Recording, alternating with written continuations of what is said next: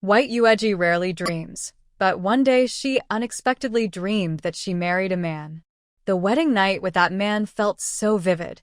It's truly unbelievable.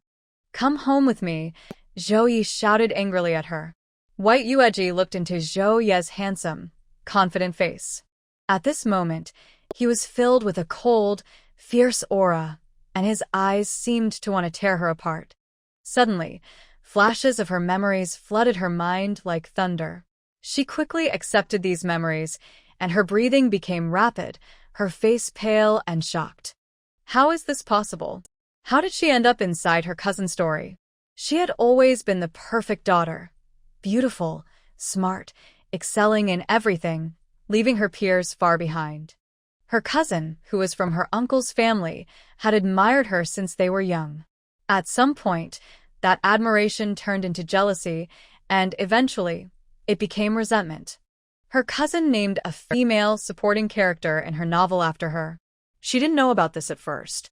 When her mother heard from her aunt that her cousin was writing a novel, she wanted to support her. But when she saw it, she was furious. Not only was her name used, but her appearance and preferences were also described to resemble her closely. It was clear that her daughter was written into the story as a disliked character. Her mother thought it was twisted and cruel. Her mother told her that she was on vacation and had some free time, so she read the story. She saw how the female supporting character, White Yueji, was doomed to a tragic life. According to the plot, she had already married a village troublemaker, Zhao Ye, out of anger. Since their wedding 3 months ago, Zhao Ye hadn't touched her again. He liked her, this city girl, and wanted everything from her, stars, the moon. Though he was restless at night, tossing and turning on the bed, he hadn't laid a finger on her since then. But even so, the story's plot was cruel. After that night, White Yueji became pregnant. She was careless and only recently discovered that her period, which was usually very regular, hadn't come for 3 months. She hurried to the hospital for a checkup. Now she knew she was 3 months pregnant. In this scene, she, the pregnant woman, was about to go up the mountain and abort the baby. Zhao Ye came and shouted at her angrily, forbidding her to terminate the pregnancy. During their struggle, she accidentally fell, and the baby was lost. He, who had always been gentle and caring towards her, was now completely heartbroken and hopeless because of this. But this is not the whole story. Later, my cousin's arrangement of the plot became truly terrifying, because she made the character fall and become infertile just from that fall. Not only that, she also made Zhao Ye divorce her. After the change, Zhao Ye left town and years later became the richest man in the country. And what about her? Not only did she fail to win the main character's heart, but she also became like a rotten fruit, useless and unwanted, even if left on the street.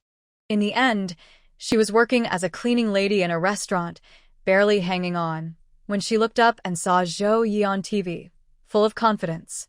Surprisingly, he hadn't aged much and looked even more elegant and handsome than before. Unable to accept the shock, she suddenly died. This is the life story of the female character by Yueji in this book. But now, it has become her real life. So, the dream she had before entering this story was actually her wedding night with this man? Bai Yueji looked up, staring blankly at Zhao Ye. To emphasize her feeling of daring to face her fate and the thrill of getting back at her, her cousin described this supporting character very well, better than the main character, even. He stood tall, with slightly tan skin, narrow eyes that looked like a typical phoenix eye, shining brightly with a sharp, intelligent look. His nose was high, lips pressed together. Both his figure and face matched her ideal type for her future partner. Yes, to make it more realistic, her cousin even asked her what kind of person she liked. This man was written based on her preferences. So, although he was rough and unruly like a village bully, he was also surprisingly handsome. But right now, Zhao Ye's gaze at her was full of hostility, and anger was about to burst out. Bai Yueji clearly noticed this too. She moved her eyes away from his face, looked into his eyes, and softly asked, "Why are you here?" Her voice surprisingly sounded gentle and sweet, very pleasant to hear. It was clear her cousin put a lot of effort into this. Zhao Ye's anger was almost uncontrollable. Why am I here? If I didn't come, would our child be gone today? He could like her and not care that she married him to provoke Deng Xiangjie. He even felt happy about it. If it weren't for that, why would she marry a simple village man like him? He could also like her, but not care if she refused to be touched after marriage, except on their wedding night. He could even like her and not mind that she still had feelings for Deng Xiangjie after marriage, thinking she would eventually give up and settle down with him. But in the end, he was too naive. Today, this woman actually wanted to have her child aborted, and she used such a cruel method. Bai Yueji. You came here, but in the end, you couldn't save the baby. But of course, she couldn't say that out loud. Bai Yueji denied. What are you talking about? The baby is gone. Are you still hiding this from me? You have a child. We conceived during our wedding night, and it's already 3 months along. Today, you're here to abort our baby. Zhao Ye looked at her flawless, beautiful face and couldn't imagine how heartless she must be to want to end their child this way. I only told Manhwa about my pregnancy. Manhwa must have told you I wanted to abort the baby, right? Bai Yueji smiled. Zhao Ye's anger, which he had been suppressing, started to rise again. This cruel woman, and she was still smiling at this moment. Nonsense. I just wasn't ready to be a mother. I suddenly found out I was 3 months pregnant, and I felt overwhelmed.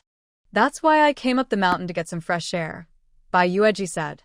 Her voice was soft and sweet, sounding like she was coaxing rather than arguing. Half of Zhao Ye's anger was extinguished, but knowing her well, he remained suspicious and looked at her carefully. Really? You don't know my temper. If I wanted to throw away the baby, even if you came, it wouldn't matter. I would do it anyway, Bai Yueji said softly, giving him a gentle look. That look carried a hint of sadness. But with such eyes, Zhao Ye's anger was halved again. Manhwa said you didn't want to have the baby. I'm only this old. I still feel like a child myself. You want me to have a baby? Do you have any conscience? At this moment, Bai Yueji lowered her head slightly. It was late October in the lunar calendar, and it was very cold. The cold wind blew, making her look fragile and helpless in her thin clothes. At this moment, Zhao Ye's anger completely dissipated. He quickly took off his coat and wrapped it around her. His only thought was, this little troublemaker could really be the death of him. She was like a punishment sent by heaven to deal with his fearless troublemaker. I know you're upset, but once there's a baby, you can't just abandon it, right? Are you hungry? Go home. I'll make you some noodles. I brought a chicken from outside, just right to stew and nourish your body, Zhao Ye said, trying to flatter her as she didn't seem to dislike him. Bai Yueji could feel the warmth from the coat she was wearing, and her face looked much better. Seeing him, she asked, where did you get that chicken? I traded for it, Zhao Ye replied. Bai Yueji didn't pay much attention to him.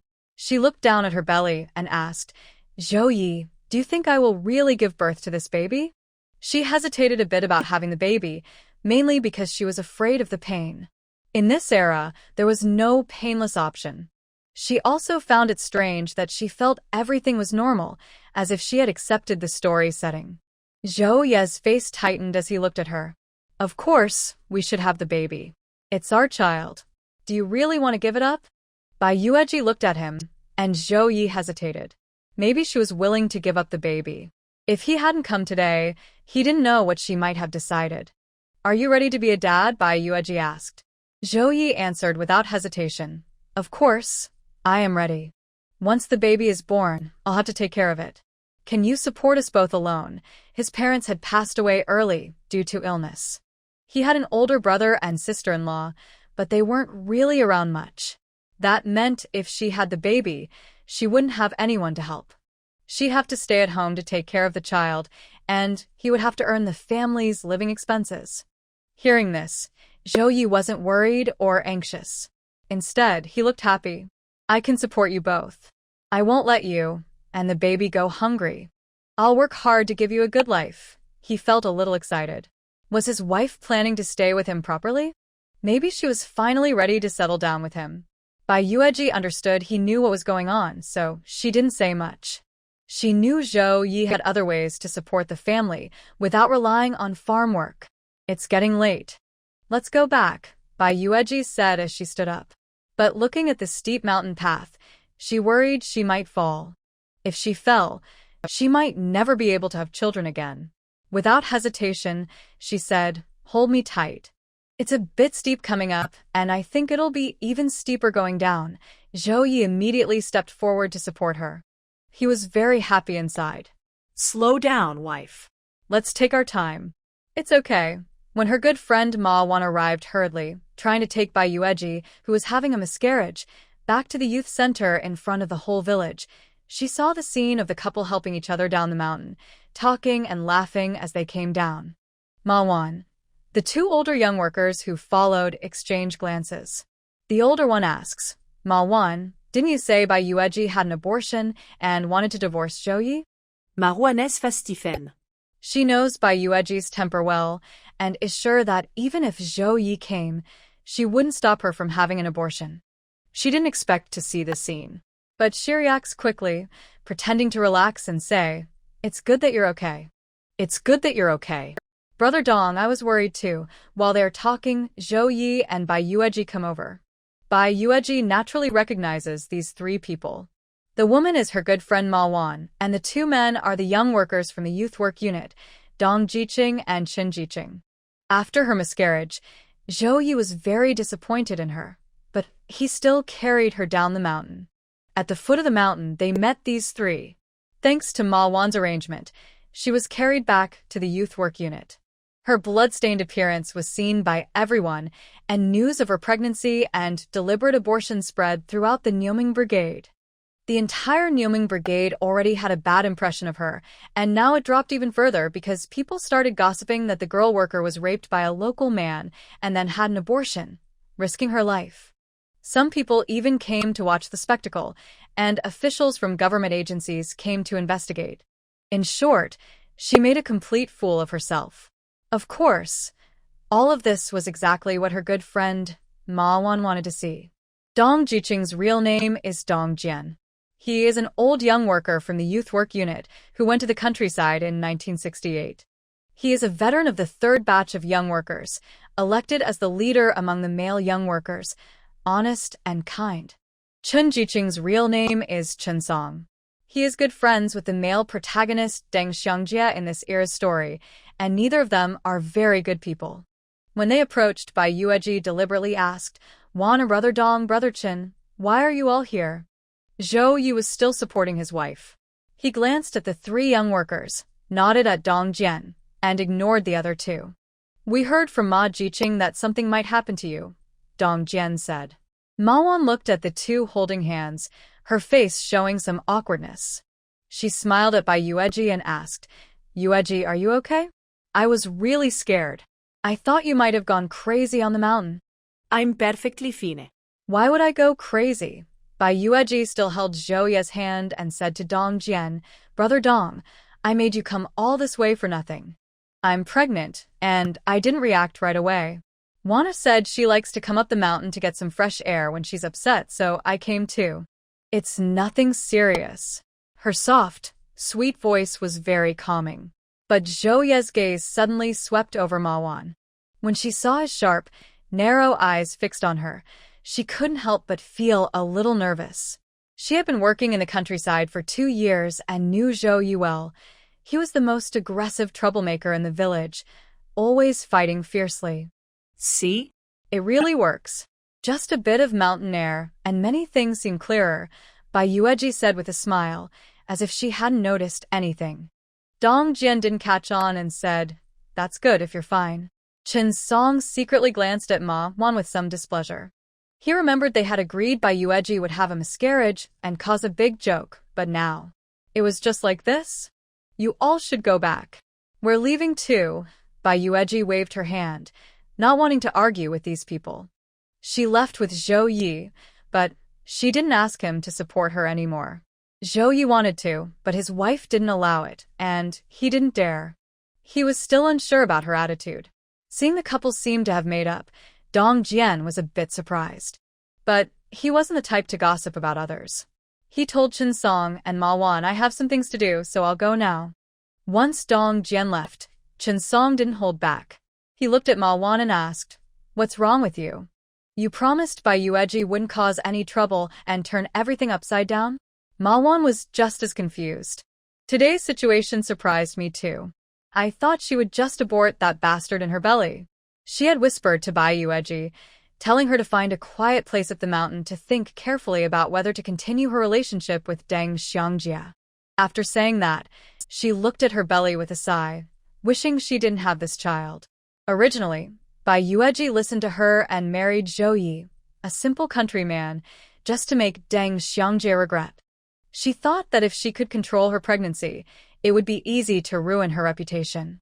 So she contacted Zhao Ye, telling him to stop her, while she looked for someone to clean up the mess later. She had planned everything, but she never expected Bai Yueji would come down the mountain safely. Then you say that after she married that troublemaker, her days were like years of suffering. I think she got along very well with that rural troublemaker. On the way down the mountain, he even had to support her, Chen Song said. Ma Wan glanced at his sour expression. When she first went to the countryside with Bai Yueji to work as a youth, Bai Yueji's looks made her the star of the youth camp. Chen Song also confessed his feelings, but Bai Yueji mocked him, calling him a toad dreaming of eating swan meat. She didn't even look in the mirror to see her own face. After that, she hated Bai Yueji. "White Yueji, what kind of eyes does she have? She treats friends like you as close sisters and thinks those rural men are treasures. Yet she ignores someone as outstanding as herself." Ma Wan was almost angry enough to curse. Chen Song impatiently said, "Next time, bring some useful news." Then he left, leaving Ma Wan alone. She thought about how she had worked hard today and was even targeted by Zhao Ye, that troublemaker. It was really a loss. It seemed she shouldn't go to find Bai Yueji for a while.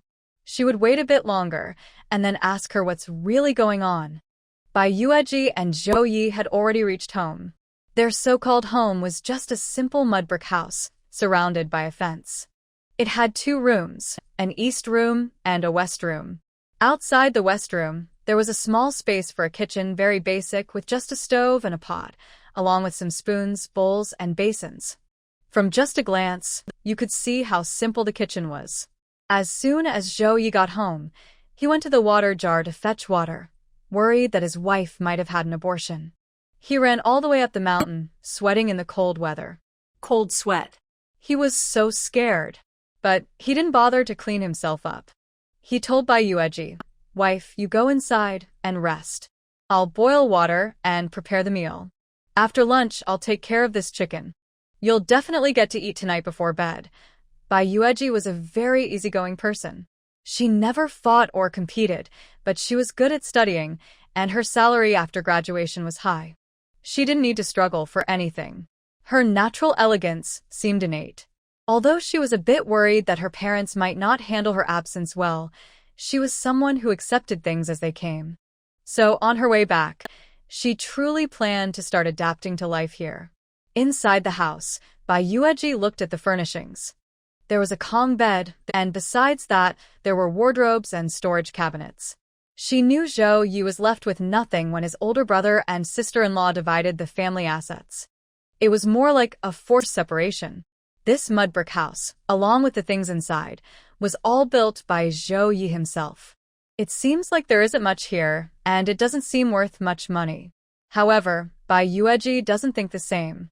Due to the scarcity of this era, having a place to settle down is already very good. Especially since the bedding in the house is all new, and the kitchen utensils, pots, spoons, bowls, basins, and storage cabinets are also brand new. All of these were brought back one by one after she married him. When Zhao Ye was alone before, he could eat enough for himself and not worry about the family. The place was just for sleeping, and he didn't really care much about home. But since she came, even though her mind isn't fully on this home, Zhao Ye treats it as his own. Thinking this, she sees Zhao Ye come in. This man is about 1.83 meters tall, with a crew cut, clean and neat, with a slightly careless and rebellious aura and a mischievous smile. If he were more flamboyant, he would seem like a carefree troublemaker. Most people might not like that, but Bai Yueji, who has always followed the rules, is a bit rebellious herself and likes this kind of personality. Not only does he have a good face, but his build is also very well proportioned. Everything about him fits her standards perfectly. Unaware that his wife appreciates him, Zhao Ye goes to open the storage cabinet. Wife, I brought you a pack of peach cookies and a jar of malted milk. He takes out the items and points to the egg jar beside the cabinet. There are also 3 genes of eggs in that jar. I brought them back today. If you want to eat, just help yourself. Bai Yueji looks at him. I'm a bit hungry now. Can you make me a cup?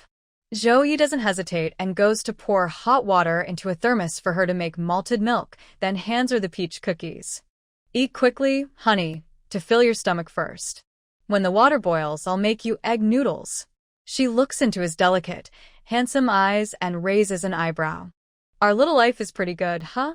Malted milk, peach cookies, and eggs with noodles, plus that big chicken. We only started sharing grain a few days ago.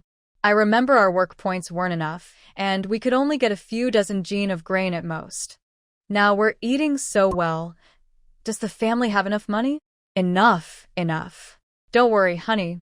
I sold that 1,000-year-old ginseng I found in the mountains for over 100 yuan. We're not short of money. Zhao Ye smiles happily. It seems his wife really wants to settle down with him, and she's starting to care about the family's big matters. You're talking about something from several months ago, Bai Yueji reminds him. The story about the 1,000-year-old ginseng is just nonsense. Zhao Ye cleared his throat and said, Wife, don't worry. I will definitely make sure you don't go hungry.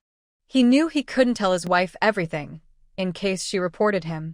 Bai Yueji looked at him and said, I've been living with you for 3 months.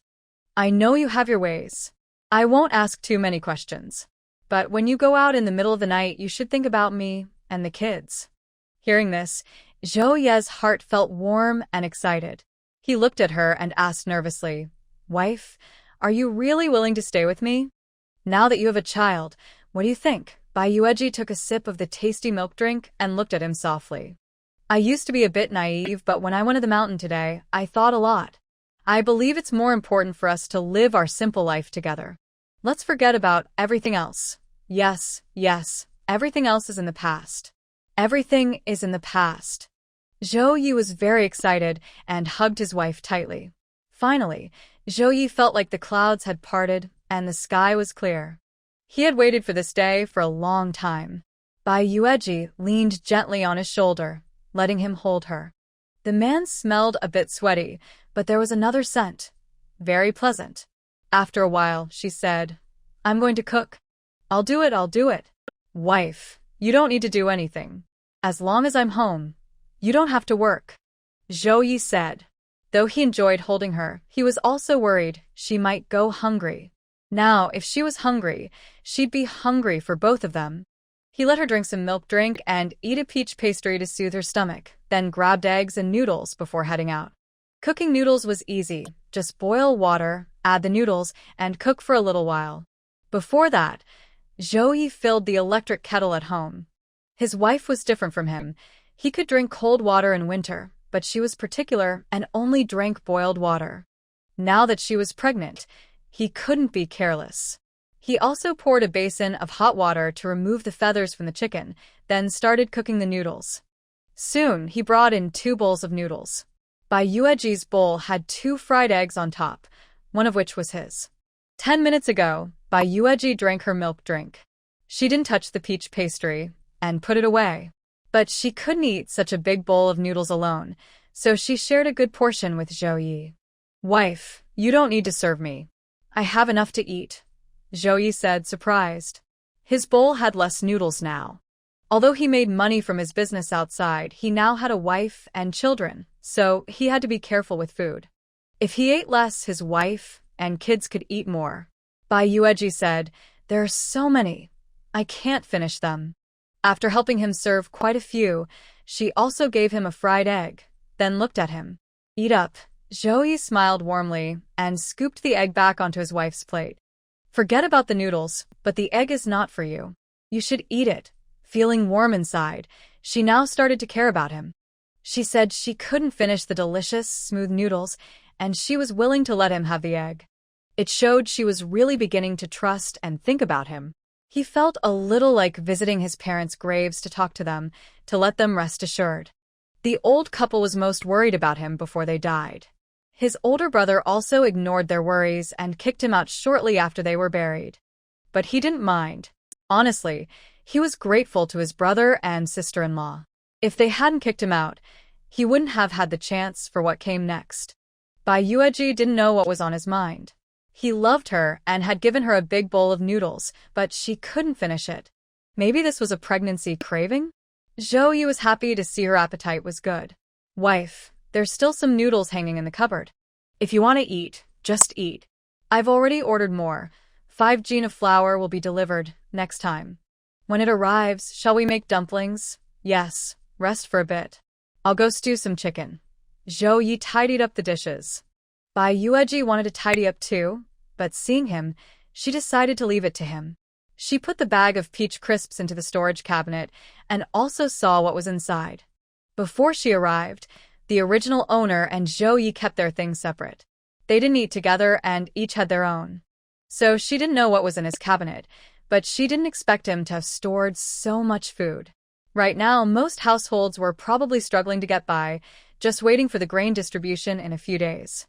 In her home cabinet, there was a bag of corn, about 20 to 30 jin in weight. There was half a bag of crushed cornmeal, sweet potato flour, and bean flour, each around 20 jin. There were also small bags of peanuts and soybeans, each about 3 to 5 jin. Looking back, Bai Yueji knew that most of these grains were bought from outside with Zhao Ye's money. He often went out every few days. He usually went to bed early that day, left at midnight, and didn't return until dawn. These grains were brought back by him from outside. In a few days, there would be a grain distribution, but she had little work points. Zhao Ye was known as a troublemaker in the team and didn't do much work. During the harvest days, he followed others to work from dawn to dusk, grabbing grains. The rest of the time, he just loafed around. So, when the grains were distributed, there wouldn't be much for him, but he had already prepared in advance by buying them outside. Before, when Zhao Ye was alone, he rarely bought grains. He only bought about 100 jin from the team and rarely cooked at home. But this year was different because he had a wife. He bought a lot more, spending quite a bit of money. When the team distributed grains, he would buy a lot again in front of everyone. Otherwise, the small amount of grain wouldn't be enough to eat. Everyone was used to this and only felt envy and jealousy. But what could they do? Zhao Ye was just lucky after all. 2 years ago, he apparently hunted a wild boar in the mountains, showing real skill. That thing was hard to catch, and he was the biggest troublemaker in the village. Last year, he found a large lingji mushroom about the size of a basin while hunting wild chickens. This year was even more incredible. When he went into the mountains to hunt rabbits, he supposedly found 1,000-year-old ginseng. These were all rumors. No one saw what they looked like exactly. Some saw him secretly pawn these items in the city's pawn shop, and it was said he got a lot of money. With this money, after marrying a young woman from the countryside, he bought a wardrobe and a storage cabinet. It was no surprise. Of course, many people were jealous, but there was nothing they could do. Many also went into the mountains looking for treasures. Most didn't find anything and almost got bitten by a poisonous snake. The grains were locked under a cabinet. On the top shelf, there was a bag of brown sugar, a bag of white sugar, some malt milk, peach cookies, and a bag of dried noodles. The dried noodles now were not as fine as modern ones. They were roughly made, but there was no doubt they were handmade, full of the original wheat aroma. In this era, such fine grains were very rare. Of course, they weren't cheap. White Yueji clearly knows that the money Zhao Ye used to buy these things did not come from wild boars or from ginseng and reishi mushrooms. Instead, it was from someone who was quietly introduced to an old landlord after being chased out by his older brother and sister-in-law. The old landlord was sick and injured, and he died shortly after. Before he died, He asked Zhou Ye to bury him so he wouldn't be left to rot in the wild and be eaten by wild dogs. He also gave him a jade bracelet and a gold bracelet as payment. After burying the old landlord, Zhou Ye sold the gold bracelet and used the money to start a business. However, Bai Yueji doesn't really know what kind of business Zhou Ye is doing. In the story, Zhou Ye and she are just supporting characters, and although the plot is exciting, there isn't much detail. Currently, even knowing that Zhou Ye's actions are risky, they can't do much because their livelihood depends on him. If they don't take risks, how can they survive? As for working hard to farm, Bai Yueji simply ignores that idea because it's too tiring. Zhou Ye also doesn't like farm work, and she doesn't expect him to do it either.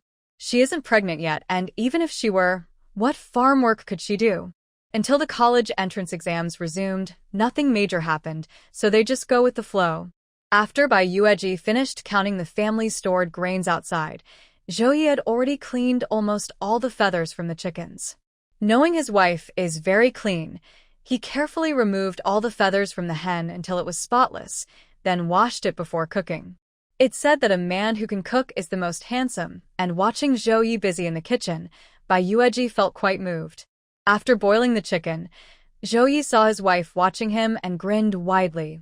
"Wife, just wait and eat. Since the flour has been ordered, bring it back. But don't buy other things. Just some coarse grains are fine," Bai Yueji told him. Even though she is educated, in this era, her knowledge doesn't have much use. So, she plans to stay home full-time to take care of the children, with Zhou Ye supporting the family. She doesn't want to put too much pressure on him. No need for refined rice and white flour, coarse grains are healthy enough. Zhou Ye understood what his wife meant and smiled slightly. "Wife, don't worry. Everything will be fine. These things don't happen often." Bai Yueji nodded and didn't say much. Zhou Ye said, "Wife, watch the fire. I'm going to wash in the river. Wait until the water heats up. It's so cold now," Bai Yueji replied. "No need. I've always washed like this," Zhou Ye said, grabbing his clothes and heading to the river. On the way, he ran into his two friends. A tall young man is named Li Taishan, and a shorter young man is called Wang Ying. "Hey, brother Yi." The two of them wave when they see Zhou Ye. Zhou Ye looks around, then takes off his clothes and goes into the water.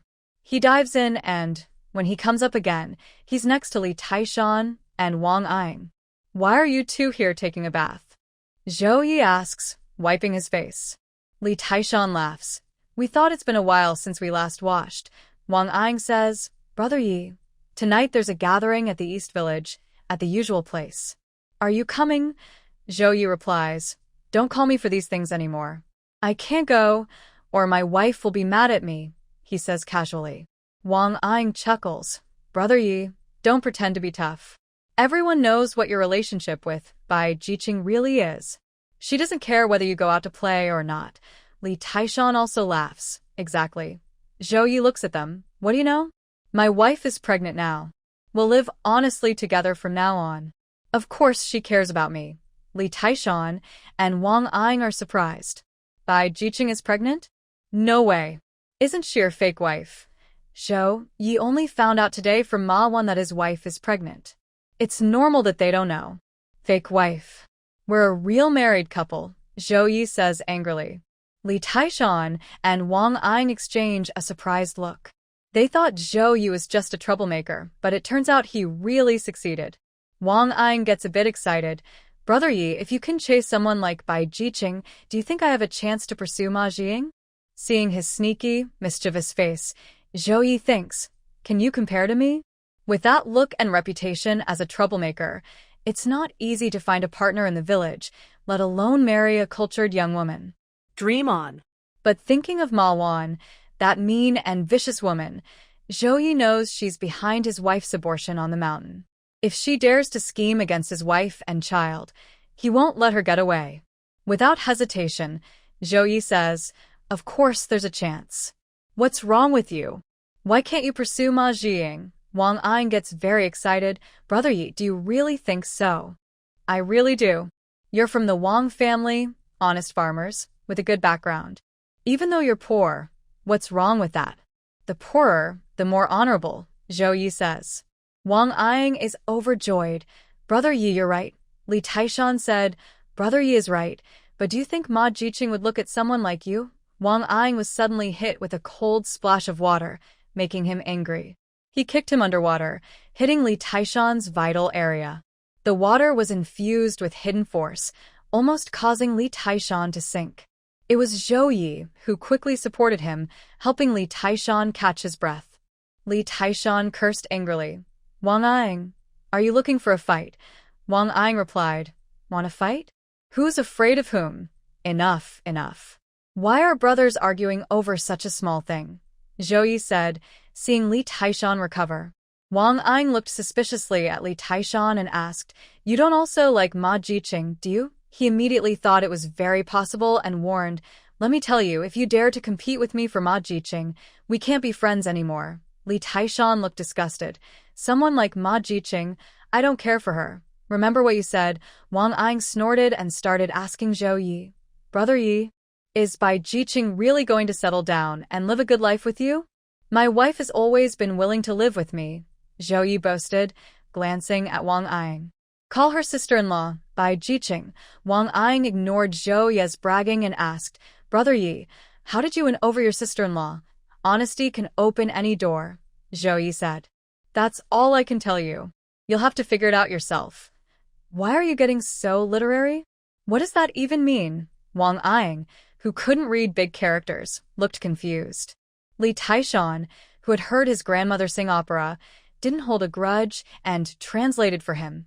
It means being good to Ma Jiqing. Wang Ying didn't believe him and asked Zhao Ye, Brother Yi, is he telling the truth? Taishan is right, Zhao Ye nodded. You have to be good to Ma Jiqing. Otherwise, why would she be with you? Of course, she's with you because you treat her well. Not to mention Zhao Ye spreading rumors by the river. Bai Yueji, who was watching the fire at home, could smell the aroma of stewed chicken coming from the pot. It was strange. There was only one chicken, some goji berries, and red dates in the pot. Nothing else, but the smell was incredibly delicious. Zhao Ye's house was located towards the edge of the village, at the end, with fewer people around. Still, a few households nearby could smell the fragrant stew. The closest man from the Li family, Li Fingshou, said, That stewed chicken? They don't raise chickens at their place. Where did that chicken come from? Big sister-in-law Li was braiding a straw rope and glanced at the house. It must be bought by Zhao Ye. This young man just doesn't know how to manage life. How can he not manage life? I actually envy how he lives, Li Fingshou said. Why don't you go into the mountains and look around? Maybe you'll find some old ginseng, she suggested. While they were talking, the children ran inside, shouting, Mom and Dad, we want to eat chicken. Uncle Ye's chicken smells so good. Li Fingshou looked at his wife, signaling with his eyes. Should he cook a chicken? He was also very hungry. Big sister-in-law Li shot him a look and started scolding the children. Eat, eat, eat. We only have 3 chickens at home. If I cook them all, what will we eat for eggs? Go away. Zhao Ye was returning home, carrying clothes he had washed by the river.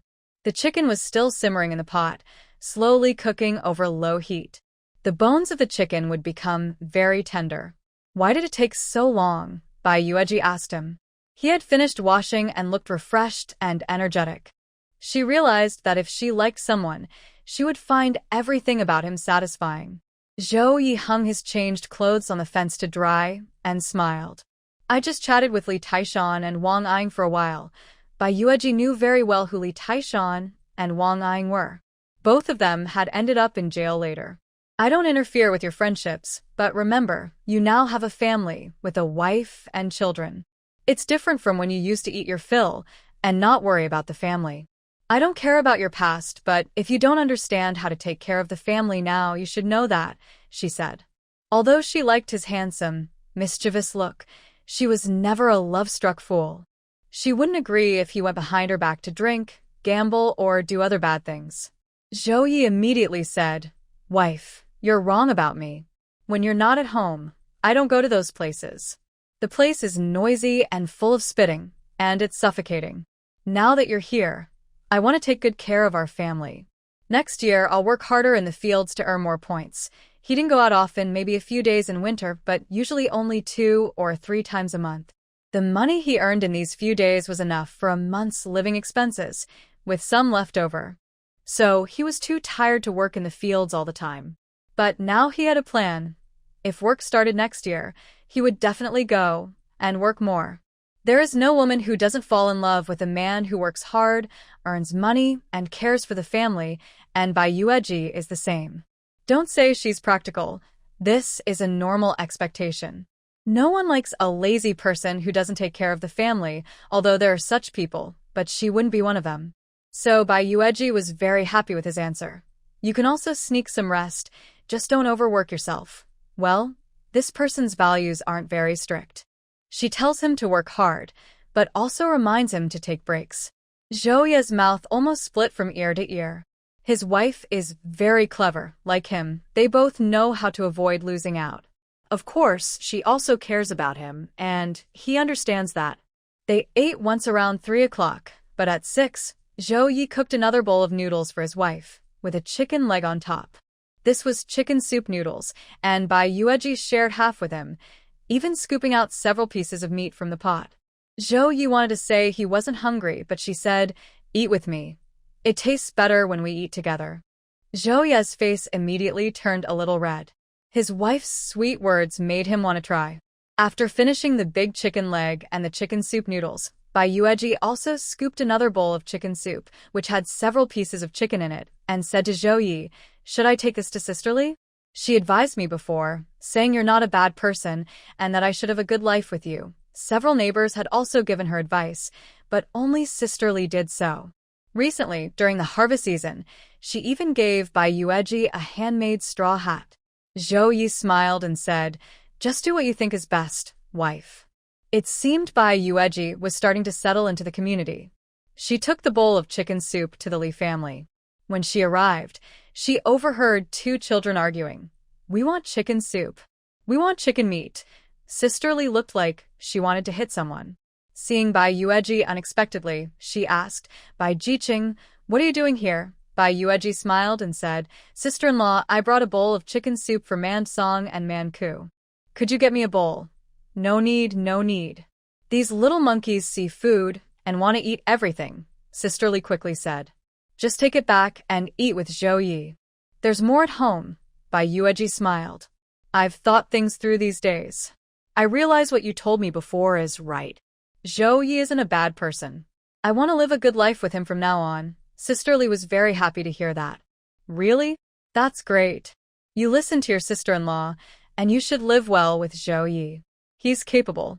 Look at our house. There are just 2 of us, but he built it better than we could. He's a good man. Sister-in-law, you can bring the chicken soup inside first. I'll be free later and come to chat with you. I want to ask you about pregnancy." Bai Yueji looked a bit shy. Li Da's wife immediately looked at her belly. Are you pregnant?" "I checked at the hospital the day before yesterday." Bai Yueji nodded. "Hurry up and bring the chicken soup inside. Don't keep the kids waiting," Li Da's wife said apologetically. "You're just too polite. No need to worry about them." She took the soup, poured it into her own bowl, and also washed Bai Yueji's bowl clean. "You don't need to wash it, sister-in-law. I'll take it home and wash it," Bai Yueji said. But Li Da's wife still washed the bowl and handed it back to her. "I have experience with pregnancy issues. If you ask me, I'm the right person to talk to." Bai Yueji smiled. "All right, I'll come find you to chat when I have free time. I'll head back now." Li Da's wife saw her off to the door, telling her to take her time. After watching her walk away, she turned back inside. Li Fengshou was already sitting at the table with his 2 sons, eating chicken soup. Li Da's wife divided the soup among the 2 boys, including some chicken pieces. There was plenty of meat. The 2 boys ate happily, praising how delicious it was. After finishing, they were sent to bed on the Kong, a traditional heated bed, and soon they were dreaming sweet dreams. Li Fengshou started chatting with Li Da's wife. "Aren't they just pretend husband and wife? How come they have a kid?" Li Fengshou was very curious. Li Da's wife rolled her eyes at him. "Pretend couple? No, they're officially married. Didn't you get invited to a banquet by Zhao Ye?" Although Bai Yueji's marriage was quite casual and impulsive, Zhao Ye was very serious and respectful about it. There were 2 tables set up, with several hearty dishes: stewed fish, pork with vermicelli, scrambled eggs, and bone soup. These days, that's considered a rich menu. Even the old team leader was invited to the feast, so everyone in the village could see that Bai Yueji was Zhou Ye's wife. That's also Zhou Ye's cleverness. He's afraid his wife might wake up and refuse to marry him, but by going through this process, he can't be rejected. No matter where he goes, he can say she's his wife. Lifenshou shuklat. Everyone outside is talking about it. Who would have thought they'd have a kid? It looks like they're planning to settle down with Zhou Ye. I think so. Tonight feels very different from before. It must be because she's pregnant and starting to settle down. Li Da's wife nodded. Li Fingshou couldn't help but exclaim, I never expected Zhou Ye to marry such a city girl from the countryside. Truly, good men don't get good wives, and lazy men marry beautiful women. Sister-in-law Li immediately glared and said, What do you mean? Are you a brave man? And I am not a good wife. Li Fingshou quickly explained that he didn't mean it that way, but still received a pinch from sister-in-law Li, which made him grimace in pain. People go to bed early now because, once it gets dark, they have to light kerosene lamps. Kerosene lamps are very precious. They only get a little each month, so there's not much to spare. And they smell bad, too. Bai Yueji brought back chicken soup and was getting ready to sleep. But there was a problem. She had to sleep with Zhou Ye. Although she had decided to accept her situation and was determined to change her fate, she still looked at Zhou Ye's face. Well, it was acceptable. There was nothing to feel shy about. He was her husband, legally. They had children, so dwelling on other thoughts would just be pretentious. Zhou Ye had already made the bed, with a mattress underneath and a thick quilt. It was warm enough. As for heating the bed, it wasn't needed yet. Wife, are you tired? Wash your feet, and then we can sleep, Zhou Ye said as he prepared foot-washing water for her. Bai Yueji smiled and looked at him, asking, Will you always be this good to me? Wife, I will definitely be good to you always. I, Zhou Ye, promise you. If I don't, may I be struck by lightning, Zhou Ye said without hesitation. Bai Yueji let him help her take off her shoes and socks to wash her feet, then looked at him and said, This is just superficial kindness. If a man wants to deceive a woman, he can show this kind of kindness easily. Do you know what qualities a truly good man has that can touch a woman's heart? Zhou Ye thought to himself, is she talking about someone like Deng Xiangjie? But he was a hypocrite. Bai Yueji softly said, There are 7 points. Zhou Ye listened carefully and said, Wife, tell me. Even if I'm not like that now, I will work hard to become such a man in the future. First, responsibility. A man who cares for his family may not always be responsible, but a responsible man will definitely care for his family. Second, emotional stability. It's not that men can never get angry, but that they never lose their temper for no reason. They don't get angry over small, unimportant things. Third, having a broad mind. Fourth, good character. Fifth, a positive attitude. Sixth, having your own opinions. Seventh, knowing how to respect others. Respect is the foundation of good relationships. Hearing this, Zhou Ye suddenly felt a bit jealous. Was she talking about Deng Xiangjie? That hypocrite is pretty good at pretending in front of others, but behind the scenes, he's not a good person. Don't think too much. Since I said we should forget about the past, I mean it. I won't be with Deng Xiangjie anymore. Besides, he's just average, two-faced, and insincere. You're more honest and straightforward, Bai Yueji said. Zhou Ye's heart lit up with happiness as he looked at his wife. Really? Really? Bai Yueji nodded. What you can't have is always the best, so I made him seem better than he really is. Looking back now, he wasn't a good person. But which girl hasn't been blinded by love when she was young? Zhou Ye grinned happily. He was so pleased. His wife's words belittling Deng Xiangjie made him happier than anything else. But he held back his excitement and said to his wife, Honey, I think your standards for a good man are very reasonable. I believe I meet them perfectly. Bai Yueji raised an eyebrow and tilted her chin, signaling him to continue. Zhou Ye found her proud and playful look very charming. First, responsibility. I am very responsible. You and your daughter can rest assured. I will never let you go cold or hungry, not even a little. I am also emotionally stable. As long as you and the kids are doing well, I'll be fine. Broad-minded. I have a big heart and think of the world. I have good character. Last time I went to the city, I saw a starving child and I gave him a steamed bun. I have a good attitude. Really, I'm in a very good mood. I have strong opinions. I've always been decisive since I was young. Respect. Of course, I respect people. Especially you, my wife. Whatever you say, I follow your lead. After saying all this, shamelessly, he added, in summary, I am practically tailor-made for you, my wife.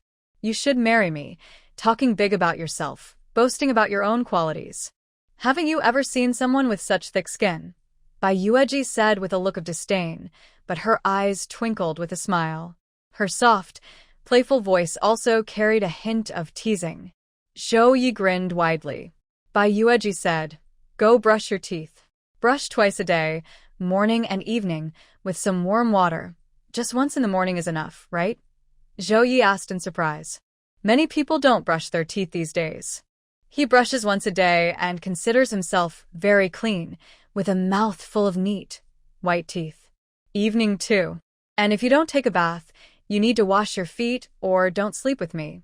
After she finished washing his feet, he helped her onto the bed, quickly went to wash his feet and brush his teeth, then came back. Dear wife, I have cleaned everything. These are good habits of keeping clean. I will continue to listen to you and keep it up, Zhao Ye said as he lay down on the bed.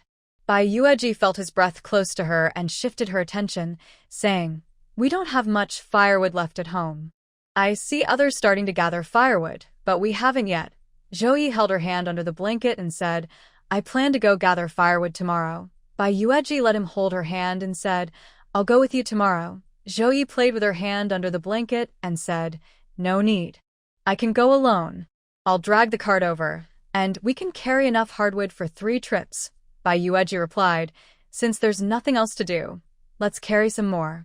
It's a necessary item, and we'll use it all. This winter will be especially cold, she thought. Hearing this, Zhao Ye said, all right, I'll listen to my wife. He then kissed her hand gently. Bai Yueji smiled at his teasing and asked, why are you kissing my hand? I like it, Zhao Ye said, moving a little closer, feeling happy inside. Now that his wife was willing to be so close, she didn't mind him kissing her hand. Let's wait until spring to start planting in the yard and the fields in front and behind the house. We can grow some vegetables and fruits for ourselves. What do you think? Bai Yueji asked. Good. I'll till the land in spring, Zhao Ye replied. Each household can raise 3 chickens. We shouldn't waste this opportunity. We can set up a small pen to raise a few. When I have free time, I'll ask Sister Li if she has any chicks for sale. Bai Yueji shared her plan. Li Taishan's family has a rooster and hens. I heard last time they were nesting. I'll go exchange with him, Zhao Ye said. That's fine. Bai Yueji thought that buying 3 chicks might not guarantee they all survive, so she added, it's okay to exchange for 1 or 2 more. After finishing their conversation, the couple went to sleep. Outside, the wind was strong, but inside the house it was warm. The next morning, Zhao Ye got up to prepare breakfast. Eating noodles every meal was unavoidable. Although he had some savings, it wasn't enough to afford better food. He still needed to work harder to ensure his wife could eat fine grains every day. Speaking of fine grains, he recently found some rice. Rice is nourishing, but they didn't grow much of it here. Most was given to the government. It was very expensive, so he didn't buy any. But next time he found some, he would definitely buy a little so his wife could enjoy it. A grown man shouldn't let his wife be pregnant and still have nothing to eat, right? This man only feels confident because he has money. These days, just having some sweet potatoes to eat and enough to fill your stomach a little is already good. Who still dreams of eating fine food every meal? He steamed some sweet potatoes and also put the leftover chicken soup in the steamer. After finishing, he came in and saw Bai Yueji already getting dressed. It's still early. You can sleep a bit longer, wife, Zhao Ye said. Bai Yueji replied, I've already slept enough. They talked last night before sleeping, so it was only about 8:30. Waking up now, it's almost 6 o'clock. Even if the weather is cold and the bed is cozy, She just can't sleep anymore. Besides, today she has to go up the mountain to gather firewood. When she came out with him to brush her teeth and wash her face, she saw him start preparing the cart, sickle, axe, and ropes for collecting firewood. She asked, "You used to eat enough on your own, so your family wouldn't worry. Why do you still have a cart?" A cart is a big asset. Not everyone has one. No wonder sister-in-law Li said Zhao Ye is capable. Their family doesn't have one, and everything depends on manual labor. The reason Li Fengshou and sister-in-law Li think well of Zhao Ye is because, in previous years when they divided grain, their family got a lot. It was hard to carry everything back, but with Zhao Ye's cart, they could do it all at once. Zhao Ye didn't mind lending it to them. While loading tools onto the cart, Zhao Ye said, "I brought this from my older brother's house. I had it fixed by someone. I don't mind competing for other things, but I won't leave this cart to them. You're just going to take it?" Bai Yueji looked at him with a smile. "No, I can't do that. My sister-in-law still wants to cause trouble, but my older brother knows my temper and has kept her in check," Zhao Ye said with a smile. "Do your parents have other relatives?" Bai Yueji asked, since they had free time. Zhao Ye also wanted to talk to his wife about the family. It wouldn't be right for her not to know these things. "My dad is from another place. You know the situation back then, so I won't say much. As for my mom, she's from the nearby village. She has relatives, but besides my uncle and second uncle, none of them are good people," Zhao Ye explained honestly. "Is your uncle good to you?" Bai Yueji asked, skipping over the first two. "Old uncle has always cared for me since I was young. He built this house. My two cousins finished farm work and came from the old village to help with bricklaying and digging the foundation. My uncle's family is also poor, but at that time, I was officially separated from the family, and he secretly gave me 5 yuan. Zhou Yi said, "When the new year comes, I'll bring some gifts to visit uncle." Bai Yueji nodded. Hearing this, Zhou Yi looked at her eagerly. "Wife, are you serious? If I agree, you can't change your mind later. It's right to visit elders during the new year," she replied. Zhou Yi was happy. "Okay, we'll go during the new year. It's not far, just a 2-hour walk. We can go slow. 2 hours is quite far," but Bai Yueji nodded in agreement. For breakfast, they ate leftover chicken and chicken soup, along with steamed sweet potatoes. There were also a few steamed eggs in the pot, steamed by Zhou Yi in the morning. He packed some in a cloth bag, added some leftover sweet potatoes, and poured hot water into a canned fruit jar. The couple closed the door, pulled the cart, and set out. "Zhou Yi, Bai Jiqing, are you going up the mountain to gather firewood?" Li Fengshou and his sister-in-law were also ready to go, carrying shoulder poles, ropes, and sickles.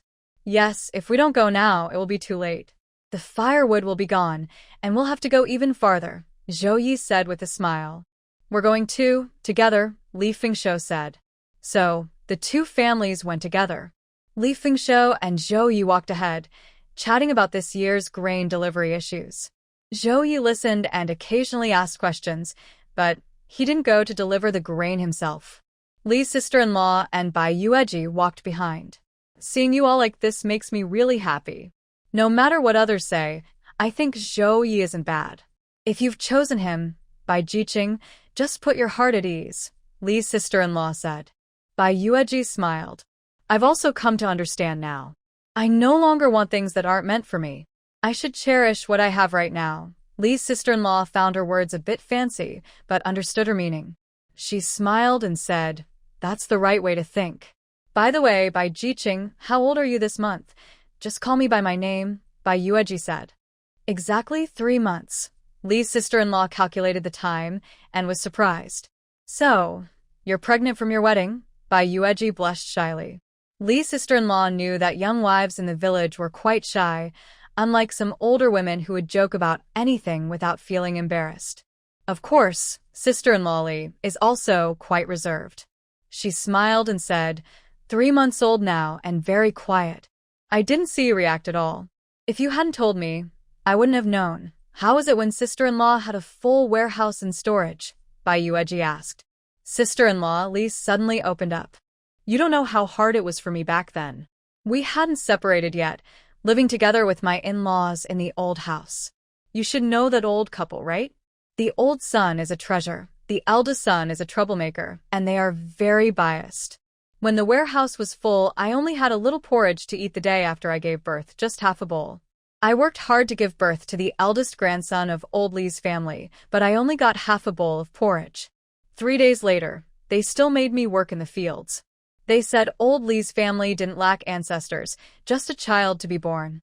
Every woman has given birth, so why be so delicate? That's so harsh. Bai Yueji was shocked.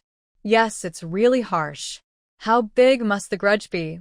Sister-in-law Li still hates it and feels angry when she talks about it. Later, when I was pregnant with the full warehouse, it was about the same. I reacted strongly then. The old lady said I was acting spoiled and that I didn't have a noble fate, that I was getting sick from being pregnant, throwing up like crazy. You don't know how wronged I felt. I was vomiting from pregnancy until I gave birth. Now the warehouse is 4 years old, and I still haven't gotten pregnant again. I've had 2 children, but we had nothing to eat, and I was hurt and exhausted. Sister-in-law, you really have it tough, Bai Yueji said. No family's daughter-in-law has it easy. I'm not the only one.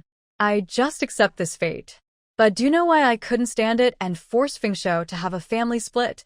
Sister-in-law Li said. Even now, some people in the village still talk about her, saying she encouraged Fengshou to split from the family, making the Li family look bad, calling her a bad person. But sister-in-law Li didn't care at all. If she stayed there any longer, she would really go crazy. Because the old lady was too biased, Bai Yueji was a good listener and said. Although she didn't like gossiping about others' families, she was curious to see how extreme this rural old lady could be. Yes, she was biased, sister-in-law Li said. Why is it always the daughter-in-law? When I married in, they only gave me a piece of cloth and a pair of shoes. Then that was it. I didn't set up a big feast with Fengshou, but times were hard then. I didn't feel wronged. But my sister-in-law, from the moment she moved in, she looked down on me. When she arrived, the old couple prepared new clothes and a new house for her. That house even used bricks and tiles. My sister-in-law even brought back a hot water kettle and a basin for her. Was my pregnancy and childbirth so difficult? She became the boss when she was pregnant, and during her postpartum month, she ate eggs and plain steamed buns.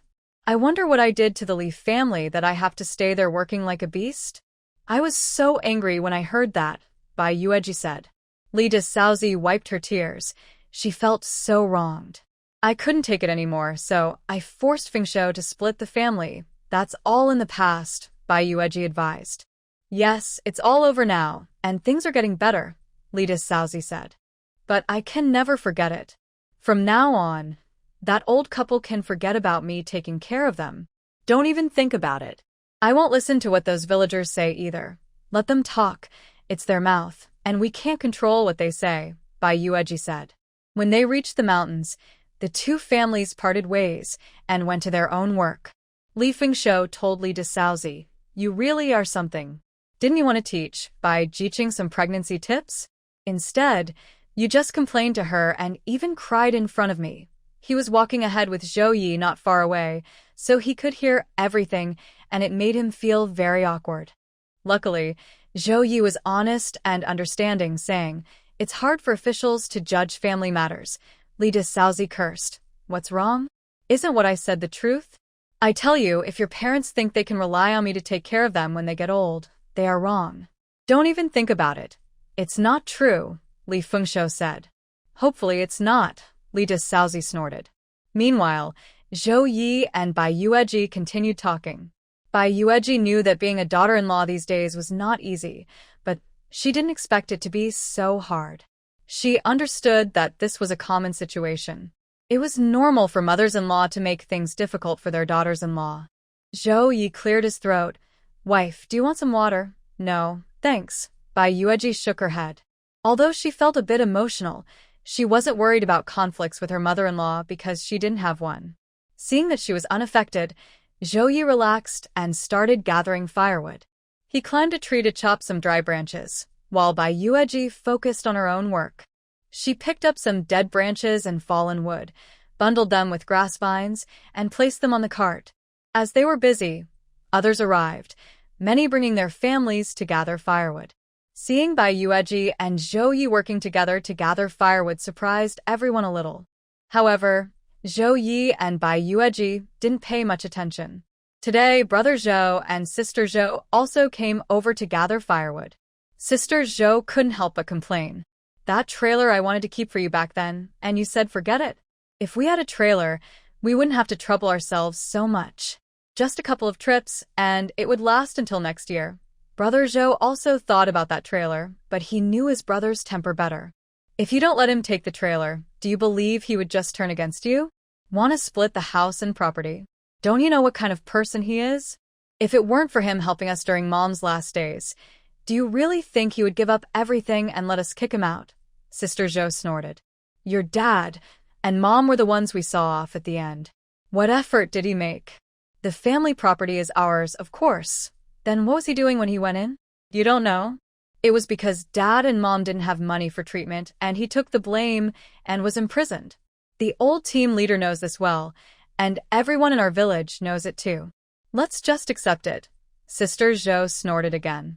Just then, her neighbor, Aunt Zhang, and her family came over. Sister Zhou immediately stopped paying attention to Brother Zhou and started gathering firewood with Aunt Zhang. She wanted to gossip, but got the latest news from Aunt Zhang. Your second brother and his fiancée from the youth brigade went up the mountain to gather firewood. Looks like they're going to be together for good, Aunt Zhang said. Sister Zhou was surprised. How is that possible? When did that happen? We just came back from there. I saw it with my own eyes. Can I be wrong? Aunt Zhang replied.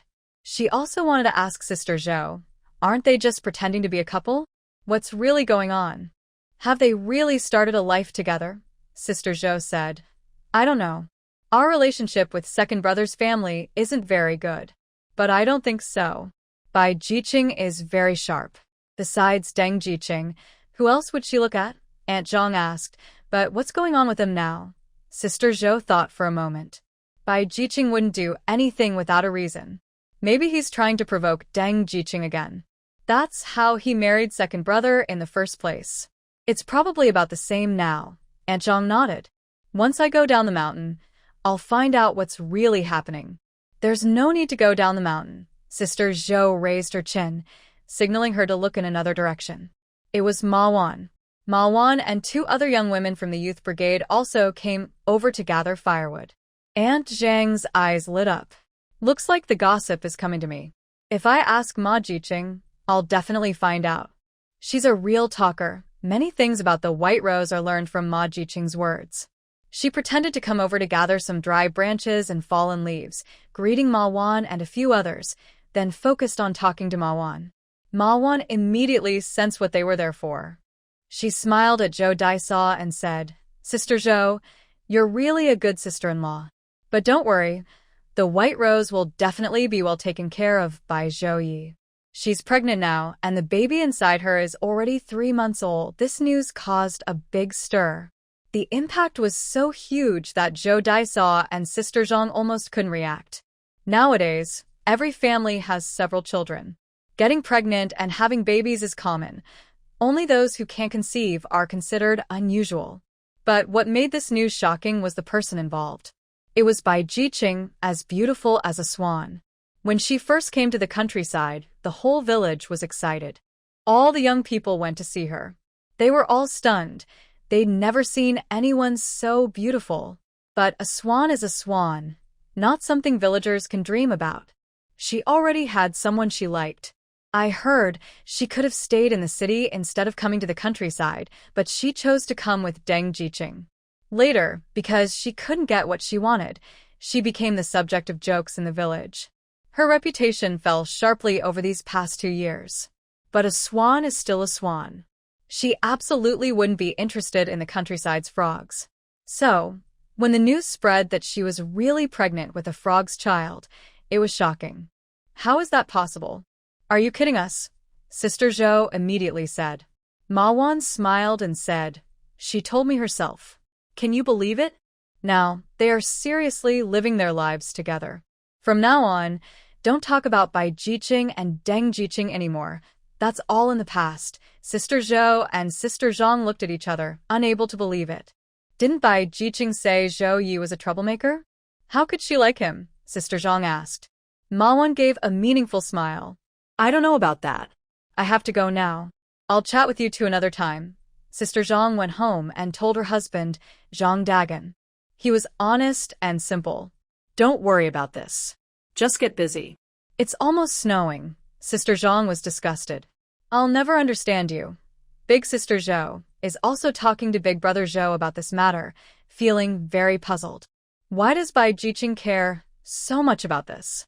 She actually started living with a second brother. Everyone says young ladies love money and girls love charm. The second brother still looks pretty good. Besides, the kids are already here. She can't just abandon them, Big Brother Zhou said. Big Sister Zhou rolled her eyes.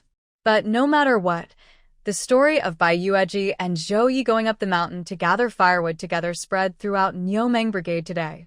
There was a lecherous man who chuckled. I used to look down on her, but now that she's married and living with Zhou Ye, she must like him. Zhou Ye is quite capable. I've seen him bathing in the river before. Really?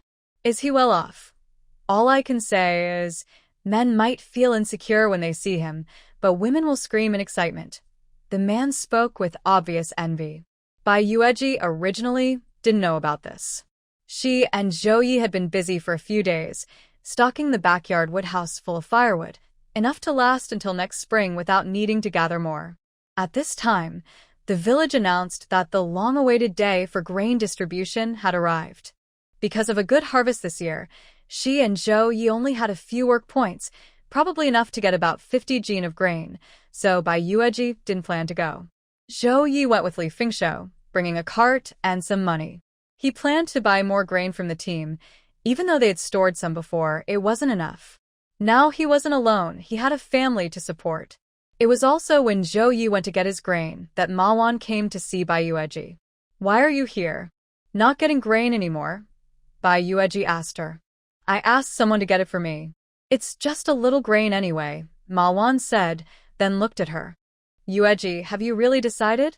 Do you still want to fight for Deng Xiangjie? Bai Yueji looked at her. She didn't want to bother with Ma Wan, but she also didn't plan to dirty her hands to get revenge, because Ma Wan was also a supporting character. Her ending wouldn't be any better. She would do anything to get back to the city, and the consequences were clear. Why aren't you saying anything? Ma Wan asked. I'm just thinking that I am now married and pregnant. What do you mean by coming to talk to me about this? Bai Yueji said, looking at her. This made Ma Wan pause. What? You don't welcome me coming? Since you know I want to live a good life with Zhou Ye, don't talk about those nonsense in front of me anymore, Bai Yueji said calmly. Ma Wan was secretly very happy. Was Bai Yueji really planning to live with Zhou Ye, the troublemaker who had been to jail? Looking at her, he said, everyone outside is talking about you. I thought it was just rumors, but it turns out it's true. The gossip outside about Bai Yueji was unknown to Bai Yueji herself, and she wasn't interested, so she didn't ask further. Ma Wan saw this and said, there are many unpleasant rumors in the village. Do you want to hear them? Since they're unpleasant, what's the point of listening? Bai Yueji glanced at her and continued sewing her clothes. The clothes belonged to Zhou Ye. There was a tear, so she found a good piece of fabric to patch it. Ma Wan kept talking. Everyone outside is saying that you only agreed to stay with Zhou Ye because he made you comfortable in bed. Bai Yueji was stunned. What did you say? They say you like Zhou Ye's skills in bed. I feel embarrassed to repeat those words again, Ma Wan said, looking like she was defending her. Bai Yueji remained expressionless. Who told you those dirty words? When Zhou Ye comes back, I'll have him come over and tell him to scold him. No need for Zhou Ye to come over. He had already beaten the person at the grain distribution point into submission. Old Chen's fourth son, Chen Laosi, saw Zhou Ye and cheerfully went over, saying, Zhou Ye, you're really capable. You made Bai Jiqing behave herself in bed. Zhou Ye was talking to Li Taishan about chicks when the kids suddenly started swearing. Zhou Ye's face immediately darkened.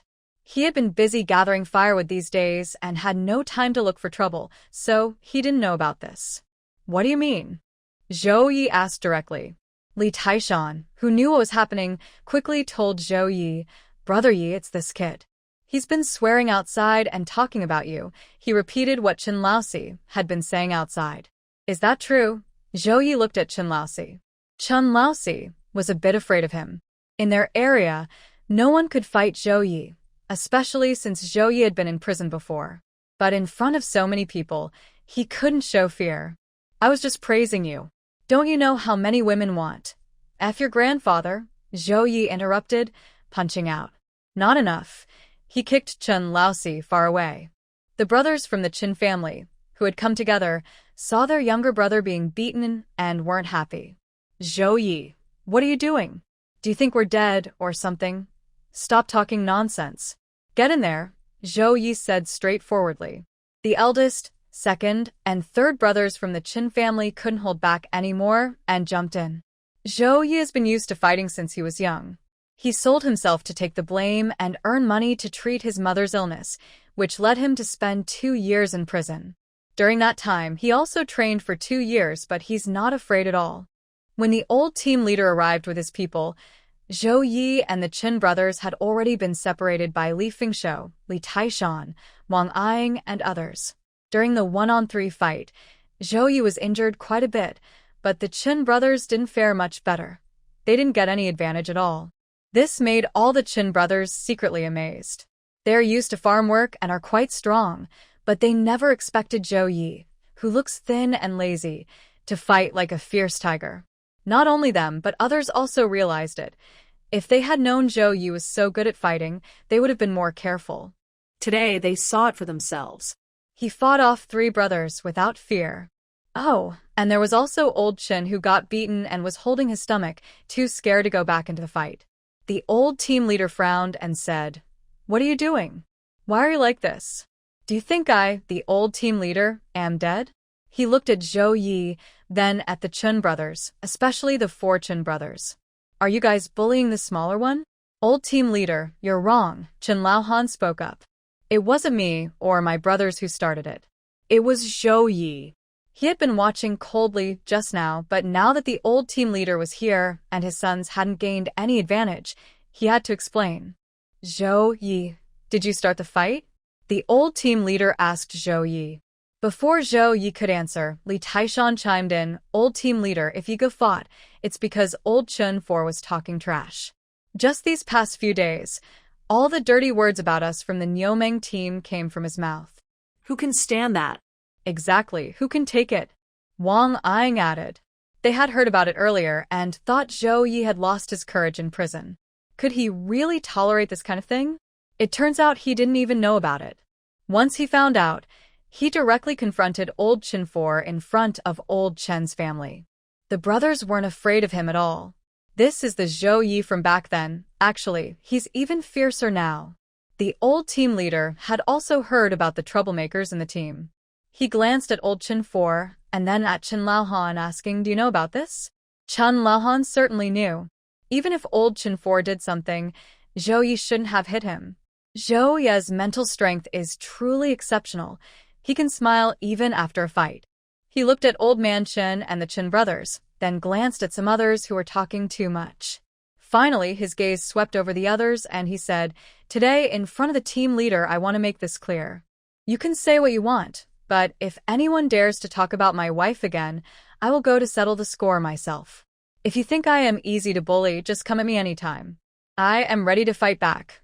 "Brother Ye, you're a real man," Li Taishan admired him sincerely. Wang Ying also thought Zhao Ye looked a bit cool now, but he didn't say anything. He wouldn't admit that he felt a little jealous. This was just a small incident. The team had finished dividing the supplies, and everyone lined up to get their share. "You're too impulsive. They are many. What if you can't win?" Li Fengshou looked at Zhao Ye's injury and said.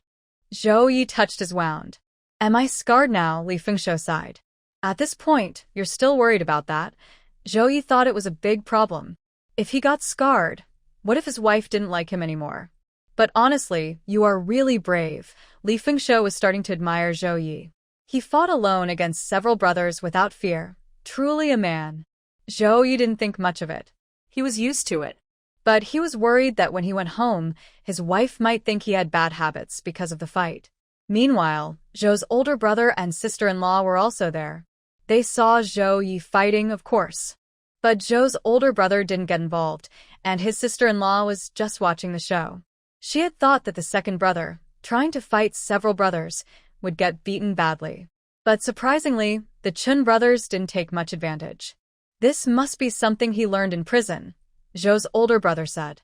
Zhou's sister-in-law was a bit relieved that they let the second brother take the truck away earlier. Otherwise, if things had gotten worse, their family wouldn't have fared well. Dividing supplies took quite some time, especially for Zhao Ye, because he also had to buy grain from the team. To buy grain, he had to wait until everyone finished dividing, and if there was any leftover, then the team would sell it.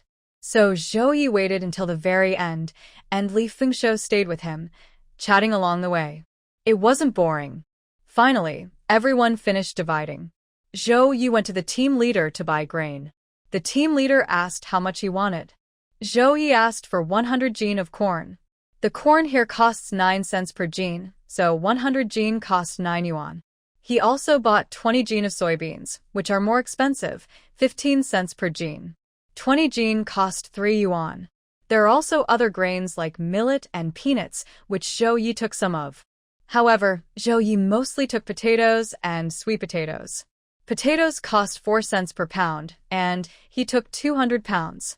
Sweet potatoes are the cheapest, just over 1 cent per pound, and he took 300 pounds. All these things cost Zhao Ye about 25 yuan. Although he bought a lot, these supplies are meant to last until next summer's harvest, when they share the grain.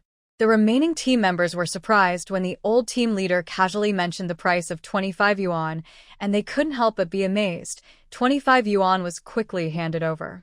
The old team leader looked at Zhao Ye and said, "Now that you have a wife and children, it's different from when you could eat enough alone and not worry about the family. If you don't behave properly now, you won't be able to support your wife and kids later." Old team leader, I understand. When the work starts next year, I will work hard for sure, Zhao Ye said without hesitation. The old team leader snorted. You said the same last year and the year before. But now that you're about to become a father, you better take care of yourself. The ginseng and lingji in the mountains are probably almost gone, he added with a glance at the young man. Zhao Ye chuckled, I know. Next year I will really work hard. He paid money and handed over grain. Zhao Ye took the grain and went home with Li Fengshou, carrying their two families' supplies together. Buying grain from the team has its benefits. It's cheap and doesn't require a ticket. But it's only sold to team members, and they're not allowed to take it outside, or it would be considered illegal trading. Zhao Ye never thought about selling grain. He knew that rabbits don't eat near their burrows, meaning he wouldn't risk trouble for profit. Zhao Ye, you really need to work hard next year. When life gets better, you'll realize how tough it can be. My two kids wake up every day crying for food. You don't know how exhausting that is, Li Fengshou said on the way. I know. My little ones are a burden, but also happiness, Zhao Ye replied, thinking that with winter coming, he should make the most of the cold months to earn more. Zhao Ye first delivered Li Fengshou's grain to his home. Li Fengshou's family received quite a bit of grain this year because it was distributed based on the 7 parts labor, 3 parts reward rule, so Li Fengshou got almost the full share. Li Da's wife also received her full share as a woman. Their 2 young sons couldn't help much yet, but they were still counted in the population, so they received grain too. Since the harvest was good this year, bags of grain were unloaded from the truck. I'm leaving now, Zhao Ye said after storing his own grain, bidding farewell to the couple. While he was carrying grain back home, Sister Li and Li Fengshou were walking together, carrying grain and talking. She asked, "What happened? Why does Zhao Ye have an injury on his face?" He got into a fight with some brothers from old Chen's family, but he didn't get hurt. They all got some scratches, Li Fengshou replied. Sister Li knew what was going on. Is it because 4th brother Chen has a bad mouth? Exactly. Tell me more, Sister Li urged. Li Fengshou said, recently, he and his wife have been busy gathering firewood. They didn't know about this. Today, we went to queue up, and when 4th brother Chen saw him, he thought Zhao Ye was afraid of him and wouldn't come to trouble him, so he started talking trash. Zhao Ye, hearing that, immediately punched 4th brother Chen. His leg was strong, and he kicked him far away, almost unable to get up. big brother Chen and his brothers were there too. Seeing that, they wouldn't be happy. Zhao Ye just told them to join in and they started fighting. Several of their brothers were there. Why didn't you try to stop the fight? Sister Li asked. Li Fengshou said, I was talking to Zhang Dagan at the time. I didn't know. By the time I realized, they were already fighting fiercely. I pulled Li Taishan and Wang Yin to separate them. Then, with a look of disdain, Li Fengshou said, Zhou Chuan really isn't a good person. The Zhou family only has 2 brothers. When Zhou Ye got into a fight, guess what his older brother did? Did he help? Sister Li couldn't help asking. Zhou Chuan is Zhou Ye's older brother. No, Li Fengshou replied. He's even worse than me, an outsider. I at least tried to pull people apart when I saw the fight. He just watched and cheered. Sister Li looked down on that kind of person. Is he afraid Zhou Ye will get him involved? I think Zhou Ye is much stronger than him. He sold himself for 200 yuan to pay for his mother's treatment when he went in. When he came out, he was kicked out, took nothing but a trailer.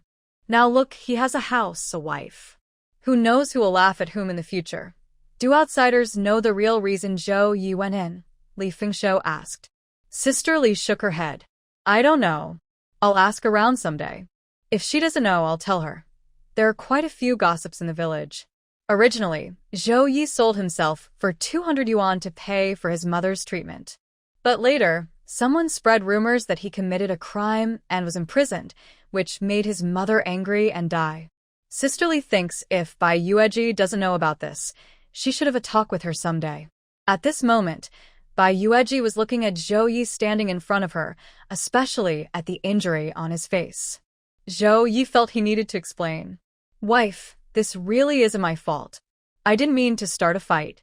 I just couldn't stand it anymore. Old Chen's mouth was so foul, I had to teach him a lesson or, good job. Bai Yueji interrupted him directly. Zhou Ye looked at his wife. Wife, you found out. Bai Yueji touched her swollen wound. When you went to share the grain, Mawan came by. I found out from her. I was waiting to tell you so you could deal with that foul-mouthed guy. Zhou Ye immediately became lively. Exactly. I was so angry, I couldn't hold it back. How could I let old Chen ruin your reputation? There were so many people around. If I hadn't taught him a lesson, I wouldn't deserve to be called Zhou. Bai Yueji looked at him. Their whole family was there and there were many people. If you had just acted, wouldn't you worry about not being able to handle it? I've been in prison before. Not just their 4 brothers. If more came, I wouldn't be afraid, Zhou Ye said confidently. After saying that, his face suddenly turned pale. He looked at his wife, with some worry. Wife, Bai Yueji gently pressed her hand to his lips. You don't need to explain anything. I understand. Many people in the village said you got into trouble and ended up in jail. But you did it for Mom. She was very sick, and we had no money for treatment. You sold yourself for 200 yuan to pay for her illness. In the end, she didn't survive, and the money was gone when she passed away. In the village, some people spread rumors that you did something wrong. But I know you're a filial man.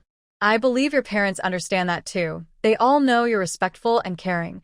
Zhou Ye was fearless when facing the Chen brothers alone. He fought criminals in prison for 2 years, without a single worry. But now, this man was moved to tears by just a few words from his wife. Wife, are you really not afraid of me? Zhou Ye's eyes turned sour as he looked at his gentle, soft wife. I'm not afraid. A filial man is responsible. If he isn't filial to his own parents, how can he be a good husband or father? Bai Yueji said softly. To truly win a man's heart and make him rely on you emotionally, seduction is necessary. Now that the moment was right, she planned to gently pierce his heart, then mend it again. See? That's how a woman with a plan works. Zhou Ye immediately pulled her into his arms. Wife, it's so good to have you. White Yueji felt no guilt at all. She let him hold her for a while, then told him to go inside and move the food. They lived in the east room, and the west room was now filled with grain and miscellaneous items, almost like a storage room. She also moved all the things from the cabinet. Seeing the room full of food, even White Yueji felt very secure. After feeling settled, she started talking about serious matters. We bought so much grain. How much did it cost? A few emotional words now, and then could help him stay strong. Life still had to go on. Zhao Ye said, "It cost 25. That's quite a lot. How much money do we have left?" White Yueji looked at him. At first, when they just arrived, she didn't ask much. But now, she should control the family money. The man could have some pocket money, but the rest should be used for important things and come from her. Zhao Ye looked outside and made a gesture with his hand, showing the number 1. 1,000. White Yueji asked. Zhao Ye almost choked on his saliva and whispered, "Wife, your appetite is too big. 1,000. The best family in our village, the old team leader's family, probably doesn't even have that much. Nowadays, having 100 yuan saved in the family was very rare." "How much is that?" White Yueji smiled. Zhao Ye looked at his wife. 100. "Really?" White Yueji looked at him with a smile. "Is it a little less?" Zhao Ye asked. White Yueji nodded in agreement. "You started from nothing, built this house, bought so many things, and bought so much grain. If you still have 100 in hand, no one in the city would say your family is poor." Zhao Ye's face lit up with a smile. White Yueji then said, "All the money in my family is kept by my mother." Zhao Ye immediately understood and said, "Of course. I didn't think about it. Our family's money should be kept by you. Is that not very good?" White Yueji asked with a smile, looking at him. Zhao Ye was almost lost in her charm. "It's right. How could it not be good? I'll go get the passbook for you." He went inside and took out the carefully hidden passbook and some loose change. After counting the stored grain at home, she checked the savings. The passbook showed exactly 100 yuan. She also counted the loose money. It was quite a lot, more than 20 yuan. So, including the 25 yuan spent on grain, Zhao Ye had about 150 yuan in total. "Wife, I need to go out in a few days and need some money." Zhao Ye hesitated and said, "Shouldn't you keep that money as your savings?" Bai Yueji pointed to the scattered coins and asked. Zhao Ye nodded, and Bai Yueji handed him the 20-something yuan and the passbook. "Keep it for yourself." Before, she wanted to control the household finances, but after looking around the house, she felt unsure about where to hide the money. Zhao Ye's hiding spot seemed the safest. So, she decided to keep it in the old place. She was more generous now, giving everything to him. Zhao Ye was surprised. "Wife, aren't you supposed to manage the money? I just want to see if you're willing," Bai Yueji said calmly, not revealing the truth. "If you're willing to give me the money, then I know you truly see me as your wife. As long as you have this heart, it doesn't matter if I manage the money or not. Keeping it in the old place is convenient. If you need it, just go and get it." This simple man born in the 1950s didn't understand his wife's tricks. He was easily fooled and felt only 2 words in his heart: moved. Though he was touched, he still needed to cook. Mainly because Bai Yueji was feeling lazy and didn't want to move much. She wasn't unresponsive, but she was indeed lazy, just like now. Early in the morning, Zhao Ye and Li Fengshou went to queue for grain. Now it was noon, and they were eating steamed sweet potatoes. There was only one sweet potato, and inside the house, there were eggs and about a gene of leftovers. Zhao Ye was reluctant to eat it, but every morning he steamed 2 for Bai Yueji. Actually, Bai Yueji didn't have high demands for food, but honestly, seeing the sweet potatoes on the table made her appetite a bit worse. Since she arrived, her main food was almost always sweet potatoes. She initially thought about eating coarse grains for health, but after a few days, she realized she had overestimated herself. Just a few days in, she was starting to feel a little overwhelmed. How would she manage in the future? She wasn't being delicate or pretentious. She just knew how hard life was. Her mouth was really starting to lose its taste. At this moment, Bai Yueji also missed the chicken they had when she first arrived. It was truly delicious. "Wife, once I go out, I'll see if there's anything good outside and bring it back for you," Zhao Ye said, clearly noticing her thoughts. Bai Yueji looked at him. "Just your best and don't take risks." Zhao Ye smiled. "I know, I won't take risks. Don't worry, wife." Next, Zhao Ye will be quite busy because the sky looks dark and it's getting colder, probably about to snow. Before that happens, he needs to grind the cornmeal. Not just the cornmeal, but also all the work of pickling vegetables must be done. Zhao Ye brought back a cartload of cabbage and radishes to store for winter. Since there are only a few people at home, he didn't need much cornmeal or bean flour, so he finished quickly. While others were still waiting in line to grind their flour and arguing about who came first, Zhao Ye had already wrapped himself up tightly and gone out with a pole to work. After dinner, he went to sleep. Around 10 at night, he left the house and didn't return until early the next morning, just before dawn. White Rose was a bit worried about him because he was working so hard, but when she saw his eyes shining with excitement, she didn't say anything.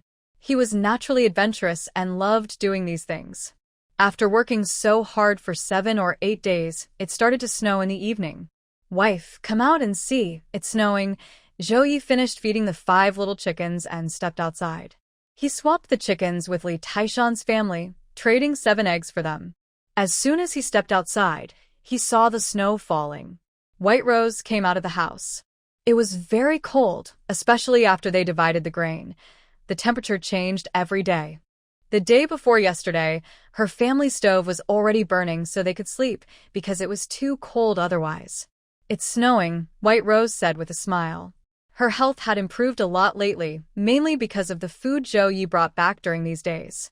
"Are you going out tonight?" she asked. "Not for now," Zhao Ye replied. He didn't plan to go out because he had finished his work these days. The next batch of supplies would come later, and they had already arranged the next meeting time. When it's time, he will go. "Then don't go out. Rest well," White Rose said with a gentle teasing look. Zhao Ye was like a busy little hamster dad. During these days out, he really brought back quite a few things. On the first day, he brought a bag of dried salted fish, though he didn't know what kind of fish it was. It was steamed and tasted very fragrant. Eating this fish made the sweet potatoes easier to swallow. The next day, Zhao Ye went out and brought back half a chicken and a 5-pound bag of flour. The flour wasn't much, just what he had ordered before. She cooked the half chicken in a stew and shared it with Zhao Ye. He didn't want to eat much, wanting to save it for her, but White Rose didn't want to eat alone. Of course, she finished the larger portion. On the 3rd and 4th days, Zhao Ye brought back a net full of apples and a net full of white pears, especially the white pears. Now that it's snowing, they can be left outside. In a few more days, there will be frozen pears to eat. On the 5th day, Zhao Ye also brought her a bag of big dates. This bag of dates is quite large, weighing about 7 or 8 jin. She eats a handful every day. On the 6th day, Zhao Ye brought her half a sack of chestnuts and several jin of pine nuts, all for her to snack on. On the 7th day, Zhao Ye brought back 2 jin of eggs and a small bag of rice, about 10 jin in total. Today is the 8th day. When Zhao Ye returned in the morning, he brought a pair of pig's feet and a piece of lean meat. Besides the items he brought back, the 20-something yuan he initially used as capital has doubled. However, Bai Yueji knows that if he hadn't brought back so many things, the money would probably have doubled even more, because those items outside are really expensive. Nowadays, supplies are scarce, and even with money, it's not easy to get what you need. You could say that her husband, Yi, is a capable man. Because of this, Bai Yueji's appetite has improved a lot these days, and her temper has softened to a gentle, water-like calm. Her sparkling eyes and charming gaze make Zhao Ye's big-hearted man's heart beat faster. Men, after all, should be able to support their wife and children properly. Otherwise, how can they be called men? "Wife, don't worry. I'll make sure our kids grow up healthy and chubby. Just be patient, there are still good things coming. I've already reserved some cured meat, and I'll bring it back next time," Zhao Ye said, holding his wife's waist. "I trust you're capable," Bai Yueji said with a smile, also holding his hand. Today, she stewed the pig's feet with soybeans. Zhao Ye didn't want to eat it himself. He only ate the soybeans cooked with the pig's feet, which belonged to Bai Yueji. But Bai Yueji also knew to save some. She only ate 1 pig's foot and kept the other for tomorrow. The lean meat hasn't been eaten yet. She froze it with ice, so it wouldn't spoil in this weather. And since it's the winter solstice soon, she plans to keep it for making dumplings later. "Brother Yi, Li Taishan and Wang Ying called from outside the fence. Bai Yueji went inside first. Zhao Ye came out and asked them, "Why are you two here? It's snowing now." Li Taishan chuckled, "Brother Yi, you've really become a good man now, huh?" "Nonsense. When have I not been a good man?" Zhao Ye replied. "Brother Yi, there's a gathering tonight, a big one. Are you going?" Wang Ying asked. "No matter how big the situation is, don't call me. I can't go, or my wife will never leave me." Zhao Ye shook his head. Li Taishan couldn't help but click his tongue. "Isn't sister-in-law pregnant with brother Ye's child now? She can't run away, right? Are you really that controlled? That's not like you at all." "Exactly. A man shouldn't be controlled by a woman. If I said that, I'd be laughed at," Wang Ying also said. They both saw it earlier, especially Wang Ying. He saw Zhao Ye hugging Bai Yueji's waist, and the couple was standing at the door enjoying the snow. Their relationship looked very good. He couldn't help but feel a bit jealous and envious. Remember, he and Ma Jiqing haven't even started anything yet. He tried to give Ma Jiqing sweet potatoes, but it was no use. Zhao Ye kicked Wang Ying directly. "Are you looking for trouble?" Wang Ying nearly fell over, stumbling a bit. He quickly said, No, Brother Yi, don't get the wrong idea. I didn't mean anything bad. I won't go. You all go if you want." Zhao Ye waved his hand. Li Taishan and Wang Ying left. On the way, Wang Ying couldn't help but complain. "What's wrong with Zhao Ye? Doesn't he consider us brothers anymore? We've asked him several times, but he won't come." Li Taishan understood. It's no wonder. He's already crazy about Bai Jiqing. Now that Bai Jiqing is willing to settle down and be with him, he has to hold on and not upset her. Then he looked at Wang Ying again. "How about you? Did you manage to impress Ma Jiqing?" "Don't ask. That woman is hard to get close to. But I don't have much patience. If she pushes me too far, Wang Ying snorted. Li Taishan shuklat. "Then don't get too close to me. I'm worried you'll drag me down." You remember those people from last year, right?" Wang Ying immediately looked down. "I was just joking. Aside from these two, Zhao Ye, who turned back to his house, was planning to sleep with his wife. Bai Yueji didn't know if it was because she had been eating well these days. After washing her feet and lying down, she started feeling restless, especially with a lively man beside her. This man was her husband. No matter his looks or temper, over these days, he really suited her taste. Since he was her legal husband, Bai Yueji decided she wouldn't hold back anymore. She reached out and touched Zhao Ye's belly, feeling under his clothes. Zhao Ye was stunned. "Wife, can't sleep, Bai Yueji said softly, lazily like a cat. Zhao Ye wasn't stupid. He immediately understood and tried to lean closer. Later, Bai Yueji felt very comfortable, as if the heavy negative energy had been balanced by positive energy, making her feel good inside and out. As for Zhao Ye, he was even happier than on their wedding night, holding his wife tenderly like a treasure. "Sweetheart, go to sleep now. It's getting late," Zhao Ye said. Bai Yueji was indeed a little sleepy. These days, she had been sleeping early and waking up early, so it had become a habit. Seeing his wife fall asleep quickly, Zhao Ye felt he could never get enough of her. He didn't know how much time had passed before he also fell asleep, holding her hand. That night, outside, the wind and snow were quite strong, but inside the house it was very warm. The next morning, Zhao Ye got up to cook pig's feet, steamed sweet potatoes, and eggs. Bai Yueji was still not fully awake when Li Taishan ran over to tell him that last night they almost got caught while gambling. "Wow, Brother Yi, you were right not to go. We almost couldn't come back last night. It was too dangerous," Li Taishan said. Zhao Ye was surprised. What happened? It was that old cheat Yang, who cheated and won a lot of money from everyone. Someone must have been really angry and reported us. We were halfway through gambling last night when someone came to arrest us. Old Chun, he didn't escape and was caught last night, Li Taishan explained. Zhao Ye chuckled. "So you guys ran pretty fast." "I just ran fast." Before leaving, Wang Ying swept up all the money. "I don't know how much, but I think it was dozens of yuan. He still owes you money, Brother Yi, so you should ask him for it." Don't let that kid get away with it, Li Taishan said. Zhao Ye had borrowed money from Wang Ying before, but he couldn't pay it back. It was only a few yuan, but since he had it, he wanted to get it back. In his mind, Wang Ying cursed Li Taishan a few times. Last night's trouble with old Chun was a disaster, but for him, it was a big opportunity. The money Wang Ying swept up before leaving was all from Yang, the old cheat, dozens of yuan. Li Taishan, this brat, went to Zhao Ye to report because he didn't want to share the loot. But he dared not refuse Zhao Ye. He was quite straightforward and even asked, "Brother Ye, what do you think about inviting Ma Jiqing to the city to watch a movie?" Now that he had money, he was walking with confidence. In his life, he had never carried so much money before. It had to be said that Wang Ying had given Zhao Ye a warning. Zhao Ye said, "Sure, you can take her to the city to watch a movie."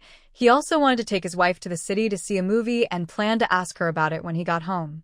When Bai Yueji heard him excitedly asking if she wanted to go to the city to watch a movie, she listened attentively. If the cinema were only 10 or 20 minutes from home, she would happily go with him to enjoy some quiet time and a bit of romance. But how long does it take to go from the village to the county town? For young people, it takes about 3.5 hours on foot, and for a girl like Bai Yueji, it would take at least 4.5 hours, because they would need to rest along the way. Usually, when people need to go to the city for errands, villagers leave early in the morning and return late at night. Bai Yueji wouldn't be interested in walking for hours just to watch a movie, especially in such cold weather and with her pregnancy. Now it's so cold, and the distance is too far. "I won't go, and I have plans. You're going to be busy soon," she said to him. Zhao Ye thought it made sense. The journey was a bit long, and since his wife was pregnant, he didn't want her to catch a cold in the city. He didn't want to have to cry if she got sick. So, hearing her say that, he quickly changed the subject. "What plans do you have, wife? Just tell me. I can handle it." Bai Yueji smiled gently and took out her books. She didn't bring much else when she went to the countryside, but she did bring several books. Talking about home, Bai Yueji sighed. Her family was very upset when they found out she impulsively married a rustic man. They thought she was hopelessly foolish. 3 months ago, they wrote to ask if her marriage was real. She replied that it was. After that, no more letters or ration tickets or money came from her family. Bai Yueji shook her head, no longer thinking about her family, and looked at Zhao Ye. Zhao Ye, seeing her take out the books, was a bit surprised. "Wife, are you going to teach me to read?" "Can you tell?" Bai Yueji smiled. Zhao Ye chuckled and said, "Wife, I'm already quite old. Do you really want to teach me to read?" But Bai Yueji was serious. "If you want to learn, whenever you have free time, just study with me. I'll teach you properly." She touched her belly. "When I teach you to read, the baby can learn too. It's called prenatal education, and it helps the child get a good start in life." "Is that really a thing?" Zhao Ye asked in surprise. "Of course. If you practice reading with me, and I say, 'When will we meet again?' This night is hard to bear. You should be able to reply, 'Life and death are uncertain, but I vow to stay with you. Holding your hand, I will grow old with you.' I'll say, 'Though my belt grows wider, I regret nothing for you.' And you can say, 'If love lasts forever, it doesn't matter if we see each other every day or not.'" Bai Yueji looked at him. Having only completed 3rd grade, which barely qualifies as knowing how to read, Zhao Ye thought, "Oh no, I completely don't understand what my wife is saying. Are we going to have a generation gap and not be able to talk to each other? You're such a rough man." Bai Yueji scolded him with a small smile. "I don't want our child to grow up like you. I want to raise our kid to be a college student. Raising a child to be a college student is something that will happen many years from now." Mainly, she wanted to help Zhao Ye learn. This year is 1972, and it's almost 1973. The college entrance exam will be restored in 1977. She definitely plans to take the exam then. By that time, their child will be born. Could she really leave him and the child in the countryside and go alone? Of course not. They would both have to go. So he also needs to study and pass the exam. But he only has a few years left, just these next few. Thinking of this, Bai Yueji couldn't help feeling a little anxious. But Zhao Ye didn't understand her thoughts. Don't tire yourself out, wife. I can read and write. I can read to the child, he said. Child's prenatal education is secondary. The main thing is you. Bai Yueji looked at him. Me? Zhao Ye was confused about what she meant. Bai Yueji leaned into his arms. Our country needs talented people. The college entrance exam is a key way to select talent. It's been canceled now, but it might be restored in the future. Opportunities are for those who are prepared. Would you study with me? If the exam is restored, we can take it together. Otherwise, I'll go alone. What about you and the child? Or, if I really get the chance, would you stop me from going to take the exam? Zhao Ye quickly said, No, wife. I'm not that kind of person. I believe you're not either. But you never know, Bai Yueji said softly. If I pass and everyone around me is talented college students, even if I started out very committed, over time, with us living apart and not seeing each other often, it's easy for someone with bad intentions to take advantage. Zhao Ye choked up at the thought of that. He simply couldn't accept such a scene. Bai Yueji touched his face. Study hard. If you can build a big business in the future, you won't suffer from having studied less. It will save you many detours. I can do math. I'm faster at calculations than anyone, Zhao Ye immediately said. Bai Yueji smiled gently and kissed his lips. I know you're very smart. That's why I want you to study. I believe that when the time comes, you'll definitely be able to take the exam with me. We'll go together with the child. Zhao Ye was enchanted by his wife's kiss. Wife, do it again. I'm talking about serious matters, dear. Bai Yueji gently tapped him. When the mountain doesn't come to him, he goes to the mountain. Zhao Ye gently pecked his wife, making her big, moist eyes pout at him. Dear, I haven't even thought about the college entrance exam. Zhao Ye knew that the educated youths from the city were hoping for the exam to be restored so they could leave, but there was no sign of that happening. When it happens, you can't just cram at the last minute, Bai Yueji said. Zhao Ye hesitated and said, But, dear, I still need to earn money to support the family. Next year, I will have to work in the fields. At that time, the three of us will share a good amount of grain, and I need to do my part. Time is squeezed out of a sponge, Bai Yueji said simply, then reached out to touch his face. If you're willing to study, I will teach you. If you're not, then forget it.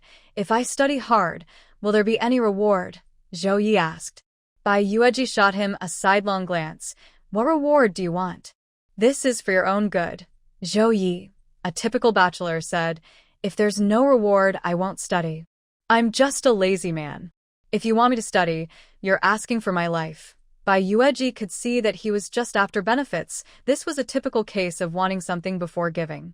But since he finally wanted to study, she went along with it. Tell me, she said. I'll read an article, and you kiss me once, Zhao Ye said. Bai Yueji's lips twitched slightly, and she held his face to kiss him. You don't need to say it.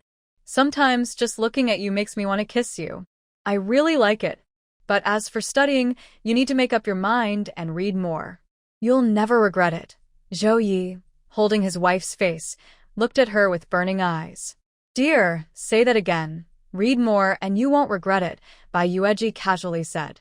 Zhao Ye reminded her, the part before, the sentence, sometimes just looking at you makes me want to kiss you. I really like it. Bai Yueji gave him a playful glare but didn't say anything. Zhao Ye wanted to hear more, hugging his wife and acting spoiled. Dear, say it again, say it again. That line is so nice. Say it one more time. Bai Yueji wasn't used to him. When she said it earlier, she didn't think much of it. Her rough man, she thought if she wanted to kiss him, she could legally. But now, being asked to repeat it made her a little shy. Luckily, at this moment outside, Sister Li's voice came in. Yueji, are you at home? I'm here. White Yueji directly pushed Zhao Ye away and went to open the door to welcome Sister Li inside. Sister Li carried a basket and smiled. The persimmon tree in our backyard has borne a lot this year. I let Fingshou pick some to make persimmon cakes. Yesterday, I saw they were already covered with sugar frost. I tasted one and it was pretty good, so I brought some to satisfy your craving. She lifted the lid, revealing half a basket of persimmon cakes. You're too kind, sister-in-law. Keep them for the storage and the warehouse, White Yueji said. While they were talking and entering the house, Zhao Ye greeted Sister Li and saw the basket of persimmon cakes. Sister-in-law, you've brought all these persimmon cakes from home? There are more at home. I brought these for Yueji to enjoy, Sister Li said with a smile. Zhao Ye smiled and said, Wife, sit with sister-in-law for a while. I'll go for a walk. Do you want to go up the mountain? Feng Shou plans to hunt some wild game, Sister Li suggested. Hearing this, Zhao Ye readily agreed. Then I'll go with him. He put on his clothes, grabbed a few things from the west room, and went out. Sister Li and White Yueji started chatting inside the house. White Yueji handed her some big dates and roasted chestnuts, which smelled fragrant. She invited her to eat. It's been too busy these days. Only now do I have some free time, Sister Li said, not being too polite as she took a big date and smiled. White Yueji said, This is the only time of the year when I can relax a bit. After this, I can rest for a while. Sister Li also brought over her son's clothes to sew. There was a big hole on the back, and she said while sewing, Did you know? Old Chen Si was caught. White Yueji knew who Old Chen Si was, a troublemaker in the village. But he wasn't on the same side as Zhao Ye. The last time, he spread dirty rumors, and Zhao Ye beat him up. What did he do? White Yueji asked. Sister Li, sewing the clothes, replied, Last night, he went gambling. The place was reported, and everyone ran away, but he didn't and got caught. He's in jail now. Old Chen's family is very worried. White Yueji asked, Did anyone else go? Wang Aying and Li Taishan went, Sister Li said. When she mentioned Wang Aying and Li Taishan, it made people think of Zhao Ye, since they often hung out together. Zhao Ye didn't go. He wouldn't go. I told him that he shouldn't get involved in anything shady, or it'll be the end of him, White Yueji said. Hearing this, Sister Li smiled and said, That's right. If you don't keep him in check, he'll end up in big trouble. Zhao Ye is now married and will soon become a father. He can't behave the same way as before. When he was single, he could do whatever he wanted, but now he has to think about his wife and child. However, I believe Zhao Ye is not irresponsible. He is a very filial son. Is your sister-in-law talking about him selling himself to pay for his mother's treatment? Bai Yueji asked. Li Da's wife saw that she understood and smiled. I thought you didn't know. I didn't know before, but I heard about it later. Because of that, I realized he's not a bad person, Bai Yueji said sincerely. Since she knew, Li's wife didn't say much more. It was quite sad, selling himself for 200 yuan, being imprisoned for 2 years, and in the end, his mother didn't get better. When Zhao Ye was released, his mother's grave was overgrown with grass. She changed the subject. I heard Feng Shou say you spent a lot on buying grain this year. Bai Yueji nodded. Yes, we did spend quite a bit, but I had no choice. I didn't work and he was just fooling around. If we didn't buy grain, we'd be starving. Try to persuade Zhao Ye not to spend all your savings. Good things in the mountains don't come every year. Even if you sell some, it won't last long if you keep overdoing it. Others share what they have, and you spend it all. Life isn't just a day or two. You need to think more about the future. The baby is about to be born, and not just one. There will be more later. Look at my family, just 2 boys, and I already feel a lot of pressure. They cry all day, and there's not enough food. When they grow up, what will happen? My older brother's 3 boys, they get hungry again shortly after eating. Like an endless pit, Li Da's wife and Li Fengshou's family shared over 20 yuan this year. She saved all that money because next year's expenses are already planned. Every penny is carefully managed. Bai Yueji listened sincerely. She only shared these thoughts because she truly cared about their life. She smiled. I told him clearly that next year he has to go to the fields to earn work points. Otherwise, I won't stay with him and the kids. Don't say such angry words. Zhao Ye is young and strong. As long as he works hard, he won't be unable to support you and the children, Li's wife said with a smile. Bai Yueji asked, A few days ago, I heard Zhao Ye say the team plans to raise pigs this year. Yes, we brought back 5 piglets. It's something we never dared to dream of before. Our harvest has been good these past 2 years, and the old team leader decided to do this. Aunt Li was very happy when she talked about this. She also felt proud. Not many teams have the chance to raise pigs. My family's team doesn't have the strength for it. I know only 2 teams around here that raise pigs, and this year, including ours, there are 3 teams in total. How long does it take to finish raising them? Antley had no experience and said, I heard that if everything goes well, they might be ready by next year, but we need enough feed. By the way, next year you can go and gather pig grass. How many work points? Bai Yueji asked. 2, Antley replied. It's a light and easy job, just for the elderly and children. Since you're pregnant and can't do other work, gathering pig grass is fine. When you have the baby, you can still do it while taking care of the child and earn some extra money for the family. Living alone has its downsides. Without anyone to help, everything depends on the 2 of them. The children have to be looked after by themselves, which means 1 less worker. Bai Yueji nodded. 2 work points aren't much, but it's good for extra family income. Antley stayed for about an hour before leaving. Bai Yueji handed her the chestnuts and dates that hadn't been used much. Not for you, sister-in-law, but for the granary and storage. What will they eat? Those 2 little rascals, Antley said with a smile, but she didn't refuse. After Antley left, Bai Yueji soaked some cornmeal to make porridge for night. It's getting cold now. They only eat 2 meals a day because if they don't work, they don't earn work points. So, they have to tighten their belts and live frugally. But Bai Yueji still eats 3 meals a day. She gets up to have breakfast. Even though she wanted to sleep in, she couldn't because she was very hungry. Like Zhao Ye, he only eats 2 meals a day. In the morning, he cooks her breakfast and leaves it in the pot for her to eat when she gets up. He usually eats around 10 o'clock, then has dinner around 4 in the afternoon. Bai Yueji told him about this, but he said that's just how they do it in the village. Still, Bai Yueji felt a bit reluctant. She thought for a moment and finally took out pen and paper to start writing a story. She planned to submit it to the newspaper. She really couldn't do farm work, but she was good with words. If the newspaper liked her story, it might be her way to survive in this era. Of course, submitting stories wasn't easy. She had to write carefully, avoiding anything inappropriate, or she might not only lose the chance to earn money, but also risk herself.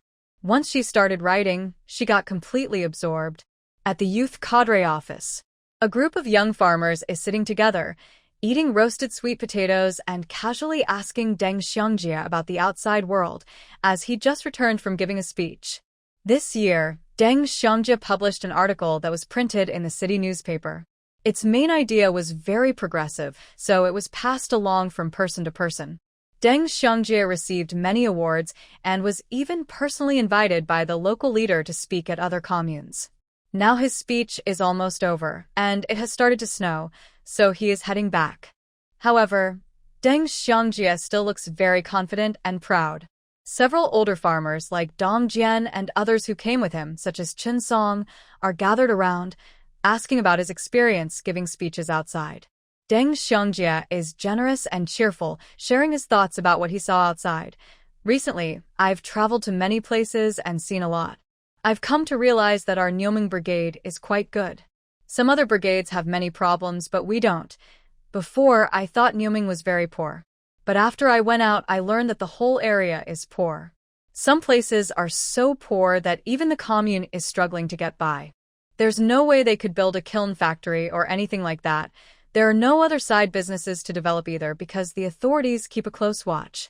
So, when I return, I plan to ask the commune to talk with the county leaders. If possible, we should try to develop some side industries. He spoke with a serious tone, full of concern for the country and the people, which moved everyone. Finally, Deng Xiangjie said, although our area is poor, as long as we work hard to build it, we can lead the villagers to a better life. That's why we came to the countryside. Does anyone have good ideas? Take this chance to share them, and I will report back. Chen Song and the others looked at each other and shook their heads.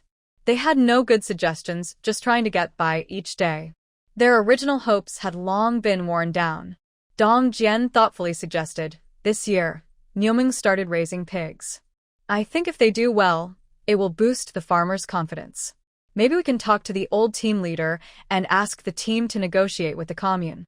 They could let the villagers raise pigs at home, and when the pigs grow big, they can be handed over to the team or the government in exchange for work points. This way, more families will raise pigs, and they can take better care of them. When this suggestion was made, Deng Xiangjie looked at him and said, Brother Dong is right. If you have time, you can suggest it to the local leaders. I don't speak very confidently, Xiangjie, you go ahead. Dong Jian smiled. Deng Xiangjie agreed, and they talked for a while before dispersing. Chen Song didn't leave. He smiled and said, Xiangjie, you've gained a lot this time. I heard you've made those young women crazy about you. When they heard that Deng Jiqing from the Niumeng Brigade was going to give a speech, the girls probably filled the seats, even fighting to get close enough to see you speak. Deng Xiangjie gave a faint smile. What are you talking about? That's not true, he said, but his eyes showed pride. Chen Song then teased him, raising his eyebrows. Be honest, Xiangjie. Is the baby in Bai Yueji's belly yours? Deng Xiangjie was stunned. What? Are you kidding me? Chen Song looked at him. Don't you consider me your brother? Why are you hiding it so well? You didn't even tell me? Deng Xiangjie quickly understood. He looked at him and asked, What did you just say? Bai Yueji is pregnant, Chen Song nodded. Yes, I heard she's about 3 months along. At first, he thought the baby might be from that rural thug, but after thinking carefully, he doubted it. He knew Bai Yueji's temper well. How could he not? Someone like him, a good young man, wouldn't be interested in Zhao Ye, that rural troublemaker. He thought about it and wondered, maybe the baby was Deng Xiangjie's. He once overheard Bai Yueji crying and telling Deng Xiangjie, I've given you everything I can. Why don't you want to marry me? Are you so cruel? If you treat me like this, you'll regret it someday. A few days later, Bai Yueji married Zhao Ye in a rush. Now she was pregnant. Based on the timing, he was pretty sure the baby was Deng Xiangjie's. Deng Xiangjie's face showed a hint of pain. He didn't expect Bai Yueji to truly marry Zhao Ye, that troublemaker. Didn't she say she loved him and only had him in her heart? Did she marry Zhao Ye just to make him jealous and lose control? Seeing him like this, Chen Song was naturally surprised. Does Bai Yueji really have your child and remarry that rural troublemaker? Deng Xiangjie didn't explain. He just said, I have some things to do. You should go back first. Chen Song was sure of it. Thinking about Zhao Ye's arrogant attitude and how proud he looked marrying Bai Yueji, he felt disgusted. I thought this rough country man had really gotten a great deal, but it turns out he's happily becoming a father. He still looks very handsome. Of course, if it weren't for that, he wouldn't have had the chance to marry a beautiful woman like her. However, Bai Yueji is really tough. To get back at Deng Xiangjie for not marrying her, she took his child and married someone else, hoping Deng Xiangjie would regret it forever. Chen Song told Ma Wan about this. Ma Wan was stunned after hearing it. How is that possible? Who did you hear that from? I don't need to hear from others. I heard Bai Yueji threaten Deng Xiangjie before she married that troublemaker. I just asked Deng Xiangjie and he didn't deny it. Ma Wan looked shocked but also remembered something. I asked her earlier. She said she didn't want Zhao Ye to touch her. They were fake husband and wife. But recently, she suddenly told me she was pregnant and went up the mountain to have an abortion. In the end, she came down holding Zhao Ye's hand. If that child is Zhao Ye's, she would have aborted it long ago. She wouldn't be so reluctant. It's definitely Deng Xiangjie's fault. Chen Song was sure of this. Ma Wan pursed her lips. But when did they? She kept going to see Deng Xiangjie. He's a young man full of energy, so it's not surprising he couldn't resist. But even if they played around, Deng Xiangjie wouldn't want to marry her. That's why all this happened. Chen Song believed he had uncovered the truth. Ma Wan still had doubts, feeling there were some inconsistencies. But soon, Deng Xiangjie came to her and asked her to help arrange a meeting with Bai Yueji. There was no reason to doubt anymore.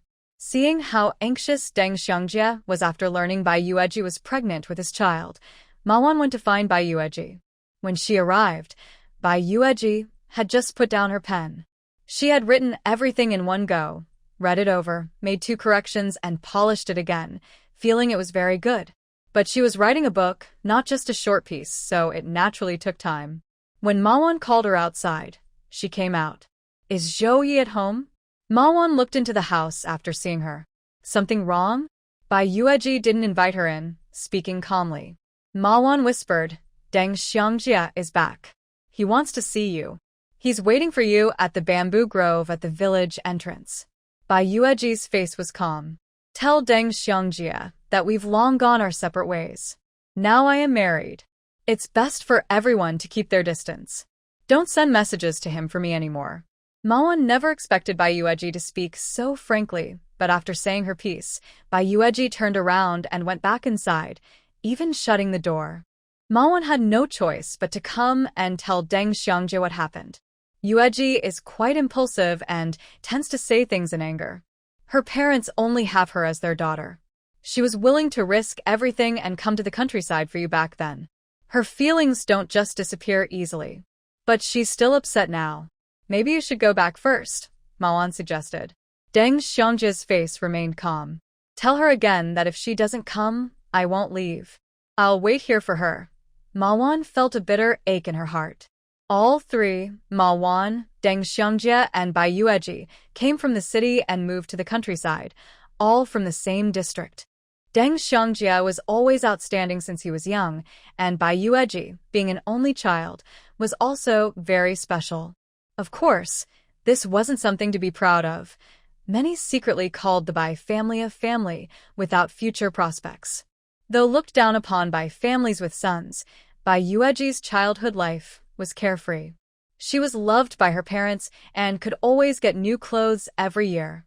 As she grew up, Ma Wan envied Bai Yueji not only for her good family background and looks, but also for having Deng Xiangjia, her childhood sweetheart. But over time, everything Bai Yueji had was destroyed by her own hands. Ma Wan was eager to see how Bai Yueji would fall further. However, she then found out that the baby in Bai Yueji's belly was Deng Xiangjia's. Seeing Deng Xiangjia like that, how much did he care about the baby in Bai Yueji's belly? Clearly, he still cared about her. Why couldn't he see her presence? Full of resentment, Ma Wan came to find Bai Yueji, but this time Bai Yueji didn't even come out of her house. Ma Wan could only hold back her jealousy and said, Deng Xiangjia said that if she doesn't go, he will wait forever, until she comes. Then let him wait, Bai Yueji replied coldly. Seeing that she truly refused to see him, Ma Wan had no choice but to go find Deng Xiangjia. He was waiting right there. From noon, he had been waiting until evening, his face turning pale from the cold. Ma Wan ran to call Chen Song over. Chen Song was surprised. Bai Yueji really won't see him? No, she won't. He's been waiting for 3 hours, and she hasn't come, Ma Wan said. She hadn't realized that Bai Yueji could be so ruthless. This was Deng Xiangjia she had liked since childhood. Only she was supposed to wait for him. But now, the situation had turned around. This is what you call using the emperor to command the princes, Chen Song said. Ma Wan immediately fell silent, and seeing Deng Xiangjia already looking very weak, the two hurried to help him back to the youth commune. Deng Xiangjia's somber expression made Ma Wan feel deeply sorry. Bai Yueji had no idea that Deng Xiangjia had put on a deep emotional act. After dismissing Ma Wan a second time, she went to take a nap and slept peacefully. But even more satisfying was Zhao Ye carrying back a wild rabbit and 3 wild chickens. Why did you catch so much game? Bai Yueji asked happily. Zhao Ye could tell she had just woken up, so he leaned in with a smile and gave her a gentle kiss before saying, Don't you know your man's skills? You can't come back from the mountains empty-handed. Bai Yueji rolled her eyes and asked, What about the Li family? They all have some. We worked together to catch them and split everything equally. Bai Yueji then started planning where to put the game. This rabbit will be air-dried and saved for the new year when we visit my uncle's family. Zhao Ye said, No need to bring such expensive things to your uncle's house. Your wife can eat these. I'll prepare some other things for visiting relatives. How should we cook the wild chickens? Maybe a small chicken stew with mushrooms. Let's do them with chestnuts, since we don't have mushrooms at home, Bai Yueji replied. While they were talking, they saw Li Daiseo's eldest son, Mansong, coming in with a half basket of mushrooms. Uncle, Annie, my mom asked me to bring these mushrooms, he said. Oh, perfect. I was just thinking about making chicken stew with mushrooms, Zhao Ye smiled. There are mushrooms in the mountains, but the season for picking them is over now. Neither Zhao Ye nor Bai Yueji had any stored, but Li Daiseo's mother, who knew how to live well, definitely had some. Bai Yueji happily poured the mushrooms into a basket. When she came out, there were also jujubes and chestnuts inside. Man Song cheerfully carried the basket back. "Uncle, Auntie, I'm going to eat chicken now," he said. The child was 5 years old, thin and lively. Zhou Yi chuckled. "I remember the last time I saw him, he was still crawling on the ground. Now, he's almost old enough to buy soy sauce. Children grow up quickly," Bai Yueji said. Zhou Yi then remembered his in-laws he hadn't met, his father-in-law and mother-in-law. "Sweetheart, when do you think we'll visit my parents' house?" It is probably because of how they shaped her into an exceptional daughter-in-law that her cousin also developed a twisted view of her parents. After she was born, her mother's health declined, and she could never have more children. During that time, her mother endured a lot from her grandmother and even wanted her father to divorce her mother. Her father didn't go that far, but was violent at home. They blamed her for not giving birth to a son, which meant the family line would end with her. Her mother didn't dare resist or want a divorce. She also had a way to vent her anger. She blamed everything on her. Outsiders saw her parents as caring and loving, giving her new clothes every year after she turned 10. But only she knew that her parents finally accepted her because they had already chosen a suitor for her, a nephew from her second aunt's family. This man was very ugly, pockmarked, with dead fish eyes, a frog-like mouth, and shorter than her. There was really nothing attractive about him. Mentioning him also means talking about her cousin's cruelty, because he was her cousin's brother, and he was extremely ugly. She was supposed to marry such a person. Instead of rushing into a relationship with Deng Xiangjie, she was actually trying to escape her family and that suffocating home. She used Deng Xiangjie as an excuse. Her feelings for Deng Xiangjie were more about seeing him as a lifeline to pull her out of the mud. But since she could never truly get into Deng Xiangjie's heart, marrying Zhou Yi was a sign of giving up. This time, under her cousin's manipulation, she angered her parents completely and married Zhou Yi. Her parents planned to act as if she no longer existed because they had lost their last value. Even though they looked just like her parents from her previous life, Bai Yueji didn't want to invest her feelings in her original parents anymore. In her past life, her parents treated her well, and she didn't disappoint them. But in this life, her parents mistreated her. Whether out of practicality or greed, she had no desire to suffer more. She only shook her head and sighed, feeling nothing else. Zhou Yi didn't know all this. Seeing his wife's unexpected reaction, he felt a bit hurt. "Wife, don't you want to?" The ugly son-in-law still has to meet the parents-in-law someday. That day will come eventually. Although he was a bit worried that his father-in-law and mother-in-law might not like him, since his father-in-law was from the city and probably had high standards, and he was a rural son-in-law. He didn't think he was bad, but he still felt some concern. Still, he wanted to go meet them because they were his wife's parents, and he had to pass this test. Bai Yueji chuckled softly. "You don't need to worry too much. Once I get through this, there won't be any problem. Other people's opinions don't matter. Even my parents. As for visiting them, we can decide later when we have free time." Zhou Yi saw that she wasn't against him meeting her parents and smiled. "Okay, whenever you want to go back, just tell me in advance. You need to follow the proper procedures and ask for permission." "I'll tell you in advance if I want to go back," Bai Yueji nodded. She thought that, according to the story, her parents might already be divorced by now. The long-suppressed conflicts would have finally exploded. But Bai Yueji didn't feel much about it because she wasn't the cause of all this and had no emotional attachment.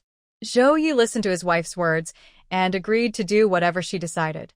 The couple moved on from this topic happily, boiling water to pluck the feathers from the wild chicken, then cooking a simple chicken and mushroom stew. Bai Yueji thought Zhou Ye's uncle truly cared for him, so the next day, she arranged for Zhou Yi to visit his uncle's house and deliver the wild rabbit. Zhou Yi was happy that his wife wanted to strengthen their family ties and thought that soon they'd have more cured meat. He decided to send the rabbit to his uncle. His uncle, named Gu, was 55 years old. A few years ago, He still worked as hard as young people, earning full work points, but in recent years his health had declined. With his two sons grown up, he could rest more often and save some energy. Gu's uncle and aunt lived together with his two cousins. When Zhao Ye arrived, his two cousins were out fishing in the river, and his uncle and aunt were somewhere chatting with others. His eldest sister-in-law and her children weren't home either. Only his uncle was smoking dried tobacco. "Uncle," Zhao Ye called happily. Seeing his nephew, Gu's uncle was also glad. "Come in. Hurry, come inside." He looked at the rabbit Zhao Ye was carrying. "What did you bring?" "A rabbit. I went into the mountains yesterday and caught it. My wife asked me to bring it here for you as a snack," Zhao Ye said with a smile. Gu's uncle had already eaten at a banquet before and knew that Zhao Ye's wife was a young woman from the countryside, a knowledge youth's wife, but he also knew she wasn't the easiest person to get along with. Talking about bringing over dishes for him, that must be something his foreign nephew wants to do himself. "What's the matter, uncle? With that look on your face. Don't believe what I said." Zhao Ye put the rabbit in the kitchen and smiled. Old Uncle Gu, with his hands behind his back, led him into the house and said, "There's a girl in the village who married into your Nyoming brigade. She even came back a while ago. Your auntie went to ask around, and they say your educated youth wife might have been unfaithful." Zhao Ye almost choked himself. "Uncle, what are you talking about? My wife never cheated on me. Who's spreading that nonsense outside?" "It's not true at all." Old Uncle Gu looked at his foreign nephew. "People say she likes someone else, but that guy doesn't like her. She married you to anger that guy. Isn't that the truth?" That's true, but my wife never cheated on me. She was a pure girl when she married me, innocent and honest." Hearing this, old Uncle Gu's face looked better. "Really, she's not that kind of person?" "Of course not," Zhao Ye said seriously. "Uncle, don't believe those rumors. They talk nonsense. My wife is also very filial. Listen, she asked me to bring this rabbit over for you to enjoy. And by the way, uncle, my wife is pregnant. It's been over 3 months, almost 4. Old Uncle Goose suddenly looked much more energetic. He stopped smoking his pipe. "Really? Such a big belly, and you only tell me now. My wife is young and inexperienced. She only found out she was pregnant around 3 months ago when she went to the hospital. I've been busy since then, so I only came today to tell you the good news." "Is she really willing to live a good life with you?" Old Uncle Gu was very happy. He didn't mind that his foreign nephew didn't come to tell him right away. He was just worried about this. Zhao Ye nodded. "Really, uncle, don't doubt me. I swear I'm telling the truth. We'll visit during the New Year too." Old Uncle Gu's smile deepened. "All right, then you guys come over when the time comes." This foreign nephew really cares for him. Back then, he sold himself for his mother, took the blame, and went to jail for 2 years. Although the hospital couldn't save his mother in the end, his foreign nephew did his best. After he was released, he was driven out by his eldest nephew's troublemaker. Old Uncle Gu definitely can't let his foreign nephew have nowhere to stay. Just called his 2 sons to help with building bricks. Although he is also facing difficulties, he still managed to give a little money. Because of his kindness, his foreign nephew visits him several times each year, always bringing something. He is a good kid who remembers kindness. However, Uncle Gu has always been worried. His nephew is already 22 and not married yet. It looks like he might stay single forever, unlike his second son's situation. Doesn't that make him anxious about finding a wife?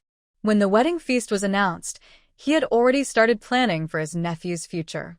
But his nephew is still his nephew. He's impressive. He married a young woman who is a young worker, and now they have children. Next year, the baby will be born, and he will become a father. From now on, you can't be careless. Getting married and having children means taking on responsibilities. Even if you don't eat much, your wife and kids need to eat. You must work hard. Uncle Gu said happily, then started giving advice. He knows his nephew doesn't like working in the fields. He prefers shortcuts, which isn't practical. That's the only thing he disapproves of. Zhao Ye smiled and said, "Uncle, are you just taking every chance to scold me? Our old team leader and my neighbors say the same. When I come here, I get scolded, making me feel like I've been a troublemaker before. You really aren't very responsible, Uncle Gu snorted. Otherwise, why did you only get married this year? Of course, I have high standards. I won't settle for just anyone. If Zhao Ye wants to marry, she must be the most beautiful. Zhao Ye boasted.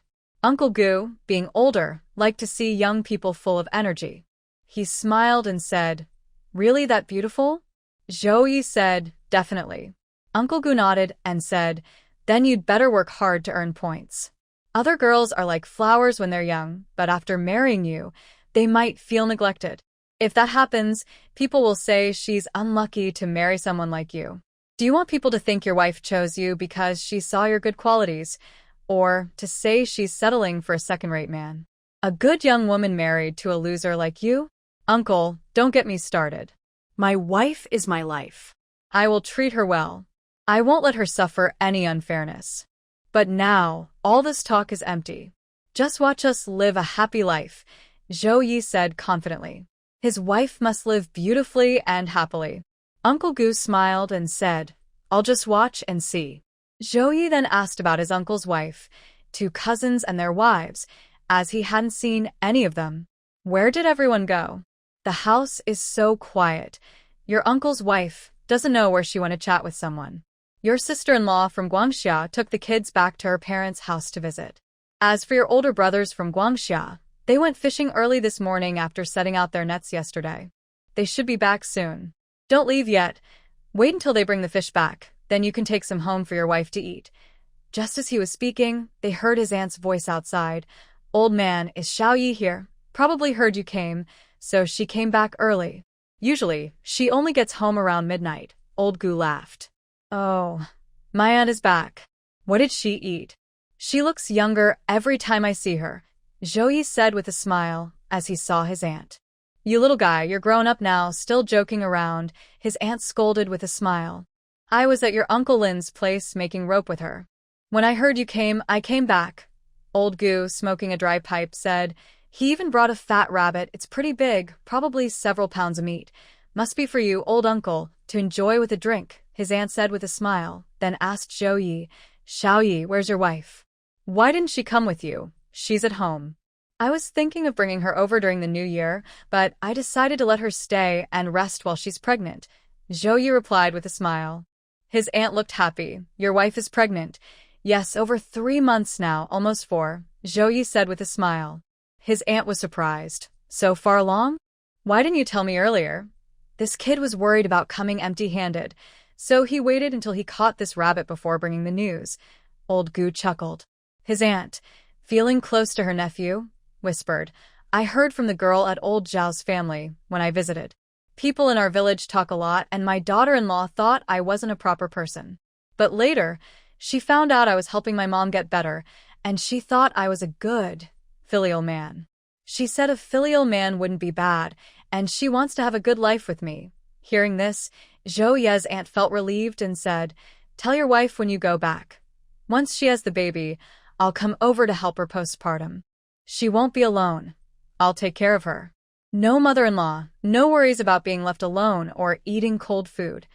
Actually, Zhao Ye bringing the rabbit today was to show this intention. Somewhat embarrassed, he said, "Old auntie, I won't be polite with you. You know my wife is a young educated youth, and I don't have any elders at home. It will really be a trouble for you then. It's no problem. When the baby is born, just come over. I'll pack my things and go," said the old auntie. She also talked to Zhao Ye about things to watch out for during pregnancy, avoiding cold foods and such, and added, "You young people should also know moderation. You can't have intimacy once she's pregnant." This made Zhao Ye feel a bit awkward, but he quickly agreed with his auntie. However, he had already taken some time yesterday to ask at the health clinic. They said intimacy is forbidden in the first and last 3 months of pregnancy, but it's okay to have some appropriate closeness in the middle, as long as safety is kept in mind. Zhao Ye could endure this, but his soft and gentle wife kept hinting at her needs. How could he resist? He wouldn't hesitate to do anything for her, even if she wanted his life. Soon, Gu Guangxia and Gu Guangqiu, Zhao Ye's cousins, returned. Both are Zhao Ye's cousins. Gu Guangxia is the older, already married with children. Gu Guangqiu is a year older than Zhao Ye, but when he was 8, he had a high fever that damaged his throat, leaving him mute. He hasn't been able to find a wife since. He asked matchmakers to help find someone, but when people heard he was mute, they weren't interested.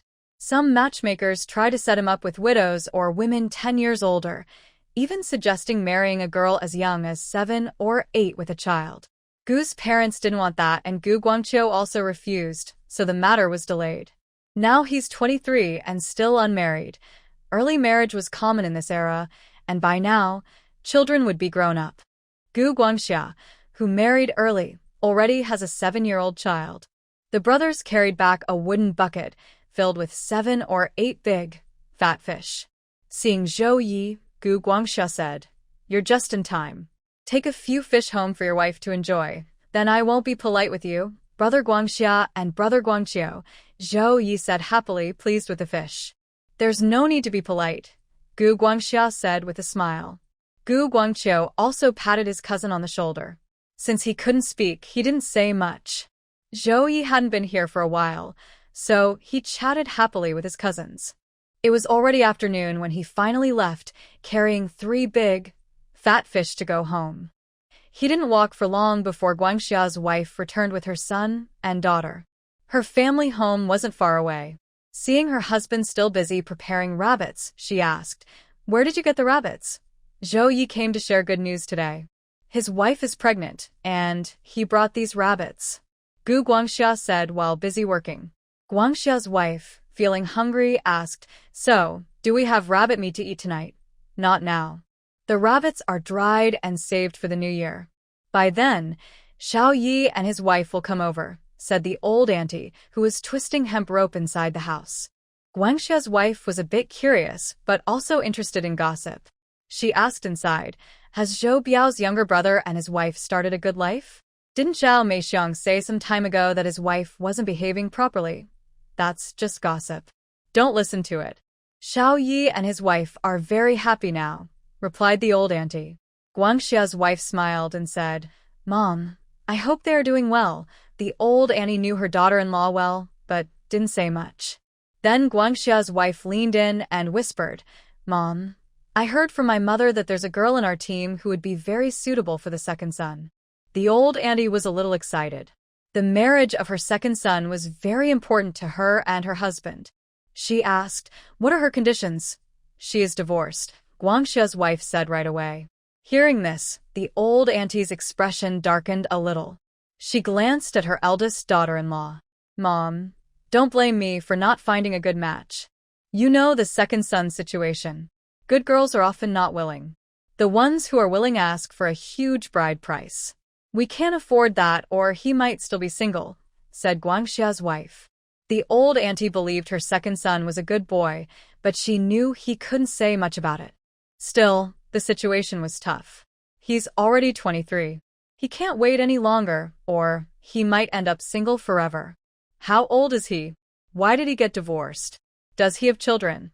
These questions needed answers.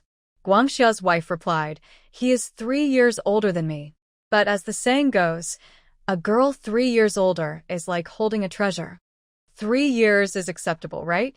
It's not like that old matchmaker said, she's 8 years older than him. That's just too unfair to him. I can't stand to see it. Stop talking about nonsense." "Why did she get divorced? Does she have children?" asked the old auntie, focusing on the main questions. "Mainly because her ex-husband was violent. She was beaten so badly she had no choice but to leave. If she hadn't, her life would be in danger. So, she divorced him. She didn't bring the children either. The children had 2 sons, all of whom stayed with her and were not taken away." The bride from Guangxia clearly had asked around and knew a lot of details. "Are there no other issues?" the old aunt asked. The bride from Guangxia assured her, "No other problems. My mother said everything is fine." But the old aunt didn't agree immediately. She said she needed to think about it. Meanwhile, Zhou Ye was on his way home carrying 3 fish. When he passed by the old captain's house, he gave 1 fish to the old captain. "Your wife is pregnant, and you're still giving me fish? Take it home for your wife to eat," the old captain said. I still have 2 more. Zhao Ye smiled and insisted on leaving this fish for the old captain. Watching him walk away, the old captain smoked a dry pipe and told his wife, he says he wants to work hard next year. I wonder how much of that is true. The old captain's wife said, Bai Jiqing is pregnant, so he has to work hard. Otherwise, his wife and child will have to suffer. I think he really likes Bai Jiqing. She smiled again. This fish isn't small, and he brought it here to show respect because he knows you take care of him. The old captain didn't say much, just felt that since Zhao Ye's parents had passed away, he should show a little more care. Of course, Zhao Ye was clever. For example, when his old grandson in the family was crying because he was hungry and not getting enough milk, Zhao Ye somehow found a bag of milk powder and managed to soothe him. So, the old captain would sometimes turn a blind eye to Zhao Ye's actions. After giving away 1 fish, Zhao Ye was left with 2. Of course, he wouldn't share these. He took them home to his wife. When he returned, Bai Yueji was writing a book. After her nap, she continued writing. Nowadays, especially in the countryside, there weren't many other entertainment options. Usually, people just gathered with other women from the village to chat about neighbors and gossip. But Bai Yueji wasn't very interested in that. With the time and energy she had, she preferred to focus on writing. If her writing career took off, she wouldn't just be able to support her rough husband, but also make his life easier. Wife, Zhao Ye called out as he stood outside the door. I'm at home, Bai Yueji replied and came out to open the door. She saw him carrying fish, about 2 or 3 jin, a Chinese weight measure, which was quite a lot. Who gave you the fish? She asked. Guangxia and Guangqiu went fishing and brought back 3 fish. I passed by the old captain's house and gave him 1. These 2 are for you to stew, Zhao Ye said with a smile as he looked at his obedient wife waiting for him at home. He found that ever since his wife decided to live a good life with him, she no longer went to the youth commune, and she also became distant from that woman surnamed Ma. Of course, he didn't mean to restrict his wife from making friends at home. He just thought that the woman surnamed Ma wasn't a good person, and it was better to stay away from her. Bai Yueji knew who Guangxia and Guangqiu were in his mind. She smiled and said, Go ahead and stew it. I haven't finished writing my book yet. She was in a good mood now, feeling inspired and eager to continue writing. Zhao Ye went to kill a fish and stew it. He was quite good at cooking. After catching the fish, he carried it into the kitchen, lit the stove, and then put the fish in the pot. He added soy sauce, garlic, and green onions, and the fish smelled very fragrant as it cooked. He kept the fire under control and also fed some small chickens that were kept warm in the kitchen. Grow up well. My wife will rely on you when she's resting after giving birth, Zhao Ye said as he fed the chickens and thought to himself. He had asked the health clinic, and the due date was in May next year. When the chickens grew up, he could kill and stew them to help his wife during her postpartum period. After feeding the chickens, he went inside to get some leftover steamed buns from yesterday. They usually made extra buns because they could just steam and eat them whenever needed. While Zhao Ye was busy, Bai Yueji didn't bother him, and he didn't disturb her either. After finishing everything, Zhao Ye went to find his wife. Seeing her writing so seriously, he waited a while before approaching her. Wife, what are you writing? He had been watching her write these days. Bai Yueji glanced at him, and Zhao Ye leaned in and kissed her. She smiled and said, writing a book. She paused her writing because she had finished a section. Zhao Ye took a look and immediately praised. Wife, your handwriting is really beautiful. What's so beautiful about it? Bai Yueji looked at her rough man with a smile. Zhao Ye couldn't quite explain. It just looks good. Every stroke is neat, like printed words. Bai Yueji's writing was in regular script, and each stroke was indeed as neat as printed text. Neat and attractive. Wife, what are you writing? Zhao Ye looked at her expectantly. Could it be a love letter for him? I'm writing an article for submission, Bai Yueji said, unaware of his thoughts. I plan to submit it to the newspaper. If they accept it, I'll get some money. That way, we won't have to bear all the expenses alone. I just don't know if it will work. Zhao Ye understood immediately and quickly said, My wife, you don't need to worry too much about household chores. I am here. I definitely won't let you and the children go hungry or get cold, Bai Yueji smiled, raised her hand to touch his face, and realized she truly admired his looks. I know you're a capable man and won't let me and the kids suffer from hunger or cold. I also believe I didn't choose the wrong person. But this home is our shared home, and I can't put all the pressure on you. I can't do hard labor, and I can't help much with physical work, but I can write and submit stories, try to earn some money from publishing to help with household expenses. Bai Yueji is a modern woman. She doesn't plan to rely on her husband to support her, even though he is willing. She also has her own value. Writing and submitting stories can fulfill her personal worth, and if she's lucky enough to get published, it will also be her contribution to the family. Zhao Ye was touched. This rough man had accumulated blessings over generations just to marry such a wife. It's just because I see you working too hard, Zhao Ye said, feeling reluctant. Bai Yueji smiled. It's okay. If I get tired, I will rest. Plus, I can still do some things. Otherwise, I'd be bored and lonely. When I write, I also look back at my old books, which helps me learn new things. It's a win-win. Zhao Ye thought his wife was truly talented in literature. Her eloquence suited her, and having such a wife for a rough man like him was a bit not unfair. No, he wouldn't feel wronged. He would work hard to improve himself and strive to be a good match for his talented wife. I'm just not sure if it will work. If it doesn't, the two of you will still need to rely on me, Bai Yueji said, looking at him. Zhao Ye said, Wife, don't worry. Your man will never let you and the kids go hungry. Bai Yueji gave him a playful glare. Zhao Ye, with high emotional intelligence, immediately realized he hadn't comforted her properly. I believe my wife's stories will definitely be accepted. Look at how well you write, Bai Yueji deliberately said. You haven't even looked at it. How do you know it's good?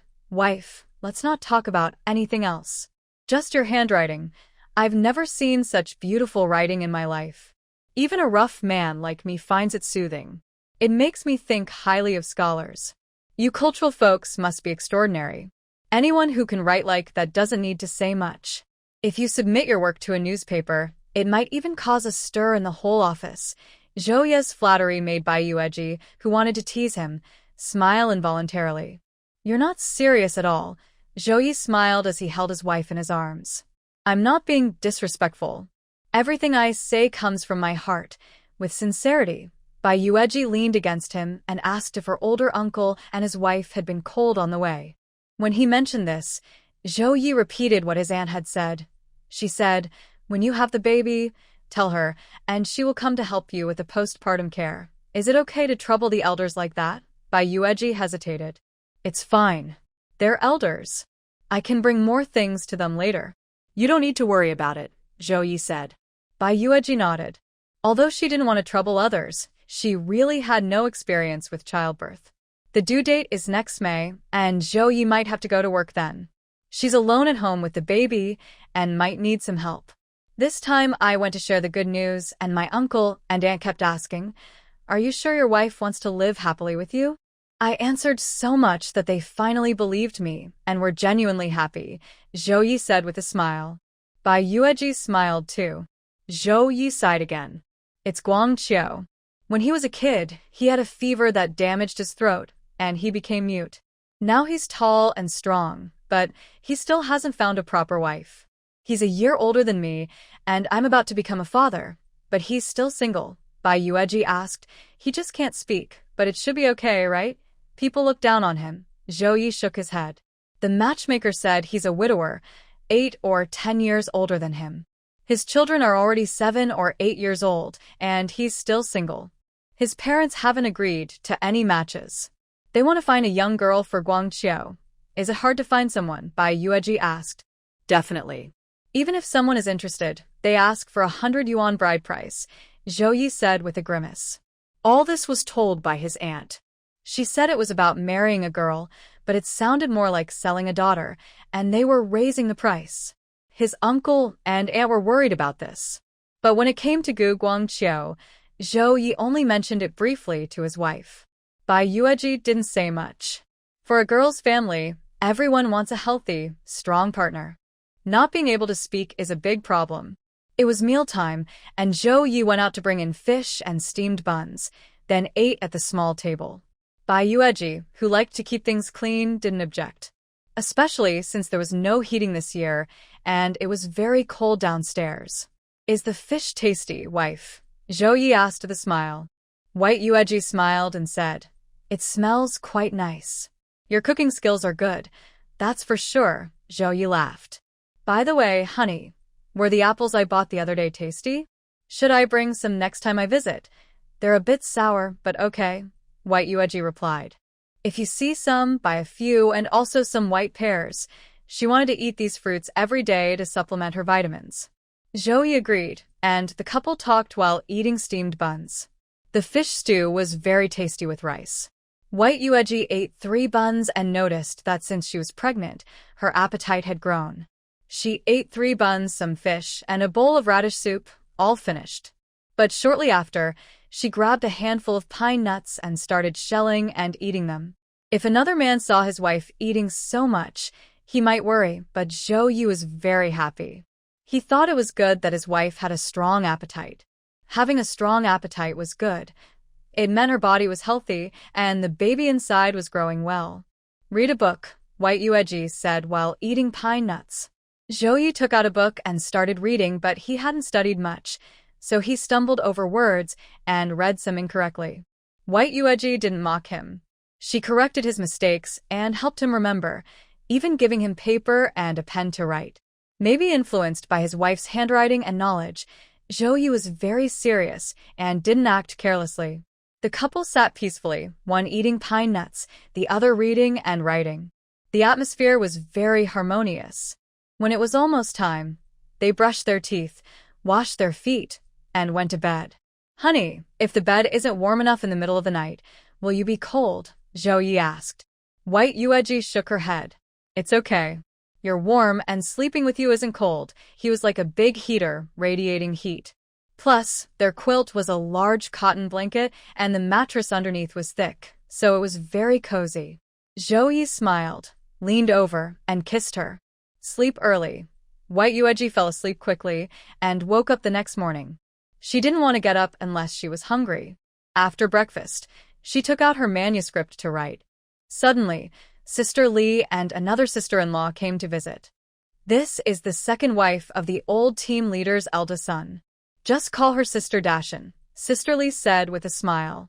White Yueji greeted Sister Dashan warmly and went to prepare some sweet water to serve her. Sister Dashan, visiting for the first time, joked while smiling, "White Jiqing, you don't need to prepare sweet water for me. I'm not a distinguished guest," but White Yueji still insisted on making 2 cups and said with a smile, "If you're willing to come and sit, I'll definitely treat you well." Big Sister Dashan could tell from her tone that she already had an idea. She smiled and said, "I'll come often in the future.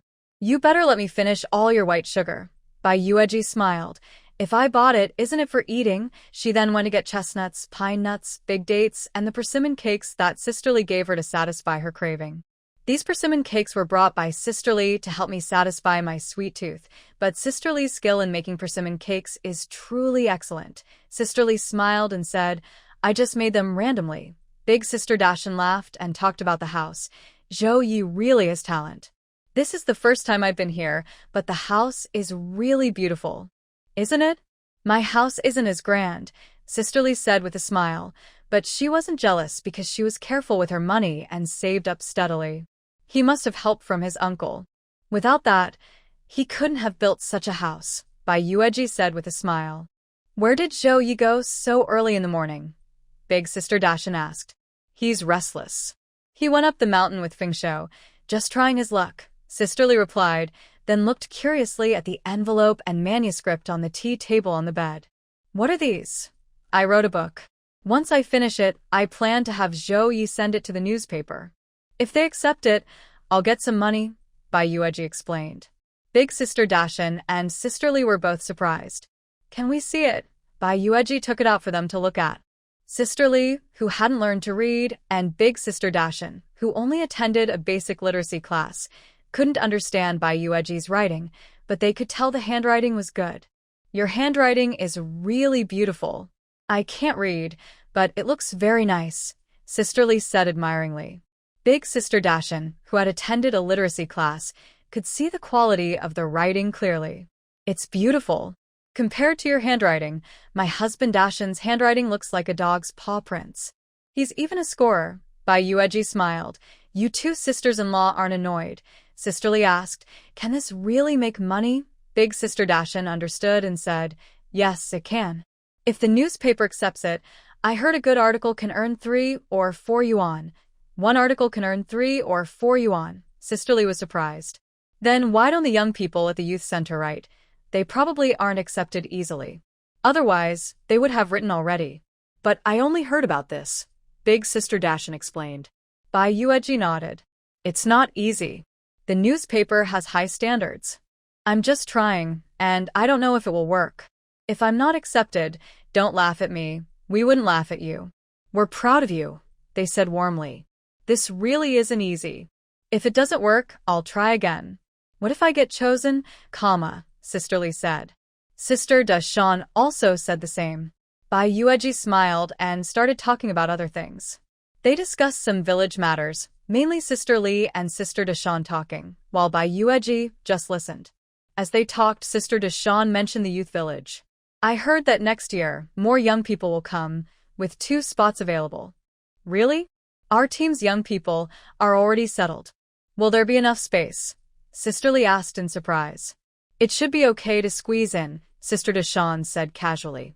Bai Yueji knew about this.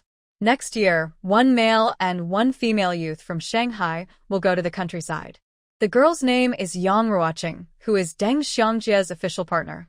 They fell in love at first sight and developed deep feelings, tangled in love and conflict, difficult to part from each other. The boy's name is Jiang Bin, a rich second generation. He is Yang Ruoqing's protector and came to the countryside with her. But it doesn't matter who comes, because Bai Yueji has already cut ties with the youth group and won't get involved with them. But some people don't want our days to be peaceful. Before Sister Dashan and Sister Lee left, Ma Wan arrived. Seeing Ma Wan and knowing she sat for a while, the 2 sisters said goodbye to Bai Yueji. Bai Yueji saw them off and then looked at Ma Wan. Why are you here again?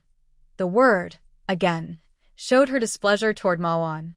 Ma Wan wasn't stupid. She could tell Bai Yueji had been distant lately. But she was happy because it meant Bai Yueji truly wanted to marry a country man and spend her life taking care of her husband and children, an obvious future. Still, she kept a friendly face and tried to persuade Bai Yueji. I don't know what to say to you, Sai. If you don't want to say anything, then don't, Bai Yueji replied coldly. Ma Wan choked and asked, last time Deng Xiangjie wanted to see you, why didn't you meet him? If you're playing hard to get, you're using the wrong person. Deng Xiangjie doesn't fall for that. After he went back that day, he didn't ask about you anymore. She looked at her stomach with jealousy in her eyes. She didn't know that Bai Yueji had also been with Deng Xiangjie.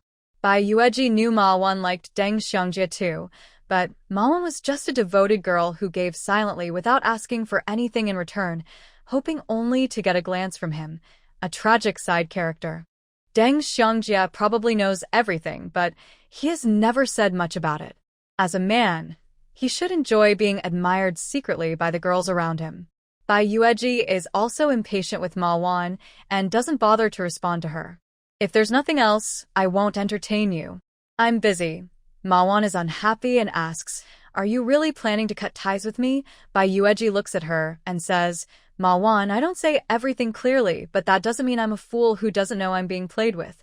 Ma Wan purses her lips and asks, what do you mean by that? You know what you've done.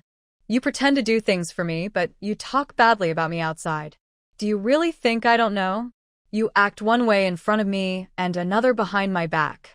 You're two-faced, just like you always are. Bai Yueji's words are full of sarcasm and contempt, and she clearly looks down on Ma Wan. Ma Wan's face stiffens, but she's clever and calculating. She sighs and says, are you upset because you found out about your parents' divorce? Bai Yueji looks at her calmly. She already knew Ma Wan would tell her about it, but she doesn't mind. She's known for a long time and isn't bothered. Your parents divorced because you didn't listen to advice and impulsively married Zhao Ye without permission. They argued a lot, and then they divorced. Your father even kicked your mother out. Now she's living in the dormitory, and your father remarried. I received a letter from home today. I came here to comfort you, because I was worried you'd be upset. I didn't expect you already knew.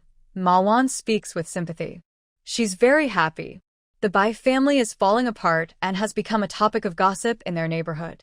Bai Yueji is truly finished. So you're happy about that? Bai Yueji asks her. That's not what I meant. I just feel sorry for you. You really won't have a family anymore. Are you stupid or blind? Bai Yueji sneers and points at the house behind her.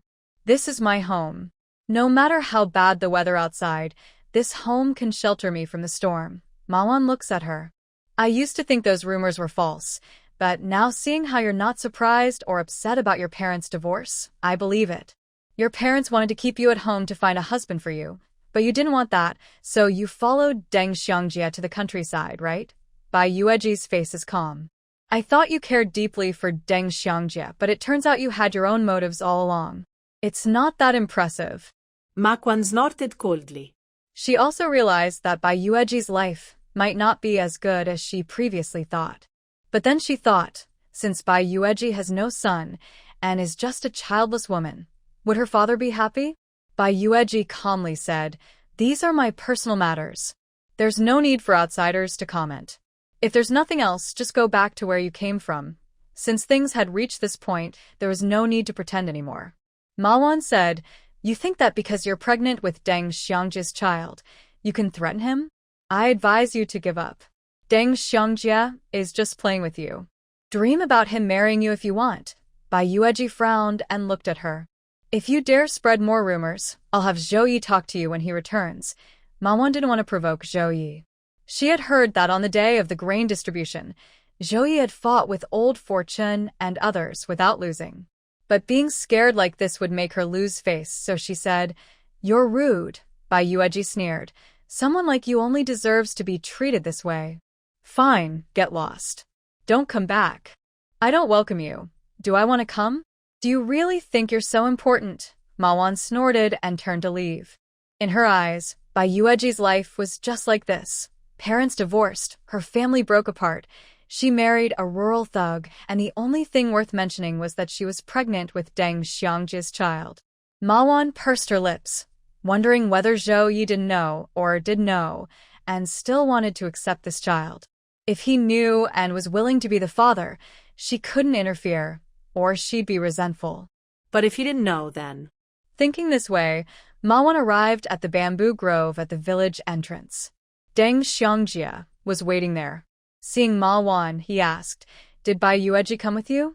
Xiangjie, I didn't do my best. Yueji really didn't want to come. But maybe it's because she's in a bad mood right now, Manhwa said. She's in a bad mood? Deng Xiangjie was shocked. It must be because she and Zhao Ye had a falling out. But what could he do? She married Zhao Ye as a fake wife, and now she's pregnant with his child. Manhwa nodded. Yes, her parents divorced. How could she be in a good mood? Deng Xiangjie was stunned. Uncle Bai and Aunt Bai divorced? How is that possible? Don't you know? Uncle Bai wanted to keep Yueji at home to find her a husband, planning to marry her to his niece from his wife's family. You've met that person, he's the one with the pockmarked face. But Yueji didn't want that, so she chose to go to the countryside with you, Manhwa softly said. Deng Xiangjie was stunned. He hadn't expected that there was more to Yueji going to the countryside. It wasn't just her simple wish to go with him. Seeing Deng Xiangjie's disappointed face, Manhwa felt even more sorry for him. Earlier this year, she heard from her family that Uncle Bai had already started asking connections to bring Yueji back home. She felt sad but had to say what was true, but Yueji refused to let that man with the pockmarked face become her husband, and you didn't want to marry her either. So she just found someone in the village to marry. Her words sounded gentle, but her meaning was clear. Yueji didn't want to return home to marry anyone. She was willing to marry whoever. To be more blunt, she was saying anyone would do, not necessarily Deng Xiangjie. Deng Xiangjie felt his heart ache, and he couldn't breathe. He knew the Bai family wanted Yueji to marry a son-in-law, but historically, anyone who married into another family as a son-in-law was seen as weak. He was a good young man, and didn't want to be a son-in-law at the Bai family, so he had been delaying. But he liked Yueji very much. She was so beautiful. There was no girl in the area more beautiful than her. Not just in the area. Among all the girls he had seen, none matched Yueji. Her eyes, heart, and words all showed her admiration and affection for him, openly and passionately. His heart wasn't made of iron. How could he not be moved? Now he was told that Yueji's feelings for him might all be fake. It hurt Deng Xiangjie deeply. He clutched his chest and staggered home. Seeing him hurt by love, Ma Wan felt heartbroken and jealous. Yueji still mattered to him. He still held some weight in his heart. If he didn't know the truth, he wouldn't have been so sad to find out Yueji wasn't as committed as he thought. But now was a good chance for her to act. She hurried over to support Deng Xiangjie. Xiangjie, don't do this. It hurts me to see you like this. Deng Xiangjie ignored her. After walking a while, he snapped out of it and pulled his arm away from her to walk on his own. Ma Wan was left standing there, looking hurt. She realized that Deng Xiangjie had long been interested in Bai Yueji, but she didn't know it before. Now, seeing Bai Yueji marry someone else, she finally understood her own feelings. However, she had watched Bai Yueji fall into a difficult situation and couldn't help her escape. She needed to find a way to make sure Bai Yueji couldn't turn things around. After these two left, Li Taishan and Wang Ying came out from behind a large rock. Li Taishan looked at Ma Wan and Deng Xiangjie's figures and said, Ma Jiqing took your potatoes and sweet potatoes and even went to the movies with you. But she still didn't want to date you. I told you there was a reason, right? Now, Ying, it looks like you're really unlucky. Your head is quite green. Wang Ying looked upset. He had not only asked Ma Wan to go to the movies, but also to a restaurant. She ate a lot and was very bold with him. He had spent 10 yuan to exchange for meat and grain tickets, took her to a state-run restaurant, and she ate a bowl of wonton, a bowl of dumplings, and 3 large meat buns. They also watched a movie, spending quite a bit of money. But on the way back, she wouldn't let him hold her hand. He didn't want to, but she said she hadn't decided yet and would tell him when she was ready. Today, Li Taishan and he weren't surprised to see this scene. They had been hiding nearby for 2 or 3 days and finally caught her. It turned out she liked Deng Xiangjie, that scoundrel. She had just gone to help Deng Xiangjie, showing concern and care. He gloomily said, "Let's go find Zhao Ye." "Why are we looking for Brother Ye?" Li Taishan asked, confused. "Didn't you hear?" Deng Xiangjie told Ma Wan to find Bai Jiqing so they could meet secretly. Li Taishan thought that made sense. Brother Yi probably doesn't know. Let's go tell him. They went together, but Zhou Yi wasn't at home. This surprised both Li Taishan and Wang Ying. Li Taishan quickly realized Bai Jiqing really plans to be with Brother Yi. Deng Xiangjie doesn't even bother to look for her anymore. They had thought Zhou Yi was at home, and Bai Yueji couldn't come out to meet Deng Xiangjie secretly.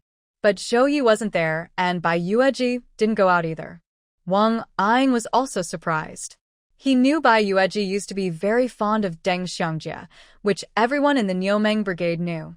Now, it seemed like she was truly done with him. Definitely finished, Li Taishan said. Otherwise, she'd be running over there eagerly.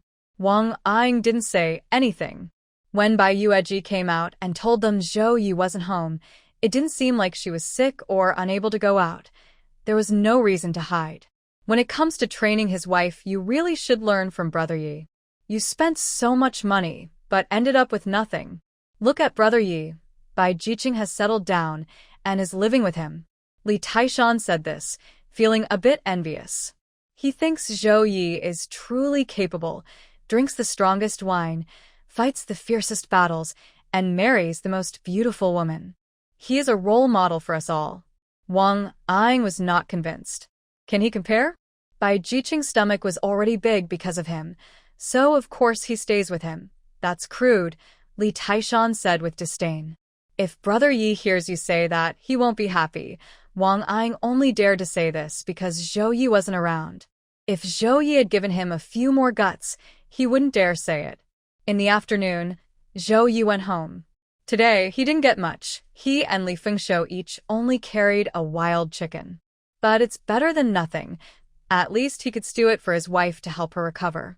Brother Yi, Wang Ying waited for him on purpose. Li Taishan had already gone back. After all, it wasn't him wearing the green hat. What are you doing? Zhao Ye asked. Wang Ying pulled him aside, but Zhao Ye was impatient. I still need to go home. Spit it out quickly. Brother Yi, today Li Taisho and I saw Deng Xiangjie acting suspicious. While you weren't around, he came to see your wife. Wang Ying didn't delay and immediately told him. Hearing this, Zhou Ye's eyes turned dangerous. He stared at Wang Ying. Are you lying to me? I wouldn't dare lie to you. Li Taisho and I saw it clearly. If you don't believe me, ask Li Taisho. Wang Ying trembled and hurried to say. Zhou Ye turned around and called Li Taisho over. Compared to Wang Ying, he trusted Li Taisho more. Brother Yi, don't worry. That hypocrite did come to see your wife, but she didn't respond to him or go out with him. Wang Ying added quickly. Zhou Ye didn't listen to him and called Li Taisho out to ask. Li Taisho explained everything. Zhou Ye's face changed from dark to clear. Then he kicked Wang Ying, who winced in pain but quickly said, It's not just for myself, Brother Yi. This time, we encountered him, and there are others we haven't met yet. Looking at him, this isn't the first time he's done this. We can't just let this go. It can't be let go, Zhou Ye said coldly. Deng Xiangjie dared to try to steal his wife, and he couldn't just forget about it.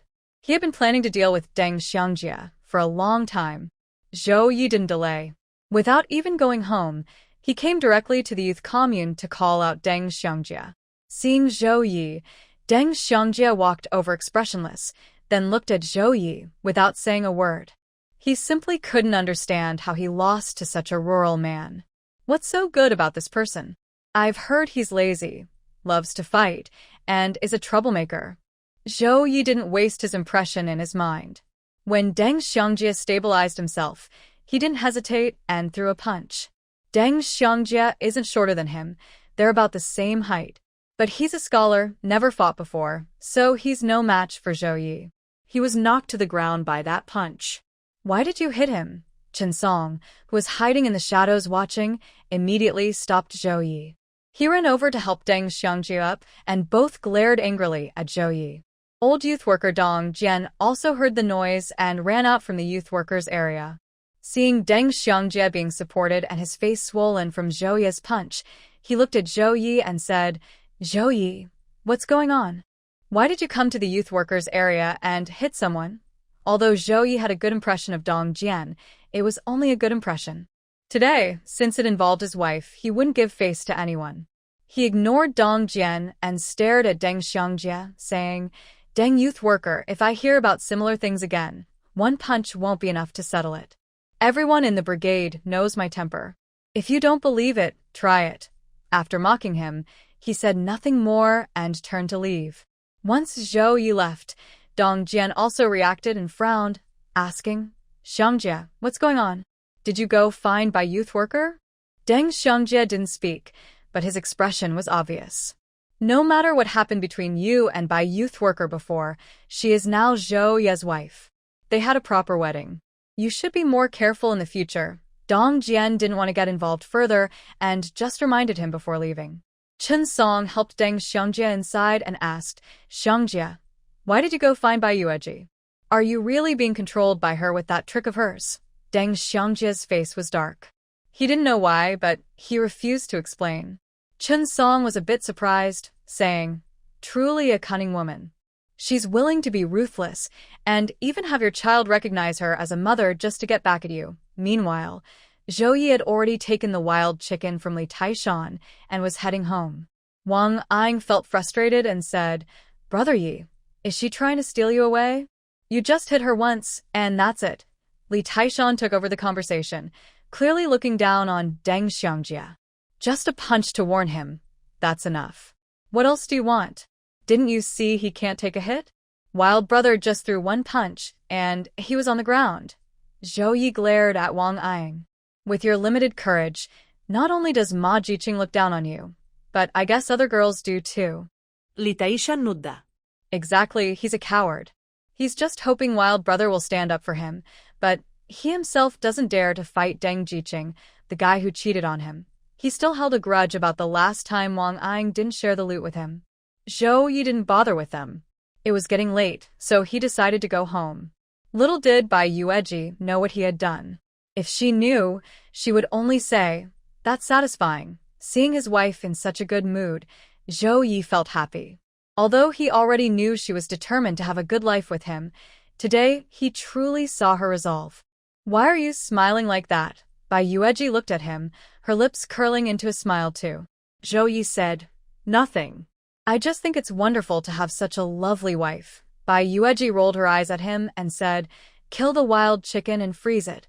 A couple of days ago, he had also frozen another one, kept in the ice bucket in the backyard, filled with ice and snow, just like a freezer. The lean meat he brought back earlier was also frozen inside. Zhou Ye similet. "Let's cook it now, while it's fresh." Bai Yueji had no objection and let him cook it. But thinking about it, she realized she had been eating quite well these days. She had eaten pig's trotters he brought back, and lately, she'd been eating wild chicken and fish, almost never missing out on meat. Because of that, Bai Yueji's complexion had improved a lot. She had nothing else to do, so she went to the kitchen to sit with him, boiling water and warming herself by the fire. The day after tomorrow is the winter solstice. "Shall we make dumplings tomorrow?" Zhou Ye looked at her face, glowing red in the firelight, like a layer of shine. He couldn't help but lean in and kiss her. "What are you doing?" Bai Yueji scolded him with a smile. Zhou Ye thought his wife was truly beautiful. He wanted to kiss her again, and Bai Yueji, also enchanted by this rough man, didn't stop him. So the couple ended up kissing passionately in front of the stove. Nearby, a basket held a few little chicks watching the scene, frozen in surprise, stunned silent. When the couple parted at the end, Bai Yueji's eyes were moist. She looked at Zhou Ye, who gently touched her blushing face. "Honey, I'll start cooking the chicken first, okay?" Bai Yueji responded softly. Zhou Ye also felt reluctant, but still went ahead to pluck the wild chicken and cook it. Then he took his wife inside, but they didn't do anything else because the strong feelings from earlier had been suppressed while he was killing the chicken. Bai Yueji also felt it wasn't appropriate to be so shameless in broad daylight. She took a book for Zhou Ye to read while she listened nearby, occasionally giving him some tips. Their atmosphere was sweet and warm. Bai Yueji said, "My book should be almost finished in a few days. When that happens, can you go to the commune and send it out for me?" She had a habit of writing every day about 3,000 to 4,000 words. Since this book wasn't very long, she could finish it in a few days. "Should I send it to the city for you?" Zhou Ye asked. "Are you going on an errand?" Bai Yueji looked at him. Zhou Ye nodded. "I want to see if there's anything good to buy. Our baby is about to be born, so we need to prepare some things." Bai Yueji asked, "Don't you have contacts for that?" Zhou Ye smiled. "I've started reserving some things through my contacts, but not everything." "They don't have everything." Bai Yueji didn't say much. For dinner, they ate fragrant wild chicken stew with mushrooms and plain bread, both feeling satisfied. When it was time to sleep, Bai Yueji wanted something. Zhou Ye also craved his wife, but felt the frequency was a bit high. "Honey, once a week should be enough, or it might hurt the baby." His wife rested her hand on his waist, her voice soft. "I know. If I feel uncomfortable, I'll tell you." Zhou Ye swallowed hard and leaned in closer. Now, the snow was falling heavily. When they woke up, the ground was covered with a thick layer of snow. Zhou Ye got up first, shoveled snow, and prepared breakfast. When Bai Yueji woke up, she didn't need to do anything. She just ate breakfast. After eating, the couple started making dough and chopping fillings to make dumplings. There were only 2 flavors, pickled cabbage with pork and cabbage with pork. They spent the whole morning busy with this. At noon, Bai Yueji ate the cabbage dumplings early. Zhou Ye didn't eat lunch, but still fed him a few dumplings. He refused to eat anything else afterward. Bai Yueji knew he wasn't really refusing, he just didn't want to eat much, probably saving food for her because their family was poor. After lunch, Bai Yueji went back to take a nap. "I was feeling too lazy to do anything. After eating, I felt sleepy and slept until 2 o'clock. Only then did she get up to write." Today, Zhou Ye didn't go anywhere, He stayed at home with her. He doesn't need naps and has been reading books all along. Seeing his wife wake up and start writing, he thought she was working hard. Wife, maybe you should rest a bit more. I'm almost like a pig from sleeping so much. If I don't move my brain now, I might rust away. Bai Yueji waved her hand, feeling energetic and full of ideas. Zhao Ye watched his wife focus on her writing, and he thought she looked very beautiful. He stayed for a while, then went outside to get some fresh air. He happened to see an old man lying in the snow, which made him feel dizzy. Oh no, Uncle Zhang, what's wrong? Are you fainting? Zhao Ye quickly turned the man over and called out to him. But the old man was unconscious, so Zhao Ye didn't hesitate. He hurriedly carried him to his home. It wasn't far, next door to Li Fengshou and Sister Li, one of the nearby houses. Zhang Xiaomei, your dad fainted outside, Zhao Ye called out as he carried the man over the fence to her house. A dark-skinned, somewhat rough-looking young woman hurried out of the mudbrick house. When she saw Zhao Ye carrying someone, her face changed. What happened? Why did my dad faint? I don't know. I just went out for a walk and saw Uncle Zhang on the snow, so I hurried to bring him back, Zhao Ye said as he carried the man inside. Zhang Xiaomei helped her dad onto the bed, but he was just lying there. He was breathing, but he was still unconscious. I brought him back for you. You handle the rest, Zhao Ye said. Thanks, Zhang Xiaomei nodded. Zhao Ye left and Li Fengshou and Sister Li, who lived next door, heard Zhao Ye calling Zhang Xiaomei earlier. They came out to see what was happening. What's going on? Li Fengshou asked. Old Uncle Zhang fainted outside in the snow. I saw him and brought him back, Zhao Ye replied. Sister Li, who was close to Zhang Xiaomei, quickly went inside to check on him and soon returned home. Zhao Ye sat there waiting. Is Uncle Zhang awake now, sister? Zhao Ye asked. Yes, he's awake. It's nothing serious. Sister Li sat down and kept peeling peanuts. Why did he go outside in the first place? Li Fengshou asked. Sister Li explained. Tomorrow is the winter solstice. He went to call Aunt Zhang to come home and make dumplings. He stepped on the ice and fell. He's old, so he fainted from the fall. Zhao Ye nodded and said, I thought so. Then he also didn't know what idea he had in mind. He rolled his eyes and said, Anyway, Zhang Xiaomei is not young anymore. I remember she's about my age, right? Why isn't she married yet? Yes, she's about your age, but she doesn't want to marry. She wants to stay at home and find a son-in-law, Li Fengshou replied. That's how things are in the village. People know more about others' affairs than their own. Zhao Ye also heard about it. Why hasn't she found one yet? I'm worried because I can't find a wife at my age. Isn't she worried about her daughter? Of course she's worried. Uncle Zhang and Aunt Zhang have been looking for a matchmaker to help, but it's hard to find a son-in-law who comes to marry her, Li Fengshou said. Why is it hard? Even though Zhang Xiaomei is a bit rough and plain, she's not bad-looking, Zhao Ye said. So, what if she's not bad-looking? Her reputation for being tough is well known in the village. Have you seen any girl who gets the same work points as men? She's stronger than men. So, what if she's strong? A girl can be strong too. Women can hold up half the sky, Aunt Li said unhappily. I didn't say it's a bad thing. I'm just being honest, Li Fengshou replied.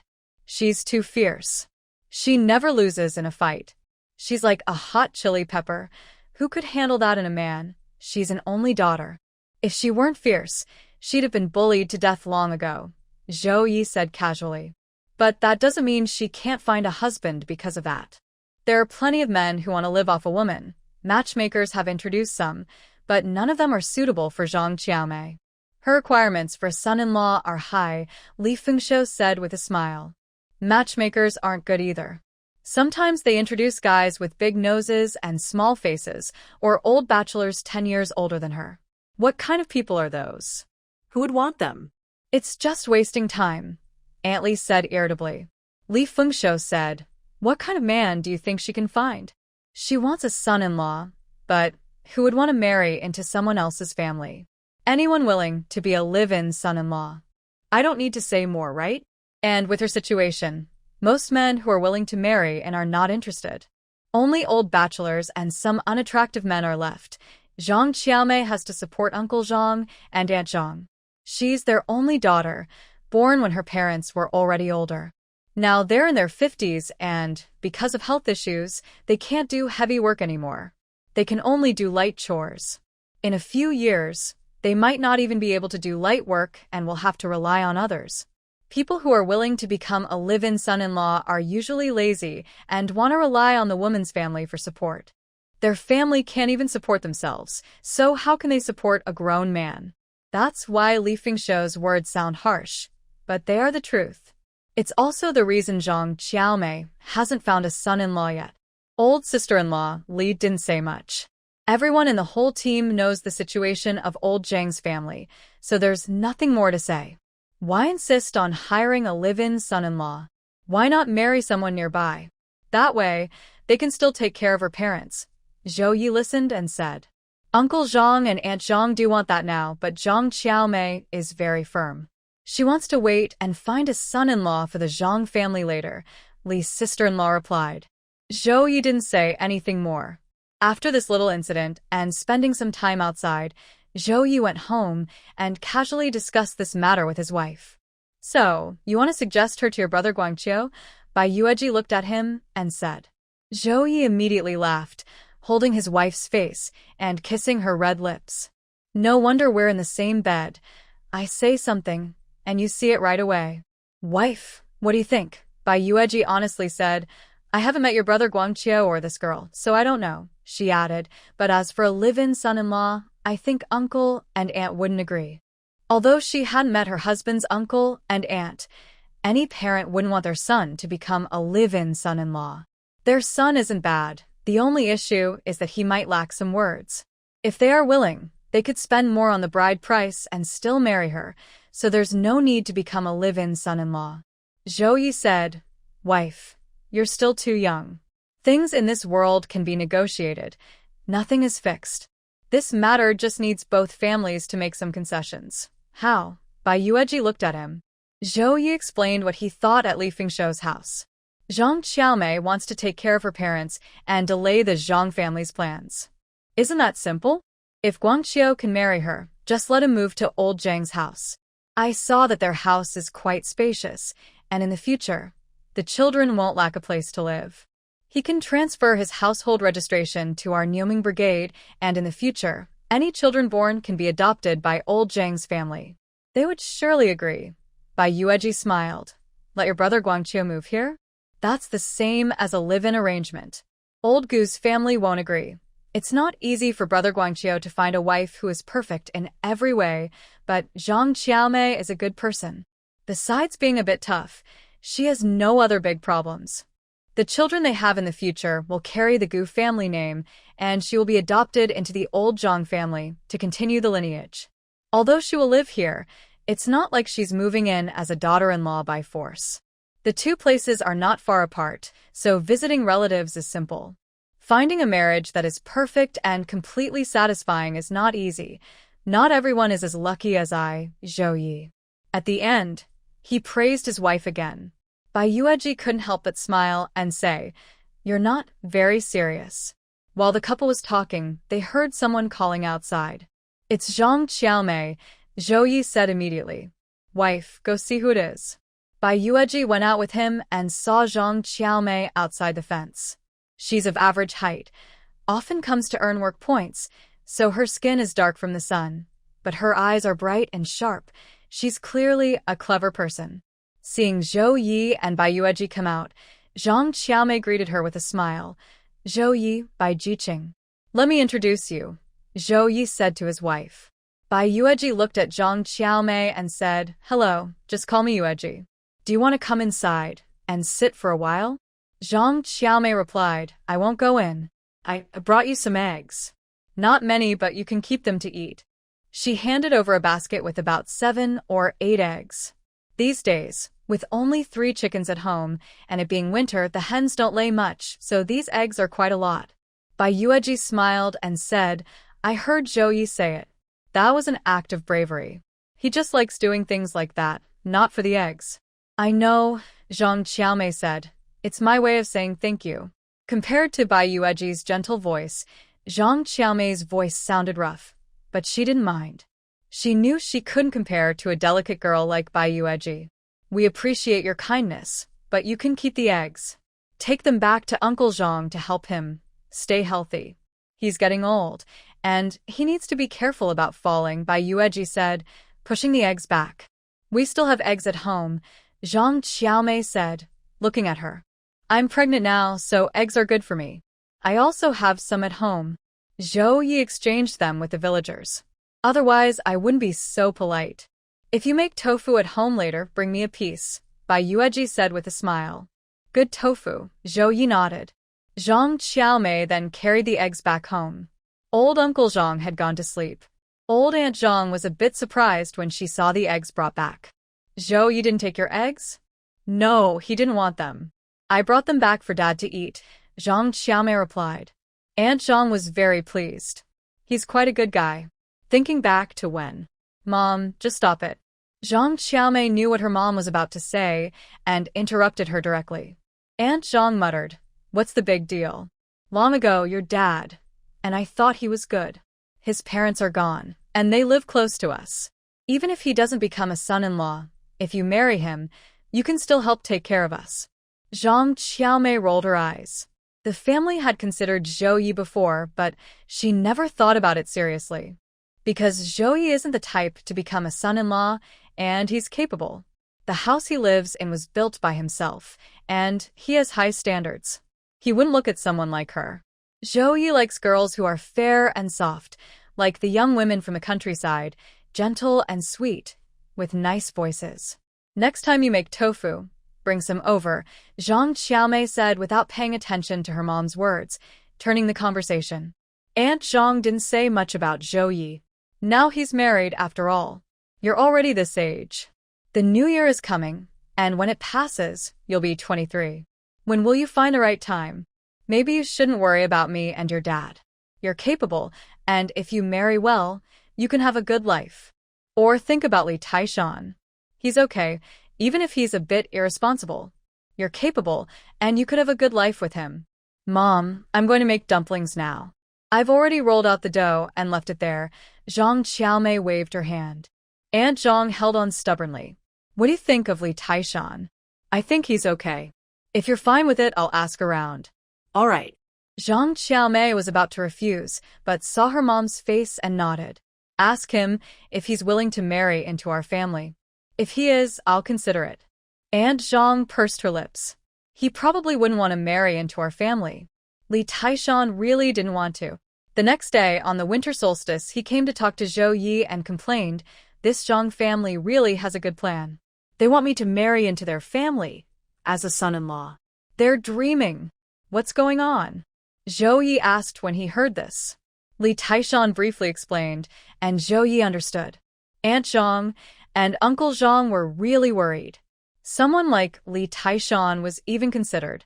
Li Taishan looked proud. They must like me. It's understandable. Someone like me, good-looking and capable, they'd like me. But I don't like Zhang Qiaomei. She's so strong and fierce. She doesn't act like a proper girl. And her parents rely on her to support the family. If I married into her family as a son-in-law, wouldn't I be like a servant? What's the point? It's not worth it. Zhao Ye thought that perhaps Zhang Qiaomei and Gu Guangqiu had a connection, because the old Zhang family was so poor that even someone like Li Taishan looked down on them. Li Taishan sighed. Brother Ye, why do you have such good luck? You married such a gentle and beautiful wife. Different people, different fates. Sometimes you just have to accept your lot. The most important thing is to marry and have children steadily. I've already made plans. Next year, I'll start working in the fields. I don't care about Wang Ying. You have to come with me, Zhao Ye said, determined to find someone who isn't good at working as a backup. Li Taishan was speechless. After Li Taishan left, Zhao Ye went to talk to his wife about this. Old Zhang and his wife are even liked by Li Taishan. If they see Brother Guangqiu, they'll definitely be happy. Bai Yueji couldn't help but laugh and cry, but she understood that Zhao Ye genuinely wanted to help his cousin find a good life. This way, his uncle and aunt could also relax about a big worry. Maybe you should go again and talk to your uncle and aunt? They're anxious over there. Maybe they've already discussed the marriage. Don't waste your effort, Bai Yueji suggested. Not today. It's a big holiday, so I won't bring it up. I'll go tomorrow morning, Zhou Ye replied. Then you'd better talk to the matchmaker tomorrow, Bai Yueji teased. Zhou Ye similet. He was a man of action. Since he decided to make this connection, he went to old Gu's house the next day. When he arrived, his aunt was scolding Guangxia's wife. Old uncle, Annie, I've come, Zhou Ye called out. Zhao Ye is here? Come in quickly, his aunt said, her face brightening when she saw him. She called him inside. Gu Guangxia let out a sigh of relief and gave Zhou Ye a look. Zhou Ye smiled, helped his aunt into the house, and asked, Old uncle, where's my uncle? Inside came the voice of old Gu from inside. Zhou Ye happily went inside with his aunt, where her husband was sitting on the kong, smoking dried tobacco. Hey, old uncle, why are you smoking inside? That smell is strong, and my wife is coming over. She can't handle that smell, Zhou Ye said. Old Gu rolled his eyes. Now that you have a wife, you think I'm not worth anything? Of course not. It's just that she's pregnant, and I'm worried she'll react badly if she smells this, Zhou Ye said with a smile, taking his old uncle's pipe away. It was clear that old Gu wasn't in a good mood, and his wife was even more upset, just now scolding her eldest daughter-in-law. Auntie, my sister-in-law, is also a mother. The kids are already grown. Why are you still scolding her in front of everyone? You should give her some face. Zhou Ye was upset. When talking about this, my aunt got very angry. She should be scolded for it, but it made me so mad. Do you know how she tricked Guangqiu? Zhou Ye didn't understand. What happened? My aunt explained the whole story. Last time Zhou Ye came over, Guangxia's wife had gone back to her parents' house to visit relatives. Her mother then asked her to come back and talk to her younger brother about marriage. He was divorced, had 2 sons, and wanted to remarry because his ex-wife's new partner liked to be violent. My aunt knew that the eldest daughter-in-law wasn't very reliable, so she didn't agree immediately. She kept her eyes open. Yesterday, she finally found time to go and ask around. Nowadays, how many people get divorced? With 2 children, it was easy to find out. What did she learn? That woman was beaten almost to death by her husband and then divorced because she was a troublemaker in her family. She liked to take things from her in-laws' house back to her own family. Her mind was never really on her own home. Not long after sharing the food, she kept taking some back each day. When her husband found out, the house was almost empty. The 2 children were starving and crying loudly, so her husband beat her badly. But no one around felt sorry for her. They all said she was just a troublemaker. This kind of woman was even being suggested as a match for Gu Guangqiu. Guangxia's wife didn't know the full story. Did her mother also not know? It seemed like they wanted Guangqiu to suffer silently. My aunt came back yesterday and scolded Guangxia's wife harshly. Today, she was still angry and found an excuse to keep scolding her again. She was really furious inside. Getting divorced was one thing, but her character was terrible. Why introduce such a person? Was she just a big enemy? Did they even see Guangqiu as a person? Also, Guangxia's wife stayed inside like a quail, not daring to speak up, which showed she knew the truth. Zhou Ye said, My brother Guangqiu is a good young man. Just because he can't speak well, they keep introducing him to widows or divorced women. Is it really necessary? There's a silly girl in Hoshan village. Someone said if she's willing to pay 50 yuan as bride price, she could marry Guangqiu as his wife, said Uncle Gua, sighing and reaching for his pipe. He looked unhappy. Zhou Ye asked, Would Guangqiu be willing? My aunt has been staying inside since yesterday and hasn't come out, Zhou Ye said, looking worried. Zhou Ye looked serious and said, Uncle, Auntie, I consider brother Guangqiu as my real brother. I'm worried about him. He's already 24, and next year my child will be born, but he still has no proper plan. You know I can't help but worry. But even if I worry, I would never find a widow with children or that silly girl for brother Guangqiu. I have someone in mind, but I need your approval. If you agree, brother Guangqiu won't have to worry anymore. She's still a pure girl, a good and honest girl. Both uncle and auntie looked at him.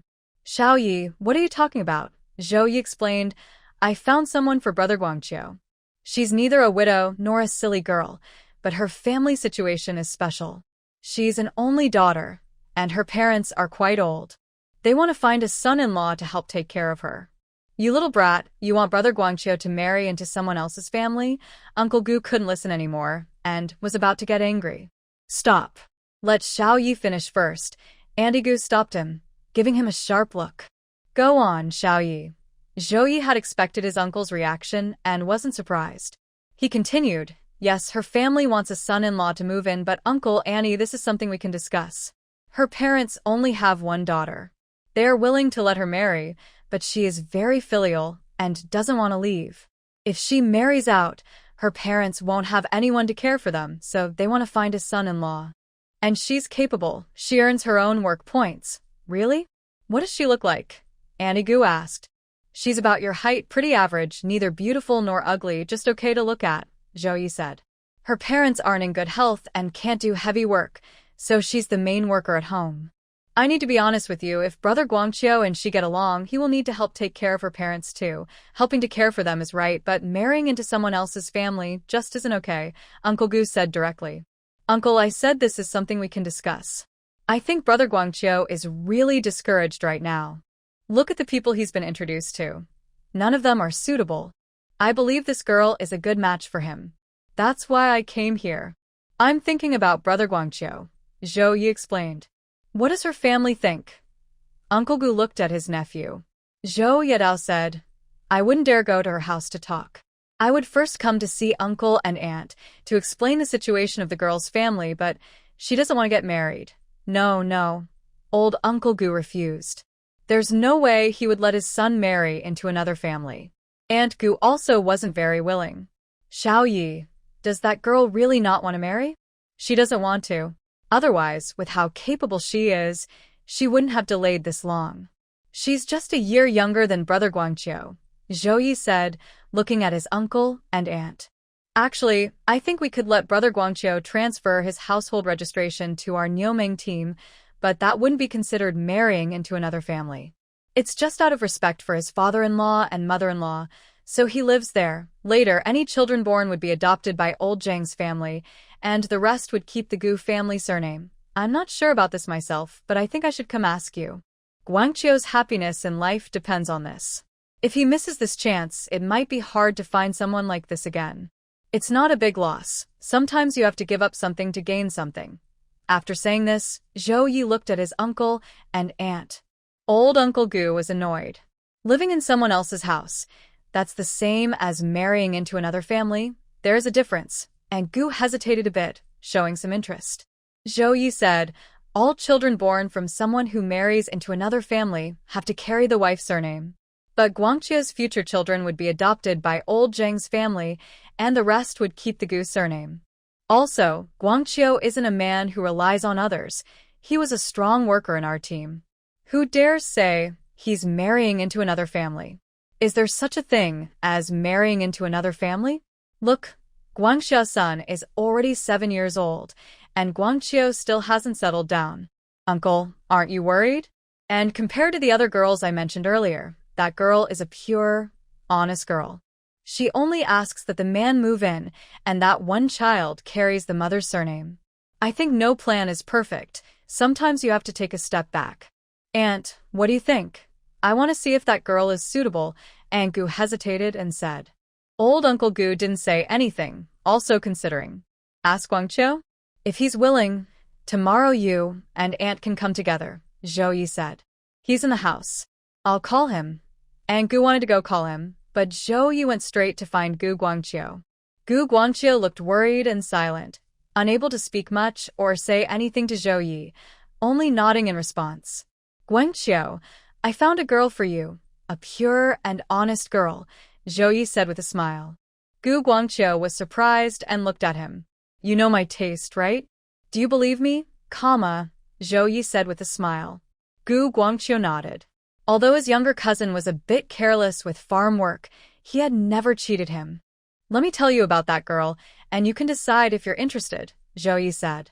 Seeing Gu Guangqiu nod, he continued. He explained Zhang Qiaomei's situation, mainly emphasizing that the man should move in to take care of her parents and that she wanted a child to carry on the family name later. That girl has these conditions, but she's really a good person. The elders praise her for that. The only problem is, she's the only daughter in her family, or she would have married already. Gu Guangqiu listened carefully. When Zhao Ye finished, he looked at him and asked, "That's Zhang Qiaomei's situation. I've told you everything. What do you think?" Gu Guangqiu nodded again. "All right, your beard and hair are messy. You don't look energetic. Today, you should tidy yourself up. Tomorrow, come with your aunt to my house. I'll go ask Sister Li about that girl today. She'll definitely be willing to come and see her," Zhao Ye said confidently, because Gu Guangqiu could easily surpass Li Taishan. Apart from not being able to speak, he had no other flaws. After settling things with the Gu family, Zhao Ye didn't stay long. As he left, old Gu sighed. "Are you really okay with this?" Old Aunt Gu said, "That's a good girl. You know Guangqiu's situation. Look at him. After his sister-in-law didn't treat him well, he didn't even come out of the house to see anyone. And now he's not afraid to marry a widow. Do you think he's worried about living with someone else's family?" Old Gu took a puff of his cigarette and said, "He should go and visit. It's just a visit, not to move in." Zhao Ye is right. Everyone should compromise a bit. Otherwise, why would a good girl marry Guangqiu? "But we'll see the girl tomorrow before making any decisions," Old Aunt Gu replied. This was Zhao Ye's first time acting as a matchmaker, and he couldn't afford to mess it up. After returning to Niumeng Brigade, he went straight to Sister Li's house. She was busy scolding her child, who was crying loudly, while Li Fengshou was nowhere to be seen. "Sister-in-law, stop hitting him. If you keep hitting Man-song, you'll really hurt him," Zhao Ye said with a smile. Sister Li finally put the mischievous boy down. Man-song was tough. As soon as he hit the ground, he ran off quickly. "This little brat really makes me mad." By the way, Fengshou went to Zhang Dagan's house. She thought Zhao Ye was here to find Li Fengshou. Zhao Ye smiled and said, "Sister-in-law, I came to talk to you about something." Aunt Li immediately told him to sit down. "What's the matter?" Zhao Ye didn't hide his intentions. He just wanted her to help find Zhang Qiaomei and talk about Gu Guangqiu's situation. Hearing this, Aunt Li perked up. "He's the one who can't speak well? Is he not married yet?" Aunt Li knows Gu Guangqiu. When Gu Guangqiu came to help Zhao Ye build a house, she saw him. He's tall and strong. She didn't ask much and thought he was married. Zhao Ye smiled. "Not married. He's just a bit slow with words, but otherwise he's fine. I wonder if old Zhang's family wants him as a son-in-law," Aunt Li said. "Not being able to speak isn't a big problem. Zhang Qiaomei doesn't like talkative men. She's a very honest girl," Zhao Ye chuckled. "Does your uncle's family want him to marry in?" Aunt Li asked clearly. Zhao Ye shook his head. "Not really. But we can take a step back. We could transfer him to our Niumeng team and let him live with old Zhang's family. Later, he can have a child and adopt him into old Zhang's family. All other children would keep the surname Gu. He wouldn't need old Zhang's family to support him. He's a strong worker. He'd just be a son-in-law to old Zhang's family and would help take care of the elderly couple." "Do you think old Zhang's family would agree?" "I think there's a good chance," Aunt Li said. "That's a good idea. It's not a forced marriage, and it keeps your cousin's dignity. Your cousin can also find a good wife. Zhang Qiaomei wants to care for her parents, and her wish to stay with old Zhang's family is also fulfilled." She kept thinking it over and liked the idea more. "Who came up with this idea? Was it your wife?" "It was me. My wife isn't involved in these matters," Zhao Ye said with a smile. "Sister-in-law, can you go ask? If old Zhang's family agrees, I'll ask my aunt to bring Gu Guangqiu over tomorrow. They can meet at my place." After Zhao Ye was told to wait for news, Aunt Li went to find Zhang Qiaomei. It was winter now, and most people were at home. When she arrived, Zhang Qiaomei was making tofu with old Zhang's wife. "Auntie, Qiaomei, are you making tofu?" "Sister-in-law," Zhang Qiaomei called out. Old Zhang's wife smiled and greeted Aunt Li. "Later, take a few pieces home for Man-song and Man-ku." "No need, I've soaked the beans already. I'll make some myself tomorrow," Aunt Li said with a smile. She also asked about old Zhang's health. "He's resting inside. It's nothing serious, just old problems, old Zhang's wife replied. Aunt Li asked Zhang Qiaomei to bring her inside to see Uncle Zhang. Seeing that he looked pretty good, she said, "Old Uncle Zhang, you really gave us a scare yesterday. If Zhou Ye hadn't happened to see you being carried back, I can't imagine what might have happened." Uncle Zhang smiled and said, "I know. This time Zhou Ye saved me. Old Uncle Zhang, you rest. Qiaomei and I will go outside to talk." She and Zhang Qiaomei went out together. While sitting by the stove warming up, she asked about Zhang Qiaomei. Aunt Zhang said, "She hasn't found a good place yet. You don't know how worried I am." "Are you really worried?" Aunt Li smiled. "Of course. The year is almost over and I've turned a year older." Zhang Qiaomei was busy making tofu and didn't say anything, just letting them talk. After a while, Aunt Li and Aunt Zhang talked and learned about Zhang Qiaomei's current situation. Then she said, "Auntie Qiaomei, Zhou Ye just came to see me. He wants to help his cousin find a match." Do you want to hear about it? His cousin? "Which one?" Aunt Zhang immediately asked. Zhang Qiaomei remained calm, showing no reaction or extra worry. "The one who came last time to help Zhou Ye lay the foundation. I went with Annie to see him." "He's the one who didn't say much," Aunt Li explained. Aunt Zhang thought for a moment and remembered. "Tall and strong? Is he married?" "He had a fever when he was young and damaged his voice, so he couldn't speak properly. That's why things got delayed," Aunt Li said, then looked at Zhang Qiaomei. "Zhou Ye carried Uncle back yesterday and saw Qiaomei. After hearing about her, he took a liking to her. Is he willing to come to our house?" Zhang Qiaomei asked. Aunt Li nodded, making Aunt Zhang very happy. But before she could say more, Aunt Li continued, "He's willing to move into our Niumeng brigade, but not as a concubine. Any children they have will carry Qiaomei's last name to carry on the family line. The rest will have the surname Gu. He will also work and take responsibility for supporting the family. He will help take care of Uncle Zhang and Aunt Zhang in their old age." Aunt Zhang was surprised but then felt very moved. She couldn't help but look at her daughter. Zhang Qiaomei also didn't expect such conditions to be proposed, but it seemed to meet her needs. "Moving in with us, having a child with my surname, and he will work to help support my parents?" Zhang Qiaomei asked again. Looking at Aunt Li nodded. Yes. "And you can accept that he can't speak properly?" "I accept." Zhang Qiaomei nodded. "I don't mind whether he can speak or not, but I want to see what kind of person he is first." "All right, I'll go talk to Zhou Ye later," Sister Li said happily, then told Aunt Zhang. "Honestly, I think not being able to speak isn't a big deal. The main thing is whether this man can support a family. If Qiaomei marries a useless man who can't do anything, she'll have to support him, you too, and the children. Even if she's strong, she'd be exhausted." She saw Qiaomei going to check the man's work points and felt tired for her. Aunt Zhang also agreed. "I remember he was digging the foundation for the East Room that day." "Was that him?" "Yes, that's him. He looks strong and capable. Definitely a good worker. If he comes to be your son-in-law, Aunt Zhang, not only will you and Uncle have a good life later, but Qiaomei won't have to suffer so much or be so tired. It's really important to have a man supporting the family." She finished her words and didn't sit long. "I'll go talk to Zhou Ye now. Tomorrow, I'll visit his house, and I'll call you when he comes." Qiaomei saw her off at the door before returning to make tofu. "Qiaomei, what do you think?" "Mom thinks he's good. I've seen him, and he's not bad. The most important thing is he's tall and strong, looks sturdy, and he works well. He's a good worker." Only she and her daughter were left, and Aunt Zhang was openly happy. "Let's see him again tomorrow." Qiaomei's mood seemed a bit better because the other person met her conditions and was willing to let a child take her surname and support her parents together. This idea must have come from Zhou Ye. He's the smartest. Why didn't we think of it before? Otherwise, you wouldn't have to wait until now, Aunt Zhang said. Having the man come to live at their home, and then adopting a child into the Zhang family to support them in old age. These are things that don't require her to marry a son-in-law. Aunt Zhang added, "But good things take time. Maybe this is your fate. I'll go talk to your dad."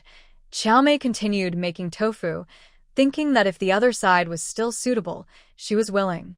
After sending Sister Li out, Zhou Ye was in a good mood. Turning back after seeing Li off, he smiled and said, "My wife, my uncle's family is preparing for a wedding. What about the wedding? Bai Yueji asked. Will it be at Lao Gu's house or Lao Zhang's? Both families are not very wealthy, so there's no need for a big feast. However, Uncle Zhang and my uncle need to go find their respective old team leaders to get proof and transfer Guangqiu's household registration. Zhao Ye said. Won't others gossip outside? Bai Yueji looked at him. Zhao Ye similet. This is our own life. Let them talk if they want. When the baby is born, everyone will know who the baby belongs to. Bai Yueji still has some generational gaps with this era, so she didn't say much. The next day, my aunt and Gu Guangqiu came well prepared. Gu Guangqiu knows the way, so he didn't ask for directions. But if villagers saw them, they would ask who they were looking for. I'm Zhou Ye's aunt. I brought some eggs to visit his wife, my aunt said with a smile, carrying a basket. The friendly villagers naturally pointed the way. Zhou Ye and Bai Yueji also woke up early today, waiting for them. When they arrived, Zhou Ye was outside in the yard, building a snowman with his wife. The snow was now big enough to make a snowman. The couple was playing and joking while building the snowman. My aunt and Gu Guangqiu saw them from afar. Look at these two, they really get along well, my aunt said with a smile. Gu Guangqiu felt a bit envious, nervous, and hopeful. He wondered if the girl liked him. Uncle and aunt, Gu Guangqiu, Zhou Ye saw them and waved happily. When they came over, Bai Yueji greeted with a smile. Hello, aunt. Hello, brother Guangqiu. I heard Zhou Ye say last time that his wife is incredibly beautiful. I thought he was just bragging, but today I see he wasn't lying. Why are you so pretty? My aunt said, holding her hand and looking her up and down with bright eyes. It was the first time she saw Bai Yueji, Zhou Ye's wife, but she had to admit, she was truly stunning. She had never seen such a fair and beautiful young lady in all her years. Bai Yueji felt a little shy. Aunt, please don't mind. As for Zhou Ye, he just smiled and watched his aunt praise his wife. The more she praised, the happier he was, even if it was just words. Why are you just standing there? Hurry up and invite aunt and brother Guangqiu inside, Bai Yueji said to him. I almost forgot. I've been listening to aunt and not paying attention, Zhou Ye said. This made his aunt laugh happily and Gu Guangqiu also smiled, feeling less nervous. Bai Yueji gave her silly husband a look and led her aunt and Gu Guangqiu into the house. My aunt is visiting for the first time. After putting down her basket, she started to look around the house and said happily, This house is really nice. It's very spacious for you two young folks to live in. Is that so? Zhou Ye smiled. The vegetable plots in front and back need to be tidied up, my aunt said. They're all for eating, I know. Once the snow melts next year, I'll start planting again, Zhou Ye replied. When my aunt visited the kitchen, she saw the little chicks. Are you raising chicks? Yes, when my wife has the baby next year, these chicks will be big enough. We'll use them for her postpartum recovery, Zhou Ye nodded. It's not a waste to have your wife with you, my aunt said happily. Zhou Ye smiled and led her and Gu Guangqiu inside. Bai Yueji had already poured sugar water. There was no tea or anything else at home, so they could only serve sweet drinks. Since they're not outsiders, no need to brew tea, my aunt said. Bai Yueji smiled, offering her aunt a warm drink to help her feel better. After drinking, my aunt asked about her pregnancy symptoms. Right now, I sleep a lot, about 12 hours a day, Bai Yueji said. I can eat, but I feel hungry again not long after finishing. That's normal during pregnancy. One person supports two, and one person eats for two, my aunt nodded. She looked at Zhou Ye. So next year you'd better work hard to earn some points. Being called dad by others isn't easy, Zhou Ye said. I understand. Don't worry, aunt. After some small talk, my aunt got to the main topic and asked, Where does that girl live? Just behind us, not far. I'll go find Sisterly, Zhou Ye said. He went to inform Sisterly, who nodded, and went to find Aunt Zhang and Zhang Xiaomei. We're ready. Shall we go now? Aunt Zhang asked with a smile. Yes, let's go when you're ready, Sisterly nodded. She looked at Zhang Xiaomei, who was neatly dressed today. She was a calm girl, used to these matchmaking scenes. Aunt Zhang carried a basket with tofu inside. Take these to Bai Jiqing to eat, Uncle Zhang, leaning on his cane, stood at the door. Bring more if you can. We can't fit any more, Aunt Zhang said. Sister Li took Aunt Zhang and Zhang Xiaomei to Zhou Ye's house. They all lived at the end of the village, and it was snowing heavily, so there weren't many people around. But when they arrived at Zhou Ye's home, Aunt Zhang still smiled and said, Zhou Ye, thank you so much the other day for helping Uncle Zhang get home. Without you, we wouldn't know what to do. Zhou Ye was already waiting at the door. Auntie, why are you so polite? Everyone would just carry Uncle Zhang back. Don't bring me things. Yesterday, you brought eggs, and today what did you bring? If you won't take the eggs, I made some tofu with chow mein and brought some for you. Tofu is good for health, especially for your wife who is pregnant, Aunt Zhang said with a smile. Oh, tofu is really good. I won't be polite with you, Auntie. They exchanged friendly words, and Zhou Ye had already led them inside. Is there a guest?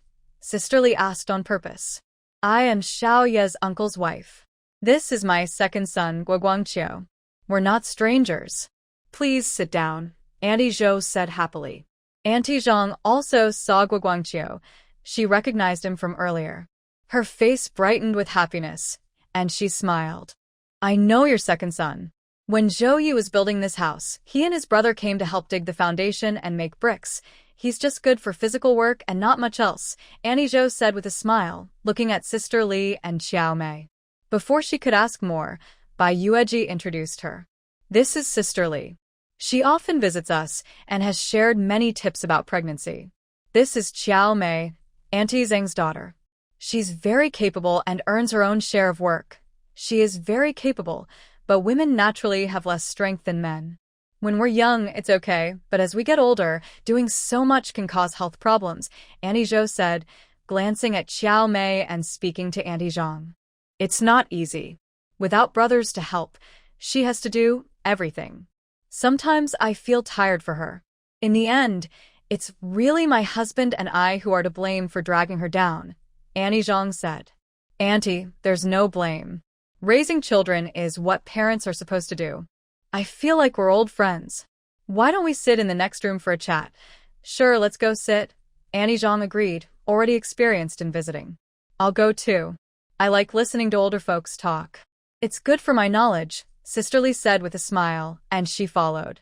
Bai Yueji and Zhou Ye naturally didn't stay behind. In just a short while, only Guoguangqiu and Xiao Mei remained in the east room. Guoguangqiu's face was red, but he had dark skin, so it wasn't obvious. He didn't know what to say or do. Xiao Mei looked at him and said, I know your situation. I think Zhou Ye has probably told you about mine too, right? Guoguangqiu felt a bit shy and looked down nodding. Let me confirm with you once again. Are you willing to live at my house, have a child with my surname, and help take care of my parents in old age? Zhang Xiaomei looked at him. Gu Guangqiu nodded again. Zhang Xiaomei also looked pleased. I don't mind if you can't speak well. I'm willing to marry you. You don't need to pay a bride price. Just pick a good day, and once it's set, come to pick me up and bring me to your home. You should tell your team members that I am marrying you, just staying at your house, not moving in suddenly so people won't gossip. Fool, Zhang Xiaomei said, but he didn't say a word, just looked silly and dull. But Gu Guangqiu wasn't really stupid. When he snapped out of it, he looked at her seriously and a bit excited. He punched his chest to show he would support his family and take care of her parents. I'm going back now. Zhang Xiaomei understood his meaning and gave him a smile. Honestly, Gu Guangqiu really suited her. Although he couldn't speak well, he was tall and proper, definitely not like someone unreliable. His big feet and rough hands showed he was a hardworking man, not a cheat. She was very happy and willing to take care of him and the old Gu family, going through the marriage process and then moving into his house. Mom, there's still work at home. I should go back, Zhang Xiaomei said briskly as she left. Old Aunt Zhang, Sister Li, and others came out of the west room, including Zhou Yebai, Moonflower, and Auntie. You're leaving? Stay a bit longer, Moonflower said with a smile. Yes, stay a little longer before you go. Auntie also tried to persuade her, while looking at Zhang Xiaomei's expression. But Zhang Xiaomei showed nothing and politely declined, going back with old Aunt Zhang and Sister Li. Auntie Zhou Yebai and Moonflower saw them off. After they left, Zhao Ye asked, Annie, do you like her? Auntie Zhao Ye said, this girl is sharp, just like when I was young. She looks promising. I wonder if she likes Guangqiu. Just ask inside. Moonflower smiled. She noticed Zhang Qiaomei looked brighter and more charming than before, so she guessed things were settled. Auntie Zhao Ye went inside to ask Gu Guangqiu. His face turned red, but he nodded affirmatively. The girl didn't mind that he was mute and couldn't speak well. She still wanted to marry him, this rough man. Auntie Zhao Ye was very happy. All right, let's go back and pick a good day to get everything ready for you too. At this moment, sister-in-law Li returned with a big smile and shared the woman's side's thoughts. Qiaomei said that once the old Gu family chooses a date, they'll come to pick her up. Should we prepare a feast? It's up to the Gu family to decide. Auntie was very happy. I'll go back and discuss it with my husband? That's only proper. Sister-in-law Li nodded with a smile. Thank you so much, sister.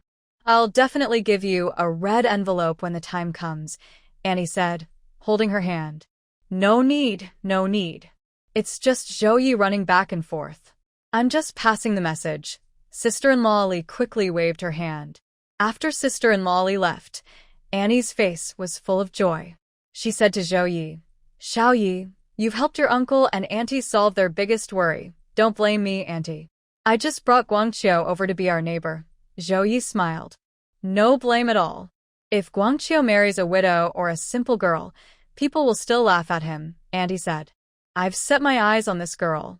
She's sharp and capable, not at all bad. She didn't delay and took Gu Guangqiu back home. Bai Yueji handed her the eggs from the basket to take back.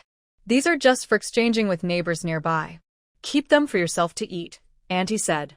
Bai Yueji looked at Zhou Yi and asked him to push her, because eggs are too precious these days.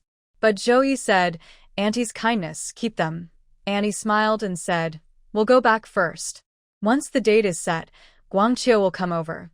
Zhou Yi nodded with a smile and went out with Bai Yueji to see them off. You really are, with so many eggs, probably too Jean. You've kept them all. There are kids over there too, Bai Yueji said. Zhou Yi supported her waist and helped her into the house. It's nothing urgent. It's just 2 Jean of eggs. I've found a good marriage for Guangqiu, so eating my uncle's 2 Jean of eggs is no problem. Bai Yueji thought about Gu Guangqiu and Zhang Qiaomei. I hadn't seen them before, but today I think they're quite a good match. Fate is so strange. Zhang Qiaomei and Gu Guangqiu just hit it off. As for marriage and engagement, they were moving very fast. The next day, Gu Guangqiu brought over a notice with the wedding date and the dowry listed. There wasn't much to give as a dowry. Gu Guangqiu carried a bag of grain over. These days, giving grain as a dowry isn't unusual. Many weddings are even held without any dowry at all. The wedding was scheduled for 10 days later. Before that, Gu Guangqiu's household registration was transferred to the Niuming Brigade. With the help of elders, everything was arranged smoothly and quickly, without any obstacles. By the time everyone realized what was happening, Zhang Qiaomei's marriage to Gu Guangqiu was already settled. Didn't Zhang Qiaomei say she didn't want to marry? Why is she willing now? The village women, who knew everything, were stunned when they heard she was going to marry Zhou Yi, her cousin. Sister Li chuckled and explained, it's not that she doesn't want to marry. She's just worried no one will take care of her parents. She also received a red envelope from the matchmaker, 2 yuan, which was a pretty good gift for her. But isn't she still getting married now? Sister Zhang said. Standing nearby was sister-in-law Zhou, who muttered to herself, old uncle really doesn't see us as family. Her husband's family was in Niuming Brigade, yet Gu Guangqiu and Zhang Qiaomei had decided on their marriage without her knowing. Sister Li said, yes, she will marry, but Guangqiu's household registration has now moved to Niuming Brigade. After marriage, he will come to live with old Zhang's family. When they have children, one will be adopted into old Zhang's family, and Guangqiu will also take care of old Zhang and his wife. He's quite capable. He's not just a freeloader son-in-law. Can it really be like that? The women were stunned. Why not? The plan is fixed, but people are flexible, Sister Li smiled. It was Zhao Ye who suggested that the man move into care for the bride's parents and that a child be adopted with the bride's surname, replacing Zhang Qiaomei's original request for the man to move into her family. Everyone praised Zhao Ye's cleverness. Considering Gu Guangqiu's situation, he could marry such a capable young woman without spending a penny, especially with the big courtyard at old Zhang's house. The key point was it wasn't a forced marriage, just giving a child a Zhang surname was enough. Anyone would say this deal was worth it. Why hadn't they thought of this method before? Nowadays, building a house isn't easy, especially at old Zhang's big courtyard, which still has 2 brick and tile houses. Old Zhang's uncle was a soldier, and he built the house after earning money. Many people wanted that big courtyard, but since Zhang Qiaomei insisted on a man moving in, most good young men weren't interested. But if there was a balanced solution like this, many young men in the village would be happy to accept it. But now it was too late. Zhao Ye's plan also left villagers like Li Taishan stunned. Many of them had been eyeing Zhang Qiaomei, hoping to wait her out, lowering her demands until they could take control of her. They were just waiting for the day they could take her for themselves. But unexpectedly, Zhao Ye came out of nowhere with a clever plan. Others didn't dare to complain in front of Zhao Ye, but Li Taishan arrived. Zhao Ye glanced at him and said, "You better understand that he is my older brother, even closer than my real brother." "Well, I'm your brother too. I call you bro, and last time I came to tell you that old Zhang's family is interested in me." "Why didn't you tell me about this idea?" Li Taishan asked stubbornly. Zhao Ye patted his shoulder and said, "Actually, it's not that I, as your older brother, haven't wanted to help you with big life decisions. It's just that this matter isn't suitable for you. Do you think old Zhang's family is easy to deal with? Do you know why I asked Brother Guangqiu to help? Because he came earlier to lay the foundation for me. He does good work and promised to take care of Uncle Zhang and Aunt Zhang. Do you understand? After transferring to our Nyoming brigade, he didn't come to be supported by Zhang Qiaomei. He came to work in the fields, to be the main pillar of the family, the strong labor force. Don't just listen to the benefits. You should see what Brother Guangqiu has to give up." Li Taishan was stunned for a moment, but had to admit, it made sense. It's not easy to move in as a son-in-law without paying a price. The son-in-law still has to support his parents-in-law. Both sides rely on him for food. If he can't support himself, how could he support others? Wouldn't he just tire himself out? "Next year, work hard in the fields with me. You're getting older and we can't keep living like this," Zhao Ye said. Li Taishan looked unhappy. "I still want to relax. Farming is exhausting, but you have to work hard. We start with hardship, then enjoy the sweetness later. When you marry and have children and they grow up to take over, you'll have it easy." Li Taishan sighed. "Maybe someday. By the way, where's Wang Ying?" "I haven't seen him around lately," Zhao Ye asked. Li Taishan replied, "He went to other villages to gamble." Then he cursed, "That dog, he didn't even say hello. He's probably afraid I'll lend him money." "Aren't you chasing Ma Jiqing anymore?" Zhao Ye raised an eyebrow. "Ma Jiqing isn't easy to chase. He needs money, has nothing, and doesn't even look at him," Li Taishan said. "It's the harsh reality. Now the outside world is tense. Be careful with Wang Ying so he doesn't get into trouble. I told him to, but he ignored me. I don't want to bother with him." After staying with Zhao Ye for a while, Li Taishan left. Zhao Ye went back to his room to sleep because he was going out tonight. At Li's sister-in-law's house, the white rose was still there, and she also called Zhang Qiaomei to chat. After Zhang Qiaomei set her wedding date, her demeanor changed a bit. Although Zhang Qiaomei didn't complain much before, Bai Yueji could sense a heavy feeling from her. Today, however, Zhang Qiaomei seemed much lighter and happier. People who are engaged are just different. "They look happy and bright," Sister Li said with a smile while picking beans. Zhang Qiaomei smiled and said, "Sister-in-law, don't tease me. I'm not teasing. I think so too. You look much more energetic than before," Bai Yueji replied with a smile. Since Zhang Qiaomei was going to marry Gu Guangqiu, she and Bai Yueji became sister-in-laws, so Bai Yueji was very friendly. While sewing her clothes, Zhang Qiaomei asked, "Was I really not energetic before?" "It's not that you weren't energetic, but you seemed heavy, like something was weighing on you." Now, it's like a burden has been lifted, and you feel light, Bai Yueji explained. Sister Li nodded repeatedly. Yes, that's exactly how it feels. A smile appeared on Zhang Qiaomei's face. It was normal for her to change because she had been worried. She worried she might give in to reality and just pick a careless man to marry. What awaited her then? She wasn't afraid of supporting her parents, but she was worried about supporting not only her parents but also a man who would eat and a future child.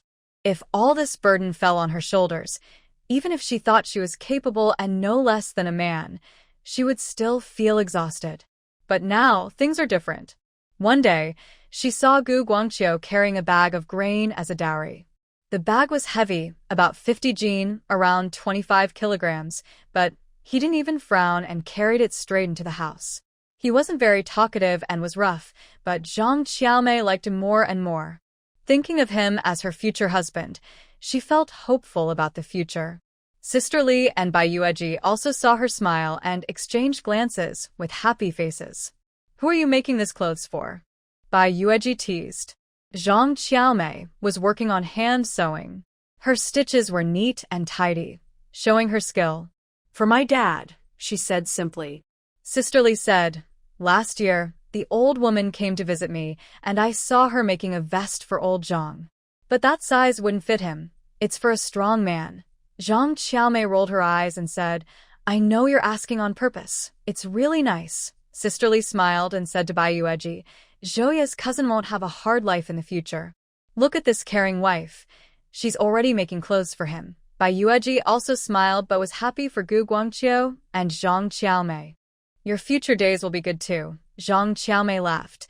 You and Zhou, you'll have a good life. Of course. Look at her complexion. So fresh and rosy. Sister Li also looked at Bai Yueji. Recently, Bai Yueji's health has been very good. Her skin was already fair, and now, eating well and resting enough, she looks even more lively and healthy, full of joy. Zhou Ye loved holding her soft, fair face and giving her a gentle kiss. The three women, busy with their chores, chatted happily. Seeing that the time was almost right, Bai Yueji prepared to leave with the old clothes she had mended for Zhou Ye. Sister-in-law, Qiaomei, I'll go now. I'll go with you, Zhang Qiaomei said, also ready to leave. Sister Li told them to take their time. After leaving with Zhang Qiaomei, they walked together for a while and exchanged a few words before going their separate ways. When Bai Yueji returned home, she saw Zhou Ye sleeping. Knowing he was going out tonight, she didn't wake him. She had a simple dinner and then started editing her book. She had already written most of it, and today she just needed to revise it before submitting it for publication. Zhou Ye woke up once during this time, but quickly fell asleep again. Around 9 at night, he finally got up to eat dinner, then closed the door tightly and went out into the snow.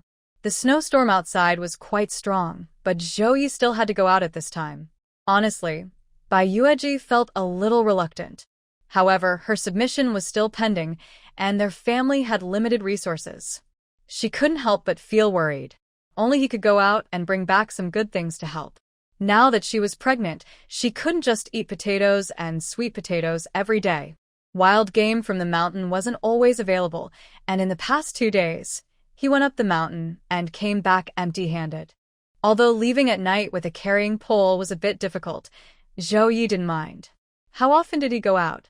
Besides, he used to do the same before marrying her.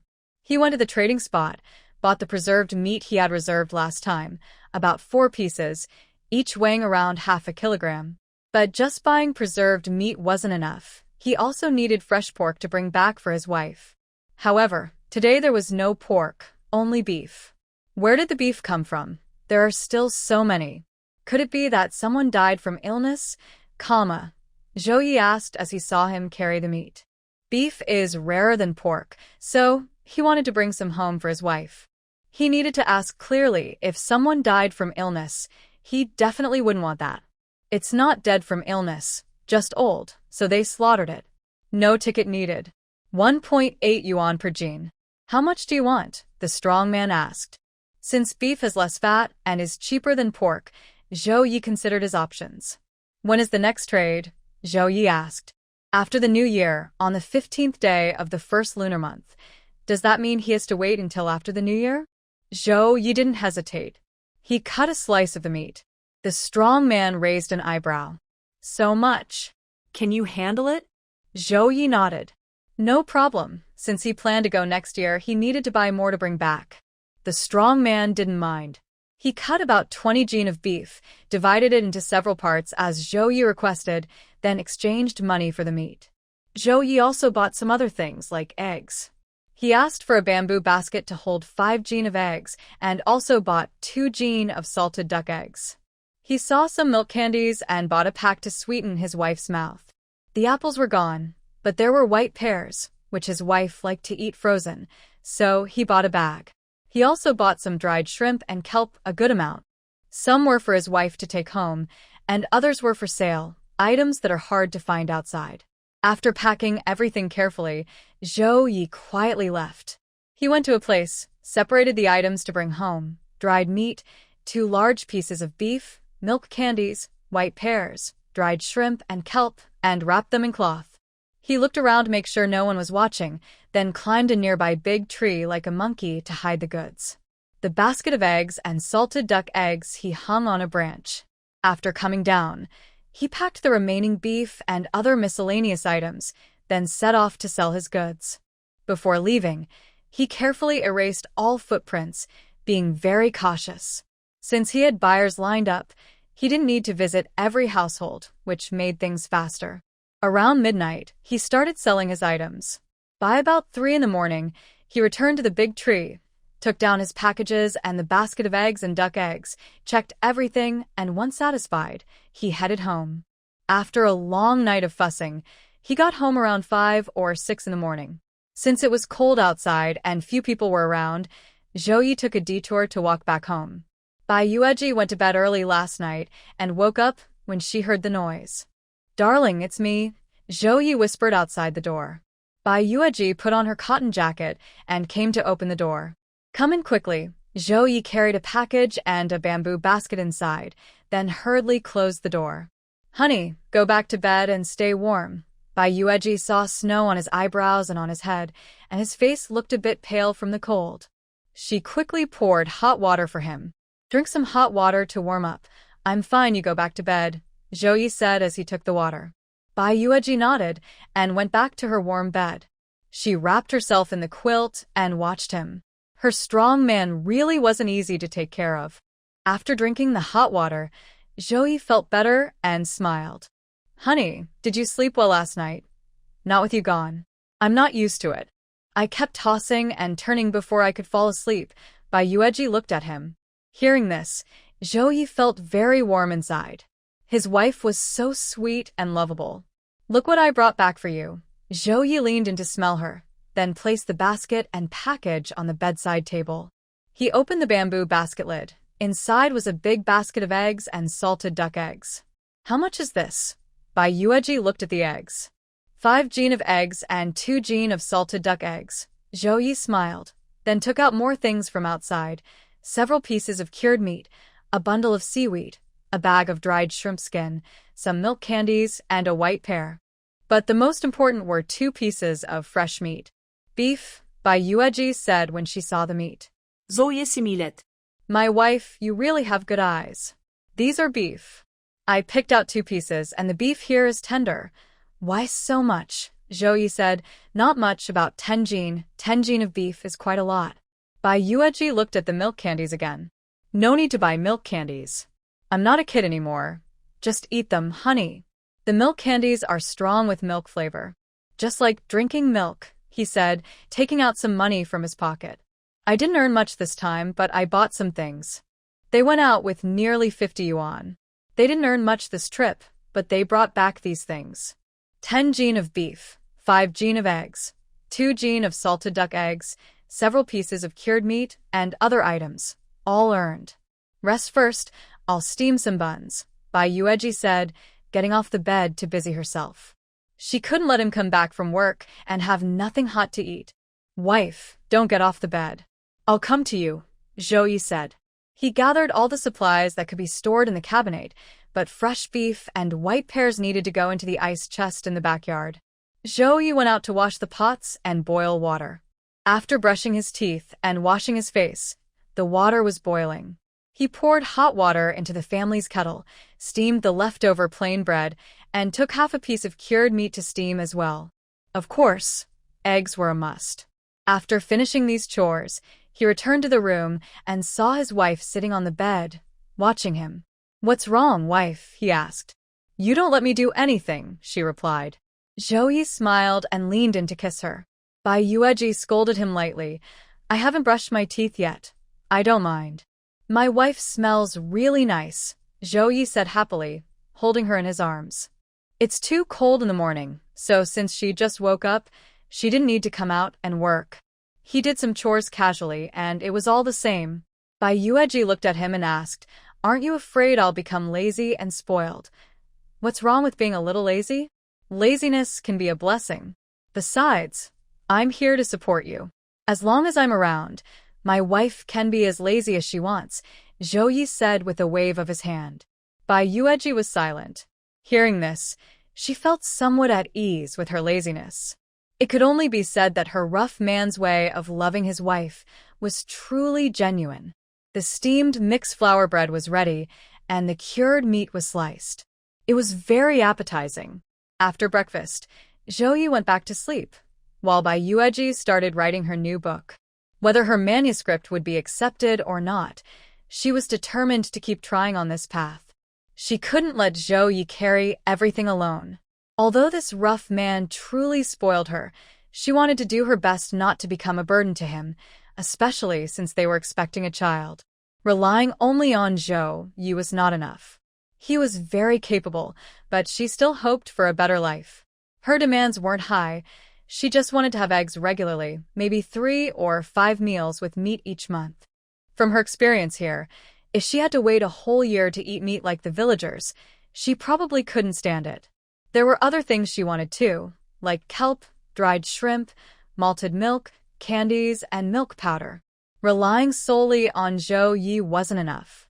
She had initially planned to give it a try, but now she realized she had to make her way through this submission route. As she wrote, Bai Yueji started to feel a little hungry. She couldn't help but look down at her stomach.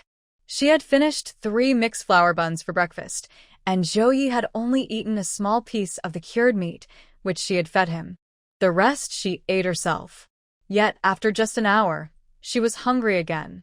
Unable to resist, she got up and went outside to get a sweet potato from the pot, which had been steamed in the morning. After eating 2 sweet potatoes, she felt a bit better and continued writing her article. After about half an hour, she stopped and looked outside. Honestly, there wasn't much to see, just a vast white landscape and smoke rising from other people's chimneys. That was all. Bai Yueji started craving something else. Since she was pregnant, she found she was very easily tempted to eat. She didn't hold back much. She cut a piece of beef from the ice tub in the backyard, took some potatoes from the west room, and started cooking in the kitchen, stewing potatoes with beef. Zhou Yi was awakened by the delicious smell. Sleepily, he asked, "Wife, what are you cooking?" "It smells so good." Seeing him still drowsy and dazed, Bai Yueji smiled. "Potato stew with beef." Zhou Yi sniffed and said, "I couldn't tell. My wife is a good cook." "You're making me hungry." Bai Yueji thought her husband looked a bit adorable and couldn't help but lean over to kiss him. "Wait a bit, it will be ready soon." Zhou Yi was so tempted by the aroma that he asked, "Wife, can I have another taste?" Bai Yueji chuckled softly, holding his face to give him another kiss, then another and another. Feeling satisfied, Zhou Yi said, "Wife, you must be hungry, right? I'll bring your food in. I can go myself, I'm not helpless." Bai Yueji waved her hand. She had not only made the potato stew with beef, but also steamed 2 bowls of rice. It was about time, so she brought everything into the house to eat. "Come and eat," she called out. A big bowl of potato stew with beef and 2 bowls of rice were served. Even Zhou Yi, who wasn't very hungry for lunch, was completely tempted. "It smells so good," Zhou Yi said, pouring the broth over his rice and adding some potatoes with beef flavor. It made the meal especially delicious. Bai Yueji tried to put some beef into his bowl, but he didn't want to eat it. She glared at him, and he explained, "Wife, it doesn't matter if I eat or not. I won't gain weight. The main thing is that you and the baby need good nutrition." He had heard the word nutrition from people in the city. "Only I am eating, and it doesn't taste good," Bai Yueji said. Zhao Ye knew his wife loved him, but he had to admit this potato stew with beef was really delicious. Seeing his wife enjoy the food so much, he felt he should have kept more beef. He only kept 10 jin out of the 20+ jin he bought and sold the rest. He could make a good profit. If his workers sold the meat in small amounts, they could earn even more. The purchase price was about 80 cents per jin, and selling it on the market brought in over $2 per jin. That's why so many people were willing to take risks to make a deal. With other items, if they saved carefully, they could earn enough in a day to cover a month's food and still save some. That was Zhao Ye's old life, but now it's different. With his wife and children, he has to start working in the fields next spring to earn more grain. Just as he was thinking this, his wife handed him another piece of beef. Zhao Ye smiled and took it without hesitation. Bai Yueji didn't expect that one day she could be so indifferent to a man's saliva. She kept eating even after he had used her chopsticks, without feeling upset. This meal was definitely delicious, and after eating, the couple lay on the Kong, heated bed, feeling cozy. Zhao Ye thought this was real life now. When could they have rice every day and meat at every meal? That would be wonderful. The next morning, Zhao Ye got up early. He had planned to go to town alone, but now he wasn't. He was going with Zhang Qiaomei and Aunt Zhang. The mother and daughter needed to go to town to buy some things. "I'm lucky to have Aunt Zhang's help, or I wouldn't get a free donkey cart from Uncle Tao," Zhao Ye said happily as he sat on the cart. The cart was pulled by Uncle Tao, who used to be in the army. He wasn't as lucky as old Zhang. He only came back with one leg. Today, Aunt Zhang had asked him to make a trip, and she wanted to pay him, but Uncle Tao refused. He and old Zhang were close friends, and when old Zhang's daughter needed a dowry, he helped without asking for money. "You should thank Uncle Tao," Aunt Zhang said with a smile. "Uncle Tao, if you ever need anything from me, don't hesitate to ask," Zhao Ye said happily. Uncle Tao chuckled. "Just make sure you take good care of your wife and kids." "Of course," Zhao Ye replied with a smile. Then he asked Aunt Zhang, "What are you going to buy in town?" "Honestly, I think we don't need much. Everything can be brought back to old Zhang's house. Why spend so much money?" This statement is quite clever. Doing more work isn't a big problem since, in the end, the belongings still belong to old Zhang's family. Plus, if the bride's dowry is larger, old Gu's family will also have face. That's true, but since Jiao Mei is marrying into old Gu's family, I naturally have to prepare the dowry, said Aunt Zhang. Because Zhou Yi was with Aunt Zhang, they had plenty to talk about during the journey. It didn't feel long at all. It seemed like they arrived quickly. Even Zhang Xiaomei couldn't help but marvel. Perhaps only Bai Jiqing could handle Zhou Ye's endless chatter. They agreed on a return time, and Zhou Yi went directly to the post office to send his wife's manuscript to the address she gave him. Sending mail costs money, but Zhou Yi didn't mind. He just hoped his wife's manuscript would be selected. Whether it paid a lot or a little didn't matter. What mattered was giving her confidence. His wife had high hopes for this book. After leaving the post office, Zhou Yi went to another place. He needed to buy fabric because his wife's belly would soon start to grow. At night, when he touched her belly, he could clearly feel a bump. It seemed like only half a month had passed, as there were no obvious signs before. Next spring, her belly would be even bigger. He had seen other women in the village with pregnant bellies, especially when they were about to give birth. Those bellies were so large that he felt a bit scared. So, he needed fabric to make clothes for his wife to wear during her pregnancy. He also needed fabric for the baby's clothes and diapers. He had already asked Sister Lee about how much fabric he would need. But if he wanted to buy fabric at the market, it was impossible. They would be all sold out the moment they appeared. The leftover fabric was very little. Plus, the prices were very high. So Zhou Yi didn't want to waste time at the market. He had a sharp eye and, after walking around the street, he spotted an older woman. "Hello, Auntie," Zhao Ye greeted her. The woman looked at him cautiously. Young man, what do you do for work? You look unfamiliar. I work at a shoe factory. We have hundreds of workers there. Maybe you haven't seen me before. Zhao Ye casually lied. The woman smiled but remained cautious. Young man, is there something you need? I'm just looking at you because you seem familiar, Zhao Ye said with a smile. The woman, wrapped up like a zongzi, sticky rice dumpling, had half her face covered with cloth. How could she seem familiar? This young man really knows how to talk nonsense. Zhao Ye whispered, honestly, I want to buy some cloth. Do you have any? Young man, you've got the wrong person. We don't understand what you're saying, the old lady immediately replied. Zhao Ye glanced at her and nodded. Then I must have found the wrong person. He was about to leave. The old lady exclaimed and stepped forward, grabbing Zhao Ye's hand. Big nephew, big nephew. Who's your big nephew? I'm not your nephew, old lady. Let's not pretend to be relatives. Zhao Ye looked at her but didn't walk away.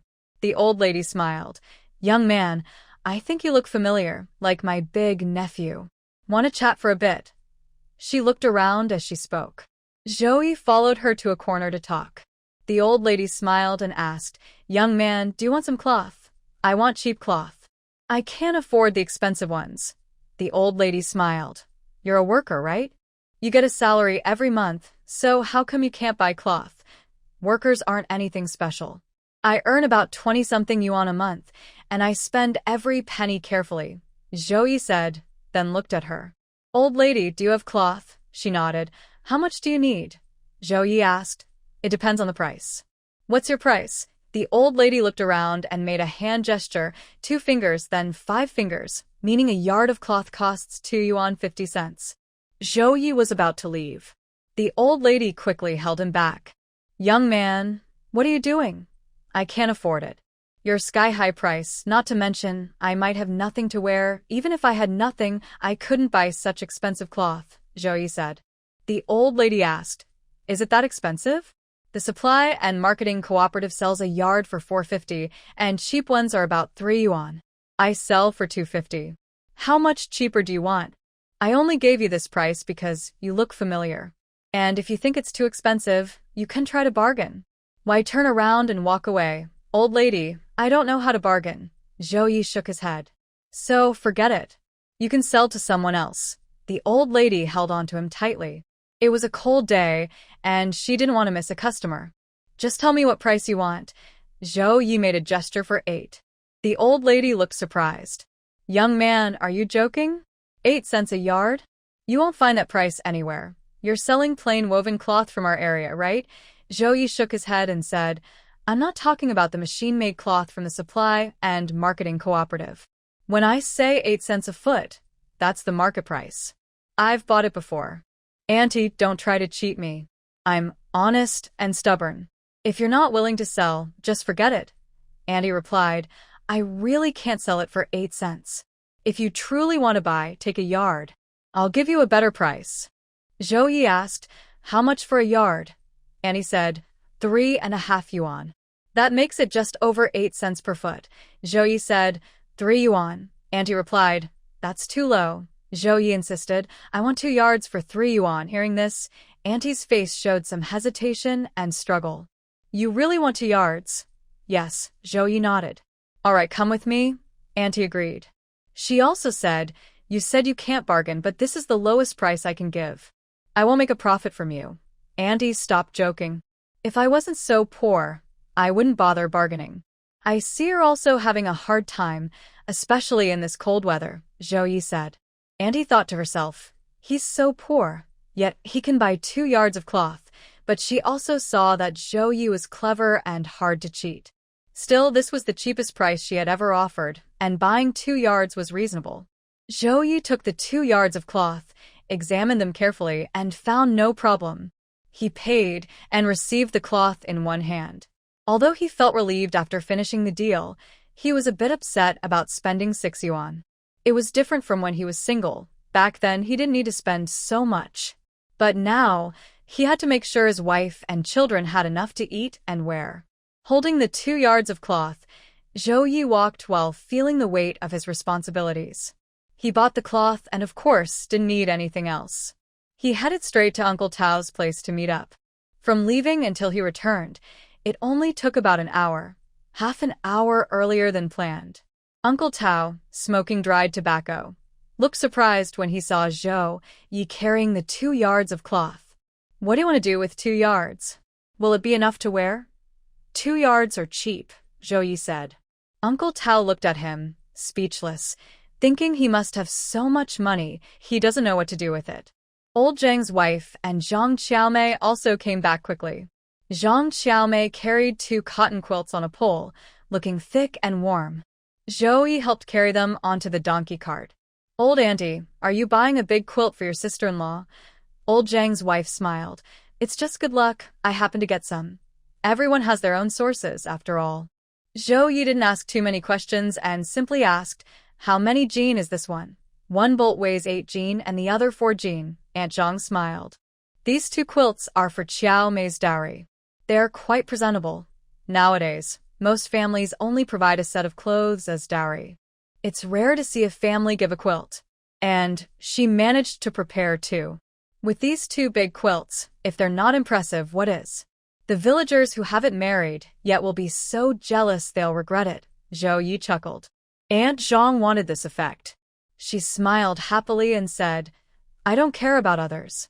I just want Qiao Mei to leave happily and proudly. Qiao Mei touched the 2 quilts, smiling as well. After bringing back the fabric, Zhao Ye went to the old team leader's house to find his second daughter-in-law, the same woman who had gone with Sister Li to see the white rose bushes before. Not many families in the village have sewing machines. The old team leader's house just happens to have one. Since Zhao Ye doesn't know how to sew clothes, his wife has sewn for him before, but her skills are about the same as his. He also didn't want his wife to tire herself out making clothes. She was busy writing articles. It was best to give the fabric to Dashan's sister-in-law. Since it was winter, there wasn't much to do, so she could make clothes. But Zhao Ye wouldn't let anyone help for free. 1 bolt of fabric could make 6 sets of adult clothes. He planned to have his wife make 2 sets for when she's pregnant and 2 new summer outfits for her after giving birth. By May next year, after her month-long rest, she'd need summer clothes. And for the fall and winter of next year, new clothes would be needed again. Everything had to be arranged. His wife would be happy to have new clothes. The remaining fabric would be used to make children's clothes and diapers, with a set quantity in mind. Finally, the leftover fabric could probably be used to make another new outfit for Dashan's sister-in-law's son, not counting the small scraps. So, how could Dashan's sister-in-law refuse? It was a good deal. She'd be idle otherwise, and making clothes for her son was worth it. She smiled and said, All right, I'll take the job. I'll finish everything before the new year and bring it to your wife. After Zhao Ye left, Li Dashan couldn't help but exclaim, he probably spent almost all his money on that mountain ginseng. Buying 2 bolts of fabric, even if it's plain woven cloth, costs money. Who in the village spends money like that nowadays? Even if it's needed, just tearing off a piece costs almost as much. Just make do with what you have. Dashan's sister-in-law rolled her eyes. It's not your money. They don't care about you, but you're worried about them. What's wrong? Acting all sarcastic, Li Dashan looked at her. Big sister-in-law was furious. Why do you think I'm being mean? Am I not telling the truth? Look at others. When their wives are pregnant, they cook chicken soup, go up the mountain to hunt wild meat, and even sew new clothes. They think of everything. And what about you? What have you done? When I was pregnant, I ate sweet potatoes every day until I felt sick, but you didn't even think of bringing me a fish to change my taste. And about clothes, I still wear the 2 sets I brought for my family when I married you. When I was heavily pregnant, you didn't even think of making me some maternity clothes. Li Dashan was stunned by her scolding. After reacting, he huffed and puffed, angry. What are you doing? All the money in our family is in your hands. I wanted to buy some wild meat for you, but what did you say? You said spending money on meat is just like cutting into your flesh. Big sister-in-law choked, feeling a bit guilty. The rough man was actually a little worried about her at that time, and she was just stingy with money. But now, she couldn't back down. She went on the attack. And you didn't even think about going to hunt for wild game for me, Li Dashan sighed. Back then, I was pregnant in the middle of a heavy snowstorm. It was freezing, you know? Staying inside was better. Why did I have to go out and mess around? Seeing he was afraid to argue back, big sister-in-law felt better and huffed as she picked up a cloth to busy herself. But Zhao Ye's reckless behavior was also known around the village. Zhou Desa heard from Zhang Desa that your little brother-in-law really treats his wife like a treasure. Zhao Meixiang said she often smells the aroma of stew, and today he even went to the city to buy 2 bolts of cloth to make clothes for his wife and diapers for the baby. Zhou Desa paused while sewing a hole in her son's knee. Does he even have money to buy cloth? Of course he does. He bought 2 bolts, Zhang Desa replied. I don't know how much that old ginseng is worth, but he doesn't seem short of money. He spent over 20 yuan on grain, and 2 bolts of plain cloth cost about 6 or 7. And all his eating and drinking expenses, those are all money. She recounted everything clearly. Do you think your parents-in-law might be hiding some money for him? Zhang Desa asked. What money? If they had any, wouldn't he need to sell himself to pay for his illness? Zhou Desa rolled her eyes. Zhang Desa nodded. That's true. Zhou Desa sneered. They don't have a single day-to-day life. Just wait and see. If next year they don't find ginseng or lingji mushrooms, how will he support that delicate girl from the city? When they have money, they eat well and wear nice clothes. When they don't, humph. Don't even think about me helping him out. Don't even dream of it. She can almost predict the miserable life that the second couple will have next year. By then, they will definitely argue a little every 3 days and have big fights every 5 days. It would be best if they fought so loudly that everyone in the village could enjoy the show. Sister-in-law Zhang agreed, saying, That's right. Don't come here to mooch off us later. Come here to beg for food? Watch me break his legs, sister-in-law Zhou directly threatened. But just as she finished speaking, Zhao Meixiang arrived. She is from the same village as Gu Guangqiu. Her husband's family lives next to Zhou Ye's, a bit farther from Li Fengshou and sister-in-law Li's house, but not too far. She gets along very well with sister-in-law Zhang and sister-in-law Zhou. I knew you'd definitely come, Zhao Meixiang said as soon as she saw sister-in-law Zhang. Without much politeness, she took off her shoes and sat on the kong, a traditional bed, starting to gossip with sister-in-law Zhou. I don't know what meat your second son is stewing inside, but that smell is driving me crazy. It made my little boy so hungry, he kept fussing, and he even got a scolding from his dad. Stewing again? Didn't you say yesterday that you had already stewed some? Sister-in-law Zhang asked. Yes, I stewed today too. The smell is amazing. My husband said he could eat it with sweet potatoes because of that aroma, Zhao Meixiang said. Do you think it takes a lot of money to make such good food? Since the winter break, every family has tightened their belts because they aren't working much, but this family is different. The smell of meat never stopped. It's unbelievable. Sister-in-law Zhou's stomach was already hungry. She had eaten 2 sweet potatoes this morning, but she had to save food. She was jealous and resentful, sneering, with this kind of life, let's see how long they can keep going. Actually, it wasn't just them talking. Other families were also gossiping. Even the old team leader heard about the couple's reckless spending and called Zhou Ye out when passing by their house to talk. Because Zhou Ye doesn't have any elders, his uncle is in another team far away, so the old team leader had to say something. Living carefully is important. How can they be so wasteful? Don't you know everyone in the village is waiting to see you run out of money and fail to support your wife and kids? Zhou Ye smiled and said, Old team leader, don't worry. I'll work hard next year. But now my wife is pregnant, so I need to support her. If others want to talk, let them. We're honest, so I'm not afraid of shadows. You're not afraid of shadows? With the current tense situation outside, you should think more about your wife and kids. The old team leader snorted and turned away with his hands behind his back. Zhou Ye knew his own situation very well. Why didn't you invite the old team leader in? Bai Yueji asked as he returned to the house alone. Zhou Ye smiled. The old team leader came specially to remind me. He said our family's way of living is too showy and doesn't match the current village's spirit of hard work and thrift. He told me to take it easy. Bai Yueji felt a bit helpless upon hearing this. Actually, Aunt Zhang had also come to remind her to hold onto Zhou Ye's money. She said a man shouldn't spend recklessly. But to buy Yueji, isn't buying some fabric for maternity clothes normal? And with the baby coming, she couldn't do without small clothes, right? There's no diapers or anything here, so you have to prepare as many as needed. Babies eat and poop all the time, so you'll need plenty. So buying 2 bolts of fabric isn't much. Now she's pregnant, eating sweet potatoes, and coarse bread every day. Who could stand that? She thought cooking some meat would be a big deal. These are basic needs, nothing fancy. But her life caused a big fuss in the entire Nioming brigade. Don't worry about others, wife. We'll just do our own thing and eat what we want, Zhou Ye said. I know, but for now, don't go out. Someone might suspect where your money came from and try to catch you, Bai Yueji warned. Zhou Ye smiled. I understand, wife. Don't worry. I need to work hard.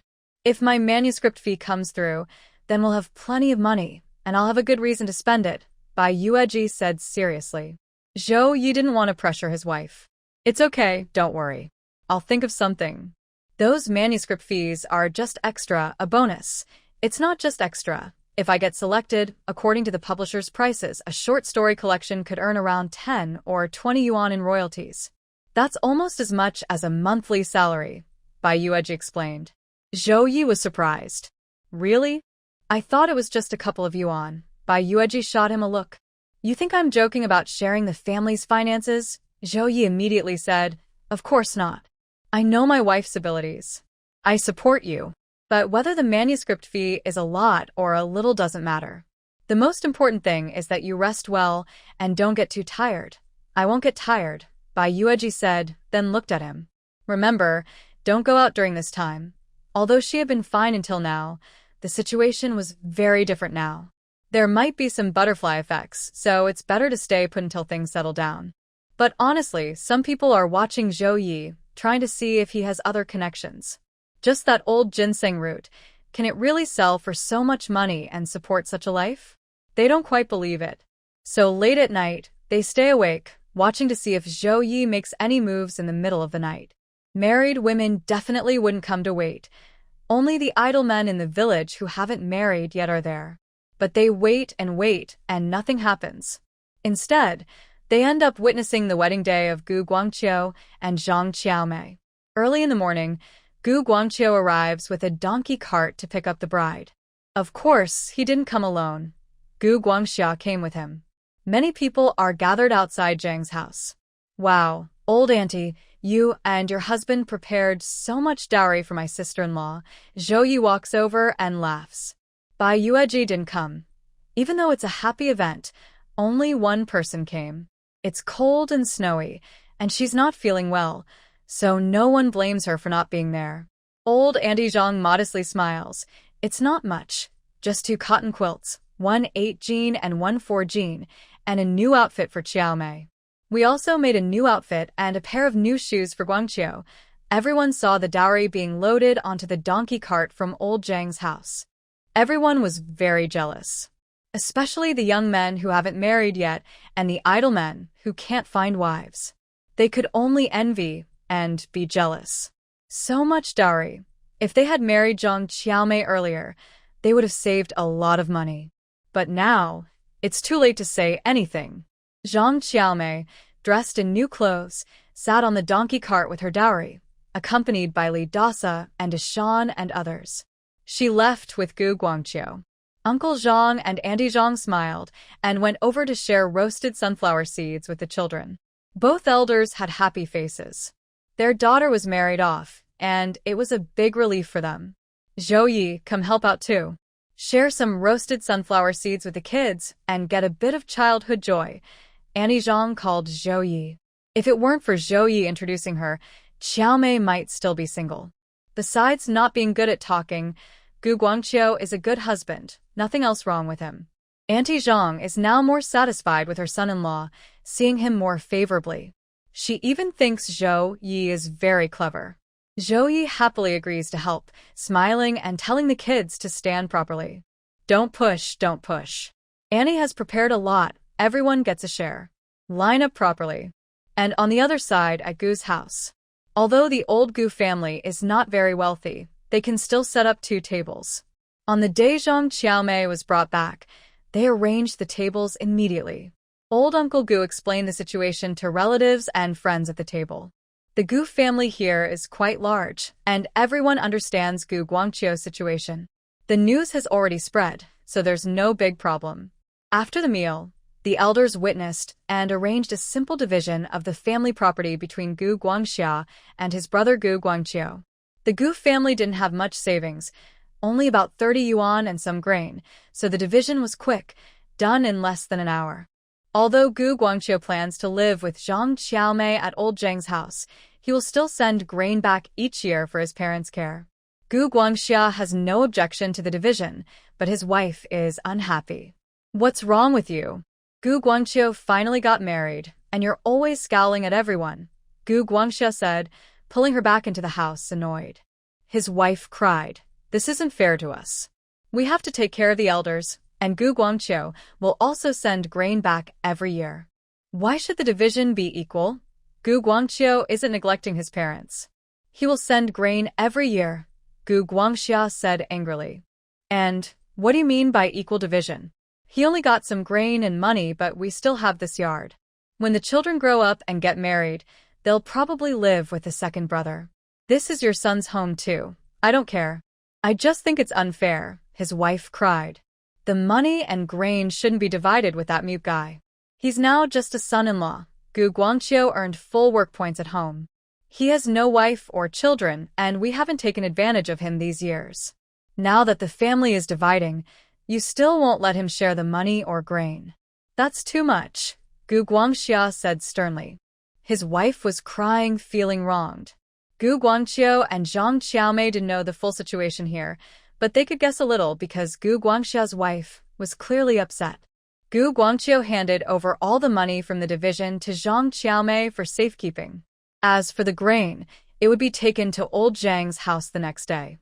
Zhang Xiaomei hesitated slightly but took the money from him, whispering, "I won't spend it recklessly." Gu Guangqiu shook his head, signaling that she should spend it as needed, without being too frugal. Zhang Xiaomei smiled and looked at him with a red face. Gu Guangqiu also felt a bit shy, but no matter how shy he was, they were now husband and wife, and they had to sleep in the same bed. Although their wedding night was clumsy, they managed to get through it smoothly. The next morning, Gu Guangqiu and Zhang Xiaomei bowed and offered tea to his uncle Gu and Aunt Gu, then took their belongings and rode in a donkey cart driven by Gu Guangxia to Old Zhang's house. Everyone in the village saw this. Gu Guangqiu is tall and strong, and Zhang Xiaomei, dressed in her new clothes, looked much prettier after the wedding. The single men were very jealous and upset. Some who couldn't accept this shouted out, "The mute son-in-law has arrived." Li Taishan was a bit jealous too, but when he thought about Gu Guangqiu caring for Uncle Gu and Aunt Gu, his jealousy lessened. He then looked at the person shouting and asked, "Zhang Mozi, what did you say? Do you want to fight?" Zhang Mozi, who was making trouble, heard the name Zhao Ye and gritted his teeth. "What about Zhao Ye? Zhao Ye controls everything, and he can't tell me what to say or not. Last night, he tried to spy on Zhao Ye, but didn't succeed. Still, he planned to keep trying because he didn't believe Zhao Ye had no other channels. If he did," Li Taishan said, "just wait and see." Gu Guangxia and Gu Guangqiu also heard Zhang Mozi's words. After sending Gu Guangqiu and Zhang Xiaomei home, Gu Guangxia went to find Zhao Ye. Li Taishan was faster and already told Zhao Ye what Zhang Mozi had done. When Zhao Ye saw Gu Guangxia coming, he greeted him, "Guangxia, come inside and sit." Guangxia nodded and went inside, where he saw Bai Yueji. Zhao Ye introduced her, and she greeted Gu Guangxia. Then she went to the west room to continue writing her manuscript while Zhao Ye stayed in the east room talking to them. "Guangxia will be staying here, but there will be some gossip. You need to watch out," Gu Guangxia said. He ignored Zhou de Gu Zhou Chuan because he didn't expect much from him. During festivals, Zhou Chuan rarely visited the Gu family, probably afraid of being involved. Zhou Yi said, "Don't worry, Guangxia. I'll deal with Zhang Mozi later. I'll also ask Old Zhang's family to bring some wine and peanuts." I'll take a few people over there to have a drink and introduce Guangqiu. You can also tell Uncle Gu and Aunt Gu to rest assured. Guangxia knew Zhao Ye's temper and smiled. All right, I leave it to you. He didn't stay long because the donkey cart belonged to someone else, and he had to return it. As soon as he left, Zhao Ye wanted to find Zhang Matzi to settle the score, but the kid had disappeared. Surely you know that Brother Yi wanted to teach him a lesson, so he ran and hid. Li Taishan, enjoying the excitement, said, "No need to make a fuss." Next to him, Wang Erring looked overly dramatic, yawning and saying, "Brother Yi, take it easy. Zhang Matzi has an older brother too. Zhang Dagan is really good at fighting. That Matzi face just needs a lesson. If Zhang Dagan dares to come, Brother Yi will be ready," Li Taishan said without hesitation. Zhao Ye has challenged even old Chen's brothers and others, so he's not afraid of Zhang Dagan. He looked at Wang Erring and asked, "Why do you look like that?" Li Taishan helped Wang Erring reply, winking, "Brother Yi, you don't know. This kid is really promising. He's gotten close to Widow Yang." Li Taishan was quite jealous.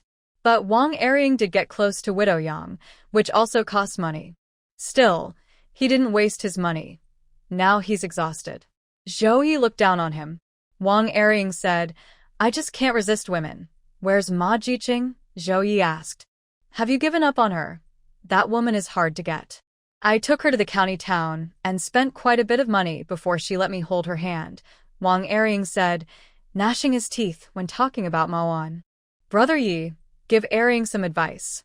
"This can't go on," Li Taishan said. Zhao Ye didn't want to waste time. "I don't have any solutions. Ma Jiqing likes Deng Xiangjia.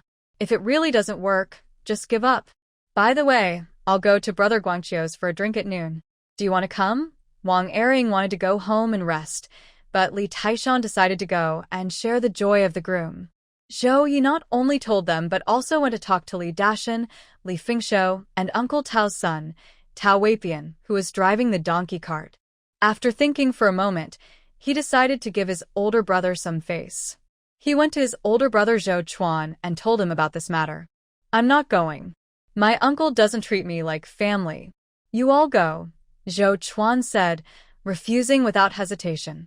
Zhao Ye looked at his brother but said nothing and just turned to leave. After he left, Lady Zhou came out of the house and snorted at his back. "What's there to invite? That little bit of horse urine doesn't taste good. You're right not to go. Otherwise, people might think our family is too close to theirs. When we can't get food, they'll come knocking." "Don't think I don't know their plans," Zhou Chuan said. "How could I go? My uncle is so poor. Your other two uncles are the same," Lady Zhou replied. "There are no relatives here who can help, and we have to rely on ourselves in critical moments." She looked proud. At noon, Zhou Ye brought people over to Lao Zhang's house. Uncle Lao Zhang and Aunt Lao Zhang had already prepared drinks, including wine, roasted peanuts, and boiled peanuts. Not only Zhou Ye's people were there, Li Fingshou, who is on good terms with Zhang Dagan, also brought him along. Zhang Dagan is Zhang Matzi's older brother. Zhang Matzi is a small troublemaker, but Zhang Dagan is a sensible person. After hearing about his younger brother's rude behavior from Li Fingshou, he apologized with a drink, saying, "My second brother is really a troublemaker. When I see him, I will teach him a lesson. Let's not argue with him." Gu Guangqiu also responded to him. With Zhou Ye, Li Dashan, Li Fingshou, Tao Weipian, and Li Taishan all present, the gathering was lively. After drinking, Gu Guangqiu naturally got to know these friends and started to become part of the Niumeng team. After Gu Guangqiu joined the Niumeng team, Uncle Lao Zhang took him to visit other elders' homes. For example, they visited the old team leader's house, Tao Lao Shu's place, and other elders from Lao Zhang's family. Interestingly, Uncle Lao Zhang's family and Zhang Dagan's family share the same ancestors, just separated by 5 generations. After visiting these elders, Gu Guangqiu finally felt relaxed. But Gu Guangqiu is a restless person. He called Zhou Ye to go hunting in the mountains, hoping to catch some wild game to improve their meals. It seemed that the groom's luck was extraordinary. Over a few days, they caught 3 fat wild rabbits and several wild chickens, greatly improving their diet. However, they couldn't go hunting for long because heavy snow had blocked the mountains. With so much snow, can our house withstand it? Bai Yueji looked at Zhou Yi sealing the windows tightly, a little worried. Zhou Yi patted his hands and smiled. Wife, don't worry about our house. It looks old-fashioned, but it can withstand any snowstorm. Bai Yueji nodded and checked their firewood, which was piled high in the backyard storage. They also had enough food, mainly sweet potatoes and potatoes, with plenty of other long-lasting grains left. Items like salt and matches were also stocked in the cabinets. Seeing all this, Bai Yueji felt reassured. The ice tank had already been moved to the west room. Zhou Yi brought some frozen pears. Wife, want to eat a frozen pear? Put it inside, let it thaw a bit before eating. Bai Yueji nodded, wanting to share one with him. So the couple checked their ample supplies and happily went back inside to eat frozen pears. On such snowy days, they really couldn't go anywhere, especially since the white roses outside might slip on ice. Falling could be dangerous, so she rarely went out. Instead, she spent her days eating or sleeping. If she didn't have work to do, she might have turned into a pig. But to be fair, because the family's meals were good, her belly was growing quickly. By the time it was the 12th lunar month, she was about 4 months pregnant, but her belly was already quite big. When she was washing herself with hot water, her belly stuck out prominently. Have I eaten too much? Bai Yueji wondered. She felt her belly was growing faster than before, twice as big as half a month ago. Zhou Yi didn't understand this. I asked Auntie Li and the others. They ate like this when they were pregnant too. Bai Yueji had no experience with this, so she just nodded and didn't say much. Still, she didn't dare eat too much, since medical care was limited these days, and having a very large baby could be hard to deliver. But the hunger was really tough to bear. Bai Yueji had no choice but to focus on writing her articles. Zhou Yi noticed his wife wanted to diet. To support her, he went to ask Auntie Zhang. Other families didn't need to explain this, but because Zhou Yi cared so much about his wife, Auntie Zhang thought it was necessary to clarify. Your wife is pregnant for the first time. She shouldn't eat too much, or it will be hard to deliver. Zhou Yi accepted this advice, though seeing his wife so hungry made him feel a bit uncomfortable. Soon it was the Laba festival. Of course, they had to cook Laba porridge. They soaked the beans the day before, and early the next morning, Zhou Yi started cooking the porridge. When he was alone before, he didn't bother much with this. He was bold enough to take beans and go to his uncle's house to eat ready-made porridge. So, he had never cooked it himself, but this man had a talent for cooking rice. He once asked his aunt how her Laba porridge was so tasty. Today, he cooked it himself, and surprisingly, it was even more fragrant than his aunt's. Of course, that was because he used more ingredients. His uncle's wife used various beans, red, green, yellow beans, and kidney beans. But what did Zhou Yi put in his Laba porridge? Besides those beans, he added peeled and pitted dates, glutinous rice, yellow rice, peanuts, and pine nuts. He also added plenty of brown sugar and white sugar. The aroma of his cooked Laba porridge was so tempting. Bai Yueji, having just woken up from a nap and already hungry, could not resist the delicious smell. Gula got up to brush his teeth and wash his face, then came to the kitchen to take a look. Is it fragrant, wife? Zhou Yi shifted his position to let her sit by the fire, smiling. Yes, it smells good. Is it ready? Almost, just a little longer. The porridge was already cooked, but the Laba porridge needed to simmer a bit more before serving, which would make it taste even better. The couple then started to care for the little chicks nearby. The chicks were quite hardy. They had been raised for so long without losing any and all looked very lively. After a while, they served the simmered Laba porridge.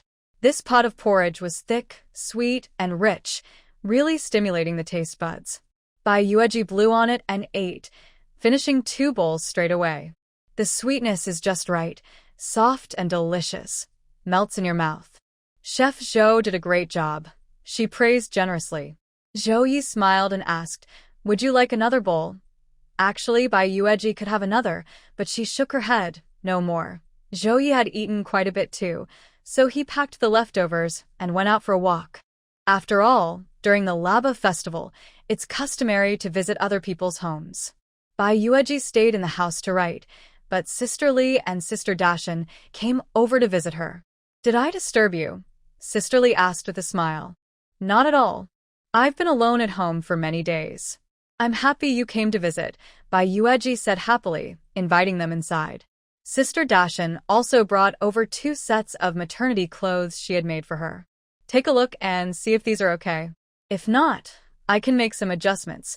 Bai Yueji couldn't help but praise her immediately. "No wonder Zhao Ye specifically asked you to help. Your skills are almost as good as a female worker's."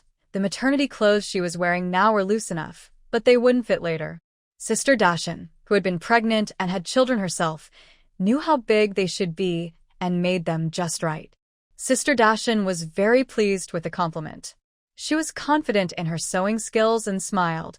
"I'll bring the rest over once they're finished. Honestly, I've never seen a man as caring as Zhao Ye. I used to think he was a bit odd, but now I see he's so devoted to his wife. It's because she's the woman he loves. The other girls in the village don't interest him at all. He's completely devoted to Yueji," Sister Li said with a smile. Hearing this, Bai Yueji didn't feel proud but instead started venting her frustrations. "Sister-in-law, you don't understand.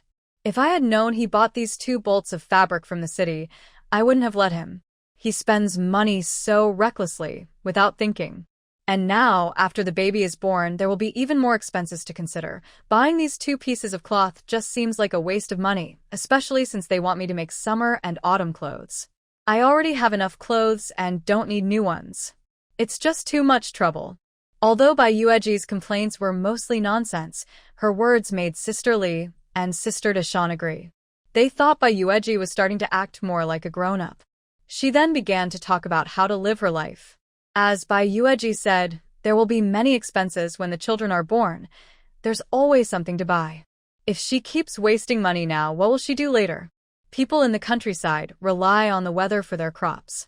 Sometimes the harvest isn't good, and the family has several mouths to feed. At those times, they have to use the savings they've kept over the years to buy food and get through tough times. Especially Sister Dashan and Sister Li, who have experienced hard times before. They know they can't live like Zhao Ye, who spends freely. Even when Dashan was pregnant and craving food, she didn't want Dashan to spend money on small pieces of meat for her. The old team leader's family split up years ago, but they still live in the same big yard. All their money and grain are kept separate now. Because of this, Dashan is very careful with her money. Sister Li is similar, but she is even more thrifty. Despite the fairness of the old team leader's family to his children, they tend to favor the youngest son.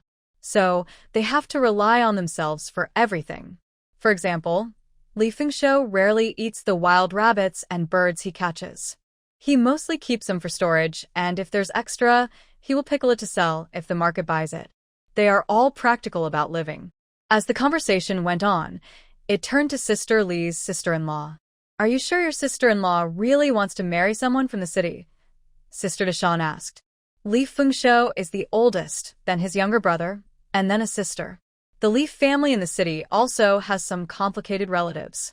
Over the years, they've maintained contact. During a food shortage a few years ago, the Li family sent a bag of grain to those relatives. This effort wasn't wasted. Recently, a relative came to visit and recommended Li Fengmei to work temporarily in the city. Although she only earns 15 yuan a month, it's a big deal for her. She became the first girl in the team to go to the city for temporary work, earning wages and eating government grain. The villagers look down on the men from the countryside and prefer to marry city folks. Sister-in-law Li said, "Yes, I am going to marry. But I don't care about her matters." Big Mountain sister-in-law asked, "Didn't your mother-in-law come to argue with you a few days ago? Was that argument about this?" Bai Yueji asked, hearing this. The noise from that day was loud. She didn't go out because she was pregnant. Zhao Ye went and came back saying there was a conflict between mother-in-law and daughter-in-law. She didn't ask much. Sister-in-law Li sneered, "My mother-in-law wants me to give her a dowry." She opened up more. "Do you know how much she wants my family to give?" "How much?" asked Big Mountain sister-in-law. Bai Yueji listened too. Sister-in-law Li snorted, "You know my sister-in-law. When she was at home, she never helped me. She wouldn't even lift a finger if the soy sauce bottle spilled. She was hired as a temporary worker later. I don't know exactly how much was spent, but you all know what we divided when we split the family. After she became a temporary worker, my family didn't get a single needle or a thread from her. Our two nephews are her relatives, but she never even gave them a piece of candy. My little uncle's children, malted milk, white rabbit candies, new clothes. Oh, and a hot water kettle too. She bought those later, saying it was to make up for not giving anything at my second brother's wedding. Tears welled up in sister-in-law Lee's eyes as she spoke. I didn't insist she buy anything. I just blame myself and Fengsho for not being capable enough, for not earning respect. Bai Yueji didn't know much about these things, but Big Mountain sister-in-law knew everything. That's also unfair to you. Sister-in-law Lee wiped her tears. I don't blame anyone. I just think of that side as strangers. I won't get involved in their affairs. But this time, when she wanted to get married, my mother-in-law directly came to me and said I had to give her a big cotton quilt weighing 8 jin, really daring to ask for so much. Big Mountain sister-in-law sneered. Do you think it's just an 8 jin quilt? Sister-in-law Lee said. She also wants me to give her 20 yuan as a backup. Big Mountain sister-in-law gasped. She really dares to say that. Bai Yueji also said. Sister-in-law Lee continued. My mother-in-law said her daughter is going to marry into a city family and wants to do it with dignity. So, I should give her an 8 jin quilt and 20 yuan. If I were sensible, I wouldn't need her to ask. I'd just send it myself. This is going to be a relative from the city, she sneered. Relatives from the city? Who would want to support them? If I had to support them, that's impossible. Big Mountain sister-in-law asked. What did Fengsho say? He still dares to say that. If he dares to give that money, I won't be able to live here anymore. He can go himself. Big sister-in-law Lee said. But this also made Big sister-in-law Lee feel a bit better, because Li Fengsho didn't want to give any quilts or money either. Their family was also struggling. How old was that quilt at home? The cotton inside was taken out and refluffed again this year, but even so, it wasn't very warm. They probably couldn't use it next year. And their mattress was just filled with straw. Their family was in such a bad state, yet he still wanted her to give so much dowry. What was her mother thinking? That's not so bad. Sister-in-law Da Shan nodded. Fengsho isn't as foolish as old Duan. Who is old Duan? Bai Yueji asked. That's the family on the east side of our village. Old Duan forced his wife to death. Now, their 3 children aren't being raised by their stepmother, and they've been beaten a lot. Life is really hard for them, sister-in-law Deshan explained.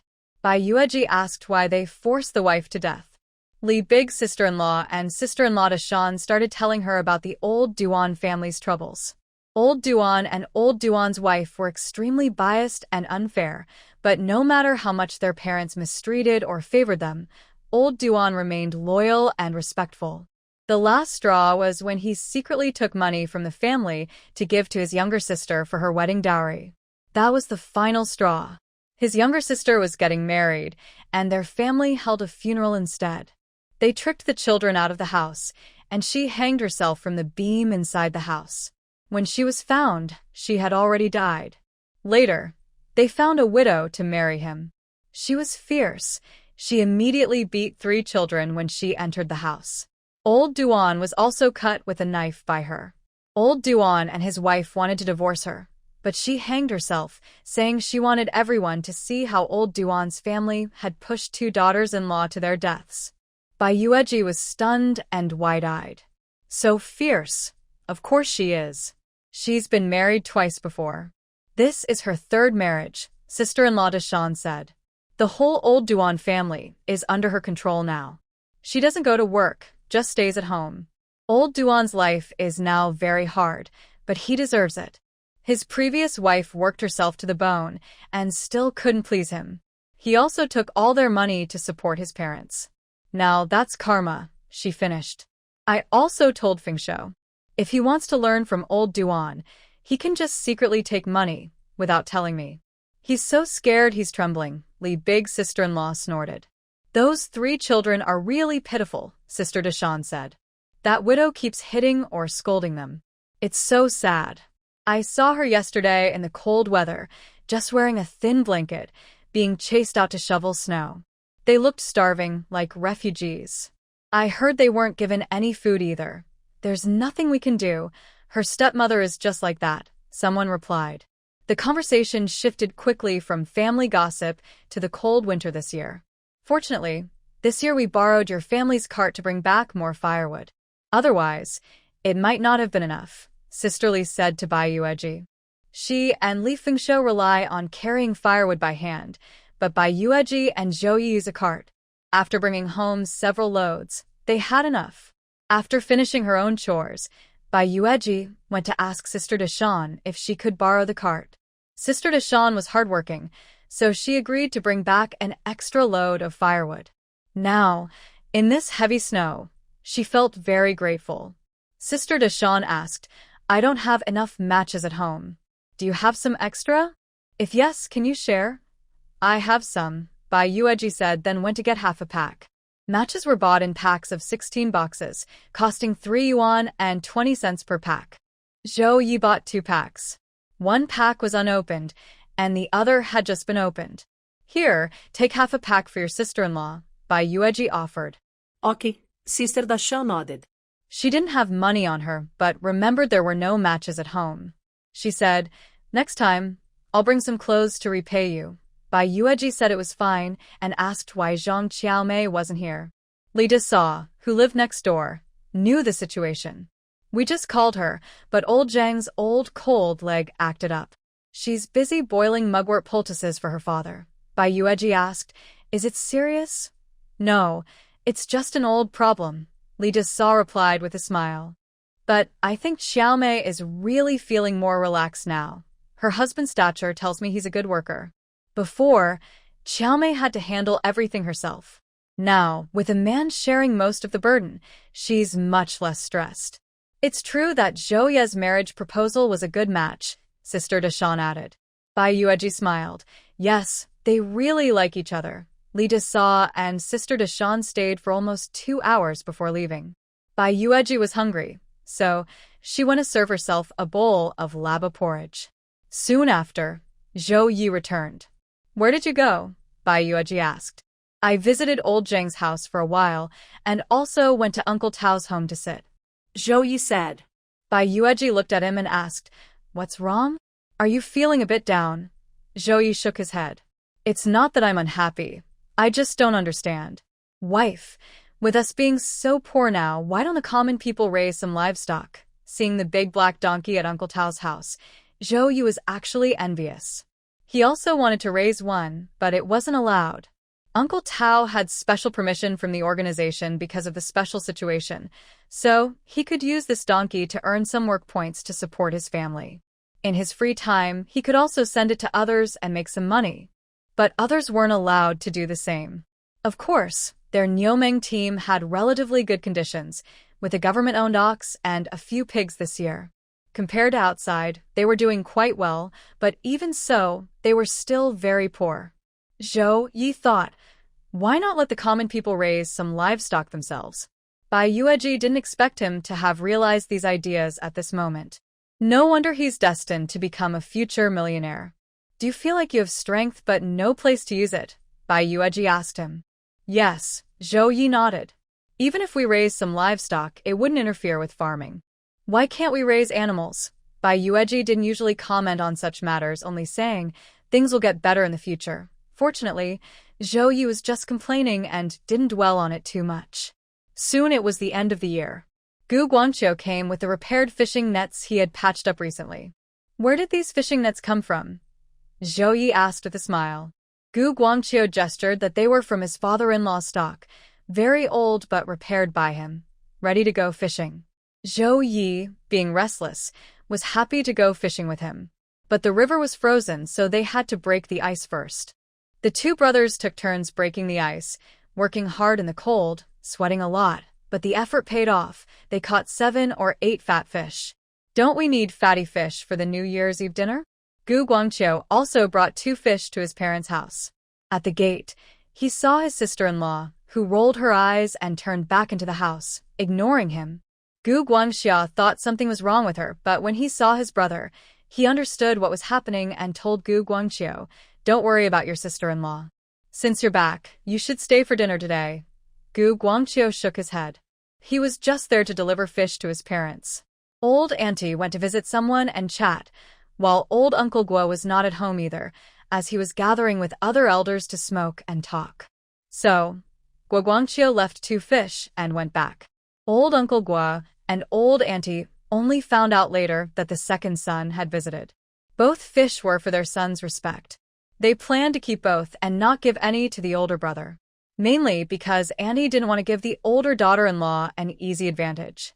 On the day the second son got married, Annie almost caused a scene, only stopping herself from hitting someone in front of everyone. The second son finally married his wife, and she didn't spend a penny on him. Why would she look so angry? After the family split, she couldn't hold back and went to cry in her room. The next day, she even hinted that people should take care of her in the future. Everyone knew what she meant. When it was convenient for the second son to get a share of work points, she said nice things. Such big 2 fish, and they're actually kept for ourselves to eat. Can we really eat them all? Guangxia's wife was annoyed.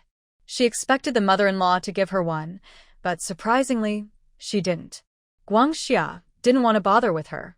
After eating, he tidied up and prepared for the new year. Not only was Guangxia preparing for the new year, but the festive atmosphere also filled the entire Niuming brigade, making everyone's face look happy. There is a folk rhyme in the village. 23, sticky candy. 24, clean the house. 25, fry tofu. 26, cook New Year's meat. 27, kill a rooster. 28, let the dough rise. 29, steam buns. On New Year's Eve, stay up all night. Not everything followed exactly, but Bai Yueji and Zhou Ye were excitedly preparing for their first new year. Cleaning the house was essential. They tidied everything inside and out, not perfectly spotless, but very clean and neat. They didn't fry tofu because they didn't have much oil, but they had fresh tofu. Zhou Ye took some beans to make tofu with old Zheng's family. 3 jin of beans made 7 jin of tofu. They also cooked New Year's meat, with Zhou Ye making beef stew with radish. He also went to the commune to see if he could buy pork, but couldn't find any. However, Zhou Ye wasn't empty-handed. He met an old lady carrying a hen to exchange for money to buy matches, as she had none left. The supply and marketing cooperative also sold matches out, but Zhou Ye had some. He told the old lady to wait, then went home to bring her half a pack of matches and some money. If the calculations are about the same, then the deal will go through, and both sides will be happy. So this new year, my family still has an old hen, which Zhou Ye has already plucked, cooked, and placed in a basin. Then they made steamed buns with yeast, working together, symbolizing prosperity. Zhou Ye pays special attention to this new year, and Bai Yueji can clearly feel that. No wonder, last year, Zhou Ye had just come out from inside, and the laba porridge was eaten at his uncle's house. During the new year, he didn't go to visit but spent it alone and lonely. But this year is really different. He has a wife and children now, a proper family of 3, and they should celebrate the new year lively and joyful. However, Bai Yueji also values this new year very much. Coming to this unfamiliar place, she now has a home with Zhou Ye and has children. First new year together. How could she not be happy? They had their New Year's dinner early. By 3:30 in the afternoon, the couple had already set the table. The cooked and arranged old hen, a bowl of radish and beef stew, a braised fish, and braised rabbit meat, 4 hearty dishes in total. Surrounding these dishes were a pot of cabbage and tofu, a pot of potatoes, a small dish of fried soybeans, and a plate of mung bean sprouts. In later generations, their New Year's dinner wouldn't be considered poor at all. In this era, it was an incredibly rich feast. Bai Yueji was very satisfied with the dishes and planned to have such a New Year's dinner every year. Smiling at Zhou Ye, she asked, "Hubby, before we eat, say a few words?" Zhou Ye smiled, poured himself a glass of wine, and poured a glass of water for his wife, using water instead of wine. Then he looked at his wife and said, "Wife, this year's New Year is the happiest and most joyful one I've ever had. I feel more happiness than ever before. Although I have more responsibilities now, I am confident I can give my wife and children a good, happy life." Bai Yueji smiled at him. I believe in you. Wife, you should say something too, Zhao Ye said with a smile. Bai Yueji was not shy and looked at this rough man and said, although being with you is just a spur-of-the-moment decision, forming this family was the best choice I've ever made. I don't regret that impulsive decision. I even feel lucky to have met you, lucky that you are the father of my children. I believe my judgment this time is right. Our family's head must be able to take good care of us both. However, the leader also said that women can support half the sky. As a member of this family, I will do my best not to hold back the head of the household. I hope to progress and develop together with you, look forward to the future, and work hand in hand to achieve our dreams. I believe our country will become more prosperous, and our family will get better and better. Let's wait and see together. Zhou Yimu was stunned. Wife, how are you so talented? You speak so well. He felt full of sweetness, motivation, hope, and expectation. You also speak very well. Bai Yueji smiled and raised her water cup. I toast to the head of the family. Zhou Ye quickly smiled and clinked his cup with his wife. I also toast to my half of the sky. Bai Yueji smiled. Next, it was time for the New Year's Eve dinner. The old hen didn't eat much, but the radish stewed with beef was very tasty and fragrant. The braised rabbit was also especially delicious. They ate a lot of other vegetarian dishes paired with rice, which was really very tasty. There was no leftover vegetarian food, but there was still quite a bit of meat. Zhou Ye ate some, but didn't want to eat too much. There was also fish left, symbolizing abundance year after year. After dinner, the couple tidied up and gave out some money in red envelopes, each containing a penny, to amuse the children. For example, Li Fengshou's family had 2 little boys, Li Dashan's family had 3 children, Tao's family had 2, and there were some other relatives and friends. In total, it cost about 2 or 3 cents. Last year, Zhou Ye was single and didn't need to give red envelopes, but this year, after getting married, he definitely had to give them. His own child hadn't been born yet, so he couldn't get the money back. But Zhou Ye gave happily and willingly. Bai Yueji also went out with him to pay New Year's greetings. Although it was cold and snowy outside and a bit dangerous, it was New Year's, so going out to greet everyone was fine as long as they were careful. They went to Li Fengshou's and Li Daiseo's yard to pay New Year's greetings. When giving out red envelopes, they heard someone shout, "Little uncle, Happy New Year." "We want red envelopes too." Outside the fence was Zhou Daya, and Zhou Erdi and Zhou Sonda. Sonda is his son, Daya and Erdi are daughters. These 3 belong to his older brother Zhou Chuan's family. Zhou Ye looked at the 3 siblings and asked, "Did you say Happy New Year to your little aunt?" Bai Yueji also looked at the 3 siblings. She knew Zhou Daya and Daya's wife, but since they had been in Yoming Brigade for 2 years, she didn't really know which family each child belonged to. However, she recognized the 3 siblings and had seen them before. "Little auntie, Happy New Year." Zhou Daya is already 10 years old and immediately blinks her eyes at Bai Yueji. Second sister also quickly calls out, "Little Annie, Happy New Year." Third brother has been told that if he says Happy New Year, he can get a red envelope to buy firecrackers or something. So he loudly shouts, "Little auntie, Happy New Year." Bai Yueji looks at the 3 siblings and nods, "Happy New Year to you all." Although adults' grudges shouldn't involve children, the 3 siblings are not exactly clean. They are dirty, especially big sister and second sister, because they have long hair that's all tangled. These days, lice are common, and seeing them scratch their heads from time to time, Bai Yueji doesn't want to get too close. Zhou Ye gave them each a red envelope. Big sister Zhou is a bit older and more reserved. Second sister Zhou and third brother Zhou quickly tear open their envelopes and are happy to see even a penny inside. Their family has few relatives, and Aunt Zhou is very stingy. Even though Zhao Meixiang and Aunt Zheng's children are also part of the family, she doesn't give them red envelopes. Because Aunt Zhang has 5 children and Zhao Meixiang has 4, both more than her family, giving red envelopes would seem like a loss. Aunt Zhang and Zhao Meixiang think differently. They are clever and calculated. One year, they gave red envelopes first, thinking their own children wouldn't suffer.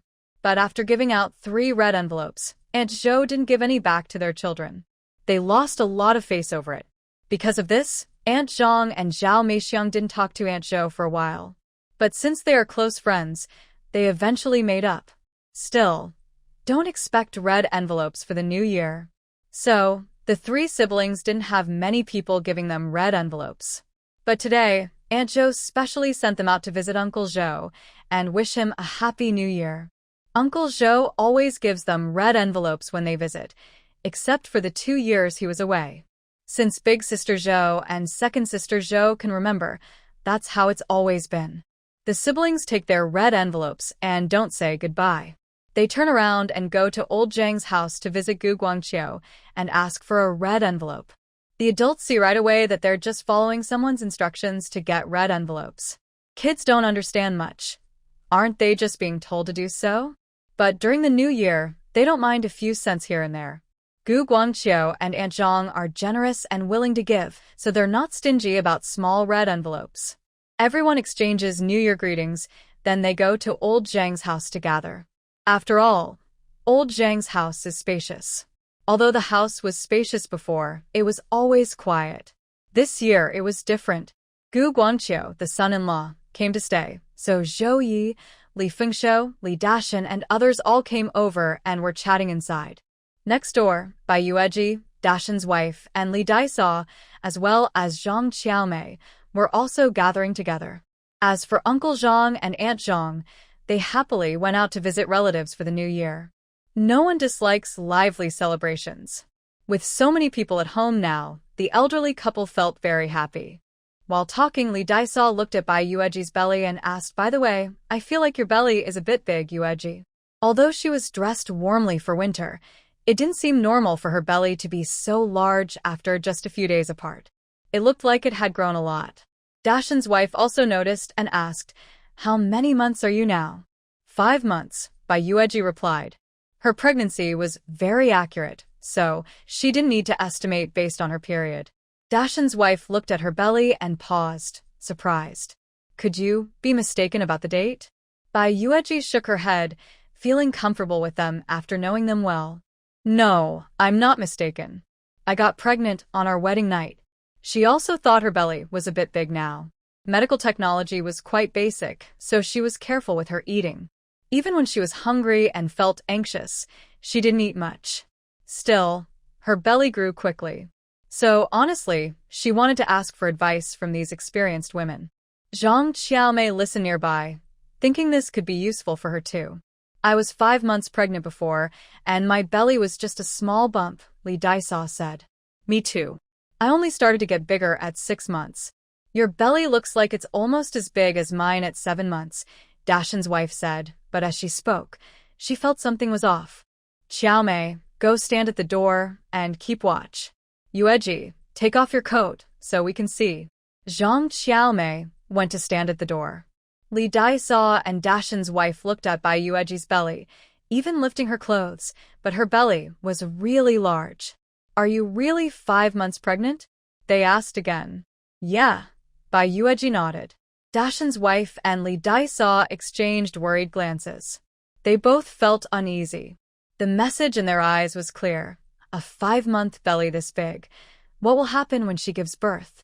Bai Yueji saw their expressions and felt her heart tremble. Could it be that I ate too much? You should really eat less, Li Daisao said, covering her up.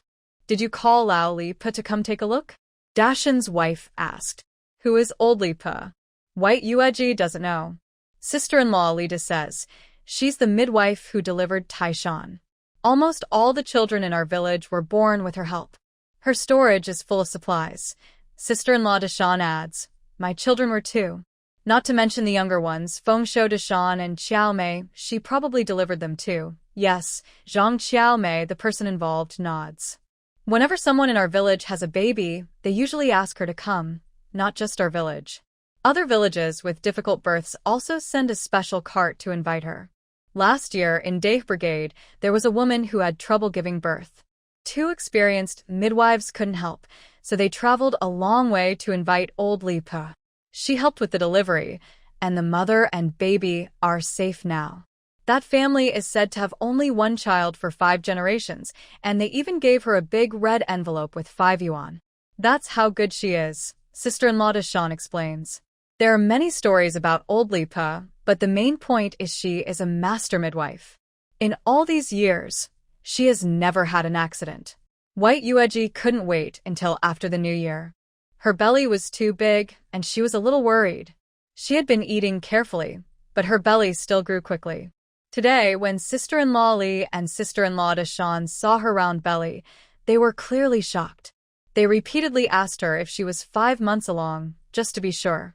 When Zhao Ye and White Yueji got home, she asked, "Do you know old Li Pa, the midwife?" "Yes, I do. I've already talked to her. When the time comes, I'll ask her to help," Zhao Ye said, having already made arrangements. White Yueji said, "Go invite her to come and check my belly." "Why? Are you feeling unwell?" Zhao Ye looked worried when he saw her face. "No, my belly is just too big. Sister-in-law Deshawn and sister-in-law Li asked me to see old Lipa." Zhao Ye always listened to his wife and didn't care about any taboos during the new year. He saw how scared she was. He helped her onto the bed and said, "Lie down, wife. I'll go ask her to come." During the new year, Zhao Ye invited old Lipa to their home. On the way, old Lipa asked about White Yueji's condition, thinking, why invite her over during the new year? Is there a problem? Zhao Ye didn't hide anything. Since old Lipa helped deliver his children, he told her everything honestly. Her belly is too big. Sister-in-law Li said my wife's belly is as big as in July, but she's only 5 months pregnant. Old Mrs. Li asked about some other symptoms, and Zhao Ye answered honestly. The wise and experienced old Mrs. Li already had a good idea. After examining Bai Yueji's belly, she was almost certain. Bai Yueji looked at the kind-looking elderly lady and asked, "Grandma Li, is my belly a bit big now?" "It's not big. Don't worry, there's no serious problem. You should eat less, but still make sure the baby gets enough nutrients. Eat until you're about 70% full at each meal, and if you're hungry at other times, eat just enough to feel comfortable. No need to starve yourself." Old Mrs. Li said. "Am I already overnourished?" Bai Yueji couldn't help but ask. Big sister Shan and sister Li both said that their 7-month pregnant bellies are about the same as mine. "Yes, Grandma Li. You should carefully check my wife. Her belly really looks quite big," Zhao Ye quickly said. A while ago, he felt her belly was just a small bump. Now, after a month, how big has it become? "It's normal. She's carrying 1 baby, and your wife is carrying 2. If it wasn't big, that would be strange." Old Mrs. Li smiled. When she said this, both the new father and new mother were stunned. Bai Yueji quickly reacted, touching her belly and feeling a bit dazed. So, she was carrying twins? Zhao Ye didn't react as quickly. He just stared blankly at his wife's belly. "All right, I have nothing more to say. I'll go back first. You young folks are inexperienced, but that's okay. Our Niomeng brigade has never had twins before, so you're quite lucky," Old Mrs. Li told Bai Yueji. "I've heard about this Bai Jiqing girl, but honestly, she's very pretty and truly fortunate." "Zhao Ye, take Grandma Li back home," Bai Yueji quickly said. Only then did Zhao Ye realize and went to see old Mrs. Li off. On the way, he asked her what he should pay attention to, how to take care of her, and about eating habits. Old Mrs. Li was very patient. Men who care about their wives like this aren't common, but they do exist. Most men act as if their wife's pregnancy has nothing to do with them. So, she didn't mind his worries and explained again. Finally, she said, "Your wife is carrying twins. She should go to the city hospital to give birth. This was for extra safety. Grandma Li, you should go with her," Zhao Ye immediately said. I will go with her when the time comes." Old Mrs. Li nodded. Zhao Ye took her home, then hurried back, almost running. When he arrived home, he was still out of breath. Inside, he saw Bai Yueji sitting on the kong, a traditional bed, looking at him. The big worry in Bai Yueji's heart was finally eased. She always felt her belly was growing too quickly. After being checked by Sister Deshawn and Sister Li today, she felt even more scared and anxious. Unexpectedly, she was pregnant with twins. Now, everything made sense. She naturally relaxed completely. "Wife," Zhao Ye came over, looked at her belly, then at her, and his face showed pure happiness. Bai Yueji stood up and playfully grabbed his ear. Are you saying we're only having one baby? Is this one? Zhao Ye couldn't hold back anymore. He grinned widely and let his wife pull his ear, venting his frustration. That's what we planned, but I didn't expect you to be so capable. Now you're pregnant with two. Bai Yueji released his ear, rolled her eyes at him, and started talking about important things. When the time comes, I want Grandma Li to go to the hospital with me to deliver the babies. If she was having just one, she planned to go to the city to give birth. But for two, she definitely needed to go to the city for safety.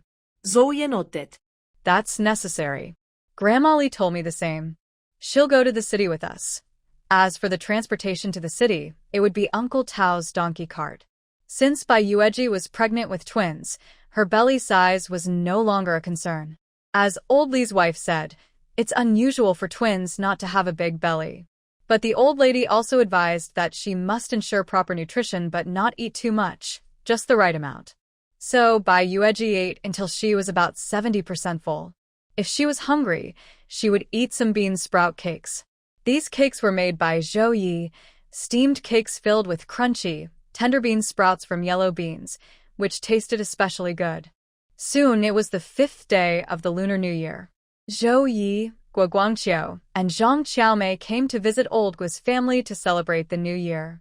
They had originally planned to visit Bai Yueji's uncle and aunt during the holiday, but now they decided not to. Her belly was too big, and the weather was freezing. There was no rush to visit during the holiday. There would be many chances later. By then, Guo Guangqiu and Zhang Xiaomei learned from Zhao Ye that Bai Yueji was pregnant with twins. It's no wonder Yueji's belly is so big. Twins, huh? Our Niumeng brigade has never had twins before, Zhang Xiaomei said with a smile. We haven't had twins yet, Zhao Ye replied with a smile. Guo Guangqiu looked a bit envious. He also glanced at Zhang Xiaomei's belly, wondering if she could give him a pair of twins. Zhang Xiaomei noticed his gaze and blushed, feeling shy around the rough man. But honestly, when she heard that Bai Yueji was expecting twins, she also felt jealous. If only she had a chance to get pregnant too, that would be so wonderful. Her uncle and aunt were at home because they knew Zhao Ye and Guo Guangqiu would bring their wives over today.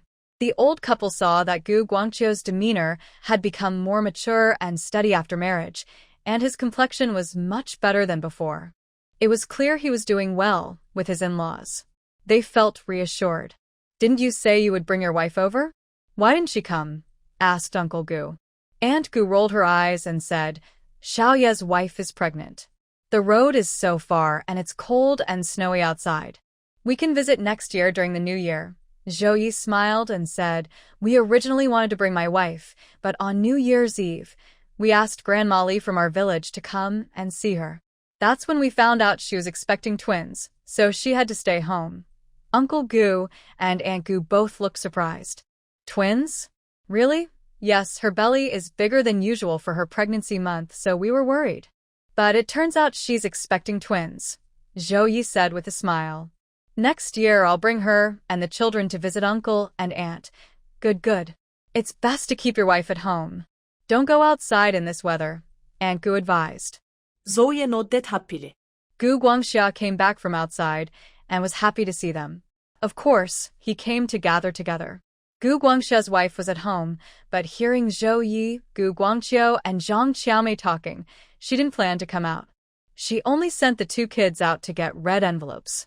They received 4 envelopes with a total of 4 cents, all collected by Guo Guangxia's wife. The 2 children started crying loudly. We want to buy firecrackers. We want firecrackers. Guo Guangxia's wife was scolding the children inside, making them cry even louder. Guo Guangxia couldn't bear it anymore and went inside to argue with her. Why are you causing trouble during the New Year? It's just a few cents.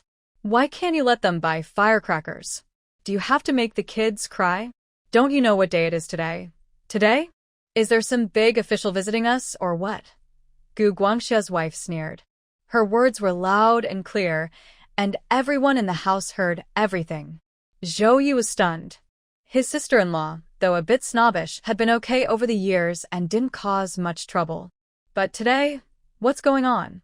Zhao Ye doesn't know about the trouble caused during the family separation. However, Gu Guangqiu and Zhang Xiaomei are aware of it. They want to say something, but their aunt can't hold back anymore. She immediately leaves and starts loudly scolding at her door. "You wicked troublemaker, I haven't taught you a lesson yet and you think you can do whatever you want? If you can't stay in my Gu family, just go back to your precious mother's house. What are you so proud of? Did my Gu family do something wrong to you that you're so blind and arrogant? People are pregnant and having children and they can still eat chicken, eggs, and be cared for by their mother-in-law. You kill chickens when you're pregnant, and when you have a baby, you kill chickens again. I cook and prepare food for you, and bring it to your bed. Which of those gossiping women around you has your treatment?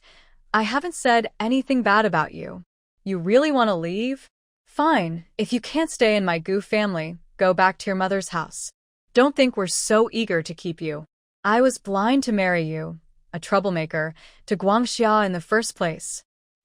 The aunt stands at the door and loudly scolds her eldest son's family. She is really unable to hold back her anger today. Since the family split, she's been sarcastic, but today is a day for her second son's family and her nephew to visit for New Year's greetings. Who is this troublemaker causing such a fuss? And insulting people behind their backs. It's really too much. Zhao Ye is stunned, not knowing when his aunt and his sister-in-law's conflict became so serious. He quickly comes out to persuade his aunt to go back inside. "Aunt, let's go back inside.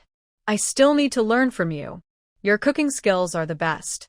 Please teach me how to make a couple of good dishes to make my wife happy. Zhao Ye, don't stop me. If I don't scold this troublemaker today, she really won't understand why the roses are so red." His aunt still wants to curse, furious, but Zhao Ye persuades her to go back inside. Before she can say anything, Guangxia's wife packs her bag, crying as she runs out, looking like she's been terribly wronged. Guangxia doesn't bother to chase after her. The aunt turns her anger on her eldest son. "Guangxia, I tell you, if you dare to bring her back, we will cut ties." "Mom, why are you saying such things?" Guangxia replies. "Guangxia, sister-in-law, how did it get so bad?" Zhao Ye can't help but ask. She just thinks that Guangxia living with old Zhang in the future, if he doesn't show filial respect to his parents, he won't share the family's money or resources. During the busy New Year celebrations, Guangxia was especially annoyed. Without him saying a word, he wouldn't go pick up that woman. She could come back if she wanted to. He didn't care. Gu Guangqiu and Zhang Xiaomei had already guessed this. Zhang Xiaomei said, "Big brother, Gu Guangqiu lives in my house. But don't worry, when it comes to caring for our parents, we will follow the agreement we made on the day we divided the family. Every year, when the harvest comes, we will deliver our share to our parents first. If they need money for health issues, we will share the cost, but we do get some advantage since we are the main family. Usually, the older sister-in-law takes care of our parents. But when they get old, Gu Guangqiu and I will take turns to look after them. You can rest assured, it won't all fall on the main family. I still haven't gotten that old." "What has that woman done for us?" the aunt scolded. "When she was pregnant and had the baby, she fed those chickens and eggs to the dogs. She's a white-eyed wolf who won't ever be grateful. If she has more children later, I wonder if she'll even share a single egg or a spoonful of rice with us. I serve her by fetching her poop and pee, and I spoil her too much." Although the eldest daughter-in-law wasn't known for kindness, the aunt thought she was a good enough mother-in-law. When she was pregnant, she cooked a chicken because they ran out of eggs at home. She even traded for some eggs to satisfy her cravings. After giving birth, she cooked another chicken to strengthen herself, and she ate all the eggs herself. This aunt had been mistreated by her own mother-in-law before, so she didn't want her daughter-in-law to follow the same path. She wanted to take good care of her during her confinement. But what did she get in return? A white-eyed wolf. Gu Laoju looked grim, but said nothing. Everyone could see he was really upset. Originally, Gu Guangqiu, Zhang Xiaomei, and Zhao Ye came happily to visit relatives, but because of this issue, they lost face. Zhao Ye didn't dare say much because he was just a nephew. He had no say in family matters. He could only think that every family has its own troubles. Still, the aunt managed to gather some eggs and brought 7 or 8 over for Zhao Ye. "Auntie, you don't have to. There are still some at home. You haven't finished the ones you brought last time," Zhao Ye quickly said. These aren't for you. They're for my niece-in-law and my grandson and granddaughter, she replied. Mrs. Old Annie said she thought there were fewer eggs today. The weather isn't good for hens to lay eggs now. Once it warms up, there will be more. Take them back, said Uncle Old. Zhao Ye felt a bit embarrassed, but didn't refuse the elder's kindness, so he accepted the eggs. Bai Yueji saw him return with eggs and asked, "Where did you get these?" Old Auntie traded with someone in the village. She specifically asked me to bring them back for you and the children, Zhao Ye said with a smile. Bai Yueji smiled too. Although Zhao Ye's parents had passed away, his uncle and aunt genuinely cared for him. They loved him and the children too. Once you become successful, you must be good to uncle and auntie, Bai Yueji said with a smile. Of course, Zhao Ye replied happily. Zhao Ye's uncle actually has 3 brothers. There is the eldest and second uncle, both still around, but they rarely visit. The elder's disputes and issues Zhao Ye didn't plan to get involved in. After one visit where he was turned away, Zhao Ye didn't go again. Only his true-hearted uncle still cares about him. As for the eldest and second uncle's families, Zhao Ye doesn't care much. So, after the 5th day of the Lunar New Year, there was no need to visit relatives, and he had free time. At this time, Wang Erying was beaten badly and nearly died after being ambushed and knocked out. Zhao Ye heard about it from Li Taishan. Really that serious? Zhao Ye asked in surprise. Li Taishan nudda. Yes, they took him to the hospital early this morning. Who did it? Zhao Ye asked. Li Taishan said, I checked. Erying is bold, but deserved it. Do you remember the last time Old Yang was reported? He took money from a gambling table, and that's what this is about. Old Yang knew he took the money and didn't confront him? Zhao Ye asked. Of course he didn't. Erying insisted he didn't do it. Old Yang and our village are connected, so he didn't want to make things worse. It just ended there, Li Taishan explained. Erying got greedy and went gambling outside, lost all his money, and then reported others. Before he ran, he took the money with him. But those people are from a different village, so they wouldn't let him get away with it. Did they really beat him up? Zhao Ye asked. I'm not sure about the details, just what I heard, Li Taishan said. But I think he doesn't go in and out much. He knew Wang Erying well. Good thing you didn't go, or you'd be caught up and beaten too, Zhao Ye said. Li Taishan smila tapili. That's not quite right. My grandmother is so famous that she has to consider her reputation when she does things.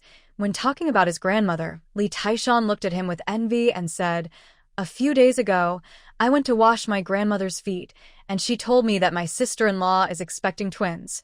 Don't think Li Taishan is very obedient just because he washes his grandmother's feet. It's mainly because his grandmother is rich, the wealthiest old lady in the village. He gets a little pocket money for helping wash her feet. His grandfather told him about this, hoping he would learn from it. Zhao Ye laughed. You don't need to be jealous. Next year, work hard in the fields with me. With your family status and your conditions, aren't you worried about not having a wife? Li Taishan's family is quite well off. Li Taishan doesn't really want to work, but he remembers his grandmother saying that if he marries a good girl, she might secretly give him some money for his future wife. All right, I'll work hard next year, Li Taishan said, feeling he's not getting any younger. After staying for a while, Li Taishan left and ran into Zhang Matzi on his way out. I see you've been wandering around near Brother Ye's place a lot lately. What are you up to? Li Taishan asked. Zhang Matzi obviously wants to find out if Zhao Ye has any secrets. He's been patient, never giving up since late last year. Can't I just pass by? Zhang Matzi replied. Li Taishan looked at him for a moment, then snorted, You better be, or even Zhang Dagan would struggle to handle Brother Ye's anger. Then he walked away. Zhang Matzi spat at his back, but he had to admit, he was starting to waver. He had been watching Zhao Ye these days and noticed that Zhao rarely went out, especially at night. He would go to bed early with his wife, the young woman from the countryside. Left alone, he froze in the cold and was almost overwhelmed by wind and snow. But he still felt Zhao Ye was hiding something and planned to keep watching. He waited and waited until the 14th day of the Lunar New Year, but Zhao Ye still didn't go out as he expected. It was really nerve-wracking. Even though Zhang Matzi had great endurance, he didn't want to keep waiting like this. He was feeling dizzy and clearly coming down with a bad cold. So he had to give up his plan and went home to rest. What he didn't know was that he was just one step away from catching Zhao Ye. The 15th day of the Lunar New Year was exactly the day Zhao Ye was supposed to go out. White Yueji didn't refuse because, during these days, besides a few eggs left at home, all other meat and food had been used up.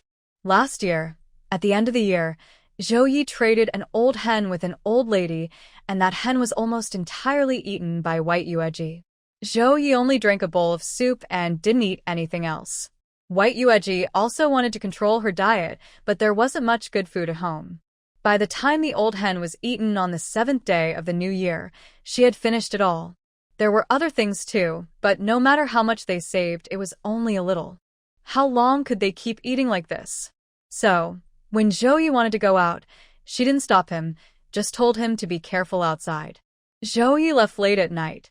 After sending him out, White Yueji closed the door and went to bed. She thought it's been so long. Her book and the newspaper office should have received her letter by now. She just didn't know if they liked it or not. White Yueji was right. Because of the season, the letter she sent to the newspaper office was only delivered after the new year. Neither the postal service nor other places check the mailboxes every day, so they don't send things daily. Plus, due to the snow and wind, her submission only arrived at the newspaper office on the 10th day of the new year. The newspaper office wasn't very busy these days, and not many people submitted work, so White Yueji's letter was naturally seen quickly by the editors. The editor first saw her handwriting and felt very comfortable. The writing was very good. Then, after reading further, he found the book was even better. He read it several times and found no need for editing or changes. Without hesitation, he sent it to the chief editor. The chief editor saw the neat, formal handwriting that looked like it was printed and was immediately attracted. After reading it, he was also very impressed. This Mr. Ji Bai must be a very learned and talented person, said the old chief editor. The editor said, yes, but it seems that Mr. Ji Bai doesn't have very good living conditions. He mentioned on the envelope that if the newspaper wants to accept his work, he hopes not only for payment, but also for some tickets. The old chief editor tapped the desk and said, we'll give 20 yuan for the manuscript. Only 20 yuan? Chief editor, isn't that a bit low? The editor hesitated and said, with such good writing and skill, this book is definitely worth more than that. I haven't finished speaking yet. The former chief editor gave him a sharp look. Also, please apply for a few more ration coupons for this gentleman, one for grain, one for eggs, and half a gene of sugar each. That's not much, said the young editor, who was honest and had a strong sense of justice. Considering the quality of this book, 40 yuan in manuscript fees isn't a lot. The old chief editor sighed. There's nothing I can do. That's the highest payment I can request. Don't you know our newspaper doesn't get many funds approved? Write back to him and say that if he submits more books of this quality, the payment will stay the same. If he has any other requests, he can mention them in his letter, and we'll try to meet his needs. The young editor understood the old chief's difficulties, so he nodded without saying much and started writing the reply. Looking at the address of the old gentleman, it was just from a rural team. Who knows, maybe he's a famous writer. Thinking about the current situation, the young editor could only shake his head and sigh, not daring to say more. But the manuscript fees and coupons all need to be applied for and won't be issued quickly. All this was happening at a newspaper in the provincial city district. Bai Yueji, far away in the Nyomeng team, didn't know about it yet, but she was definitely worried. She had 2 children now. She thought having one was stressful enough, but 2, her rough husband might be exhausted trying to keep up. After the children were born, she'd have to take care of them and couldn't go out to work. She didn't want to go out, so writing was her only way out. Recently, her second book was almost finished. She just needed to revise and polish it for a couple of days, then she could send it to the commune. The commune could handle the mailing. Last time, Zhao Ye had to go to the city to send his work. She had already started planning her third book and had a rough outline. Once the second was completely finished, she'd start on the third. The 3 books were of completely different genres. Bai Yueji's bottom line was that at least one of them would be accepted. Once she knew what topic the newspaper preferred, she would focus on that. She was determined to develop this into her career. With that thought, Bai Yueji fell into a deep sleep. She slept until the next morning when Zhao Ye came back and called her. Only then did she wake up. She put on a thick cotton coat and hurried out to open the door. "Honey, you should go back to bed," Zhao Ye said, carrying 2 big burlap bags full of things, covered in snow and wind. Bai Yueji replied, "You go pour some hot water and drink it." Suddenly getting up from the bed to open the door was indeed cold. The cold wind rushed in fiercely, and she didn't dare take any risks now, with the 3 women here. Zhao Ye could have come by himself. After closing the door, he would go pour hot water to drink. A warm cup of water felt comfortable, and he smiled as he said, "Wife, guess how much money I made today?" While speaking, he started moving things outside, not placing them on the bed but on the ground. Tonight, he made 2 trips, giving out supplies twice to his men. Usually, he only did it once, but this time, even if he was tired, he had to do it. They had 2 children to support, and he only came home once a month. How could he not feel the urgency? He was a bit regretful that when he was alone before, he didn't work harder to save more money. Tonight, he sold a basket of eggs, along with dozens of pounds of pork and some other supplies. That was the first trip. The second trip, he sold 50 pounds of cured meat, 50 pounds of rice from the south, and some salt. Both trips left him exhausted, almost collapsing on the way. But despite being tired, it was worth it because he earned over 70 yuan tonight from these sales. Working hard for just one night, earning this much, could match 2 or 3 months' wages for an ordinary worker today. This was why he could relax and not work hard before, still having enough to eat. This kind of trading industry also proves the saying, "The bold survive, the timid starve." Having earned so much money, he definitely needed to bring things home.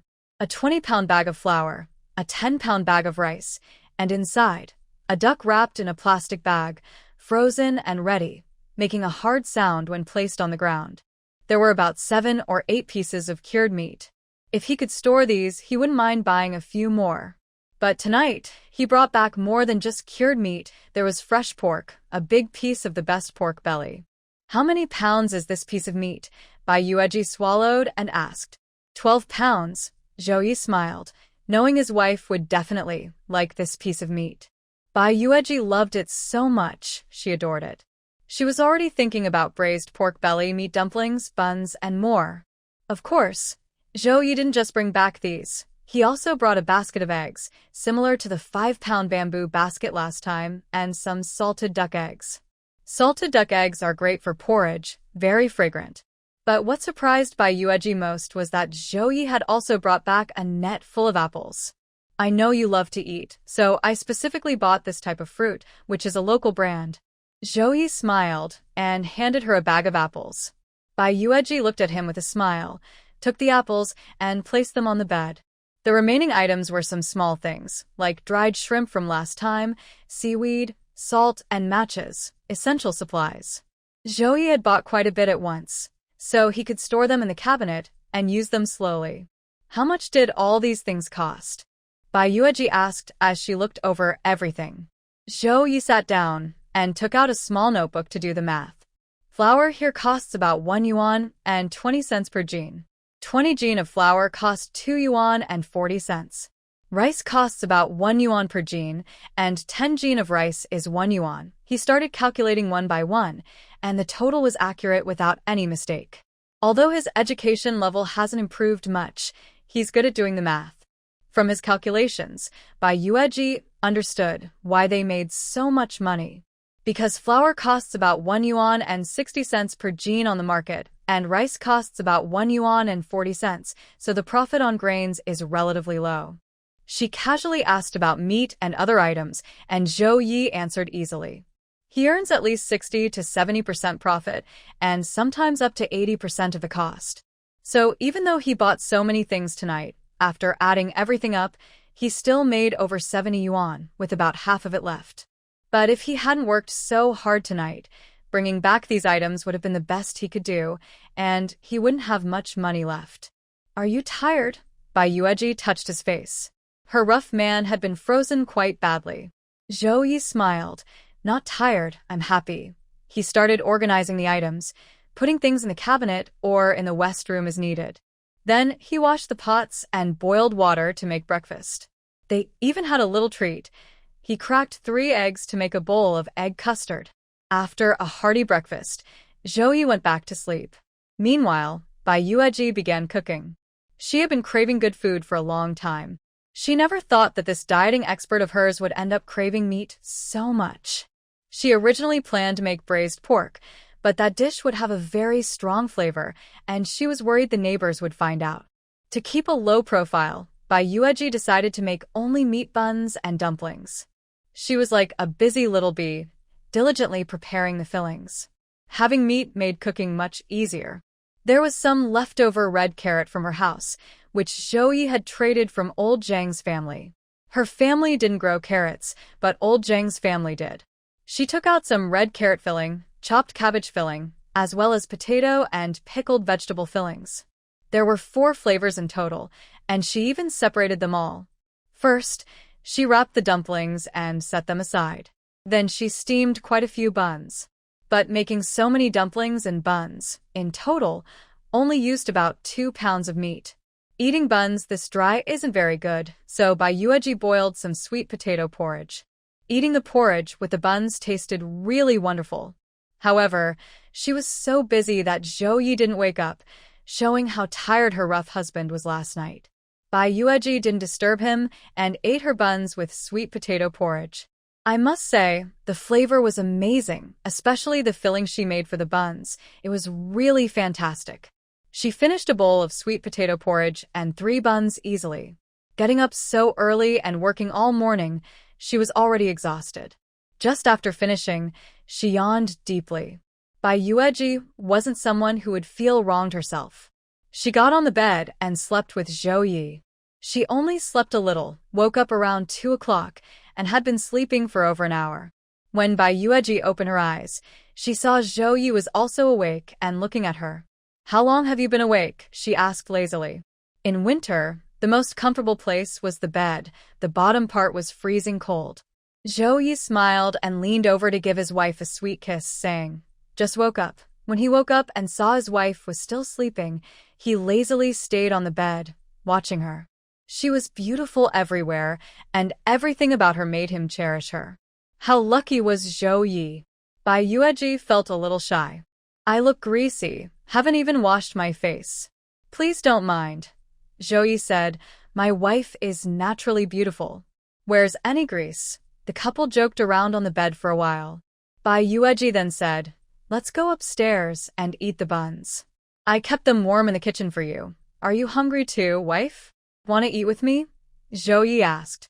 Bai Yueji was indeed a little hungry, but mainly she needed to go to the bathroom after drinking such a big bowl of sweet potato porridge. Her bladder was full. After finishing, the two sat down to eat. Bai Yueji ate 2 carrot-filled buns and stopped. Zhao Ye was holding a pickled vegetable and pork bun, praising, "Wife, your cooking is amazing. Even the chefs at state-run restaurants can't match your buns." Bai Yueji chuckled and said, "You eat first. I'm going to study." Zhao Ye has a big appetite and can eat 10 large buns. Bai Yueji also left him 5, but he didn't want to eat them all. He just ate a salty pork bun and a bowl of sweet potato porridge, and that was enough. In the cold weather, there's no need to do any work, so he definitely wouldn't overexert himself. Bai Yueji also knew he was saving his food for her, but he wouldn't listen to her words, so she didn't say anything. Mainly, their family conditions weren't that good, and she thought it would be pretentious to keep urging him to eat. She decided to wait until she earned her writing fee, then take her rough man to enjoy good food together. Bai Yueji was editing and polishing her second book. Zhao Ye also took out a book to read. Since she told him about it, whenever they were at home and had free time, he would pick up a book to read. If Zhao Ye was so diligent, it was probably because he saw the handwriting of Deng Xiangjie at his old team leader's house. That was a speech draft written by Deng Xiangjie. His handwriting wasn't as good as his wife's, and it didn't look very refined, but the old team leader, being narrow-minded, praised it highly, saying it represented the knowledge of a new era youth. He also told Zhao Ye to learn from Deng Xiangjie and study hard so he could talk with his wife better. Zhao Ye ignored the other words as nonsense, but he paid attention to the last part. He couldn't just have his wife recite romantic poetry to him while he sat there clueless and not understanding. That would be like playing the lute to a cow, completely pointless. So, Zhou Yu was very conscious about this. Bai Yueji was very pleased. After polishing the manuscript, she said, "There are other books at the youth cadre office. Once you finish these, I'll borrow them to read." From her observations over the past days, Zhou Yu was improving rapidly. He recognized many characters now, and his handwriting was better than before. But compared to her regular script, Zhou Ye's handwriting was still quite casual and sloppy. She wondered if it was because she liked him, so she thought everything he did was good, and his handwriting reflected his personality, free and relaxed. Though messy, it had its own unique style. He was very smart and learned quickly. "No need. I'll just ask Dong Jian to borrow from him. He probably has some. I see him always holding a book, whether he's busy or not," Zhou Yi said. Bai Yueji smiled. Dong Jian was an old educated youth who went to the countryside during the third batch. He never gave up studying. He was known for his good character at the youth cadre office, and even Deng Xiangjie respected him. Later, when the college entrance exam was restored, 3 people from Niumeng Brigade soared to success: Deng Xiangjie, Yang Ruoqing, and Dong Jian, the old educated youth. Later, Dong Jian, who had quickly risen to fame, entered politics. He was a very honest and practical official, well known by everyone. However, for some unknown reason, he was falsely accused and reported by a group of people. But how could the government wrongly accuse a good official who truly cares for the people? After a thorough investigation, all of Dong Jian's colleagues and associates were checked, and not a single fault was found. He never took even a needle or a thread from the people. It wouldn't hurt to spend more time with Dong Jiqing, Bai Yueji thought, then told Zhou Yi. Zhou Yi was likely to go into business in the future. His personality wouldn't let him sit still. He was destined to be one of the first to succeed at the right opportunity. Zhou Yi smiled. "I think Dong Jian is also a good person. If he gets the chance, he will probably be ahead of others. You're so confident in him?" Bai Yueji raised an eyebrow. Zhou Yi laughed. "Isn't that what my wife said? Opportunities are for those who are prepared." He's always ready. After the 15th day of the Lunar New Year, the festive atmosphere disappeared. Although it was still very cold, with light snow yesterday, the men gathered together to plan this year's farming. Zhou Yi also planned to go to the fields this year, so he came along to hang out, bringing Gu Guangqiu with him. While talking, they mentioned the 5 piglets raised in their team. Because they took good care of them, none of the piglets had any problems. After all, they were bought with team funds, so each one was precious. They looked healthy and chubby. "I went to check. If the feed is enough, maybe by the end of the year, they can be sold," Li Dahai said. "I asked my dad, and if they meet the standards for sale, we can keep one for the team to share the meat." Li Dahai was the son of Li Dashan, both former team leaders, and considered a strong candidate to become the next leader. The team members trusted Li Dahai's work and character because they all knew each other well in the village. Li Dahai was indeed a good person. Li Fingshou asked, "If we share the meat, how should we divide it?" "Of course, based on work points," Zhang Dagan replied. "I heard that other pig-raising teams distribute meat to members at the end of the year, according to work points. This wasn't the first time their team, Niumeng, raised pigs. They had done it before in the 1950s, but all the pigs were taken for official tasks, so the team members never got to eat any meat. Over time, their interest in pig-raising faded. I didn't take good care of them, so they grew slowly. It takes 2 or 3 years to raise a pig until it can be sold. If not cared for properly during this time, they might get sick and die. Later, when food shortages happened, people couldn't even eat enough, let alone raise pigs. So, pig farming was put on hold. After many years, I started raising pigs again. The members' enthusiasm has come back quite a bit, mainly because the conditions in the Niumeng Brigade have improved. They can meet their tasks without relying on pigs, and raising pigs is now mainly for earning extra income. Of course, everyone is also hoping to have some meat to eat. They also heard that the meat is divided based on work points. Zhao Ye listened to them and thought, this year, I really haven't worked in vain. If I earn enough work points, I'll get some pork. That's what I need to do. After talking a bit about the pork division at the end of the year, Li Dashan changed the subject to Zhao Ye, asking, Zhao Ye, I heard your wife is expecting twins? As soon as he said that, everyone looked at Zhao Ye.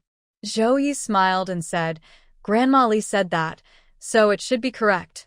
Li Taishan, sitting beside him, said, my grandma has been a skilled midwife for many years. Who here wasn't delivered by her? If she says it's twins, she definitely won't be wrong. His words sounded a bit teasing, but honestly, whether it was Li Fingshou, Li Dahai, Li Dashan, or Zhang Dagan, they all were delivered by old Grandma Li. So, everyone didn't doubt it. They were a little envious of Zhao Ye. This carefree guy, who married a delicate, cultured young woman, and now expecting twins, such good luck. The Niumeng Brigade hadn't had twins in many years, and it's rare to see such around here. Zhao Ye liked these glances, but he kept a calm face and sighed. I only wanted one, but I didn't expect two to come. Now I'll have to feed them all. I'll be exhausted. Without waiting for others to say anything to comfort him, he added, but since they're here, it must be fate. I'll endure some hardships. I can't let the kids go hungry, right? That's quite a decent way to put it, Li Dashan said. Li Fingshou asked, didn't you go to the commune a few days ago to deliver the book your wife wrote?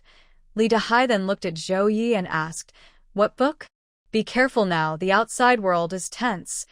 Zhao Ye said, Dege, don't worry. That's my wife's writing for a submission. She told me that next year, she will have 2 children to care for. My parents are gone early, and I have no one to help. She wants to take care of the kids, but she can't help much. She thought I might be overwhelmed with supporting the family alone, so she wrote a book to see if the city newspaper might publish it. If they do, we could get some money as a reward. Hearing this, the rough men present felt a bit jealous. This shows the talent of a cultured young woman from a countryside. She's good with words and can write articles for newspapers. But it's not so easy to get published. Otherwise, all the young people from the youth team wouldn't be free, Zhao Ye said with a smile. I'm happy my wife has this ambition. I don't expect much else. Li Taishan said, Brother Ye, don't underestimate your wife. Maybe she can do it. I heard she used to be top of her class. Bai Yueji, a young woman from the countryside, was as bright as a white swan. The local youths had heard about her. Thanks to Ma Wan's big mouth, Bai Yueji's secrets were almost all known, but since she hadn't fallen out with anyone yet, her words were fairly honest. For example, her top grades in school. Zhao Ye smiled and changed the subject.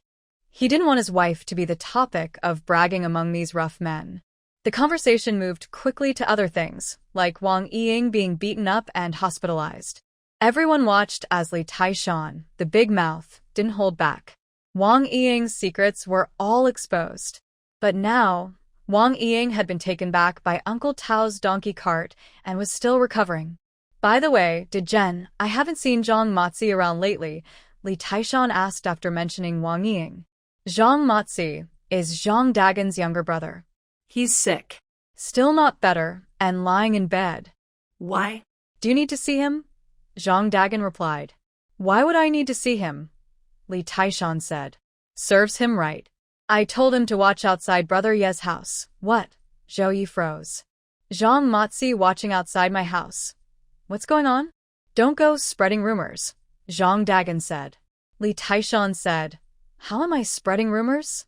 I saw it myself. From late last year to early this year, he was crouching there. I think he got sick from the cold. Zhao Ye looked at Zhang Dagan. Did you ask Zhang Matzi, or should I? I'll go, Zhang Dagan quickly said. He knows about Zhao Ye. If he asked him directly, his younger brother would probably get a harsh scolding. Seeing Zhao Ye clearly annoyed, he added, I promise you, if it's true, I will definitely scold him. He won't dare do this again. Just giving Big Brother Gun a little face, Zhao Ye said only this much. After everyone dispersed, Zhao Ye cursed Li Taishan. Zhang Matzi dares to stare at me like that, and you didn't tell me. It's no big deal. We stand tall, so we're not afraid of shadows. Zhang Matzi just brought this on himself, Li Taishan said, confused. Zhao Ye thought my luck isn't good. But Li Taishan never doubted Zhao Ye's luck because, in his view, Zhao Ye was always very lucky. Otherwise, how could he marry a beautiful, cultured young woman and have a rare pair of twins? Running into ginseng or lingji mushrooms in the mountains was just a matter of time. Zhao Ye didn't want to argue with these two fools. Although he told Zhang Dagan he would meet him, he still planned to see Zhang Matzi himself. He almost got caught hiding. But the most important thing was what came later. He needed to go out and sell goods. If someone was watching him, what could he do? Zhang Matzi wasn't just watching him. He wanted to cut off his income. Cutting off someone's livelihood is like killing their parents. Do you understand how serious this is? Brother Yi, are you going up the mountain tomorrow? You're lucky. I want to go with you, Li Taishan said, a bit eager. He wanted to hunt wild game but couldn't do it alone, so he had to go with his brother. Zhao Ye thought Zhang Matzi was still sick and hadn't come out, and if Zhang Dagan went back to ask, he'd definitely blow his cover. So he said, okay, early tomorrow morning. The next morning, Zhao Ye, Li Taishan, Li Fengshou, and Gu Guangqiu went together to hunt. Their luck was incredible. They found a trapped wild boar in a snow pit. Zhao Ye discovered it first and shouted, come quickly. Li Fengshou, Gu Guangqiu, and Li Taishan all froze for a moment and hurried over. They saw a wild boar, starved for who knows how long, lying in the snow pit, exhausted. A big wild boar. Li Fengshou and Gu Guangqiu were excited. I knew if I followed Brother Yi, I wouldn't come back empty-handed. Li Taishan was even more excited, hugging Zhao Ye. Zhao Ye pushed him away in disgust, looked around, spotted a large stone, and without hesitation, lifted it and smashed it down. He was very accurate with his aim. The hungry wild boar's head was struck and suddenly had a hole in it. It only managed to grunt before dying. That's enough, Zhao Ye said happily, clapping his hands. Li Taishan looked at his wild brother with admiration, as if he were a divine being. If he were a woman, he would definitely marry him. Zhao Ye didn't know about his strange thoughts. What are you all standing around for? Go find some vines and pull that wild boar up here. So Li Taishan, Li Fengshou, and Gu Guangqiu quickly worked together to pull the wild boar out of the snow pit. Zhao Ye, this, Li Fengshou stammered. Although I found it, since we all came up the mountain together, everyone shares the credit, Zhao Ye said. Li Fengshou, Li Taishan, and Gu Guangqiu were all happy. The wild boar probably had at least 100 jin of meat. Remove the wild boar's hide, keep some for ourselves, and sell the rest for money. What do you think? Zhao Ye asked. Li Fengshou agitata. How much can we sell it for? I don't know. I've never sold one, Zhao Ye replied. Gu Guangqiu also didn't know, so everyone looked at Li Taishan. Li Taishan puffed out his chest and said, I have a way to get it sold. Zhao Ye knew he had a way. Li Taishan didn't have a direct supply channel, but he loved to eat and had ways to buy goods. If he could buy, he could sell as long as the price was right. Even if they had to sell the wild boar cheaply, Zhao Ye wouldn't let himself be exposed. Besides his wife, no one else should know anything from him. So the four of them made a plan. Li Fengshou and Gu Guangqiu would go back to get tools and sacks. Though they moved quickly, they were deep in the mountains, so it wouldn't be so fast. Zhao Ye sat with Li Taishan on a stone. While massaging his wild brother, Li Taishan said, Wild brother, I think we can sell this wild boar for about 20 or 30 yuan, right? Zhao Ye nodded. Almost. After dividing the money, each person would get only a few yuan. A few yuan might not seem like much, but Zhao Ye had grown accustomed to a bigger appetite and didn't feel much. Li Taishan was excited. If they got 20 or 30 yuan, each would get 5 or 6 yuan. That was a huge amount. Keep your mouth shut, and Wang Ying shouldn't say anything either, Zhao Ye warned. He added, if you can't keep your mouth shut, don't expect to be involved in anything in the future. The power of that last sentence was too strong. Li Taishan quickly said, Brother Yi, I swear I won't tell anyone. I'm not that foolish. Although the strictness of the rules isn't as tight as before, it's still best not to let people know about hunting and selling wild boar. If someone gets jealous or angry, it could cause a lot of trouble. I'll tell Li Fengshou later, Li Taishan said. Li Fengshou doesn't need you to tell him. The two of them are very careful with their words, Zhao Ye replied.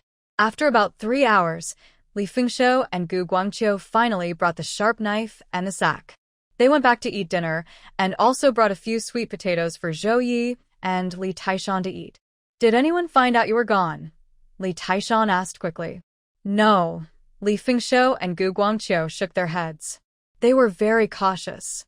Li Fengshou told his sister-in-law, and Gu Guangqiu told Zhang Qiaomei. He wouldn't say much, but would write a note for her to read. Since everyone kept their mouths shut, Zhao Ye didn't say anything. He took a sweet potato and started eating. In the deep mountain forest, they cut the wild boar into pieces and packed each piece into a sack. Zhao Ye didn't join in the butchering. After eating the sweet potato, he just watched. Gu Guangqiu, Li Fengshou, and Li Taishan were busy working. Everyone should keep a piece to eat later, Zhao Ye said. Okay, the other three agreed. How long has it been since they last ate meat? They all looked at the wild boar meat with shining eyes. Each person took a piece, about 3 to 5 jin, roughly 1.5 to 2.5 kilograms. Zhao Ye took an extra piece to give to his uncle. But he didn't want to take advantage. He said, when we sell the meat, I'll deduct it from my money. No need, Li Fengshou quickly said. Li Taishan also said, it's just one piece. Brother Yi found this wild boar. We owe it to him. Stop flattering, everyone. It's getting dark soon. Let's head down the mountain now. Zhao Ye looked at the sky and said. The other three didn't object. They carried the sacks and headed down. Zhao Ye stayed at the back, looking around.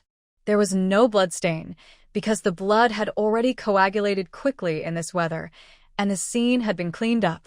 But to be safe, the four of them made a big circle before heading onto the path Li Taishan led and sold the wild boar they had caught.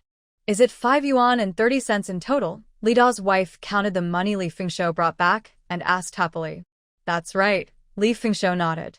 The night was already late, and Man Song Man Ku was asleep, so Sister Li quietly went to hide the money.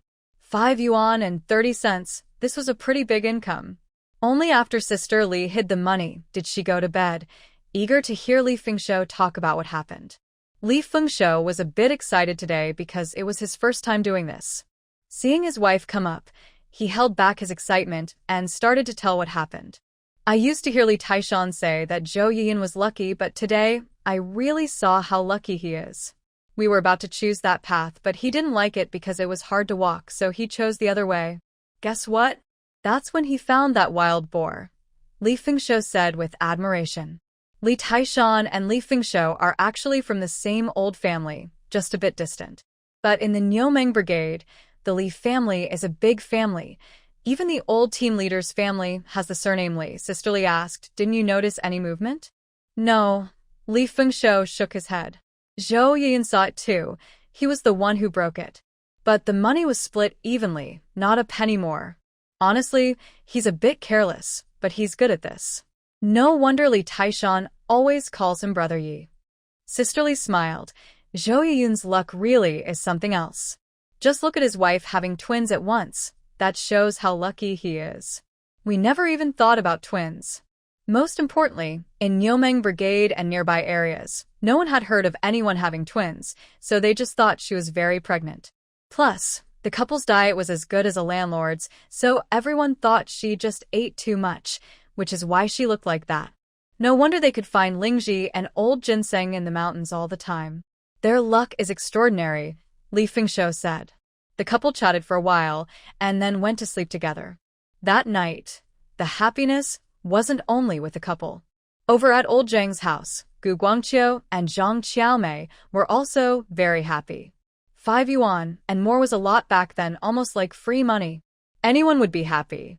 Gu Guangqiu even brought back a piece of meat, about 3 to 5 jin, quite fatty, sure to make a lot of oil. How could that not be wonderful? Zhou Yiyin was about the same. He went home and slept with his wife, planning to cook meat openly the next day. Even Li Taishan was no exception. The next morning, old Zhang's family cooked meat, Li Fengshou's family cooked meat, Zhou Yiyin's family cooked meat, and Li Taishan's family also cooked meat. This news spread all over Niumeng Brigade. Zhou Yun's family was just one part, but what about the other three families? Everyone in the family is very careful about daily life, especially Li Taishan's mother, who is very frugal. Where would she get meat from? So everyone decided to ask around. Sister-in-law Zhou was also at home now. Sister De Zhen and Zhao Meixiang were talking about the smell of meat outside. I guess they must have hunted wild boars yesterday, but they won't admit it. They say it's just some rabbits and wild chickens. Do rabbits and wild chickens smell like that? They're boiling lard now, Sister De Zhen said. Zhao Meixiang replied, your place is okay, but over at Li Taishan's house, there's old Zhang, Zhou Ye, and Li Fengshou's family, all boiling lard and cooking meat. The smell is so good, you wouldn't believe it. It made the kids cry from wanting food. Sister-in-law Zhou almost drooled listening. Really that fragrant? Of course, Zhao Meixiang said. Just smelling that smell, I can hardly walk straight. She then added gossipingly, did Zhou Ye not bring you a piece? When I left, I saw him carrying a bundle of meat wrapped in straw. I thought he was giving it to you, but it turns out he didn't? No. Sister-in-law Zhou immediately looked upset. That's really unbrotherly, Zhao Meixiang said. He's always boiling and eating meat, and you, as a sister-in-law, don't even get a sip of soup. Sister De Zhen said, who's surprised. Leaving such a big piece of meat. Where do you think the rest went? Probably sold for money. I don't even know how much he's sold so far. Sister-in-law Zhou felt a twinge of jealousy. She couldn't understand how that troublemaker's luck was so good. She thought he might be struggling, but instead, he turned around and quietly went hunting wild boars to sell the meat. What kind of luck is that? Fuming, sister-in-law Zhou waited for brother Zhou to come home and then scolded him. Why are you so useless?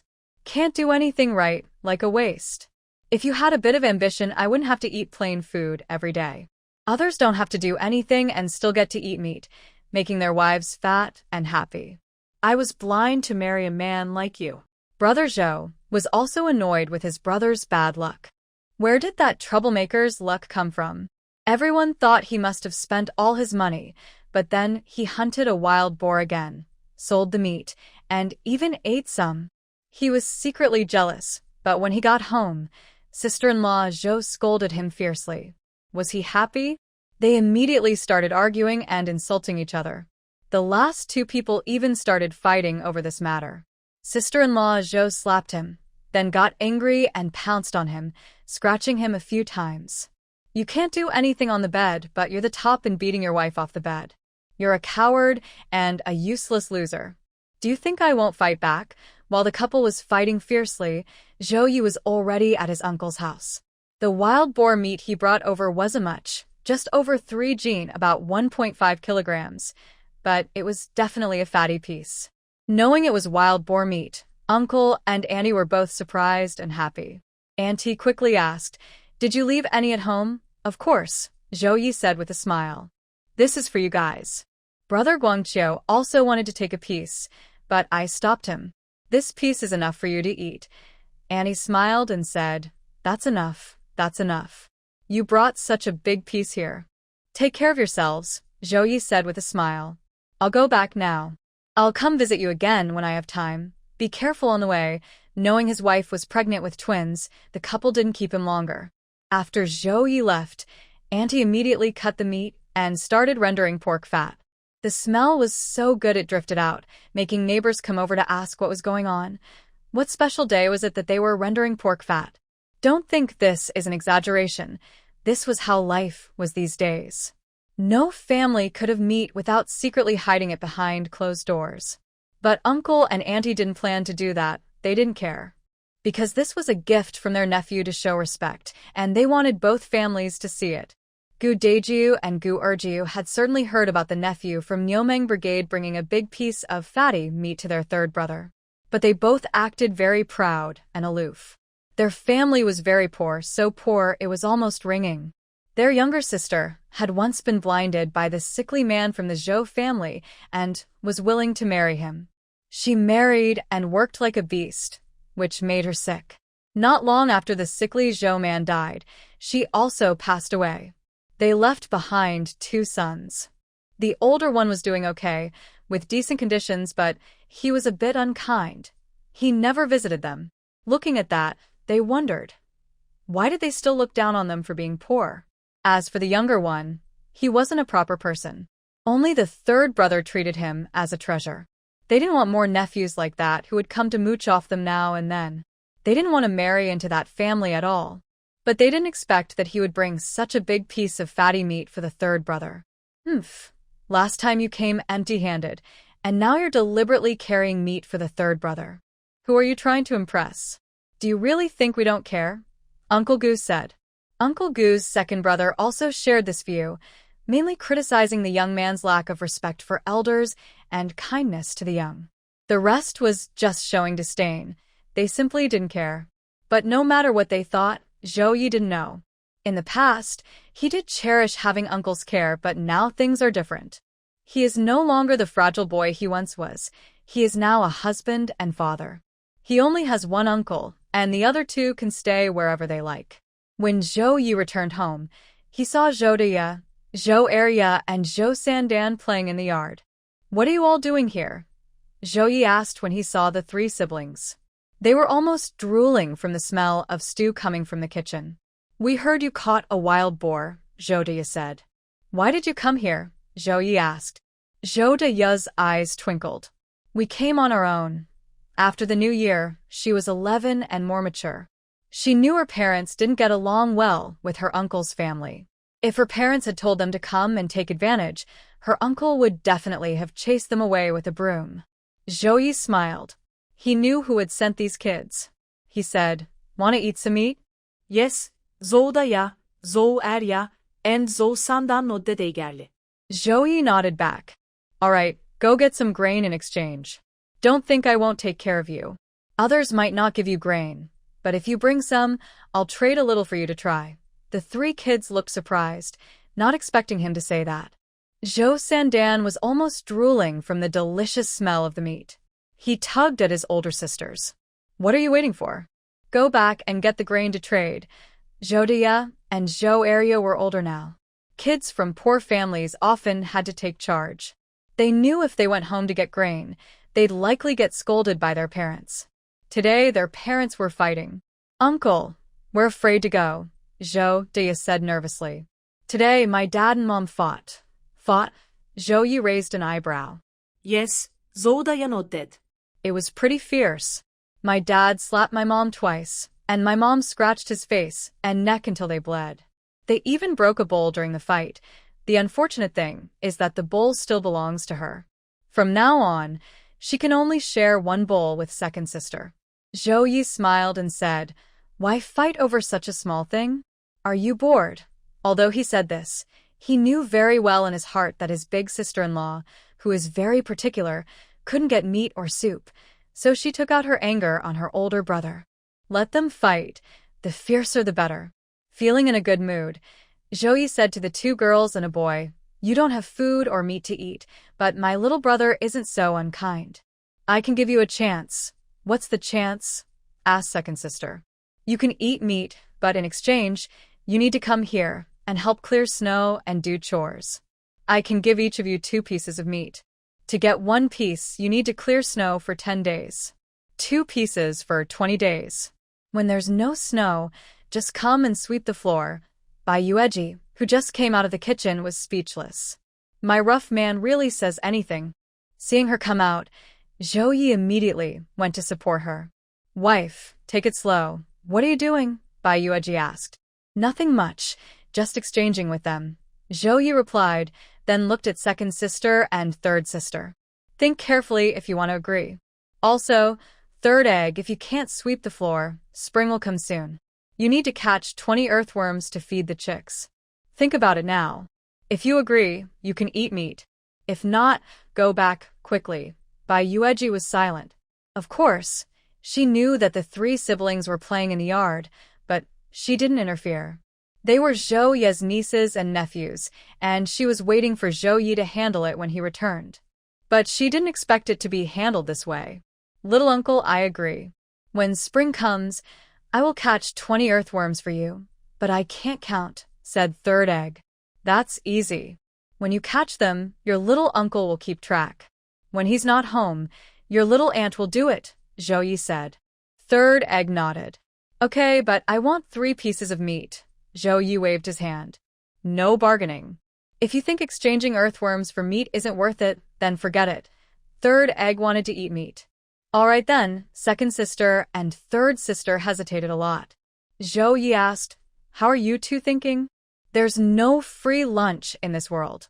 Your little uncle doesn't give out free meat. Second sister hesitated and said, but little uncle, you're too mean. 20 days? When will we finish sweeping? It's okay if you don't agree. I won't force you. Zhao Ye calmly said, this is also because you are my nieces. Otherwise, when you're not working, I would ask the Duan brothers to shovel snow. They would be happy to earn some extra money. Big sister Zhou knew the Duan brothers well and was afraid her little uncle might really call others to shovel snow. She quickly said, little uncle, I'll shovel. Me too, second sister Zhou agreed. Zhou Ye said, since you've promised, you must do a good job. If I find out you're lazy or not doing it properly, you won't have trust here anymore. And for the New Year red envelopes. This sentence clearly dashed their little plans. Both girls hurriedly said, little uncle, don't worry. We'll do a good job. Zhou Ye was pleased. All right, then wait here. He turned and went into the kitchen to get some meat for them to eat. Watching the whole scene, Bai Yueji was speechless. She truly admired her rough husband. He was already showing signs of being a wealthy and powerful man. Big sister Zhou, second sister Zhou, and Sandan all successfully ate the stewed wild boar meat. The meat had been cooking since early morning when Zhou Ye left, first on high heat, then simmered on gentle and low heat until it was very tender. The taste was so good that it made people want to swallow their tongues. After finishing, the siblings were sent away by Zhou Ye. They looked back several times, reluctant to leave.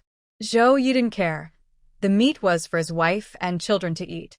Sweetheart, I see you've soaked some rice. Zhou Ye smiled as he helped his wife into the house. Bai Yueji smiled back.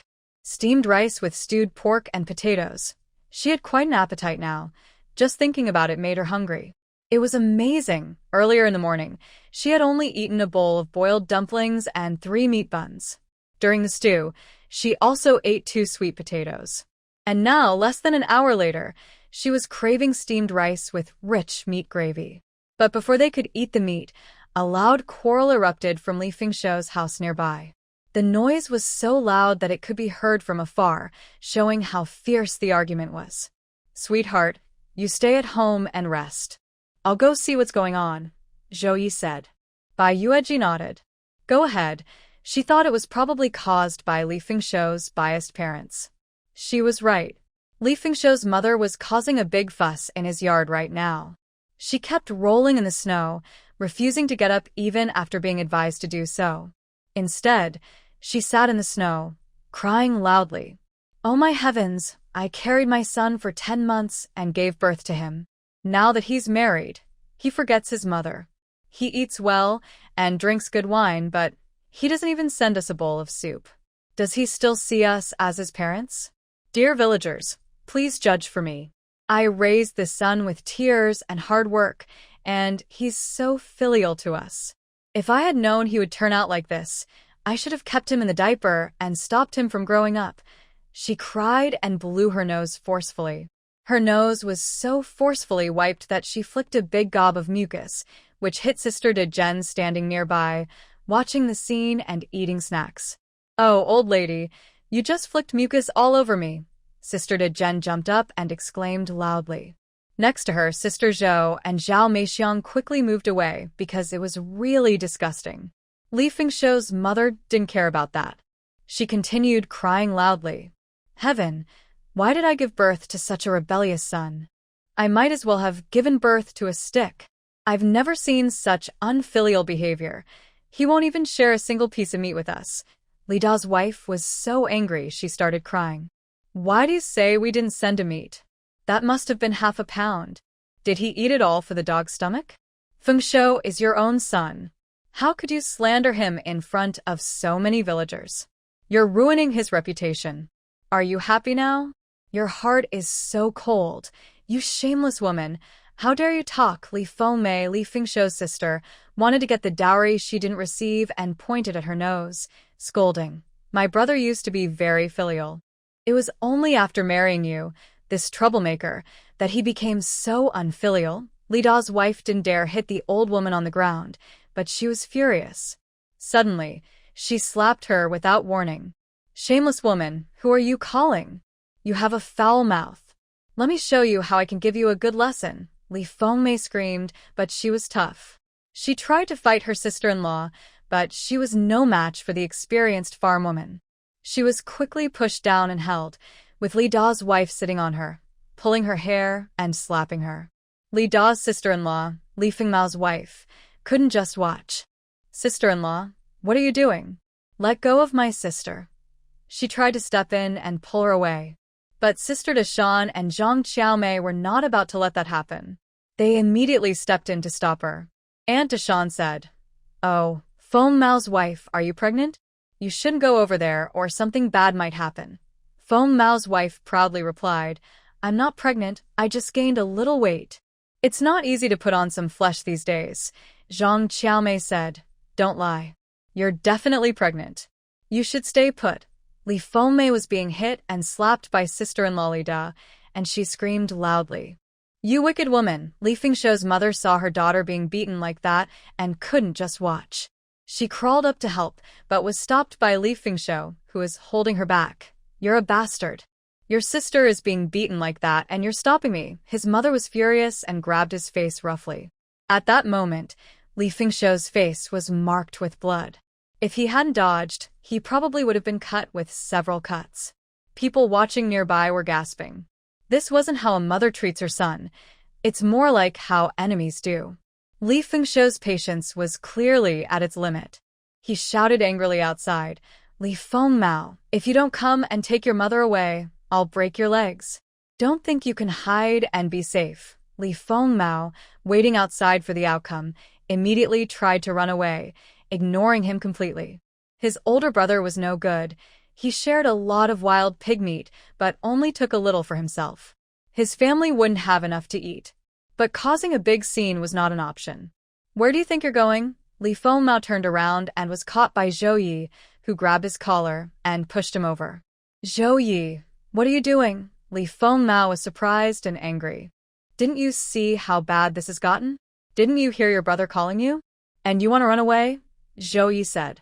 Li Fengshou understood that his troublemaker brother wanted to escape. He grabbed him and started hitting him. "You bastard! Today I'll break your legs." Li Fengmao was hit directly. Feng Mao's wife screamed, "Big brother, why are you hitting Feng Mao? It has nothing to do with him." She wanted to go over, but Aunt Deshan and Zhang Xiaomei blocked her, and she shouted anxiously, "You good for nothing. How dare you hit your brother? I'll fight you." Li Fengshou's mother charged forward like a bull. The scene was a complete mess. Finally, the old team leader arrived, scolding everyone angrily. He also called for Li Fengshou's father to come and took his wife and children away. Only then did the chaos end. Bai Yueji listened as Zhou Yi recounted everything that happened, and her only thought was that she was grateful she didn't have a mother-in-law. Not only does she say she has no conscience, but this is also her true feeling. She would rather not have a mother-in-law helping than have one who acts bossy and overbearing. Later, Aunt Zhang came to visit Bai Yueji and mentioned the trouble at Li Fengshou's family. Fengshou brought the meat over, and I saw it myself right at the door. How can she lie and say they didn't respect the old couple? Coming to scold them for being unfilial. That's impossible. He's her own son, not someone she picked up. Bai Yueji said, "Earlier, sister-in-law Li told me that her younger sister was getting married, and her mother-in-law wanted her to give 20 yuan as a dowry and a large 8-jean cotton quilt.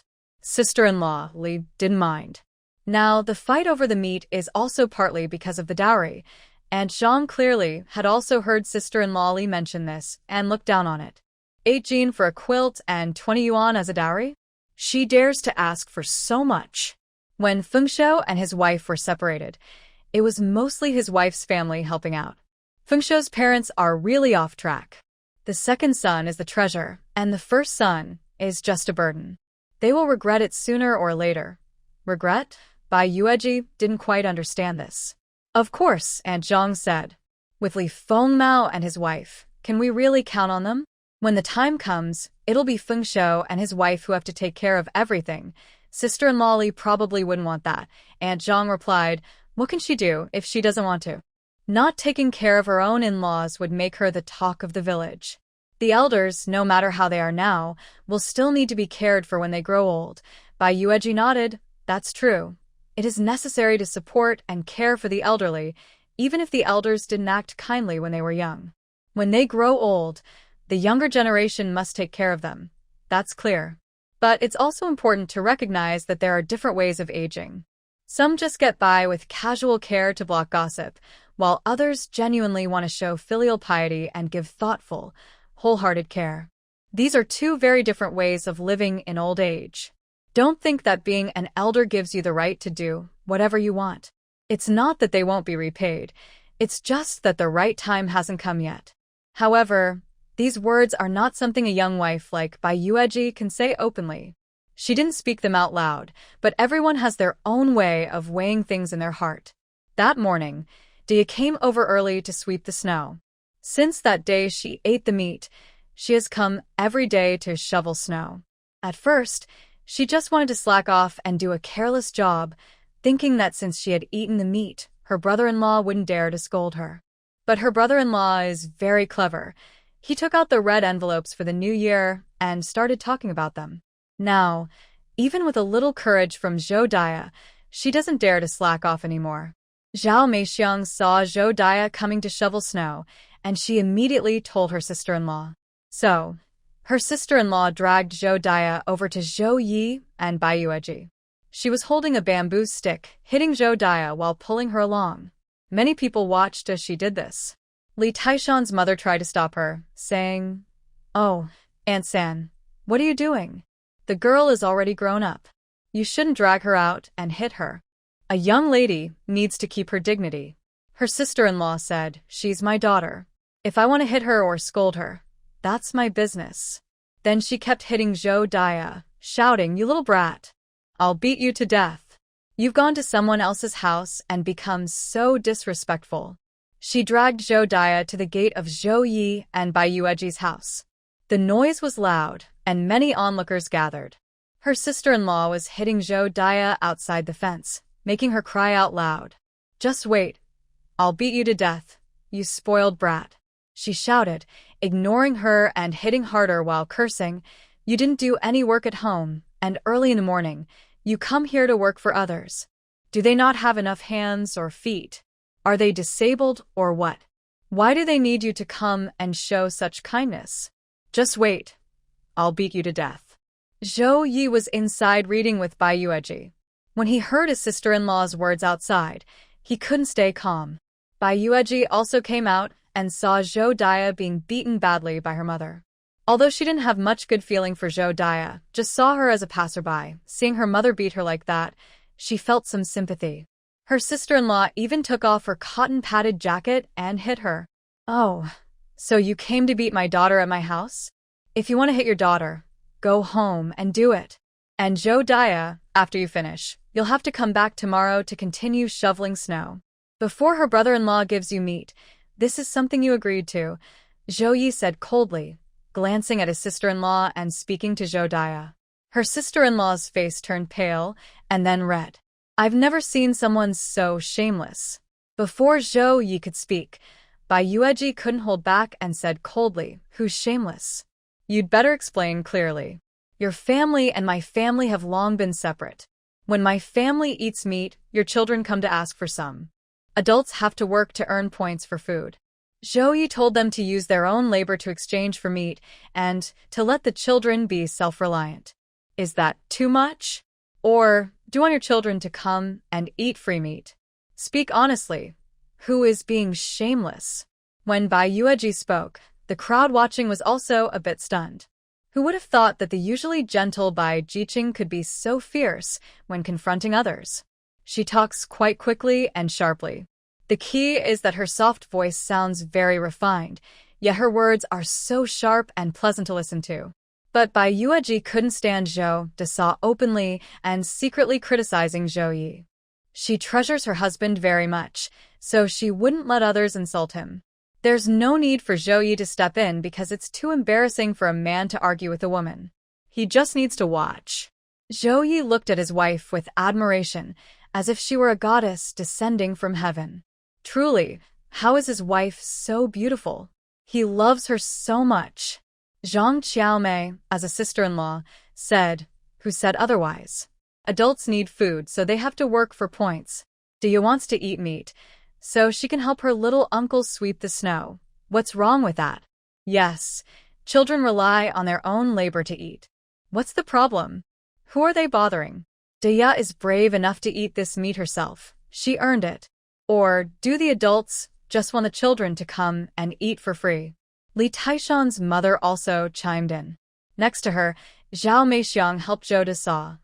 Now, the niece and nephew come to eat some meat, and they also have to sweep the snow.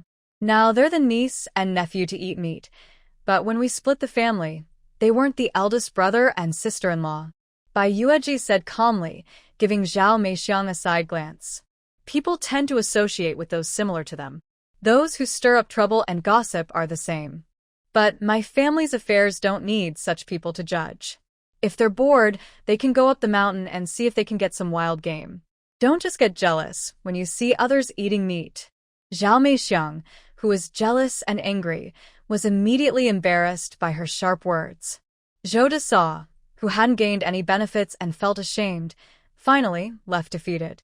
When she left, Zhao Meixiang also didn't stay long, snorted and turned away.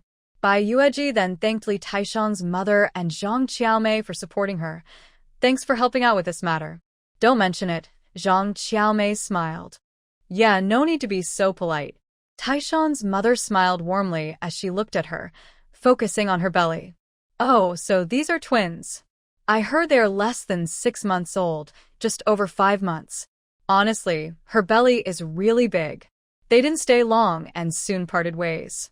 After returning home, Taishan's mother still felt envious and told Li Taishan, "You should learn from Zhou Ye. Mom, you used to not want me to get close to Brother Ye," Li Taishan said. That was then, but now is now. Zhou Ye used to be a bit unruly, but now I think he's really good. He's a capable man. Look at how well he takes care of his wife. So fair and tender. He's lucky. You should learn more from him. Mom, you're just biased. When I see Brother Yi making money, you want me to learn from him? Li Taishan chuckled.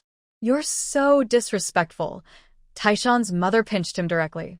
It hurt Li Taishan, and he grimaced, then said, I don't have Brother Ye's talent. Mom, don't expect too much from me. Taishan's mother wanted to scold him again. You unmotivated brat. If you keep scolding me, I might just become unmotivated for real, Li Taishan said with a grin. Taishan's mother stopped bothering him. After all, her useless son was finally showing some promise this year. He planned to work seriously and even wanted to find a wife. He was saving all the money he earned to buy a house and get married. But before, he was just there to borrow money, which made her so angry. Li Taishan felt a bit regretful. If his mother scolded him again, he could just lie down on the ground and continue being lazy. But she didn't scold him this time. Thinking about going to work in the fields this year, Li Taishan felt exhausted just thinking about it. He wondered when he could go hunting wild boars again with Brother Yi. This time, he planned to go alone with Brother Yi without so many people. He didn't want to share the catch. Zhou Yi also wanted to hunt wild boars again, but wild boars aren't as common as cabbages. It's all about luck. And as time went on, his wife's belly was getting bigger. If nothing urgent came up, he really didn't want to go out. Before long, it was February.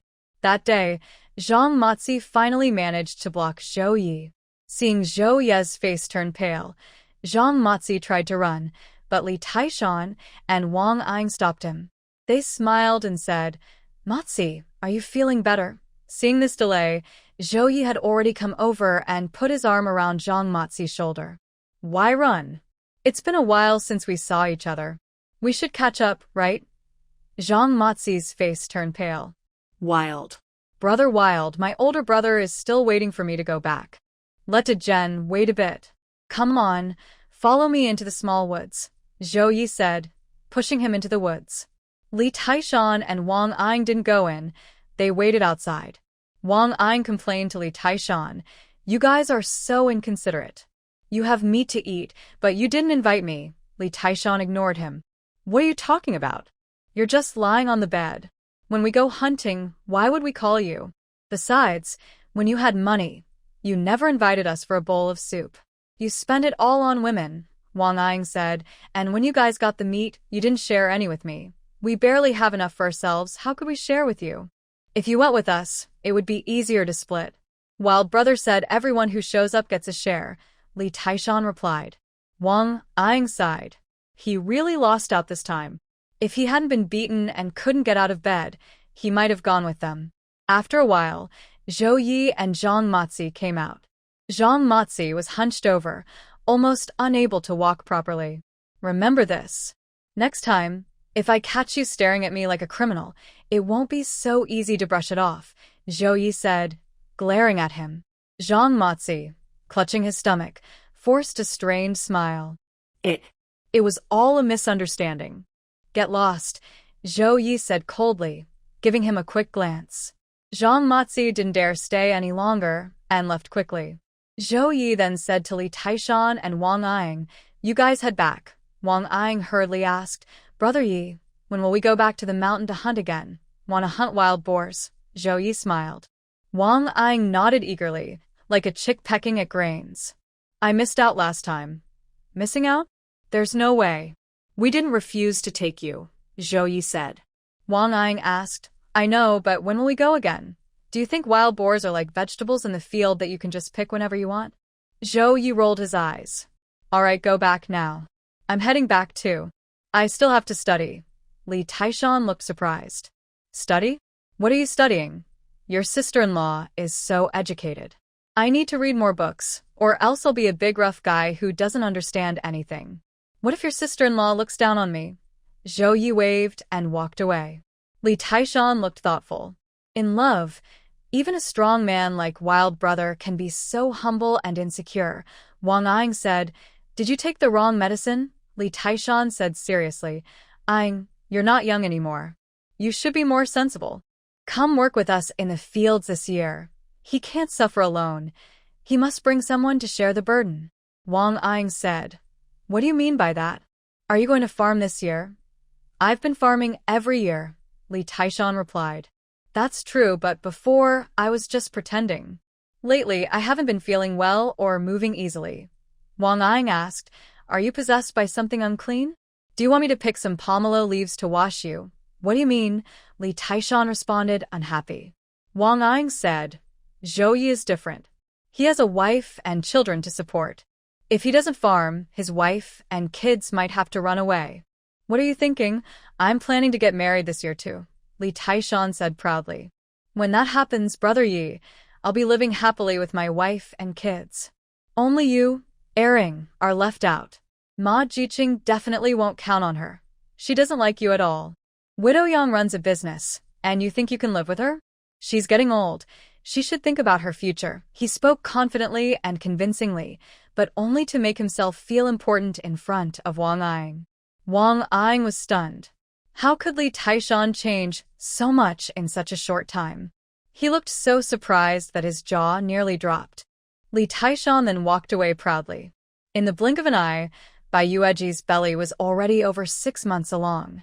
As the weather gradually improved, Bai Yueji no longer stayed inside, but went outside with Zhou Ye for walks. Now she was in the late stage of pregnancy. According to Old Lady Li, twins usually are born early, rarely reaching full term like single babies. Because of this, Bai Yueji didn't dare stay inside. As the snow melted, she took walks to strengthen her body and stamina. Experienced people told her that pregnant women, especially in the later stages, shouldn't be idle. Staying active would help her give birth more easily. Bai Yueji also heard from Aunt Zhang that her mother-in-law gave birth to Zhou Ye's older brother, Zhou Chuan, in a sweet potato field. Her father had fled famine to come here, and his health was affected. Her mother-in-law worked very hard after marrying into the family. She still went to farm while heavily pregnant. It was her first child, yet she couldn't wait for help and delivered the baby herself. Life was tough for that generation, but it also showed how physical activity helped women during childbirth. So, Bai Yueji definitely needs to go out for a walk. Zhou Ye is supporting her, feeling a bit nervous. In the past, when he saw other pregnant women, he would get anxious and avoid them because their big bellies looked scary. Now it's his turn, and seeing his own wife's belly grow bigger each day, Zhou Ye is really worried. It's natural to be worried, but he can't afford to fall apart. If he does, what will happen to his wife and baby? Bai Yueji can sense his nervousness, but she stays calm because she thinks these two children are very sensible. Since she got pregnant, she hasn't had any major issues like morning sickness, dizziness, or swelling. She believes that giving birth will go smoothly too, but she doesn't comfort Zhou Ye too much. Letting him worry a little is okay.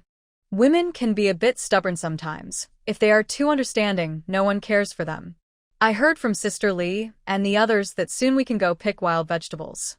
The new wild vegetables are very tasty, Bai Yueji says as they walk. Yeah, do you want to eat some? If you do, I'll ask someone to go pick some and we can make dumplings or buns, Zhou Ye suggests. Our flour is almost gone, Bai Yueji replies. No worries, I'll go buy more in a few days, Zhou Ye says. Bai Yueji smiles but feels a little sad. My first book probably sank without a trace.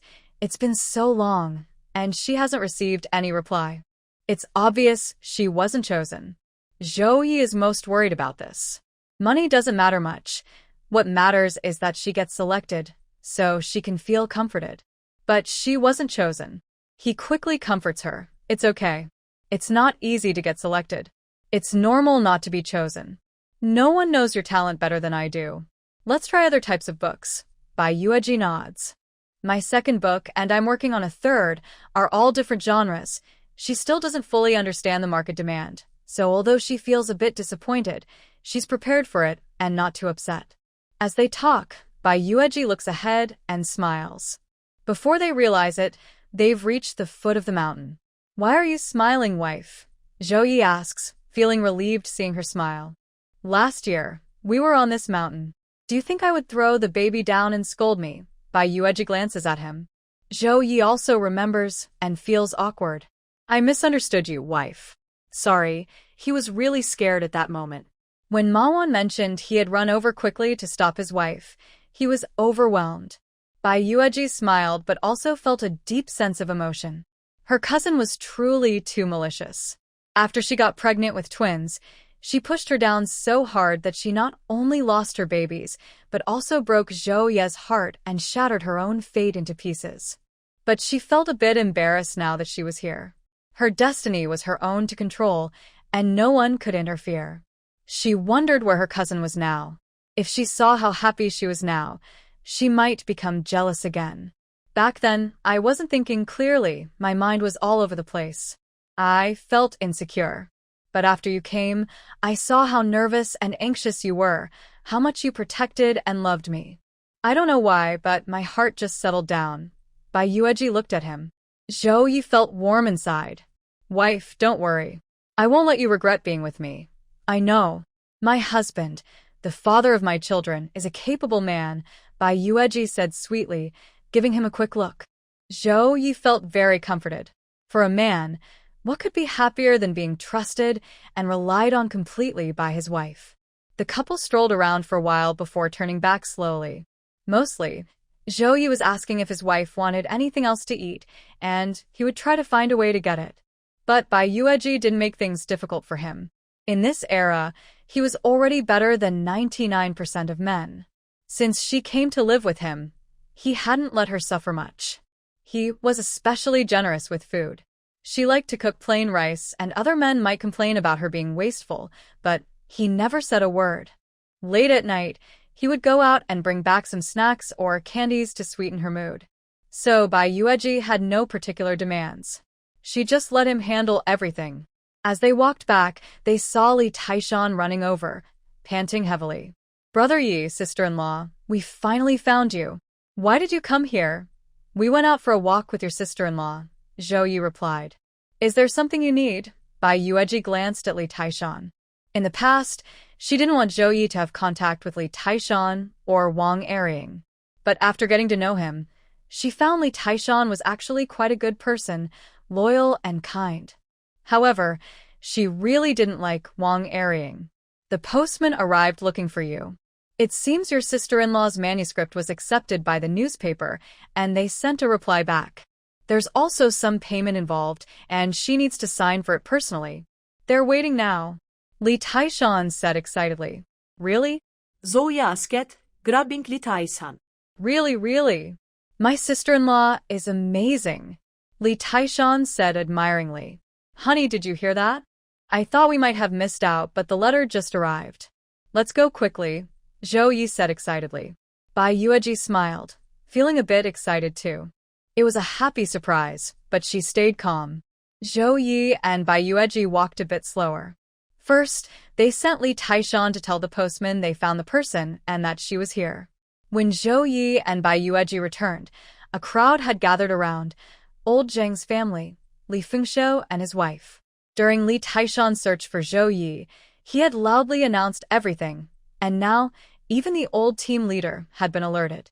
Big brother postman, this is my brother Zhao Ye and my sister-in-law, Li Taishan quickly said. Yes, this is Zhao Ye, others quickly confirmed. The postman was at their door, listening to Li Taishan and others, and nodded. Are you Zhao Ye? The postman asked, looking at the couple, focusing on Zhao Ye. I am, Zhao Ye replied. The postman took the mail out of his bag. This is your mail from the provincial newspaper office. It has your address on it. There's also a remittance slip, so you need to sign for it in person. Zhao Ye took a quick look at the envelope. It was definitely from the newspaper, and he handed the letter to his wife. Bai Yueji smiled and signed for it. Inside, her pen name was Ji Bai, but the address and signature were both in Zhao Ye's name. The reason for this was probably because Zhao Ye was well known. If someone was sending a letter for Zhao Ye, they could easily find her home. Zhao Ye signed a bit arrogantly, and the postman said, Your handwriting is a little messy. It's okay, Zhao Ye replied with a smile. The postman didn't say anything and took out the remittance slip, asking them to check it. The total is 20 yuan in writing fees. You can open the letter to see if it matches. What? 20 yuan? Zhao Meixiang, one of the neighbors, and her family couldn't resist coming to see what was happening. When they heard about the money, their eyes widened in surprise. Not only them, but even the old team leader was extremely surprised. People like Li Dahai, Li Dashan, Li Fengshou, and Gu Guangqiu were all stunned by the payment for the manuscript. 20 yuan? Yes, 20 yuan. It's impressive, the postman said, looking at Zhao Ye. It's not me. It's my wife who wrote it. She's a young, educated girl, so she knows how to write books. I'm just a rough guy. I don't know anything. Zhao Ye was already feeling very proud. The postman looked at Bai Yueji. You check the letter and verify the amount. There might be some money inside. Bai Yueji nodded, and Zhao Ye opened the letter. Inside, he found some vouchers too. Yes, my wife, the 20 yuan is the writing fee. These vouchers are also sent by the newspaper office for you to use. They said they want you to keep writing. As long as your work meets their standards, the newspaper will accept it, Zhao Ye said happily after reading the letter. This meant her path was now clear.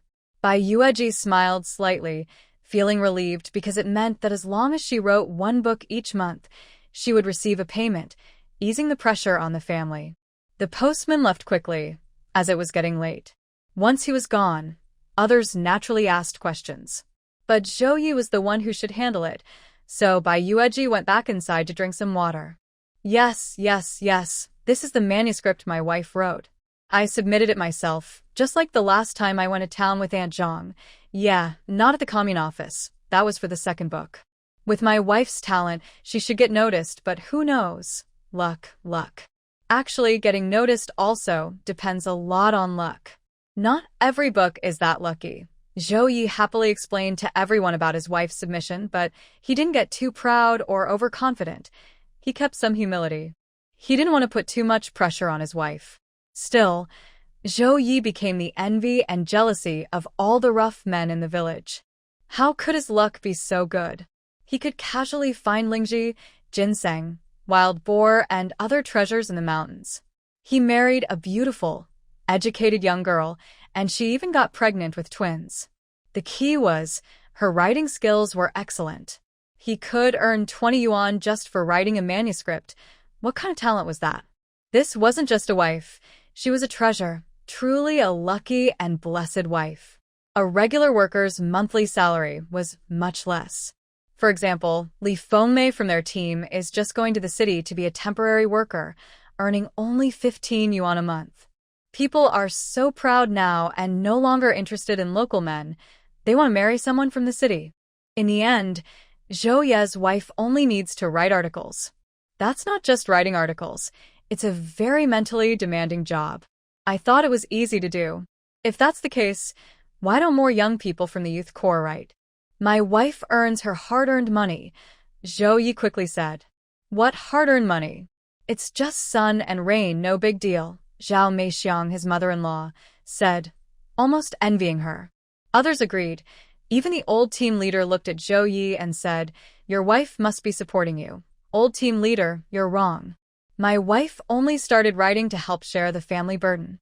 She worries I might get too tired, but I also worry about her getting exhausted, Zhao Ye replied. His words really made people feel a bit jealous. The old team leader snorted and asked, so, are you still planning to work hard in the fields? Of course. I must work hard, Zhao Ye said. The old team leader chuckled. I thought your wife was taking care of you now, and you didn't want to work anymore. No way. My wife cares about me. I have to care for her too. She's pregnant and still writing articles to earn money and share the family pressure. Rest assured, old team leader, I will work hard, Zhao Ye promised. The old team leader was satisfied and nodded at him, saying, you're a lucky young man. Then he turned around with his hands behind his back. The others didn't stay long either. After a while, they dispersed. But this news was a big deal in the Niumeng brigade. Everyone was very jealous. In the past, many didn't believe Zhao Ye was incredibly lucky, but now they had to believe it. It was truly strange. There was never a time when he lacked money. Brother Ye, give me some of your luck. I feel like I've been really unlucky lately. Nothing goes smoothly. Wang Ying and Li Taishan stay behind. Wang Ying reached out and grabbed Zhao Ye's hand, hoping to share his luck. Zhao Ye brushed her hand away disdainfully. Get lost. Exactly, so shameless, Li Taishan said, hugging his brother's shoulder, trying to get closer, but Zhao Ye pushed him away. Go back quickly. I don't have time to entertain you. I need to cook for my wife. After sending away these annoying people, Zhao Ye went home to find his wife. When Bai Yueji saw him come in, she could only describe his appearance with 2 words. One is a face full of blush, and the other is lively and spirited. Hubby, you're so impressive, Zhao Ye said as he moved closer. Bai Yueji rolled her eyes at him and said, behave yourself. Just now, I was bragging about you to the villagers. She felt a little embarrassed listening to him talk about her in the house. Zhao Ye said, what's the big deal? I'm telling the truth. And I'm even being modest. With your writing talent and skills, I wouldn't accept any other writer's name in the literary world. Bai Yueji chuckled softly. This rough man was so funny. She wondered how his mouth could say such things. But, honey, don't feel too much pressure. We still believe that being chosen is a mix of strength and luck. If you weren't chosen, it just means your work didn't match the editor's taste. It doesn't mean you're not good enough, Zhao Ye said seriously. I understand, but I think I can turn this into my career, she replied confidently. Then he looked at her husband and said, so don't worry too much. I'm also earning money to support our family. I heard what the old captain said, just listen, no need to take it seriously. If you want to slack off, go ahead. It's not a big deal. If you really don't want to do it, I'll support you. Zhao Ye felt very happy inside. It's embarrassing for a man to rely on his wife to support him, but that didn't affect his good mood at all. His wife was willing to support him. That meant she loved him very much and cherished him. Honey, I think there's no man happier than me in this world, Zhao Ye said, holding her face and giving her a gentle kiss. Bai Yueji smiled at him. See? Women should be sweet-tongued. Her rough husband loved her way of talking. Sometimes, she would say a few sweet words to him. He was a straightforward man, probably wouldn't have to worry about supporting the family, but hearing her say she's willing to share his burdens made him feel very comforted.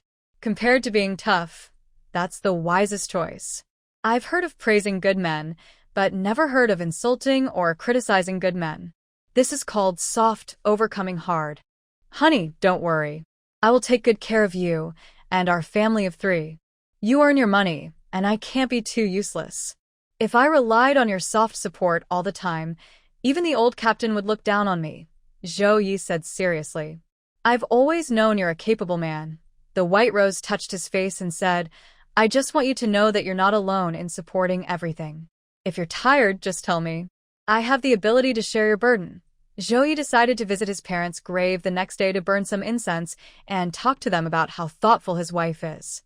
It must be that his parents are blessing him from underground, otherwise, he wouldn't have such good luck marrying such a caring wife. Brother Zhou and sister Zhou heard about it too. Zhao Meixiang specially came over, explaining everything with gestures. The couple was stunned, completely speechless. Really, 20 yuan? Sister Zhou swallowed hard and asked. Zhao Meixiang said, yes, and there are many tickets like egg tickets, grain tickets, sugar tickets, you know. Oh, I envy you so much. Your second son's luck is incredible. Everyone says he married a golden wife, who can give him twins and help him make a lot of money to support the family. It's like he can write a book every month, and each book is worth 20 yuan. Over a year, that adds up to about 200 yuan. Oh my goodness, she's truly a wife made of gold. After satisfying her curiosity, Zhao Meixiang left. Brother Shou immediately said, look at other people's wives. She can have twins and make money. And what about yours? Besides raising kids and dealing with your man, what else can you do? You're completely useless. Talking and yawning are your best skills. If I could, I'd say it's your fault for not feeding you enough. Sister Zhou was so angry she almost grabbed him again. What are you talking about?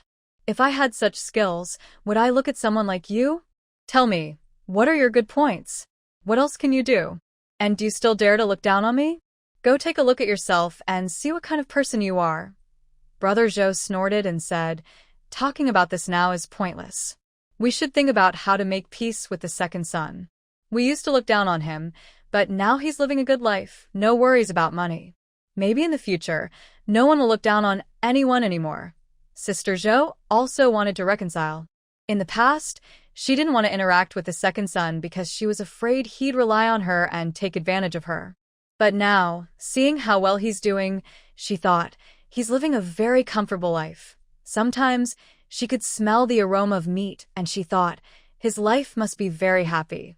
Everyone thought he had spent all his money, but then he married such a capable wife. In the future, who knows who will look down on whom?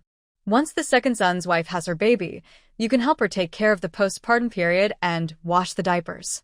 Oh, and take care of the children. She's a new mother and probably inexperienced. When the 2 kids get busy, you can go over and teach her. That would be just right, Brother Zhou said. Aunt Zhou immediately became unhappy upon hearing this. What do you mean? Do you want me to serve her as a maid? You this frustrating man. Why did I blindly choose someone like you? You're rushing to push me into her hands to be mistreated, Brother Zhou said. What are you talking about? The old saying is true. The eldest brother is like a father, the eldest sister-in-law like a mother. Our parents passed away early. As the eldest sister-in-law, you should help your sister-in-law during her confinement. People outside would even praise you for being a good sister-in-law, Aunt Zhou rolled her eyes. But inside, she was actually tempted. Because besides helping her second sister-in-law during her confinement to improve their relationship and forget past issues, there was really nothing else to do. But she couldn't bring herself to lower her pride. If I go to help her with her confinement, I'll probably be laughed at to death, Aunt Zhou said. Brother Zhou, who had been married to her for over 10 years, clearly understood her words. Laughed at? Didn't I say? If you go to help her, people outside will praise you for being a good sister-in-law. Aunt Zhou looked at him. Really? Trust me on this. Just wait until the second brother comes home. He doesn't have anyone to support him. He'll definitely come to us for help. You know how proud he is. Don't make things difficult for him. If you agree, he'll be forever grateful. Aunt Zhou was somewhat satisfied after hearing this. She asked, won't he ask his aunt to come and help her? This made Brother Zhou pause. Women are more thoughtful. He hadn't considered that the aunt might come. That probably can't happen, Brother Zhou said hesitantly. Two big groups are not close, and if my aunt comes to help with the confinement, what will my uncle do alone? Of course, he'll eat with Gu Guangxia. What else can he do? Aunt Zhou replied. It was just a casual remark at first, but the more she thought about it, the more she believed Zhou Ye might actually invite his aunt to come help. If your aunt comes to help, then what's left for us? We'll miss this chance. How can we get along with the second brother? She said. Brother Zhou said, if that's the case, then just go talk to him yourself. Tell the second brother not to trouble his aunt. You can go instead. We're in the same team, so it's very convenient. Aunt Zhou still couldn't bring herself to lower her pride. I won't go. If you want to go, you go yourself. Brother Zhou replied without hesitation. Fine, I'll go if I have to. Now that the second brother has become successful, we must make peace. In the future, we might need his help, so it's better to get along well. After all, his wife is very capable. They are only two brothers, so they should live peacefully together. He directly told Zhou Ye these words. Zhou Ye looked at Zhou Chuan and said, I understand your good intentions, but there's no need. I already talked to my aunt-in-law, and she agreed to help take care of my wife during her postpartum period. She will come to help. Big brother Zhou looked stiff. How can we trouble aunt-in-law? She's not young anymore, and the two villages are far apart. How can the uncle manage alone? It's better for your sister-in-law to come help. She's from our village, so everything is convenient.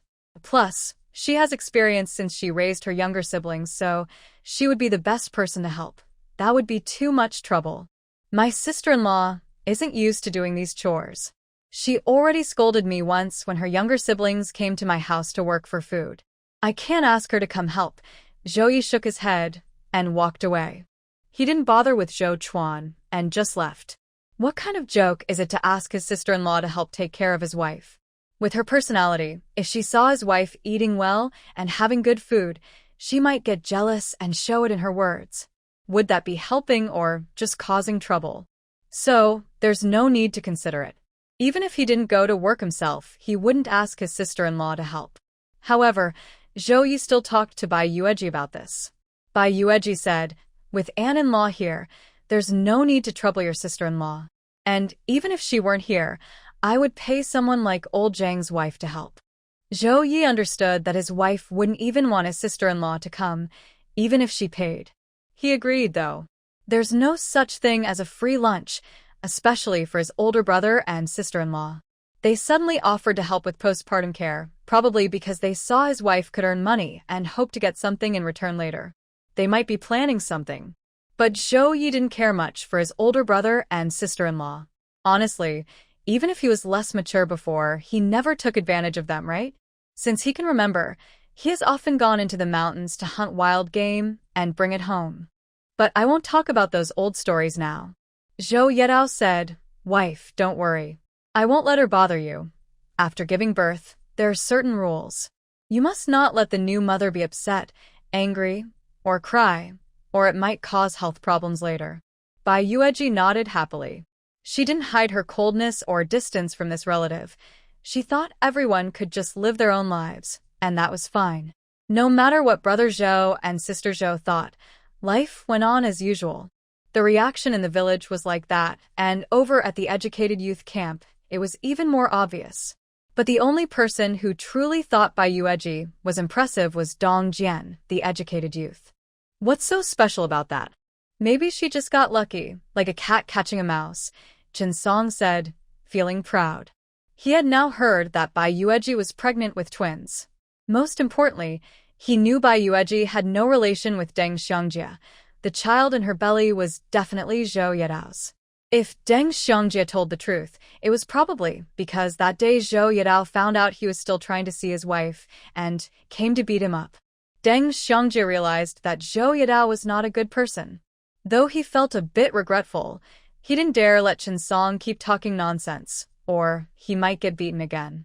He knew he couldn't fight someone like Zhou Yedao, who grew up fighting. And how did Deng Xiangjie feel inside? It seemed that since Bai Yueji distanced herself from him, her life was getting better. That troublemaker liked her a lot, and now she was earning money by writing articles. He was afraid she might cherish her even more. Would she still remember her brother Jie? But Dong Jian couldn't stand hearing such bitter words. I also submitted articles to the newspaper several times, but I never got accepted. I didn't expect Bai Xiangqing's articles to be chosen, and she even got 20 yuan in pay. That shows she writes really well. Chen Song rolled his eyes but didn't say anything more. Talking more would just be pointless. He didn't have the luck to stumble upon a big opportunity. It really takes some skill and ability. Chen Song felt annoyed, and so did Ma Wan, who was staying at the neighboring female youth camp. Ma Wan had been having trouble sleeping lately, mainly because Bai Yueji had made her angry. Of course, she also knew Bai Yueji had no relation with Deng Xiangjie. The main reason for her insomnia was that Bai Yueji was living too well now. She heard Bai Yueji was eating meat every day, pregnant with twins again, earning money by submitting articles, one thing after another. Nothing was going smoothly, and it made her very upset. Why is that? Why has the white rose flower ended up marrying a local man and still living so happily? Why is fate so unfair? There are two other young women from the rural youth group with Bai Yueji. They don't have any strong feelings or bad intentions toward her. They just see her as a passerby.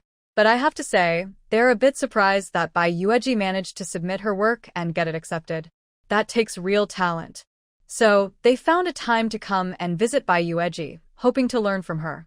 If possible, they also want to try writing and submitting their own work. Working on farms as young women from the countryside is really tough, and if they can succeed, they want to give it a try. It's just another way to make a living, right? The two young women from the rural youth group who came to ask for advice are actually acquaintances of Bai Yueji. One is named Suya, and the other is Chu Shuang. They were both assigned to the countryside at the same time as Dong Jian, as part of the third batch of young people sent to the countryside. When they were at the youth station, they only treated each other with respect and didn't have any conflicts. So Bai Yueji was not stingy. She left her first draft with them and showed them the first book's draft. I can only give you this direction. As for the rest, it's up to you. Suya and Xu Shuang were obviously surprised by her generosity and were very happy. They also saw Bai Yueji's handwriting. White youth, your handwriting is really beautiful, Bai Yueji smiled. Since they weren't very familiar, she didn't invite them inside. She just handed over the draft and finished. They understood and didn't stay long, thanking her before taking her draft back to the youth station. Zhou Ye was inside reading a book. When his wife returned, he smiled and said, "My wife is amazing. All the other young women come to ask you for advice." Bai Yueji rolled her eyes at him, thinking he was just praising her. Ever since she started being with him, she felt a bit proud. She was constantly being complimented. So, choosing the right man is very important. Whether you live in praise and admiration or in criticism and disdain depends on your judgment when choosing a partner.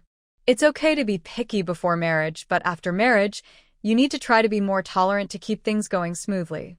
In mid-February, Zhou Ye went out again late at night. But because of the Zhang Matzi incident, Zhou Ye was extra cautious and careful. However, the beating he gave Zhang Matzi that day in the small grove was not without reason. And everyone knows that Bai Yueji, the strong wife of the family, can earn money. In just 1 month, he can write a book, and that book can earn 20 yuan. This means he doesn't have to worry about money at all. After previously being unable to find work and getting beaten, Zhang Matzi has given up that idea. Now, he avoids Zhou Ye whenever he sees him. Although his wife can earn money, Zhou Ye doesn't want to rely on her for support. Besides, he can only go out once a month, so he must work hard. Just like before, Zhou Ye made 2 trips back and forth. He was very tired and sweaty, but when he carried home 20 pounds of flour, a big piece of pork, eggs, and other supplies, he felt happy. Today, the days are getting better. The villagers wake up early, so Zhao Ye can't take a detour home like he did during heavy snow. Bai Yueji, half asleep, heard his voice and got up to open the door. "Mommy, go back and keep sleeping," Zhao Ye said when he entered the house. Bai Yueji nodded, feeling very sleepy, so she went back to sleep until she was woken up by hunger at dawn. Zhao Ye timed his noodles perfectly. When he brought in the pork and egg noodles, he saw his wife awake. "Are you hungry, wife? Brush your teeth, wash your face, and eat some noodles." Bai Yueji looked at him and asked, "Why didn't you sleep a bit longer?" "I came back around 5, packed up, and it was already 5:30. I boiled water, took a shower, and since it was daylight, I didn't sleep," Zhao Ye said with a smile. "I'll sleep after breakfast." Bai Yueji nodded. Her stomach felt like a bottomless pit, and her appetite was enormous. She brushed her teeth, washed her face, and sat down to eat the noodles. The noodles looked handmade, with several pieces of pork and 2 poached eggs on top. Her breakfast was definitely rich, but Zhao Ye ate only plain noodles and bread. She couldn't bear to see him eat so simply, so she fed him a poached egg. Zhao Ye smiled at his wife, but took a bite and left the rest. He didn't eat the pork either. So, a bowl of noodles, 2 poached eggs, and a few pieces of pork all went into Bai Yueji's stomach. Once she ate, she felt completely comfortable. "What did you bring back?" Bai Yueji asked as she came over to check the supplies in the cabinet. Zhao Ye had brought back quite a lot. Besides 20 pounds of flour, he also brought a bag of dried noodles, similar to the ones she first arrived with. They looked rough, but they had a wheat aroma. The flour-made food is almost as good, and it's easy to eat. Just boil water and add it directly. Zhao Ye saw some for sale and bought some emergency food for her. The amount is enough for about 7 or 8 meals. There is also rice because he knows his wife likes to eat it, so he brought back 10 jin this time. He has eggs too, but not many. Only 3 jin. Not many eggs left. When I left, these were all that was left, Zhao Ye said. He didn't sell any of these eggs. He brought them all back for his wife to eat. It's okay. Our chickens should start laying eggs again soon, Bai Yueji said. She also saw 2 bags of milk powder in the cabinet. Did you buy more milk powder? Yes, I bought it when I saw it, Zhao Ye replied. You want milk for 2 kids, but they might not all eat it, so the milk powder can be used as a backup. So, is he starting to stockpile milk powder now? Bai Yueji chuckled softly, but had to admit, having a man who cares about her is really good. She doesn't have to worry about anything because he always thinks about her first. As for whether he's a straightforward man or not, that's just an excuse. He's simply not paying much attention. Look at her rough man. He's strong and straightforward enough, right? But from the kids' clothes to diapers and milk powder, isn't everything he prepared? When the baby is born, Bai Yueji believes he'll be a responsible dad. Still need to find time to go to the city and buy a baby bottle, Bai Yueji said. Of course, if there's milk powder, there should be a bottle too. She didn't let him buy it earlier because she didn't know she was expecting twins, but now that she does, she definitely needs to prepare bottles and milk powder. What if she can't produce enough milk for both kids? What should she do then? Okay, once you finish writing this book, I'll send it to the city, and I'll also buy the baby bottles, Zhao Ye nodded. Until Zhao Ye went to rest, he didn't ask how much money he earned this time, which made him feel a bit helpless and amused, shaking his head. Other women would be eager to hold on to every penny at home, but his wife doesn't care about money at all. She even told him to keep the 20 yuan manuscript fee. In her eyes, money is enough as long as it's enough. Zhao Ye went to sleep with a smile. Let him sleep well. Bai Yueji, with her big belly, went out for a walk. She didn't go far, just over to Sister Li's place. Yueji, I want to make some tofu. Do you want to make some too? Sister Li saw her coming and asked. Yes, please. Sister, give me 2 jin of soybeans, and I'll bring some back later. White Yueji heard this and smiled. All right, Sister Li responded happily. Sister Li is a hardworking person. She soaked some beans and then took a hoe to till her own land. While working, she chatted with White Yueji, saying, This year, you should ask Zhao Ye to turn over the front and backyards so you can plant something. Whether it's vegetables and fruits for your family or peanuts, it's all good. When you're free, just water them and add some fertilizer. especially peanuts. Once harvested, they're food. Last year, I got over 30 gene of peanuts from my own land. That much? White Yueji asked. Yes, a good harvest. I pressed some for oil, and even sent a bottle to my mother's family. The rest lasted quite a while, Sister Lee said happily. This year, I plan to plant more soybeans. Soybeans can also be pressed for oil and used to make tofu. I plan to plant some in my backyard too, White Yueji said. Sister Lee replied, exactly. Especially for tofu. You know, when my granary was full, I often cramped. Old Lee's wife told me to eat more tofu, so I listened. After a few days, I stopped cramping, and my complexion improved. She then asked White Yueji, do you get cramps? No. White Yueji shook her head. Her pregnancy had few symptoms, besides feeling sleepy and craving food. Everything else was normal. Sister Lee smiled. I think you're the same. Your diet during pregnancy has opened my eyes. You definitely won't lack nutrition. Zhao Ye wastes money, White Yueji muttered. That's not quite right. If you have the ability to earn, don't shortchange yourself. Honestly, we envy you. You're so impressive, Sister Lee said with admiration. White Yueji smiled. Sister-in-law, if you encourage Man-song to study hard, you won't have to envy me anymore. Maybe one day, 2 students from farming and soldiers will go to college, and then who'll envy whom? Sister Lee beamed with pride. You're right. That's my plan. As long as they have the ability, even if we have to sell everything, we'll support them to go to school. That's a good idea. Studying is the way to go out and get more opportunities, White Yueji agreed. Sister Lee looked a bit shy and said, it's also thanks to your inspiration. We used to think studying was useless, but we were proven wrong. People with education are different, confident wherever they go. Just then, White Yueji saw Li Fengmei riding over on her bicycle. Look, this is the bride price given by the groom's family, a Phoenix brand bicycle, worth 180 yuan. Li Fengmei came over and spoke without waiting for anyone to ask. Bai Yueji didn't say anything, and sister-in-law Li ignored her. Li Fengmei held her head high and boasted, I get 15 yuan a month, and his salary is 20 yuan. Together, we earn 35 yuan a month. Your family probably only saves that much in a year, right? My family makes hundreds of yuan a year. No one responded to her. I married into the city to enjoy life, but you, as the eldest brother and sister-in-law, didn't even give me a single penny as dowry. Don't expect me to acknowledge you as family, and don't come to the city to flatter me. Even if you kneel and beg, I won't look at you twice. Seeing that sister-in-law Li didn't react, Li Fengmei got angry. I've never seen someone like her. She's just running around causing trouble, sister-in-law Li sneered. Li Fengmei cursa, ungrateful. When you cry later, don't come crying to me. After saying that, she rode her bicycle away unsteadily. Bai Yueji said, she does have some ability. The groom even bought her this bicycle as part of the bride price. Sister-in-law Li explained, that bicycle wasn't bought by the groom's family. You don't know how stingy that man is. There's no way he bought her a bicycle. Don't get your hopes up. So what is it then? My in-laws used their savings from their funeral fund to buy it just to make it look good.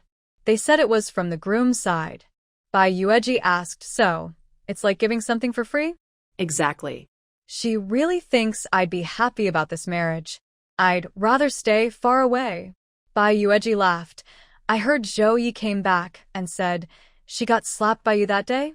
I've tolerated her for a long time. When she dared to curse me in front of so many people, I couldn't just let it go. I had just cut a piece of meat from my family's pig and taken it home when she saw me. Then she brought my mother-in-law over to cause trouble. I couldn't rest until I had hit her, that troublemaker. But I have to say, it felt really good. She paused and added, honestly, I regret not hitting her a few more times. Next door, Zhang Qiaomei was carrying a basket and was about to leave. She saw them chatting and smiled. You're all here. What are you going to do? Bai Yueji asked.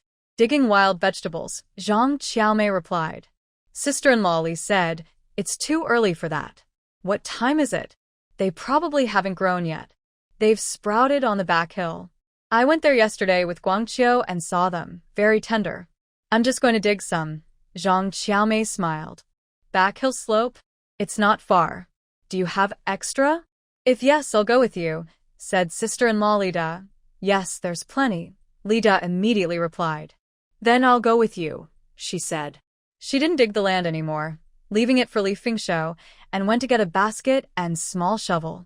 Bai Yueji didn't go along. She had been out for a while and needed to go home to write her article. However, at noon, Zhang Qiaomei brought Bai Yueji many wild vegetables. These vegetables are safe for pregnant women and fresh. I brought some for you to change the taste. Thanks, sister-in-law, Bai Yueji smiled. Don't mention it. They're not very valuable, Zhang Qiaomei said with a smile, looking at her belly. How's it going? I heard that when the baby gets bigger, it kicks you. Yes, I was woken up twice last night by kicks. The baby was kicking alternately, Bai Yueji replied with some helplessness. Zhang Qiaomei was very envious. After chatting for a while, she went home. When she got home, she felt a bit down.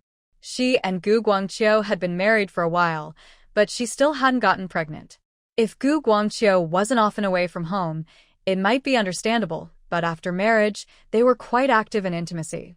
Yet, after so long, she still hadn't shown any signs of pregnancy. Old Aunt Zhang understood her daughter well and comforted her, saying, "Don't worry. You will get pregnant. It's just a matter of time. And your marriage is still recent." Actually, Aunt Zhang also sighed a little. Her daughter was strong-willed. She had earned some work points before, which had taken a toll on her health. Not getting pregnant, yet probably had something to do with that. "I know, Mom, don't worry about me," she said. Aunt Zhang replied, "Gu Guangqiu cares for you and treats you well. Your dad, and I see it too. Don't put too much pressure on yourself. Relax with other women. And don't be stingy with eggs at home. You need to nourish yourself. You've been through a lot before." Zhang Qiaomei nodded. Bai Yueji ate the wild vegetables that Zhang Qiaomei brought by making dumplings. Pork and vegetable dumplings. She was already craving them, and once the dumplings were cooked and tasted, she was completely won over by the flavor. They were fresh and delicious. Originally, she just wanted to eat a bowl and have some mixed flour buns, but they were so tasty that she couldn't help but eat another bowl. While eating the dumplings, Zhou Ye was awakened by the fragrant smell. "Sweetheart, what delicious food are you eating?" Zhou Ye's stomach made a gurgling sound. Last night, he had worked all evening, and in the morning, he only ate 2 sweet potatoes and 3 mixed flour buns. He was definitely hungry now. This rough man is only 23 this year. If he were in another time, he would just be a recent college graduate. I heard that men usually grow until they are 30, and he is still growing. "Get up quickly, I'll make you something tasty," Bai Yueji said with a smile, planning to go out and bring him a bowl of dumplings. Zhou Ye hurriedly said, "Wife, you eat. I'll do it myself. It's no big deal," she replied. Seeing that he was already getting up, she didn't stop him. Dumplings are best eaten hot. Since she had made quite a few dumplings, Zhou Ye treated himself to a bowl, which was rare for him. Soon he brought it over. Bai Yueji had already finished eating. When he tried to serve her more dumplings, she said, "I've already had 2 bowls. Don't serve me more, I can't eat anymore." Only then did Zhou Ye start eating himself. As soon as he took a bite, the fresh flavor hit him. "Is this wild vegetables?" "Yes." Xiao Mei went to dig wild vegetables today and brought back a big bunch. She said there's a large patch on the back hillside. "Maybe we can go dig some tomorrow," Bai Yueji said. After eating winter vegetables like cabbage and radish all season, these wild vegetables are a real treat. "All right, let's go tomorrow," Zhou Ye nodded. It's now the spring equinox in February. The weather here gets sunnier day by day, and wild vegetables are starting to sprout. Not only on the back hillside, but other places are also beginning to grow wild vegetables. But before collecting wild vegetables, Zhou Ye still tilled the land in their front and backyards. Bai Yueji watched her man busy at work. "In the front yard, we plant fruits and vegetables. In the backyard, we plant soybeans. Okay?" Zhou Ye replied. "Wife, what do you think about using mud bricks to enclose our house?" "That's good, but it would take quite a few bricks. With planting season coming, we don't have much free time. Enclosing the yard would improve privacy a lot, which would be a good thing. It's simple. I'll ask brothers Duan and Duan to come help. We don't need anything special, just pay them with some grain, Zhao Ye said. Are they willing? Bai Yueji knew who he was talking about. Zhao Ye said, they've fallen out with old leader Duan and that widow's stepmother. Right now, they need grain the most, so they wouldn't refuse. Just as he said that, Gu Guangqiu brought over 2 fish. He had gone fishing again, and caught quite a few. Brother Guangqiu, Zhao Ye smiled, I'm embarrassed to eat your fish. Gu Guangqiu always brought fish whenever he went fishing. Zhao Ye had eaten a lot of his fish. Gu Guangqiu smiled, placed the fish in a wooden basin, and went back to his work. The White Rose gave some water to the fish and said, Xiao Mei brought wild vegetables today. She's very jealous of my big belly, but she's not pregnant yet. Zhao Ye continued to hoe the land, saying, that's nothing. We still have time before getting married. White Rose replied, our 2 children will be born on the same day we got married. Zhao Ye smiled and said, you can't really say that. Everyone's body is different. Also, Zhang Xiaomei's previous partner worked hard, and she's a small woman. It's impossible that she didn't suffer some health issues. It probably needs some time to recover. White Rose nodded, feeling that she had probably been too hard on her before. But now she looks much better. She used to look pale and yellow, but after this winter, her face is color again, White Rose said. Of course. Look at Brother Guangqiu. He's been fishing often and bringing food home. I think good news will come soon. That afternoon, he finished turning the soil in the family's small garden. The land needs to breathe and get some sun, so they're not in a rush to plant right away. Zhao Ye also let the little chickens out to run around, then went to find brothers Duan Wenzhang and Duan Wuzhang. Duan Wenzhang and Duan Wuzhang are the 2 older sons of big brother Duan. The youngest is named Duan Shan. Duan Wenzhang is 16, Duan Wuzhang is 14, and they are almost grown up. The youngest, Duan Shan, is only 10 but looks like a little chick. The 2 older brothers aren't much better. They are thin and bony. Earlier this year, they fought with their father, big brother Duan, because they wanted to drive away the widow's stepmother. Their father didn't agree, and they ended up fighting. The 3 brothers were also kicked out.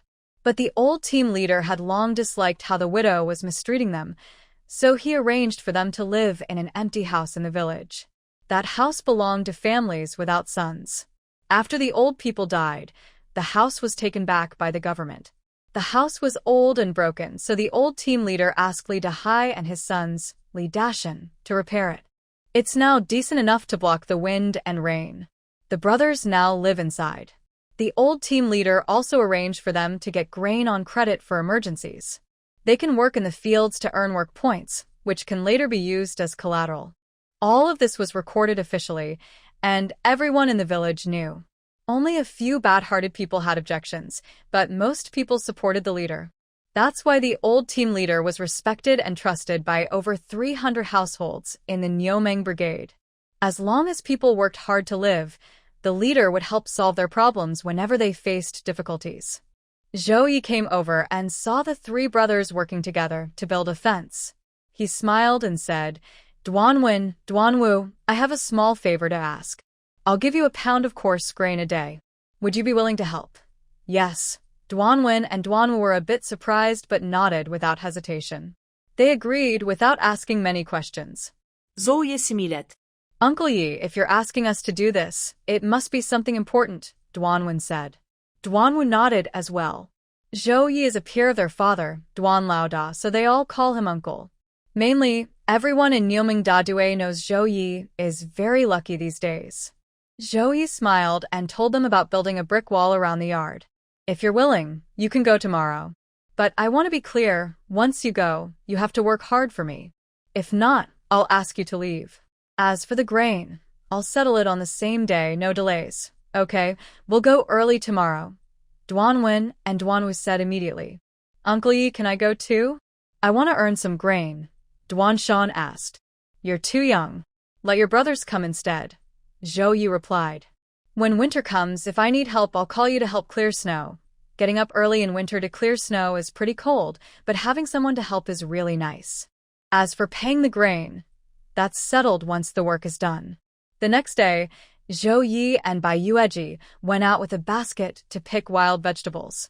The brothers Duan Wen and Duan Wu came over to help him build the brick wall. Others in the village looked on, wondering what they were doing. If they asked, it would be a big deal. Zhou Yu was hiring people to work. Like usual, Zhao Meixiang was the first to tell Zhou Dasao about it.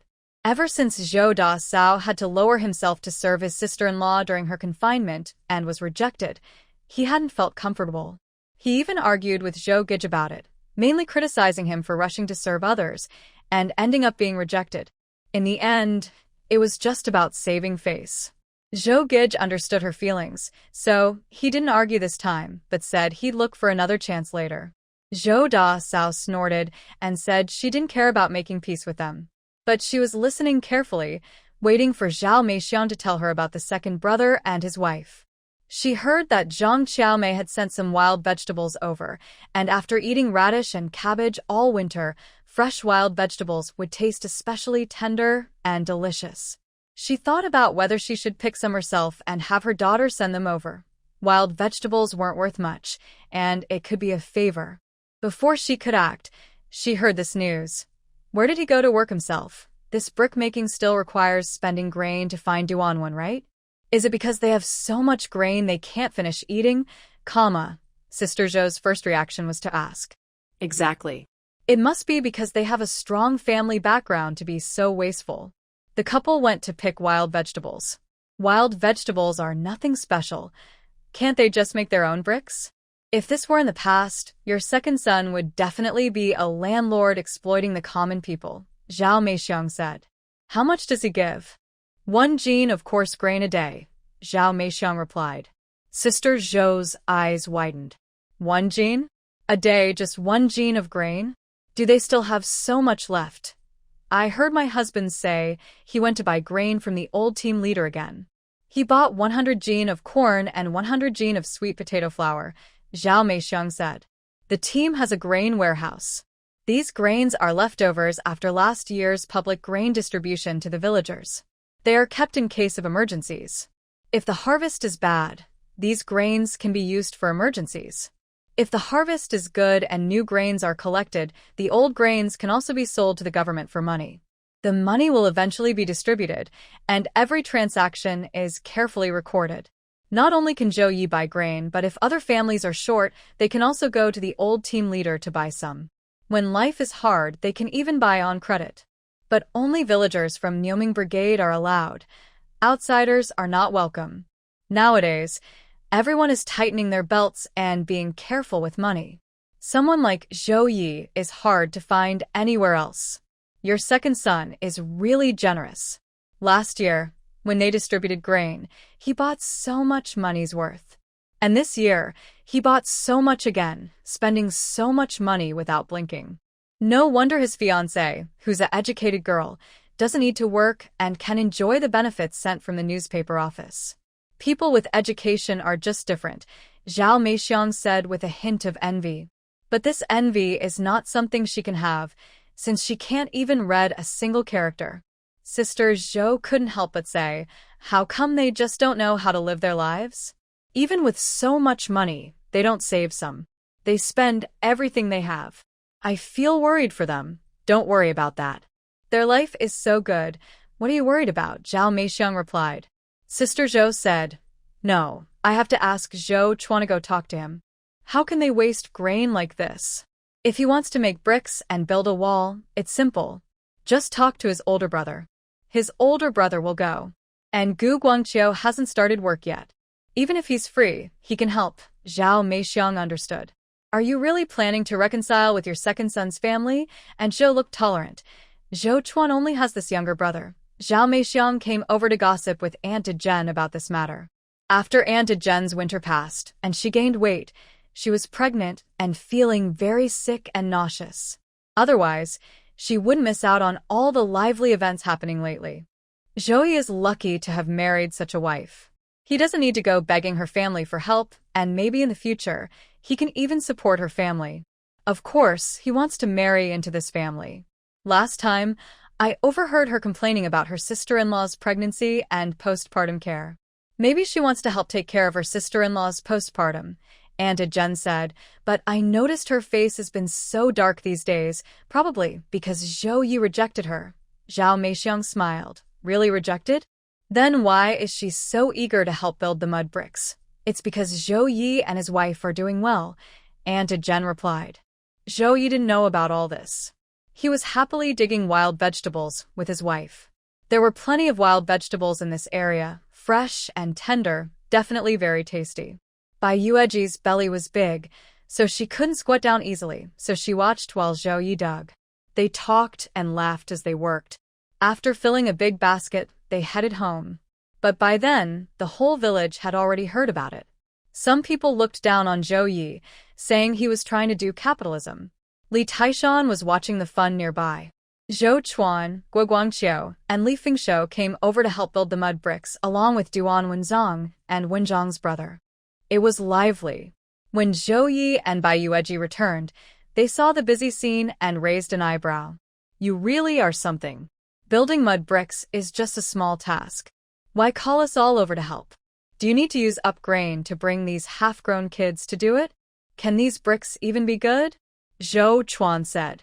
He felt he, as the older brother, needed to say something about his younger brother. Life shouldn't be like this, right? 1 pound of grain a day was a total waste. Duan Wenzhong and his brother felt very wronged about being called out. But honestly, they had no grounds to argue because compared to Zhou Chuan, Guo Guangqiu, and Li Fingshou, who also came to help build the bricks, their work was not as good. Zhou Chuan was stubborn and said, pointing at the bricks they made, "Come see for yourself. These bricks are just sloppy work. We're not fooling around. We just aren't very experienced yet, but we'll get better with time," Duan Wenzhong quickly said. Zhou Yi patted his shoulder and said, "I know you're not fooling around." Then he looked at Li Fingshou and Gu Guangqiu. "Why are you all here?" "Just passing the time," Li Fingshou said with a smile. Gu Guangqiu nodded, giving his cousin a look of mild blame. "You could have just said something about the wall yard. Instead, you hired people with grain." Zhou Yi chuckled and looked at Zhou Chuan. "Big brother, why are you here too?" "Of course I came. We're brothers in fighting tigers. If you need help, I can do it," Zhou Chuan said confidently. It seemed he didn't remember that earlier Zhou Yi was just watching happily as Zhou Yi fought the old Qin brothers. But Zhou Yi didn't forget. He looked at him with a smile. "All right, you do it." When someone came to help, Zhou Yi wouldn't push them away. But he wasn't stingy either. He prepared a simple lunch. It was just cornmeal buns. However, for brothers Duan Wen and Duan Wu, Zhou Yi gave them the agreed 1 jin of grain on the first day. They wouldn't need to help anymore because, including himself, 5 strong men were helping. Li Taishan was also pulled in. Whether digging the ground or making mud bricks, they worked very quickly. But Duan Wen and Duan Wu had nothing to do in the meantime. They still had 7 or 8 days before work started, so they also came to help with making mud bricks, without needing Zhou Ye's grain. Still, Zhou Yi also prepared a meal for them. While working, Li Dashin came over to lend a hand. In less than 7 days, Zhou Ye's wall yard was fully enclosed. Then they installed the wooden door that Uncle Zhang had been working on tirelessly, bringing it out of the warehouse and fixing it up. Once installed, it was a big success. The day after Zhou Yi finished the wall yard, the horn for the Niumeng Brigade's work officially sounded. "Second brother, you need to work hard from now on, especially with daily life. You can't just eat and drink recklessly," Zhou Chuan said, feeling he had performed well over the past half-month, and he acted like the older brother in front of Zhou Yi. Zhou Ye similet happily. "You're right, big brother. By the way, I want to borrow some money from you." Zhou Chuan was surprised. "Borrow money? How much do you need?" "My wife is pregnant with twins. I'm worried I won't be able to feed both of them. I need to go to town to see if they sell milk powder, and I also need to buy a bottle. The bottles are pretty expensive, several yuan each. I don't have any money now. Big brother, can you lend me a little?" "Just 10 yuan. I'll pay you back once my wife gets her royalties." Zhou Chuan shook slightly. 10 yuan? That's not much. You're selling ginseng and wild boar again, and your wife's 20 yuan writing fee. Have you spent it all?" he asked. "The money from selling ginseng was used up last year on food. As for the wild boar, I only got a few yuan for it." If it weren't for my wife's 20 yuan fee, our family would almost be out of food. Luckily, that money came through, so I could buy grain from the old team leader. But now milk powder and bottles are a big problem. Can you lend me some for emergencies? Zhao Ye looked at him. Zhou Chuan didn't doubt his words at all, because Zhou Ye's behavior wasn't new. Did I maybe think wrong? With someone like the second son, no matter how much money he has, it's never enough. Even if his wife only earns 20 yuan a month, it probably isn't enough. If something happens, he'll come to us again. Right now, he spent his own money and is coming to borrow from me. Am I walking into a trap, being drained by this kid? Thinking this, Zhou Chuan felt very disappointed. Seeing Zhou Ye still waiting, he impatiently said, "In the future, just give the baby milk after birth. No need for milk powder. If there's not enough milk, just make some rice soup. It's not that precious, and there's no need to buy milk powder. Those bottles cost several yuan each. How could you be willing to buy them? My child from Zhou, you must be particular," Zhou Ye said, looking at him. "If the baby doesn't get enough milk after birth, he must drink milk powder. Big brother, can you talk to sister-in-law about this? Just 10 yuan. When my wife's fee comes in next time, I'll pay you back. If she doesn't get chosen next month, then the month after. Also, talk to sister-in-law, ask her to come and help my wife with her postpartum care. I want my aunt to stay away. I'm leaving now," Zhou Chuan said without hesitation. He turned around and hurried away. Bai Yueji watched the whole scene silently. That this really isn't easy. Zhou Ye snorted coldly and went to close the door, disdainfully saying, "We're all from the same mother. Do you really think I don't know what he's like? That greedy nature. He's only coming to help me build the wall because of profit. He's just a fox pretending to be a chicken, with no good intentions." Bai Yueji chuckled softly. "There are two things in this world that can't be looked at directly. Do you know what they are?" "What?" Zhou Ye asked with a smile. "The sun and people's hearts," Bai Yueji replied with a smile. Zhou Ye strongly agreed. "Exactly. The sun and people's hearts." "Wife, you said it so well. This is his older brother." Seeing him so successful, he tried everything to get close. He only showed a little empty-handedness, hinting that he wanted to borrow some money to get by, and he slipped away faster than a rabbit. What does such a brother want to do? Just stay somewhere cool and relax. At this moment, Zhou Chuan deeply regrets everything. If there were a medicine for regret in this world, he would definitely buy a bottle and drink it. When Zhou Desau came back from outside, she saw him lying on the bed, looking hopeless. "What's wrong with you?" Zhou Chuan immediately got up and said, "Zhou Ye wants to borrow money from us. He says he needs to buy milk powder and bottles for his child. He wants to borrow 10 yuan. He changed from being the second son to Zhou Ye. Zhou Desau, was stimmt? 10 yuan? He really dares to ask. Doesn't he have his own money? Does he have money? What money? It seems like I treat him like a younger brother, and he confides everything to me. But he's almost out of money and relies on his wife's royalty income to buy food. Without that, they can't get by.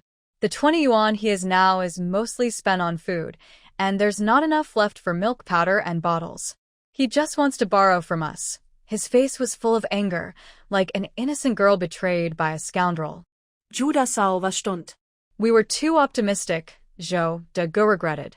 "We only thought his wife was earning money, but we didn't realize they don't manage their money well. They spend freely and can't save anything. If something happens, can we still count on him to help? I think he's just coming to ask us for help now." Zhou Desau's face immediately darkened. "So, haven't you been working for the past half-month for nothing?" "Yeah, haven't I? I worked myself to exhaustion." Zhou Chuan pounded his chest and feet, trying to show off in front of the second son. Zhou Desau was relieved. "Luckily, he refused to let me take care of the postpartum confinement." "What? He even told me to just let you do it." "He told his aunt not to come," Zhou Chuan immediately said. Zhou Desau shouted, "He's dreaming. Who does he think he is? Giving him a little color, and he's already acting tough? And he wants me to take care of his wife's postpartum? He's really dreaming." Then she scolded Zhou Chuan. "All your bad ideas. Forget it. Forget it. The two families should cut ties." Stay as far away from him as possible. She was so furious. It wasted her effort and mood for the day. On the first day of work at Nyomeng Brigade, Zhao Ye went to the fields to sell ginseng. He also pulled Li Taishan along to work with Gu Guangqiu, Li Fengshou, Li Dashan, and Zhang Dagan. When he returned home in the evening after work, his hands were trembling from digging the land. Bai Yueji had prepared lunch for him to take, and they planned to eat dinner together when he got back. She saw his hands shaking and blisters forming on them. "Is it too hard for you?" Bai Yueji asked with concern. Zhao Ye, strong and confident, shook his head. "Not hard at all, wife. I'm not tired at all." But after a few days, Zhao Ye really looked like a dried-up salted fish. One day, he was bathing in the river, floating on his back, staring at the sky, with 4 words on his forehead: "Life is hopeless." Next to him, Li Taishan was crying and begging for mercy. "Brother Yi, I don't want to do this anymore. I'm about to die from exhaustion. This work is just not human." "What are you saying? I'm working here too, you know. Do you still want to quit? Or do you want to learn from Wang Ying?" Zhou Yi looked at him sharply. He couldn't just let Li Taishan go. Only when he saw Li Taishan working in the fields could he find some comfort. They had to do it together. Li Taishan was tearful and desperate. "Brother Yi, do we really have to do this?" "Yes, you must. Work hard. Otherwise, how will you support your wife and children?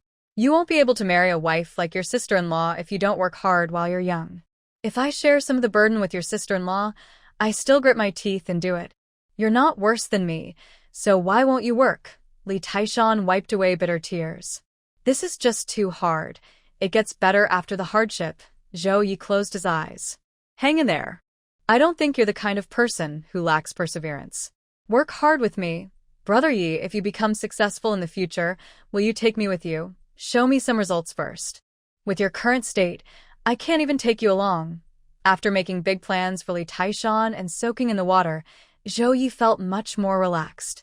He then went ashore, dressed, and headed home. When Zhou Yi arrived home, he didn't look tired like he did with Li Taishan. He smiled happily as he pushed open the door. "Wife, I'm back." Bai Yueji was in the chicken coop collecting eggs. These hens started laying eggs on Zhou Ye's first day working in the fields. In the past few days, she found 2 eggs every day. The hens were laying quickly. "I left some food for you in the kitchen," Bai Yueji said. Zhou Yi leaned in to smell it, making his wife scold him with a smile. "Tomorrow morning, I'll go invite your mother to come over and stay at our house." White Yueji did not refuse because her belly was really too big. She still had to go to work, and the surrounding women like Sister Li and Zhang Qiaomei also needed to work. Old Aunt Zhang also went to gather pig grass and do farm chores. She was alone at home, and if anything happened, no one would hear her call. "Take 5 yuan to your sister-in-law and ask her to take good care of Uncle," White Yueji said. She had heard from Zhou Yi about the situation at Uncle's house. Now they wanted Uncle's wife to come help, but Uncle would have to eat with his eldest son, and the eldest daughter-in-law would keep nagging. Zhou Yi didn't plan to give anything. There's no need to give her money. If anything, give it to Annie instead. When you finish your confinement, I'll ask someone to make her a new dress. She'll be happy. Uncle might have opinions if he eats over there, White Yueji said. Zhou Yi replied, "It's just some extra grain for cooking, no big deal. If she's upset about that, Brother Guangxia will have to show her who's boss. We don't need to care about her. We won't spoil her appetite." White Yueji could tell Zhou Yi didn't like her sister-in-law. Otherwise, he wouldn't be so stingy. The more he disliked her, the more he kept his money tight. White Yueji guessed right. Zhou Yi didn't want to give anything. If there hadn't been the previous trouble, even without giving money, they still had some sugar and red sugar at home, and he would probably give a little. But now he planned to give nothing. What if she had opinions? She still had to cook for Uncle. The next morning, Zhou Yi woke up very early, at 5 o'clock. He left in the dark to go to Uncle's place. He was quick and took just over an hour to get there. By the time he arrived, it was already bright. Uncle's wife was scraping the bottom of a large iron pot outside, making a sour sound. When she saw Zhou Yi, she was surprised and quickly said, "Xiao Yi, why are you coming now?" Has your wife given birth? Zhao Ye smiled, took a hoe, and helped scrape the pot bottom. Annie, don't worry. She hasn't given birth yet. I came before work to bring good news. Is it about your wife writing books and earning money?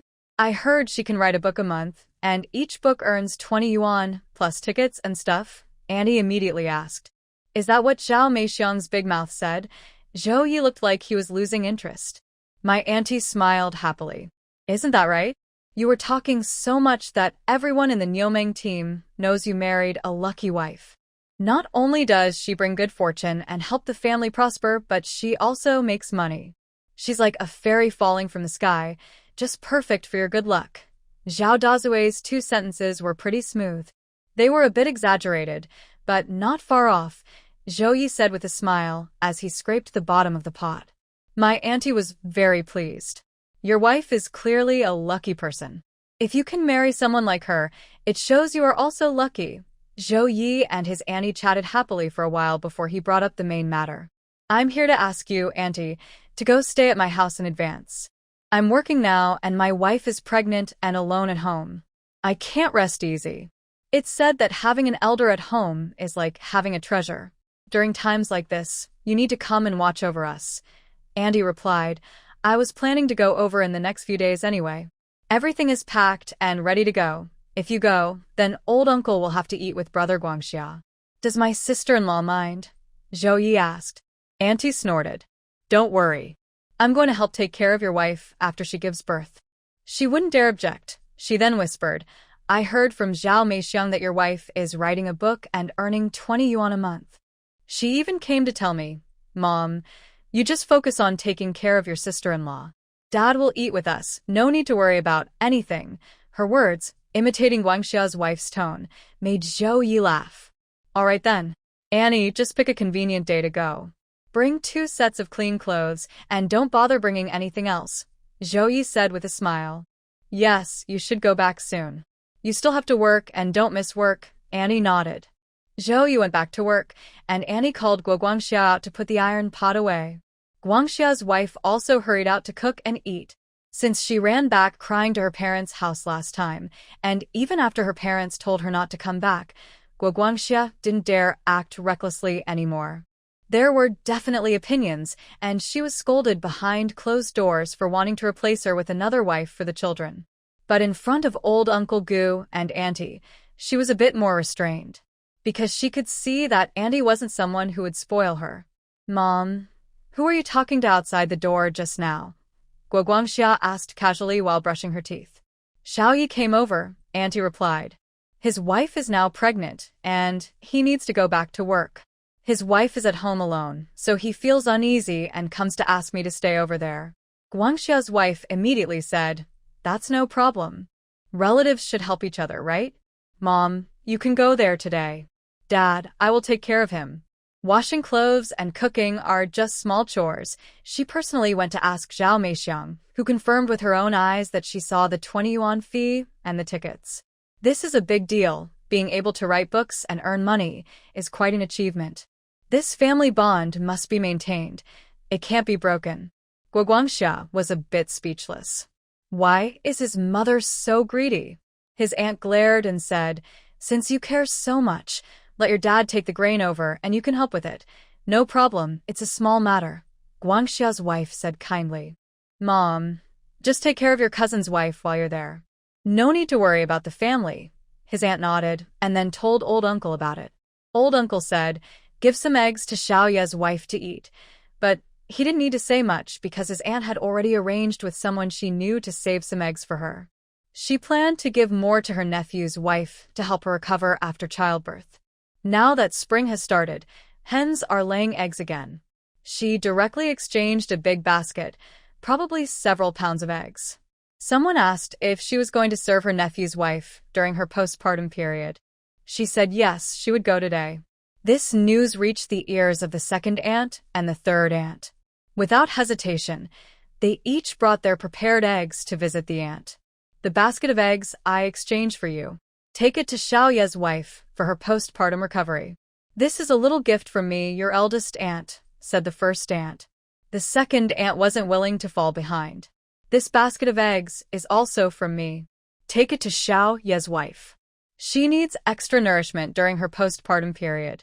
It's a little gesture from me, as an elder. The aunt looked down on them inwardly, but smiled outwardly. That's your kindness. You can take it yourself. I can't carry so many eggs alone. She clearly understood what these two families meant. They saw that Zhao Ye's wife could earn money and be successful, so they wanted to strengthen this family bond. According to the aunt's view, if they didn't want to maintain this relationship, it wouldn't matter. What are relatives for? Isn't it to help each other in times of need? This is completely opposite. When things go well, people move around. When things go badly, they wish to stay far away. However, my aunt didn't make the decision for her nephew.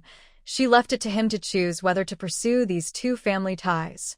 Leaving aside my older aunt and second aunt, my aunt carried these eggs and took a change of clothes to the Nyomeng brigade.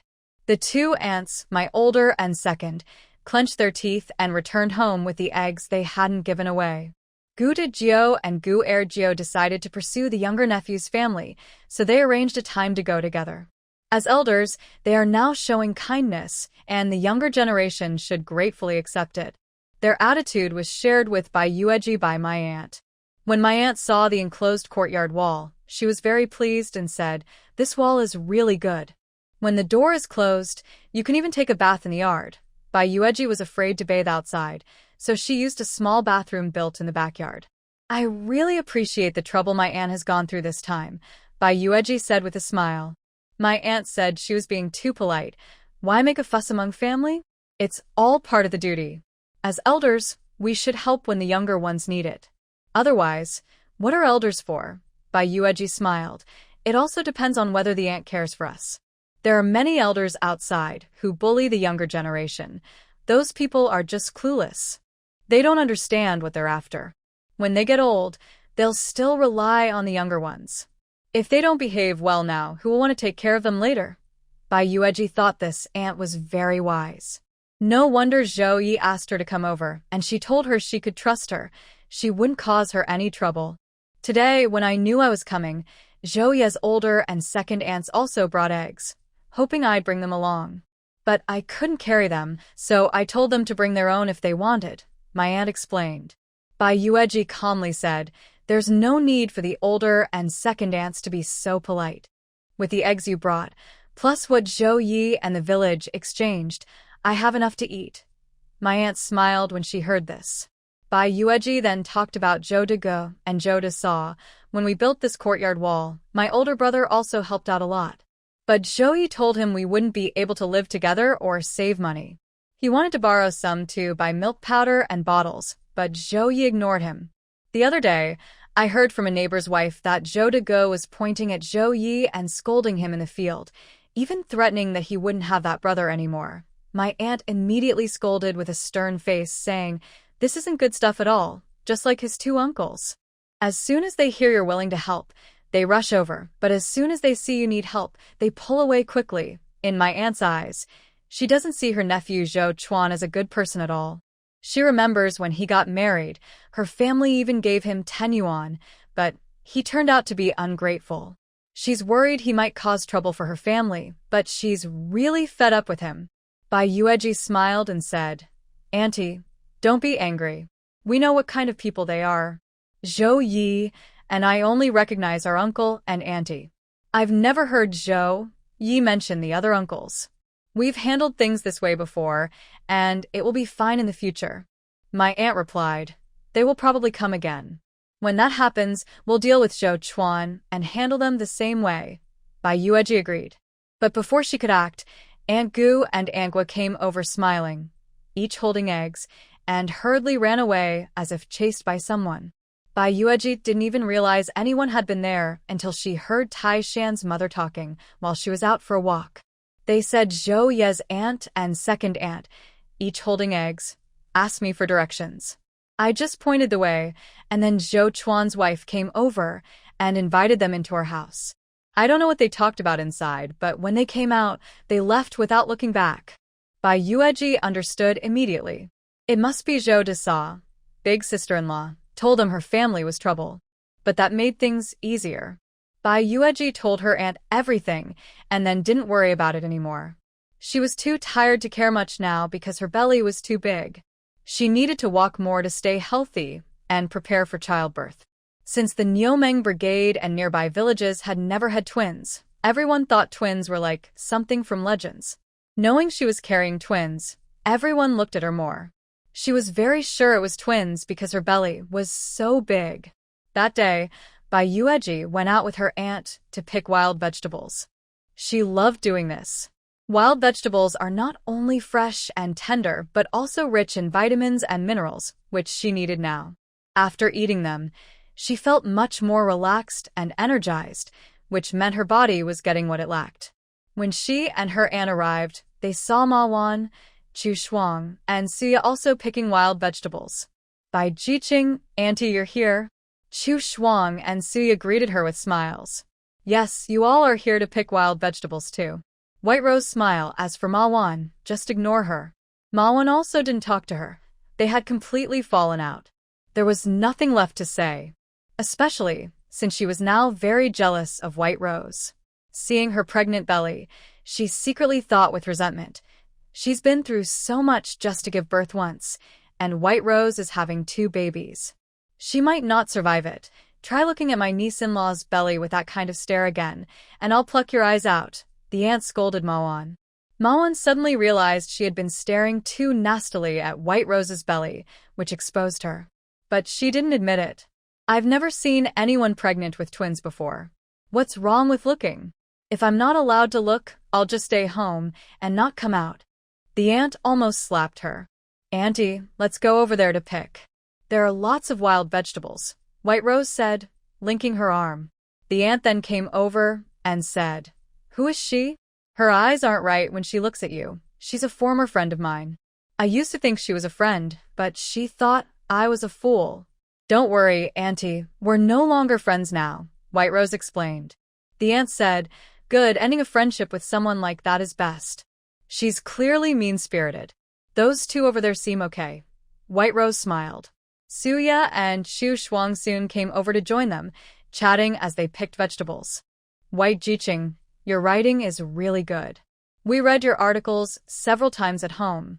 The more we read, the more we feel we're too proud to try to write like you. Your skill is far beyond us, White Rose smiled. You're being too modest. I don't think it's that good. Really, Dong Jiqing said the same. After reading, I couldn't help but praise you. White Rose smiled. It's an honor to receive such praise from you. The aunt also looked happy. She thought her niece-in-law was truly perfect, beautiful, lucky, and gentle. Her calm and kind personality was especially precious. She spoke softly and pleasantly while picking vegetables, then asked Suya and Chu Shuang, Are you also educated youth? Yes, we are old educated youth, Suya replied with a smile. Old educated youth? I think you're just beautiful young women with some education, the aunt praised. Chu Shuang smiled. We've only just learned to read and write. White Jiqing's talent is truly educated. We admire her. My aunt was smiling happily as she listened to them praise her niece-in-law. She thought these 2 young workers were really good, unlike the person over there, who is just like a rat in the gutter. She filled a basket with wild vegetables and Bai Yueji went home with her. As soon as they got home, my aunt started working. She washed the wild vegetables thoroughly and chopped them up to make vegetable pancakes for Bai Yueji to eat. Bai Yueji had been especially fond of these vegetable pancakes lately because they smelled so good. At this moment, Chu Shuang returned the first draft she borrowed from them. After saying a few words, she left again. Zhou Sandan came over today. He had dug up 3 earthworms. Sandan, your debt is settled, Bai Yueji said, telling him to pour the earthworms into the chicken coop. Several hens rushed to eat them, and she added, 20 earthworms for 2 pieces of meat. That's settled today. Zhou Sandan said, If I get meat in the future, I'll trade with my little uncle again. Talk to your little uncle about it, Bai Yueji replied. Zhou Sandan ran off. The aunt making the vegetable pancakes asked, I haven't asked yet. Why does he keep digging earthworms? And his sister came to help sweep the floor. Bai Yueji smiled and told her about how the 3 siblings used their labor to exchange for pork when they cooked wild boar meat before. Finally, she said, He's just a reckless kid. He does all sorts of things. My aunt, busy working, said, that's not reckless. Little Yi is doing the right thing. But we can't let them get used to eating for free. If they want meat, they have to work for it. Bai Yueji smiled again and added, Annie, add a bit more white flour to the pancakes. They'll taste better. Okay, I'll add more. Since my aunt arrived a few days ago, Bai Yueji had been getting along very well with her because she really didn't interfere or teach her how to live. Yesterday, Zhao Ye grinned and asked her, Auntie, why didn't you tell us to save more? She smiled at him and replied, You two aren't fools. Your brains are smarter than most. You know how to live your lives. Just discuss it yourselves. Whatever you want to eat, I'll make it. It's none of my business. She truly didn't like to worry about others. As she said, the young couple was clever enough. Why should she interfere? But she had to admit, she had gained some new insights. Because the way her nephew and his wife lived was even better than some old landlord families used to have. My aunt carried a basin of water and poured it directly onto the vegetable garden in the front yard when she heard someone calling outside. Is Zhao Ye at home? I have your letter. Xiao Ye's letter? Where did Xiao Ye get the letter? And who did he write to? Old Auntie was surprised. It should be because my second book's payment has arrived. Bai Yueji smiled and said. In her area of expertise, Bai Yueji was confident. Although her second book was different from her first, both were of similar quality. Since her first book was accepted, there was no reason her second wouldn't be. Besides, Zhao Ye didn't have many pen friends, only her, who used him to send letters. Sure enough, she saw the mailman as soon as he came out. Sorry to bother you again with the mail. Bai Yueji greeted him with a smile. The mailman looked a bit worried. It's getting dark, and it might rain soon. Please sign for the letter first. Bai Yueji also felt it might rain. After she finished digging vegetables, the air felt a bit heavy. She signed for the letter, and the mailman handed her a remittance slip. It's still 20 yuan. Check if the amount matches the letter, and sign here if it does. Bai Yueji opened the envelope. She handed the banknote to her aunt and looked at the reply from the newspaper. She smiled and said, It's correct. Okay, then sign here, the mailman said, bidding farewell and riding away on his bicycle. Taishan's mother saw him and quickly said, Oh, isn't that the handsome young mailman? Is he delivering Zhao Ye's manuscript fee again? That phrase, handsome young man, sounded really nice. The mailman thought to himself, but replied aloud, Yes, ma'am. It's still her. Only she. Taishan's mother turned around, and the village's gossip spread again. The second book's payment had arrived. It had only been a few days since the last one, and now this came too. It was truly remarkable. Old Auntie also thought it was incredible. She had heard about it from Zhao Meixiang, who told the story vividly, but nothing compared to seeing it with her own eyes. Yueji, you're so talented, Old Auntie said, looking at her niece-in-law as if she were a fairy descending from the sky, amazed beyond words. In her life, at this age, she had never seen such a capable young woman. Bai Yueji smiled. This time, it was a bit faster than before. Last time, I thought I wouldn't get chosen. It was because the weather was better, and Zhao Ye happened to meet someone clearing the mailbox when he went to send the letter, so he didn't have to wait and was taken directly. Plus, the newspaper was paying close attention to Mr. Bai's submissions, which sped things up significantly. The newspaper office is also quite good. Besides the 20 yuan, I prepared more tickets this time than last time. There are 5 grain tickets, 2 meat tickets, 1 egg ticket, 2 brown sugar tickets, and even a tofu ticket. All good things. You should keep them safe, especially the meat tickets.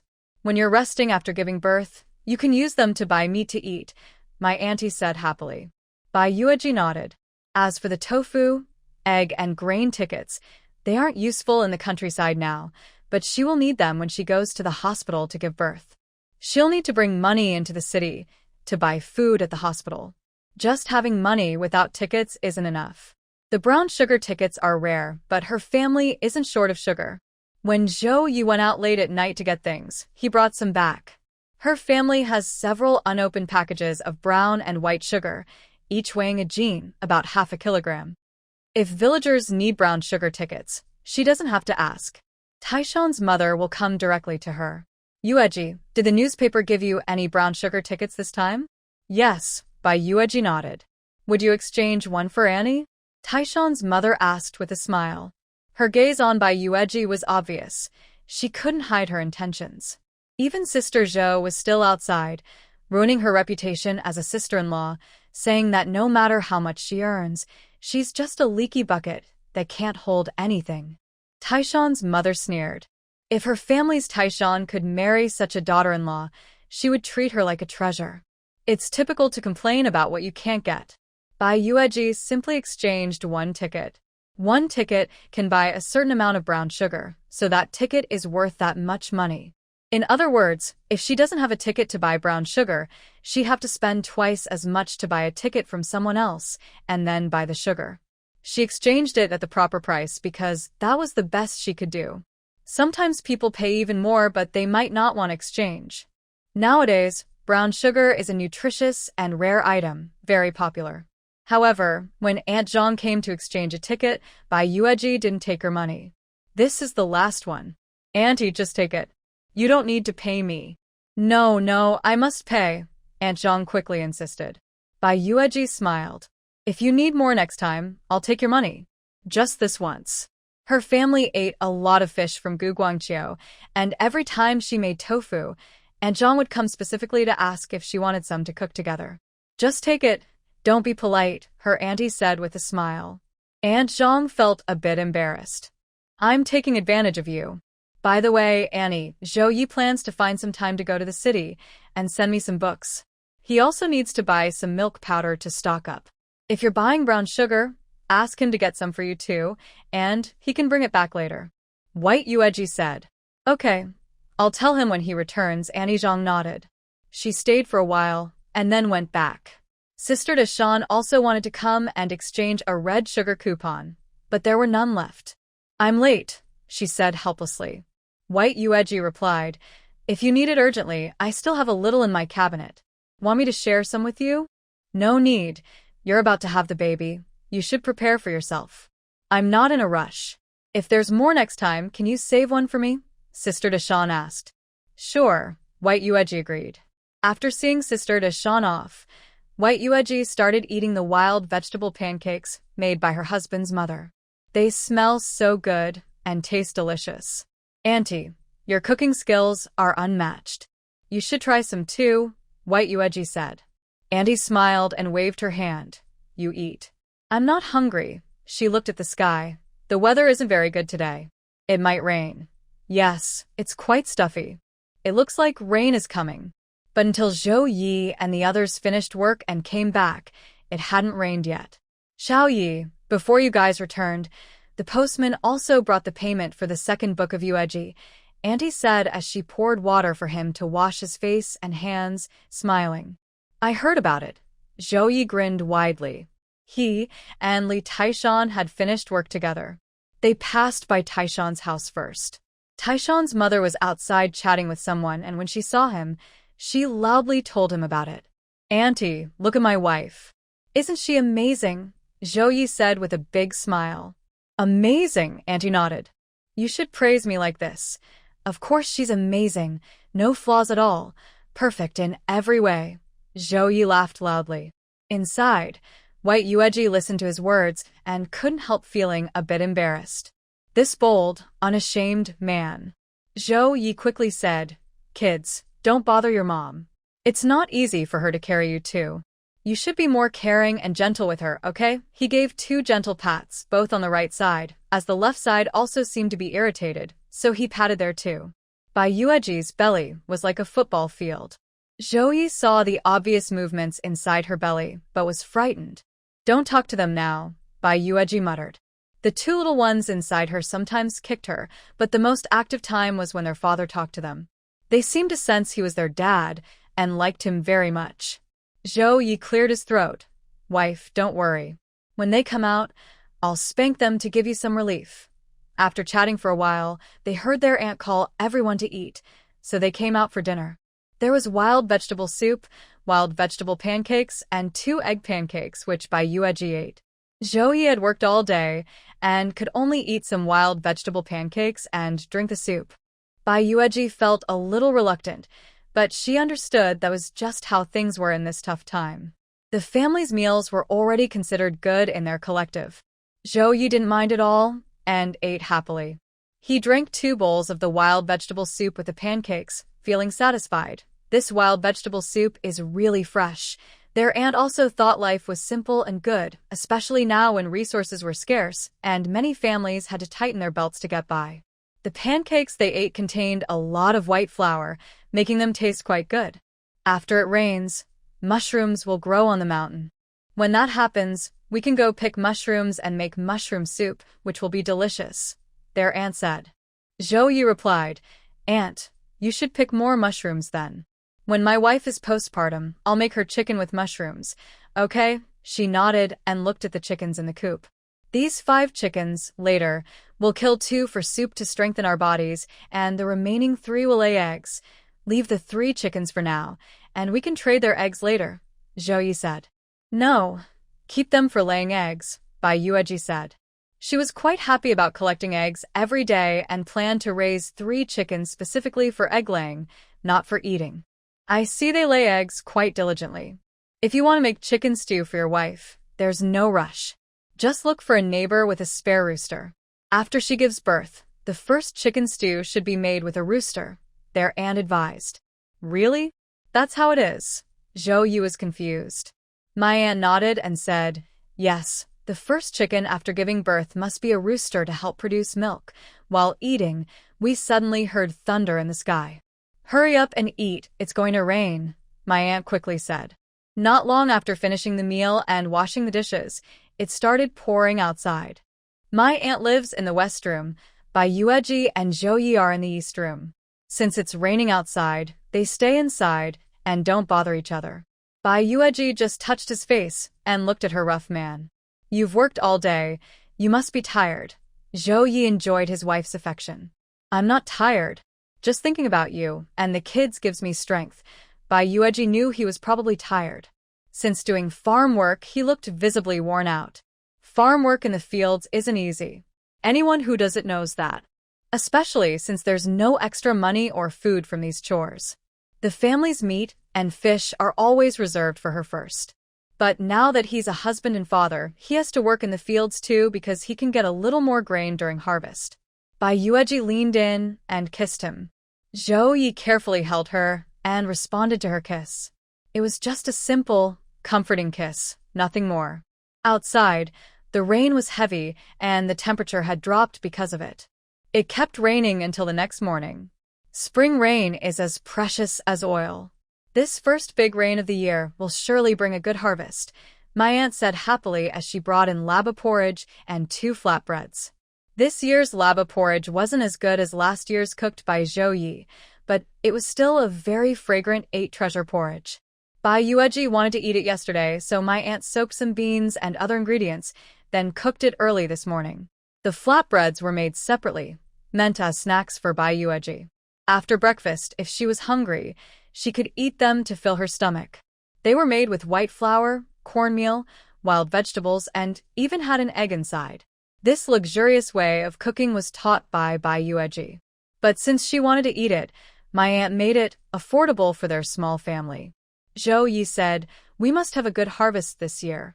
It's my first year working in the fields, and a poor harvest just wouldn't do." My aunt, look at him. "I've never seen someone flatter himself so much," Bai Yueji said, seeming to dislike him. Zhou Ye replied, "I'm not flattering myself. I'm just telling the truth. And this rain came just in time. I can finally breathe a little easier." White Yueji smiled at him and said, "That's the important part." Hee hee, Zhou Ye chuckled.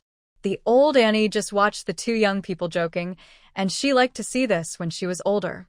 Being around such young folks made her feel a lot younger herself. During breakfast, they were halfway through eating laba porridge when Gu Guangqiu arrived wearing a raincoat, carrying a wooden bucket with 4 or 5 fish inside. "Brother Guangqiu, you brought the fish over?" Zhou Ye immediately said. Gu Guangqiu gestured with his hands. Bai Yueji couldn't understand, so the old auntie explained. He said, "He went fishing last night, Caught almost a bucket this morning, and there are still more at home. Gu Guangqiu smiled and nodded. Brother Guangqiu is so capable. You don't know, before he started working, he and his sister-in-law would go for walks now and then. One time, I even saw him pick wildflowers for his sister-in-law. He pulled out a flower from a bare branch, and she smiled and kissed him, Zhao Ye said. Gu Guangqiu blushed and quickly turned away, leaving the fish behind. What is Brother Guangqiu doing? Bai Yueji asked with a smile. I'm just teasing him. I didn't expect him to be so shy, Zhao Ye chuckled. The old auntie also smiled and said with emotion, I think Guangqiu is much happier than before. She was Gu Guangqiu's biological mother. Could she not tell that her son's personality had changed since coming here? She knew it wasn't just because he married, but also because Zhao Ye, his cousin, brought him around to meet people and helped him get along better here. Although the Gu family was originally from this area, the local villagers weren't very friendly to him. Many still called him mute behind his back. Not to mention others, Gu Xiao's wife was also kind to him face to face, but secretly looked down on her younger brother-in-law. But after coming here, the old auntie could feel her son had become much livelier. Don't worry, auntie. Brother Guangqiu, Uncle Zhang, and Aunt Zhang treat him like their own son. They really cherish him, Zhao Ye said with a smile. He and his wife are close, but she was a bit weak physically before, so she hasn't had children yet. But with how often he goes fishing, I think they'll have good news soon. The old auntie understood and said, I know. I'm not in a hurry. They're still young. After she came over here, Zhang Xiaomei also visited. The old auntie was quite pleased with this neat second daughter-in-law. As long as she gets along well with the second son and doesn't cause trouble like the daughter-in-law from Guangxia, she wouldn't deliberately make things difficult for her. Because Gu Guangqiu brought fish, the family naturally cooked it right away. Plus, it was raining, so there was no need to work. Zhao Ye could rest properly. The rain fell for 3 days, and on the 4th day, it stopped, so work had to resume. Meanwhile, the elderly and women in the village who didn't work went up the mountain to pick mushrooms immediately. The old auntie also seemed a bit restless. Yueji, how do you feel today? Bai Yueji smiled. Old auntie, you, and they go together. I'm fine. The old auntie smiled. All right then, I'll go pick more mushrooms and dry them later. We'll save some for you to enjoy slowly. Bai Yueji nodded happily. The old auntie took her basket and a basket, saying, You stay at home. I'll be back soon. Be careful, old auntie, Bai Yueji said. The old auntie set off to pick mushrooms. Bai Yueji indeed wasn't ready yet. She had already finished organizing her 3rd book and was waiting for Zhao Ye to take a leave to send it to the city. After sending the 3rd book, she probably wouldn't be able to write so quickly again. Because she would soon have a baby and be on maternity leave, she wouldn't have much time, so she mentioned in her letter that she would be busy and needed to delay her writing. She didn't go into details.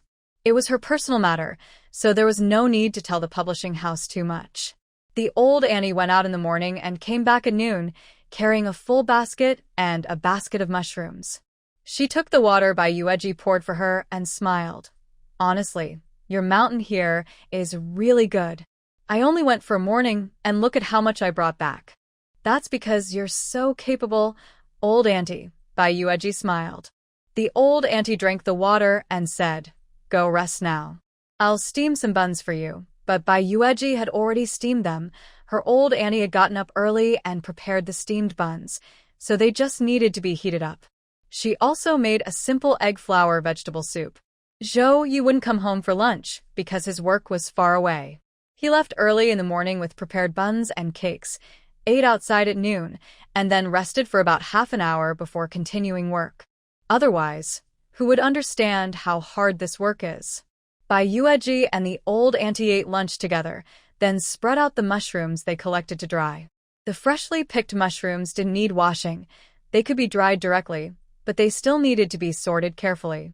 He picked out the crushed mushrooms to eat and dried the whole ones in the sun. It's quite rare to find mushrooms, and with the white roses in good condition, it's not the right time yet. My uncle's wife plans to go to the mountain to pick mushrooms in the next few days, and she has already dried a large batch. Zhao Ye, who has been working hard these days, finished his work and then asked the team leader for leave. He wants to go to the city, to see if he can buy milk powder and bottles, which he needs. He also plans to send a letter to his wife and buy some brown sugar for Aunt Zhang, who asked him to bring it back. It's a busy time now, but the team leader still approved his leave. It's mainly because Zhao Ye has been working hard lately. He was never so motivated before. Now, with his wife and children to support, he's been putting in a lot of effort. Knowing he plans to buy milk powder tomorrow, the team leader granted him leave. Brother Zhou was nearby and couldn't help but complain when he heard about it. He told Zhang Dagan and others in the field, then also mentioned it to his wife at home. His child is the most precious. No other kid has enough milk. They grow up on rice soup and porridge. Only his family needs milk powder. After a full day of work, Zhou's wife was exhausted but still complained. These two are so pretentious. They're just a bunch of fussers. She also remembered when her mother-in-law and second sister-in-law came over. You don't know how good they are at tricking food and drink. Not long ago, my mother-in-law and second sister-in-law were tricked into bringing a basket of eggs. I saw it myself, or else it would have gone straight into their stomachs.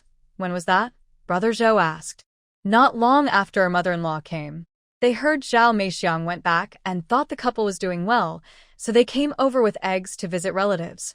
She saw them and had to rescue those eggs from being swallowed by the couple. They didn't let her help in vain. Each of them left her 3 eggs as thanks, then hurriedly took the remaining eggs and ran back home. That's enough to fool him once, but he wants to be fooled again, Brother Zhou scolded. He was the unluckiest. He worked for over half a month for free. To be a good big brother, he only ate 1 lunch with Zhao Ye, and the rest he ate at home himself. He felt it was a real loss, completely out of pocket. Zhao Ye didn't know his brother was still upset about the unpaid work he did earlier. The next morning, before dawn, he left the house. He wanted to leave early to get to the city quickly and handle his errands. He only took half a day off because he still had to work in the afternoon. Brother Yi. Just as he reached the village entrance, he saw Li Taishan and Wang Ying waiting for him. Zhou Yi was eating a biscuit and said, "What are you guys doing? Waiting for me here?" "Yeah, I took a sick day just to go shopping in town with you, Brother Yi," Li Taishan said with a smile. Zhou Yi looked at Wang Ying, who said, "I want to go for a walk too. Brother Yi, I haven't had breakfast yet," Li Taishan added. Zhou Yi threw him a biscuit and said, "Let's go. We have things to do, and we need to come back to work this afternoon. Why are you standing so close to me?" On the way to the county, Zhou Yi glanced at Wang Ying. Since leaving the village, Wang Ying had been following him everywhere, eager to stick close. He didn't like that at all. "Yeah. Why are you always hanging around, Brother Yi?" Li Taishan couldn't help but ask. He didn't get this treatment. Wang Ying was the younger one, but he was the first to come close. What was he trying to do? Li Taishan puxava na Sida. The first spot near Brother Yi was for his sister-in-law. The second and third spots were for the twins in her belly, but the fourth spot had to be his. No one could take it. Wang Ying glared at him, and Li Taishan glared back. Zhou Yi was too tired to care about these two troublemakers. He quickened his pace toward the town and said, "Ying, I heard you've been going into the mountains a lot lately. Did you find anything good?" Wang Ying immediately replied, "Nothing special, just picking mushrooms in the mountains." Zhou Yi looked at him and said, "I was just asking casually. Why are you getting so defensive? Even if you found something good, I wouldn't ask to share it." "Exactly. If you don't really consider Brother Yi your family, why do you want to stay close to him?" Li Taishan took the opportunity to flatter him. Wang Ying said, "When I go back, I'll bring some mushrooms for Brother Yi. You keep them for yourself. My aunt has collected quite a few lately." Zhou Yi waved his hand dismissively. He wasn't interested in his mushrooms. Thanks to these two chatting, the walk into town felt much faster. They left at 5 in the morning.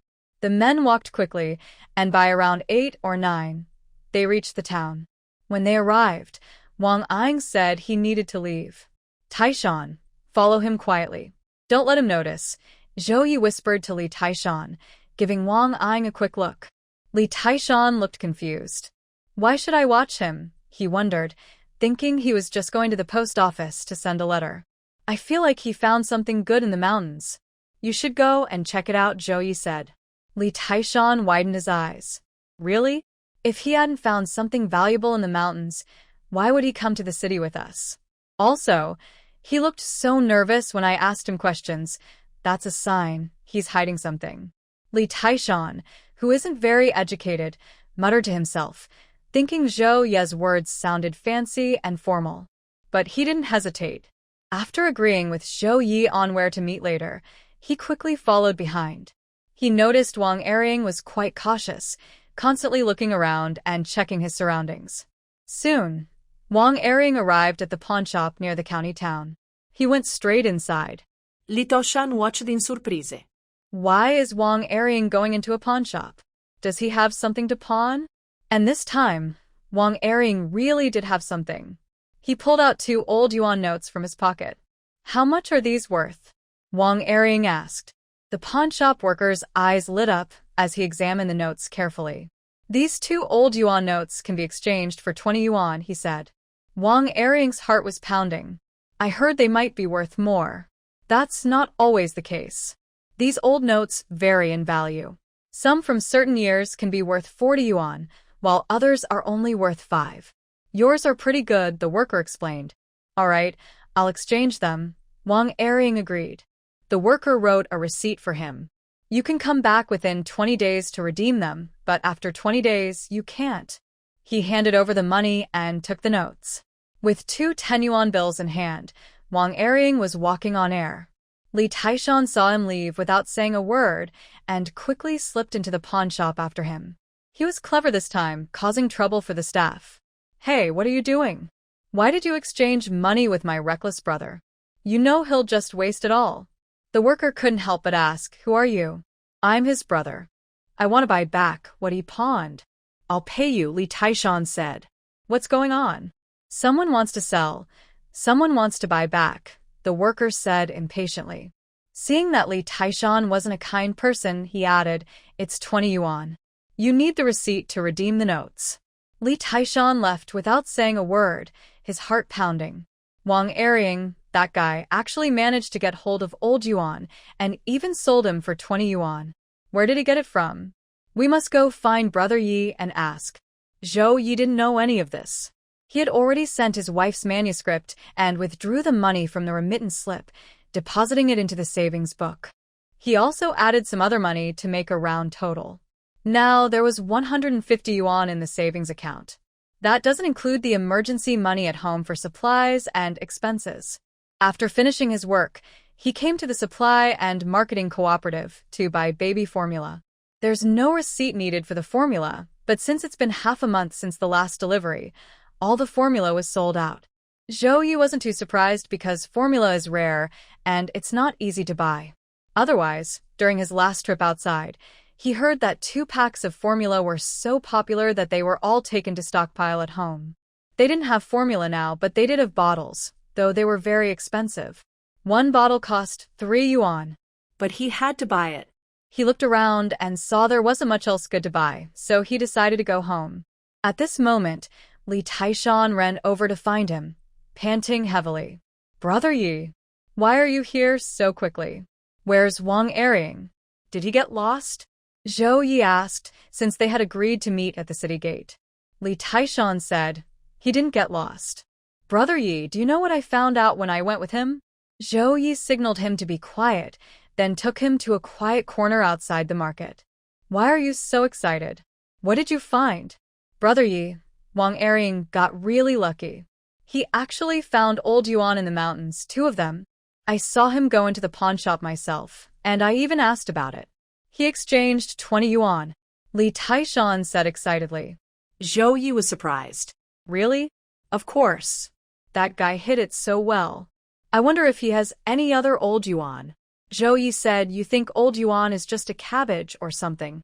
But it was indeed surprising that Wang Erring found old yuan in the mountains. Where is he now? Zhao Ye asked. I don't know.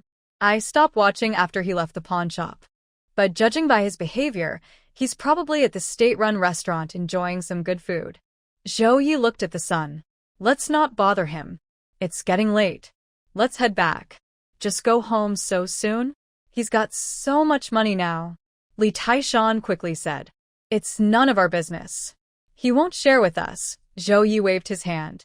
Wang Erring probably wouldn't be willing to share that money. This time, it surprised Zhao Ye and Li Taishan as he arrived first holding a paper bag at the city gate, waiting for them. The paper bag contained plain steamed buns. "Brother Yi," Wang Ying waved at them. "Oh, you've hit the jackpot. You even have money to buy plain buns," Li Taishan said sarcastically as he approached. Wang Ying ignored him and handed the paper bag to Zhao Ye. "Brother Yi, eat quickly. I just bought these, they're still warm." Zhao Ye didn't refuse. He took one and shared it with Li Taishan, asking, "Where did you get these plain buns?" Wang Ying smiled. "I don't have much money, but even if I didn't, I'd want to buy something good for you, Brother Yi. It's just that I found old yuan in the mountains." "You're hiding it from me?" Li Taishan snorted while eating his bun. Wang Ying was stunned and looked at him. "Are you following me?" "How would I follow you?" "I'm just passing by," Li Taishan grunted. "You're allowed to go to the pawn shop, but I can't." There were only 2 buns, one for each of them, and after eating they were gone. Zhao Ye threw away the paper bag and said, "You're lucky, Erring." Li Taishan wiped his mouth and said, "What luck does he have?" "He's always unlucky. Being with him means bad luck too. The day he found old yuan, he probably touched your hand, Zhao Ye, and borrowed your luck." His words hit the mark. Wang Ying, known for being stingy and tight-fisted, how could he have sold old yuan for money and still bought plain buns for Zhao Ye? Old yuan was the very next day after touching Zhao Ye's hand. He tripped over a vine in the mountains and fell while collecting things. Wang Ying knew his own luck well. Since he was a child, he was always unlucky, choking on food, coughing while drinking water. He never found even a penny. Other people go into the mountains to hunt for game and sometimes find bird eggs or wild chicken eggs, but he never did. If he did find something, he'd either fall or drop from a tree, always returning empty-handed. But this time, he actually found 2 old yuans. What incredible luck!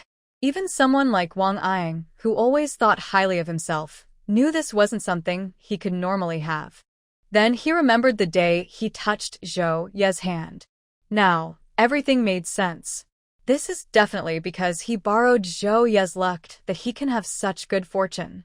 So today, when he came to the city, he wanted to stay close to Zhao Ye.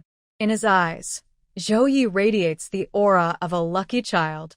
The 2 old men, yuan 2, are worth about 10 yuan in his estimation, but he sold them for double the price, 20 yuan. That is definitely a big sum of money. So these 2 plain-faced buns are specially bought from the state-run restaurant to offer as a gift to the lucky child. Zhao Ye is no longer a child. He is a real man now. Hearing Li Taishan's words, he just laughed. He doesn't think his luck has been borrowed. These people just don't understand and now believe his luck is amazing. They always think something good has happened to him. "Whenever you're free, I'll take Taishan into the mountains to walk around," Zhao Ye said with a smile. Li Taishan immediately nodded. "That's what you said, Brother Yi. I want to go too," Wang Erring quickly said. "Go away," Li Taishan scolded. "Brother Yi asked you to pick up those 2 old men, and you just gave him 2 buns to fool him."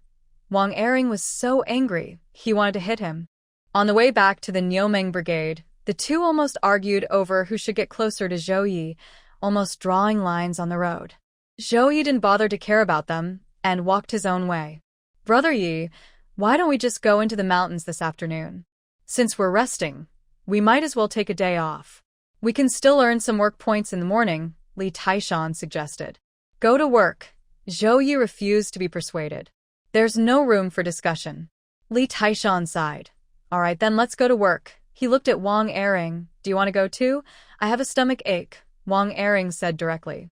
As they entered the village, he said goodbye to Zhao Ye and went his own way. Li Taishan scolded, "Such a lazy donkey, always so messy." Those were the words the old team leader used yesterday when he took sick leave. "How are things with Ma Jiqing?" Zhao Ye still cared about that. Li Taishan was jealous. "Brother Yi, you don't care about me at all, only about him."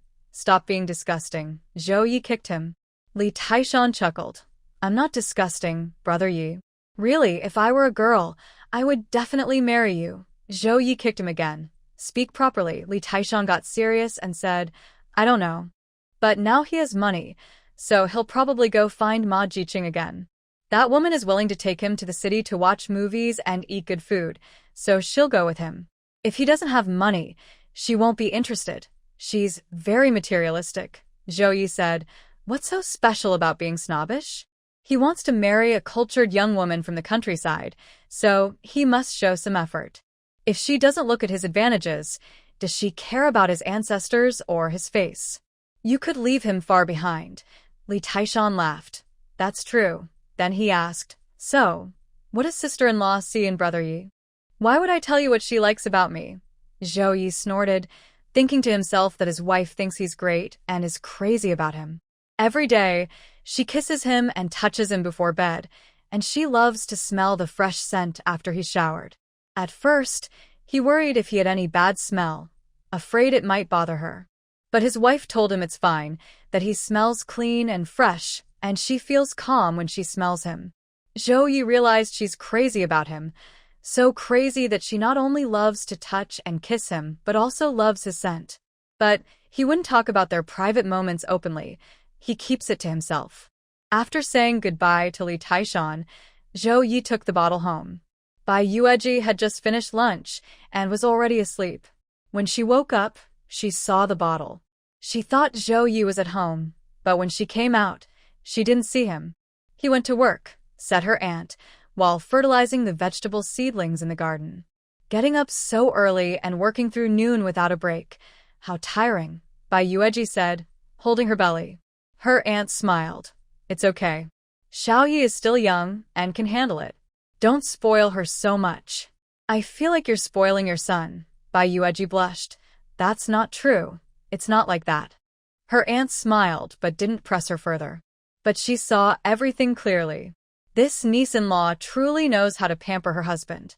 Even though she's pregnant, she still shares her good food with her husband, so he can taste it too. When he comes back from work, she always wants to be close to him. So when they're inside the house, she never disturbs them. If there's something urgent, she'll call out from the door. This niece-in-law is talented, knows how to act cute, looks beautiful, and has a gentle personality. She doesn't use her charm to manipulate others. Seeing her, everyone would love her even more. So she thinks her nephew's wife is truly lucky, probably blessed by her late sister and brother-in-law from below. She used to have a very good relationship with her sister-in-law, who passed away early.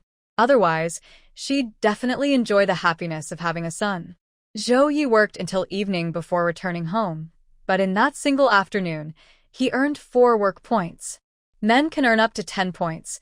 People like Li Fingxiu, Li Dashan, and Guo Guangqiu all have 10 points, but Zhao Ye only earned 8, missing 2 points because he was too tired. Even with 8 points, the team leader praised him a lot. He said Zhao Ye had made great progress. Before, he wouldn't do so much work, and it was useless to ask. But now, even if he takes a morning off, he still comes back in the afternoon to work. It shows he has become more responsible. Thanks to Zhao Ye, Li Taishan has also improved. However, Li Taishan is not as good as Zhao Ye, earning only 7 points. Still, he looks more serious now. Li Taishan's mother was very happy. She even brought 2 blocks of tofu for Bai Yueji to eat. When Bai Yueji heard this, she couldn't help but smile. After giving the tofu, Li Taishan's mother didn't rush home. She stayed to peel peanuts and chat with her sister-in-law. You don't know how worried I was before, afraid he would go astray with Wang Ying. Luckily, he's starting to change now. He's willing to work in the fields with Zhao Ye. I plan to arrange a marriage for him this year. The sister-in-law also knew Li Taishan and was quite diligent in visiting. It's possible to get married now. He's not young anymore, she said. Zhao Ye is only a year older.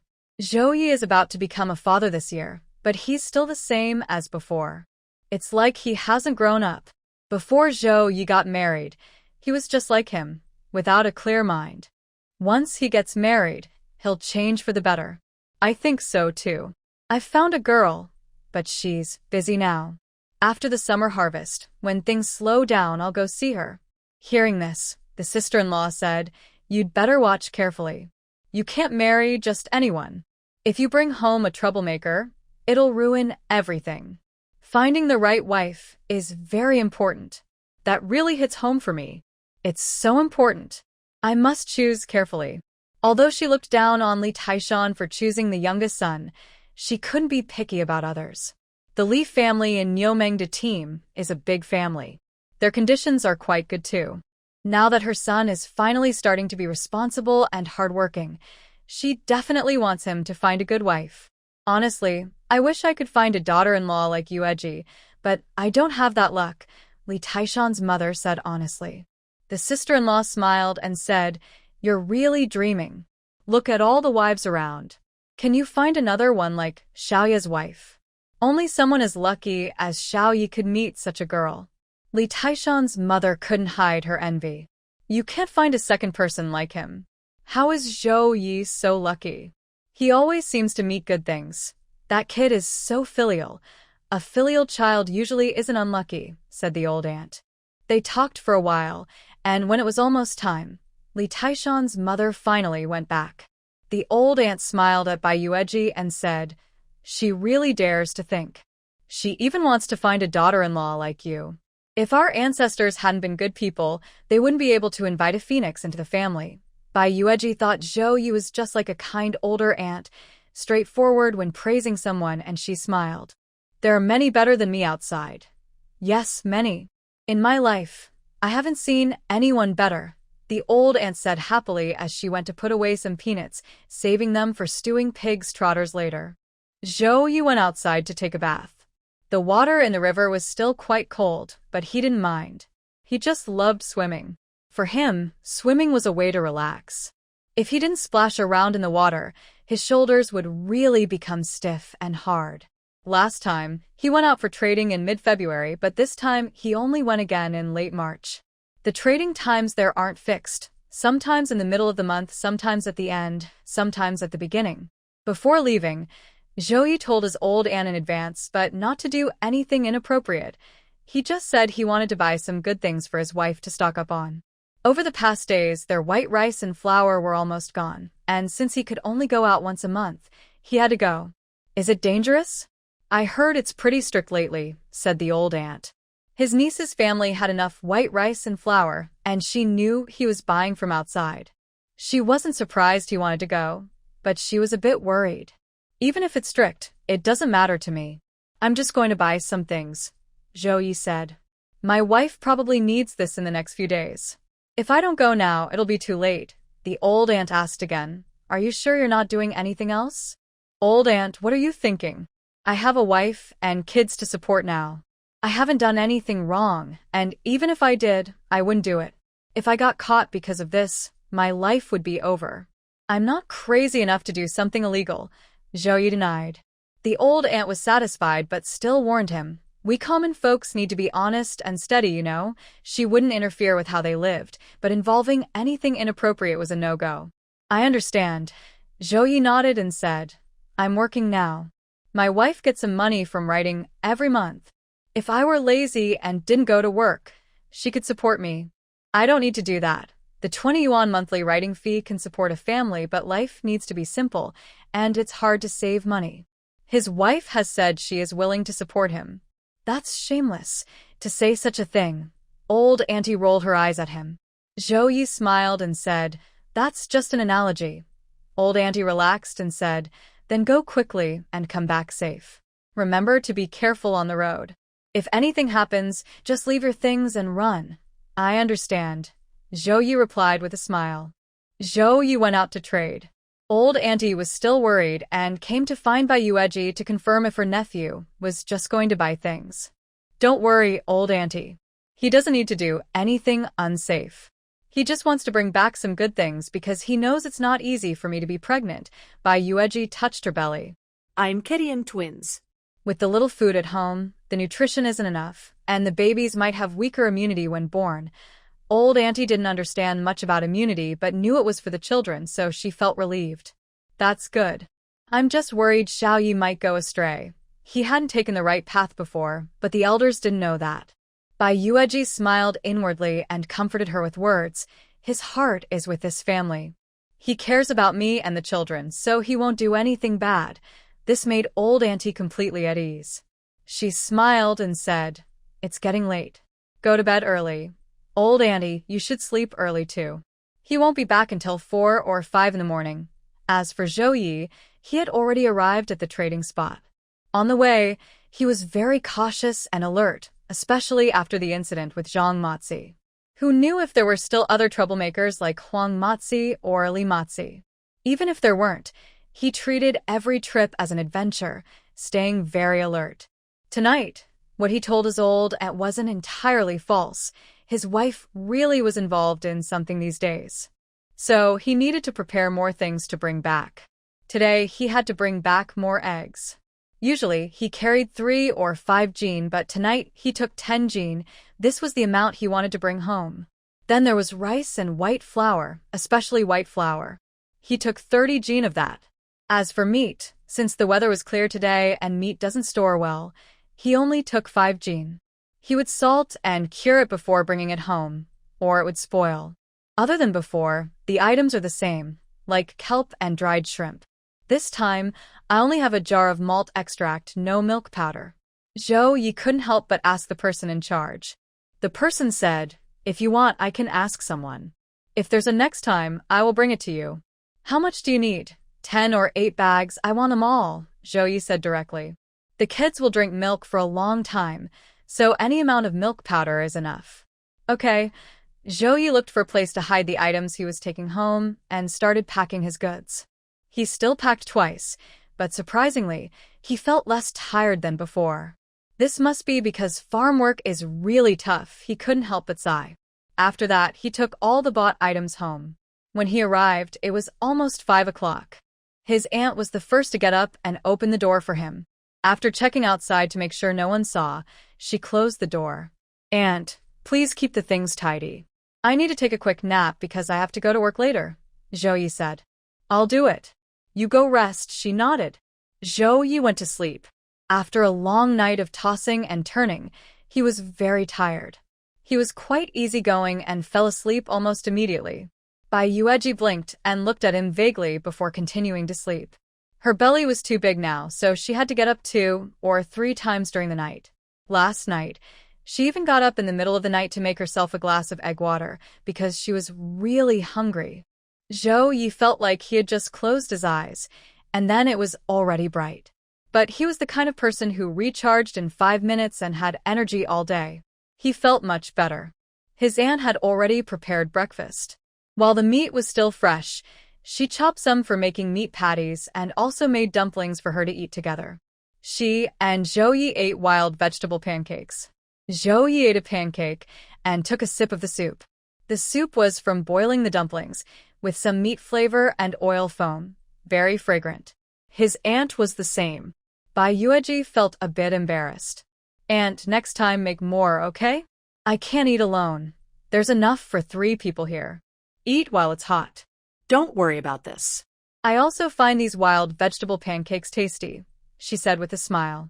Since Bai Yueji didn't eat wild vegetable pancakes, his aunt didn't add white flour, only cornmeal. Zhao Ye smiled. "My wife, just eat." Bai Yueji felt helpless but didn't say anything more. However, she kept 1 meat pancake to share with Zhao Ye and the wild vegetable pancakes for lunch. Zhao Ye didn't refuse his wife's kindness. When his aunt turned around, he leaned over and gave his wife a loving kiss. His wife playfully scolded him with a glare, then smiled happily as she took 3 wild vegetable pancakes, 1 meat pancake, and a large bottle of water to go to work. Bai Yueji was also at home relaxing, going out for a walk with her aunt-in-law, and they went to pick wild vegetables together. While chatting, Bai Yueji brought up her in-laws. "Old aunt-in-law, can you tell me about my father-in-law and mother-in-law? I heard my father-in-law is from somewhere else?" Old aunt-in-law replied, "Yes, he's not local. He came from another place to escape hardship. I heard he was separated from his family during the escape. He was quite sick when he arrived, and his health wasn't good when he married your mother-in-law." "Then why did my mother-in-law still want to marry him?" Bai Yueji asked curiously. Old aunt-in-law smiled. "Zhao Ye's father is very handsome." Bai Yueji was surprised and almost laughed, never expecting that to be the reason. "I'm not joking. He's very good-looking. Even when he's sick, he still looks like a noble young master. I guess his family must have been quite wealthy before, or he wouldn't carry himself with such elegance, she said. Really? Bai Yueji raised an eyebrow. Really? Just look at Zhao Ye. He's very handsome, with eyebrows and eyes just like his father. But he's not quite as serious-looking as his dad, more carefree and relaxed. His father, however, is very likable and easy to get along with. Though he doesn't look very healthy, he often goes into the mountains to hunt. Once, your uncle didn't believe it and went into the mountains with him. They saw a wild boar run into a big rock and hit it hard enough for him to pick it up and sell, she explained. Bai Yueji was surprised. There's really such a thing? Old aunt-in-law chuckled. Of course. That's the son of heaven's own, blessed by the heavens. I think Zhao Ye inherited that trait from his father. Otherwise, he wouldn't have married someone like you. Bai Yueji couldn't help but laugh at the compliment. I've heard some villagers say that my mother-in-law only works so hard on the farm because of her health issues. Old aunt-in-law shook her head. That's part of it, but not the whole story. When your father-in-law was alive, the family wasn't poor. The game he brought back from the mountains was enough to support the family, and the big house where Zhou Chuan lives was built by him. Your father-in-law was quite capable, but he got sick early on. That winter was very cold, and his old illness flared up, and he didn't make it. After he passed, only your mother-in-law was left. She was truly his life. Since your father-in-law died, her spirit has been much lower, and her health has suffered. Talking about Zhou Ye's father, both his aunt and uncle are very emotional. Back then, when he ended up here, he was in poor health, broke, but talented people can go anywhere. He fought his way here with just his bare hands and made a good life. He built a bright, nice house, married a wife, and had 2 sons. That's really impressive. Bai Yueji had never heard Zhou Ye talk about these things. They dug some wild vegetables and, seeing it was about time, decided to head back to the village. On the way, they saw a completely unfamiliar young woman, very fashionable and pretty. But when Bai Yueji saw her, she felt a strange sense of destiny. It wasn't until the girl introduced herself that Bai Yueji suddenly understood. Hello, my name is Yang Ruoqing. I'm a new educated youth who arrived yesterday, the girl said, smiling at the very beautiful pregnant woman. Bai Yueji was surprised and nodded, about to say something, but suddenly her brow furrowed. Yueji, what's wrong? Her aunt's face changed. Auntie, please help me back. I think I'm about to give birth, Bai Yueji said, her face suddenly showing shock. She felt her belly drop and tighten, just like what Lao Lipa told her. It was time to give birth.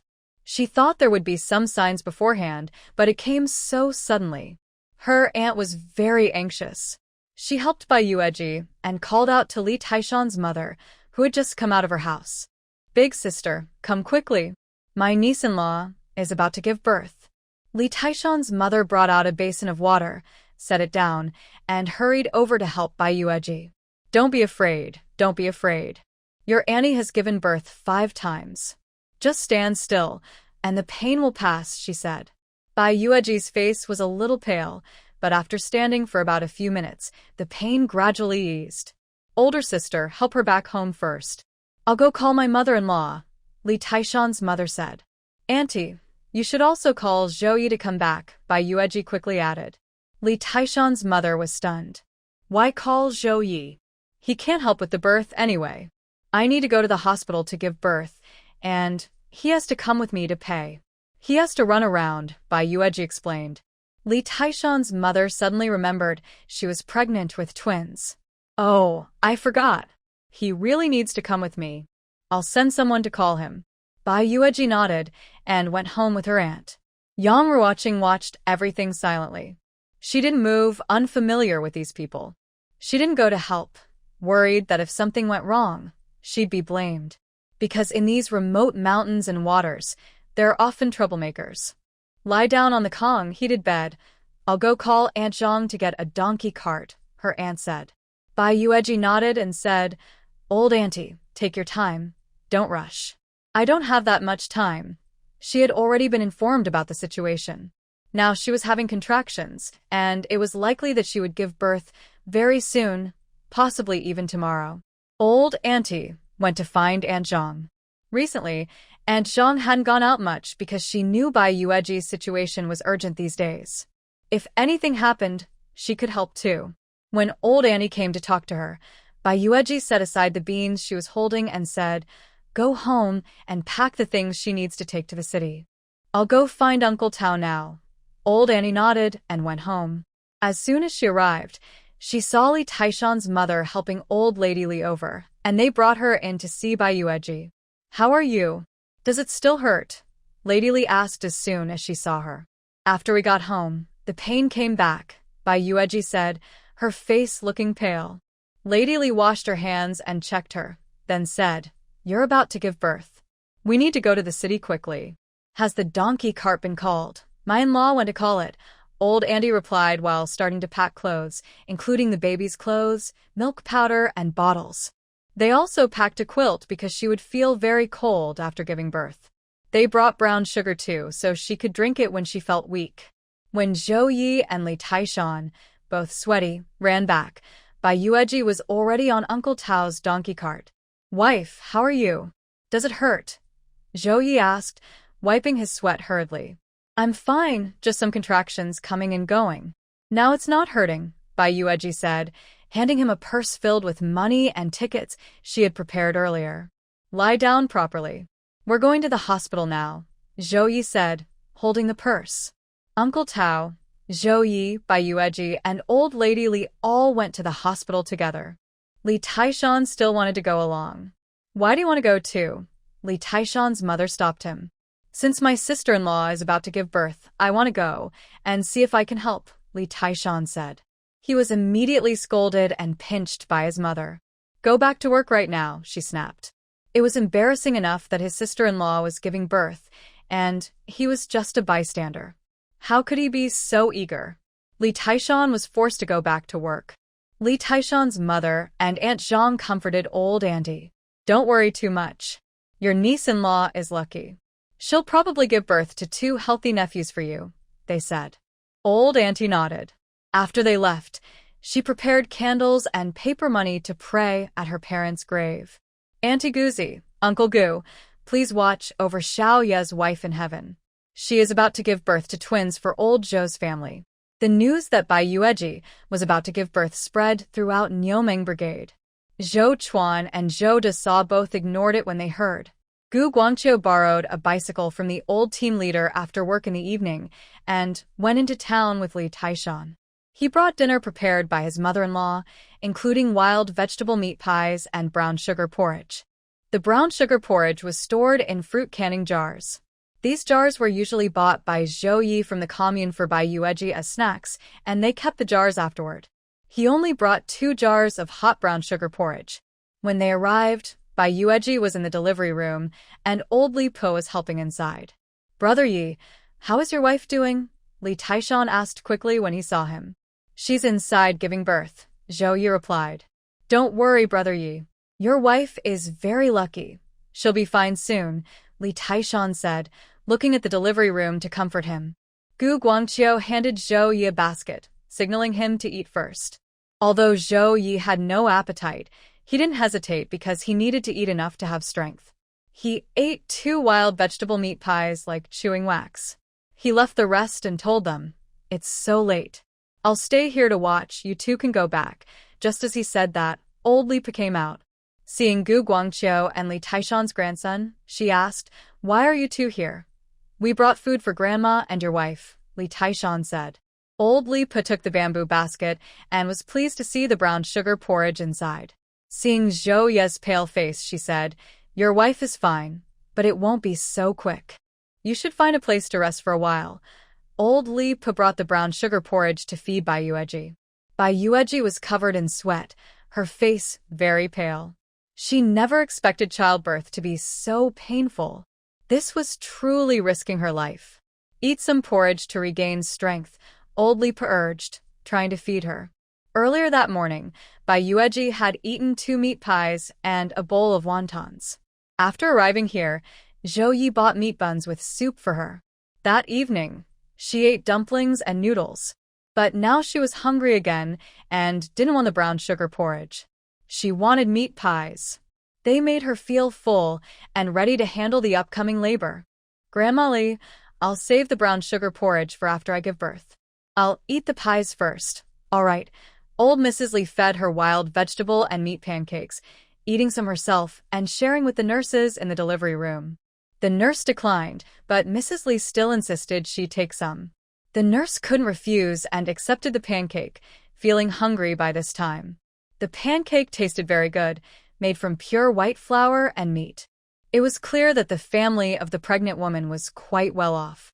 After eating the pancake and drinking water, Bai Yueji felt more energetic, but soon she was hit by another wave of pain and had to endure the contractions. Grandma Lee, when will I give birth? It's been so long, Bai Yueji asked during a break from the pain. Mrs. Lee replied, first-time mothers usually take longer, but you're progressing quickly.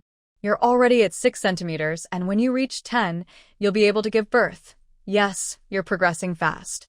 At this rate, you'll probably give birth tonight. The nurse comforted her. These days, it's rare for women to have twins.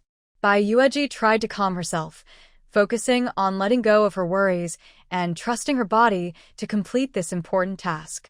But she knew firsthand how painful childbirth could be. At midnight, Bai Yueji began labor. Surprisingly, her pain was relatively mild because Mrs. Lee had a special breathing technique for childbirth. This is a method I've used for over half my life, learned from helping over 10,000 women in our area. Anyone who has tried it says it works well. Follow my breathing method, and not only will you give birth faster, but you'll also save a lot of energy, Mrs. Lee explained. Bai Yueji quickly learned the technique, showing strong learning ability. Mrs. Lee was impressed, saying, no wonder you can write articles and earn money. You're very smart. Some women need to be taught multiple times before mastering the technique, but Bai Yueji understood it after just one explanation. She soon realized the benefits of this breathing method and focused all her energy on giving birth. Outside the delivery room, Zhao Ye was pacing anxiously, waiting. Nearby was Li Taishan. After delivering the meal, Gu Guangqiu went back alone. He didn't stay. Brother Yi was about to become a father. How could he leave? Work could be done anytime, but if Brother Yi needed help, Li Taishan wanted to stay and be ready to assist. Thinking this, Li Taishan was now sleeping soundly on a nearby chair. Old Lady Li came out and told Zhou Yi to go rest, but no matter how easygoing Zhou Yi was, he couldn't sleep at this time. His wife was inside the delivery room desperately giving birth to their child. He didn't know how much time had passed before he suddenly heard a loud cry of a baby. Li Taishan was awakened by the sound. Brother Yi, is sister-in-law giving birth? Li Taishan asked sleepily. Yes, she is giving birth. Zhou Yi was clearly very excited, eager to peek through the door crack. Li Taishan also got excited. Do you know if it's a boy or a girl? Do you prefer a son or a daughter? Without waiting for Zhou Yi to answer, he continued. Either way, there should be a son, right? If it's one boy and one girl, that would be perfect. Both boys and girls are good. I just wonder how my wife is doing. Why hasn't the nurse come out yet? Don't worry, I have the nurse here. You can relax. Besides, that was just one baby's cry. There's still another one to be born. Don't get too excited, Brother Yi. You've been walking back and forth all night. Sit down for a while. Don't tire yourself out outside while waiting for your wife to give birth. But within minutes, another crying sound came from the delivery room. Compared to the first cry, this one was not much quieter. It's done. It's done. Li Taishan clapped his hands happily. Zhou Yi was happy, but worried about his wife. She was quite delicate, and now she had to give birth to 2 babies. It must have been very hard for her. He wondered how she was doing. Fortunately, Old Lady Li understood his feelings. About half an hour later, she came out first. Grandma Li, how is my wife? How is she? Zhou Yi hurried over. Old Lady Li was very satisfied. From her many years of experience delivering babies, she knew that the man who first asked about his wife's condition was not a bad person. Most men asked whether the baby was a boy or a girl. If it was a boy, they would smile. If it was a girl, some would immediately look disappointed. They really weren't good people. But there were also good men, and Zhao Ye was one of them. Old Lady Li was pleased with him as a husband, so she didn't tease him. She smiled and said, "Mother and child are both safe." "Congratulations." Zhao Ye felt relieved. "Can I go in and see my wife?" "No, you can't go in yet. Just wait outside. You need to stay a little longer before she's moved back to the ward to rest. Is my wife hungry? He has fed her red sugar porridge, and she has a good appetite. She ate both jars of porridge and is not hungry anymore. Her spirits are also very good." Next to him, Li Taishan asked his wild brother for a long time but couldn't get to the point, so he asked on his behalf, "Mom, did your sister-in-law have a son or a daughter?" "I already said it. Both mother and baby are safe. They are both sons." Old Lipa smiled. She had always heard that Zhou Yi was lucky, but this time, she truly felt Zhou Yi resembled his father. Both are like the sons of heaven. Although life has some hardships, they are all quite lucky. Li Taishan was even more excited than Zhou Yi, his eyes wide open. "Both are sons? Wow, sister-in-law is amazing." "Brother Yi, you're incredible. 2 sons in one go." Zhou Yi was naturally happy too, but not because both were sons. He had said before that he liked both sons and daughters. There are 3 possibilities for twins. Either both are daughters, both are sons, or one of each. Most people might think 1 son and 1 daughter are the best. But Zhou Yi didn't think so. As long as they are safe, he considers all his children precious, whether sons or daughters.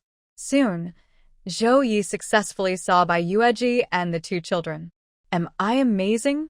Bai Yueji looked good and asked with a slight smile. "Amazing!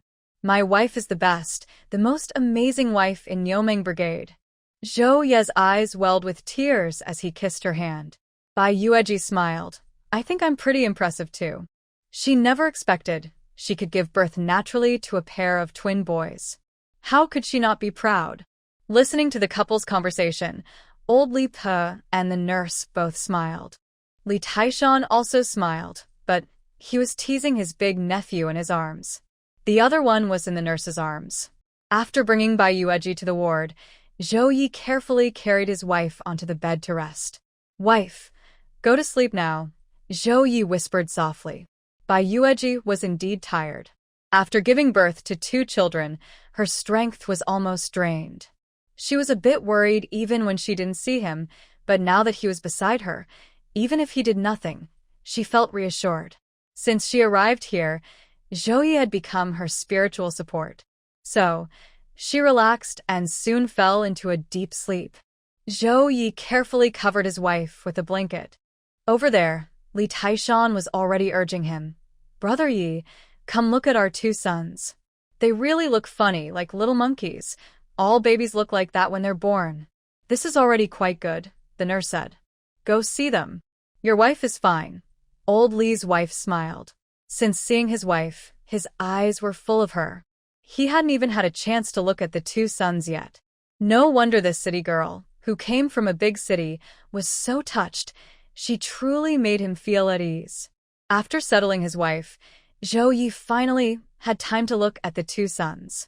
Li Taishan happily handed the older nephew to him. Zhou Yi didn't know how to hold a baby well. He was worse at it than Li Taishan. Because Li Taishan had nephews and nieces, he knew how to hold them.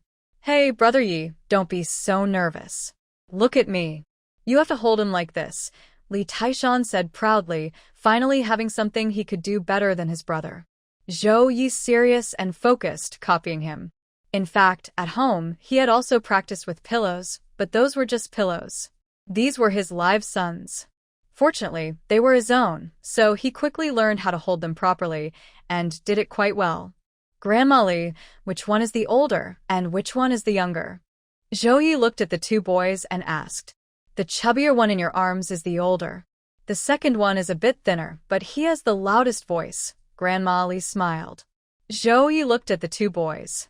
The older one was indeed chubbier, and the younger was thinner. The older had thicker hair, while the younger was a little bald. But in his eyes, his sons looked perfect, not ugly at all. "Grandma Li, it's getting late. You should go rest on the bed next door." Today, you've really worked hard, Zhao Ye quickly said. Okay, grandma linudda. She had been busy since breakfast and was indeed tired. I'll take your grandma over, Zhao Ye told Li Taishan, giving him some brown sugar to make her a drink before she went to sleep. Li Taishan took the sugar without hesitation and went to help his grandma rest next door. Grandma Li drank a cup of the brown sugar water and soon fell asleep.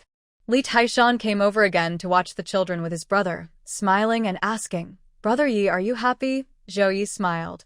"Yes, I am." His wife and children were safe and sound. How could he not be happy? Li Taishan envied him, saying, "Others can have 2 children in 3 years, and you only had 2 in 1 year." Zhao Yi laughed. "You're getting married this year too.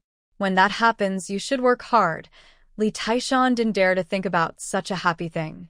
"Brother Yi, do you want to rest?" "I'll watch the kids for you." Zhao Yi shook his head. "You go rest. I'll watch them myself." He's very alert now, completely unable to sleep or feel tired. Plus, he needs to stay with his wife.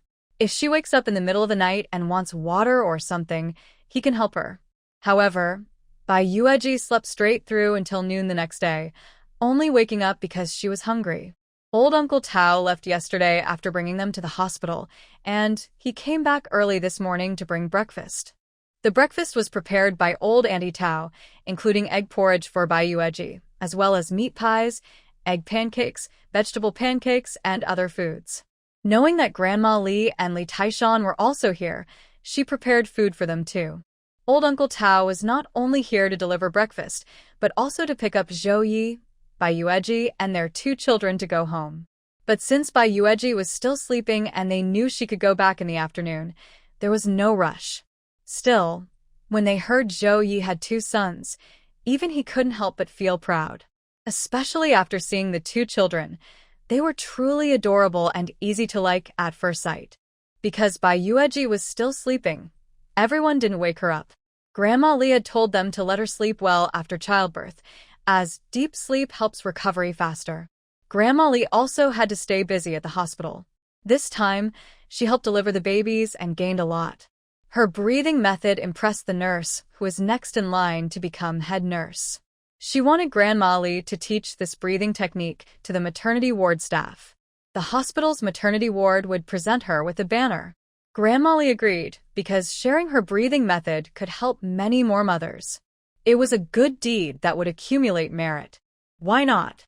She was different from other midwives, who worried about others learning their secret skills. She wasn't afraid of that. And there was a banner coming her way. This was a matter of great honor. So, after breakfast, she was invited by the nurses to assist with deliveries and teach the breathing technique. The elderly lady was quite advanced in age, but full of energy. When she finished her work and returned, Bai Yueji had already finished her egg porridge, but still felt a bit hungry, so she ate 2 more egg pancakes. After eating, she still felt unsatisfied and couldn't help but feel a little confused. "I've eaten so much. Why do I still feel a bit hungry? The kids aren't even in my belly anymore. You've used up a lot of energy and your appetite was also increased during pregnancy." "That's normal," Grandma Li smiled warmly. "You're very lucky. Last night, that nurse even applied for a reward for her, as a thank you for teaching her the breathing technique. She wasn't sure if it would be approved, but this morning, after submitting the request, they replied that if it was useful, she would receive a banner and 10 yuan as thanks. Since the hospital can't take anything from the people, old Mrs. Li didn't go for the money. She didn't know about the reward, but if she had known, she wouldn't have refused. 10 yuan is quite a lot. Doing good deeds and earning money at the same time makes the little old lady very happy. Hearing this, Bai Yueji was very alert. Although she needed to nurse the baby next, she knew she had to be especially careful in this matter. This was the first day after giving birth. Naturally, she felt uncomfortable, but after sleeping, she felt much better. Her tense nerves relaxed. After the baby was born, she had to go home because she needed to rest and recover. The hospital was not convenient, and home was much more comfortable. So Bai Yueji was wrapped up tightly and taken on a donkey cart. She was covered with a thick quilt, and her head was wrapped with a scarf to protect her from the wind. Her two children were also wrapped up tightly, one in old Mrs. Li's arms and the other in Li Taishan's arms. Zhao Ye was taking care of Bai Yueji, telling Uncle Tao to go slowly so her wife wouldn't be jostled. Whenever they hit a bump, he quickly called to avoid it, making Uncle Tao speechless. The group headed back to Niumeng Brigade. They arrived in the afternoon, a bit slow, and by the time they reached Niumeng Brigade, it was almost 4 or 5 o'clock. The donkey cart went straight to the house. Old Auntie heard the noise and came out quickly, seeing her nephew carry his wife inside. "Old Auntie, we're back," Zhao Ye said with a smile. "Old Auntie," Bai Yueji also greeted her with a smile. Good, go inside quickly." Old Auntie nodded repeatedly. Zhao Ye carried Bai Yueji into the house, and Old Auntie followed and asked, "Yueji, how are you? Do you feel okay?" "Don't worry, Auntie, I'm fine." "You should go see the two children," Bai Yueji said comfortably, a little tired. Good. Old Auntie was very happy and couldn't wait to see her two nephews. When Old Auntie came out, Li Taishan was holding one of the children, chatting with Uncle Zhang, Aunt Zhang, and neighbor Zhao Meixiang nearby. "Your mother has been tired all day. Let's take her back to rest." The older uncle and aunt were so worried when they saw him holding the baby that their hearts trembled. They quickly took the nephew from his unreliable hands. Okay, Li Taishan had been bragging quite a bit, so it was time to go back and let someone else do the talking. He supported his mother and headed home. Thanks to his loud publicity, within half an hour, the entire Niumeng Brigade had heard that Zhao Ye had two sons. At this moment, a group of workers just finished their shift. When they heard the news, they were all shocked. Sister-in-law Deshan, sister-in-law Li, Guangqiu, and Zhang Qiaomei all came over. Brother Zhou also heard about it and felt very jealous. He was thinking about how his second son, who lacked virtue, might only have daughters, but instead, both were sons. He had only one son, Zhou San, after so many years of marriage, but his younger brother had surpassed him.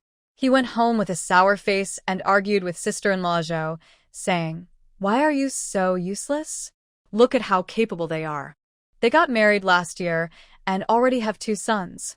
We've only had 3 children and only one is a son." Hearing that Zhao Ye had a pair of sons, sister-in-law Zhou also got angry and suddenly exploded.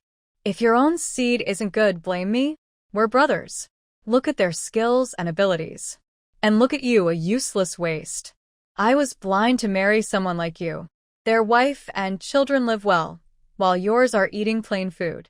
They go to the mountains to hunt game, and you stay at home cursing your wife and hitting the kids. Who's the real loser here? I don't know what sins I committed in my past life to end up with someone like you. I don't know what sins I committed in my past life either, to marry such a sharp-tongued woman. Their wife is so good, and yours is so terrible. Comparing you to them, you're just an old hen. You disturb the peace at home, making everything chaotic. I've been cursed for 8 lifetimes because of you," Brother Zhou shouted loudly. "I'm done with you, you bastard." A big fight was about to break out. Zhao Ye didn't know that he had twin sons and that his older brother and sister-in-law would jump in to fight over it. Right now, he was busy welcoming everyone. All the people had come to see his twin sons. Because the Niumeng Brigade had never had twins before, especially 2 sons, even the old team leader came along. Not bad. The old team leader first nodded with a smile, then looked at Zhao Ye. "Your burden just got heavier." Everyone else also smiled kindly. Yes, it really did become heavier. The 2 sons, whenever they opened their eyes, would immediately start asking for food. It was really exhausting. And when they grow up and want to get married, that will be even more expenses. Having sons is a happy thing, but it also means working harder to earn more points. Zhao Ye smiled and said, "Of course.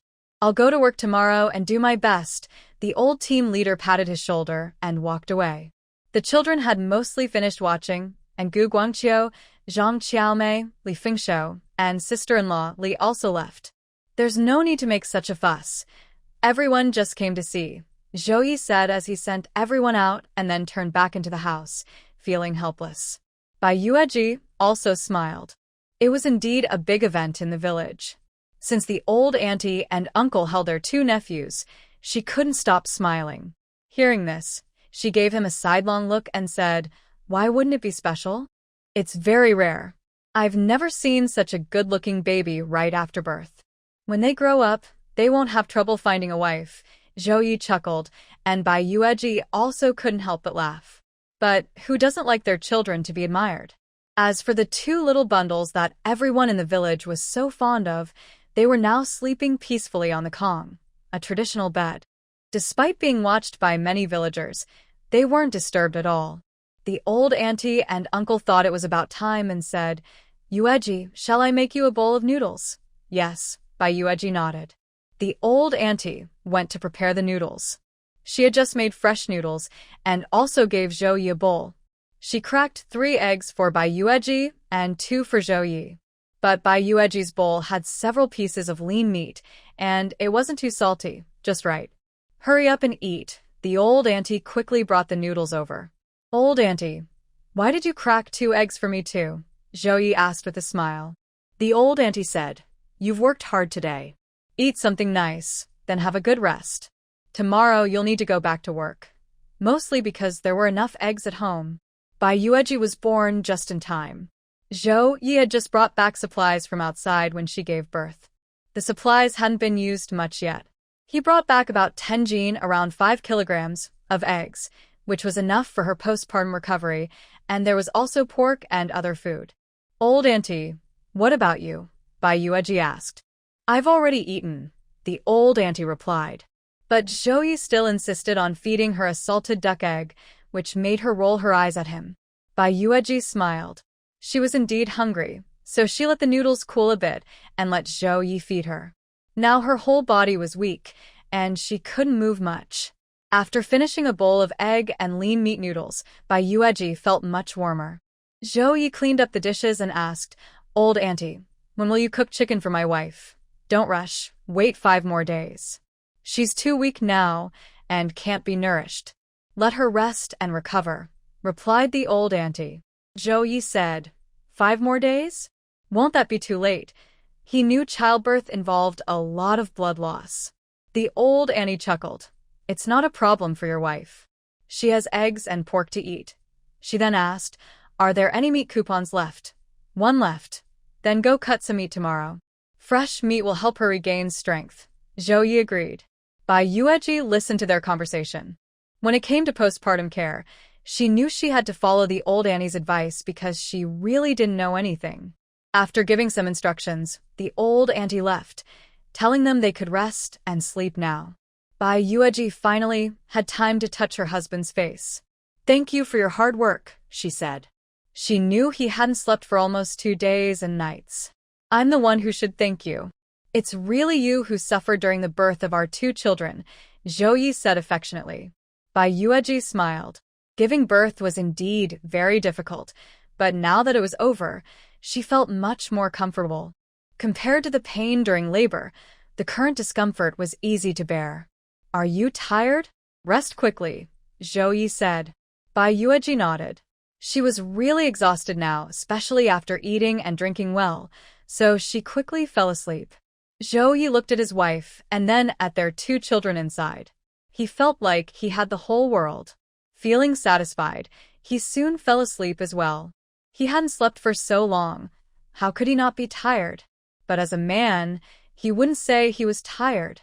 His wife had worked hard to give birth to 2 children without once complaining about being tired. That made him feel so tender. His tiredness was nothing compared to her effort. Bai Yueji slept so peacefully this time. It truly proved the saying that a cozy home is better than any fancy place. In the hospital, she hadn't slept well, but once she was home, her heart finally felt at ease. Last night, she had slept from around 7 p.m. until 7 a.m. the next morning. By then, Zhao Ye had already gone to work, leaving at 7 a.m. Zhao Ye also slept very well last night, but he woke up early today because he needed to go cut meat. If he went late, only scraps would be left, and he didn't want his wife to eat those scraps. After buying the meat, I took both children to my aunt-in-law's bed in the west room so they wouldn't disturb her sleeping wife. After breakfast, I went to work. My aunt-in-law fed the 2 nephews with formula, knowing they just born and didn't eat much. She didn't feed them a lot. The two brothers finished and started to observe this strange, new world. They were quiet and didn't cry or make noise. My aunt-in-law was very fond of them and watched quietly without disturbing. Old aunt-in-law, Bai Yueji woke up after taking care of her needs and called her. My aunt-in-law then brought the two children over, smiling. You're awake? You watch over them. I'll go bring some lean meat porridge. Old aunt-in-law, can you bring me my toothpaste and toothbrush? I want to brush my teeth first, Bai Yueji said, glancing at the children and smiling. My aunt-in-law said, no need to brush now. Just rinse your mouth. It's okay. I can brush. Bai Yueji shook her head. She couldn't stand not brushing her teeth during her postpartum period. Yesterday was the first day she didn't brush and managed, but now if she didn't brush, she couldn't even eat. My aunt-in-law said, I heard that brushing teeth during postpartum can cause tooth decay. She's not just talking nonsense. There's a local saying about it. Don't worry, aunt-in-law. That's not true. Not brushing after eating makes it easier to get cavities and inflammation, Bai Yueji explained. Although she didn't know much about postpartum care, she knew personal hygiene was important during this time. My aunt-in-law remembered some local rumors, like not eating salt after childbirth, and said, all right, I'll prepare some warm water for you. She poured warm water and used a basin to rinse her mouth, then went to bring her some warm egg and lean meat porridge. After Bai Yueji brushed her teeth, her aunt-in-law tidied up, soaking a towel in hot water. You need to pay attention to everything now. Cold water is a big taboo. You absolutely can't touch it. Even with hot water, dry yourself immediately. Thank you, aunt-in-law. Bai Yueji smiled. The egg and lean meat porridge was very tasty and fragrant. After eating, Bai Yueji felt much better. She watched the children while her aunt-in-law went to clean the used diapers. Aunt Zhang, after finishing her own chores, came over with two small clothes to see Bai Yueji and the two little brothers. Aunt, I'm at home. Come in, Bai Yueji said when she heard her outside. Aunt Zhang came in, smiling. Did you sleep well last night? How do you feel? Bai Yueji smiled and asked her to sit down. I slept pretty well. I feel much better than yesterday. It is clear that on the first day after giving birth, she still felt some tearing pain. Today, the pain is still there, but it is much less than yesterday. She had heard before that natural childbirth causes pain before delivery, while C-section causes pain after. It seems true, because she is recovering quite quickly. That's good. Old Zhang aunt nodded with a smile, her eyes drawn to the two little bundles. You really are talented. You gave birth to two sons at once. You won't have to worry about the future. Old Zhang aunt was truly envious. She only had one daughter, Zhang Xiaomei, but her daughter is very filial, so there's no doubt about that. However, her daughter hasn't had children yet. They've been married for over half a year, and she's a bit anxious. Bai Yueji smiled. She didn't say anything about hoping for a daughter. She and Zhao Ye are the same. Regardless of whether the baby is a boy or girl, they are both their children, and they will cherish them equally. Since she has a son now, there's no need to talk about hoping for one of each. The most important thing is that the baby is born safely. Have you chosen a name? Old Zhang aunt asked. We just gave them nicknames. The older one is Daodu and the younger one is Dudu, Bai Yueji said with a smile. Those are nice nicknames. Old Zhang aunt smiled. Not like those village kids with silly names like Donkey Egg or Horse Egg or Dog Egg or Cow Baby. Bai Yueji also smiled. Having a nice nickname is important. She wouldn't let her children be called silly names like Egg or Little Girl. Yueji, I made some tiny clothes for the brothers. Take a look and see if they fit. Old Zhang aunt handed her two small outfits. Bai Yueji smiled. Auntie, you're too kind. Zhou Ye has already had Sister Dashan make a lot for them. Keep these for future children of Sister Dashan. No problem, I can make more later. Old Zhang aunt said with a smile, then hesitated a bit. Yueji, I want to ask for a used diaper from their brothers. Bai Yueji was a bit confused. Used diaper? What do you want to do with it? Put it under your sister-in-law's pillow. It's supposed to bring good luck and ward off evil spirits, Old Zhang aunt explained. Bai Yueji was about to laugh, but held back, a slight smile appearing on her face. All of them have been washed by my auntie and dried. When you come to pick one, I'll have her choose for you, old Zhang aunt said happily. Her sister-in-law washed the diapers in the river, and after rinsing and drying, she brought 2 out. These are the first diapers they peed in. They're the most powerful for warding off evil spirits. You can take both. She also wanted Zhang Qiaomei, her daughter-in-law, to have a pair of twins born with a special aura. Old Aunt Zhang carefully took the diapers and asked, "Are there enough? I still have some cloth at home. I can bring another piece for the 2 brothers to use. It's enough."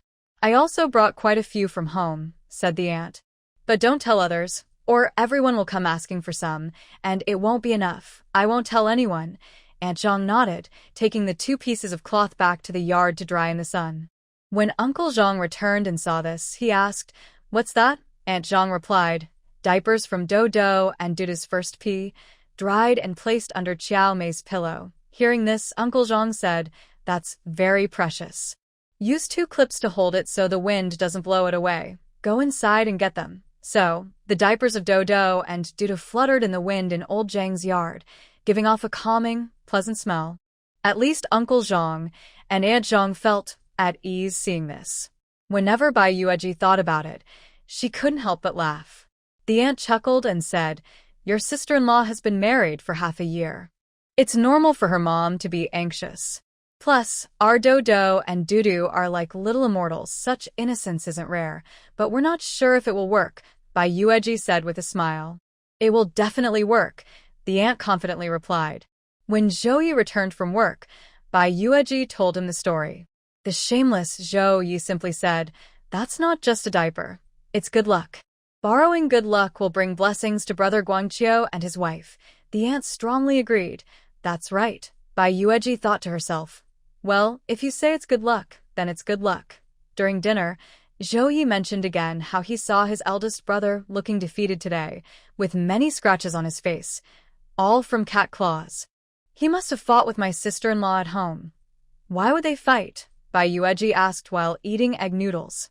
The aunt said, "It's because you only have 2 sons. Your brother has been married for many years and only has 3 children. He's probably feeling jealous and argued with his wife. His wife isn't easy to deal with, so they started fighting." From what she knew about them, she thought that explanation was probably correct. But the story about Brother Zhou and sister-in-law wasn't over yet.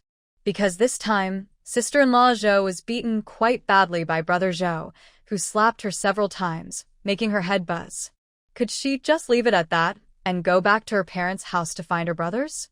"Just now we finished eating, and already there's a fight over there."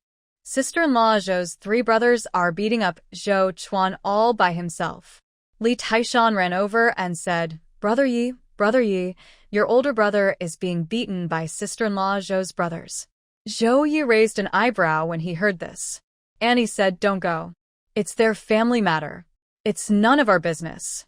Zhou Yi also thought so, but it's okay to go see the commotion. When he arrived, the scene was lively.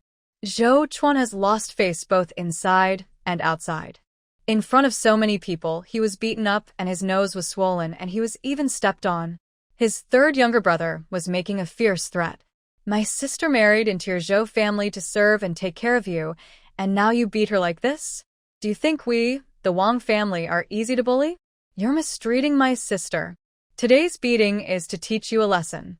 If you dare to bully my sister again, we'll break your leg."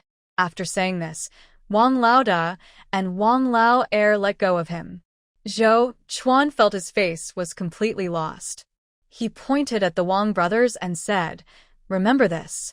"What's the use of remembering? Can you beat all of us brothers? Our sister didn't dislike your family, and you still dare to be ungrateful." Wan Lao ra mốc ghét. Wang Lao Er also sneered. "Look at yourself. Your Zhou family doesn't have a single useful man. Try saying that again," Zhou Yi challenged. He was just watching the show and didn't want to get involved in his brother's fight with the Wang family. But hearing this, he had an opinion. He looked directly at Wang Lao Er. Wang Lao Er knew Zhou Yi, but he wasn't afraid. "What's the matter? Are you saying there's no useful man in the Zhou family? Do you have a problem with that?" Everyone saw it. "He was the first to insult my Zhou family," Zhou Yi said. then kicked Wang Lao making him fall flat on his face. "You dare to hit me!" Wang Laoda and Wang Lao San were furious. "Why talk nonsense? Just fight," Zhao Ye said. The three Wang brothers couldn't hold back, and Wang Lao also got up, and the three of them attacked together. Zhao Ye was not afraid at all. "Zhao Ye, what are you doing? This has nothing to do with you. Why are you fighting?" Sister-in-law Zhao saw her brother being punched and bloodied, and she shouted anxiously, "It has nothing to do with me. The Wang family can insult Zhou Chuan, but if you dare to insult the Zhou family, it's not just Zhou Chuan. There's also my brother Yi and my two nephews. My brother, Yi won't just let this go." Li Taishan knows his wild brother best and speaks directly. Sister-in-law Zhou is furious. Her three brothers only have brute strength and are no match for Zhou Ye. In just a short time, they were all beaten badly. Although Zhou Ye was also injured, her three brothers suffered a much bigger loss. "What are you doing? Stop separating people." Li Dahai and Li Dashan brothers quickly come over and shout to separate both sides. After Li Taishan shields Zhou Ye and she steps back, the Wang brothers are also pulled back by Li Dashan. "I'm not afraid of your Longming Brigade. This is not a place where your old well brigade can come and show off." Li Dahai stares at the Wang brothers and says, "It was just a misunderstanding." Wang Laoda can only say to Li Dahai, "I don't care about your grudge with Zhou Chuan, but remember, if you dare to step on my Zhou family's reputation again, next time it won't be so easy. I won't let you leave Longming Brigade." Zhou Ye coldly warns. "Who's afraid of you?" Wang Laodi shouts. Wang Laoda frowns but doesn't speak. Wang Lao Sen also looks serious. Before the fight, they looked down on Zhou Ye. But now, they see deep fear in her eyes. This thug can fight, has great strength, and is ruthless. They'll need to apply some medicine and ointment when they go back today. The Wang brothers end up looking a bit embarrassed as they go back. Zhou Ye doesn't care about them and turns to leave. After she leaves, sister-in-law Zhou is furious and scolds, "This is my family's business. Why does he have to interfere like a dog chasing mice?" This time, she went back to get her brothers from her family to vent her anger. She's been annoyed with Zhou Chuan for a long time and can't just let it go. Everything was fine before, but after Zhou Chuan was beaten so badly by her brothers, he'll never be able to lift his head in front of her again. Unexpectedly, Zhou Ye appeared and crushed her family's pride. Sister-in-law Dashan sneers, "If Zhou Ye likes to meddle in your family's affairs, don't drag old Zhou's family into it. When your brothers come to shame the family, they're trampling on the family's dignity. Don't expect them not to fight back. Do you really think old Zhou's family is gone?" Exactly. Zhou Ye just had 2 sons, and her family's brothers came to say old Zhou's family has no useful men. "If it were me, I wouldn't agree," sister-in-law Li sneers. Zhao Meixiang supports Zhou Desa and says, "But Zhou Ye can't just bully people because she's on her own land." She beat her sister-in-law's 3rd brother so badly his nose was crooked. Her 2nd brother was kicked in the stomach and must have turned pale, and her eldest brother also took several punches on his face. "Look at how swollen they are." Zhang Qiaomei said, "Are your eyes probably covered with eye gunk?" None of the brothers gained anything from fighting Zhou Ye. If anyone's to blame, it's not them. If Zhou Ye's fight was just to protect his family's reputation, she almost wanted to ask Gu Guangqiu to help. But this time, the incident involving the Wang family from Laojing Brigade wasn't too embarrassing because Zhou Ye has always been good at fighting. Last year, wasn't it the Chen brothers who challenged him alone? In the end, they didn't get any real advantage either. This was what Sister Dao Zhen brought up to comfort Sister Dao San. The people from the Chen family on the scene said, "Thank you, because of you we felt warmth through all seasons," and so the farce was over. But everyone knew that Lao Zhou's family wasn't without people. Zhou Chuan was a bit timid, but his brothers weren't. Now he even has 2 sons. With Zhou Ye around, Lao Zhou's family is sure to have many children in the future. No one in the village looked down on them. "Grandma Tao, who is this person?" Yang Ruoqing asked after witnessing the village quarrel. Grandma Tao, who was taking care of Uncle Tao's donkey and liked the young woman staying at her house this year, paying a monthly fee of 1 yuan, knew her well. "He's Zhou Ye, the father of the twins." "Oh, And his wife used to be a young educated girl too, but she was quite impressive, Grandma Tao said. Yang Ruoqing remembered. Is she the very beautiful woman? She used to be a young educated girl? His wife isn't any less than you, Grandma Tao chuckled. She came from the provincial city, very capable and talented, even writing articles to submit to newspapers for money. Yang Ruoqing was a bit surprised. When she saw Bai Yueji that day, she thought the pregnant woman from the countryside was quite pretty. She didn't expect she was also a young educated girl from the countryside. But how could she have such poor judgment? Marrying such a rough, aggressive country man? Young educated girl Yang, Jiang educated girl, and Deng educated girl who came with you are fighting. You should go see. Chu Shuang ran over to find her. Yang Ruoqing was stunned, quickly following Chu Shuang. On the way, Deng Xiangjie and Zhang Bin were fighting fiercely. What are you guys doing? Yang Ruoqing stomped her foot, calling others to help separate Deng Xiangjie and Zhang Bin, who were fighting wildly. Why are you fighting for no reason? Yang Ruoqing said, mainly glaring at Zhang Bin. Did he hit you first? Zhang Bin glared angrily at Deng Xiangjie. Yes, I did, but why don't you ask what that scoundrel did? He secretly wrote you a very frank love letter. This makes him a refined scoundrel, a rogue. Deng Xiangjie blushed deeply and decided not to hide anymore. I like Yang Jiqing. I wrote to express my love. Was I wrong? This is no longer the old times. Don't use those outdated ideas to criticize me. As soon as he said this, Dong Jian, Chen Song, Chu Shuang, Su Ya, and Ma Wan all froze in shock. Deng Xiangjie had always been a reserved and modest person. When had he ever been so furious for love? Now, he openly admitted in front of so many people that he liked Yang Jiqing. But it's understandable, because Yang Jiqing is indeed beautiful, an elegant girl from Shanghai, fashionable and delicate. Her looks are not inferior to Bai Yueji. I heard her family background is also excellent. But this speed seems too fast. Yang Jiqing had only arrived at the team a few days ago. Are you sure? Yang Jiqing just arrived a few days ago, and you say you like her? Chen Song couldn't help but ask. I'm not mistaken. I fell in love with Yang Jiqing at first sight. Deng Xiangjie looked affectionately at Yang Ruoqing, who blushed because of his confession. I don't know how Yang Jiqing feels about me, but as soon as I saw her, I couldn't control myself. Since Zhang Bin brought this up, I might as well be honest. I like Yang Jiqing and want to pursue her. Please, Yang Jiqing, give me a chance. Yang Ruoqing's face turned bright red. She stomped her foot and pouted, saying, Who would give you a chance? I don't even know who you are. After saying that, she looked at Deng Xiangjie, her face as red as a ripe fruit, then turned around and ran away. Zhang Bin, who knew her well, felt his heart sink. Ruoqing. Does she like Deng Xiangjie too? You bastard. When did you start flirting with Ruoqing? Zhang Bin glared at Deng Xiangjie with red eyes. He had pursued his goddess for so many years without her even noticing him, and now, in this place, he was tripped up by this scoundrel. Deng Xiangjie was captivated by Yang Ruoqing's watery eyes.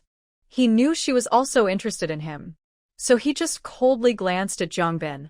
Things between Ruoqing and me don't concern you. Who do you think you are? He changed his address from Yang Jiqing to Ruoqing. You're such a bastard, Zhang Bin shouted. If it weren't for Dong Jian and Chen Song holding him back, he would have gone to fight. But soon, everyone left, leaving Ma Wan alone. Though she was still alive, her heart was shattered into pieces. She has always loved and cared for him silently, but Deng Xiangjie never notices her. Still, she doesn't mind. She believes that one day he will see her, and she will be in his eyes. Finally, she stopped thinking about Bai Yueji, but unexpectedly, Yang Ruoqing appeared. This woman named Yang is a typical flirt. She was already confused about Zhang Bin, and now, after only a few days of knowing Deng Xiangjie, she has developed secret feelings for him. Her flirtatious behavior made Deng Xiangjie angry enough to fight Zhang Bin fiercely for her. Compared to Yang's seductive ways, Bai Yueji used to be so pure. Bai Yueji doesn't know about what happened at the youth camp. But she heard that Zhou Ye got into a fight with his brother-in-law from his wife's family. He had some bruises on his face, especially near his mouth. This was caused by Wang Laosan. Because of this fight, Zhao Ye got really angry. It threatened his reputation, which his wife cares about a lot. He loves protecting his face. Wang Laosan dared to do this? Zhao Ye beat him until he bled from his nose. He showed him what it means to ruin a face. His aunt also saw everything. When she asked, she said, "I thought you went up there to help. It's none of my business about the couple. I don't mind watching the show," but Wang's family stepped all over Zhou's family. "If I don't stand up for us today, my wife and kids won't be respected in the village anymore," Zhou Ye said. His aunt smiled and looked at him. "They have several brothers. Aren't you afraid?" "I'm not afraid. I've seen worse scenes than this," Zhou Ye replied. Bai Yueji glared at him. "Are you addicted to fighting now?" Zhou Ye quickly said, No, my wife. I didn't mean that. It's just that Wang's family is no good. We just got 2 boys, and they came over to say we're useless. If you had been there, you'd be furious too. Otherwise, I wouldn't have fought. This was just a small incident, and it was soon forgotten. At night, Zhou Ye quietly grabbed his hoe and was about to leave. His aunt hurriedly stopped him. "Where are you going?" "I'm going secretly to burn some paper money for my parents and tell them good news," Zhou Ye whispered, showing her the paper money and matches hidden in his pocket. His aunt finally relaxed. "Be careful." "I know," Zhou Ye nodded. He really wanted to visit his parents' grave and chat with them, but there was another important matter. He burned paper money for his parents, shared good news about his wife being very capable and their 2 children being adorable. After making sure no one else was around, he started on his main task. Next to his parents' grave, there was a tree. Once he found the right spot, he began digging. Since he had buried something there himself, he dug quickly and accurately. In less than 10 minutes, he dug out a hole and found a small box he had hidden before. He took out the box, brushed off the dust, and opened it. Under the moonlight, he could see a gold bracelet and a jade bracelet inside. After confirming his belongings were safe, he put them in his pocket and buried the wooden box back in its original place. On the way home, Bai Yueji was still awake because Daodu and Dudu had a messy diaper. His aunt was cleaning their bottoms with warm cloths. "Why do they poop so much?" "They've gone twice today." "Are they sick?" Bai Yueji asked. "No, it's normal for children," his aunt replied, starting to teach her niece-in-law how to observe children's bowel movements.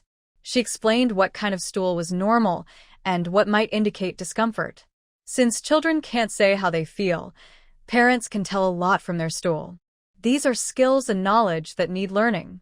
Bai Yueji listened carefully. When Zhou Ye returned, his aunt had just finished tidying up. "All right, you all should rest early," she said. "Good night, Aunt," Zhou Ye replied with a smile. His aunt went to rest in the west room. Zhou Ye then made sure Daodu and Dudu were settled and clean. The brothers quickly fell asleep. "Wife, I have a surprise for you," Zhou Ye said happily as he took out the gold and jade bracelets from his pocket. Bai Yueji knew he had gone to burn paper for his parents and share good news, so she didn't expect him to bring these items. But she pretended not to know and took a look. "Where did these come from? Did your parents leave them for you?" she asked. "No. An old landlord gave them to me." Zhou Ye shook his head and explained the story behind the items. After he buried the old landlord properly, the belongings naturally became his. He took the gold bracelet to a pawnshop to sell it and used the money to buy and trade items. He quickly earned back his money and more. Within the pawnshop's deadline, he redeemed the gold bracelet. Along with the jade bracelet, he stored everything in his box. One dark and windy night, he took it and buried it in his parents' grave because it was the safest place. His parents even helped guard it. He planned to keep this as a family heirloom. The jade bracelet would be passed down to his son, generation after generation. The gold bracelet would be given to his daughter as part of her dowry, so she could take it to her new home. This gave her confidence in her new life. This was Zhou Yiyuan's original plan for the future. He only wanted one son and one daughter. But plans never go exactly as expected. Hearing this, Bai Yueji smiled and asked, "What should we do now? There's only this one jade bracelet, but you have 2 sons. It's hard to split it. It's simple. 1 gold bracelet and 1 jade bracelet, and they can share. Zhou Ye replied.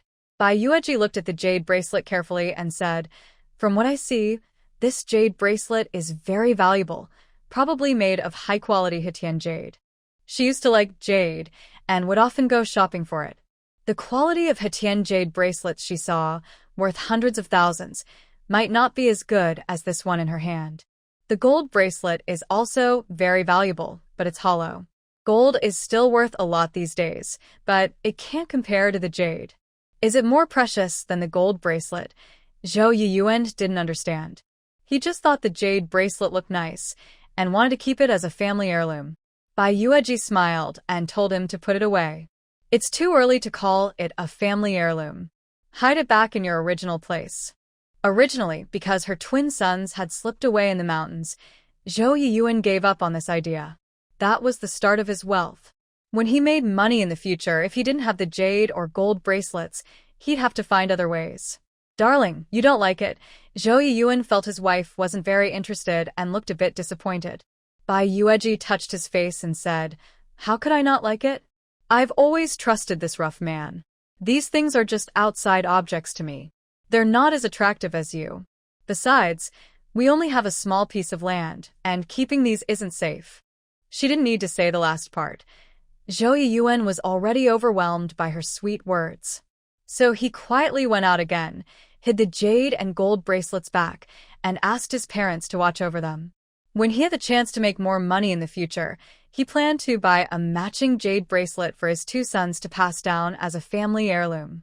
Bai Yueji's postpartum recovery this month has truly been enviable, even by the most admired elders around her. Nowadays, most women who give birth at home only rest for about half a month, and if they can occasionally have an egg to eat, that's considered lucky. It's believed they must have accumulated good karma in a past life to find such a kind family.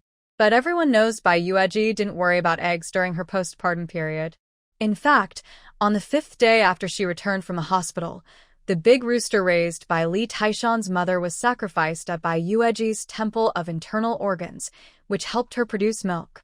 5 days after giving birth, she could still eat some meat and eggs, but the rooster and fish broth weren't given to her yet because they could interfere with the postpartum discharge process.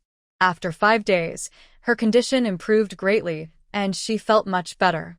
That was when she could start eating more normally. In the following days, she first slaughtered a rooster, then 2 more chickens from the household that exceeded the usual number, and even fish that Gu Guangqiu brought back, especially the fish soup, which she drank a lot of. Originally, Bai Yueji wanted to go on a diet, but her aunt told her that since she was nursing 2 children, the food she ate would mostly turn into milk for the babies, so she wouldn't gain weight herself. Bai Yueji agreed. It made sense. Plus, she felt it wasn't the right time to be overly concerned with losing weight. When the children grow older, she can lose weight then, there's always time. As long as she's determined, she can lose weight whenever she wants. And honestly, the appetites of the 2 children are different every day. At first, they didn't eat much, but after just a few days, they started eating more and more. By the time they were half a month old, they could really eat. Another thing is how Daodu and Dudu, the 2 boys, behaved differently during mealtime. Daodu was very calm. Even if he was fed later, he wouldn't cry or fuss. He had a steady, composed air. But Dudu was different. He would cry loudly the moment he was hungry, demanding to be fed immediately, or he'd scream his lungs out. Bai Yueji couldn't help but tell Zhou Ye that this was probably because he couldn't compete with his older brother in the stomach, so he wasn't as fat inside, and now he's just as loud to vent his dissatisfaction and anger. But a crying child always gets milk. Every time she fed them, Bai Yueji would first make sure Dudu was full so he wouldn't scream. Then she'd feed Daodu. Even if it took a while to get their turn, Dodo was calm and patient, only eating when it was time. During this period, Bai Yueji mostly stayed with her older aunt and her 2 brothers. Zhou Ye woke up every morning, ate breakfast, and went to work until evening, returning exhausted. Despite this, Zhou Ye learned to change the children's diapers and help them burp after feeding. Every evening after work, he would come over to comfort and play with the children. The kids seemed to remember his voice. Even when lying down, they would turn their eyes as if looking for him. Now, the brothers sleep more during the day. They eat until full, then sleep, and sometimes have a bowel movement. If they feel uncomfortable afterward, they cry for help to be cleaned. They also watch their surroundings before falling asleep one after another. The older aunt told her that since the children are still small, they are easier to care for. They mostly eat and sleep. Taking good care of them is enough. When they grow older, especially when they start to crawl, they will need constant supervision because they might put anything into their mouths. They grab whatever they find and put it in their mouths, so careful watching is very important. Bai Yueji took notes on all of this. Around the middle of her postpartum period, she received her third payment for her manuscript. The delivery guy knew Bai Yueji was resting after giving birth. He saw her big belly last time he came. He was also given a handful of peanuts by her aunt who said, "Young man, you're lucky to be part of our family." When he heard she had twin boys, he was very envious. He gratefully accepted the peanuts her aunt handed him. After putting away the peanuts, he handed her the letter and the remittance slip. "Annie, please help pass this on. Just sign for it as before." "Wait a moment," her aunt said with a smile, bringing it to her niece-in-law. Bai Yueji took it and looked at it.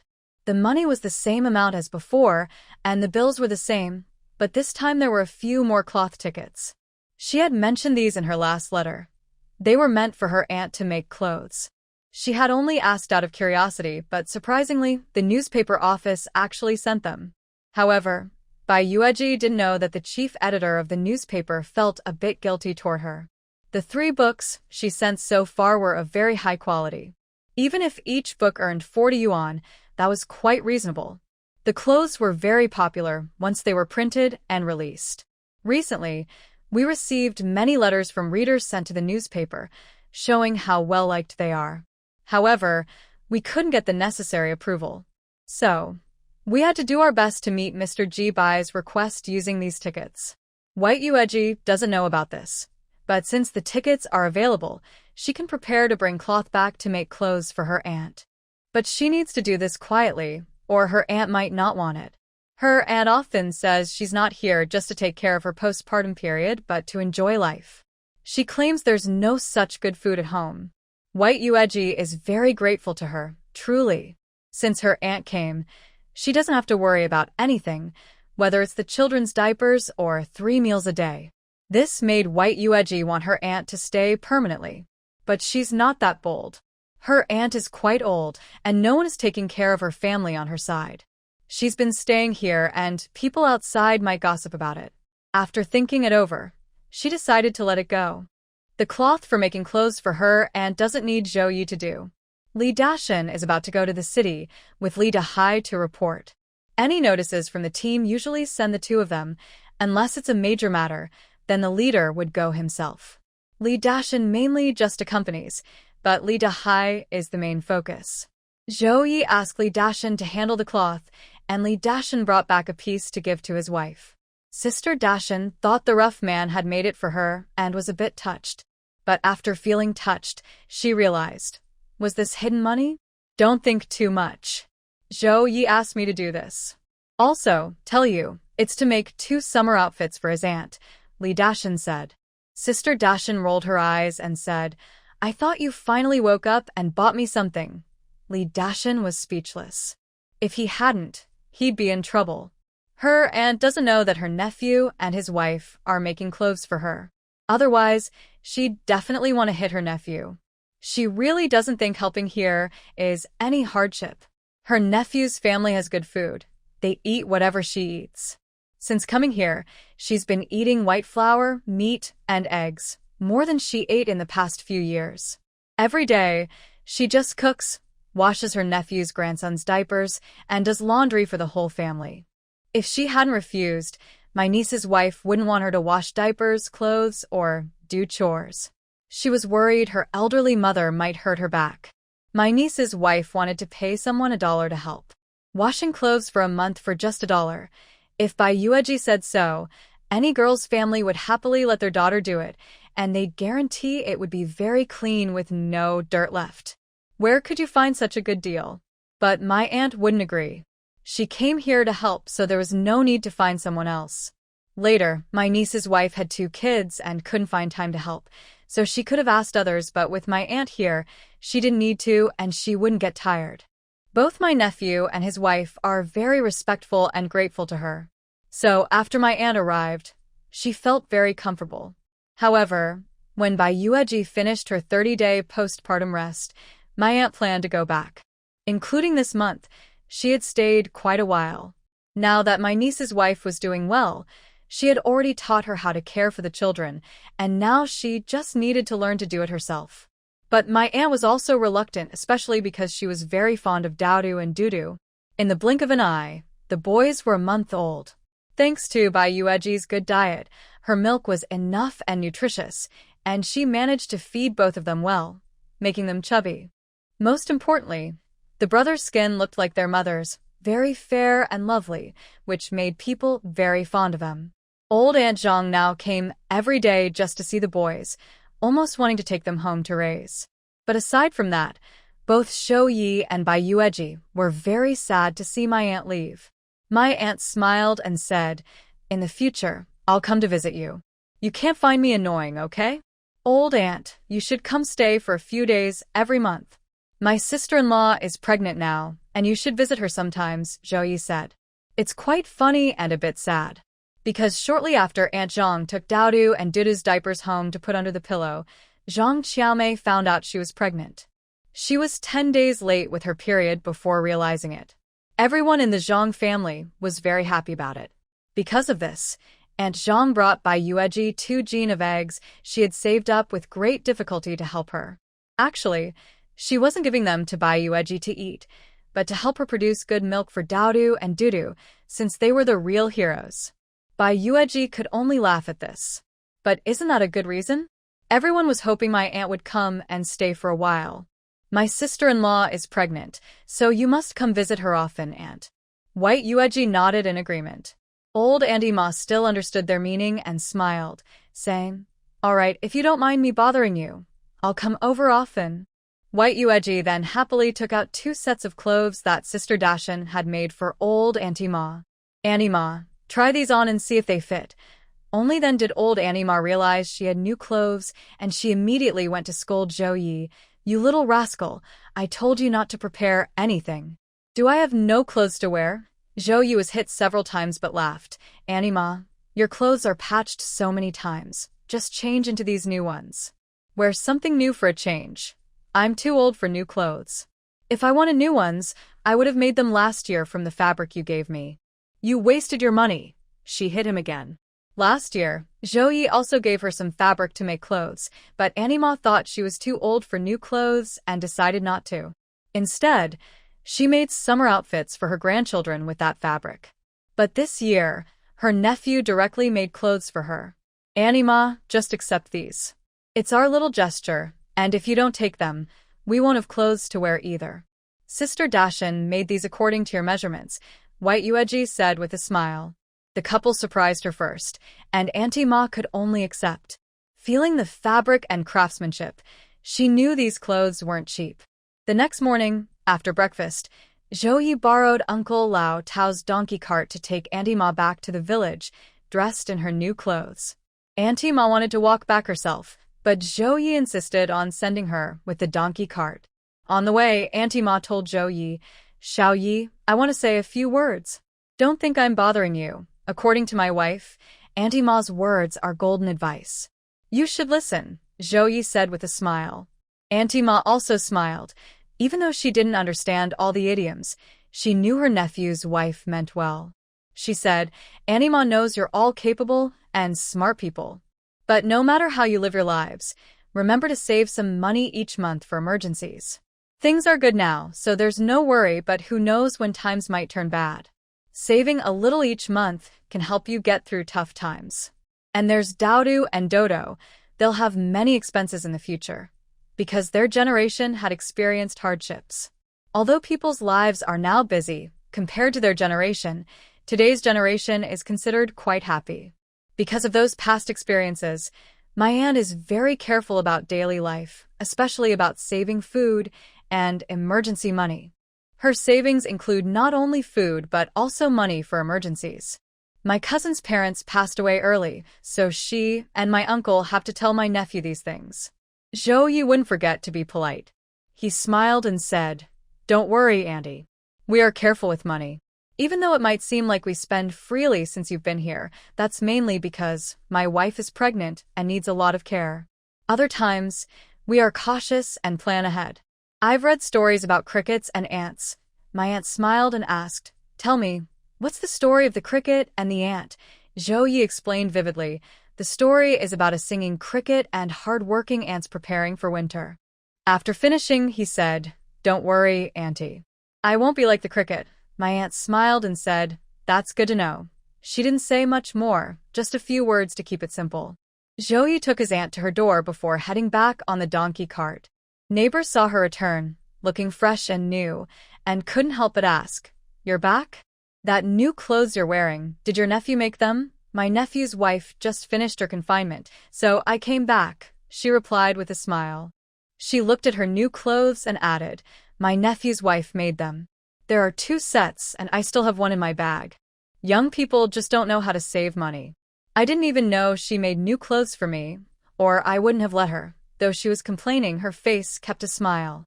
"Your nephew's wife is really thoughtful. These new clothes look expensive, and the craftsmanship is good," a neighbor praised. Another neighbor said, "And she's lucky to have had a full month of rest after giving birth. Your nephew really cares about his wife. That's because his wife is good," my aunt replied. "When she visited to help with the confinement, she had a very good impression of you, Edgy." "Did Zhao Meixiang say she had twins the other day?" a neighbor asked. My aunt rolled her eyes. "Old Zhao's daughter-in-law is so talkative. Why does she run back just to report news? Is it true or not?" "It's true," Andy said with a smile. "She gave birth to 2 great-nephews." Zhao Meixiang asked, "Did she get 2 more payments for her articles before and after giving birth?" a neighbor added. Auntie explained, "Isn't it because she thought she wouldn't have time to write after the confinement period? So she wrote the articles before the baby was born and sent them out. The newspaper accepted them, and they sent the payment back. That's really impressive," the neighbors said with mixed expressions. Auntie, noticing their reactions, started complaining to the villagers. "Impressive? You don't know how poorly these young people manage their days. I used to help with my confinement, and it was hard. I've never seen such bad days." It really made my heart feel heavy. The jealous neighbors perked up, asking, "What do you mean?" "Well, you don't know my nephew and his wife. They spend every penny they earn. According to the calculations, they only have about 20 yuan a month from writing, but honestly, they spend every single penny. They exchange eggs with neighbors to eat during the confinement period. And meat, after getting the payment. They also get meat coupons, and the next day they go buy meat. Just eating chicken isn't enough. There are many other things I can't even finish talking about. Everyone here is careful with their money. We spend only on what's necessary, saving every penny. If something happens, we can handle it, right?" Auntie kept complaining to the villagers. But honestly, her words hit home. Who doesn't live like that? Everyone manages their days carefully. Zhao Meixiang returned and said that the smell of meat was everywhere. She heard that during her confinement, they cooked several chickens, pig trotters with peanuts, tofu with fish head, so fragrant all day long. In the past, the wife of the old landlord's family wouldn't dare eat like that during her confinement. Seeing that Auntie looked much healthier than before, everyone knew Zhao Meixiang's words were true. Now, hearing Auntie complain like that, it was clear she was speaking the truth. People like them, who live carefully, couldn't imagine young people who don't manage their days well. They might be feeling upset inside. Inside, Gu Laojiu, who overheard everything from his wife, came out. He looked at his mother and said, "If you're not busy, go back inside." My aunt told others, "We'll talk when I have free time. I'm going back now." The elderly couple then returned to their house. By this time, it was getting late, and Gu Guangxia and his wife had already gone to work. My uncle was also working, but he happened to have the day off today. Now that he's older, he works for 7 days straight, and then takes a day off. Old uncle lit a pipe and looked at her new clothes, saying, "They fit very well." "Of course," Aunt chuckled softly. Old uncle then asked about his two nephews. They're adorable, very fair-skinned and lucky. The second son's wife hadn't been able to get pregnant for a long time, so she borrowed their brother's diapers to put under the pillow. As soon as the brothers finished their confinement period, she got pregnant, Aunt said happily. Hearing this, old uncle also looked pleased. That's great. The second son over there doesn't need us worrying about him. He seems very happy. Old Zhang's family treats him almost like their own son. The second son's wife is smart and caring for him well, Aunt continued. Old uncle nodded happily. That's good. After finishing her words, Aunt packed up her clothes and asked, Did you hear everything I said outside? I heard it, old uncle replied calmly and confidently. Aunt smiled at his calmness. I thought you were going to say I was gossiping. You said it on purpose. Old uncle understood her well. Aunt smiled again. She had indeed said it on purpose. With Zhao Meixiang spreading the news, her nephew and his wife's life was almost like that of former capitalists. That's not a good thing. Just now, she saw the gazes from neighbors, some envious, some jealous. Could that be good? If it attracts too much jealousy, it could cause trouble. Sometimes, small issues could turn into bigger problems. So she quickly came up with a plan. She started complaining and blaming. She hadn't planned to do this before, so she didn't tell her nephew, but this was a special situation calling for special treatment. However, she wasn't worried that her words would upset her nephew and his wife. The young couple was clever, and even the old man knew her intentions. They must understand too. And after hearing her complaints, everyone seemed to relax and even advised her to be more optimistic. They said young people just focus on making money and don't think about the future. Thanks to her complaints, her sister-in-law and second sister-in-law felt very relieved and were very happy, because these words just confirmed what Aunt Zhou had told them before. The young couple seems to be living a glamorous life, as if they don't worry about money, but in reality, they are very poor. If Aunt Zhou hadn't stopped them, their 2 baskets of eggs would have been wasted. People like this, how much money could they really have at home? If something happens in the future, can they really rely on them? They might even end up being taken advantage of again. Especially after Aunt Zhou came back and shared her thoughts, both families decided once more. This seemingly prosperous family of relatives, it's better if they just stay away. White Yueji and Zhou Ye didn't know about these things yet. But as Aunt Zhou said, even if they heard about it, they understood her intention. Now that Aunt Zhou has gone back, the chores like laundry, cooking, and taking care of the children naturally fell on White Yueji. Honestly, White Yueji could do these chores, but from then on, she couldn't expect to write articles anymore because all her time would be spent on these tasks. During her postpartum period, White Yueji didn't just lie around. In the first half-month, she didn't write anything, but lying in bed was boring, so she started thinking about a new book. In the second half-month, when she felt better, she began writing her 4th book. She didn't write much, about 2,000 words a day. Now that her postpartum period is over, she's almost finished with the 4th book. But it still needs some polishing before she can send it out. Before that, White Yueji told Zhou Ye she wanted to find someone to help with laundry. Of course, Zhou Ye had no objections. Their clothes, especially the children's diapers, were too many to wash every day. How could he let his wife do all that? Her back might get seriously hurt. He didn't want Aunt Zhou to do it either, but since she was used to working hard and saving money, she didn't want them to spend it. I'll ask Taishan to ask his older brother's niece, Zhou Ye said. How old is she? What's her name? White Yueji asked. If she's too young, forget it. She's 12. Her name is Li Danny. White Yueji was silent. In the countryside, half of the girls are called Ya, and the other half and I. Zhou Ye then went to find Li Taishan. When Li Taishan heard, he said, 1 yuan a month? Yes, but she must wash thoroughly. If she tries to cheat, then forget it. Of course not. 1 yuan a month just for laundry and diapers. Li Taishan didn't hesitate and said, Brother Ye, you go back first. I'll talk to my sister-in-law. She'll definitely agree. Li Taishan's sister-in-law indeed agreed. Such a good thing. How could she refuse? She immediately told her daughter about it. They would give her a monthly allowance of $1, and she could keep 2 cents as her private money. Li Danny was a dark-skinned girl, clearly someone who knew how to work. She was brought over by Li Taishan to meet Bai Yueji. Sister-in-law, this is my niece Danny.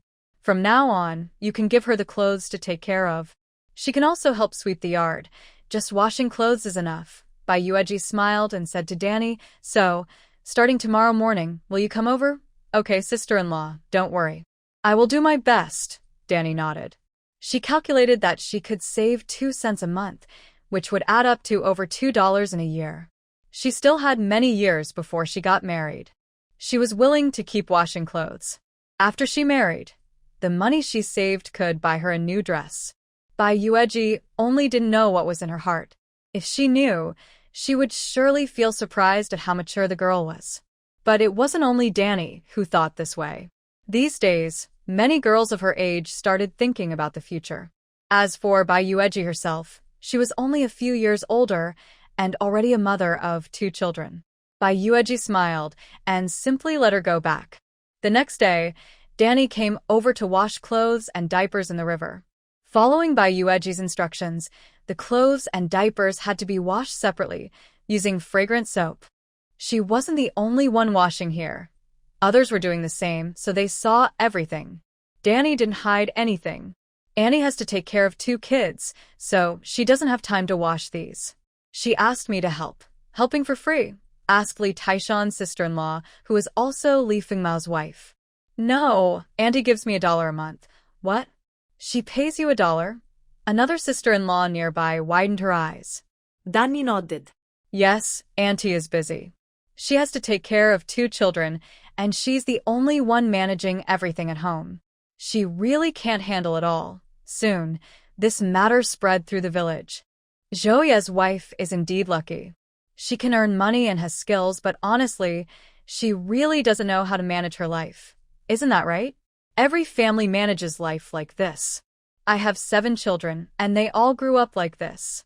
Can't she just wash clothes because she's busy taking care of the kids? This is because she relies on her ability to earn money and never thought about saving. The women in the village started chatting about everyday life. In their eyes, Bai Yueji doesn't know how to manage daily chores. Washing clothes and diapers cost only a yuan a month. How much good stuff can you buy with a yuan? For example, eggs, 3 jin, about 1.5 kilograms, cost a yuan. Large eggs are about 7 per jin, small ones about 8. How many eggs are in 3 jin? If you buy matches, 3 big packs cost a yuan and leave 7 cents change. Each pack has 16 boxes. Salt costs 15 cents per jin. With a little more money, you can buy 7 jin of salt for use over a good period. Even soap, which everyone is reluctant to use, costs just over 30 cents for 3 bars. Look at the buying power of 1 yuan. But because she didn't want to wash diapers or clothes, she called someone to help. She made a good excuse, saying she had no mother-in-law or sister-in-law to help watch the children, so she had to ask for help. But everyone knows her family is on good terms with Lao Zheng's family. Lao Zheng's wife visits daily, so why not ask her to help watch the kids? And now the children are very young, just eating and sleeping. They can fetch water from outside and wash clothes at home. When the child cries, she can hear it. Who hasn't taken care of children before? She can use laziness as an excuse for everything. Zhao Meixiang really envies her for this. She also has a daughter about the same age as Li Danny, living nearby, but because she gets along well with Zhou Daisa, her relationship with Bai Yueji is probably not good. So, her family wasn't considered. But Zhao Meixiang isn't one to stay quiet. She went straight to Zhou Daisa and said, "If you're not considering my family, then at least think about your eldest daughter. Not considering her is like not treating your family as one." Zhou Daisa was clearly angry. "I haven't considered them as one family either. Last time, Zhou Ye had shut down her brother's arrogance. This time, she didn't ask Li Danny to wash clothes, even avoiding her own daughter, which made her even angrier. But what does it matter? Bai Yueji didn't care at all. However, many families are eyeing the job of washing clothes. Wang Erring even complained that Zhou Yi didn't ask her niece to wash instead. Maybe she could get a cut from it. Before Zhou Yi could say anything, Li Taishan directly pushed Wang Erring aside. What do you mean? Don't dare blame Brother Yi for not greeting you. Does Brother Yi need you to teach him how to do things? Li Taishan asked directly. Wang Ying naturally didn't dare say that. I didn't mean that, Li Taishan snorted. If you didn't mean it, then why are you asking? Wang Ying was pressured into glaring at him, but Li Taishan ignored him completely. As for Brother Yi asking his niece for help and not calling Wang Ying's niece, it was probably because of his own reasons. He has a better relationship with Brother Yi than with Wang Ying, so Brother Yi naturally went to him instead of Wang Ying. Because of this, his sister-in-law even gave him 2 eggs as thanks. At this moment, Brother Yi was still soaking in the water. He had worked all day and was really exhausted, but he only soaked for about half an hour. Brother Yi, when do we go into the mountains? Li Taishan followed him ashore and asked. Zhao Ye put on his clothes and said, let's see how it goes.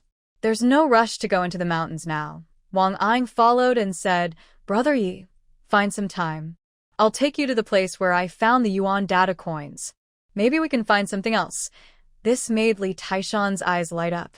Zhao Ye's brow didn't even move. That place has probably been dug up 3 times over. You should know better than anyone if there's anything left. Li Taishan pulled a face and glanced at Wang Ying. All right, I'm going back first. Zhao Ye waved his hand. Li Taishan also wanted to leave, but Wang Ying stopped him, saying, Taishan, wait. What are you doing? If Brother Yi isn't going, then forget it. Do you want to go into the mountains with me and look around? Wang Ying said. He thought that since Li Taishan was so close to Zhao Ye, he must have also been lucky. Wang Ying always believed that place might still have more yuan data coins and other surprises. But his luck wasn't great, and he couldn't find anything. Li Taishan hesitated, feeling tempted. Brother Yi had told him not to get too close to Wang Ying, but the lure of the mountains was strong. He really wanted to go see the place Wang Ying found the coins. Shall we go into the mountains tomorrow? Wang Ying suggested. In the end, Li Taishan couldn't resist the temptation and skipped work the next day, taking sick leave to go into the mountains. His mother was furious and cursed loudly.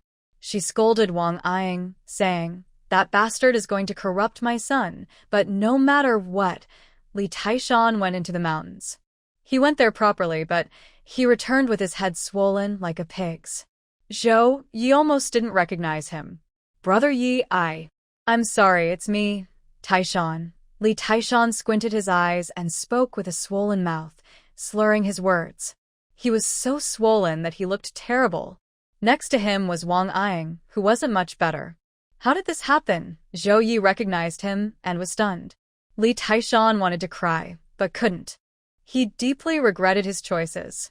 He should have listened to Brother Yi and stayed away from that unlucky guy Wang Ying. Otherwise, he wouldn't be in this big trouble today. They started climbing the mountain fine, but on the way down, they were stung by a wasp. Today, they entered the mountain at the place Wang Ying mentioned, searched around for a long time, but found nothing. As time was running out, they decided to head back down. Li Taishan didn't want to take the same path down. He preferred the way they came up. But Wang Ying said that route was closer. Li Taishan asked why they didn't take it on the way up, and Wang Ying explained that the path was farther from the village, but they could cut across halfway. He usually took that route home. So Li Taishan let him lead the way. But as they walked, somehow they ended up encountering a wasp nest that had fallen to the ground. It's not common to see such nests on the ground. They usually hang high up. Before they could be surprised, the wasps flew out. This was dangerous. In the end, they had to jump into a pond to escape. In the deep mountain forest, there have been cases of people being stung to death by wasps. Later, Li Taishan was so angry he wished he could tear Wang Ying apart. He had his brother Ye's luck, and he didn't want to walk the dangerous path he chose. Now, he was unlucky enough to be stung because of this guy. He wished he could stay away from Wang Ying. The more he thought about it, the more upset he became. Tears of regret welled up in his eyes. Zhao Ye said, "Why are you crying? Hurry home and see if there's anything good to put on that swelling. It's so swollen, it's probably going to leave a scar." Li Taishan went home. His mother was surprised at first, then, upon recognizing her son, she scolded him several times. I told you not to go so close to Wang Ying, but you didn't listen. You deserve it, Li Taishan stammered but couldn't explain himself. His mother stopped scolding and quickly looked for a simple remedy to treat his swelling. Because of this incident, Li Taishan didn't come out to see anyone for several days. His face was too swollen to look at, and he couldn't do any work. But after a few days, he looked better. Still, he decided to stay far away from Wang Ying in the future. He felt that getting close to that unlucky guy would only bring him more trouble and risk his life. Zhao Ye didn't care about all this. While Li Taishan was recovering, he went out again. This time, aside from the 3 bags of milk powder to bring home and supplies like meat, eggs, rice, and flour, there was still about 30 yuan left. This money can be saved. Because his wife has already finished writing her 4th book, he plans to go to the city to mail it and also withdraw the money from the remittance slip. His savings book now has 150 yuan, and if he adds another 50 yuan, the family will have 200 yuan in savings. This is definitely a big amount. When he pawned his gold bracelet, how much did he get? He also wants to go to the city quickly for another reason. He needs to visit the hospital to get the contraceptive device his wife mentioned, or else she might get pregnant again. Until he gets the device back, they can't have intimacy, for fear of another pregnancy. His wife has been out of the hospital for a long time, but he still hasn't been able to be with her. He's almost going crazy. He never used to get pimples, but recently he's been so angry that several have appeared. That's why he's so eager to go to the city. The old team leader doesn't know how hard he's working. He took a puff of dry tobacco and said, "The commune can also send things, but the commune is too slow. It takes several days for someone to come and collect. It's not always possible to meet someone to clear the mailbox. I need money urgently. There's none left at home," Zhao Ye said. The old team leader finally approved half a day's leave and told him, "You need to be more careful with your expenses. Save where you can." This refers to doing laundry. Not only the villagers say this, but even the old team leader thinks it's a bit unreasonable, wasting money. The Niumeng Brigade has never had such a situation in all these years. But now, a city-arrived educated youth's wife has broken this record. Old team leader, why are you also saying that? My wife's not lazy. She just doesn't have the time, Zhao Ye said. Doing some laundry and changing diapers, and she has no free time? The old team leader looked at him skeptically. Zhao Ye argued with him. His wife has to take care of the children and nurse them, waking up several times at night, so she can't sleep well. He doesn't want her to be exhausted and even suggested he sleep in the next room, but Zhao Ye wouldn't do that. He doesn't want to sleep apart from his wife. At night, if he works during the day, she has to handle everything alone at home. Since his aunt went back, Zhao Ye feels his wife looks a bit worn out, but he feels heartbroken for her. So, don't say that asking Li Danny to help wash clothes costs only 1 or 2 yuan. Even 2 yuan is fine with Zhao Ye. He's so tired that he shouldn't have to ask his wife to wash so many clothes. Doesn't he deserve some rest? Actually, he also wants to wash clothes himself, but his wife wouldn't let him work all day and then do this too. So, both Zhao Ye and Bai Yueji agree that it's okay to pay someone to help with laundry. The old team leader complains, such nonsense. Every family manages just fine. That's different. Zhao Ye waves his hand and says goodbye to the old team leader, not arguing much. This is why Bai Yueji treasures her rough man, because Zhao Ye never thinks her actions are a problem. There's no gap in their thoughts. That night, Zhao Ye rested well, and the next morning, he went into town. Li Taishan was still waiting at the village entrance. "Didn't you go to work?" Zhao Ye asked when he saw him. Li Taishan chuckled. "I'll go with Brother Yi this afternoon. It's so boring to go into town alone." "I'll go with you." Zhao Ye handed him a steamed bun and asked as they walked, "Where did Wang Ying go last time?" "That place." Li Taishan ate the bun and said, "A bit remote over in Donglong. It's a 3-hour walk from their mountain. Exhausting to get there." "Donglong?" Zhao Ye was surprised and asked, "Did Wang Ying go so far to pick mushrooms?" Picking mushrooms is a lie. He heard there might be a gang of tomb raiders over there, so he went to try his luck. Li Taishan still managed to get some info from Wang Ying. Zhao Ye nodded. "I thought there was an old yuan head buried in the mountains. Li Taishan said. Exactly. But Brother Yi, listen, I heard those people really make money. They dig up old graves for profit. Zhao Ye warned him, don't get into trouble. Doing that harms your karma and might bring bad things. Li Taishan chuckled. If it were you, Brother Yi, you wouldn't do it. With your luck, you wouldn't get involved with anything dirty. Stop feeding me these lies. I won't do that. He's not so desperate to dig up graves. By the way, what happened at your place yesterday? I saw it was pretty lively when I passed by. Zhou Yi changed the subject. Old Chun Si was released, Li Taishan said. Zhou Yi smiled. That unlucky guy is back. Li Taishan also smiled and said, yeah, Yigo, you didn't see how skinny he is now. He looks almost like a refugee. His mother was crying while holding him. Truly, a loving mother. I could smell that sour smell from far away. Probably hasn't taken a bath. His mother still doesn't seem to mind. Zhou Yi doesn't have a good impression of Chen Laosi. He was the one spreading rumors outside last year. While they were chatting, they went into the city. Zhou Yi immediately went to the post office first, telling Li Taishan to wait outside. He sent the letter, and then took out the remittance slip for his wife's article fee. He combined it with the money he brought and deposited everything together. It was exactly 200 yuan plus a little interest, but it was negligible. Seeing the neat deposit of 200 yuan in his passbook made Zhou Yi feel good. When they left the post office, Zhou Yi said, let's go. Yigo, you seem in a good mood, Li Taishan said with a smile. Zhou Yi was in a good mood. First, he took Li Taishan to the hospital. Li Taishan was surprised and asked, Yigo, are you feeling unwell? No, I just have something to ask, Zhou Yi replied casually, telling Li Taishan to wait outside while he went in alone. It wasn't long before he came out, carrying a box of condoms given by the doctor. Actually, the doctor had planned to give him some, explaining that they could be washed and hung to dry for reuse. But Zhou Yi found it a bit strange and said others were also coming to get some, so he took a few more to share. The doctor didn't suspect anything because these items weren't very useful otherwise. Since not many people came for them, the doctor gave him a whole box. The box was quite full. Zhou Yi counted, and there were exactly 30. But he thought it might not be enough. If he used 3 or 5 in one night, they would last only about 5 or 6 days.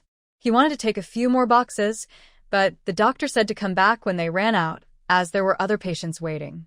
So he had no choice but to take the box home and make do. Yigo, what did you ask about? Li Taishan asked. Zhou Yi didn't say what it was about. Nothing much. Come on, let's go buy some baby powder. Your 2 nephews are using it so fast. That big box is almost empty already. I need to buy more for them. Li Taishan was a bit stunned. Yigo, the way you spend money, it makes me a little dizzy. Is it really necessary? Is your wife's 20 yuan article fee enough? Zhou Yi replied, it's okay. Although it seems like their family lives comfortably, they don't eat white rice and plain flour every day. They mainly eat coarse grains, with some refined grains occasionally. Sometimes, they prepare better food, like when his wife steams corn buns. She usually uses very little white flour. When making cornmeal, she also doesn't add much. They only steam rice once every 7 or 8 days. The last time Li Taishan was ill, he bought some rice, which still hasn't been eaten. They don't eat pure white flour buns or rice every meal. If there's a place where they spend more, it's probably on eggs. The family keeps 3 chickens, but for some reason, they lay eggs very often, sometimes 2 a day. Since they started laying, they haven't stopped. According to Annie, this means the chickens know the family has a new baby, and they are laying eggs just for the little ones, Daodu and Dudu. Even with 2 eggs a day, it's not enough. So Zhou Yi usually trades with neighbors. People in the village are happy to exchange eggs for other things. If they didn't, he would have to go to the commune to trade, which costs the same. The neighbors also like to be friendly with Zhou Yi. When the White Moon Rose magazine pays him, he also gets other coupons like red sugar coupons, cloth coupons, and grain coupons. Villagers don't need grain coupons, but the old team leader comes to trade with Zhou Yi because Li Dahai sometimes has to give reports or go out. Since they have to pay for meals outside, they need grain coupons to eat. Rare coupons like red sugar are especially popular. Zhou Yi trades eggs often. When the eggs he brings back are finished, He goes out to trade again. Eating eggs isn't expensive, and over a month, they only spend about 13 or 14 yuan on various things, saving quite a bit. Of course, this is only possible if the family has enough food at home. If they need to buy grain, even coarse grain, they would spend more because they need a lot, leaving less money for other things. They live quite extravagantly, spending money freely, which makes people think they are wasteful. It seems like their life is very luxurious. But actually, Zhao Ye knows the truth. He's used to it and doesn't think they are living extravagantly. However, others see it differently. No other family in the village lives like them, not even the best-off old team leader's family. Here is the corrected and simplified version. So, he went to the department store to buy some baby powder for the two kids. He bought 2 boxes at once. This stuff isn't used in the countryside. No one's family has kids so precious that they need this. Only city people use it, and it's not available without a ticket. Li Taishan saw some soap nearby and wanted to buy it. Brother Yi, can you help me buy a bar of soap? I'll pay you back when I go home. Why do you want to buy soap? Zhao Ye looked at him. I want to give it to that girl, Li Taishan said, feeling a little shy. It was clear he was quite happy with the girl waiting to meet someone during the summer harvest break. Zhao Ye similet. When I go home, I'll give you one. I still have some unopened ones at home. But now there are no tickets. He usually bought these things when he went trading, matches and such, without tickets, and the prices were okay. Sometimes they ran out, so he bought extra when he could, to keep and use later. They wouldn't spoil, and were often needed. After finishing their errands, they prepared to go home. But unexpectedly, when passing by the state-run restaurant, they saw Wang Ying and Ma Wan eating inside. Li Taishan pointed out, Brother Yi, look over there. Zhao Ye saw too, especially when he saw Wang Ying feed Ma Wan a spoonful. Ma Wan didn't mind and ate it happily, smiling. Not bad, Ying, Zhao Ye said, smiling as he led Li Taishan inside. Wang Ying didn't expect to meet them there, and Ma Wan's face changed. She was worried about Zhao Ye because he might suspect she encouraged Bai Yueji to give up her baby. If Bai Yueji had listened to her then, she wouldn't have those 2 sons now. Zhao Ye definitely hated her, gritting his teeth. Ma Wan guessed right, but Zhao Ye was good at pretending to be harmless when he wanted to hurt someone. Brother Yi, when did you come to town? Come sit with us. Wang Ying quickly got up and pulled out a chair. Zhao Ye sat down with a smile. We probably arrived earlier than you. You're only here for breakfast. Then he looked at Ma Wan and asked Wang Ying, when did you and Ma Jiqing get together? Taishan and I saw you feeding Ma Jiqing with a U-spoon. You can't be playing tricks now. He wanted to end their relationship for good. Yeah, we saw too. If you dare to play tricks or bully Ma Jiqing, we won't agree, Li Taishan said, even though he didn't understand everything. Wang Ying was very happy because she knew Zhao Ye and Li Taishan were helping her. Meanwhile, Ma Wan looked stiff and uncomfortable. When she met Wang Ying's gaze, she had to pretend to be shy and lowered her head. All right, you two handle things yourselves. We won't bother you anymore. It's time to go, Zhao Ye said as he stood up. Wang Ying saw them off and then turned to leave. Li Taishan looked a bit disdainful. Brother Yi, did you see that? I told you Ma Jiqing isn't honest. She's just playing with Wang Ying. Only Wang Ying is too naive to see it, Zhao Ye sneered. After eating so many good things from Wang Ying, she still wants to deny it? Many people in the village know about their plans to go to the city. How could he let Ma Wan, this wicked woman, get away? If his wife had listened to her and acted impulsively, would their happy family still exist today? This venomous woman with the heart of a snake. She must be pushed into the fire pit of the old Wang family and buried there. But Ma Wan was not an ordinary woman. After eating plain dumplings at the state-run restaurant, she went to see a movie. On the way back, she made an excuse, saying Wang Ying refused to listen to her and didn't take care of herself, so she wouldn't let him hold her hand. Until they reached the village entrance, she finally spoke. Wang Ying, I've thought a lot. In the end, I feel we're not right for each other. Let's end it. Don't come looking for me again. The only person she liked was Deng Xiangjia. She had always only liked him. Even if he didn't like her back, she couldn't help loving him. She believed that he wouldn't stay with that shameless woman Yang were watching for long. She would wait quietly for Deng Xiangjie to turn around. As soon as he looked back, he would see her still waiting where she was. Only she would remain so devoted. As for Wang Ying, she was just a fool. Wang Ying was already furious about not being allowed to hold her hand. When she heard her say such things, she couldn't hold back her anger. What do you mean? You ate my food, drank my drinks, used my things, and now you're telling me we're not suitable? What did you do before? Wang Ying almost shouted. Did I force you? All these things were voluntary. I only agreed to try being with you. Now I think it's not right, so I don't want to continue, Ma Wan said calmly. Wang Ying was so angry she was panting heavily and wanted to say something threatening. But Ma Wan turned around and threatened him, saying, You better think carefully. If you dare do anything irrational to me, you know what will happen and you have no excuse to complain. After saying that, she turned and walked away, not even bothering to look at Wang Ying. Wang Ying was so angry that she almost wanted to swallow Ma Wan whole. How could she let her leave so easily? He rushed forward and grabbed her wrist, saying, If you won't be with me anymore, then you have to return all the money you've spent on me, eating, drinking, using, every penny, no less. Ma Wan tried to shake him off but couldn't. She shouted, Don't look down on me. Since you're breaking up with me, I don't care if you think you're better than me. Return the money. If you don't, this isn't over. Don't think you can just walk away. Wang Ying was extremely angry. What if I refuse? What will you do? Right now, we're protected as young women in the countryside. If I report this to the commune. So, what if you report it? Everyone in our team knows you're dating me, that you come to the city with me to eat and watch movies. They can all testify for me. Wang Ying shouted. Testify?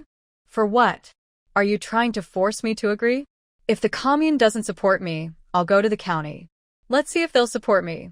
Ma Wan sneered. Then she forcefully pulled away from Wang Ying and walked away quickly. Wang Ying was so angry, he almost dragged her into the woods. But he realized that Ma Wan was no easy person. If she really went to report him, he would be finished. Thinking about the consequences, he shivered and stopped himself from acting impulsively. But he was still furious. After thinking for a moment, he went to find Li Taishan. Li Taishan, upon hearing that Ma Wan and Wang Ying had broken up, mocked him, saying, I knew she didn't like you. You insisted on pushing forward. Without Brother Ye's skills, you can't even dream of marrying a young woman from the countryside, right? Why can Zhao Ye marry, but I can't? What am I worse than him? Wang Ying said, feeling unfair.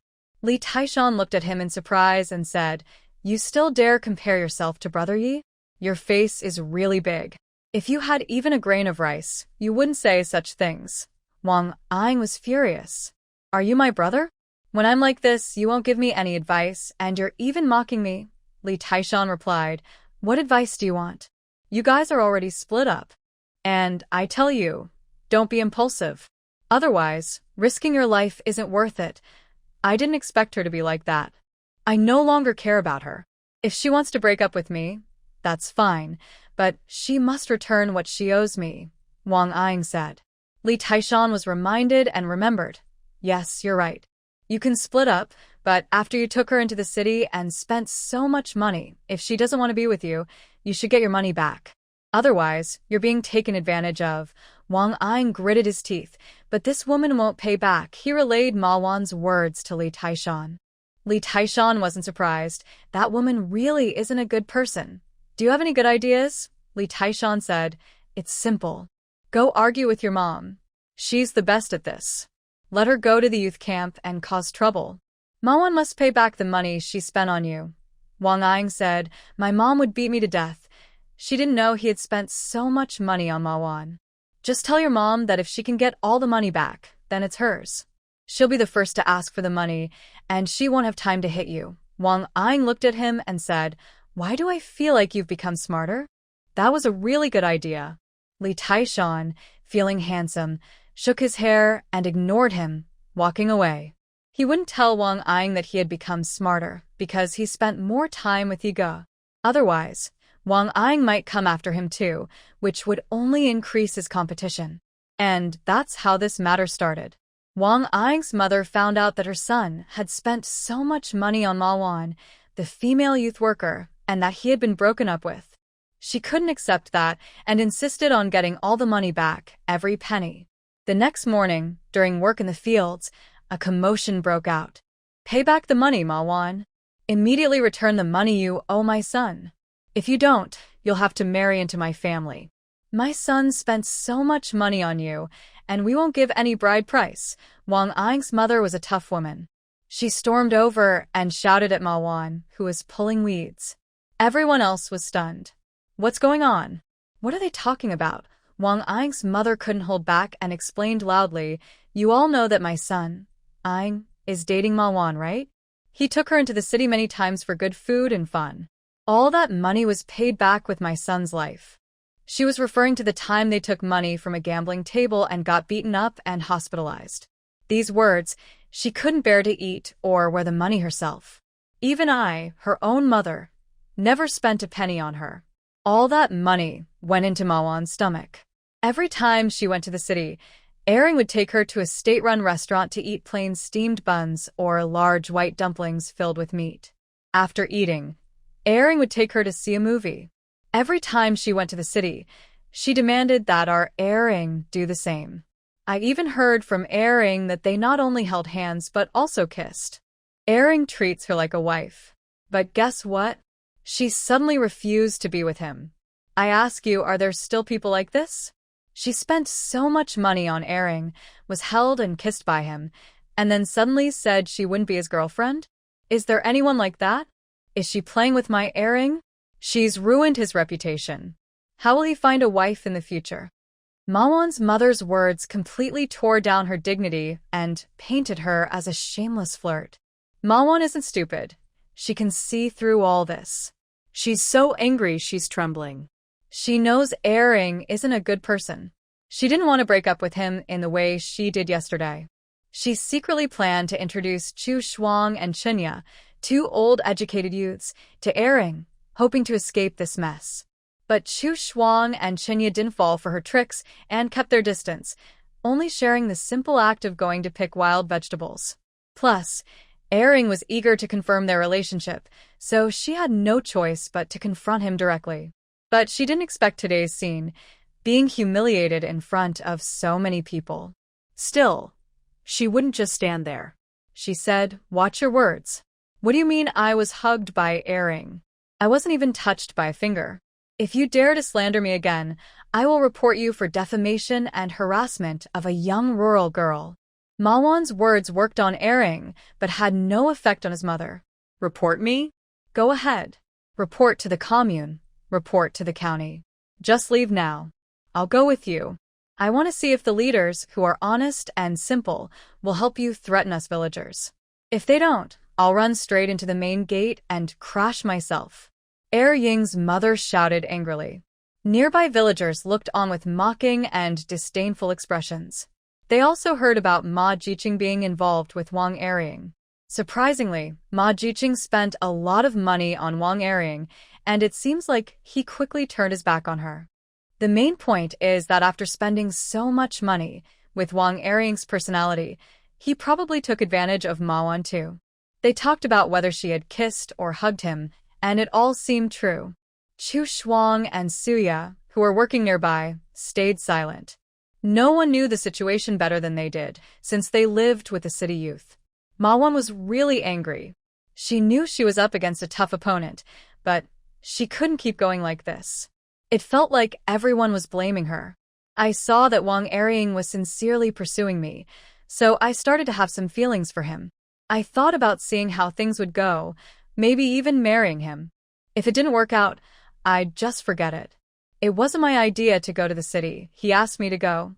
I even told him to forget it and not waste money, but he insisted I go. Before she finished, Wang Ying's mother started shouting, "Oh, you don't want to go, but he insists you go?" "Stop talking." "I'm so embarrassed for you. You know he has money, so you're willing to go to the city to enjoy good food and drinks. If he didn't have money, you wouldn't want to go with him. Yet he's forcing you. Don't I know your tricks? You just want to keep Wang Erring dangling. He's not young anymore, and it's not good to wait. You want to leave him, but Wang Erring told me that when he invited you to eat, you already agreed to be kissed by him. Now he's crying at home because he sees you as his wife, but you're so cold to him. But forget it. I wouldn't want a wife like you. That's typical. As long as she has milk, she's a mother. If my family becomes poor, you might run off with someone else. Just pay back all the money you spent on Wang Erring. That money was for the meals he took you out to. Every time he came back, he recorded everything, including the tickets, which totaled 16 yuan, 87 cents. Not a penny less. Wang Erring's mother pulled out a list and asked for the money. Everyone nearby was stunned. She spent so much money. Where did she get it all? Didn't she get beaten up the other day? She took money from someone at the gambling table, quite a lot, I think, said Taishan's mother. Because Wang Erring's later money came from selling yuan silver dollars, which she didn't want to reveal publicly. She didn't say anything about it. But everyone knew about the earlier money, so there was no need to mention it. Mawan never expected Wang Erring to be so unreasonable. She kept track of everything, even noting if she was given an extra dumpling, which made Mawan so angry she trembled. Mawan also didn't have that much money, so she shouted, "Who are you fooling? When did I ever spend that much on him? If you dare to lie like this, I won't let you bully me." "Yes, lady, please don't falsely accuse people," Yang Ruoqing added, because she thought Mawan was a good person. When she first arrived, Mawan helped her clean the house and introduced her to the Niumeng Brigade. Even now, when she talked about her relationship with Deng Xiangjie, Mawan was very supportive. She was also good at praising others, so Yang Ruoqing didn't think she was that kind of person. "Why are you talking? Do you have a say here?" Wang Erring's mother snapped angrily. Yang Ruoqing sneered. "Are you the empress or the dowager? This is China." "I am a part of China. I grew up eating Chinese rice. Why can't I speak here?" White Yueji didn't know about the arguing and fighting in the fields. But she heard later from Zhang Qiaomei that she was now working, doing light chores like pulling weeds. So she saw the big fight this morning clearly. When she came to see Daodu and Dudu, she told White Yueji about it too, especially about Yang Ruoqing. "She really surprised me.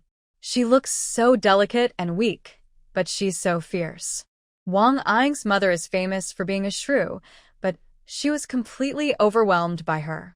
She was so out of breath after just one sentence, she had to lie on the ground and roll around, saying her ancestors were poor farmers for 18 generations. White Yueji. Truly, she's the main heroine. Her outlook just opened up. She brought in the idea of Chinese children and their pride. Truly impressive. But she has the heroine's halo, and it's indeed remarkable. She's meant to shine brightly and attract many young people's admiration, almost like a charming star. At least for now, she probably already has many admirers, but the top spot still belongs to her official partner, Deng Xiangjie. When they met, it was love at first sight, and they were almost ready to fall into each other's arms. "How is this finally resolved?" Bai Yueji asked. Zhang Qiaomei said, "What else could we do? We all have to go to work." But Wang Erring's mother won't just let it go. "There will definitely be more trouble at the youth office, with so much money involved." Bai Yueji smiled. That means Mawan won't have a peaceful time either, but she thought it was deserved. She didn't feel sorry for her, nor did she need to. Hadn't Yang Ruoqing already spoken up for Mawan? It shows Mawan also managed to win Yang Ruoqing's support. This heroine is portrayed as kind and good-hearted, so she would sympathize with Mawan and help her, especially since Mawan's influence is weak. But Bai Yueji didn't plan to get involved with either Yang Ruoqing or Mawan. She wanted to stay away from these characters. In her cousin's story, women either fight over men or compete to look better. The plot revolves around jealousy among women, with them stabbing each other in the back, as if they have nothing else to do but constantly scheme and plot. Bai Yueji was very busy and had no interest in getting involved in these things. She talked about what happened in the fields today, and then brought the conversation back. "You're pregnant now too, and you're still bringing so many fish," Bai Yueji said. There were several fish in the basin, all suitable for making nourishing soups that help with milk production. Zhang Qiaomei looked a bit helpless. I don't know if I ate too much fish before, but now I can't stand the smell. Since she got pregnant, she couldn't stand the smell of fish. Because just smelling fish made her nauseous, and with her period delayed, she realized she was pregnant. She originally planned to do some heavy work, but luckily she didn't. If she had, it might have harmed the baby, and she would have regretted it. Since getting married last year, she finally became pregnant. The child was not only hoped for by Uncle Zhang and Aunt Zhang, but also something she had been looking forward to. Gu Guangqiu also wanted children, but he didn't want to pressure Zhang Qiaomei, so he didn't mention it much. But from how he watched Bai Yueji with her big belly and saw her and the kids, Daodu and Dudu, working hard fishing, it was clear he liked children too. Now Gu Guangqiu is fishing more actively. After finishing work and having dinner each day, he goes to work. Uncle Zhang is responsible for cleaning and repairing the fishing nets. So, Bai Yueji has been breastfeeding continuously until now, and she hasn't missed out on fish soup at all. All the fish was caught by Gu Guangqiu. She didn't expect Zhang Qiaomei to be unable to eat it. Bai Yueji smiled. People's physiques are really different. When I was with their brothers before, I didn't have any food restrictions. She could eat almost everything. Zhang Qiaomei looked at Daodu and Dudu sleeping on the bed, her face full of maternal love. Their brothers are really adorable. Once you have your baby, your child will be very cute too, Bai Yueji said with a smile. Zhang Qiaomei smiled but also looked forward to her own baby's arrival. Since you're newly pregnant, your appetite might be a bit off, but you still need to ensure good nutrition. Eating 1 or 2 eggs a day is better, Bai Yueji advised. Zhang Qiaomei smiled. We only have eggs at home right now, and I eat them myself. Since there was nothing else to supplement her diet, she only ate eggs 1 a day. If she had more, she would eat 2. She used to be reluctant to eat them, usually saving some for her parents and Gu Guangqiu, but now she had to eat them. Because she also wanted to have a cute baby like this, she needed to eat more good food. Zhang Qiaomei stayed for a while before heading back.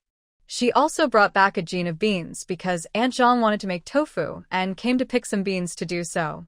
Bai Yueji liked to drink fish tofu soup. Looking at the time, she thought the men should be coming back from work soon. Bai Yueji started killing fish and cooking fish soup. While the fish was cooking, she steamed some corn buns. The vegetables in the yard still couldn't be eaten. They needed about half a month more.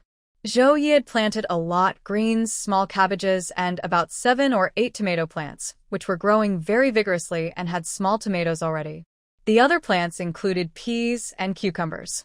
These were planted on both sides of the front yard. In the backyard, they planted soybeans and peanuts, especially the soybeans, which could be harvested in late July. After harvesting, they could be replanted, and there would be another harvest in November. Here, they could harvest 2 crops of soybeans a year. Zhao Ye finished his work outside and came back.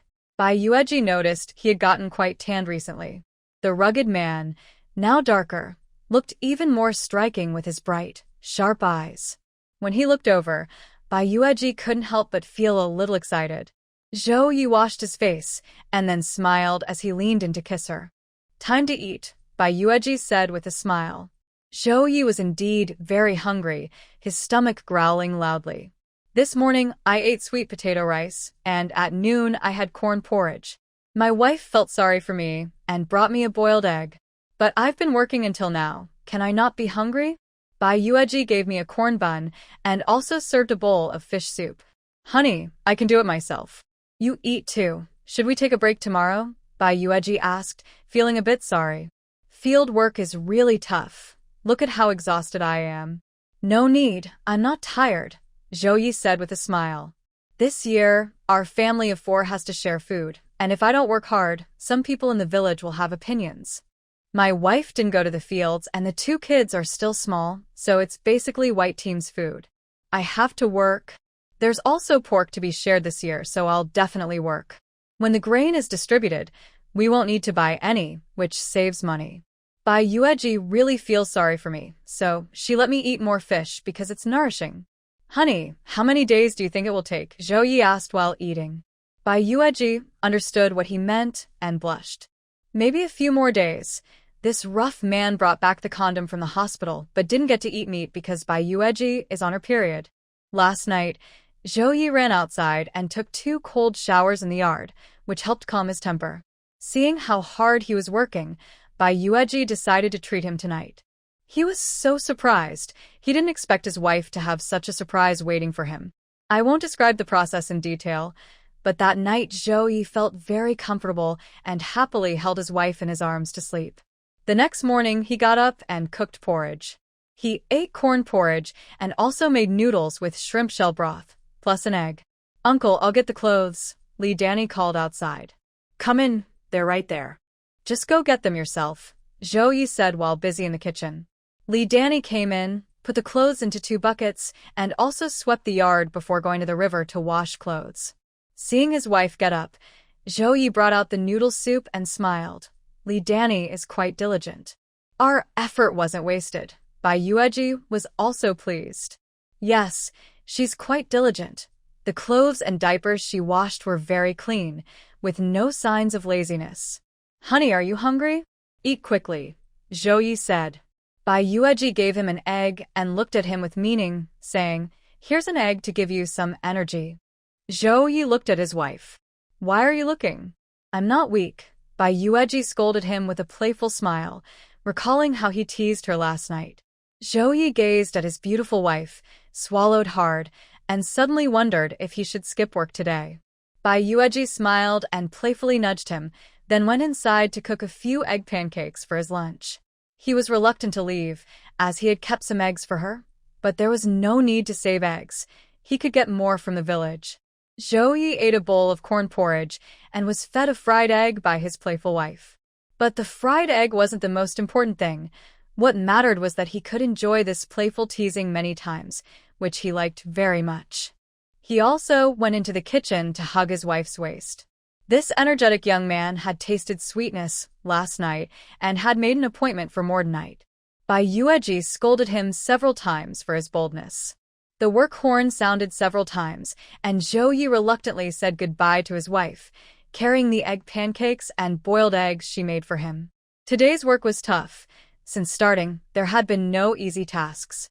They worked all morning until everyone was exhausted and lying down. When the lunch bell rang, Zhao Ye put his hoe on his shoulder and went to the shade of a tree to rest and eat. Li Taishan also came over, looking just as tired. "Why isn't it raining yet? If this keeps up, we'll be exhausted to the point of no return," Li Taishan said. Zhao Ye also hoped for rain. He looked at the sky and said, "It probably won't rain so soon. It would be great if it rained now. We could save the effort of watering the fields." "This is too much for people," Li Taishan said weakly. Zhao Ye agreed. Today, he had already carried many buckets of water to irrigate the fields and then went to weed the ditches. He was exhausted. Finally, he decided to eat lunch and rest. Li Taishan watched as his brother ate egg pancakes and boiled eggs, their delicious smell making him very hungry. "Go away. Your sister-in-law made this for me because she cares," Zhao Ye said with a glance. Li Taishan smiled and said, "Just a little taste is enough. My mom is so stingy. She only made some pancakes to fill my stomach. I'm starving." Zhao Ye tore off a small piece for him and asked, "What's going on with Wang Ying and Mawan? Did they have a fight?" Since the issue was so big, he had definitely heard about it. He was very interested in this matter. Li Taishan chuckled softly. "Of course. We came back the day before yesterday, and they split up right away. Wang Er was so angry he exploded and came to ask me for advice. When I saw him like that, I knew he definitely couldn't handle Mawan, so I told him to go bother his mom. Sure enough, his mom is not easy to deal with. Now Mawan's reputation is so bad that everyone in the team knows it." Zhao Ye also smiled and looked at him. "You're pretty sneaky," Li Taishan immediately said. "What does that have to do with me? I was just helping you vent." "Brother Yi, are you really annoyed with that Ma woman?" "How do you know?" Li Taishan was eating a pancake and said, "I'm not stupid. You care so much about Wang Er and Mawan. It can't be just for Wang Er's future, right? You haven't even thought about me. Why should I care about him?" Zhao Ye chuckled and threw him a piece of egg pancake. "Brother Yi, you usually don't care much about women. Why are you so annoyed with that Ma woman?" Li Taishan asked while eating his pancake.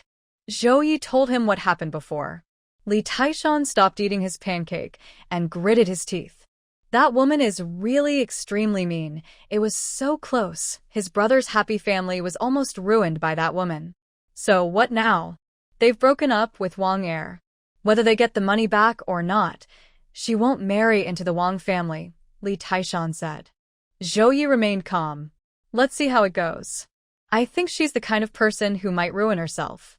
Maybe I don't have to do anything, and she still won't end up with a good ending. Brother Yi said she won't have a good ending, so it definitely won't be good for her, Li Taishan immediately replied.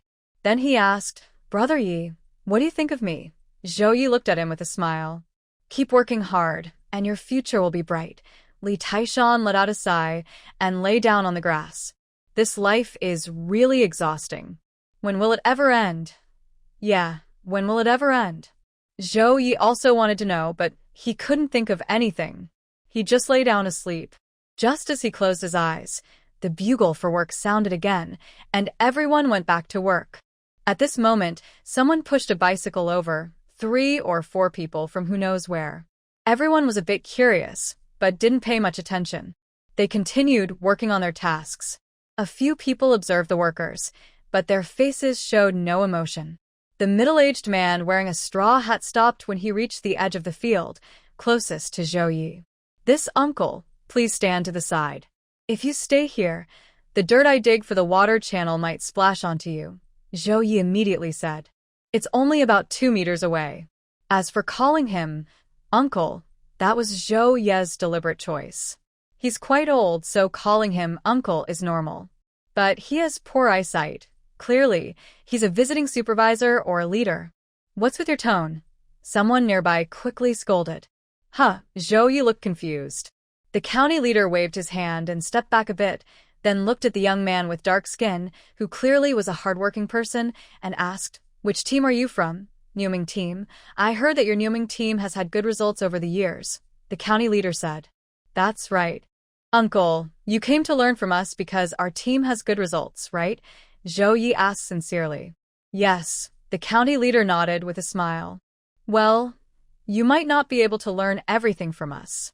The reason we have good harvests every year isn't just because of luck, Zhao Ye said with a smile. Oh? What other reasons are there? The county leader asked. Of course.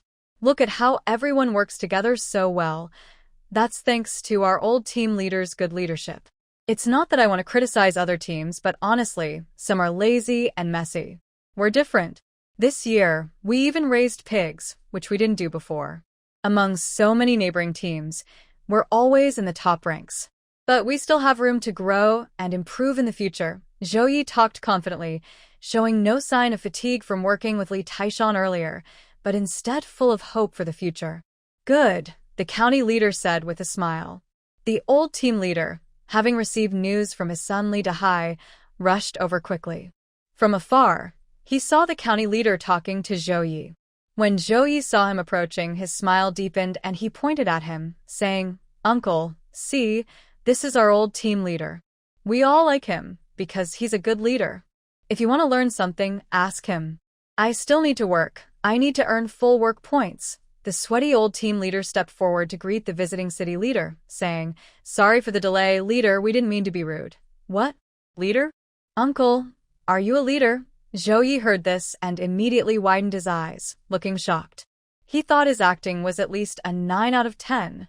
But if Bai Yueji were here, she would say it was not good enough and too exaggerated. Still, he couldn't help but feel confident. Do you think we are what? The assistant next to him looked at him. I thought you all came to learn from our team because we're doing well, Zhao Ye said with a simple smile.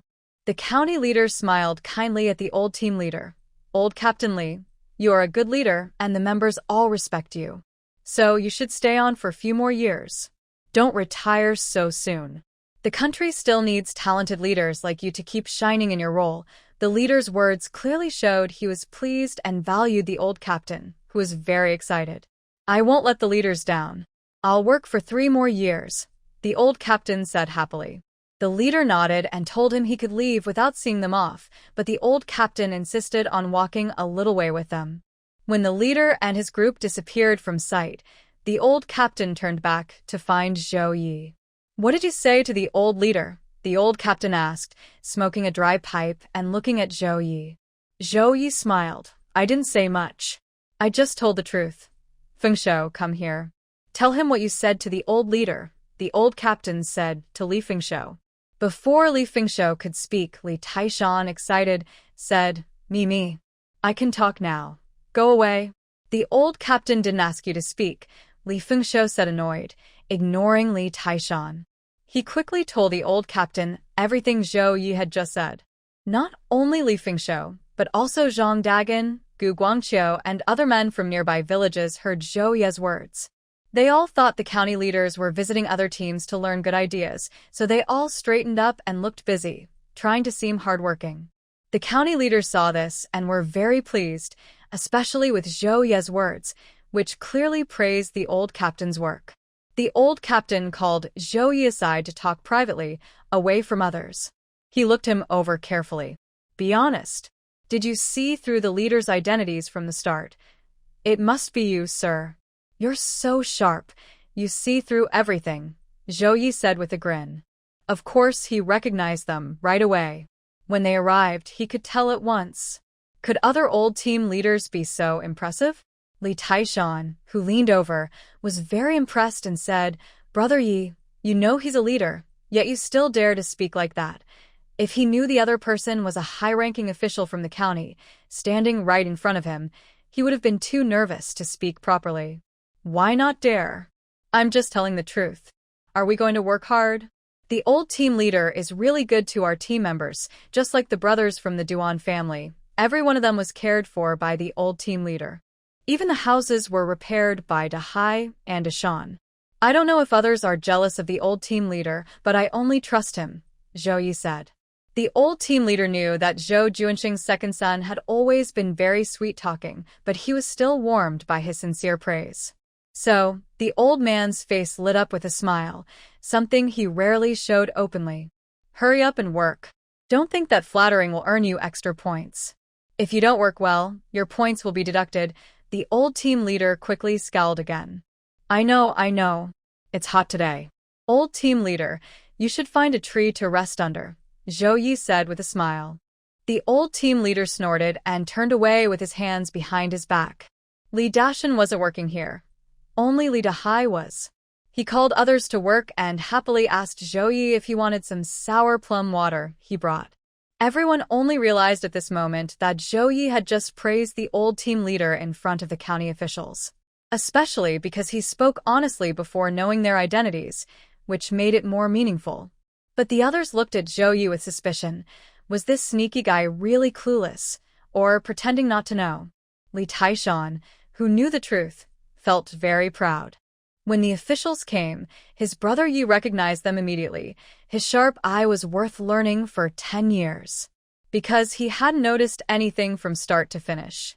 Later, Zhao Ye's praise for the old team leader had more consequences. Soon, the county held a commendation meeting, and during the event, the old team leader was specially praised. His political achievements had always been good, but to be honored like this today was something he had never experienced before. This time, he was seen as a model of progress in the team. The county leaders called him onto the stage and asked him to say a few words.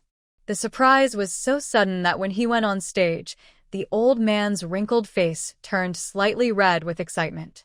It was the proudest moment of his life. Li Dahai and Li Daxian came along with him. They didn't go on stage, but were so excited they clenched their fists and trembled. Glorious achievements. This is truly a moment to celebrate. The old team leader is indeed an experienced and seasoned person. Although he was surprised to suddenly reach the peak of his life, he handled it well. His speech during the event was very sincere and appropriate. After he finished speaking, the audience gave a round of applause.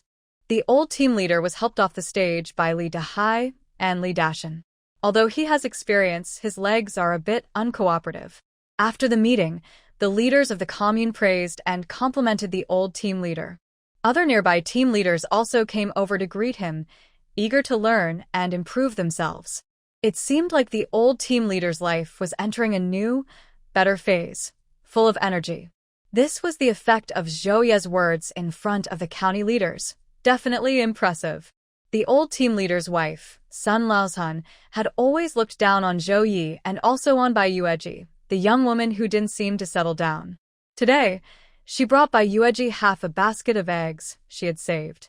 But Bai Yueji refused to accept them, saying her family still had some, so she shouldn't be so polite. I used to hear some gossip and thought Zhou Yu was not serious, but Da Hai's father always said Zhou Yu was a good kid. He'd turn out alright.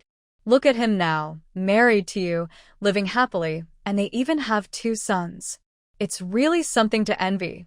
By the way, my son Dashan can make those little carts for pushing kids. When he has time, he should make one for the boys. When they grow a bit, you can push them around, Sun Laohan said with a smile. Thank you, old aunt, but Uncle Zhang is already making those. He's finished the drawings and prepared most of the materials, Bai Yueji replied. Uncle Zhang? His craftsmanship is really good. Alright, let him do it. But about these eggs. Old aunt, you're here, Zhou Yi said as he came back from outside. Seeing her, he greeted her. Sun Laohan smiled warmly and looked at him. Yes, I brought some eggs for your wife. Look at her, she's being so polite to me, but she won't accept them. I just traded a lot of eggs with Aunt Tao yesterday. The weather isn't good for storing them, and you brought so many. I'm worried they'll spoil, Zhou Yi said with a smile. Old aunt, you can take them back. I specifically brought these. No need. I don't lack eggs at home, Zhou Yi replied. In the end, Sun Laohan didn't give away the basket of eggs. She simply carried it back untouched, smiling happily and saying Zhou Yi was becoming more sensible. Once people left, Zhou Yi sneered and said, Why would we care about her eggs? Bai Yueji raised an eyebrow and asked, Why are you angry? Zhou Yi replied, She often talks outside about how you can't manage a household and says I don't have a proper way of living. I haven't even eaten her food. If it weren't for the old team leader, I would have confronted her every time I saw her. I heard her reputation isn't very good, Bai Yueji said, having heard about it too. That's right, it's not good at all, Zhou Yi washed his face and said. You don't know, wife. Back then she often hid things to bring home. The old team leader even dragged her onto the stage publicly, embarrassing her completely. The old team leader didn't tolerate her and even used her as an example of bad behavior, so she stopped doing it. Really? Tell me more, Bai Yueji said. Zhou Yi, seeing his wife interested, was happy to explain. Back then, the atmosphere was really bad. People didn't work hard, and during harvest time, everyone was eager to take more things home. Hiding peanuts and soybeans in pockets was just small tricks. Some even wore wide skirts with baskets hidden inside. Don't think it's exaggerated. These things really happened. The atmosphere was truly poor. I don't know how other teams handled it, but the old team leader was really angry. He personally led people to crack down on these behaviors. The stubborn troublemaker, Sun Laohan, was dragged onto the stage and tied there. Li Dahai and others wanted to persuade her, but no one could. The old team leader even brought in the city's tactics, destroying vegetables and throwing chicken and cow manure at her. Sun Laohan cried until her throat was hoarse, cursing the old team leader as heartless and no good. The old team leader ignored her and even threatened to divorce her, calling her a backward element and a parasite of the country. That nearly scared Sun Laohan out of her wits. After that, she never dared to do anything similar, not even touching a soybean or a peanut again. She was deeply frightened by the old team leader. She knew what kind of person he was and understood he wasn't joking. This ruthless man could really do such things. Because she had no more to take, she also didn't allow others to do similar things, who even paid attention to her anymore. I saw that the old team leader was so strict that he could even be harsh with his own wife. Even Sun Old and kept a close watch, checking everyone's health after work every day. If they found even a single peanut, they would lose work points. The discipline was very strict. Over time, this atmosphere was gradually improved, and the Nyomeng Brigade started to look lively and prosperous again. Now, everyone keeps an eye on each other. If anyone does something wrong, they are immediately fined with chicken manure as a prize. When dealing with stubborn old ladies, it's even easier. Take away their favorite son's belongings and double the penalty. Completely stopping such behavior is impossible because human nature is like that, but this approach is the best they can do. Most people in the Nyomeng Brigade respect the old team leader. Even Zhao Ye respects him, and, honestly, the old team leader has looked out for him. Because of this, Zhao Ye often ignores gossip about Sun Old and outside. But he definitely wouldn't take her eggs. If he did, she might curse him to eat rotten eggs and intestines. When Sun Old Aunt brought eggs over, Sister Lee saw it too. She came to talk to Bai Yueji. When she heard Bai Yueji hadn't taken the eggs, she said, "That's good." "You can't just take someone's eggs casually," Bai Yueji said with a smile. Sister Lee replied, "This time, Zhou Yi did a great job. Otherwise, how could the old team leader speak at the county meeting? She could have just exchanged eggs with others in the village if she wanted, but I think it's better not to. If she wants to eat eggs, she can trade with villagers. No need to bother." Because she had become familiar with Bai Yueji, Sister Lee said this. Bai Yueji smiled and said, "Sister-in-law is right." "I've also heard Zhou Yi say the same." Sister Lee smiled and said, "That's good. Everyone in the same village knows each other well." If Sun Old Aunt hadn't married the old team leader and had brothers like Li Dahai and Li Dashan, no one would bother with her. Also, Sun Old Aunt is very close to her mother-in-law. They often gather to gossip about their daughters-in-law. Sun Old Aunt talks badly about Dahan's wife and Dashan's wife, and her mother-in-law talks badly about her. Just as she was saying this, Dashan's wife arrived. "Oh, you guys are quite lively," she said with a smile. "Come sit over here. Your mother-in-law is very generous and even brought eggs for Yueji to eat," Sister Lee said happily. Sister Dashan snorted and said to Bai Yueji, "It's good that you didn't take her eggs. If you dare to take them, she would go back and curse you for causing trouble. Even if she didn't say anything, Zhou Yi would definitely tell his wife about it. Why hide anything?" Sister Dashan's words were full of resentment, which made Bai Yueji smile a little. See, even a reasonable person like Sister Dashan talks about her mother-in-law this way. Sister Dashan sat down and said, "Don't just talk about you. Even my sons and my sisters-in-law, her own grandchildren. If anyone dares to eat her eggs, they'll be scolded all year. It's not just any eggs, but golden eggs." Old Aunt Sun and several daughters-in-law didn't get along well because, in Aunt Sun's eyes, Sister Dashan and the other daughters-in-law were all disobedient and unfilial. They didn't even serve her foot-washing water.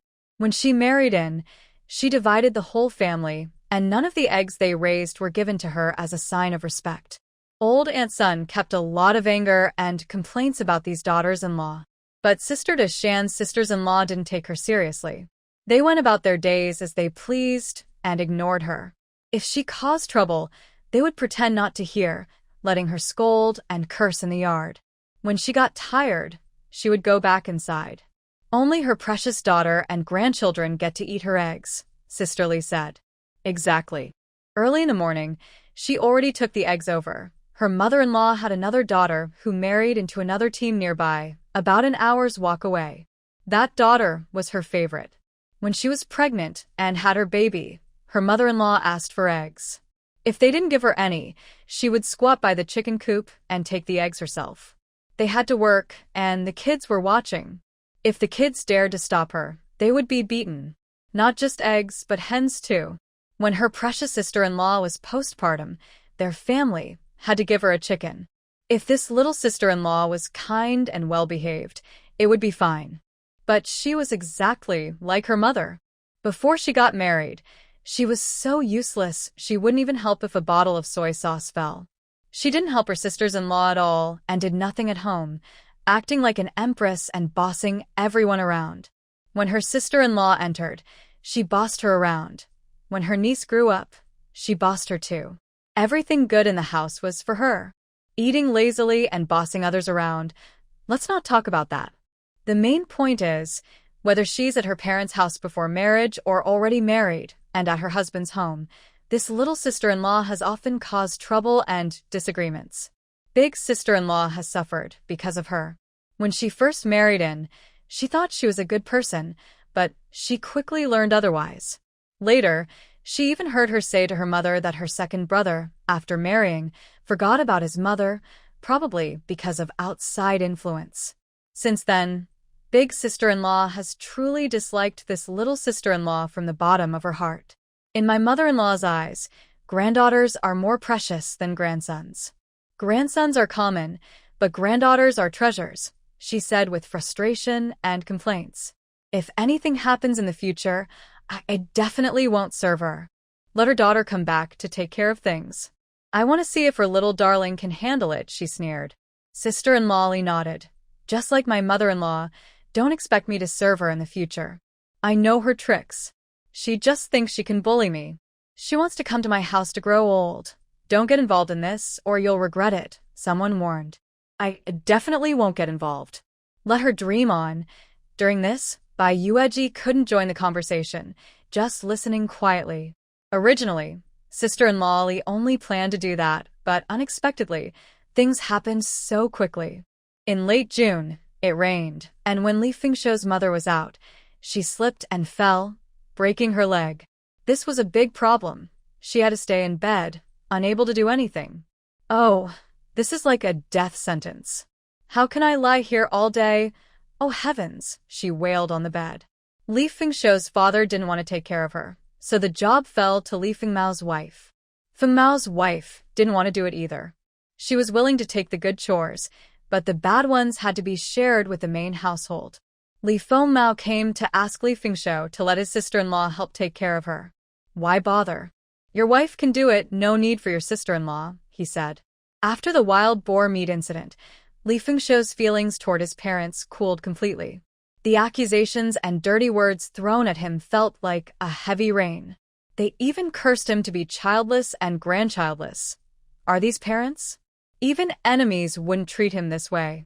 They're your parents' daughter-in-law, and she can do the work. Isn't that reasonable? Li Fengmao said confidently. I know, big brother, you still hold a grudge about what happened last time. But no matter what, your mother gave birth to you. What more do you want? Are you really going to cut ties with her? Do you want to stay in the village forever? Your words are true. She gave birth to me, so I will serve her. So, Li Fengshou made a first in the village by going to help his mother with her needs. But from start to finish, Sister Li, the eldest daughter-in-law, never helped even once. This caused a big stir in the village because such a thing had never happened before. Even if a daughter-in-law is mistreated, she still usually helps the mother-in-law. It's clear what happened when Li Fengshou went to serve and Sister Li refused to help. She was immediately criticized by the older women in the village. They seemed fine before, but now at this critical moment, they show their true colors.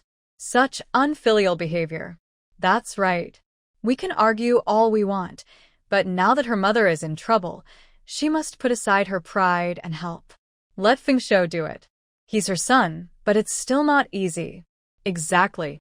Li Fengshou's mother was even lying in bed, shouting angrily, "Divorce her. Fire that wicked woman. Our Li family doesn't need a daughter-in-law like her." She was already suffering so much, yet her eldest daughter-in-law refused to help. She was even planning to take out all her anger on her daughter-in-law. She wanted to use this chance to punish her severely. But she didn't come. Li Fengshou didn't care. After helping his mother, he simply left with a stern face. His attitude made Fengmao's wife tremble with fear. That night, she couldn't help but tell Li Fengmao, "What's going on with those two? Do you think when they get old, they'll really have to live with us?" Li Fengmao didn't want his parents to stay there either. There's no way around it. That's the old house, and it's meant for the two of them. I think Sister Li won't take care of them when they're old. It'll all fall on me. I tell you, if she doesn't help me, I won't help her either. She had been helping for a few days, but she felt sick every time. The old lady smelled terrible, disgusting. If she became unable to move when she got older, oh, the thought of those days was terrifying. What should we do? You saw it too. Sister Li definitely won't help. At most, Big Brother will come to help. Fengmao's wife said without hesitation, "Then you go help her." Me? Li Fengmao was immediately angry. What do you mean? Do you want me to serve you? You're the biological son. Isn't it normal for you to serve? The couple argued loudly about this late at night and almost started a fight. However, the next day, Feng Mao's wife went to serve her mother-in-law with a sad face. Still upset, she scolded her mother-in-law. "You're so disgusting. Your poop smells terrible. As soon as I enter the room, I can smell your waste. Can you be any more disgusting?" Don't think that just because her mother-in-law is usually kind to her, she will tolerate such days without complaint. She still gets angry when needed. Li Fengshou's mother never dares to be stern with her second daughter-in-law. She cried and said, "I know you're feeling wronged, second daughter-in-law, but what can I do? It takes 100 days to recover from injuries, and after that." She couldn't rely on her first daughter-in-law anymore, so she had to depend on the second daughter-in-law. "I can't live anymore." When Feng Mao's wife heard about the 100 days, she panicked. She cried and ran back to her room. She packed her clothes, leaving the children behind, and went to her parents' house. Since she ran away, the responsibility of serving her mother-in-law fell on Li Fengmao. He finally realized how hard this job was. How did his older brother manage to endure? When he went to serve his mother-in-law, he almost vomited the leftover food. The elderly woman was lying on the Kong, heated bed, and couldn't get up. Neither of her 2 daughters-in-law was willing to serve her. Only her 2 sons did. This unprecedented situation spread through the village, and a group of gossiping women started talking about it. But no matter what others said, big sister-in-law refused to go. "You're going to suffer if you do that," said Aunt Zhang, thinking she should go, even if just to pretend. "I haven't benefited from anything in my daily life. All the good things are taken by my sisters-in-law. Now that something has happened, she only served for a few days before running back home. Why should I go? I don't even want to think about it," said big sister-in-law with a cold smile. "Is there someone like you? You also have a son. When your son gets married, his wife will do the same thing." Aunt Sun came to defend her, criticizing her. "This is none of your business. Mind your own affairs." Big sister-in-law snapped at her sharply. "Yeah, Mom. Why are you meddling so much? If there's nothing else, go back quickly," said Sister Dashin, also sneering inwardly. She thought her mother-in-law had time to bother others. Aunt Sun didn't know what her daughter-in-law was thinking. She originally wanted to come and chat with Li Fengshou's mother, thinking that not only was Fengshou's wife not good enough, but her second daughter-in-law from your family also wasn't up to the mark. But as soon as she entered the house, she was driven out by the overwhelming bad smell. "Oh my goodness, I'll come back to see you another time." Old Aunt Sun quickly ran away in panic. That night, she complained to the old team leader. "I tell you, Fengshou's wife is really unreasonable. Her mother-in-law broke her leg, and she didn't even bother to visit. I told her, but she didn't listen. Is this how people behave?" And Feng Mao's wife is the same. She ran back to her parents' house to hide. Her mother-in-law usually takes good care of her, but she's ungrateful. If you don't start treating the Hai's wife and the others better, someday, when you're lying there helpless, they probably won't pay attention to you. Just wait for Xiaoli to come back and take care of you. "But I think Xiaoli probably won't come back to take care of you," the old team leader said calmly. Although he is the old team leader, he wouldn't interfere in family matters. A fair official finds it hard to judge family disputes, and besides, isn't Li Fengshou like a son to him? And this woman isn't worried about herself, but has time to worry about others. Old Aunt Sun was stunned for a moment. "What do you mean?" "I don't mean anything. It's late now, go to bed." The old team leader turned his back to her. Old Aunt Sun snorted coldly. "If they dare to behave like Fengshou's wife and Feng Mao's wife, I'll tear them apart." She believed she was a very proud and commanding mother-in-law. When she scolded, none of her daughters-in-law dared to talk back. Meanwhile, trouble arose again in the old Li family because Li Fengmei had returned. She rode her bike back from the county town to visit relatives, which was rare. When she arrived, she found out her mother had broken her leg and couldn't get out of bed. And her eldest sister-in-law didn't come to take care of her. This is just too much. Li Fengmei was furious. She immediately went to her older brother and sister-in-law's place and argued loudly. "My mom's like this, and you just stand by and watch? Are you really my family's daughter-in-law?" Li's sister-in-law didn't bother to take her seriously and sneered. "You just came back at the right time. From now on, you'll take care of your mom. The father of my child still has to go to work, so he doesn't have time. Li Fengmei was furious. How can you say such a thing? Do you believe I'll report this to the Women's Federation and have them deal with you? Go ahead if you want, Li's sister-in-law sneered. You've been drinking city water for a few days and already think you're the boss. Li Fengmei pointed at her, so angry she couldn't speak. Then she really went to the Women's Federation of the commune to report her sister-in-law, Li saw. Of course, the commune sent people over. Not taking care of the paralyzed mother-in-law, letting her have accidents on the bed, was considered bad behavior. But when the Women's Federation arrived, they found that the story Li Fengmei told was completely different from the truth. Are you sure you have the wrong person? The female officer from the Women's Federation asked Li Fengmei. Li Fengmei said that her mother was usually very kind to this daughter-in-law, always taking care of her, but now she couldn't get out of bed and wasn't helping. However, after asking, they found out she was talking about her second sister-in-law, not the eldest sister-in-law. Anyway, she, as a daughter-in-law, isn't helping, which is immoral. The Women's Federation needs to handle this, Li Fengmei insisted. The Women's Federation officers intervened, but not to manage Li Saw, because Li Fengshou was already taking care of her. As long as one person went to help, it was fine. They directly took Li Fengmao's wife back to talk with him. Li Fengmao had helped for 2 days but couldn't stand not helping anymore. So, the ones not helping the elderly were the couple themselves.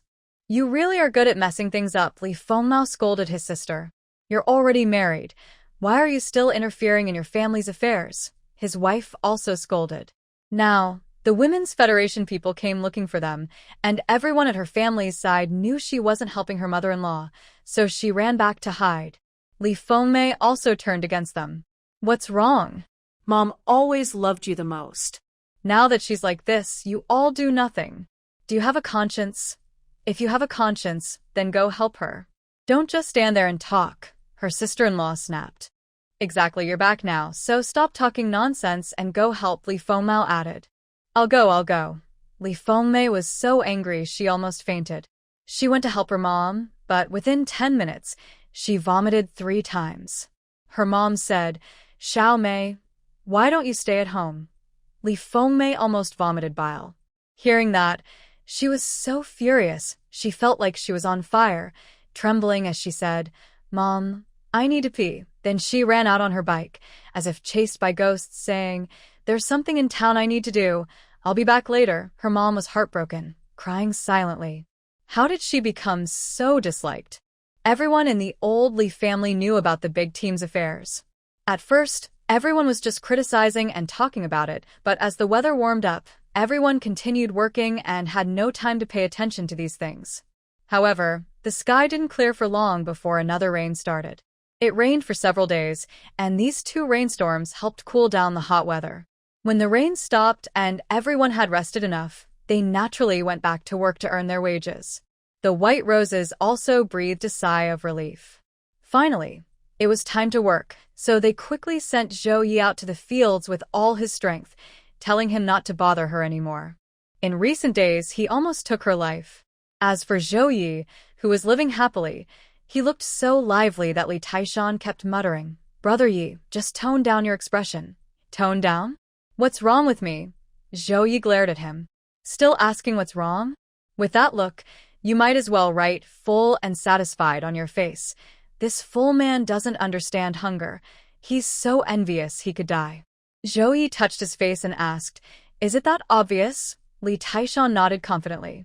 It was very obvious, like spring has arrived, flowers are blooming, birds are talking, and flowers smell sweet. He wasn't sure what idiom to use, but that was the general idea. Zhao Ye said, I'm not trying to show off, but happiness always shows on a man's face. Li Taishan was silent. Today's task was to weed the fields.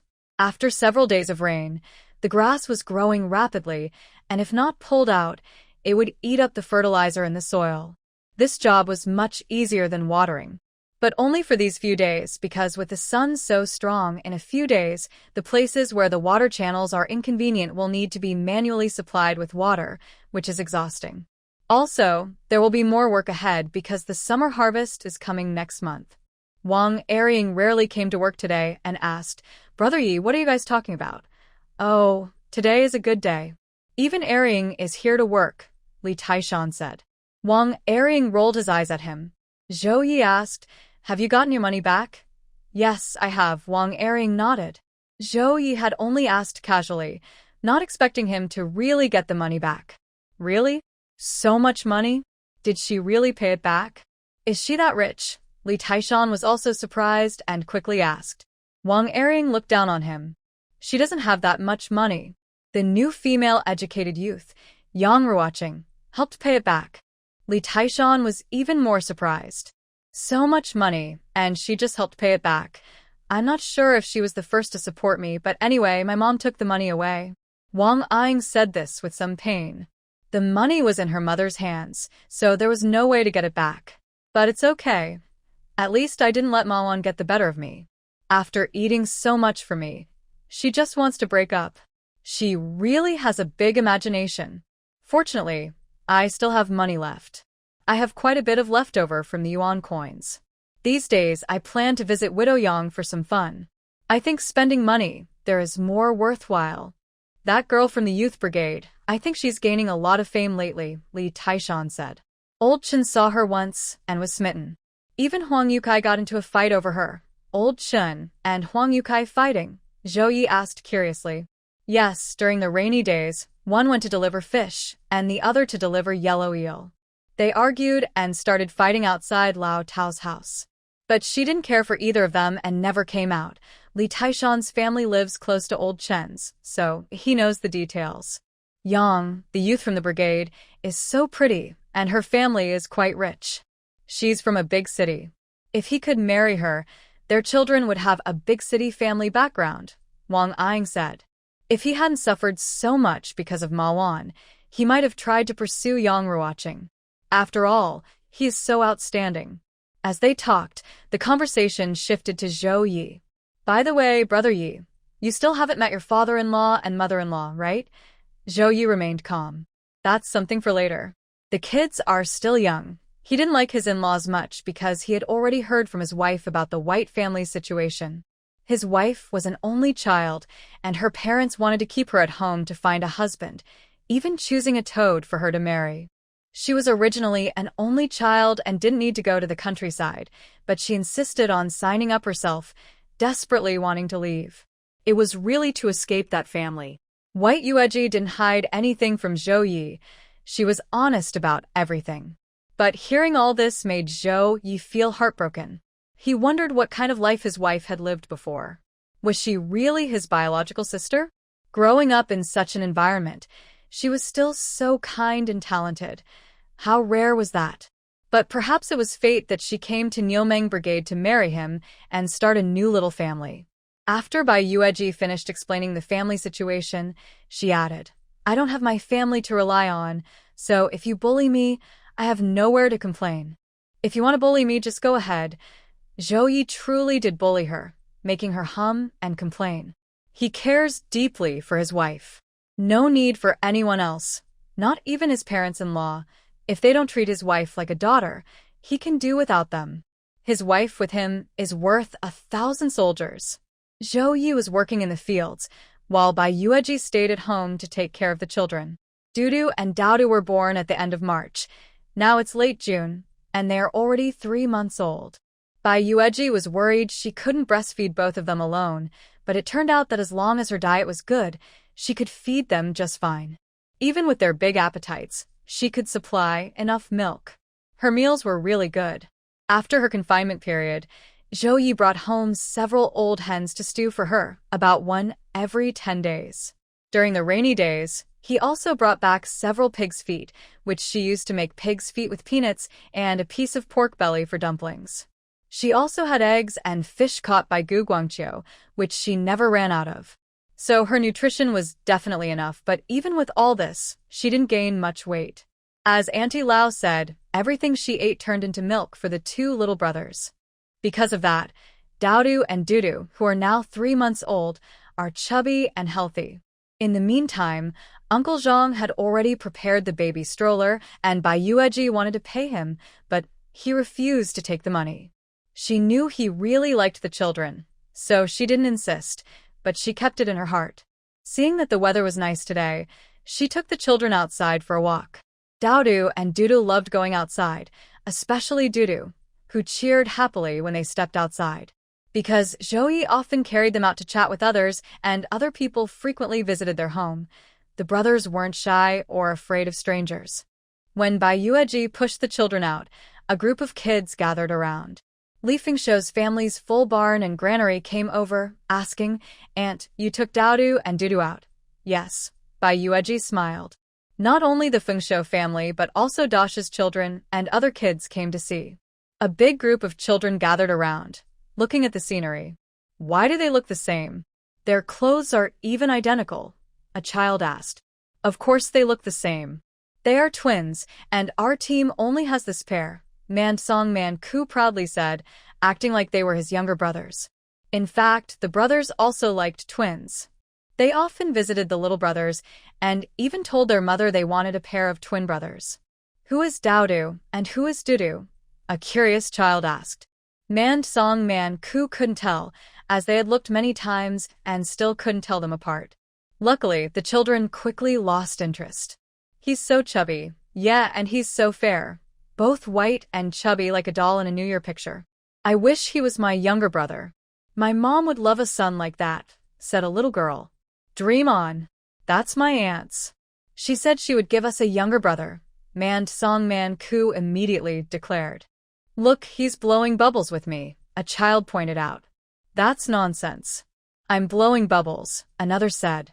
"No, Dudu is blowing bubbles." At this point, Man Ku finally recognized who was who.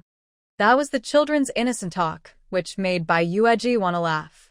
Seeing the children, Bai Yueji pushed over to old Zhang's house. Old Zhang's wife was busy now because she had started making small clothes and diapers for Zhang Qiaomei's baby. Without a sewing machine, everything was handmade. Her health wasn't good, so she didn't go to work, but old Zhang went, though he worked more lightly. Zhang Qiaomei also relied on Gu Guangqiu for heavy labor. Since he arrived, he had never missed a full day's work without earning full points. It was the same when he was at old Gu's house, no difference.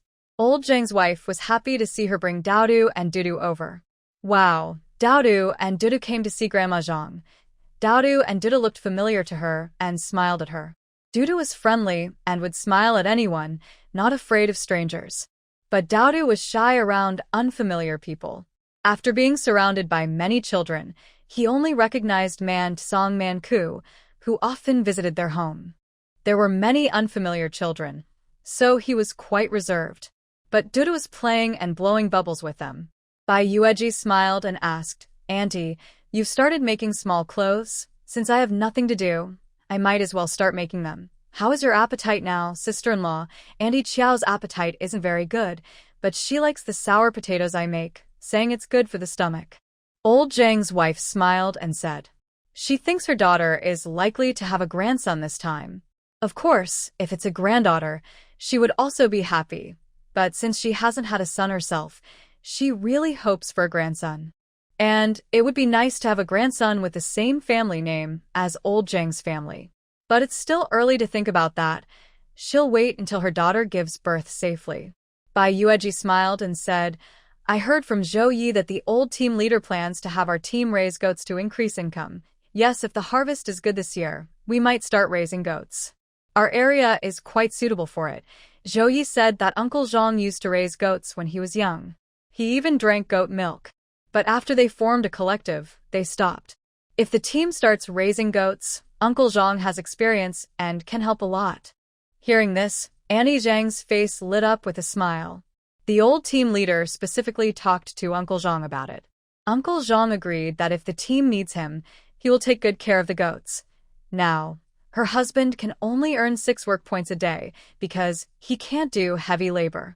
But if the goat farming project takes off, her husband can join in, earning a work point for labor. That way, the family will have 2 strong workers, and when it comes time to share grain and meat, they will get more. Their life will be a bit easier and more comfortable. We have to thank Zhao Ye for this, Annie Zhang said while sewing a small piece of clothing, smiling. Why thank him? It has nothing to do with him. How does it have nothing to do with him? He just praised the team leader in front of the old leader, and that's how the team leader got such a big compliment. That's also why they applied for this project, and the higher-ups agreed quickly. They even told us to work harder to become an advanced team. It's not just because of what Zhao Ye said that day, right? Bai Yueji smiled. He was just being honest. Yes, he was telling the truth, but I've always thought he's a clever guy. I was right to see that. Now, Annie Zhang has a particularly good impression of Zhao Ye. Bai Yueji also wants to laugh. In the village elder's words, her rough man is clever and shrewd. But not in a bad way, just praising Zhao Ye's intelligence. The old team leader of Niumeng Brigade was recognized, and all the nearby brigades looked up to Niumeng Brigade, giving it the shape of an advanced brigade. The benefits are obvious, such as when young men and women in the village look at each other, and upon hearing they are from the Niumeng Brigade, they tend to think more highly of them. However, Zhao Ye has somewhat overshadowed Deng Xiangjie's luck and popularity. In the original story, the male lead Deng Xiangjie appeared before the county leaders, which earned him praise from the old team leader. This is the male lead's shining moment, and the entire brigade praised him because of his words as a young educated youth. Everyone in the brigade, including the young women, looked at him as if he had a special filter, thinking Deng the young educated youth was truly a star descended from heaven. Yang Ruoqing also admired Deng Xiangjie because of this and even shared her admiration with readers. But now, everything has changed. This good thing has been taken over by her rough man. However, Bai Yueji was not too surprised, because the part of the story involving Zhao Ye had already been changed beyond recognition by her. In the original plot, Zhao Ye did not go to work, so he naturally did not encounter the county leaders inspecting the area. Now that she has stirred things up like a butterfly, many events will be different, leading to a series of chain reactions, which is quite normal. But one thing that will not change is that her small family with Zhao Ye will become better and better, progressing more and more. Both the male and female leads are in the Niumeng Brigade. With such a strong stroke of luck coming down, it's hard for the brigade not to do well. This summer's harvest was truly abundant. Our compost is really good stuff. This year, the grain yield might even match the output of brigades that can apply chemical fertilizers. Uncle Zhang said. The old team leader was also very satisfied but added, of course, it's not as good as chemical fertilizer. I've seen the yields from using chemical fertilizer, and they are indeed higher, but not by much. Pig manure is really fertile. They raised so many pigs this year, and all the manure was used as fertilizer. They even built several manure pits for composting. They say crops thrive on good fertilizer, and that's exactly how it is. The crops are now mature, so it's time to harvest. This is almost like a battle because the weather can change suddenly. One moment it's fine, and the next, dark clouds gather. This is everyone's grain, so they must harvest quickly to feel secure. The summer harvest lasts about half a month, but even so, everyone is exhausted and worn out. Since the first day of the harvest, everyone has to gather and leave around 4 a.m. It's still dark when they arrive at the fields, but once it's light, they've already collected a lot of grain. It's also very hot that day. Harvesting in the fields feels almost like baking in an oven. Even someone as hardworking as Zhang Xiaomei doesn't dare join the rush.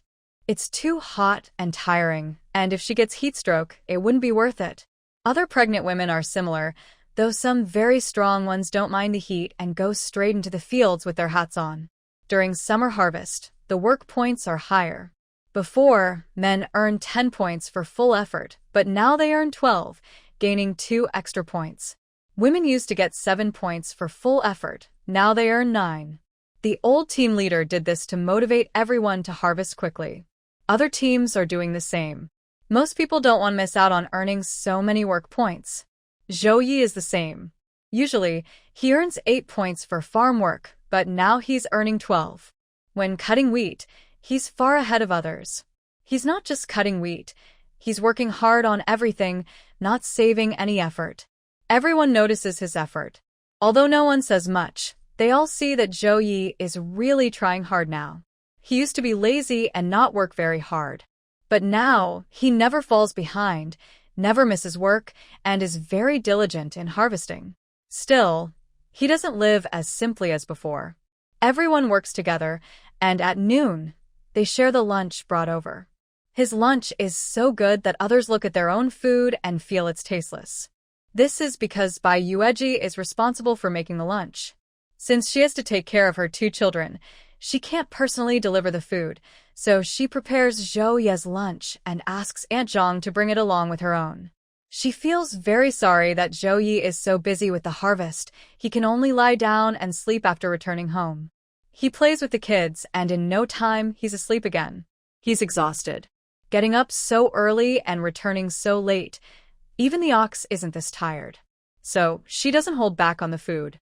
Everyone eats together. They have spicy dry food that makes their throats sore, while Zhao Ye eats egg buns. What are egg buns? They're plain white buns filled with cucumber, greens, and eggs. They saw with their own eyes that Zhao Ye took out food to eat. As the wind blew, the aroma of the steamed buns spread, and the smell was simply wonderful. Today was plain steamed buns, and tomorrow they would have flavorful chicken soup mixed with rice. The rice was cooked, and on top, he poured a layer of oil that floated up from the stewed chicken. That oil is too greasy for Bai Yueji, but for someone like Zhao Ye who does heavy physical work, it's really good.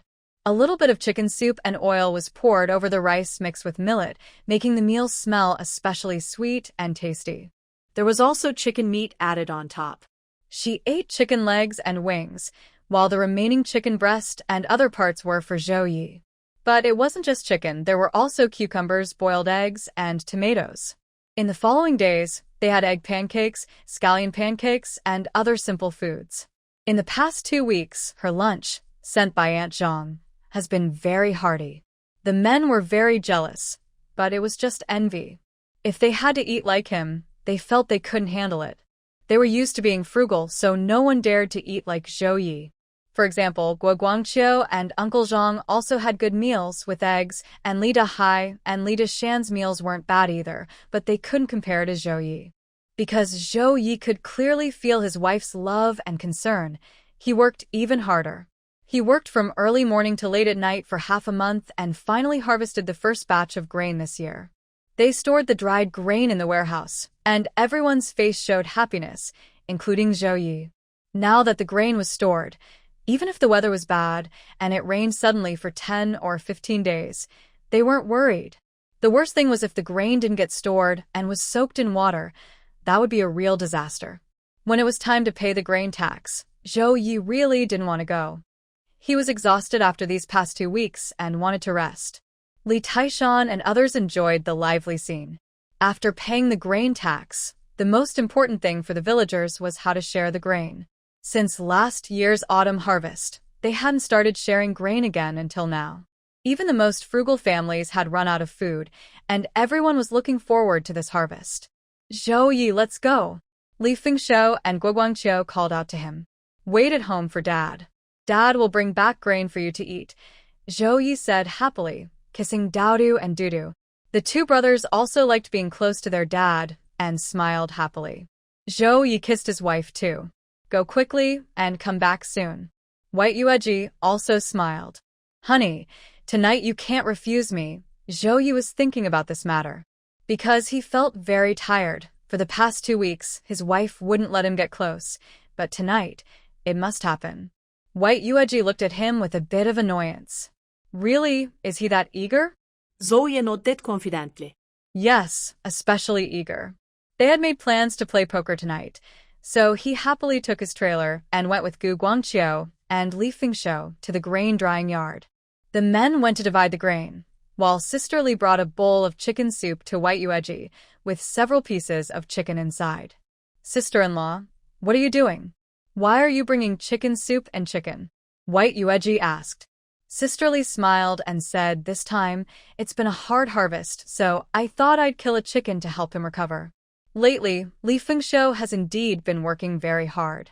Because he not only had to go out to participate in the summer harvest, but after it was over, He still had to take care of his tired mother. He took turns with Li Fengmao, every family taking 3 days. Li Fengmao didn't clean up properly, and Li Fengshou got angry. He suspected that Li Fengmao and his wife only worked for 2 days, then left the 3rd day untouched, leaving it for him, which made him very annoyed. Most importantly, because of poor cleaning, the old lady developed a rash.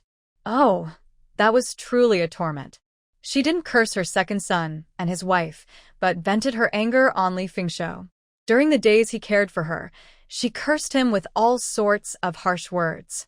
She cursed this son, and also the eldest daughter-in-law. But Li Fengshou kept a straight face from beginning to end, saying nothing, letting her curse. Seeing how exhausted he was, Sister Li wanted to help share some of his burden, but Li Fengshou refused, saying he could handle it himself. Sister Li didn't say anything, but she knew she had truly found the right person in her life. Although their days were simple, with plain food and tight finances, she felt hopeful and not so hard to endure. A woman's wish is always very simple. It's okay to be a little poor and tired, as long as her man cares for her and knows to love her. Then she won't complain. What is she afraid of? She's afraid that she won't have a good life with him, but she still suffers the same hardships. In the end, she might even be blamed. It's just some work. Why are you so upset? Because the man knew how to protect her. Sister Li, who was saving money for daily life, decided to be firm and killed a chicken this time. The main reason was also to give her some nourishment. After this summer harvest, Li Fengshou was truly exhausted, more tired, darker, and thinner than before.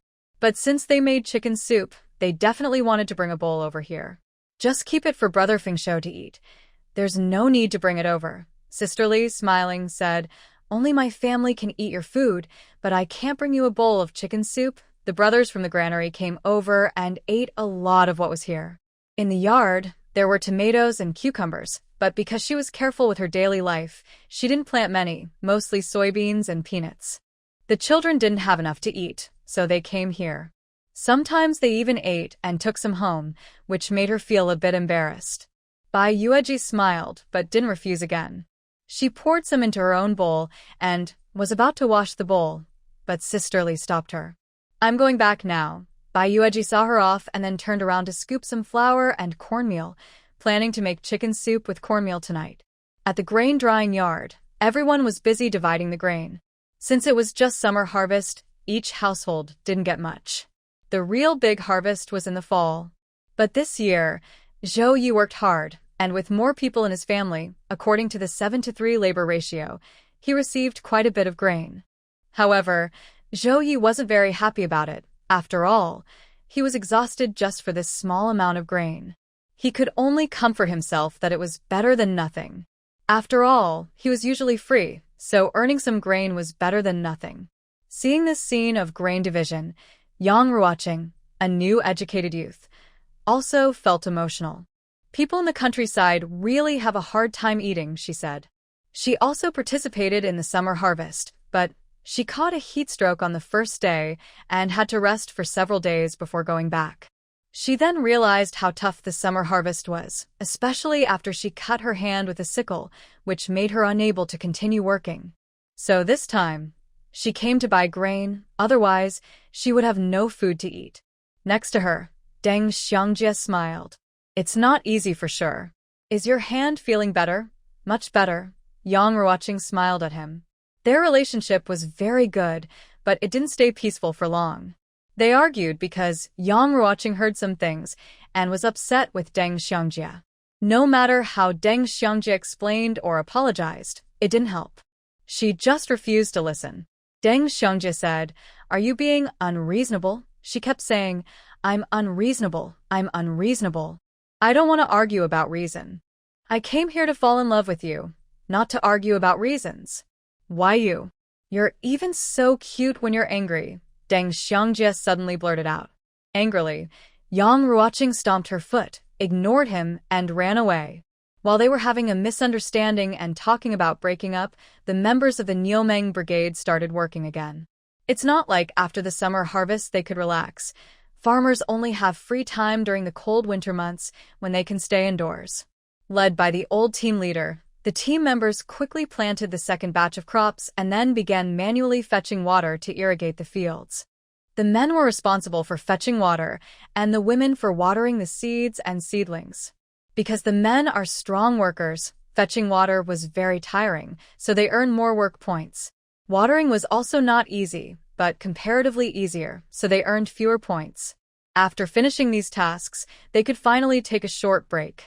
At this time, some families in the village took the opportunity to hold celebrations. Some chose to marry off their daughters now, others to marry their sons.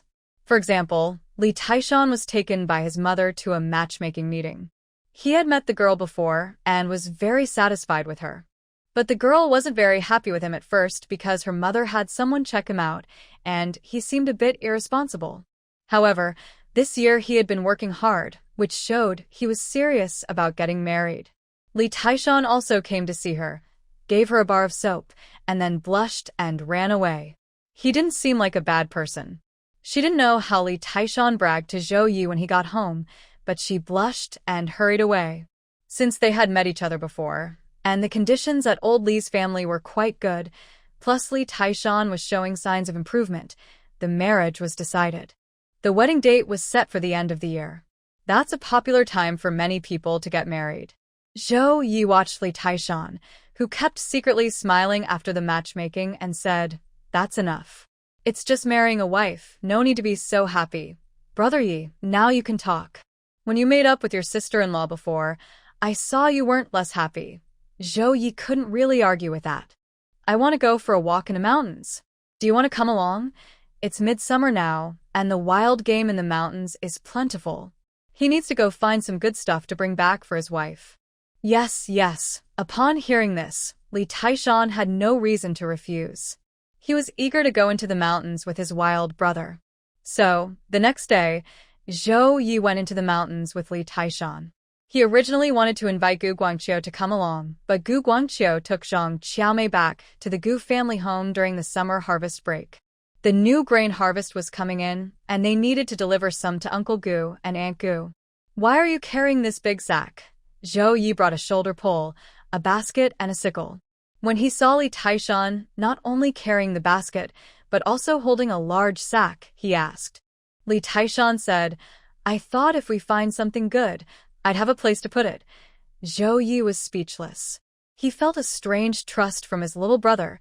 He didn't even have that much confidence in himself. But they really found something deep in the forest, a huge wild honeycomb. "I knew it! I knew it!" Li Taishan exclaimed excitedly.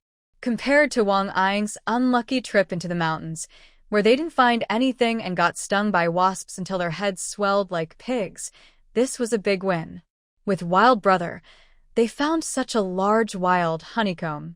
It was directly connected from the tree branch to the ground. "How much honey do you think is in there? Will the snakeskin bag he brought be enough to hold it? What's going on? Why are there no bees on such a big honeycomb?" Zhao Ye was puzzled. Only a few scattered bees were flying around the honeycomb, which seemed strange. But when they moved closer, they saw the clue. There were many ants on the ground.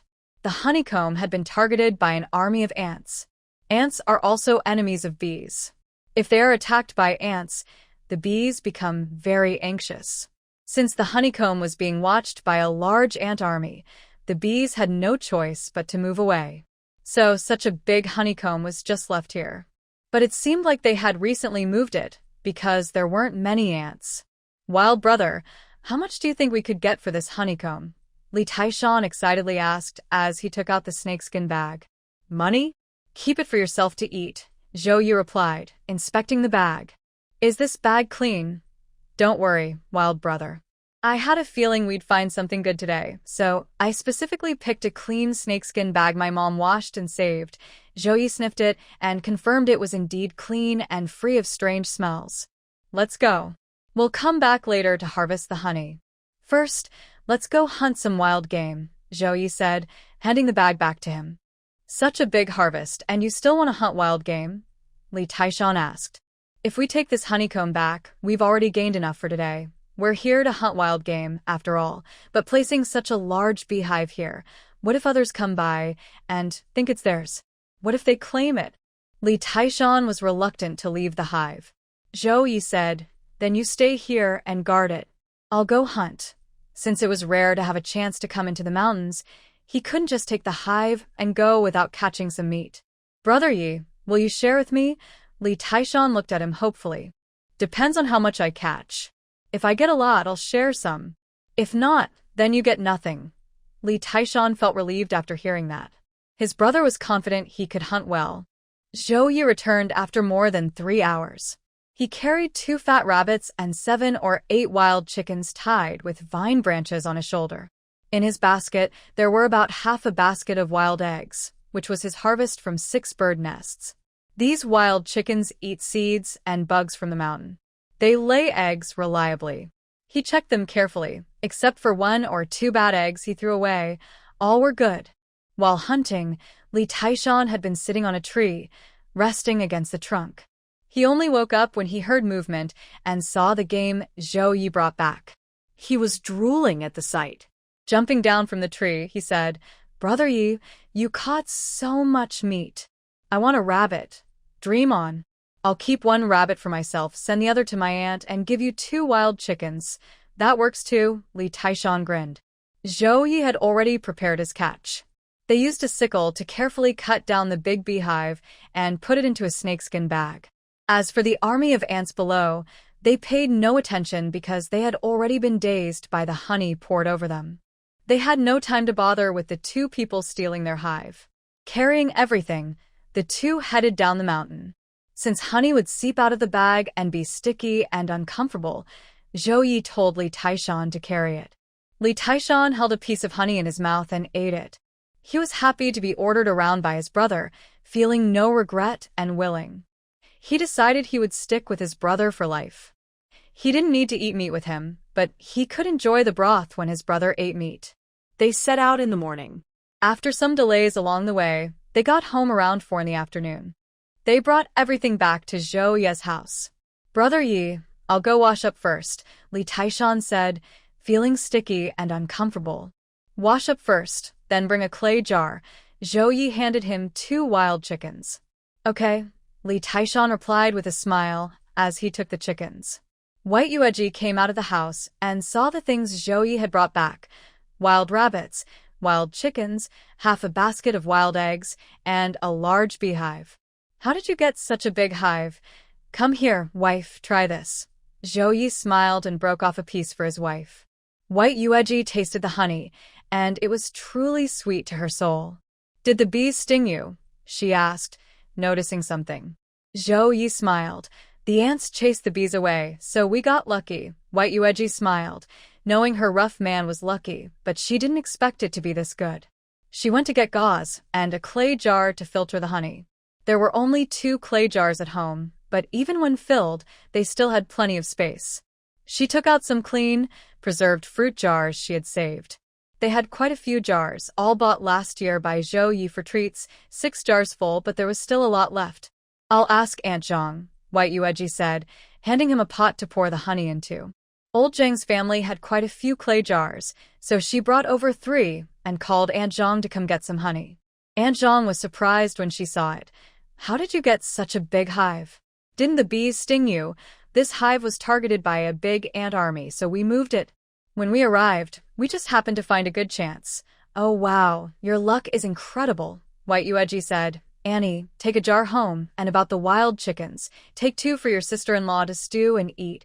Aunt Zhang hesitated. I'll take a jar of honey, and you keep the chickens for yourself. White Yueji handed her a jar of honey, and Zhao Ye gave her 2 chickens. For your sister-in-law, just take them, or I'll have to make another trip later. Aunt Zhang smiled, but since she had some, she didn't refuse. The 2 families were now very close. When Li Taishan finished packing and brought the clay jars from his home, all the honey had been filtered out.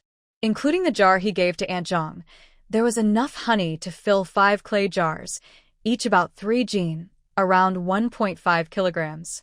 The 6 fruit jars could each hold about 1 jin of honey, so all the honey was stored in these jars.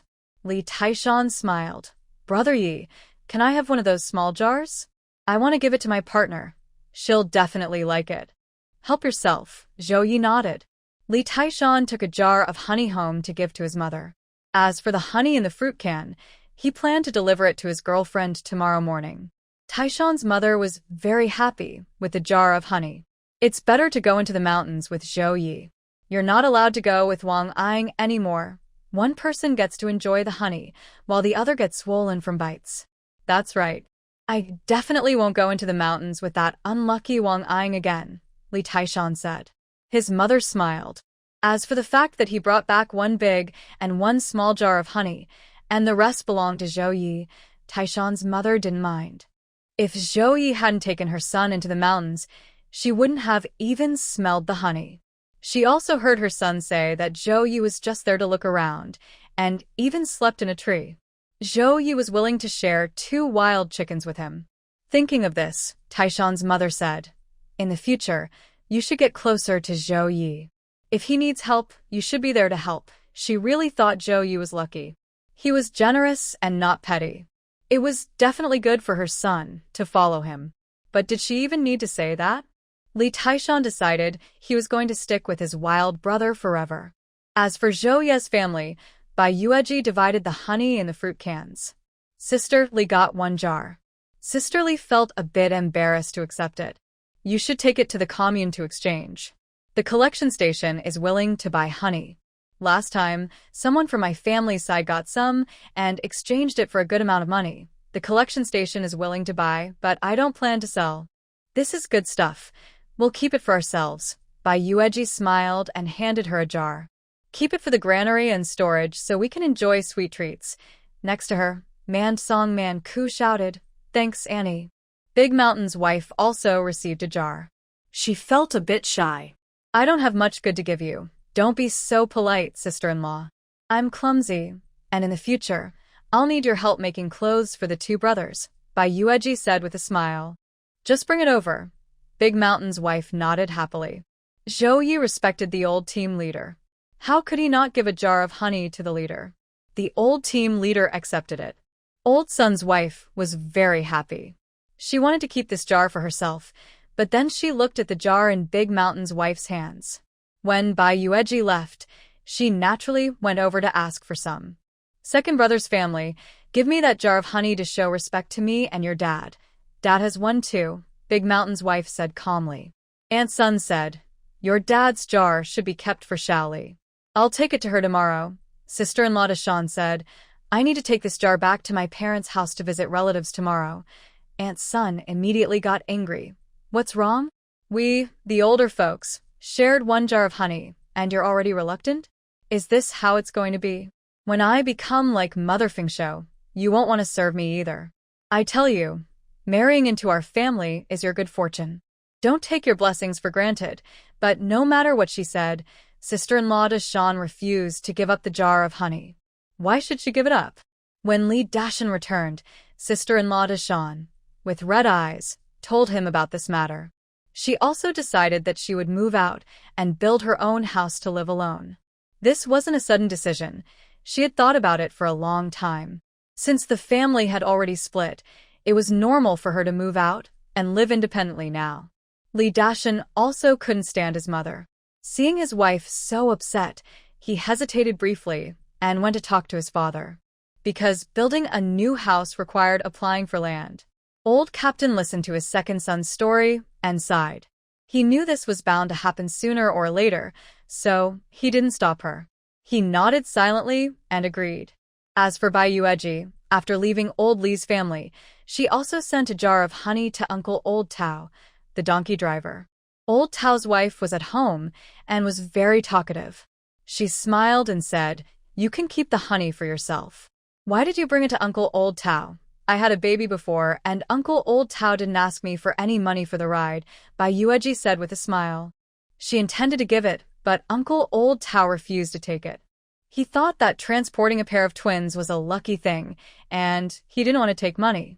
Of course, there was also a connection with Old Zhang's family.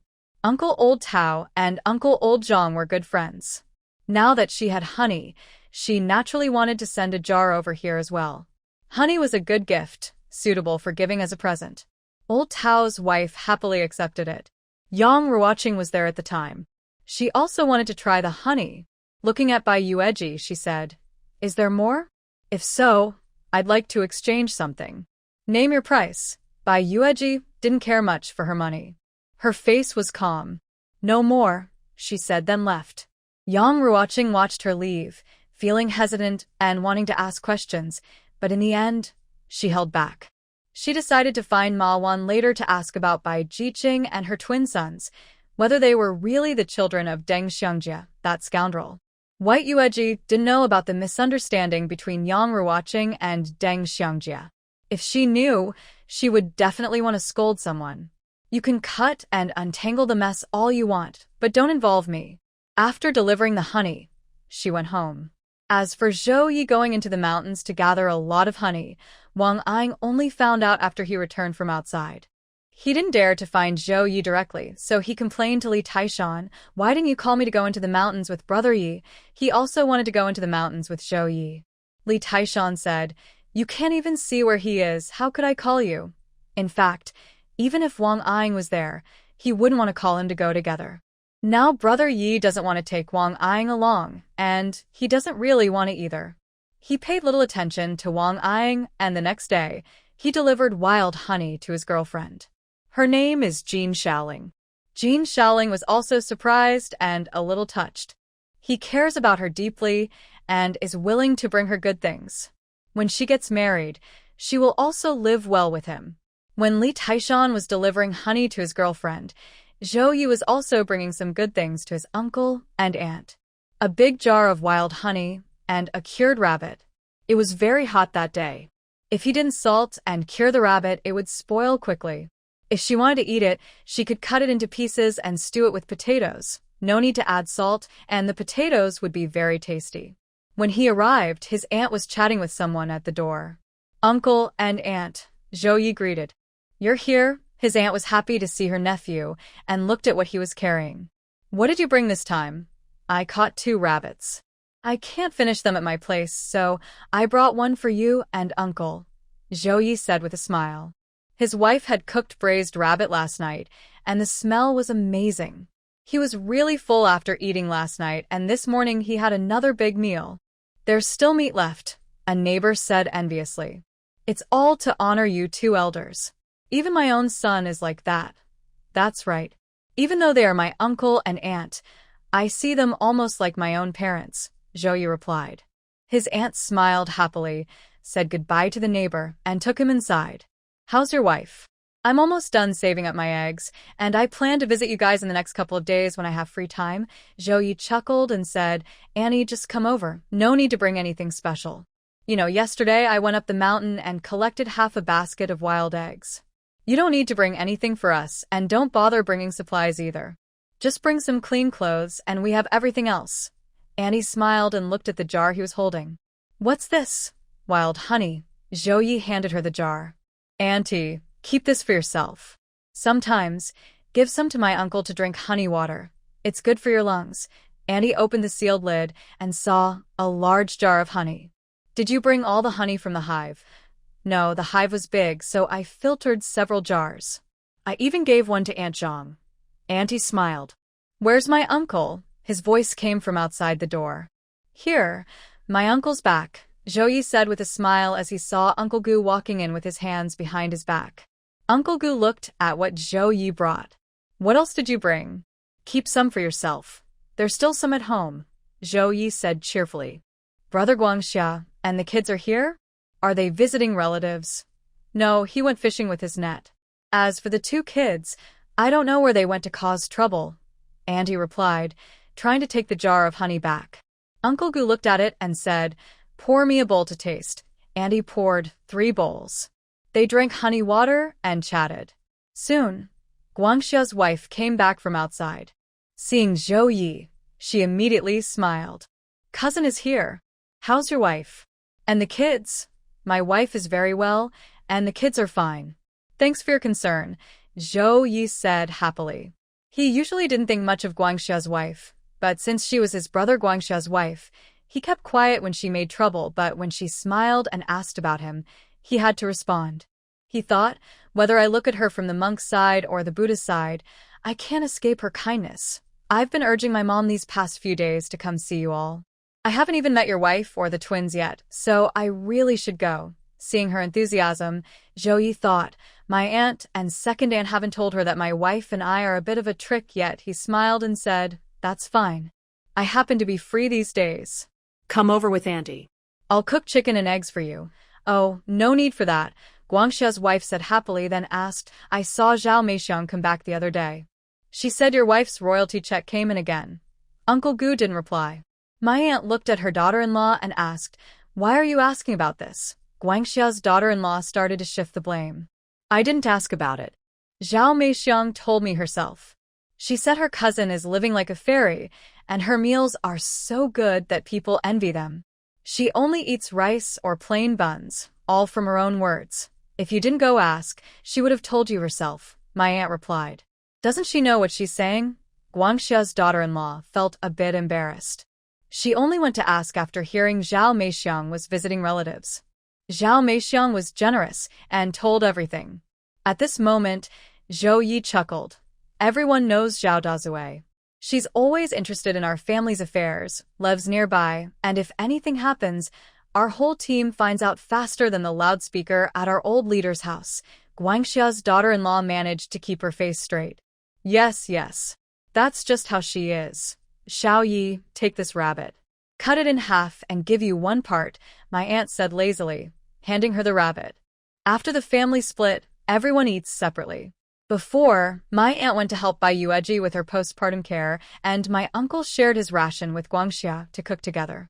When she returned, Guangxia said they would eat together, so she didn't need to bother.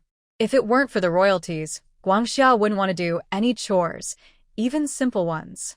But now she was willing. She knew Zhou Yi was very filial to his elders, and his wife was talented, so she had to show respect. However, my aunt didn't want that. After the family split, it should look like a proper separation. It was impossible to have the old man go eat there before, but now that she was back, she could just cook herself. Seeing the big, fat rabbit, Guangxia's eyes lit up. She told Zhou Yi, you're being too polite. Don't take the rabbit meat. Leave some for your wife to eat. She still has to feed the baby. It's enough at home, Zhou Yi replied politely with a smile. Guangxia went to cut the rabbit. The rabbit was very fat, already skinned, weighing about 5 or 6 jin. Even half of it would be 2 or 3 jin. When Gu Guangxia finished her work, Zhou Yi had already left. Gu Laojiu and Laojiu's wife wanted to keep their nephew for dinner before he left, but Zhou Yi didn't stay. For lunch, they enjoyed fragrant rabbit stew with potatoes. Gu Laojiu and his wife ate alone, while Guangxia, her daughter-in-law, and the 2 children ate together. Their family of 4 ate happily, their faces shining with oil, truly satisfied. I came back late, or I would have asked him to bring back a fish, Guangxia said. Guangxia's wife said, I'll go with my mom tomorrow. It's just right to bring the fish then, but she quickly changed her mind. Even if the fish was thrown away, she didn't want to give it as a gift. Because in the evening, she was pulled aside by Zhu Yumei, the eldest daughter-in-law of Gu Dijuma. Did I hear you guys ate meat at noon? Zhou Yi brought it over? A big rabbit? She asked. Yes, Guangxia's wife nodded. I didn't want to say this at first, but I really don't want you to be kept in the dark, Zhu Yumei said. Guangxia's wife was stunned. What do you mean? Zhu Yumei recounted everything she heard from her mother-in-law. Seeing Guangxia's wife look shocked, she continued, you probably already guessed. If this marriage was good, why wouldn't our 2 families get along? It's just that Uncle and Annie love him, so they don't dislike him. If anything serious happened, Uncle and Annie would help raise him. Now that your family has split up, you're considered 2 families. If something really happens, I guess your family would also need to help out, since you took in his good side. Guangxia's wife couldn't help but say, This can't be true? 20 yuan a month is so much. How can he spend it all? For her, 20 yuan a month was a huge amount she couldn't possibly finish. When her family split, how much money did they get? But he only gets 20 a month. Now she's told that he spends all 20 yuan every month? Didn't Zhao Meixiang tell you? You also heard that Zhao Ye's family kills chickens and stews chicken every few days, eats eggs daily, and changes their bread and steamed buns in various ways. Guangxia's throat went dry. That's probably just bragging, right? Not at all. It's all true. Zhou Chuan's wife even said herself that Zhou Chuan thought his brother was going to be successful. You don't know, she went to work for him for half a month, doing hard labor around the wall yard.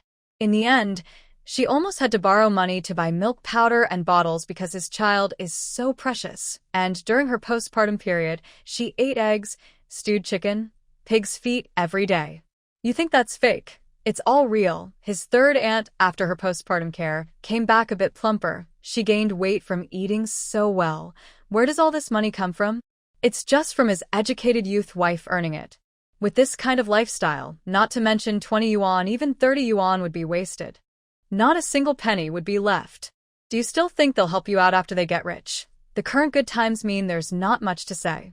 If the year were bad, you'd find it hard to escape even if you wanted to. Guangxia's wife didn't know how she managed to walk back home, but her heart felt cold and empty. She truly didn't doubt Zhu Yomei's words.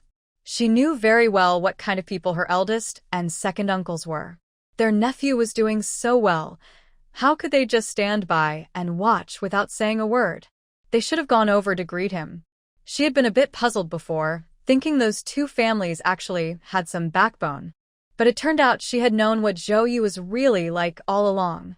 It felt terrible, especially terrible. This is exactly how Guangxia's wife felt. It was like thinking a relative was a billionaire, and she tried to flatter and please them, hoping to get a little benefit in return. But unexpectedly, that relative was actually heavily in debt. A small difference in words, but worlds apart. That night, Guangxia's wife kept tossing and turning, like a salted fish flipping over in bed. Why are you still turning over so much? Can't you let me sleep? Gu Guangxia couldn't help but say. Guangxia's wife replied, I have something to tell you. Can it wait until tomorrow? No, I have to tell you now. If I don't, I won't be able to sleep tonight. Just tell me already. This woman really has a lot to say. Guangxia's wife tentatively asked, Is what Zhao Meixiang said true? What? She said so much.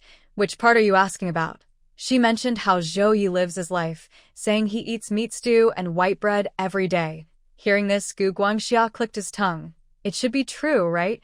My cousin still enjoys life quite a bit. He's a bit enviable. How can he afford to eat like that?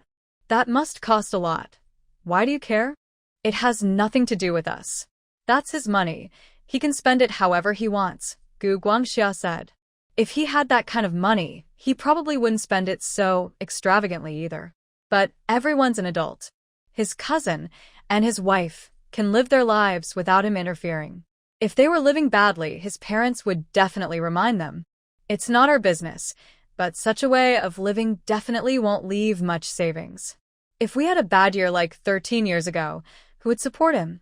Guangxia replied naturally, We're relatives. If they really need help, we'll support each other. But he didn't think it would come to that. His cousin seemed a bit carefree, but he never caused any trouble. He and Guangxiu together weren't as clever as his cousin. Guangxia's wife was so angry she was about to explode. She knew this unlucky man would say something like that. Why should it be fair? She gritted her teeth. Why is he now enjoying good food, and we can't share in it? When something happens, we have to cover for him. Guangxia was taken aback. Are you upset? Why are you so angry? I don't care. From now on, stay away from him. Guangxia asked, Are you okay? She seemed fine during the day, praising Zhou Ye and saying they would visit relatives together tomorrow. Guangxia's wife sneered. There's something wrong with me. I'm not feeling well at all. She was so captivated by that 20 yuan that she forgot the real issue was whether she could save money. She recounted what Zhu Yumei told her today. Guangxia was silent. Did you hear that? If you get too close to him again, I won't forgive you. The next day, Guangxia's wife hid in her room, secretly bringing the fish she kept in a wooden basin back inside early in the morning. She didn't even want to give them to Zhou Ye. Her aunt, who was waiting for her, was surprised when her son told her his wife wouldn't be going today. Didn't we agree to go? The aunt asked. Guangxia's wife was so snobbish and embarrassing that Guangxia couldn't bring himself to speak. But didn't his aunt know? As soon as they left, a neighbor told her she saw Guangxia's wife whispering with Zhu Yumei yesterday, though she didn't know what they were talking about. His aunt, being very clever, immediately guessed it was Zhu Yumei. Seeing that she had said they would visit relatives today, but then didn't go, she remembered that this daughter-in-law had been urging to visit relatives quite a lot before. Very enthusiastic. His aunt sneered and didn't care that his wife was just carrying eggs over to visit her nephew. Yueji, are you home alone? Seeing the door was open, she just walked in and saw her niece-in-law, smiling immediately. Bai Yueji was watering the tomatoes, and she looked happy to see her. It's just me at home. Zhou Ye took Dodo and Dudu out somewhere. I don't know where. Auntie, sit down first. I've just finished watering. His aunt wasn't a stranger. She sat in the yard, looking at the lush vegetables and smiling. These have grown so big now they're enough to eat. Yes, now we have fresh vegetables every day, delicious and very tasty. Bai Yueji smiled as she watered, enjoying the pure, green, organic vegetables, tender and delicious. Soon, Bai Yueji finished her chores and, seeing her elder come over with so many eggs, she felt helpless. Annie, why did you bring so many eggs? If you don't eat them all, they'll spoil. It's clear the elderly lady is probably too attached to the eggs at home and has saved up a lot, maybe even traded some with others. Half for you, half for Xiao Mei, Auntie said with a smile. A few days ago, her son and daughter-in-law came back and also brought quite a bit of food. Bai Yueji went to make her a cup of honey water. She said, next time, Annie, you don't need to bring anything. Just bring your clothes. If you want to come for a short stay, Zhou Ye and I will be very happy. Auntie felt her niece-in-law's words were very kind and warm. Got it. Next time I won't bring anything. Bai Yueji smiled and said, I heard Zhou Ye say that today isn't big sister-in-law coming over? Why didn't I see her? She's not coming. I heard she's worried that you and your husband don't save money and might rely on you in the future. She's afraid she won't be as warm or welcoming anymore. Annie spoke very honestly and didn't want to sugarcoat things for her daughter-in-law. She didn't want her nephew and his wife to feel cold-shouldered and keep things clear in their minds. In her heart, that daughter-in-law is like a wolf in sheep's clothing, hard to get along with. She couldn't compare her to her nephew and his wife. Bai Yueji was surprised and smiled. Then we won't worry about it. Annie had another thing to say. Earlier, I went back and said some unkind things about you. Hearing this, Bai Yueji smiled. Auntie, you don't need to say that. Zhou Ye told me yesterday and I understood right away. It's because you care about us that you said those things. She's not ungrateful and understands what Auntie means. Her family's life is well known, but sometimes they need to make up for things. If they don't save money, what will they do if something happens? If they're seen as wasteful, it might be a way for others to feel better about themselves. Auntie smiled. While they were talking, Zhou Ye pushed Daodu and Dudu back home because Daodu had an accident and was crying loudly. Hello, Auntie, Zhou Ye said with a smile. But Auntie's attention was already on Daodu and Dudu, ignoring him. Oh, my two little sweethearts, Annie said, looking at the chubby, clean little boys. She was very fond of them. She picked up the crying Dudu, who looked very upset. Is this Daodu or Dudu? This is Dudu, Zhou Ye said with a smile. Auntie felt her heart ache. Why are you crying? Are you hungry? It's just that I peed, Zhou Ye smiled. My aunt changed Dudu into a clean, fresh diaper that smelled of sunshine, and Dudu's mood brightened immediately. He grinned at his aunt, the one changing his diaper, and her heart melted seeing his happy face. But my aunt is also someone who shares everything fairly. She cares about Dudu and Daodu equally. She checked Daodu's diaper and found he hadn't peed yet, so she didn't change it. Lu Yueji thought, she can't always have my aunt doing chores when she visits, but my aunt didn't mind. She enjoys taking care of her nephew. Daodu's little bladder released a big stream in the breeze, right under my aunt's whistle. Oh, Daodu really has some talent, my aunt exclaimed happily, praising him a lot. Older people love these lively little children. Seeing them makes them feel strong and full of energy. It's not just talk. Uncle Zhang and Aunt Zhang are perfect examples. Before Zhang Xiaomei got married, their life wasn't too bad, but they lacked energy and vitality. Since Zhang Xiaomei married Guo Guangqiu and moved into Uncle Zhang's house, their spirits changed a lot. After hearing the good news about Zhang Xiaomei, they seemed to become full of life, like they'd drunk a powerful tonic. They didn't suddenly become super energetic, but their spirits definitely lifted. They looked much younger. That's the kind of encouragement and strength children bring to a family. My aunt really likes it because she treats the two brothers like her own grandkids. How could she not be happy? Daodu also feels close to his aunt, so he's very obedient and lets her do as she wishes. Oh, by the way, why didn't your sister-in-law come with you? I went over yesterday, and she kept saying she wanted to come too, Zhao Ye asked. My eldest sister-in-law's daughter-in-law, Zhu Yumei, was chatting with her yesterday. After they finished talking, she didn't want to come. Guo Guangxia also asked me to bring a fish, but she hid it in her room, and she got angry faster than the weather changes. My aunt explained. Zhou Yi immediately chuckled. I went to see her yesterday, and she was so friendly to me. I thought maybe she still doesn't realize how tricky we are. Turns out, she's not that naive. You're really something, enjoying others' misfortune, Bai Yueji said. It's no big deal, my aunt said casually. That's just how she is. She's in the wrong family and should be in the other two households as a daughter-in-law. She didn't even want to say she was her daughter-in-law. She was too snobbish and also quite embarrassing. Zhou Yi was happy and told his aunt, Auntie, when you all get old, you should come live here. I'll expand this house so you and Uncle can live comfortably. Nonsense. Who would have us as their elderly? His aunt rolled her eyes but was pleased. Everything has a beginning. Even if you come here to grow old, what's the big deal? Zhou Yi asked his wife. Honey, do you agree? Yes, I agree. When Daodu and Duda grow up, they'll have Uncle and Annie to take them to school. Bai Yueji smiled. His aunt was touched. Don't worry, it's still early. Even if we get old, she won't bully us. The older family members wouldn't dare to bully her and her husband. Everything else is fine, but if they dare to bully my uncle and auntie, I won't hold back from standing up for them, Zhou Yi said. His aunt smiled. While Zhou Yi was talking to his auntie, Bai Yueji started cooking. His aunt hadn't come for 3 months, so she wanted a good meal at noon.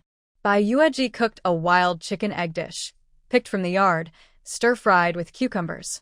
She also made sour and spicy shredded potatoes and stir-fried bok choy, cooked in lard with some pork cracklings, which added a rich flavor along with the fresh sweetness of the bok choy. The last dish was tomato and egg drop soup. The main bread was a half-white flour corn bun. After a hearty lunch prepared by her daughter-in-law, the aunt took half a boiled egg to give to Zhang Xiaomei, her daughter-in-law. Zhang Xiaomei felt a bit shy, but it was her mother-in-law's kindness, so she accepted it. After delivering the eggs to her second daughter-in-law, the aunt didn't rush home. She stayed chatting with Aunt Zhang at the door. When the aunt came to help Bai Yueji during her postpartum period before, they got along very well. This time, she wasn't in a hurry to leave either. Since she rarely came, her nephew and his wife also wanted her to stay a few more days, and she was happy to do so. Although Guangxia's wife wasn't exactly someone she was fully satisfied with, she wouldn't dare refuse to cook meals with her husband. Otherwise, her son wouldn't agree. She stayed at old Zheng's house for over an hour before heading home. She asked Zhou Yi to bring Daodu and Dudu into the West Room, as she wanted to take care of them. Zhou Yi also came along to chat with his aunt. When they were born, you could still see some differences, but now, if you put them together, I can't tell which is which at all, Annie said, placing the two little boys side by side and smiling. They are now over 4 months old. They have plenty of good food, and both are growing healthy and chubby. Dudu was a little small when he was born, but now he looks just like his brother, white and plump. Such twins are really rare. Zhou Yi started teaching Andy how to tell them apart. Look, their ears are different. Dodo's earlobe is bigger, and Dudu's is smaller. Their noses are different too. Dodo's is flatter, and Dudu's is higher. Their lips are different as well. Dudu's are fuller, and Dodo's are thinner. The biggest difference is in their eyes. He could list many differences at once, but Annie's eyes just looked confused because she couldn't see those differences. It's not her fault. When the brothers are together and not making trouble, even Annie Zhang, who visits often, gets confused. Only their biological parents can tell them apart easily. It's a mysterious power. The boys ate well, were clean and fresh, and soon fell asleep yawning. Take a rest too, Auntie, Zhao Ye said with a smile. Go back to your room. Dodo and Dudu are sleeping with me, Auntie said, still not tired of them. Okay, Zhao Ye replied with a smile. When he returned to his room, Bai Yueji had already finished writing her book. Sweetheart, take a break. You're tired, Zhao Ye said. Bai Yueji wasn't really tired, just a little sleepy, so she planned to rest. But this rough man wouldn't leave her alone. He kept cuddling her. What are you doing? Bai Yueji whispered.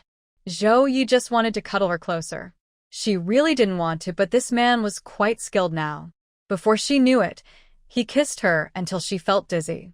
By the time she reacted, it was too late. They quietly enjoyed a happy afternoon together. Annie didn't know how fiery this young man was, doing this in the daytime, while Dodo and Dudu were sleeping peacefully next door. When she woke up, she thought Dodo and Dudu were still sleeping because they hadn't cried. But when she got up, she saw the boys already awake, playing with their fingers. Annie was very happy to see this, but didn't interfere. She let them play and went out to wash her face. Bai Yueji had also woken up and was eating a tomato. When she saw Auntie get up, she offered her some. Where's Zhao Ye? Auntie asked while eating her tomato. He went outside. The old lady said that the guy finished doing something bad, took a nap, and then went out full of energy. Zhao Ye was outside, watching the lively scene at old Li's house. After several months, someone finally came from the county hospital. They sent a banner and a red envelope, saying that the breathing method she taught the hospital was very effective. The new mothers who used it recently all spoke highly of it. Old Li's wife wasn't home today. She left early in the morning to help deliver a baby. Luckily, it wasn't far away, and the baby had just been born when Li Taishan went to find her and brought her back. Holding the honor banner sent by the hospital, the old lady's eyes filled with tears. It's okay if you don't give me money. My breathing method can help more women and reduce their pain during childbirth. That's enough for me, she said, wiping her tears and holding the banner. Having this banner is enough. She really loved it. The two nurses who delivered the banner and red envelope were moved by her selfless spirit. But they insisted she accept them. Old lady, our hospital director said this banner belongs to you, and the red envelope is a small token from the hospital. Also, rest assured, the record in our hospital will note that the breathing method was taught by Huang Xiaomiao, which is you. Your name will be known to future generations, and they will be grateful for your selfless help. Will my breathing method be passed down so everyone knows it's my grandma's? Li Taishan asked, stunned. The nurse nodded. Of course. This breathing method was given to the hospital by you, and it still belongs to you. The hospital promises that all future expenses for illnesses or injuries will be covered, so you don't need to pay a single cent. She handed the hospital's commitment letter to old Li's wife. She received a banner, a red envelope, the right to be named, and special benefits from the hospital. This was truly a complete honor, both face and reputation. Thank you so much. Thank you so much, old Li's wife said, moved and repeatedly thanking them. At first, she just wanted to pass on the breathing method to help more people, but she didn't expect the hospital to give her so much in return. After the two nurses left, the other elderly women watching nearby couldn't hide their excitement. Old Li's wife, in the end, you've really brought honor to your family. Exactly. Hanging this banner at home. Oh, it's so enviable. If I had you, I would be happy even if I had to close my eyes now. This truly brings honor to us women. Like the old team leader, when good luck comes, nothing can stop it. Everyone was talking when Li Taishan suddenly said, "It has to be my wild brother." If he hadn't taken his sister-in-law to the hospital, my grandma wouldn't have been recognized by the hospital either. She's a fast horse, but she still needs a chance to meet a good man, right? She's been delivering babies for most of her life, and except for this trip with wild brother, she's never been to a hospital. The Li family members looked proud. So, are you surnamed Li or Zhou? Zhou Ye, who was happily munching on a cucumber while watching the show, never expected it to turn to him. "Brother Yi, do you think what I said makes sense?" Li Taishan asked him. Zhao Ye. "How am I supposed to respond to that?" "I think it's your grandma's own skill that made her recognized by the hospital." "It has little to do with me." He couldn't bring himself to take credit for this achievement, but his humility made everyone see him in a better light, because they felt Li Taishan's words had some truth. Old Li Pe, who was quite old, had never been to a hospital. She only delivered babies in the countryside or nearby villages. This time, delivering Zhao Ye's twins was her first time working in a hospital. Although old Li Pe also thought Bai Yueji should go to the hospital to give birth, deep down it was still connected to Zhao Ye. The current glory of old team leader was brought by Zhao Ye, and the honor old Li Pe received was because she delivered Zhao Ye's children. Any connection to Zhao Ye seemed to bring some good luck. This was based on many experiences they had summarized over time, so they couldn't just dismiss it. Suddenly, everyone looked at Zhao Ye differently. The unruly second son of Zhou Junqing's family still seemed to have some luck on his side. Zhao Ye. This situation is starting to feel a bit strange. Old Li Pe looked kindly at Zhao Ye, who was confused. This kid looks just like his father. His father was a handsome young man back then, and he was incredibly lucky. Both father and son are blessed by good stars. This praise from old Li Pe made her forget that she had scolded this little brat many times in the hospital because she saw Bai Yueji wasn't planning to give birth soon and wanted to rest and regain her energy, but Zhao Ye stubbornly refused. He also went to buy her some fruit cans and made her finish eating quickly so he could go inside and settle his wife. Old Mrs. Li often muttered that this young man was really disrespectful to the elderly. She was already quite old herself, and such fussing was exhausting her old bones. But Zhao Ye didn't care about her. His wife was about to give birth, and this little old lady still wanted to sleep. Was that fair? However, to be fair, Zhao Ye was really generous.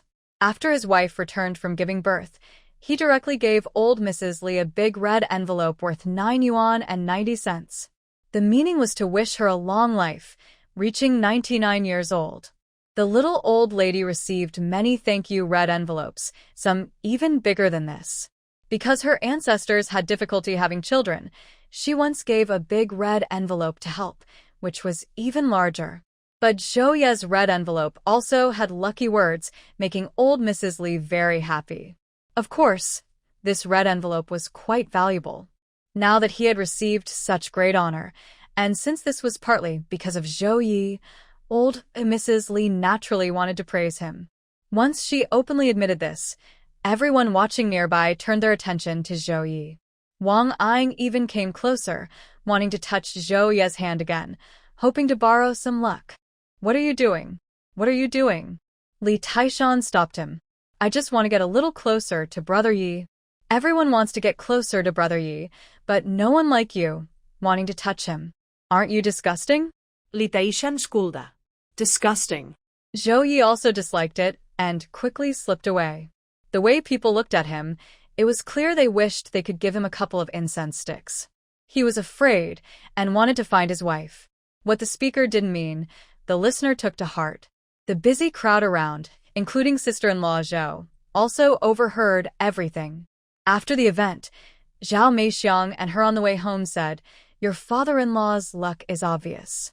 I still hear my parents-in-law mention it now and then. Back then, that house was built like this, and Zhao Ye definitely resembles your father-in-law." Sister-in-law Zhao kept a straight face and didn't speak. Old Mrs. Li's glory was now overshadowed by Zhao Ye's fame, and she couldn't understand why everything good seemed to be connected to Zhao Ye. He used to be disliked by everyone, but now the whole team leader's family treats him very well. Li Dahai, Li Dashan, and other strong men all like to work with him. The respected old Mrs. Li also praised him, and there were many other good things she didn't mention all at once. Basically, everything good was given to him. Why didn't Zhou Chuan pass it on? Zhao Meixiang suddenly asked.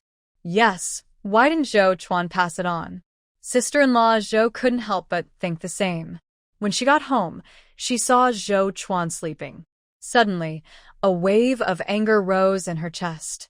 She immediately threw a pillow at him. Why are you sleeping? It's broad daylight, and you're not working. Are you a pig? Zhou Chuan was awakened by the pillow and then received a harsh scolding. After a moment of confusion, he also got angry.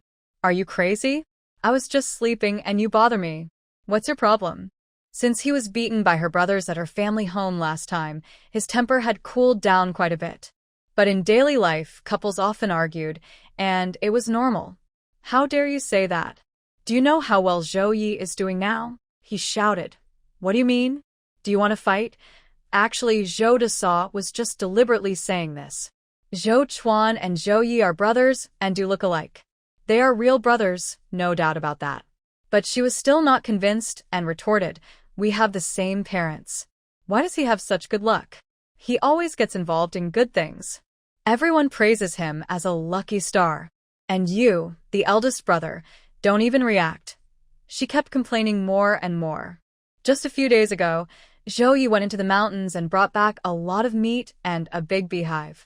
The meat was fine, but the big hive produced a lot of honey. Instead of selling it at the market, they shared the honey with many families. Old Zheng's family, Old Tao's family, and the old team leader's family, they all knew how to get along. But their own family hadn't even tasted a bit. Zhou Chuan didn't know her jealousy was burning inside. She thought these were superstitions, and there was no such thing as good luck, just luck or bad luck. Then why don't you show me some good luck too? Zhou Chuan secretly thought if he could do that, he wouldn't need her to tell him. He had already traveled all over the mountains.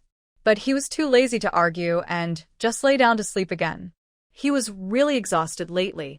Now was the perfect time to sleep well. He wasn't as lucky as the second brother, who had a wife to take care of him. During the summer harvest, he ate so well. If he didn't take care of himself more, he might be treated like a beast of burden. Zhou Chuan was very angry and said, I was sleeping. What does it have to do with you? In this house, I can't even sleep now. His older sister-in-law wouldn't let him sleep and said, Go into the mountains to hunt wild animals. If you can't bring any back, don't come home. I won't go. If you want me to go, you go yourself. But his sister-in-law wouldn't give up. They kept arguing loudly. In the end, Zhou Chuan couldn't stay at home anymore and went directly to his parents' grave to cry. Mom, you really were blind. You told me to marry this wife, but she's not a good person. I really suffered a lot. He forgot that his mother was actually unhappy with his older sister-in-law from the start. She didn't like her at all. He and his sister-in-law got close, and they even had a quick affair in the wheat stack, which forced him to marry her. Also, Dad, you're unfair. I'm your biological son too, but you don't give me good luck. Instead, you give it to the second son, who is reckless. We're both your sons, so why did I get bitten by wild dogs in the mountain, but the second son finds treasures? After crying for a while, Zhou Dege finally left and went back home. When he got home, his sister-in-law saw him empty-handed and scolded him again. Zhou Dege hated this. He also thought about how she dared to let her brothers come and fight him. All the old and new grudges made Zhou Dege argue loudly with his sister-in-law, even threatening, If you want to leave, just leave. Do you think I care about you, you old woman? You're not worth anything. His sister-in-law was confused and asked, You dare to tell me to leave? That's too much. Looks like you haven't learned your lesson last time. She shouted and reached out to grab him. So they started fighting again. Zhou Deye, Zhou Erye, and Zhou Sindan quickly ran away. But they were hungry now, so they had no choice but to go find their little uncle, who only gave them bread in exchange for labor. Because of the fight, the three children had to come and sell themselves to get food. Zhou Ye Baiyu Ji had seen this kind of thing before and was used to it. Their aunt was puzzled and asked, Why are they fighting again during such a peaceful time? Even my sister-in-law was there watching. When she heard people praising me, saying I was blessed and looked like my dad, she got angry and probably went back to argue with my older brother, Zhou Ye explained. Their aunt immediately looked disgusted. But she didn't want to bother with them. These two weren't worth her concern. They fought and argued all the time. How could they live like that? Fortunately, they kept their distance, or they would also be annoyed by their constant fighting. My aunt came to stay for 3 or 4 days but wanted to go back soon. Luckily, the weather turned bad, and it started to rain heavily. Old aunt, did you see that? Even heaven wants you to stay a few more days. Don't go back so soon, Zhao Ye said with a smile. My aunt was thinking about going up the mountain to pick mushrooms. She saw that the mushrooms at her nephew's house were almost all gone. The rain was just right so she could go again and dry some for storage. With this rain, the crops don't need watering anymore. Oh, it's so comfortable, she said happily. Zhao Ye went inside to bring out Dodo and Dudu, smiling. Dodo and Dudu looked at the rain with curiosity, blinking their eyes and watching carefully. My aunt smiled. You see, earning work points isn't easy, right? I've always known that. That's why I don't want to do it, Zhao Ye replied. Aunt, you don't know, I'm tired of carrying water. If I don't pad my shoulders with cloth, they get raw and bleed. It's really hard. He wasn't joking. In the old days when people carried water by hand, even strong men like Guo Guangqiu and Li Fengshou had their shoulders rubbed raw and bled. They all endured it, but no one liked doing that kind of work. Still, they had to do it if needed. My aunt knew it was tiring and comforted him. You're the head of the family, the main support. Of course it's hard. But it's not too bad, because your wife is helping you out. Zhao Ye smiled. I know my wife is capable. My aunt, while picking soybeans, said, she's really capable. She keeps the kids neat and tidy, and the house is so clean. The children in the village are usually left to take care of themselves, and even if they aren't, their rooms aren't usually so clean. But Dodo and Dudu are really tidy and fresh. They smell like milk and don't have any bad smell. Even Zhao Ye's wife is clean and neat, both inside and outside the house. Don't underestimate these small things. She's busy taking care of the family. Only someone capable can do all this. Just taking care of the two boys can be chaotic. Bai Yueji, who was writing in the house, overheard and couldn't help but smile. Actually, when my aunt first went back, she was quite overwhelmed and couldn't keep up with everything. Luckily, Li Danny came over to do the laundry, which helped her relax. After that, Bai Yueji started to follow the rhythm of the two boys. When they went to sleep, she would sleep with them. When they woke up, she would write. She wrote some stories, and when the boys woke up, if they were in a good mood, she'd leave them be. If they weren't, she'd feed them and take them outside for a walk.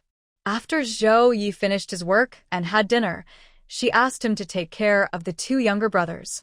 She then went to the next room to write her book. In the past, she could easily write a book in a month, but now she can only rush to finish it. Fortunately, her writing skills and style are still good, so the quality hasn't been affected. Recently, she also wrote a few short stories, each about 2,000 words. If published in a newspaper, they could usually be published all at once. She is trying to write different types of stories, worried that she might be running out of ideas for her books. After all, maintaining one book a month totals 12 books a year. In her previous world, she wouldn't worry about this, but in this era, restrictions are tighter. So she plans to explore other ways. After all, Zhao Ye's mysterious income depends on her royalties to make it legitimate. While Zhao Ye and his aunt were talking, Gu Guangqiu arrived carrying a wooden bucket. On rainy days, he doesn't go to work. He likes to go fishing. Last night, he set the fishing nets, and today he had a good catch. Brother Guangqiu, does sister-in-law still refuse fish soup? Zhao Ye asked. Gu Guangqiu gestured that she could drink it, but not too much. His aunt smiled and said, this time I came to check on Xiao Mei's health, and she's much better now. Zhao Ye smiled, that's right. Sister-in-law is lucky to have Brother Guangqiu. He goes fishing every day and cooks fish for her, plus there are eggs at home. She must be feeling better. Gu Guangqiu smiled. Now he's not as shy as when he first got married. I see you're looking better too, his mother said to her second son. Gu Guangqiu told his mother not to worry. He's doing well. It rained for several days, and at night, it wasn't as hot anymore. But every night, Bai Yueji still sweats a lot. All of this was caused by Zhao Ye. On days when they didn't have to work, she had nowhere to put her energy, so she used it all on her. It was exhausting. Fortunately, the rain stopped quickly. Bai Yueji hurriedly sent Zhou Ye away. After the rain stopped, the women and men in the village started to go out and do activities. His aunt didn't go back immediately. She went with Aunt Zhang and Mama Taishan to pick mushrooms in the mountains. His aunt was very lucky. She found large patches of mushrooms easily, without much searching. While picking, she saw a lingji mushroom growing on a tree stump. It was about 15 or 16 centimeters tall, all black, and looked very rare. "Is this lingji for sure?" she asked, examining it after picking it. Taishan's mother exclaimed, "Wow, are you picking lingji mushrooms? They're so big." How did you find them?" Aunt Zhang also came over. "I just happened to find them on this tree stump." Aunt Zhang smiled. Taishan's mother immediately thought of Zhou Ye and said, "You must have been with Zhou Ye for a long time, so your luck has improved." Aunt Zhang agreed. "Don't rush to go back. Take your time and see if there are more." Both of them firmly believed that Zhou Ye was lucky and protected by good fortune. Aunt Zhou really went for a walk, but she didn't find anything else. Just this one mushroom. "Don't tell anyone outside," Aunt Zhou told them as they headed down the mountain after collecting mushrooms. "We won't," Aunt Zhang nodded. Taishan's mother said, "It's okay if you tell others, but here everyone allows private ownership now. In the past, anything found in the mountains was shared by everyone, but now, whoever finds something owns it. To avoid trouble, some people still prefer not to share such discoveries. That could cause problems," Aunt Zhou said. "All right, we won't tell," Taishan's mother nodded, a little regretful. She had wanted to go back and chat with someone but decided against it. Keeping the mushroom private is normal. They left the lingji to dry in the yard. Aunt Zhou didn't plan to sell it. She wanted to keep it to help her health after Bai Yueji finished breastfeeding. But Bai Yueji didn't want it. "We young people don't need to drink this. Aunt Zhou, take it home for your husband to brew tea. He smokes dried tobacco, so he needs something to clear his lungs." This was 100% wild lingji. Just a small piece boiled in water, and it could be used repeatedly.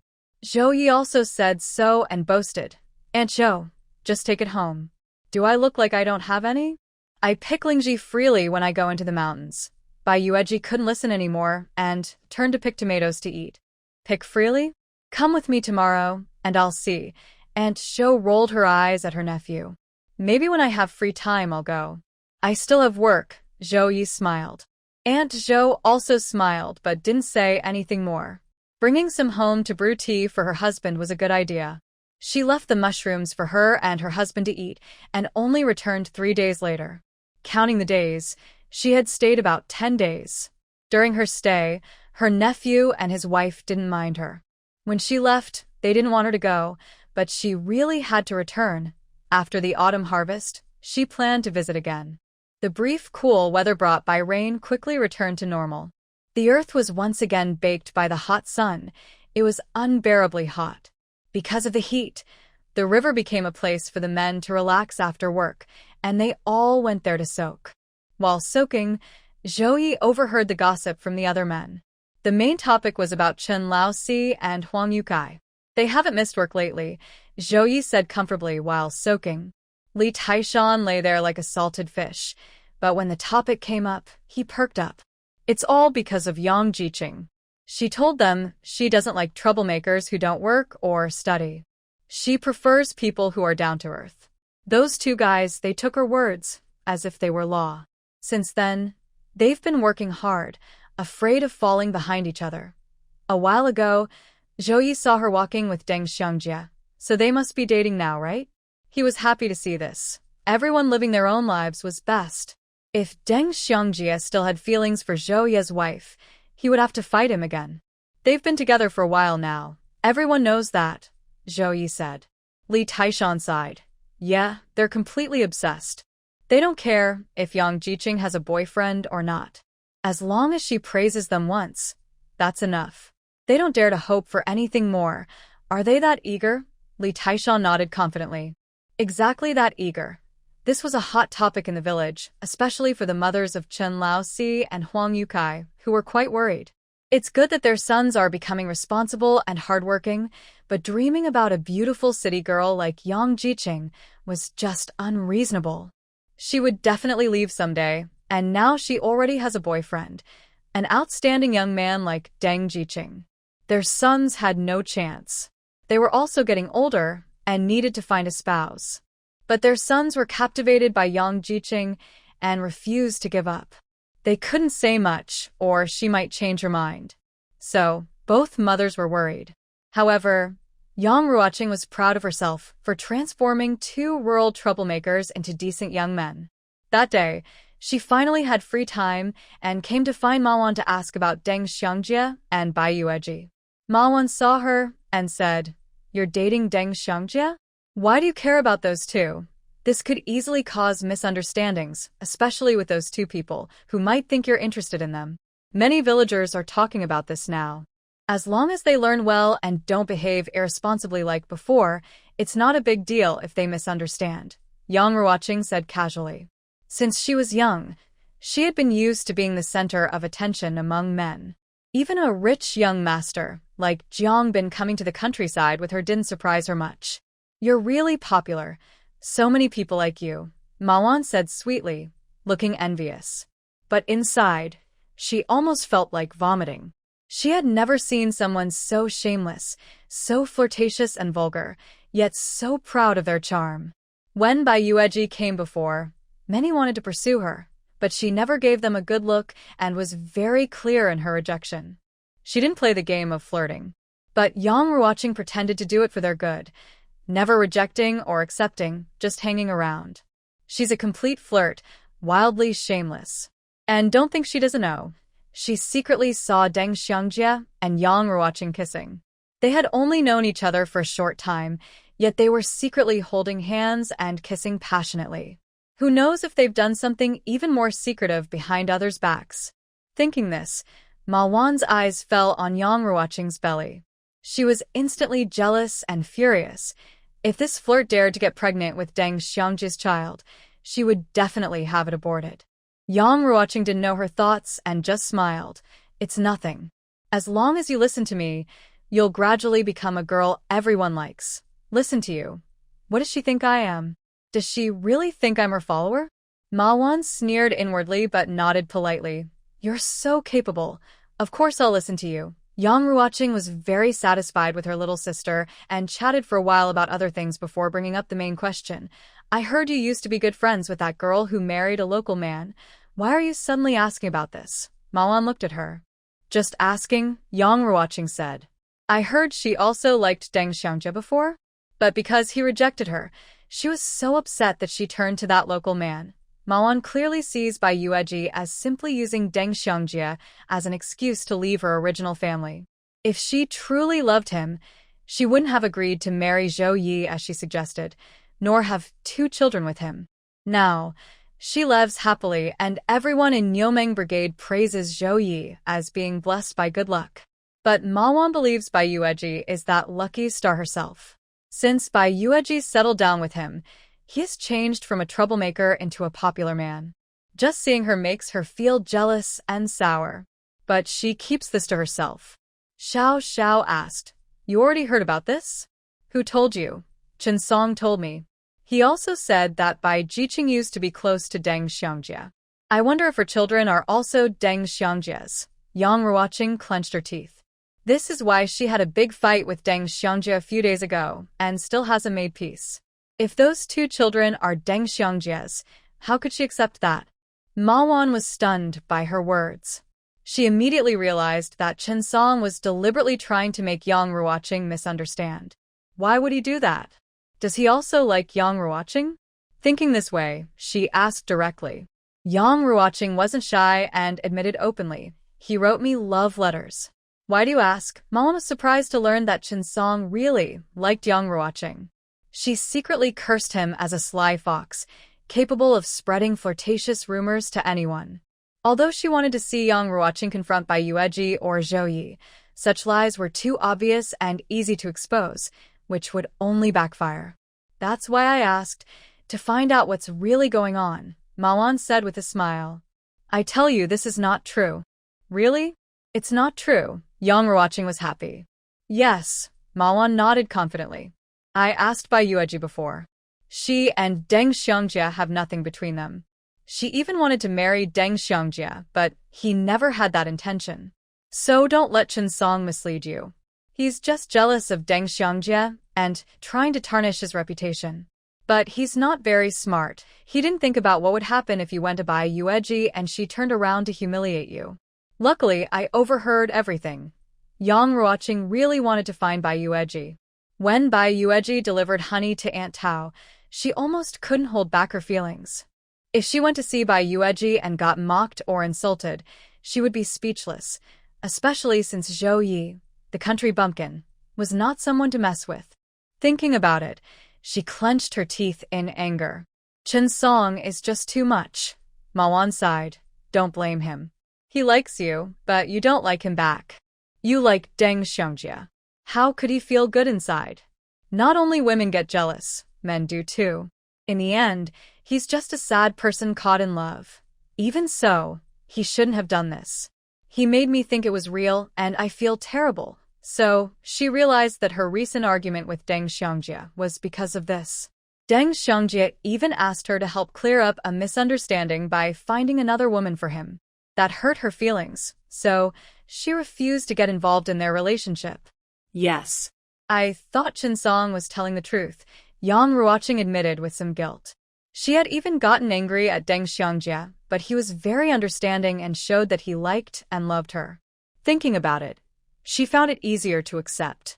Although Chen Song helped her develop feelings for Deng Xiangjie, she was also upset with him. Chen Song quickly apologized. Yes, I deliberately misled you, but why did you have to be so kind to Deng Xiangjie? Did you ever think about my feelings? I like you too. At first, he didn't have special feelings for her, but gradually, he started to like her secretly.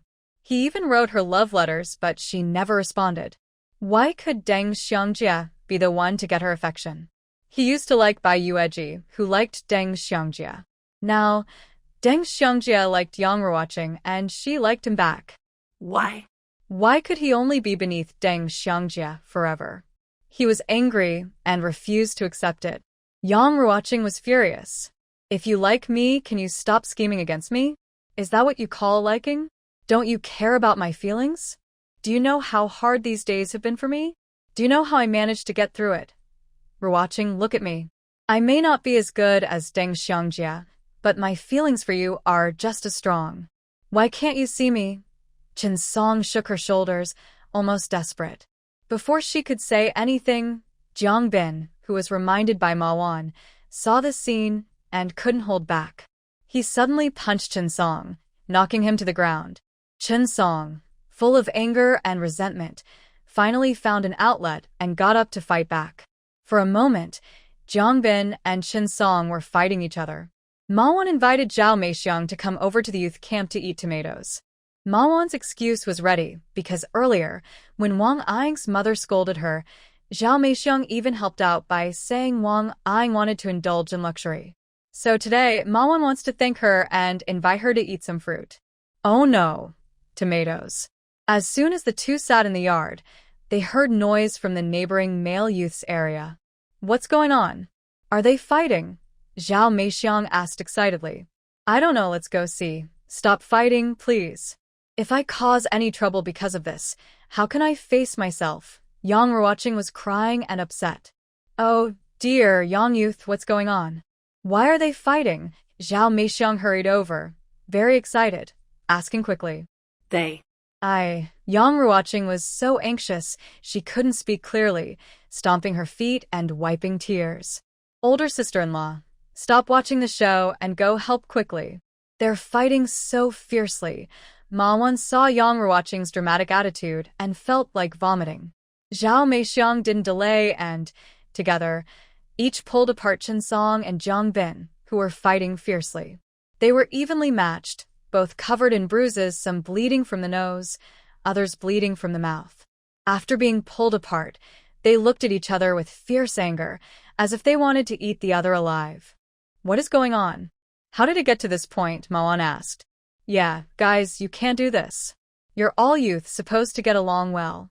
How did it come to this? Zhao Meixiang asked, but her eyes were on Yang Ruoqing, burning with curiosity. When she arrived earlier, she clearly heard Yang Ruoqing say something. This was a big scene of two men fighting over one woman. Yang Ruoqing also snapped out of her shock and, seeing Zhao Meixiang's big mouth, felt worried. Could she go and talk nonsense? Actually, she wanted her to go and talk nonsense. Ma Wan sneered inwardly, annoyed, and looked at the two male youths. Didn't you see Ruoqing was crying? How can you bully her like this?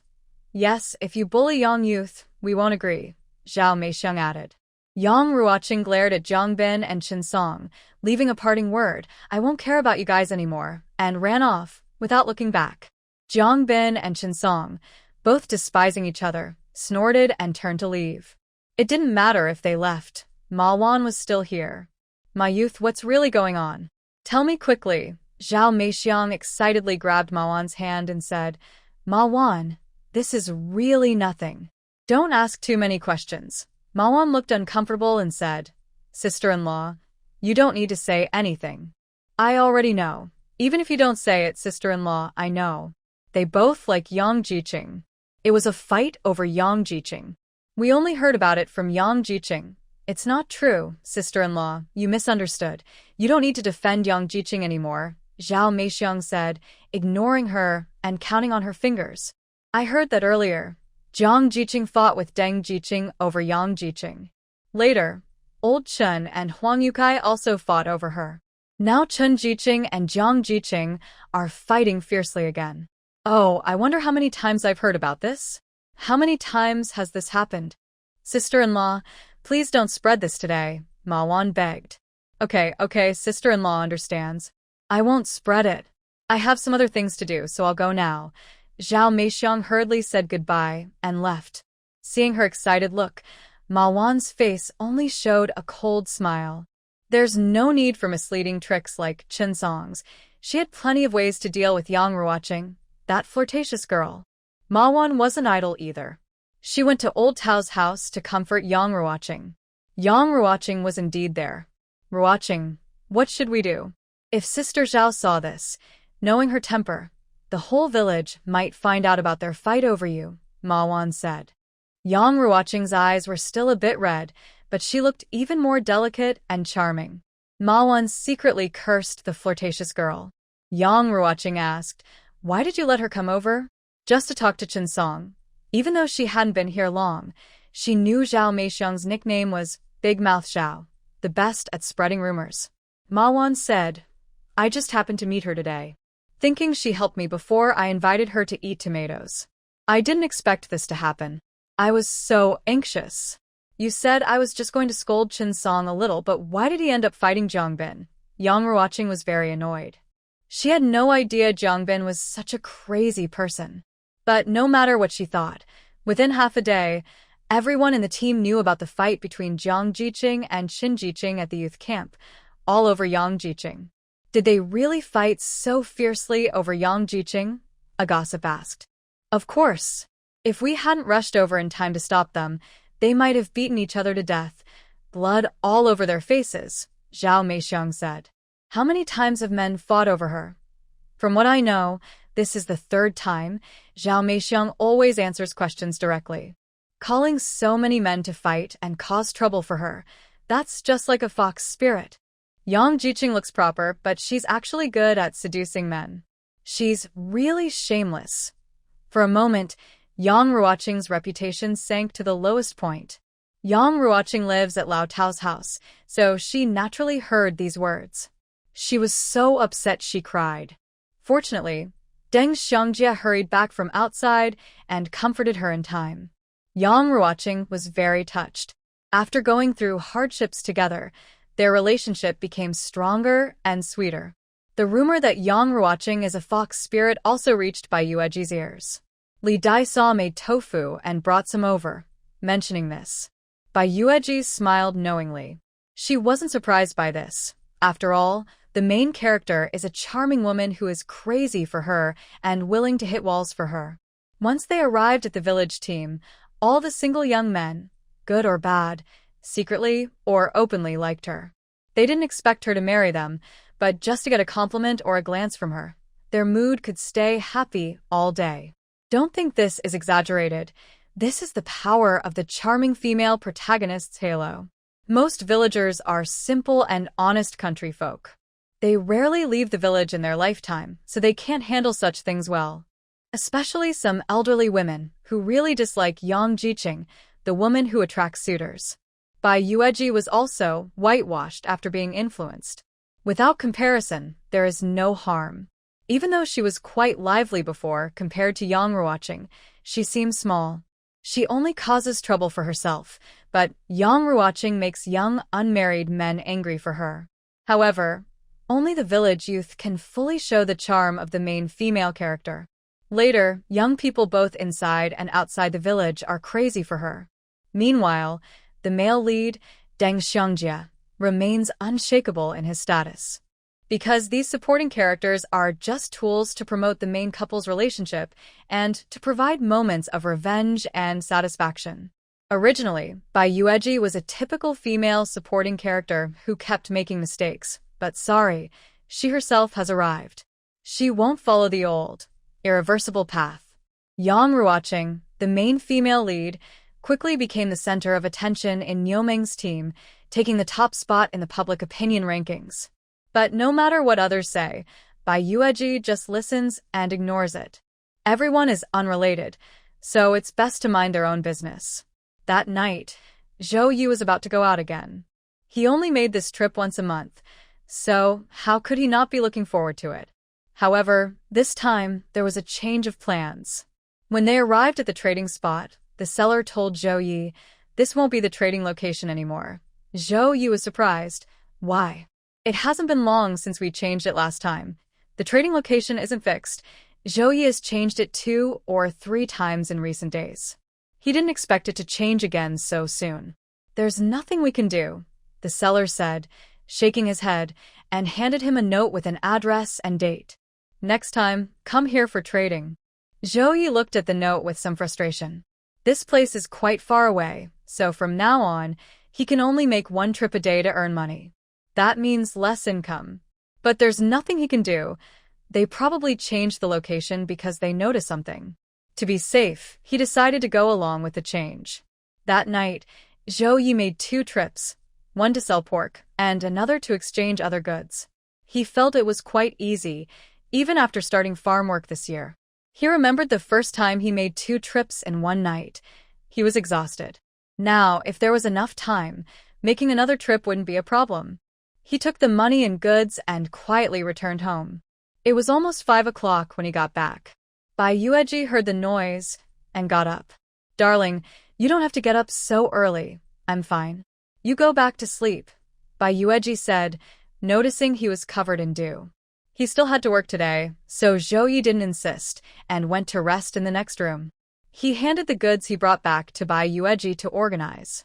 The rice and flour were stored in the cabinet, and there was a little more than before, about 30 jin of flour. The rice was still the same amount, 10 jin, but that was enough to eat. They rarely ate rice, mostly they steamed it with corn. They still had some leftover rice from last month's purchase. He brought back quite a few eggs, about 5 jin in a basket. There was also dried shrimp and seaweed which they often ate at home, so he brought back a lot. He also brought 2 packs of milk powder, which Bai Yueji stored away. These dried goods could be kept for a while, but the meat needed to be eaten quickly. The meat wasn't much, about 3 jin. Bai Yueji sliced off 1 jin and used salt to cure the rest. It was mid-August, and the weather was extremely hot. The meat needed to be preserved longer, so she started curing it. The 1 jin of fresh meat was used to make dumplings, and she also rolled out some noodles. When Zhou Ye closed his eyes, he started eating noodles and dumplings. "Should I take the morning off?" Bai Yueji asked. Last night, he didn't sleep at all, only a few hours, which wasn't enough. In the morning, he did heavy work again. Zhou Ye smiled. "No need. With this food, I feel full of energy." After finishing the delicious noodles and dumpling soup, he took the lunch his wife prepared and went to work. It was really tiring because today he still had to fetch water. Zhou Ye worked all morning, and by the time he finished, he almost couldn't eat anymore. Luckily, his wife's egg pancakes were so tasty that he could barely swallow them. He also ate cucumbers, tomatoes, and other vegetables he brought along. He quickly took another short nap. Even half an hour more sleep made him feel much better. With this condition, even Li Taishan wouldn't dare to bother him. When he woke up, Li Taishan asked, "Brother Yi, are you feeling unwell? Do you want to take a day off?" "No need." Zhou Yi shook his head. After finishing the afternoon work, Zhou Yi was really exhausted. "Why are you working so hard? Did you sneak out last night?" Li Dahan asked. Usually he was tired, but not this much. Zhou Yi said, "Look, Deshan isn't doing much better than me." Over there, Li Deshan was walking a bit unsteady because he stayed up late working on mud bricks last night. Li Dan siga. When a group of old men went home to get their clothes and then went to the river to bathe, he asked Li Deshan, "Are you really planning to move out?" Everyone looked over at Li Deshan. What? "You want to move out?" "Yes." Li Deshan nodded. "Why move? Your house is nice, a brick house."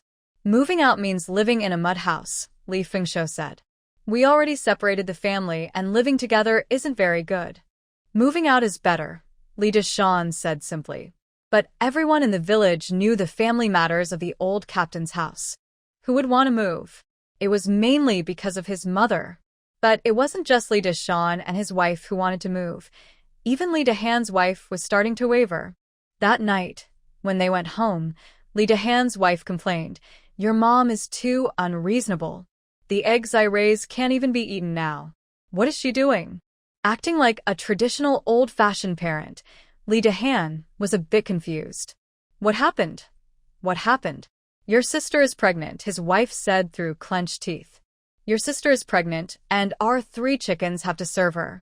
"Why?" After the daughter-in-law from the sea returned home today, her mother-in-law immediately came to tell her that her younger sister-in-law was pregnant. She said she would help pick up the eggs from behind and then take them to her sister-in-law. Hearing this, the daughter-in-law from the sea almost couldn't hold back her anger. "I was originally the eldest daughter-in-law, so I shouldn't say this, but I just can't help it," she said, getting more upset. "The eggs laid by my own chickens are for my children, but now I have to give them to her daughter. Her daughter is like gold, and my son and daughter are like dirt, right?" Not only was sister-in-law Deshan upset with her younger sister-in-law, but the daughter-in-law from the sea felt the same. In the past, she could tolerate it, but she was not made of clay. There would come a time when she would explode. This time, she couldn't hold back anymore, especially since the second household wanted to move out. That made her think, and she also wanted to move. "Since the second family wants to move out, should we still stay here?" She openly expressed her thoughts. Li Dahai was surprised. What? "You want to follow their example. If she did that, her mother would probably explode, and there would definitely be a big fuss." "What do you mean?" "You don't want to move either. I am the eldest son." Hearing, "I am the eldest son," the daughter-in-law from the sea felt a tightness in her chest, almost making her gasp for breath. "It's getting late, go to sleep," Li Dahai said. The daughter-in-law from the sea didn't want to respond and turned away. But Li Dahai also felt a bit helpless. The second household could move out, but he was the eldest son. If he moved, the Li family would be the laughingstock. Early the next morning, the mother hen laid eggs and clucked in the chicken coop. Just as the daughter-in-law from the sea wanted to go pick up the eggs, Grandma's son hurried out and snatched the eggs before she could. "I told you, I'll help pick up the eggs from behind. No need for you." Grandma's son looked at her with displeasure. "Mom, these chickens are mine." The daughter-in-law from the sea felt a lump in her chest but held it back. Still, she couldn't help but speak up. How dare she talk back? Grandma's son thought the eldest daughter-in-law was challenging her authority. She glared and started scolding. "What's wrong? Littly is pregnant now and has no eggs to eat. I brought some from home, and you're not happy? You're the eldest daughter-in-law. Don't forget, I came here to take eggs, and even if I hadn't come, you should have given the eggs to your sister-in-law willingly. I am the eldest daughter-in-law, but I'm not her mother." The daughter-in-law from the sea couldn't hold back her frustration.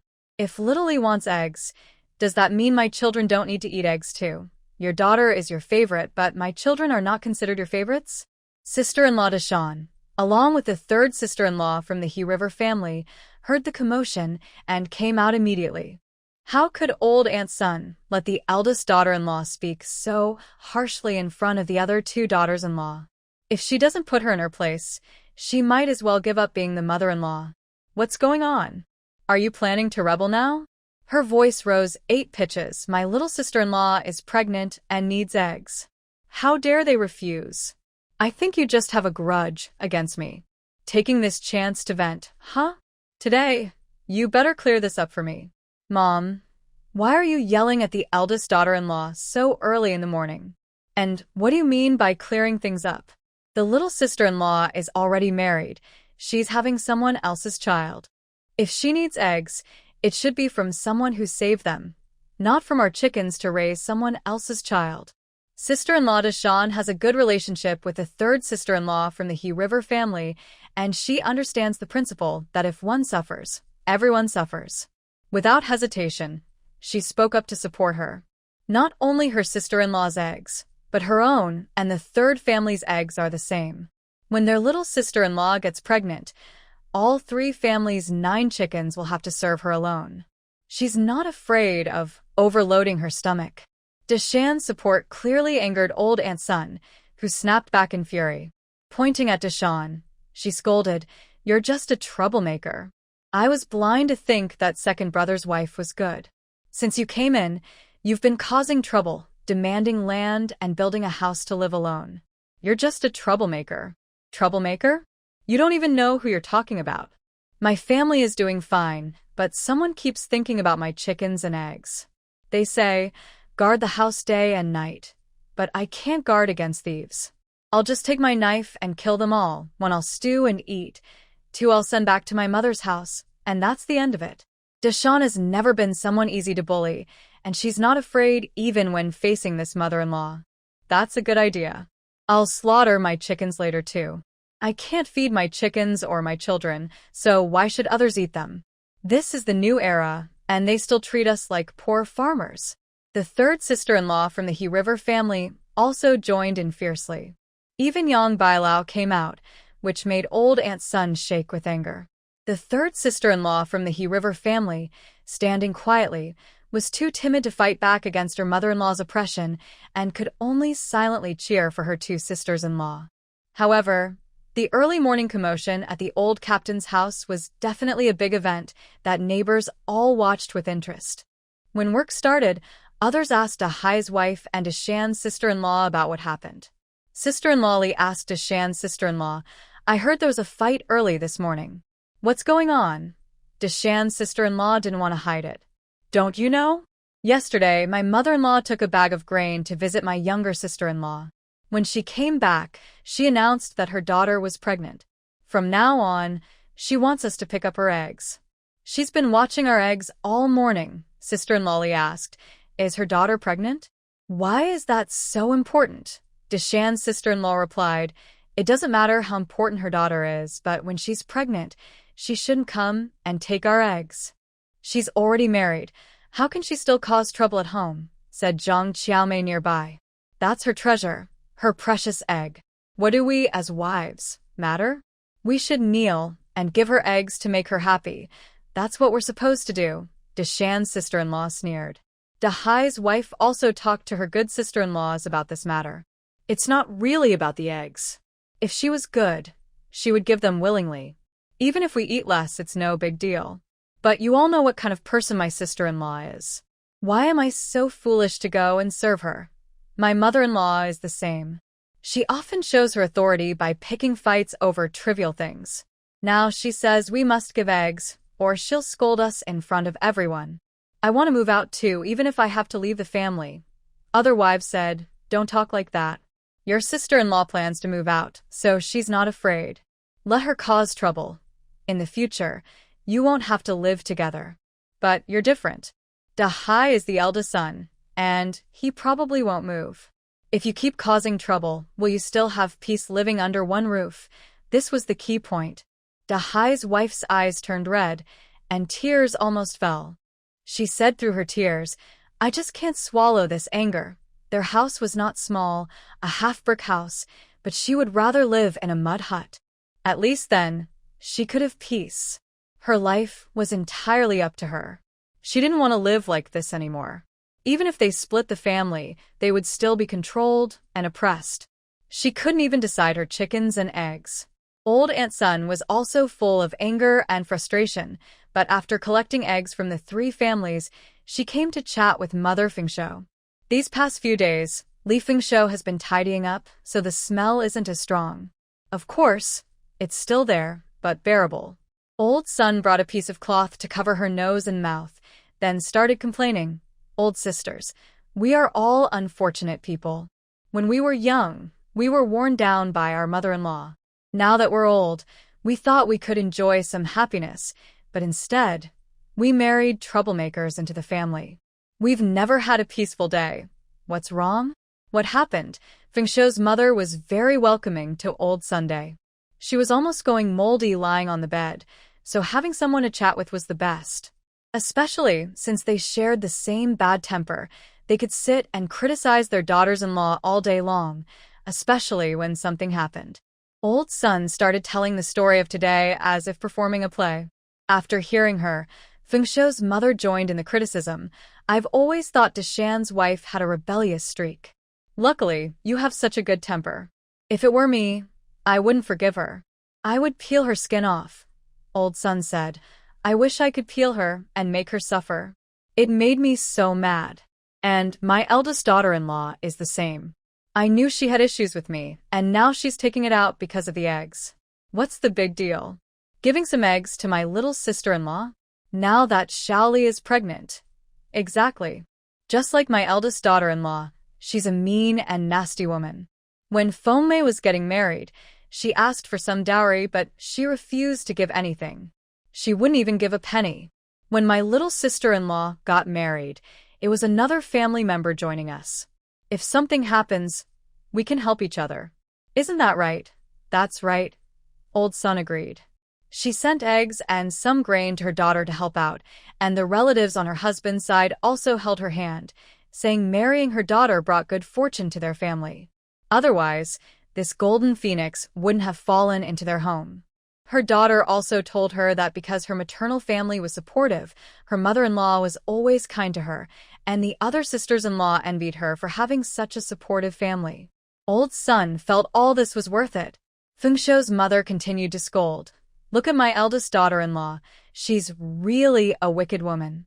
She even dares to say, I favor one over the other outside. Since I broke my leg, has she ever come to see me? Has she ever taken care of me? I am so angry when I think of that wicked woman. Just wait and see. I will go and scold her until she can't stand it. I want her to be unable to live properly in the village. All these days, I've been holding in my resentment, just waiting for the right moment to vent it on my eldest daughter-in-law. No matter what she says, she never comes to serve me. Even once. That's my fault. Old Aunt Sun asked, how is Mrs. Fengmei doing? I think she's not acting right. If it weren't for Fengmei bringing someone from the Women's Federation to help, she might still be hiding at her parents' house. At such a critical time, it's our own daughter who cares and acts like a mother. That's right, sighed Mother Fengshou. Fengmei married far away, so there's nothing we can do. Otherwise, she would definitely come to help. As for the second daughter-in-law, it's not that she's unfilial, but she always complains about my cooking smell. But does the food I cook even have a nice smell? I've been scolded a lot. Oh, how dare she scold you? That's outrageous. Aunt Sun suddenly raised her voice. Mother Fengshou quickly said, keep your voice down. You're so patient. I couldn't tolerate that. The two women talked mostly about their daughter-in-law's behavior. After they finished, Aunt Sun left feeling satisfied. Since the conflict had already erupted, it couldn't be easily stopped.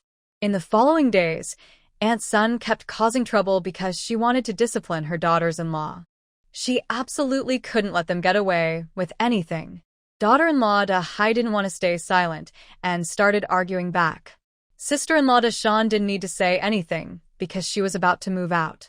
She was truly unkind. If her mother-in-law said something, she dared to reply 10 times. Only daughter-in-law Da He, like a frightened quail, dared not say anything.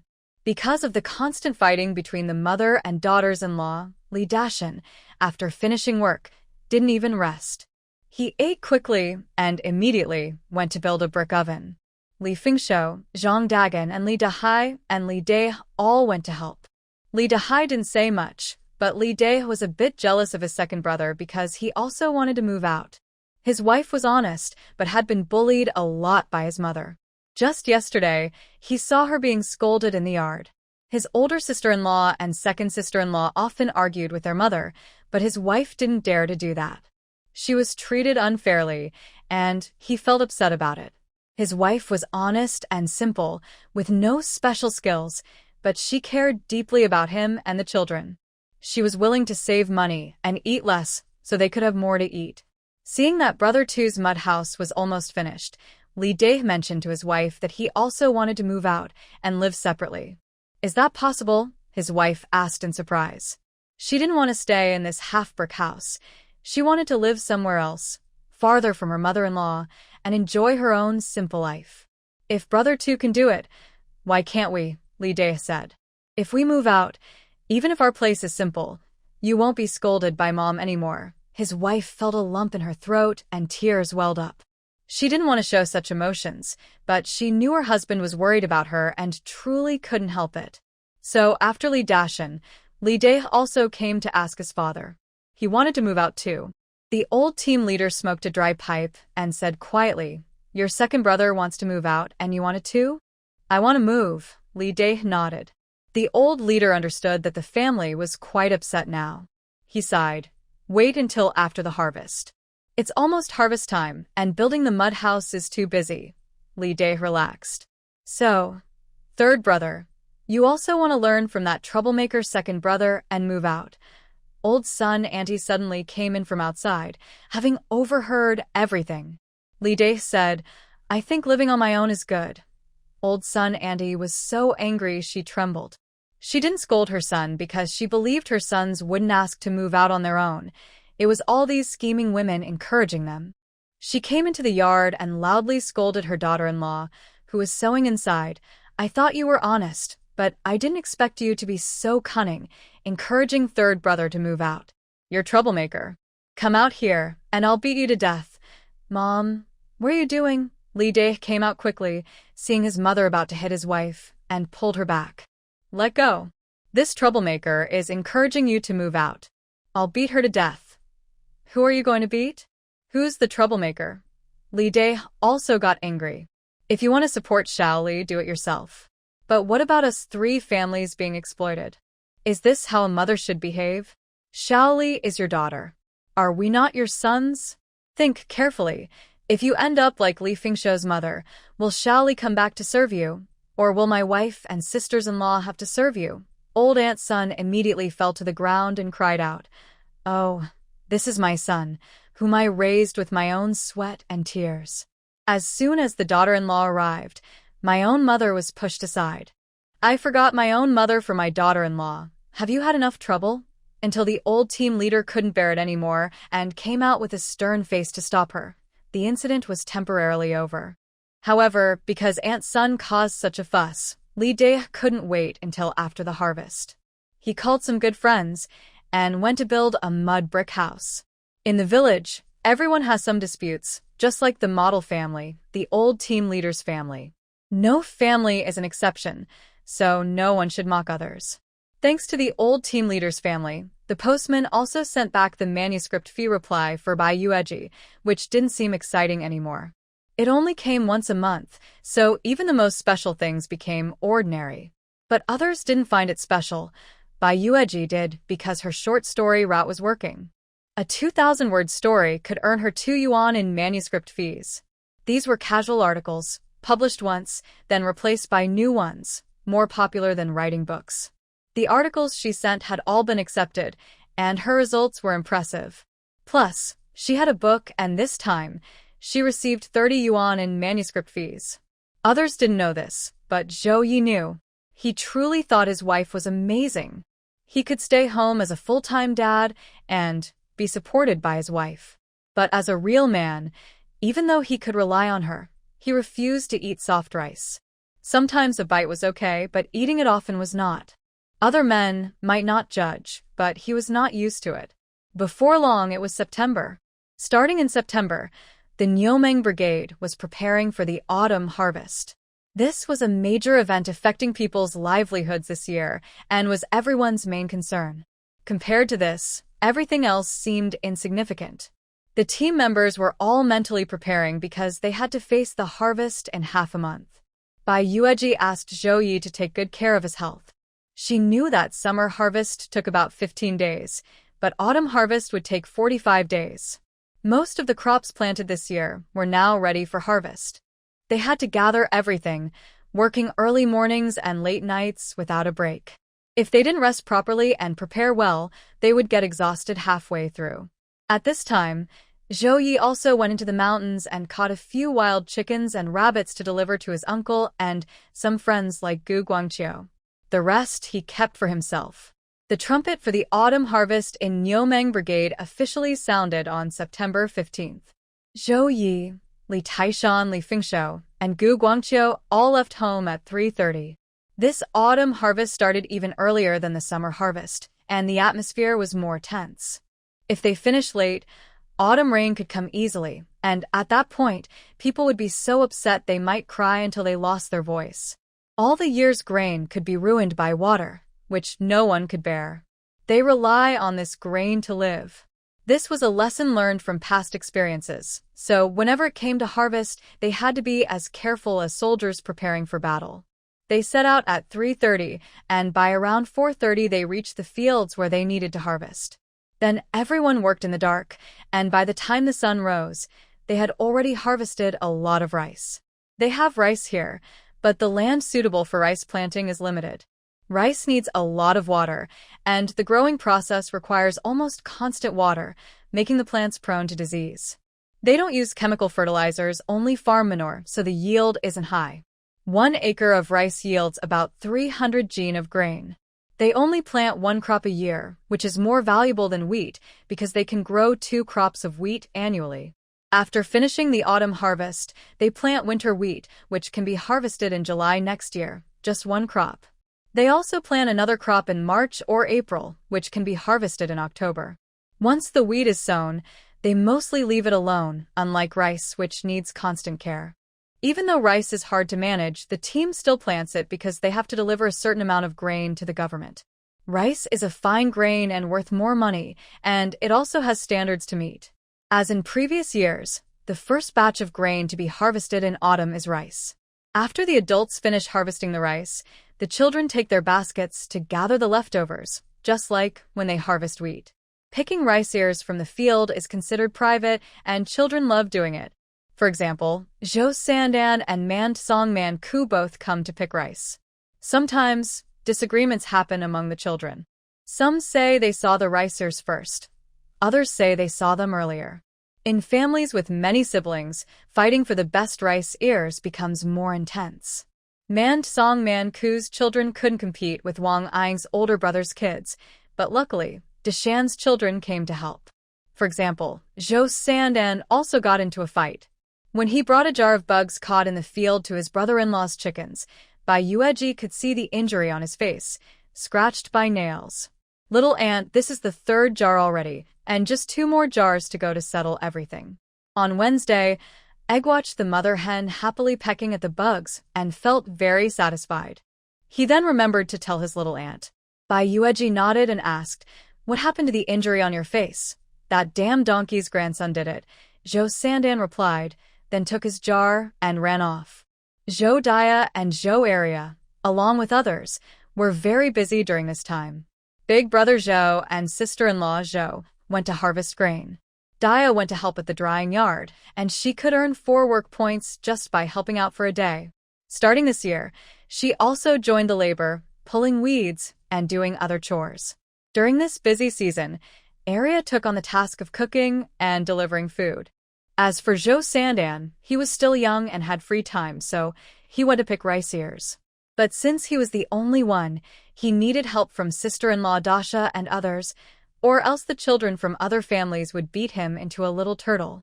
The rice wasn't grown in large amounts, so it was harvested quickly. The sun was very hot, so in just 3 or 4 days, the rice was dried hard. After working so hard for these days, everyone was a bit tired. Working from early morning to late evening was exhausting. Only the strongest could keep up. But this was just the beginning. Other crops had also ripened one after another: peanuts, soybeans, corn, sweet potatoes, and more. They also grew cotton, which would need many workers later, because harvesting cotton was most dangerous when autumn rain started, and ironically, that was also the time when autumn rains were heaviest. The autumn harvest began on September 15th and lasted until the National Day in October. Half a month had already passed. Everyone in the fields was still busy gathering crops. By now, everyone was exhausted. Including Zhao Ye, everyone had not rested for half a month. They left home around 3 a.m., took a short nap after lunch, then worked until evening. Usually, they only got home around 7:30 p.m. Ate a quick dinner, took a shower, and then went to bed. Even Zhao Ye was so tired that he had no energy left to cuddle by Yueji. It was just too exhausting. Despite being a native, he had never worked so hard in his life before. He used to work, but never this intensely. Seeing Zhao Ye so exhausted, Bai Yueji felt very worried. She often prepared delicious food for him, and after dinner, she would give him a glass of milk before he went to sleep. The milk powder bought earlier has been stored away, and I haven't been drinking much of it. It was originally prepared for Dodo and Dudu, but since Bai Yueji provides plenty of food, the brothers don't need to drink milk powder at all. Now that they are over 6 months old, Bai Yueji has already started giving them solid foods. Milk is just something they drink occasionally. These days, they only have 2 milk feedings a day, and at night, besides waking up to drink a night bottle, they sleep straight through until morning. So, the milk has been saved, and I've kept it for Zhao Ye to help him strengthen his health. The only other things he can eat are cooked vegetables with some animal fat and vegetables like cucumbers and tomatoes from the yard. Zhao Ye's luck isn't just luck, he has some real skill in this area. In mid-October, while harvesting spring wheat in the wheat fields, he caught a wild rabbit. It jumped out of the wheat field, and Zhao Ye reacted quickly, sweeping his leg to catch it. The chubby gray rabbit, which was happily eating wheat, was kicked into the air. After flipping over and falling to the ground, it died. Zhao Ye picked up the heavy rabbit, probably the fattest he's seen. Wild rabbits in the mountains aren't as fat as this one. Brother Ye, Li Taishan exclaimed excitedly. You're going to have some meat to eat now. Others only realized what had happened at this moment. They were all very jealous. The rabbit darted out like lightning, and it seemed to disappear in the blink of an eye. They never expected Zhao Ye to be so skilled. One kick, and he caught the rabbit. Zhao Ye was happy too. He finally had some meat. Recently, he felt like he had no energy at all. Bring your bowls. Everyone will share a bowl tonight, he said directly. Li Taishan cheered. Brother Ye is awesome. Gu Guangqiu, Li Fengxiu, and others chuckled, but they also started to get excited, hoping they could catch one too. But that was it. Only this one, and it was now in Zhao Ye's hands. As for sharing some with others, Bai Yueji had no objection and even agreed. She didn't support hoarding food. She believed in sharing. Besides, Zhao Ye's popularity is growing. His flaws are obvious, but his strengths are also very noticeable. He doesn't value material things much. Meat is precious nowadays, but he's willing to share it. Sometimes you have to give to get. Li Taishan, Gu Guangqiu, Li Fengxiu, along with Li Dashan, Li Dahai, and Uncle Tao's family, had all been working together in the same wheat field. So everyone got a share, each person a bowl, half potatoes and half rabbit meat. Potatoes are also soaked with the sauce from braised rabbit meat, which makes them very fragrant. Bai Yueji also added some broth to pour over the rice, making the flavor incredibly delicious. After sharing these, Zhao Ye and Bai Yueji ate the rest themselves. Because of this rabbit, Zhao Ye and his group felt more energized and motivated. However, there weren't many rabbits in the fields, so they only caught this one. Others saw some, but the rabbits ran too fast to catch. After harvesting the wheat, everyone moved to the cornfield for the next task. Shelling corn is not easy work. After a day of shelling, arms feel like they don't belong to you anymore. The strong workers went to shell the corn, while the elderly and pregnant women who couldn't work came to help shell the kernels. While doing this, Bai Yueji also brought Daodu and Kodo to help. Because she also had to take care of the two brothers and cook, she only earned 3 work points for the day, which was because she was quick at shelling corn. In the past, if Bai Yueji brought her children here, she might have been teased. But now, things are different. Her reputation with Zhao Ye is getting better. Although she's known for not managing money well, it's her own family, so it doesn't affect others. When she has something good, she shares it with familiar families, and everyone understands this. For example, the strict aunt's son liked Bai Yueji because she once didn't take her eggs and instead gave her a jar of honey, which left a good impression. But she didn't know that Bai Yueji only thought of her as an average acquaintance. Old Lady Tao also had a neutral opinion of Bai Yueji. And Old Li's wife, since no one was having babies or asking her to deliver, also came to shell corn here. Mother Taishan and Aunt Zhang weren't here. They went to other work sites. However, Zhang Qiaomei was shelling corn in this area now. Zhang Qiaomei's belly was starting to show. Counting the days, she should be giving birth around the new year, Old Lady Li said. Yeah, Zhang Qiaomei smiled. While shelling corn, Old Lady Tao said, it's better now. With Guangqiu supporting you, you don't have to work as hard as before. I remember once you were carried back because you worked so hard. Really? Bai Yueji asked. Yes, you don't know how hard she used to work. I couldn't bear to see it, Old Lady Tao replied. Zhang Qiaomei smiled and said, it's nothing. White Yueji said, it's not a big deal. You got married last year and only got pregnant this year. It must be related to that, just worked too hard before. I'm not sure if it's because of the food and exercise habits at this time, but it's really easy to get pregnant. Usually, good news comes within 3 or 4 months. It's too late if it takes longer.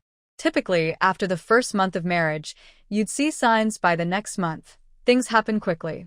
Yes, I was worried you might have some after effects, but luckily everything's fine, Aunt Tao said. Zhang Qiaomei smiled. Honestly, this year's summer and autumn harvests have been the easiest for her since she became aware of things. Because Gu Guangqiu has been supporting her with everything, she doesn't have to carry the burden herself. Before, she had no such support and had to rely on herself, so she worked extremely hard. Even when she felt unwell, she endured it. Your man is good. Just look at his strong build. He's clearly a hard worker. Men like that are reliable, Old Li said. It was obvious she was very pleased with Gu Guangqiu. Auntie, can you check if this baby is a boy or a girl? Aunt Tao asked with a smile. With that pointed belly, it's probably a boy, Old Li said, looking at Zhang Qiaomei's belly. Really a boy? Aunt Tao's eyes lit up. Absolutely. Qiaomei, did you hear? You're having a boy, Aunt Tao cheered happily. Zhang Qiaomei smiled. That's fine. It's good to bloom first and then bear fruit. That's true, but if it's a boy, I'll feel more at ease, Aunt Tao said. Look at Yueji. She had 2 boys in one pregnancy. Whether it's a boy or a girl in the future, it doesn't matter much. White Yueji smiled. Daodu and Dudu, sitting nearby, played happily with corn cobs. They're over 6 months old and can sit now. White Yueji paid close attention. Usually, where Daodu and Dudu played, there were no leftover corn kernels, only peeled corn cobs. But even so, the little boys would chew on them, though they were smart enough to realize they didn't taste good after a few tries, so they just held them and played. She deliberately teased them by offering food, but they both refused. Plus, White Yueji's children were well-fed and chubby, looking like dolls from a New Year picture, very adorable and loved by everyone. The mean old lady granny's son kept saying, your 2 kids look really good. I've never seen such cute babies with big eyes and fair skin. Are they being raised in the city? But when they grow up and get married, make sure they open their eyes wide. Don't marry someone like your auntie and her troublemaking friends who cause trouble and upset your mother. The first part was fine, but the second part was unpleasant to hear. Daodu and Duda looked at the old lady. They didn't know her well and didn't pay much attention. They turned around and moved closer to Zhang Qiaomei, pushing their chubby little butts. They saw her often, so they were familiar with her. The brothers thought they had moved far enough away and turned back to look at their mother, smiling at her. Daodu gave a small smile with his lips. Dudu grinned mischievously, looking a bit like he was up to some small tricks, just like Zhao Ye. It seemed as if they were saying, "Mom, we're here. Come catch us if you can." Bai Yueji smiled. Zhang Xiaomei looked at them and said, "They are really adorable. Once they are born, let them take care of themselves," Bai Yueji said with a smile. Granny's son was a little unhappy about being ignored. "Zhou Ye's wife, I have to tell you, you really need to watch out from now on. You can't let them grow up like Dasha and the others." "Oh, it would be such a waste." Bai Yueji remained calm. "It's still early." The older ladies, Tao Dama and old Li Pe, didn't pay attention to her. But many other elderly women who were friends with Granny's son gathered nearby, criticizing the young wives. Then they shifted the topic to Yongru watching. They said that when passing by her, you could smell a nice fragrance, probably from perfume or ointment. They claimed she was trying to attract men. For example, a few days ago, young men from other teams heard about her and came specifically to see her. But each one of them couldn't even walk properly. "Don't be fooled by her delicate appearance. She's quite skilled at attracting men," Granny's son snorted. Tao Dama couldn't stand it anymore. "That's enough. She's just a girl. Why are you saying such things about her? Oh, don't just because she lives in your house and borrows money from you every month, you start defending her. Are my words not clear enough?" Ask those girls. They know very well. The other sharp-tongued old ladies nodded in agreement. "That's right. We saw it with our own eyes. With her restless personality, I think you'd better not let her stay in your house, or it might cause trouble for you later." "Trouble for us? My old Tao family is honest and patriotic. Old Tao even lost a leg fighting in the war. The commune leaders still allowed us to raise a donkey, said Aunt Tao. When she said this, the older women around just pouted and stayed silent. Usually, private ownership of such large animals was not allowed. They had to be collectively owned. But the old team leader specifically took old Tao uncle to ask the commune leaders. Seeing Uncle Tao's condition, the leaders approved immediately.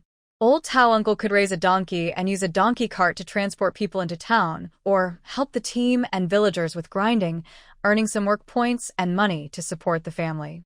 This was the only case in the entire Nyuming brigade. Bai Yueji changed the subject and asked Grandma's son, "Are we going to raise goats this year? Has it been decided?" "It's settled," Grandma's son replied proudly, as she was the wife of the old team leader and always the first to know any news. "Our brigade had a big harvest this year. The current grain stored is 30% more than last year," she said. 30%? That much? Hearing this, everyone's attention shifted. Grandma's son nodded. "Yes, all the stored grain has been weighed, and the accountant has calculated everything. We're definitely going to raise animals this year." "Raising goats, that'll be old Zhang's job," said an elderly woman. Grandma's son looked at Zhang Xiaomei and said, "Your dad will do it. It'll earn 10 work points. But if any lambs die, points will be deducted." "Points deducted?" Bai Yueji asked. "Of course, they will. My daughter-in-law was chosen to take care of our 5 pigs, earning 7 work points a day. Don't envy the high points. If any animals die, points will be deducted. That's the rule," said a young elderly woman. While talking about this, Grandma's son revealed another piece of news. "Deng Jiqing from a youth village came to visit my old man recently. He made a suggestion. Do you want to hear it?" She teased, not revealing everything at once. "Deng Jiqing's suggestion? That might be something important." "What suggestion?" "Yeah, why did it stop? Hurry up and tell us." A group of older women were all curious. Seeing everyone eager, Grandma's son finally explained. Deng Jiqing said that with more people, we have more strength. He suggested that members apply to raise pigs themselves. If they have open space at home, they can raise pigs. When they grow big, they can contribute some of the meat, and it will count as work points. When she said this, everyone got excited. "Really? We can raise pigs ourselves? How many points will we get? How much should we raise it to?" Old Aunt Sun was also very pleased with everyone's reactions.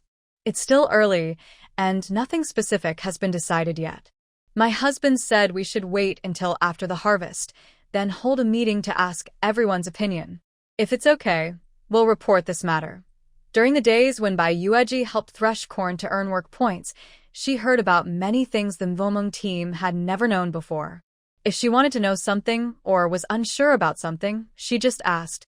Many people would tell her everything, from the cause of the issue to the process and the outcome, in great detail, as if they were afraid she wouldn't understand.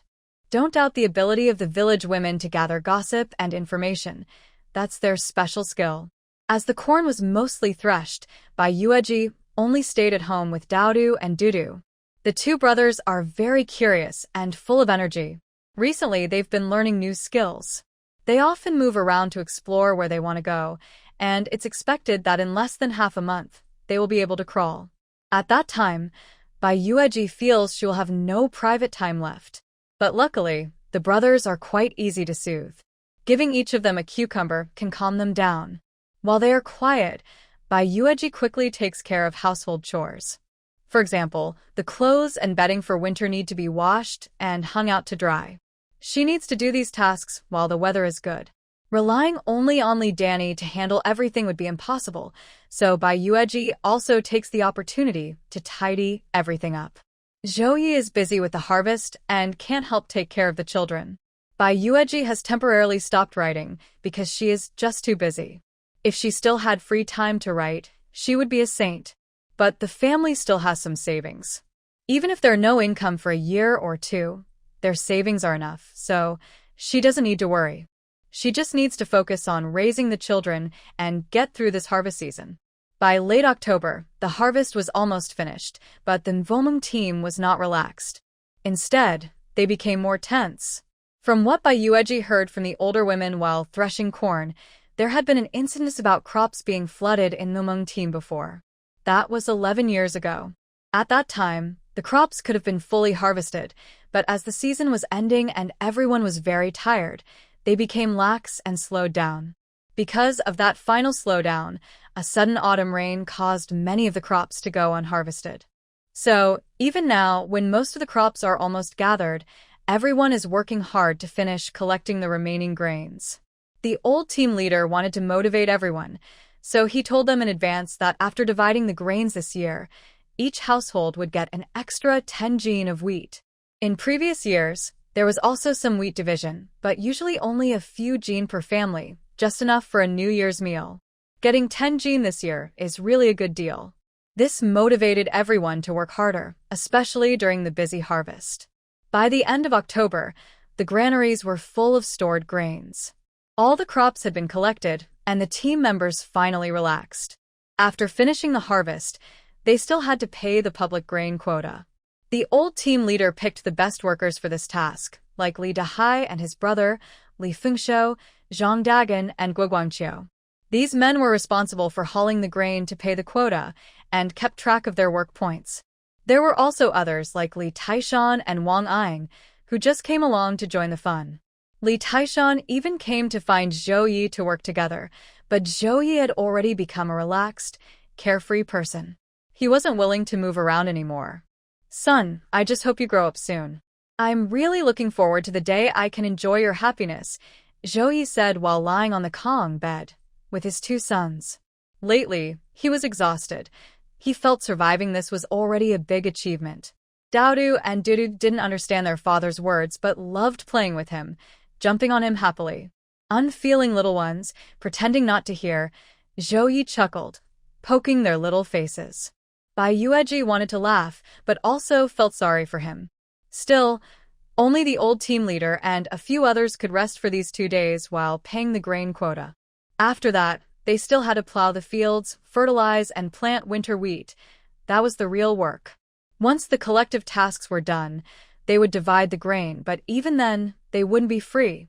They still had to grind flour and gather firewood from the mountains. Some families had already started collecting firewood from the mountains. Zhao Ye reached out and pulled his wife into his arms. Wife, you've worked hard too. Not only do you take care of the 2 boys, but you also handle chores at home. It's not easier for you than for me, he said. He didn't think participating in the harvest was such a big deal, and he knew his wife's work was just as hard. With these 2 energetic sons, there's enough to keep us busy, and the house is tidy both inside and out. All of this is thanks to my wife. Bai Yueji smiled. You don't need to comfort me. Our home is shared. He works hard for it, and she does too. We both put in effort without needing to seek praise. Sweetheart, tonight I really need to relax, Zhou Ye said. Bai Yueji gently nudged him. After all this tiredness, you still want to relax. Daodu and Duda saw their parents cuddling and tried hard to crawl over. They've managed to crawl a little distance now, panting and working very hard. Zhou Ye saw this and laughed. He didn't help them. Only when they finally crawled over did he pick them up and sit them on his lap. The whole family was having fun on the Kong heated bed. The team finished delivering all the remaining public grain in 2 days. Next, they will plow the fields and plant winter wheat. That will be done soon in no time. The team's accountant used this time to settle everyone's work points and grain accounts. After planting the winter wheat, the old team leader announced over the loudspeaker that tomorrow they would line up to receive their grain rations. This was a day the team members looked forward to eagerly. Not only would they get grain, but they would also receive money. When Aunt Zhang came to see Daodu and Dudu, she smiled. This year's work points are worth more than last year's. We'll get a lot more money this time. During the harvest season, Aunt Zhang also helped at the grain drying yard. It wasn't hard work. She earned 7 work points a day. She worked 10 days and rested 1, earning quite a few points. Uncle Zhang earned 8 points a day, Gu Guangqiu earned 12, and even Zhang Qiaomei, who was pregnant, kept busy. She could earn 3 or 4 points a day by husking corn and pulling weeds for pigs.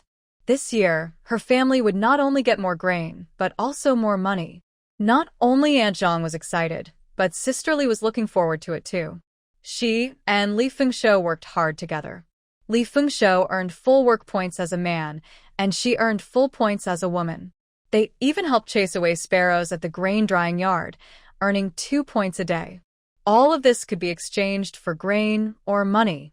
Early in the morning, the big team's broadcast rang out, telling everyone to bring their tools and go to get their grain. We're going to, Bai Yueji said, wanting to take Daodu and Dudu along. Since coming here, she hadn't yet seen such a big scene, only heard about it in her memories. Okay, I'll take you and your mother and brothers over, Zhou Ye said with a smile. The White Rose does not want him to push it looks too bad. But everyone was very happy with the full warehouse and full storage. They sat on a cart holding their little ones, Daodu and Kiki. Hold your little brother tight, and don't fall yourself or him, sister-in-law Lida said. We won't fall with Daodu and Kiki, Man Song replied. Exactly, nodded Man Ku, holding Daodu, who smelled sweet and milky. He loved him very much. Daodu and Kiki were sitting in their own fancy cart for the first time. The brothers found it very fun and were very well behaved, blinking and looking around. Old Zhang's family also had a cart. Gu Guangqiu arrived early with Uncle Zhang and Aunt Zhang Qiaomei to line up and even help save a spot. Brother Yi, over here. We saved a place for you. Li Taishan was lining up with Gu Guangqiu and others. Zhou Ye pushed his cart over with a smile, with Bai Yueji following behind him. Li Fengshou and sister-in-law Li also came along. They were all together. Sister-in-law, you brought your nephew and them too, Li Taishan greeted Bai Yueji with a smile. Yes, just came to see, Bai Yueji replied with a slight smile. It's lively, so it's good to bring them. Zhou Ye is 5 or 6 and still often rides on his dad's shoulders to watch the fun. Now it's his turn to bring Daodu and Kiki out, Uncle Zhang said, joking about Zhou Ye. Bai Yueji raised an eyebrow and looked at Zhou Ye. Zhou Ye smiled. I didn't know better when I was little. I used to envy Brother Yi a lot. My dad wouldn't let me ride around, but Uncle loved Zhou Ye the most, Li Taishan said. Li Fengshou knew about this. I remember your older brother also wanted to ride, but your dad didn't let him. Why not? When he was about my age, he had the same treatment, but he was already pretty big and still wanted to learn from me. He wasn't shy at all, Zhou Ye said. While talking, they saw Zhou Chuan and Aunt Zhou and others lining up behind. But the brothers didn't get along. Neither paid attention to the other. Aunt Zhou and Zhao Meixiang, along with Degung's wife, lined up together. The sun is rising from the west today. Your sister-in-law actually came too, Zhao Meixiang whispered when she saw Bai Yueji. After being scolded by Yueji last year, she knew this girl was not easy to bully, so she never spoke badly to her face. Aunt Shou rolled her eyes and said, "Don't try to make me your relative. I don't admit she's my sister-in-law." Next to her, Dagung's wife was eating pickled vegetables and said, "Why is she so fair?" From afar, Yueji was easy to spot. She was naturally beautiful with fair skin, and standing there, she drew attention effortlessly. Sister Zhou said, "If you could stay with her like that, you could be that fair too." "Exactly," Zhao Meixiang said, feeling jealous. "It's really worth it for women to reach this point. You don't have to do any work, even pay someone to wash your clothes, and spend all day taking care of those two babies. But you also need to have that kind of skill," said Mrs. Feng Mao, who was standing nearby. Sister De Jen, who was eating pickled vegetables, took out a new piece from her pocket and ate it. What good is that skill? With her way of living, how much money can she save? Hearing this, Sister Zhou felt much better. Yes, because she knew these two wouldn't manage their household well. Uncle Da and Uncle Air's families didn't bother to take this niece-in-law seriously. Zhao Meixiang then asked Mrs. Feng Mao, "How is your mother-in-law? Is she almost able to go outside?" Mrs. Feng Mao sighed deeply. "Not so soon. I have to say, your sister-in-law really isn't good enough.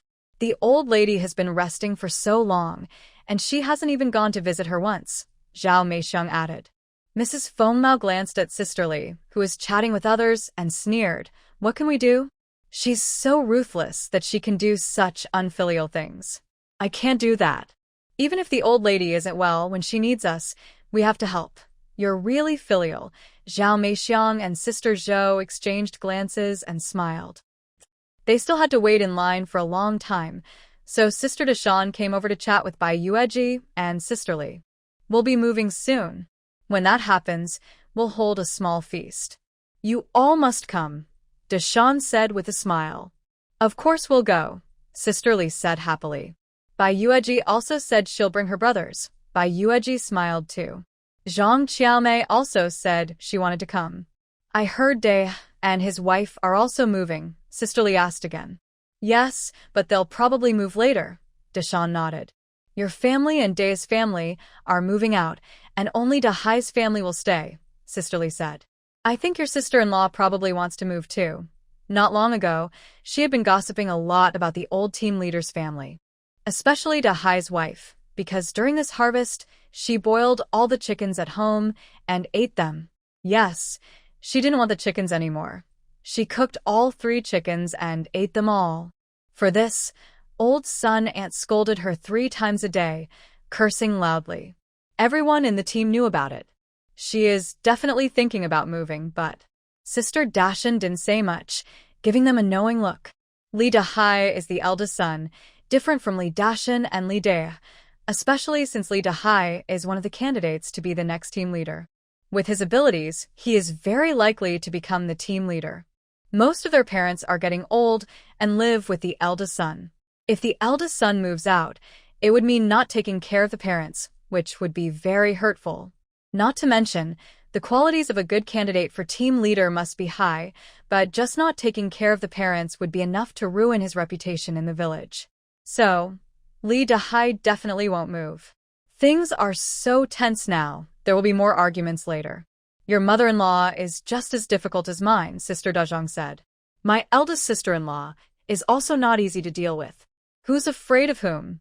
Sister Dashan replied. Then she looked at Sister Dazhang again. "You have the courage. You just said you'd move out, leaving all your things to your younger brother and his wife. Now, the elderly will stay with them, and no one can say anything about you." Sister Dezhang smiled. "The best decision I ever made was to leave that old house with Fingshou, even if it meant going out with nothing. I'd rather be poor than stay there." Looking at the old team leader's family, she knew that moving out, even if it meant being very poor, was better than staying in that place. At least she wouldn't have to suffer that kind of treatment anymore. This topic was something Bai Yueji and Zhang Qiaomei couldn't relate to. One didn't have a mother-in-law, and the other lived with her parents, so there were no mother-in-law and daughter-in-law conflicts. They were all very happy. It's not that all mothers-in-law are bad. For example, Aunt Tao gets along very well with her son Tao Weipian's wife. And old Li's mother-in-law also has a good relationship with Tai Shan's wife. There are other examples too. But overall, good mothers-in-law are rare, and the chances of meeting one are quite small. Bai Yueji didn't feel lucky that her mother-in-law left early. She was worried that if she had a mother-in-law, they wouldn't get along well. For her, the best relationship between a mother-in-law and daughter-in-law was living separately, helping each other when needed. She thought that was the best way. In the future, she would treat her future daughter-in-law the same way. But talking about this now was too far ahead, things many years from now. The women talked about family matters, while the men discussed this year's good harvest. This year, our work points are worth a lot more. A few days ago, I asked the accountant, and he said each work point is worth 2 jiao. Li Taishan said. Li Fengshou was surprised. That's a big increase. Last year it was only 1-4. Are you sure about this news? Of course I am. The accountant is my uncle. Li Taishan rolled his eyes.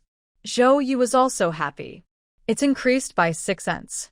Our team really deserves to be called an advanced team. He worked hard this year, and now it's paying off. Our team is still among the top in the whole commune, Old Zhang said. 1 work point being worth 2 jiao might not seem like much compared to richer areas, where some top teams have work points worth 80 cents or even $1. But those are just in newspapers. In their entire region, no team has work points worth more than 50 cents. Most teams, like last year, have work points worth around 13 or 14 cents, and some only about 10 cents. This year, their team's work points are worth 20 cents each. Calling them an advanced team is no lie. While they were chatting, people ahead had already started dividing grain and money. Wow. Old Chen's family got so much grain and over 180 yuan in money. How come so much? Did they make a mistake? At this moment, someone in front shouted and the number announced made everyone excited. What? Over 180 yuan. Zhou Chuan, behind, widened his eyes. Did they really count wrong? I remember last year they got about 120 yuan, and Zhou quickly said. I remember too. How come it's so much more now? Maybe there was a mistake. Sister Gon, who was helping with pickles, also stopped and shouted. Hearing this big number from the front, the people lining up to get their grain and money got excited. Old Chen's family got 60 yuan more.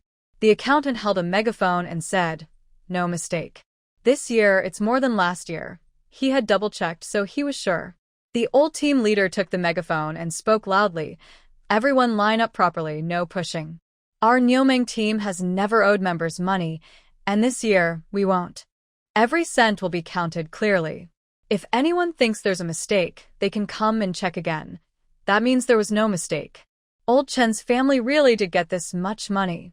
With so much money for Old Chen's family, how much can we get? I worked really hard this year, Aunt Zhou said excitedly. Me too. I did as well, Zhao Meixiang quickly added. Grandma Daikin was so angry she couldn't help but complain to herself. This little rascal is just here to collect debts. This year, work points are so valuable, and he's just causing trouble for me. This year, she didn't do much work because she was very sick from pregnancy. She had been vomiting since she got pregnant and was about to give birth. Still, she kept a small bag of pickled vegetables with her and took a few bites now and then to avoid nausea. Everyone else was also looking forward to it. Zhang Qiaomei asked, do you think they'll give out a little more this time? It will definitely be a bit more, but not much. Maybe an extra 7 or 8 yuan for each family, said Taishan's mother, who was nearby. That old Chen family was the Chen Laosi family. They were one of the few households in the village that hadn't split up. Except for Chen Laosi, the youngest who wasn't married, the others had all married. They had quite a few strong workers, so they got a good share. But if you divided it equally, it wouldn't be too much. Other families, like Wang Ying's, also received a lot more, about 50 or 60 yuan more than last year. Ering, remember to invite us to a nice restaurant, Li Taishan said immediately when he saw her. Invite? He has no money, and it's not his turn. His work points aren't enough for him to eat on, said Wang Sanying, her younger brother. Wang Ying was the second oldest in his family. He had an older brother in front and 2 younger brothers behind him, making 4 brothers in total. But only Wang Ying was still single. His older brother was already married, his third brother had children, and his youngest brother was planning to get married this year. Only Wang Ying was still messing around with widow Yang. His brothers dared to look down on him, showing how useless his second brother was. Wang Ying also felt ashamed, but he didn't dare do anything to his brothers. He couldn't win in a fight. His third brother didn't pay much attention to him either. The other brothers didn't think much of their second brother either. Old Wang's family finished their grain and left. Wang Ying, feeling embarrassed, didn't stay long. Li Taishan said, "Brother Yi, did you see that? Ying is really useless. His brothers treat him like a grandson and don't even let him speak back. Sanying is right. His work points aren't enough for him to eat, and the family has to support him. Plus, he's not turning in the money he earns," said Zhao Ye, not feeling sorry for Wang Ying. Li Taishan nodded. He deserves it. Lazy to death.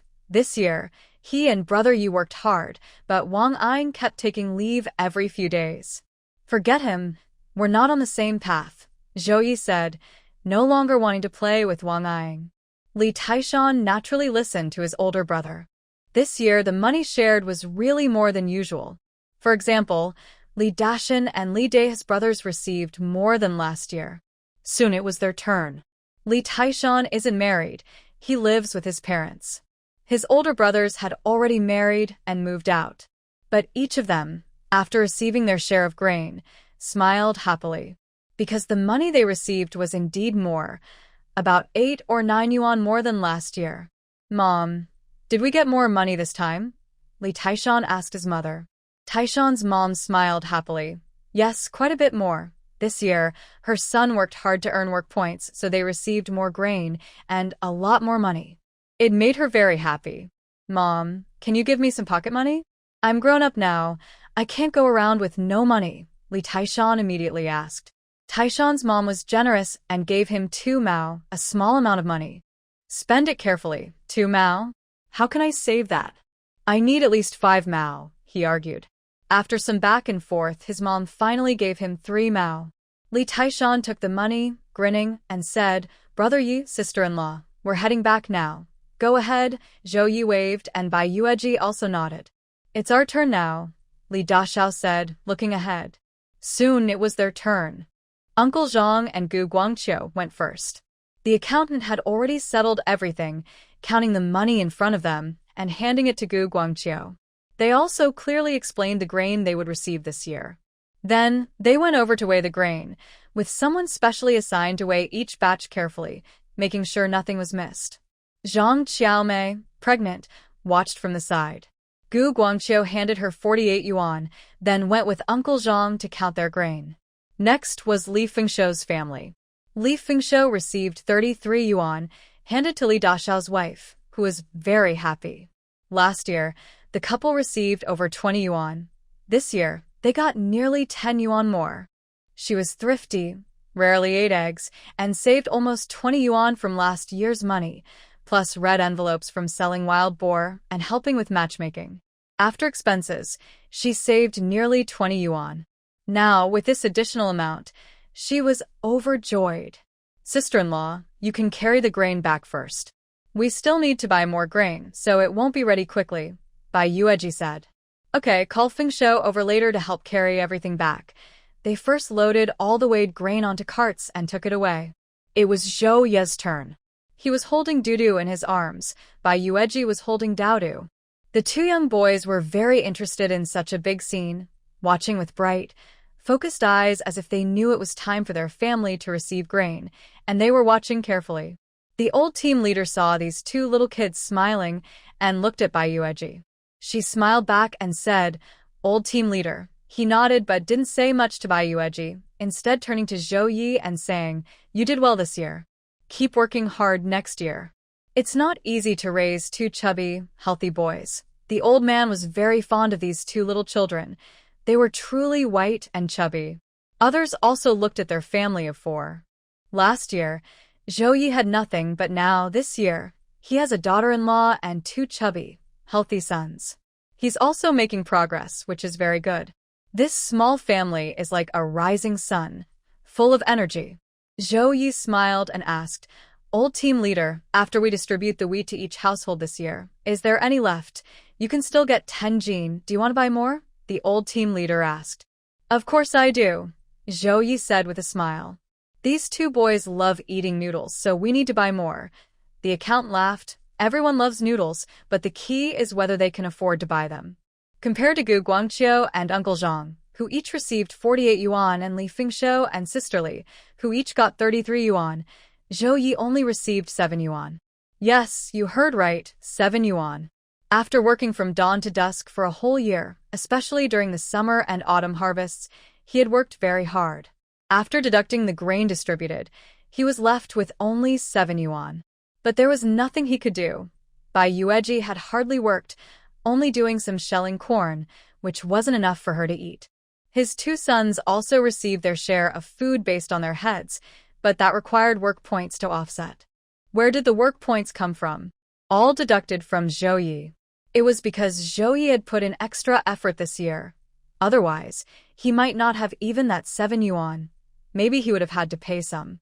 Zhao Ye's money was the least in the whole brigade, because even the 3 brothers from the Duan family, who were behind him, received 18 yuan besides their grain.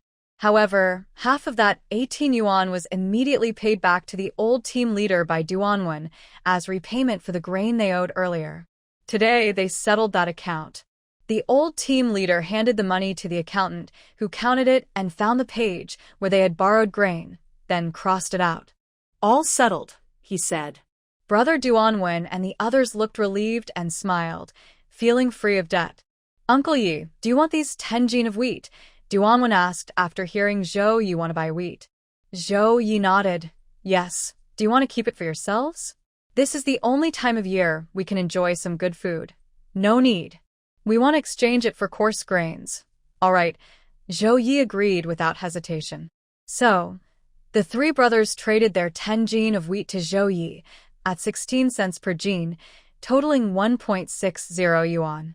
They wanted to exchange for corn, and Zhao Ye swapped them corn worth 1.60 yuan, which was 17 jin of corn, priced at 9.5 cents per jin. He settled the exchange on the spot. Bai Yueji held her child and watched. She noticed her strong, rough husband was quite quick at calculating. While others were still figuring out how much they could exchange, he had already gone to weigh the grain. There were others waiting to divide their grain and money, like Zhou Chuan and his sister-in-law. After they finished dividing their grain and money, Zhou Chuan and his sister-in-law left without even glancing at Zhao Ye and Bai Yueji. Next came Zhao Meixiang, Zhang Dagan, and Dagan's sister-in-law, then the young workers from the youth camp. Ma Wan and Yang Ruoqing didn't come.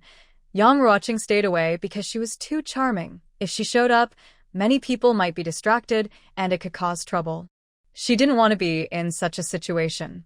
Deng Xiangjie arrived, also to get his grain and money, but he would also buy grain for Yang Ruoqing. He saw Bai Yueji and Zhou Ye each holding a cute little girl named Yuxue. Bai Yueji saw him too, but looked away quickly. Her husband was much better, not worth comparing. She didn't even think he was qualified to carry her shoes. Zhou Ye also looked at Deng Xiangjie, but after he glanced at them, he didn't pay much attention and waited to receive his grain. He still needed to buy grain for Yang Ruoqing, but everyone had to wait until the grain division was finished before buying. "White young farmer, after this, we still need to go to the woodpile. Once we're done, we'll be free. We might come bother you then." Chu Shuang and Suya, after dividing their grain and Ma Wan's, smiled at Bai Yueji. "Sure, just come by," Bai Yueji said. She thought these 2 young women were quite good, polite, and sensible, and she didn't mind interacting with such people. The 2 young women who agreed were very happy and smiled as they left. After the team members finished distributing the grain, the old team leader spoke as usual. "Everyone, the grain is all handed out. If anyone still needs more or wants to buy some, come over." Deng Xiangjie went up to buy some. He requested corn, wheat, potatoes, and soybeans, especially wheat, 20 jin. He had his own work points and didn't work with Zhou Ye and the others during the summer and fall harvests, so his points went to other teams. But his points were enough, and after distributing, he still had quite a bit of money left. Deng Xiangjie's work points weren't just from farming. Last year, he gave speeches at various brigades, and this year, he was invited again. The commune gave him some speech drafts to help promote personal hygiene and other topics with the staff. They mainly called him because he was popular. Young women liked listening to his speeches, and they paid attention to what he said. During the slack season, when everyone couldn't earn work points and had to tighten their belts, he could earn 10 points a day, plus meals and accommodation, which made others envious. Bai Yueji knew all this. She also knew that soon Yang Ruoqing would join him, and she had already achieved very good results. The main characters, whether male or female, were always popular wherever they went. Seeing Deng Xiangjie come to buy grain, the old team leader knew it was for Yang Jiqing. Their relationship was not a secret in the Niumeng brigade. So he didn't say anything and simply handed the grain over. Deng Xiangjie carried the grain and left quickly, not staying long. It was too glaring that Bai Yueji, smiling happily while talking with Zhao Ye and holding her 2 children, seemed to be deliberately showing off to him. But he had to admit, this woman's goal was achieved. He was truly stimulated by this scene of happiness. Zhang Bin also bought some grain. He hadn't done much work himself, since his family was well off. He just paid directly. Of course, this was during a good harvest year. If the year had been poor, the team wouldn't have any grain to sell, and he would have to find other ways to solve his food problem. Besides the young people in the youth cadre courtyard, Li Fengshou, his father, also bought grain. Zhou Yi asked Li Fengshou, who was waiting with him, "What is your dad buying? Hasn't he already received quite a bit to give to his son-in-law?" Li Fengshou replied. City folks ate commercial grain, which sounded decent, but supplies were limited. Everyone had to tighten their belts. Even in the city, buying grain required ration tickets. Otherwise, they couldn't buy any. But the village doesn't need to buy much, especially in our own team. As long as they have money, they can buy what they need. Li Fengshou's father bought some corn, sweet potatoes, soybeans, and peanuts, spending a total of 20 yuan. He doesn't know if his son-in-law will pay him back, but Li Fengshou doesn't care about that. It doesn't concern him. Once others have bought almost everything they need and aren't pushing anymore, Zhou Yi and Bai Yueji take Daodu and Dudu up to buy. If there is a food shortage, Zhou Yi must be the first to buy. But this year, the team's grain supply is quite enough, so there's no need to compete with others. Taking it slow is fine. Old team leader, there should still be some wheat, right? Zhou Yi asked with a smile. The old team leader nodded. How much do you want? 50. Before Zhou Yi finished, Bai Yueji spoke up. I want 100 jin. 1 jin of wheat can produce about 8 liang of flour. Even if she buys 100 jin, it only makes about 80 jin of flour. Plus, she gets 10 jin, and the brothers from the Duan family bought another 10 jin. After grinding, it's roughly around 100 jin. But that's still not enough. Because flour is also very important. Usually, the flour Bai Yueji brings back is used up quickly. She makes corn noodles, corn buns, mixed flour buns, and other baked goods, all of which need some flour to taste better. So, buying 100 jin of wheat isn't much. However, 100 jin of wheat costs 16 yuan, which already attracts attention. If she buys more, people might start talking. Better to stop here. Bai Yueji thinks she's being very restrained, but others are stunned. This city girl from the big city really doesn't care about money. How much money did she get today? And she's asking for 100 jin of wheat, costing 16 yuan. She spends so much money just like that, more bravely than Zhou Yi. Zhou Yi only wanted 50 jin earlier, but she asked for 100 jin without hesitation. The old team leader was obviously surprised too. He didn't expect that the big boss was Zhou Ye's wife. Since Bai Yueji had already spoken, the others let her make the decisions. Old team leader, call someone to weigh 100 jin of corn, 50 jin of soybeans, 30 jin of peanuts, and 10 jin each of green beans and black sesame seeds. Also, get me 300 jin of sweet potatoes. Green beans also run out quickly at home. During the summer and fall harvests, Bai Yueji often cooked green bean soup and asked Aunt Zhang to help carry it over. Last year, Zhou Yi ate only 2 meals a day, each not much, just to save food. When she was pregnant then, she didn't know if her articles would be accepted by the newspaper, so she could only watch him tighten his belt and let her eat a little more. This year is different. She has a steady income now. Why not buy more grains since she doesn't need tickets? With these grains, Zhao Ye won't have to tighten his belt anymore. As for the 300 jin of sweet potatoes, she plans to make into sweet potato noodles. She asked Aunt Zhang and others, and they said about 100 jin of sweet potatoes can produce around 15 jin of sweet potato noodles. So, 300 jin would make about 45 jin of noodles. Sweet potato noodles last a long time and are easy and tasty to eat. She has plenty of time to prepare, so she plans to make more. The 100 jin of wheat costs 16 yuan. Corn costs 9 cents per jin, so 100 jin is 9 yuan. Soybeans cost 15 cents per jin, so 50 jin is 7.5 yuan. Sweet potatoes are cheap, costing just over 1 cent per jin, but 300 jin still costs over 3 yuan. There are also peanuts, green beans, black sesame, and other foods. Everyone was stunned listening to Bai Yueji talk about her big spending. The old team leader thought he should ask Zhao Ye, the head of the family, for his opinion. Zhao Ye looked surprised too, asking, "Do we really need to buy so much?" "Buy it," Zhao Ye nodded. Only Zhao Ye seemed different from the others. Seeing his wife spend money so generously, her eyes shining, she looked like a fairy descending from heaven, beautiful beyond words. But only he had this unusual taste. Others, seeing that he married such a delicate, hard-working girl who can earn money, no longer envy him. What's there to envy? Can she support the family? She can earn money, but she's too big-hearted and doesn't know how to save. Besides the grains Zhao Ye shared, she also spent nearly 40 yuan on food this year. At the start of winter, when she stopped earning work points, tightening the belt was necessary.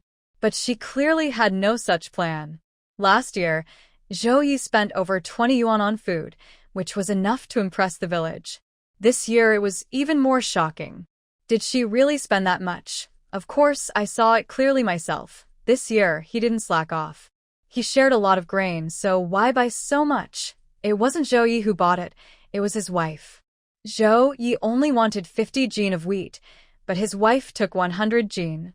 When she pointed at the grain and asked for it, she looked so commanding. Amazing. Exactly, it's incredible. Spending 40 yuan on grain all at once. Who could do that? Maybe they've emptied their savings. Earlier, they said they'd emptied everything, but why is there still more to spend? Zhao Meixiang came to chat with Zhou Desa and said. After hearing about this, Sister Zhou felt that the 30-something yuan they received this year was no longer satisfying.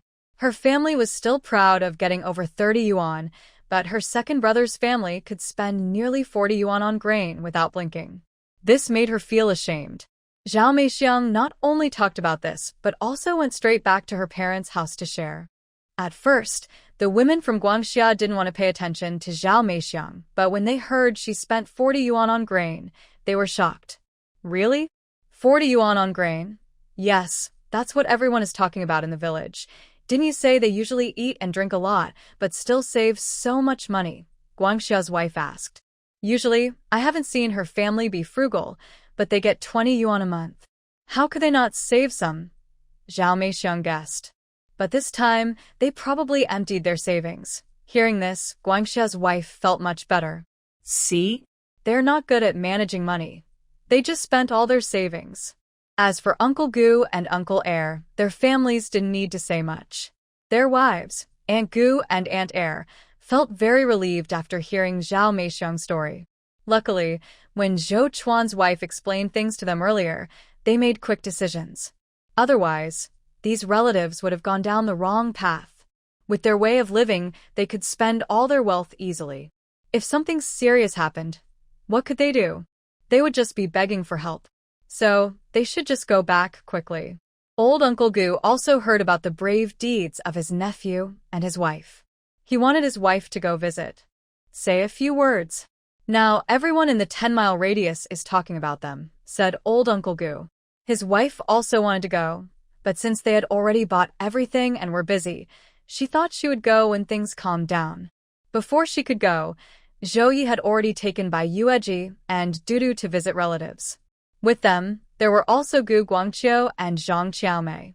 In the days after the grain was divided, Zhou Ye and Gu Guangqiu were very busy. They went to gather firewood quickly, and in just a few days, they had filled a large cart. They stored enough firewood in the sheds behind the two families' yards for the winter. They also stacked the straw and wheat stalks provided by the team in the backyard, enough to last through the winter. While gathering firewood, Bai Yueji, along with Aunt Zhang and Taishan's mother, pooled money to hire Uncle Tao's donkey cart to grind flour. The family's wheat, corn, and soybeans all need to be ground. So today they had time and decided to visit together. They had originally planned to come during the new year, but it was too cold then. Daodu and Dudu were still young, so they didn't want them to go outside at that time. Now, bringing them here to visit relatives and let Uncle see his nephew is a good idea. Gu Guangqiu brought a lot of grains, including a bag of ground cornmeal. This bag alone weighs about 30 jin, around 15 kilograms. He also brought peanuts and soybeans, totaling roughly 50 jin, about 25 kilograms. These grains are definitely a good amount. Zhou Ye didn't bring any grains, but over the past few days, he gathered a lot of firewood in the mountains. Every day, he found wild chicken nests, either bringing wild chickens or rabbits home. Today, the weather turned colder, so Bai Yueji preserved all the leftovers by pickling them and hanging them under the eaves in the backyard. Today, he brought back 1 wild rabbit and 2 wild chickens. His uncle's wife was very happy and invited them inside. "I was just thinking of visiting you in a few days when I have time, but you came first," she said happily. Old Uncle Gu came out of the house. "Dear, this is our uncle," Zhou Ye said with a smile, introducing his wife. "Uncle," Bai Yueji also greeted him. "Good." Old Uncle Gu nodded, but he was too busy to say much. He looked at Daodu and Dudu in Zhou Ye and Bai Yueji's arms and smiled warmly, reaching out. "Come on, Uncle will hold you," he said. Zhou Ye had no reason to refuse, so Daodu quickly ended up in his uncle's arms. He looked at his uncle and recognized him as a stranger, but he was calm because his parents were there. He wasn't afraid of being taken away. Old Uncle Gu held Daodu and also wanted to hold Dudu. His wife wasn't happy about that and took Dudu from Bai Yueji, saying, "Just hold one, this one is mine." Dudu was very friendly and smiled at his auntie, making everyone feel soft-hearted. "Oh, are you Dudu or Kodo? You even smiled at auntie. Do you miss auntie too?" she said happily. "Guangqiu, cousin, you're here," someone called out. Gu Guangxia heard that both families had come to visit and hurried back from outside. "This is Guangxia," Zhou Ye said with a smile, introducing his wife to Bai Yueji. "Guangxia," Bai Yueji greeted them both. They didn't talk for long. Guangxia's wife also came back from outside, but when she saw them, she said nothing and pulled a face, going straight into the room. She looked as if everyone present owed her something.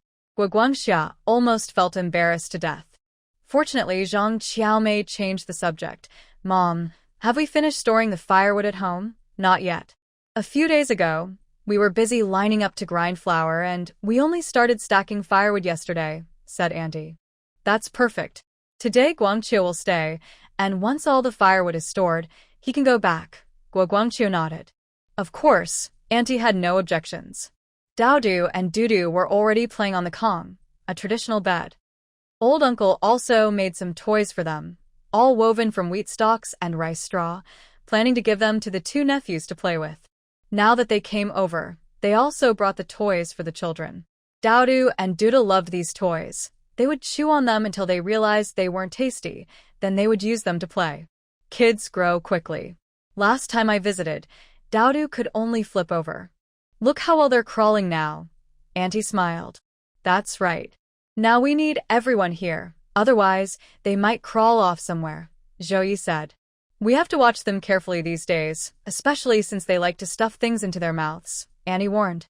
White Yueji also understood this well. The 2 brothers were very curious about this new world and eager to explore. As soon as they were put down, they would crawl everywhere and put anything they could find into their mouths. "We don't know if you were born before or after the new year," Auntie looked at Zhang Qiaomei again. Lanaya, Grandma Li, had predicted that she might give birth around the new year. These days, her belly had grown quite a bit, but her complexion was very good and healthy, clearly well-nourished. Grandpa and Grandma were back. Guangxia's two children also came in from outside. The older one was a girl named Guxiaoxi, and the younger was a boy named Guxiaobei. Hurry over. Your brother is here. You haven't seen him yet, Auntie called them. The siblings came over, and after Guangxia told them to call out, he let them onto the Kong. Seeing that Daodu and Duda looked alike, they found it interesting. Are they twin brothers? Clearly, the siblings had heard about them from their grandma. Yes, they look the same, Zhang Qiaomei smiled. Yes, they look alike, so white and chubby, Guxiaoxi nodded. Gu Xiaobei also found it fun. He went back to the house to bring his slingshot and other toys to share. He even had some precious glass marbles, which he was willing to let his brothers play with, but these couldn't be played with by children, so he took them back to store away. While the children played, the adults talked. The most talked about topic was this year's work points in the Nyoming Brigade, which were worth 2 mao, a unit of currency. This year's work points for the brigade were slightly better than last year's. Last year, they were 1 mao 3, but this year, they are 1 mao 4. Compared to Nyoming Brigade, they still had a long way to go. However, Bai Yueji thought there was nothing surprising about it. Both the male and female leads were in Nyoming Brigade. With such strong luck, how could they be doing poorly? Once the goat herd was established and the team decided to raise pigs, next year, Nyoming Brigade's work points might surpass 3 mao. When the conversation was winding down, it was time to prepare dinner. Bai Yueji and Zhang Qiaomei went to the backyard to pick cabbages. Old Auntie and Zhao Ye entered the kitchen busy preparing braised rabbit. At this point, she finally asked her nephew. Zhao Dazue came back and said you bought 40 yuan worth of grain this year. Zhou Yi thought his aunt was very perceptive. Such matters were not discussed in front of his wife. They only talked to him. Our Nyoming Brigade has some news. She would definitely come back to boast. Is that true? About 30, less than 40. His aunt said, you guys are really big spenders. Now, almost every village within 10 miles has probably heard about you two buying so much grain. Let them talk. We don't steal or rob. We make a living by our skills. If they had that ability, they would do the same.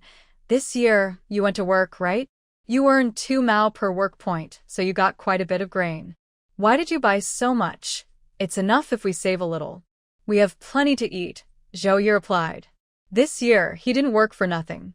Besides what they bought, the amount he received was much more than last year. Then why buy so much? His aunt wondered. My wife cares about me, Zhou Yi said. Auntie, you don't know. Last year, she was worried I wouldn't eat enough, so she and the kids ate less to save for me. But her article submission hasn't been confirmed yet, so she didn't say much. Now that she's earning some money, she can't stand seeing me tighten my belt. Buying this grain is mainly for me. His wife didn't say anything, but Zhou Yi knew very well she was worried about him. She always cared for him deeply. As for the auntie's understanding of a daughter-in-law caring for her husband, she also felt deeply. Your wife is truly amazing. I've never seen anyone care for a man as much as she does. When she was over there, she treated her nephew's wife like she was caring for her own son. She even joked about it. Zhou Yi chuckled softly. The old aunt said, other aunts don't say much, but you should be careful. I understand. Don't worry about us, Auntie. Zhou Yi replied confidently. The old aunt didn't say anything more. Just a reminder is enough. There's no need to worry too much about the nephew and his wife. I think no one knows how to live life better than they do. As for emptying the family savings, they've talked about it a few times, but I don't believe it. Soon, Bai Yueji brought in washed and chopped cabbage and eggplant. Auntie, you go inside and keep the kids company. Zhou Yi and I will handle things. But the old aunt told her to rest. Since it's her first visit, it wouldn't make sense for her to do the work. However, Zhou Yi understood his wife. Auntie, you go keep them company. Let my wife and I handle everything, he said. The old aunt nodded. All right then. By the way, Auntie, after Brother Guangqiu finishes gathering firewood and heads back, you should come stay with us for a few days, Zhou Yi added. Then, Auntie, can you stay a couple more days? The old aunt asked with a smile. Western room is always prepared for you, Auntie. There are blankets and everything. Just come over when you're ready. Bai Yueji said with a smile. Yes, and don't bring eggs like last time. I'm free now, going to the mountains every day. Just the other day, my wife took a basket of wild eggs to her sister-in-law to eat. We can't finish them all, Zhao Ye added. You're even asking for credit for bringing a few wild eggs to Auntie. Bai Yueji lightly pinched him. Of course. They're my auntie's grandson. Zhao Ye joked with a smile. But the old aunt understood what her nephew meant. She just didn't want her to carry eggs over. After joking around for a bit, the elders went to visit Daodu and Daodu. Bai Yueji and Zhao Ye stayed behind. Gu Guangqiu and Zhang Xiaomei also came in, but the kitchen wasn't big, so Zhao Ye sent them out. Gu Guangqiu felt very embarrassed because he was supposed to host them with his wife, but it seemed like his wife owed them money. Since returning to the house, he hadn't come out. Gu Guangqiu was naturally upset, but didn't want to cause trouble. Bai Yueji didn't need to do anything. She just watched Zhao Ye cook in the kitchen. They say a man who can cook is very attractive, and that's completely true. This man truly lives up to his reputation. He's capable both in social settings and at home, can hunt wild boars, and has achieved great success. But don't think that his younger cousin is doing this just for her benefit. When she finally gets what she wants but doesn't cherish it, she ends up losing everything and regrets it for life. She's just a bit shy. She came here and she actually cares about this rough man quite a lot. Bai Yueji, Zhao Ye, and the others came in the morning and stayed until after lunch, leaving around 1 p.m. As soon as they left, a furious Gu Guangxiu went back to his room to argue loudly with his wife. Gu Guangxiu felt ashamed of himself today. His wife had embarrassed him in front of everyone. She didn't even greet him when she came home in the morning and hid in her room, which made him angry. During lunch, while they ate outside, she was inside hitting the children. Gu Xiaoxi and Gu Xiaobei, the brother and sister, had just gone to get bowls and were locked inside the room, not allowed to come out. The children cried and fussed inside, and she hit them. When he went to bring Xiaoxi and Xiaobei out, she wouldn't let him. It was Bai Yueji who shared a bowl of meat and steamed bread with the children, and Zhao Ye took it into them, which finally calmed things down. In front of his cousin and sister-in-law, Gu Guangxiu held back his anger, but now he couldn't anymore. Why are you yelling at me? His wife retorted boldly. If you want to eat, go ahead. I don't care. But my kids can't eat if I say so. If you want to leave this family, that's your business. What does it have to do with my mother? I won't leave, and you're trying to force me out. She said this deliberately, knowing others in the family could hear. In the future, if any relatives face difficulties and need help, she definitely won't lend a hand. She keeps the family money hidden, so even if her husband wants to help, he can't. You're really full of yourself, Gu Guangxiu sneered. With your little money, you really think Zhao Ye depends on you?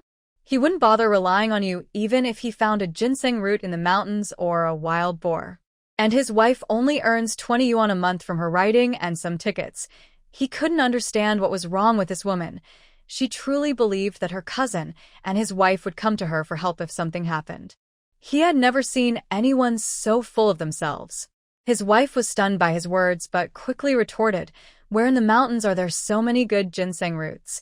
Of course, there aren't many, but Zhao Ye has found quite a few, Gu Guangxiu sneered. Last time when my mother went there, she even found a tall lingji mushroom. If my mother can find it, do you think Zhao Ye can't? Do you think the Niomingda team calls him Zhou Fuxing for nothing? Zhao Meixiang, nicknamed the lucky star of Zhou Ye, wouldn't refuse to talk. At that time, she was praised so much that everyone was full of admiration. Under Zhao Meixiang's big mouth, Zhao Ye could easily find a 1,000-year-old ginseng or a 10,000-year-old mushroom. Whenever he entered the mountain, rabbits would run to the crooked-necked trees for him to pick, wild boars would bump into big stones for him to carry and sell, and wild chickens would lead him to their nests to gather eggs. The old team leader of Niomeng Brigade worked diligently his whole life, and he was also grateful because Zhao Ye often praised him in front of county leaders. Old Li Po worked hard to deliver babies for most of her life, and she only managed to get a shining banner of honor for her hospital after helping deliver her twin sons. Anyway, whenever there was good news in Niomeng Brigade, it was definitely related to Zhao Ye, the lucky star. Of course, Guo Guangxia's wife also heard about these things. She thought Zhao Ye's bragging was really going overboard. So she sneered and didn't take Guo Guangxia's words seriously. Why are you arguing with her about this? Old auntie was also furious today. You should just slap her to teach her a lesson. This was the first time the niece-in-law and nephew-in-laws came to visit. The whole family was happily having lunch together, but she was ruining everyone's mood. She wasn't asking her to come out and host as the eldest daughter-in-law of the Guo family, but she was causing trouble. Old Andy was so angry she wanted to bring a broom and give her a good beating. Guo Guangxia's wife burst into tears. Mom, I am your daughter-in-law. That's just the niece-in-law. When you get old, we will take care of you. Are you helping outsiders bully me? Old Andy sneered. I was blind to marry you into the Guo family. If you don't want to stay here, I can decide. Pack your things and divorce Guangxia immediately to marry someone else. I won't divorce.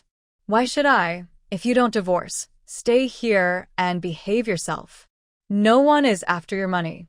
If times get tough, no one will help you. You're just wasting your own face.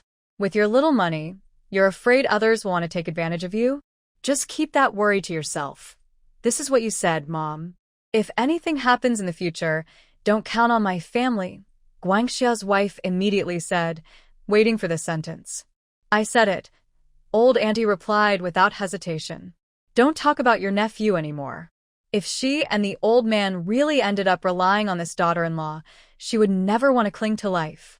She would just take some medicine and end it all with the old man. Regarding the family trouble, Gu Guangqiu, who was helping to stock firewood, was quietly chopping wood and drying it in the yard, saying nothing.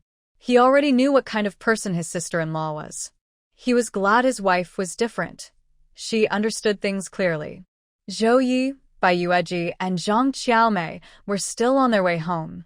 As they walked and rested, nearing the village, Zhang Qiaomei said to Bai Yueji, I'm really sorry today. It was our first time visiting, and we caused such a fuss. Since she was also a daughter-in-law of the Gu family, she felt she should apologize to Bai Yueji. This was the first time the cousins brought their children to visit. They had gone to visit relatives, but it turned into such a scene at noon. Zhang Qiaomei was also angry about today. Since she entered, the older sister-in-law seemed to dislike everyone. Even when she and Gu Guangqiu went back, she was sarcastic. But she never expected it to be so inappropriate for the occasion. It's nothing. I didn't take it to heart, Bai Yueji smiled. She had known her older sister-in-law for a long time. Her Aunt Gu had warned her last time she visited. Zhou Yi said, everyone knows what she's thinking. Not to criticize her, but she really is good at flattering herself. But he knew that after they left, Gu Guangxia would definitely settle accounts with her, and Aunt Gu wouldn't let her off easily. I just can't understand what she's thinking. With so many relatives around, relying on her would be a disaster. Zhang Qiaomei shook her head. Bai Yueji smiled, but she didn't really feel anything about these relatives. Her way of dealing with people was simple. Get along if it suits, part ways if it doesn't. While they were talking, they arrived in the village. Zhang Qiaomei went home by herself. Zhou Yi and Bai Yueji carried the children home. Dodo and Dudu had been lively all day. On the way back, the boys fell asleep. Now, when they put them on the bed, they didn't wake up, they slept like little pigs. Wife, let's rest a bit too, Zhou Yi said. I still have to go out tonight to get some goods. Bai Yueji nodded. So, the family finished visiting relatives and all went to bed to rest. The whole family slept until evening. Now that the weather was getting colder, sleeping on the bed was very comfortable. Bai Yueji, upon waking, felt lazy and didn't want to move. Dodo and Dudu prefer to play on the Kong, heated bed. The two brothers are playing together with a straw ball brought back from their uncle's house, tightly bound so it can be kicked like a ball. Bai Yueji watches the brothers fight over the straw ball and listens to the busy sounds from the kitchen outside, feeling peaceful and secure inside. She believes that as long as her small family is safe and sound, nothing outside can bother her. Soon, Zhou Yi brings in a bowl of tomato and egg noodles. These are Bai Yueji's favorite noodles, tangy and sweet, very tasty. Dodo and Dudu also love eating them. When their father sets the bowl down, The brothers immediately toss their toys aside and sit in a row, waiting for their parents to feed them. In the past, Bai Yueji used to feed them, but after Zhao Ye finished farming, he took over. Not only that, but the family's clothes, including the children's diapers, are now temporarily taken care of by him, as Li Danny was dismissed. When spring comes and work resumes, they will ask her to help again. For now, he handles everything himself because there's no reason not to save money when idle. Because Zhao Ye dismissed Li Danny, everyone is sure that his wife really spent all their savings on buying food this time. Otherwise, why wouldn't they keep asking someone to wash clothes and diapers? Look at them. They're eating so happily, Zhao Ye said with a smile. Dodo and Dudu also love noodles, but Zhao Ye cooks them a bit softer than for adults. Today, the noodles he cooked were just right, and the brothers ate happily. Bai Yueji used a towel to wipe their mouths. The little guys looked like hungry little birds, finishing their food and waiting for their dad to give the next bite. Zhao Ye ate while feeding them. When he finished, the brothers finished too, and they mimicked their dad by drinking soup. Satisfied, they went back to play. When Bai Yueji finished eating, Zhao Ye tidied up the dishes before coming back and saying, "Wife, they're getting big now. Should we stop breastfeeding them?" Bai Yueji shook her head. "Let's wait until they're a bit older." Because resources were limited back then, the brothers didn't eat much meat. Now they only have milk once a day. She doesn't mind continuing to breastfeed them. Thanks to that, their health has been good. They've never been sick or had a fever since they were born. "It's just too exhausting," Zhao Ye said. "It's okay. Don't worry about it." "If it really needs to be stopped, I'll do it," Bai Yueji replied. The whole family had eaten well and had nothing else to do, so they happily lay down to rest. During the harvest season, it is really tiring, but now it's better. This time, the cats are staying indoors until next year's work, with 2 or 3 months of rest. But only they can do that. Others can't stay indoors so quickly.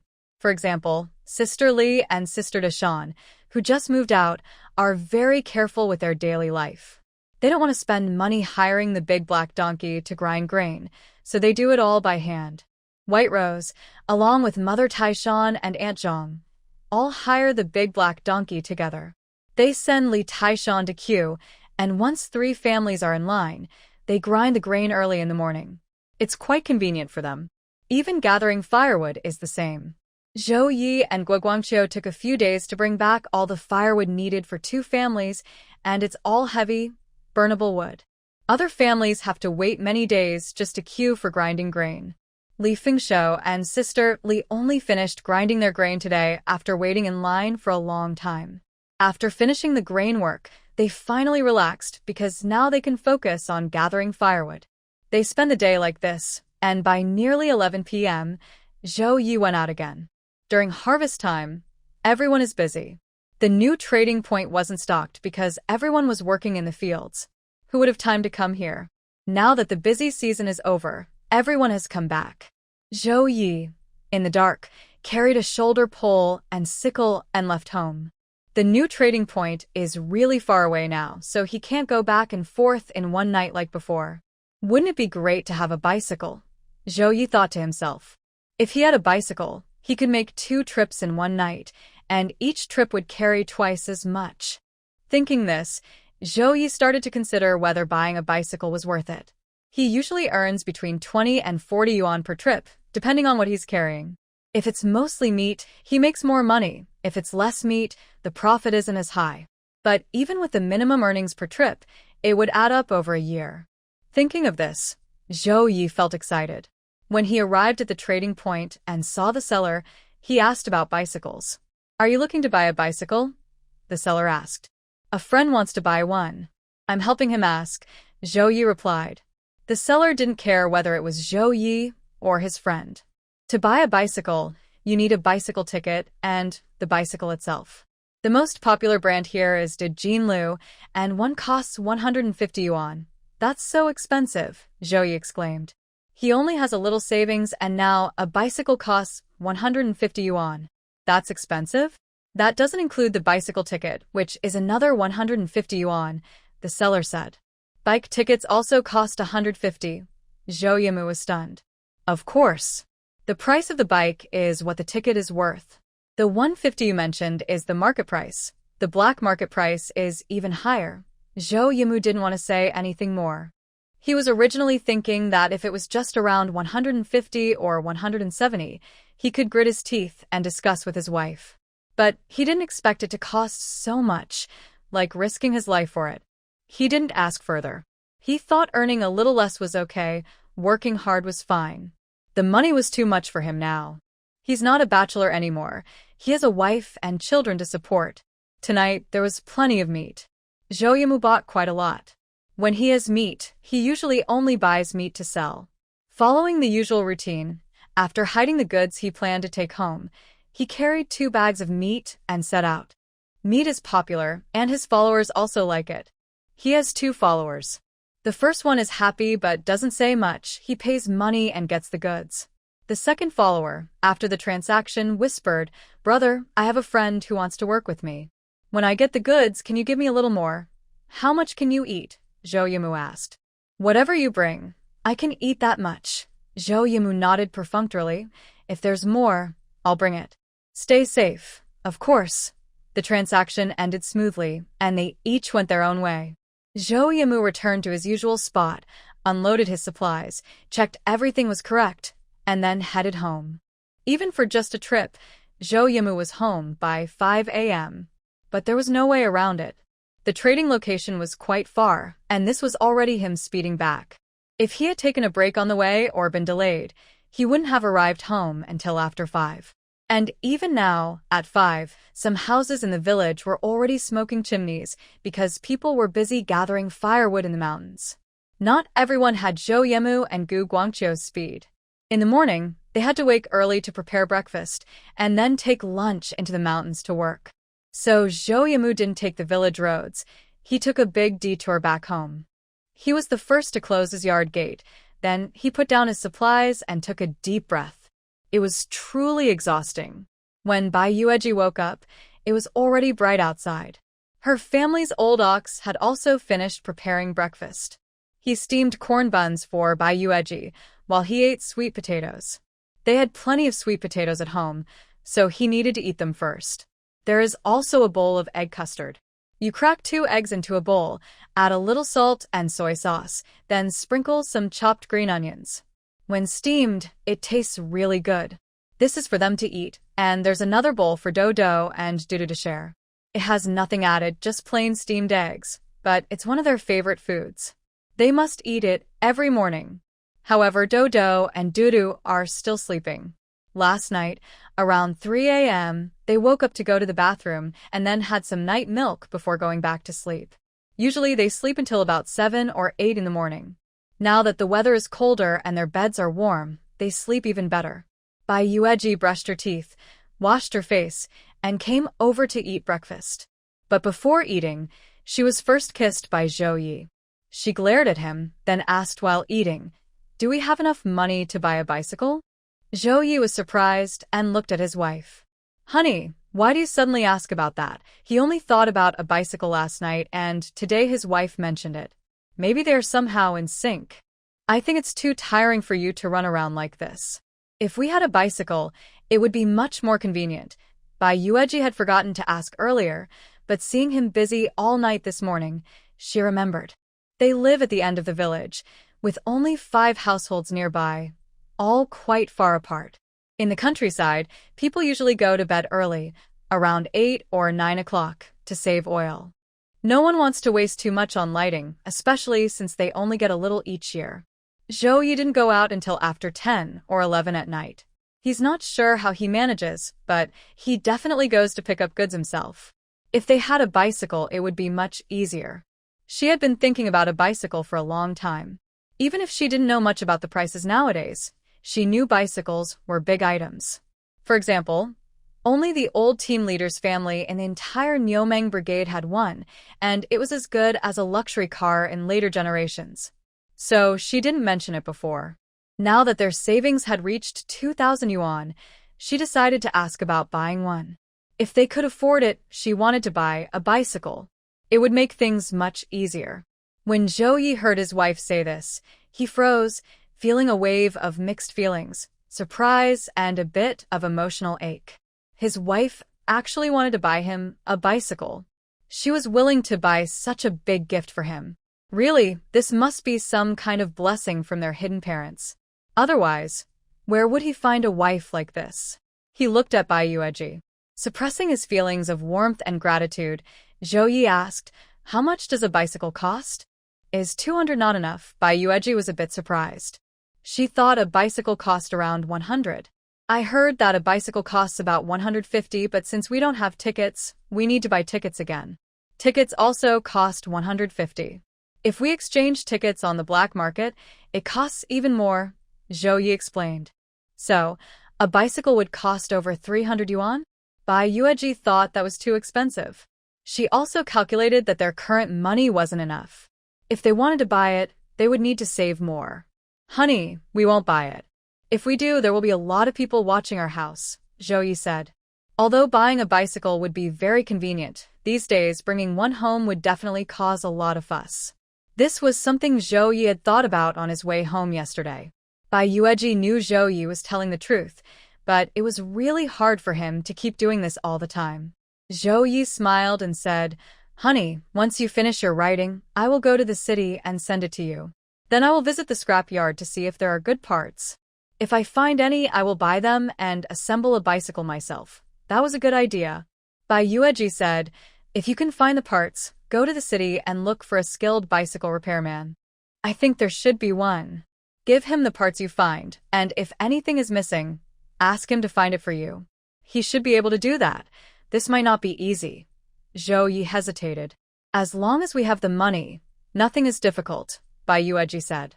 "Pay him for the missing parts, and also give him some extra money privately so he can fix it at home. So, it's like letting a master do private work."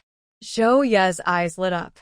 "Wow, honey, you're really clever." They initially planned to visit the scrapyard just to comfort her, but now it seemed like they could actually try it. Bai Yueji gave him a quick look and said, "But my writing will take a few more days, so you have to wait a bit." "Take your time. "We're not in a rush." Zhou Ye nodded and scooped some egg custard for his wife. After breakfast, Bai Yueji counted and packed everything. It looked similar to what she usually brought back, but this time, she had about 5 jin, around 2.5 kilograms of meat. Today was colder, but not enough to be really cold. The meat needed to be salted and preserved, but before that, she cut a piece to keep for making dumplings today, and also to steam meat porridge for Dodo and Dudu. Zhou Ye went to rest, leaving the care of their 2 sons to Bai Yueji. When the 2 brothers woke up, she fed them some corn buns soaked in soup and also gave them egg custard. The little brothers were full now. Bai Yueji took them to old Zhang's house. However, Zhang Xiaomei and Aunt Zhang went out for a walk and weren't at home. Bai Yueji also wanted to take Daodu and Dudu for a walk, so she said goodbye to Uncle Zhang. But today, she didn't check the lunar calendar before leaving and unexpectedly encountered bad luck. After this harvest, Manhwa was tanned by the hot sun. She saw that Bai Yueji looked even fairer and more rosy than before, with a bright and healthy face. Seeing her look so prosperous, especially with 2 equally chubby and white sons, Manhwa felt a mix of feelings.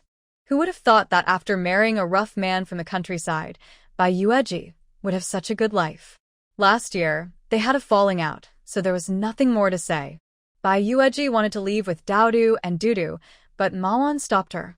"Since you've known each other, you should at least say hello. Why are you ignoring her now?" she said. Bai Yueji looked at her and replied, "I think there's nothing more to say between us." Their biggest conflict was with Deng Xiangjia, both fighting over a man who wasn't even theirs and no one could see. Now that Bai Yueji was married, that conflict disappeared. But Bai Yueji was living too well and was very happy. Everyone in Yeomeng Brigade knew that after she married Zhou Ye, she didn't even need to wash her baby's diapers. She stayed in confinement for a full 30 days, and it was said that the house smelled of stewed chicken every day, with eggs to nourish her. This wasn't just marriage, it was falling into a nest of happiness. Although Bai Yueji was capable and had a strong voice, her glowing appearance now showed she had married the right man. She had a good life at home before, and now that she was married, she was still living well. Ma Wan couldn't understand it. With Bai Yueji's temper, how could she be so lucky? Jealousy once again surged within her. When women are jealous, their words can be very mean. You really have no conscience. Your parents are divorced, and your father remarried a stepmother, yet you can be so indifferent. Manhwa looked at her, trying to hurt her. But Bai Yueji remained calm and replied just as bluntly, "What's with the barking dog? Are you hungry and want to ask me for a bun?" Manhwa knew that this cold-hearted troublemaker didn't care about her parents' lives or deaths. Otherwise, how could she abandon her parents and run to the countryside? So she changed the subject. You probably don't know yet, Deng Xiangjie introduced Yang Ruoqing to help at the commune. Now they're both going to different teams to promote health issues. It's just for publicity, and they can earn 10 work points a day. They also get free meals and accommodation. Bai Yueji looked at her with interest. When you found out about this, you must have been so jealous you went crazy, right?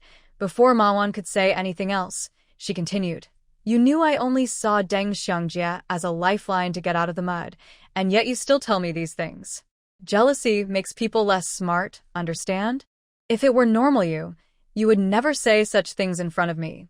This vicious female character, Manhwa, initially played the female lead, Yang Ruoqing, like a puppet, and her intelligence was not low. Only later was she used to be exposed. Manhwa's face looked grim. But Bai Yueji was right. Knowing Deng Xiangjie took Yang Ruoqing out to promote together, she was really about to go crazy with jealousy. Seeing Bai Yueji now, she wanted to vent her anger on her. But Bai Yueji was not a punching bag. Instead, she gave her a sharp reply. My husband loves me. I gave birth to twins in one go. I also write articles for the newspaper and earn some money. My life is perfect now, and it will only get better. I don't care about things that have nothing to do with me because I don't need to envy others. Unlike you, who used to envy me and now envy Yang Ruoqing, you will always live in envy. It seems to be your destiny. After saying this, Bai Yueji calmly pushed her 2 sons in the stroller and left. Manhwa looked at her back with a very dark expression, but in the end, she said nothing and turned away. Relieved from the gloomy mood, Bai Yueji felt good and strolled over to Lao Tao's house. Mrs. Tao was busy with her tile roof wife, Ji Xuan Kai. After the autumn harvest, everyone was busy, grinding grain, gathering firewood, and pickling vegetables. Come sit, Mrs. Tao greeted with a smile when she saw the 3 women approaching. The tile roof wife smiled and said, Your mother looks good. Their 2 brothers look good too. I wish I could take them home and raise them. I'm afraid you can't handle 4, Mrs. Tao replied. Mr. Tao and Mrs. Tao only had 1 son, Tao Weipian, but the tile roof wife was capable. She came in and had 4 grandchildren, 2 boys and 2 girls, making the family more lively. The key was that Mrs. Tao and the tile roof wife got along very well, almost like mother and daughter. During the month after childbirth, Aunt Tao personally took care of her, killing chickens to nourish her, changing eggs for her to eat, and helping with chores like fetching water and cleaning up. So, it's not that there are no good mothers-in-law. Sometimes, they just haven't met the right one. Wife of Tile, she chuckled, if you 2 are willing to give me some, I would sell everything to raise them. Bai Yueji was chatting happily with them. Life at Old Tao's family was lively and good. Although there was only Uncle Tao's strong laborer, Tile's wife and Aunt Tao were both hardworking. Uncle Tao also had a big black donkey. Now was a busy time for the big black donkey. Since the grain was divided, it had been working non-stop. If the Nyomeng brigade finished their work, no one else would hire them, and Uncle Tao could find work in other brigades. The big black donkey mainly ate hay, but now, busy with grain, Uncle Tao took extra care of it. He would give it some special feed made of cornmeal and bean flour now and then. Apart from the donkey's consumption, Uncle Tao could still earn about 200 or 300 jin of corn by working hard. When they pickled enough sauerkraut, the young women and girls would also hire a donkey cart to go to town to buy headscarves and other accessories, which brought in extra money for the family. Plus, the big black donkey's daily work could be collected and used as fertilizer to pay taxes. Raising this big black donkey was like having a powerful worker at home. Talking about this big black donkey, Zhao Ye was a bit jealous, but only Uncle Tao from the Nyomeng Brigade had such a one. Others couldn't envy him. Bai Yueji also wanted to learn how to pickle sauerkraut. She listened as Aunt Tao and Tao's wife explained the key points while doing it. She planned to prepare some at home.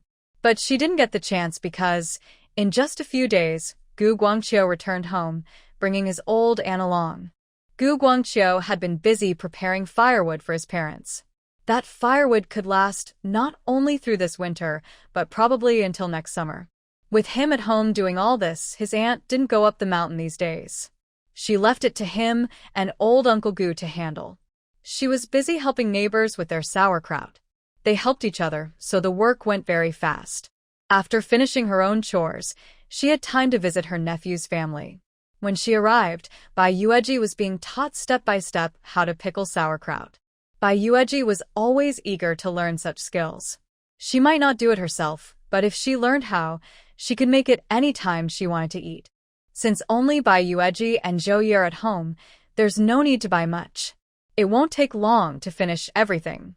After staying for 2 days, my aunt wanted to leave, but Bai Yueji and Zhao Ye insisted she stay.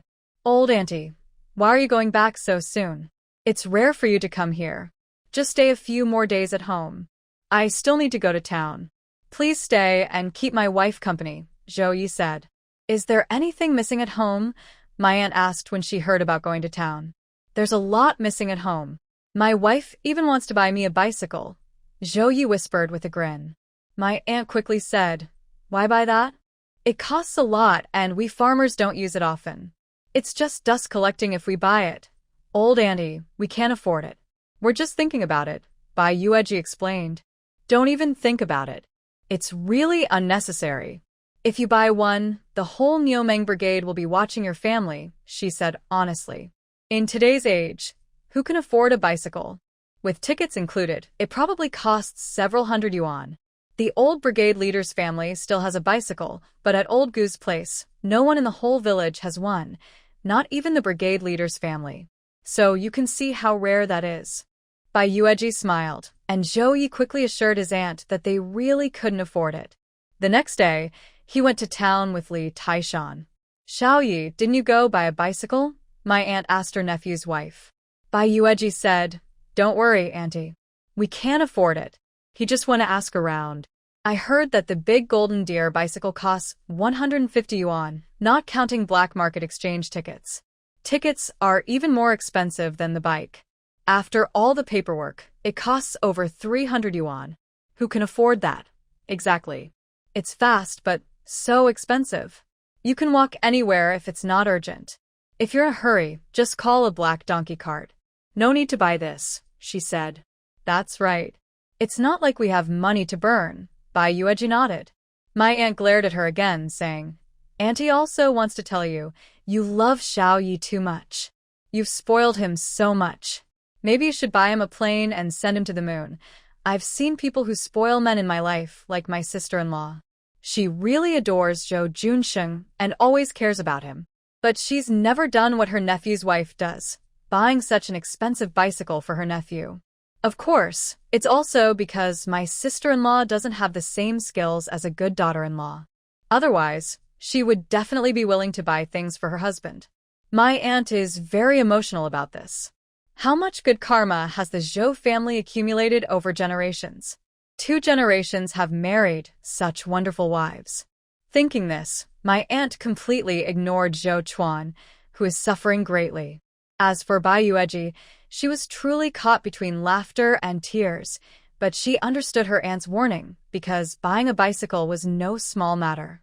Zhao Ye and Li Taishan are on their way into town. These days, life has been pretty good. I haven't even seen a single person, Zhao Ye said, giving Li Taishan a side glance. Behind him, Li Taishan's face showed the words, full and satisfied. He got married right after dividing the grain. His wife, Jean Shaoling, came over soon after. There was no big celebration, just a simple marriage. This is very common in the countryside, and nothing special. Before, Zhao Ye and Bai Yueji's wedding had 2 tables and invited many people. He wanted everyone to witness, to make sure his wife wouldn't run away. Whether it was the marriage certificate or the banquet, he made sure everything was in place. Li Taishan didn't do that, which made things easier. Recently, the young couple has been newlyweds. Besides Li Taishan bringing Jin Shaoling over the next day to visit, they haven't come much since. Looking at Li Taishan today, what has he been doing all this time? Li Taishan chuckled. Life has definitely been good. He's never had such smooth days before. 2 days ago, Wang Ying came to visit him, teasing him about his appearance, trying to make him jealous. But he really wasn't. After getting married, he finally understood what his wild brother said. It's not that he's showing off intentionally, but happy men tend to show a little happiness on their faces. Good behavior, Zhao Ye said with a smile. Li Taishan asked, Brother Yi, what are you going into town for today? To send a letter to your sister-in-law, Zhao Ye replied. And what about you? He had planned to go into town himself, but Li Taishan came looking for him to go into the mountains, and when he heard Zhao Ye was going into town, he followed. I'm buying 2 hairpins for my wife. Zhao Ye nodded. You really do care about your wife. We learned it all from you, Brother Yi. Li Taishan chuckled, then brought up his own family. My brothers have all moved out on their own now. Do you think I can live with my parents in the future? Of course, why not? Zhao Ye said. Does your wife want to move too? She didn't think that way. I was just worried that my family might cause trouble like the old team leader's family. These days, everything feels like putting on a big show. Brothers Li Dashan and Li Dai have both moved out one after another. Now, only Li Dahai's family and the elderly live at the team leader's house. The responsibility for elder care falls on Li Dahai's family. Old Aunt Sun doesn't get along well with Dahai's wife. The mother-in-law and daughter-in-law are really trying to see who is better, and they keep arguing. Li Taishan really doesn't want to live like that, so he's hesitant. It won't happen. Your mother is fair and hasn't treated other daughters-in-law badly. When the family was divided, everything was written clearly in black and white. In the future, if you stay with them, no one will dare to say anything if she favors you and your wife a little, Zhao Ye said. There are rules here. Usually, elders stay with the eldest son, but sometimes they also stay with other sons, depending on each family's situation. Plus, your wife was chosen by your mother. She must be happy about it. You're her favorite son, and since you married her daughter-in-law, you've become more sensible and hardworking. She's so pleased she can't wait. Why cause trouble? Your mother isn't a fool. Just relax and stay at ease. With your mother helping out, life won't be too bad, Zhao Ye added. Brother Yi, your words make me feel more at ease, he said. Then he asked when Brother Yi would have time to go into the mountains. He wasn't asking to make money, just to bring back some meat to supplement their diet. These days, he was already quite thin, and he was feeling a bit weak. After I finish today's work, I can go tomorrow, Zhao Ye said, not realizing how fragile he was. If it weren't for his wife not allowing it after the busy season, he would need to do 3 rounds of groundwork each day. So, this time going to the city, he planned to ask the doctor for some contraceptive supplies. He also planned to ask his aunt to help take care of the kids later. He wanted to take his wife into the mountains for a walk to build up her strength. His wife was good in every way, except her stamina was a bit weak. When he arrived in the city, Zhao Ye's first stop was the post office to send his wife's manuscript. Then, he went shopping with Li Taishan at the mall to buy a hairpin. Zhao Ye also bought some for his wife, and 2 cans of fruit. After that, they headed to the scrap yard. Brother Yi, where are we going now? Li Taishan asked. To the scrap yard to take care of some things, Zhao Ye replied. Li Taishan was confused. What are we doing at the scrap yard? Just looking around, Zhao Ye said. He didn't know what was interesting at the scrap yard, but he went along anyway. An old man was guarding the scrap yard. After Zhao Ye sent out 2 cans of fruit, the old man was quite friendly. He even helped Zhao choose some good bicycle parts. These parts were assembled from different pieces, and he managed to put together a decent set, though some were still missing. The scrap yard had no more parts available. Zhao Ye only took these parts from the scrap yard, paying 23 yuan. When he came out carrying the parts, Li Taishan was surprised. Brother Yi, what are you going to do with these broken things? Broken? These are my bicycle parts from the Golden Deer bike. Li Taishan was speechless. Zhou Ye took the parts to an experienced repairman. When the repairman heard what Zhou wanted to do, he immediately shook his head.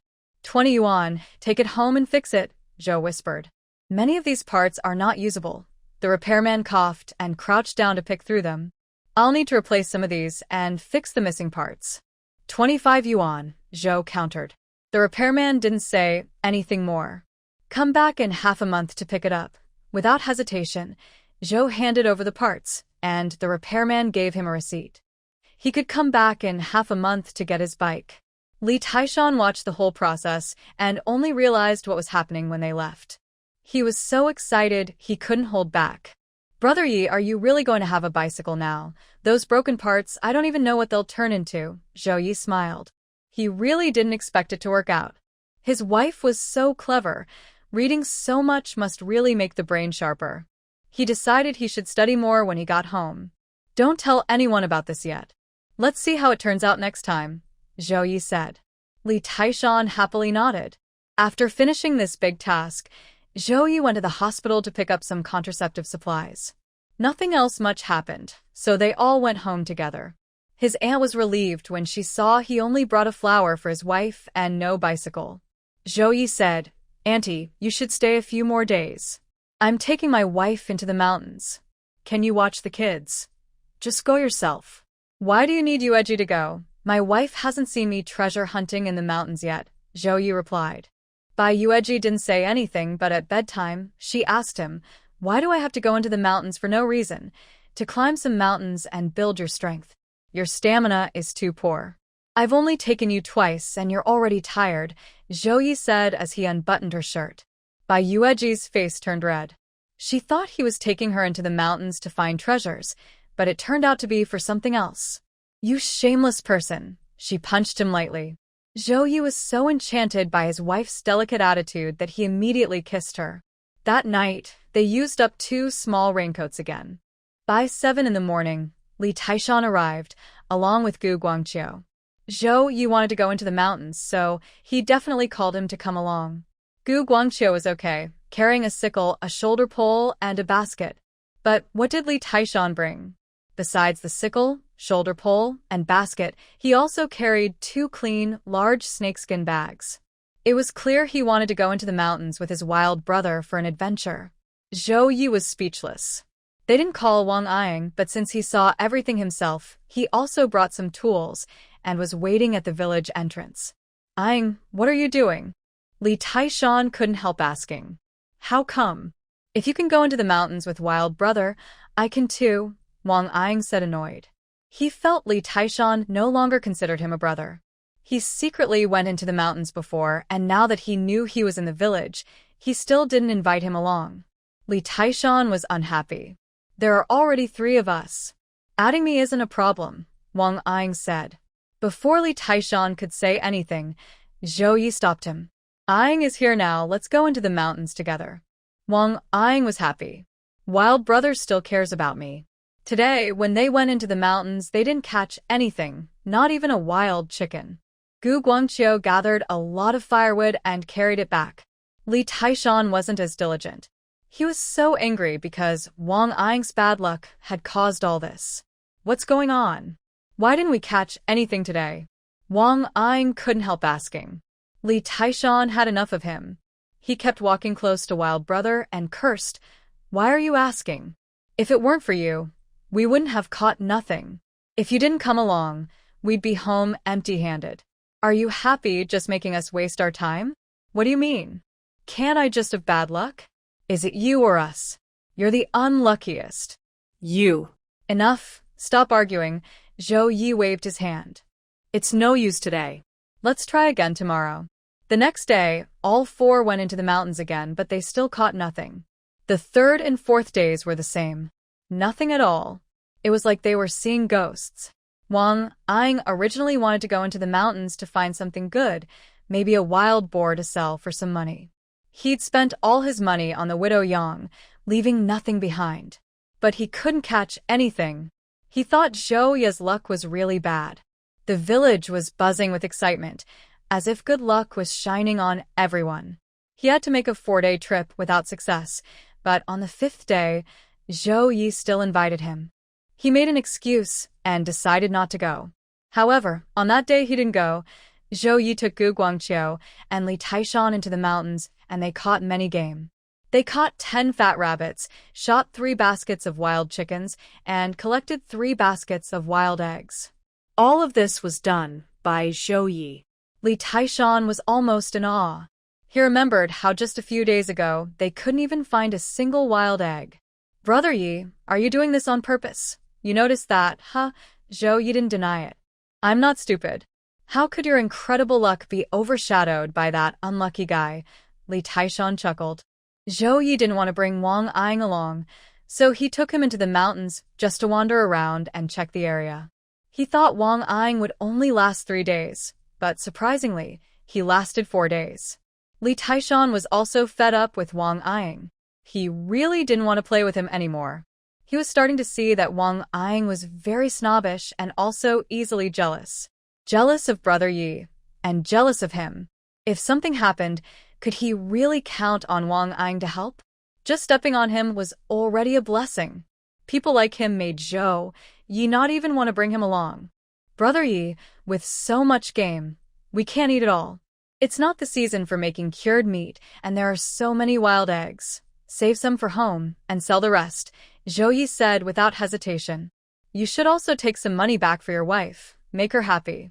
Don't let her say you went into the mountains with me for so many days and came back empty-handed. Of course not. My wife listens to me, Li Taishan quickly replied. He had a good wife. Let's go sell the game, Zhao Ye said. Let's go sell mountain goods, Li Taishan cheered excitedly. Gu Guangqiu joined them, and the 3 of them went around to sell their catch. Of course, the wild rabbits were the main catch. They were fat and ready for winter, with each rabbit after skinning weighing about 5 or 6 jin. But the buyers paid only 1 yuan per rabbit. That meant each jin of wild rabbit meat was worth about 2 mao. If sold in the city, a jin of wild rabbit meat could fetch about 1 yuan, so the profit was clear. It was similar for wild chickens. Male wild chickens were a bit heavier, about 3 jin, worth 6 mao each. Female wild chickens weighed about 2 jin, worth 4 mao. They sold wild rabbit meat at the same price, but wild chicken prices on the market are not much different from domestic chickens, about $1 per jin. So, they are sold very cheaply. At least Zhao Ye thinks so, but Gu Guangqiu and Li Taishan, these 2 simple guys, are clearly happy with the price. Wild rabbits sold for 10 yuan. There are many wild chickens. Both males and females together cost 14 yuan and 80 cents. They kept a basket of wild eggs, sold 2 baskets, and earned a total of 5 yuan and 30 cents. From what they sold today, they earned a total of 30 yuan and 10 cents. That's more valuable than selling wild boar meat before. You should know that the last wild boar they sold only brought in about 20 yuan. But that's because these animals were very fat, unlike last year's wild boar, which was so hungry it had no strength left in a deep pit. At that time, each family still kept 3 to 5 jin of meat to eat. Compared to the number of wild chickens and rabbits, that's nothing. When the money was in hand, Zhao Ye gave each of them 10 yuan.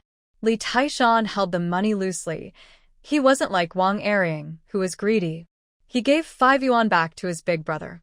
Gu Guangqiu also took out 5 yuan to give to his cousin. What are you guys doing? Big brother Yi, without you leading us into the mountains, we wouldn't have caught even 1 or 2 wild chickens. Luck is good enough already. Catching so many wild chickens and rabbits, that's hard to even imagine, Li Taishan said happily, pocketing the remaining 5 yuan. Gu Guangqiu nodded. In his life, he had never hunted more game in a day than he did today with his cousin in the mountains. So having so much money made him feel a bit uneasy. Zhao Ye gave back 2 yuan and waved his hand, saying, "Let's slow down on mountain game for now. We'll find another time to go into the mountains." Hearing this, Gu Guangqiu smiled. Not to mention Li Taishan, next time they go into the mountains, they'll be prepared. When the 3 of them returned to their hometown, it was already dark. Li Taishan brought back 2 wild chickens and 2 jin of wild eggs. His father and Jin Shaoling saw them return and finally relaxed. If they didn't come back soon, they would have gone into the mountains to look for them. Only Taishan's mother was calm. She went to close the door quietly and whispered, "You guys came back so late today. Did you go sell mountain goods?" Taishan's father and his wife, Jin Shaoling, looked over. Li Taishan chuckled. "Mom, you know us best." Taishan's mother proudly looked at her husband and daughter-in-law. "See? I was right. When Zhao Ye goes out with him, no need to worry too much." That sentence showed her confidence in Zhao Ye. "Wasn't it just a few days ago that you didn't catch any game?" Taishan's father said. He never believed the local ways from start to finish. Li Taishan took the water his caring wife poured for him, drank several bowls, then sighed and said, "That was Brother Ye's doing." He didn't want to let Wang Ying play, trying to make him give up, so he did this. He then repeated the story of how they went into the mountains today to hunt wild animals and finally scolded the person who collected the goods, saying they bargained too hard and lowered the price too much. After saying all this, he took out various paper bills of different amounts from his pocket. "Besides the wild chickens and eggs we brought back, we sold these 5 yuan today. Brother Yi got a bit more, so we split less. Mom, keep these." Since Li Taishan, the older son, lived with his parents, the money was still managed by his mother. But when his parents got old, the money would belong to him and his wife, and the others wouldn't share.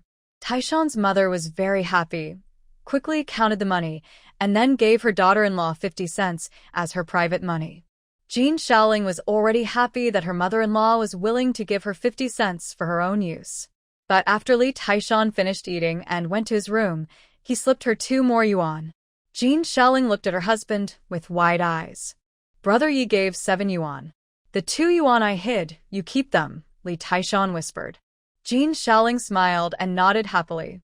At the Zhang family's house, Gu Guangqiu wasn't so clever. He took out the 7 yuan in front of Uncle Zhang and Aunt Zhang, giving it all to Zhang Qiaomei. Big sister-in-law still worries that Zhao Ye will borrow money from her. "What do you think she's thinking?" Qiaomei said at night after going to bed. Gu Guangqiu didn't know either. Qiaomei complained a bit about her sister-in-law, then quietly told Gu Guangqiu, "When I have the baby, I want you to take me to the city. We'll open a bank account and put all the family's money in it. They had some savings now, but it's safer to have a bank account." Gu Guangqiu held her hand to show he agreed. "Today's been tiring. Sleep early. Tomorrow, Mom will give you 2 wild eggs and a bowl of corn noodles," Qiaomei said softly. Gu Guangqiu touched her belly and then went to sleep. Qiaomei smiled. Although this rough man didn't talk much, he was really good at managing daily life. After having him, she felt very secure. Only Bai Yueji didn't look at the money Zhao Ye brought back. She let Zhao Ye keep it himself. In fact, Bai Yueji hadn't touched the family's money since she first came here and saw where it was hidden. Zhao Ye really respects his wife for this point. Whose wife doesn't tightly hold the family's money? She simply isn't interested. Once, she rarely counted money with him, and after finishing, she went to wash her hands with soap. Today, he told her he brought back over 10 yuan, but she just nodded without saying anything, making him feel like he didn't get the joy of bringing money home. But he made up for this in another way, which can't be spoken of, as the Buddha says, "It cannot be told." The next morning, Ma Taishan brought a basket of red dates to Bai Yueji. These dates were grown at their home. Li Taishan's family backyard has 2 date trees. Having date or persimmon trees in front or behind the house isn't unusual, as every household has some. For example, Zhou Chuan's sister-in-law, Zhou Desa, has a persimmon tree and a red date tree, planted long ago by Zhou Ye's father. Ancestors plant trees, and later generations enjoy the shade and fruit. Ma Taishan has always taken care of these 2 red date trees herself, tending to them carefully with fertilizing and watering. So each year, these 2 trees produce plenty of dates. The basket she brought had about 3 or 4 jin, a Chinese weight measure.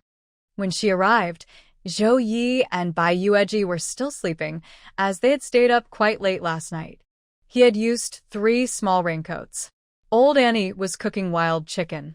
Seeing Ma Taishan carrying so many red dates, Old Auntie refused to accept them. Ma Taishan's wife just moved in. Give her some to eat. Red dates help replenish blood, so she can recover well and have a big, healthy grandson next year. Ma Taishan liked chatting with old Andy. I hope you're right, but these dates should stay for you, Edgy. We have 2 date trees at home, and they don't produce that few. She can have enough. How can I accept so many dates from you? Ma Taishan took a small basket and poured them out.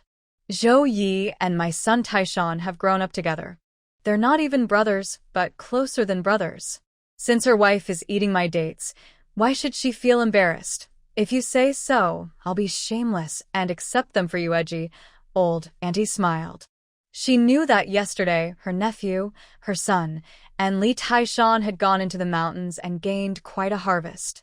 They came back late, probably to sell mountain goods. She didn't ask exactly how much, but seeing Ma Taishan so happy and bringing back so many dates, she was sure they sold some. After giving the dates, Ma Taishan didn't rush home. Her daughter-in-law was making breakfast, so she chatted with old Auntie for a while before leaving. Zhou Yi yawned and came out. Old Auntie, who just came, Ma Taishan's mother, look, they sent over so many red dates for your wife to eat. Zhou Yi saw the basket of red dates and smiled. Auntie, you're too kind. How much did you sell last night? Old Annie asked with a smile. I took a little more. Taishan and brother Guangqiu took less. They each got 7 yuan. Zhou Yi washed some red dates for his aunt. She was surprised and said, so many? How much wild game did you sell? While brushing his teeth and squeezing toothpaste, Zhou Yi replied, we sold quite a bit. The prices over there were too low, so we couldn't sell elsewhere. If we had more next time, I might consider selling ourselves. Maybe we could get a better price. His aunt quickly said, no, that's not allowed. We'd rather earn less than sell ourselves. What if someone catches us? I was just saying. Don't worry, Auntie. From now on, we'll sell directly to the buyers. His aunt finally relaxed.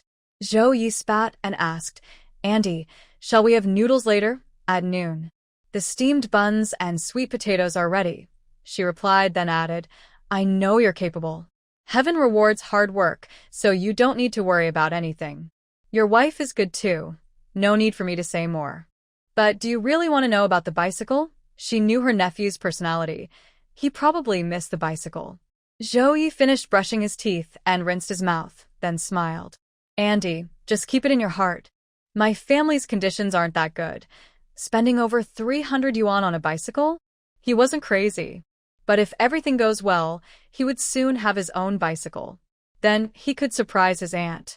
This morning, they had wild chicken and mushroom soup, steamed buns for Bai Yueji and Dao Dudu, and Zhou Yi and his aunt ate sweet potatoes.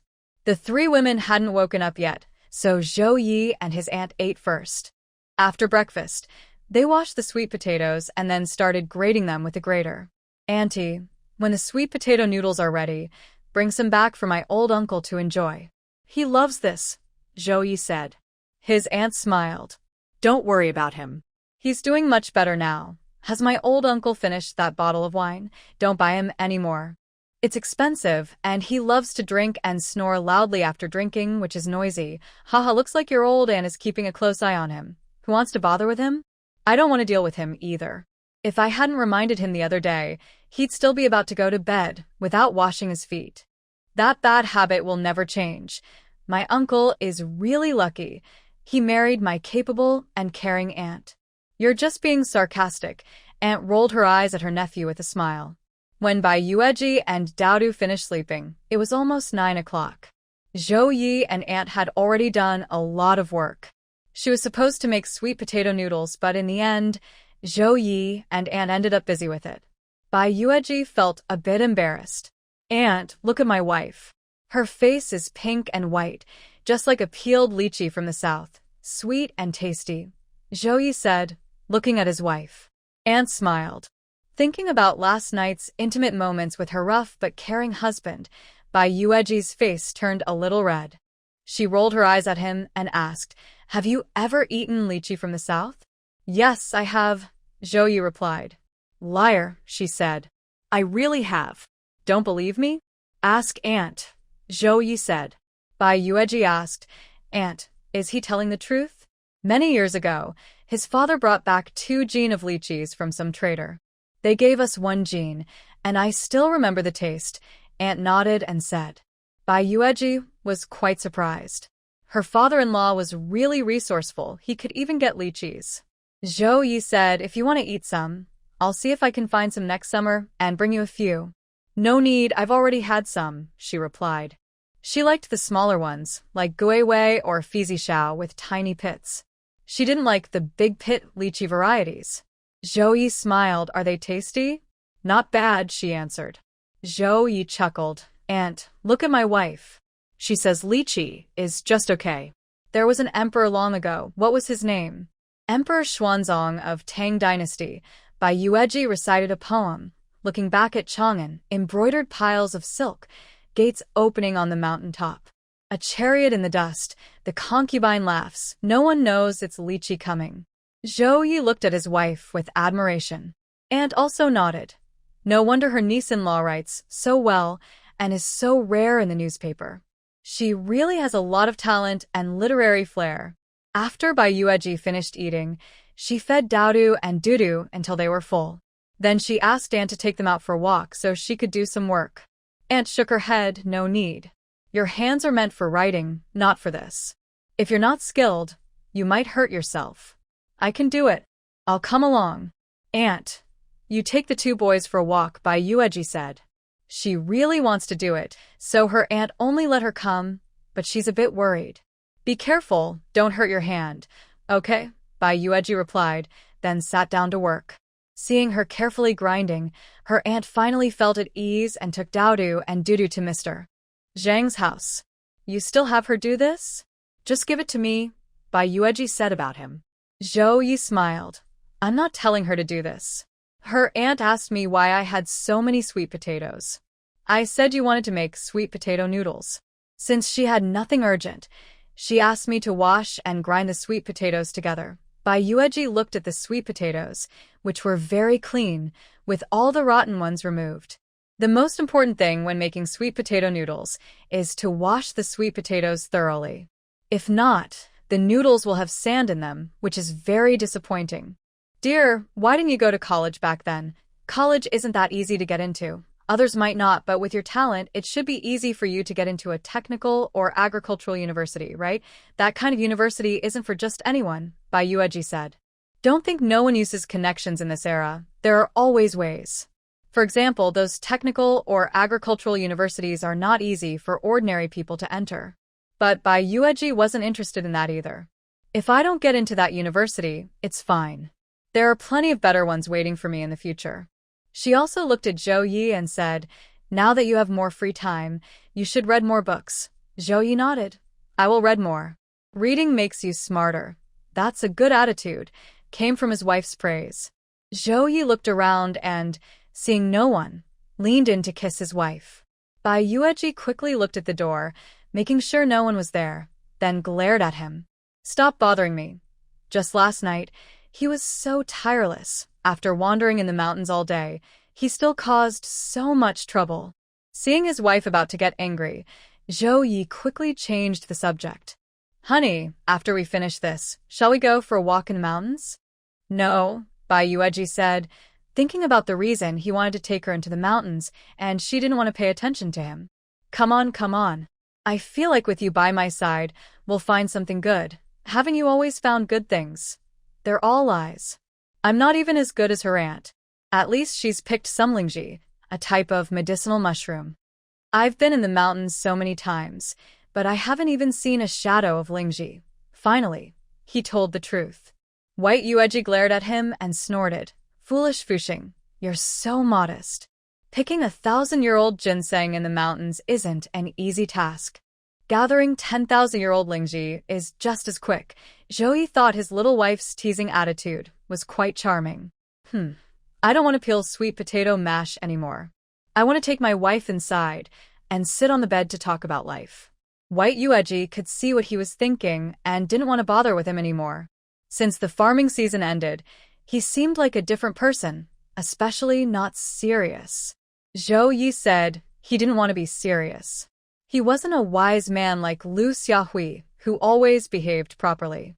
Because his aunt helped take care of the children, the two of them focused on making sweet potato noodles.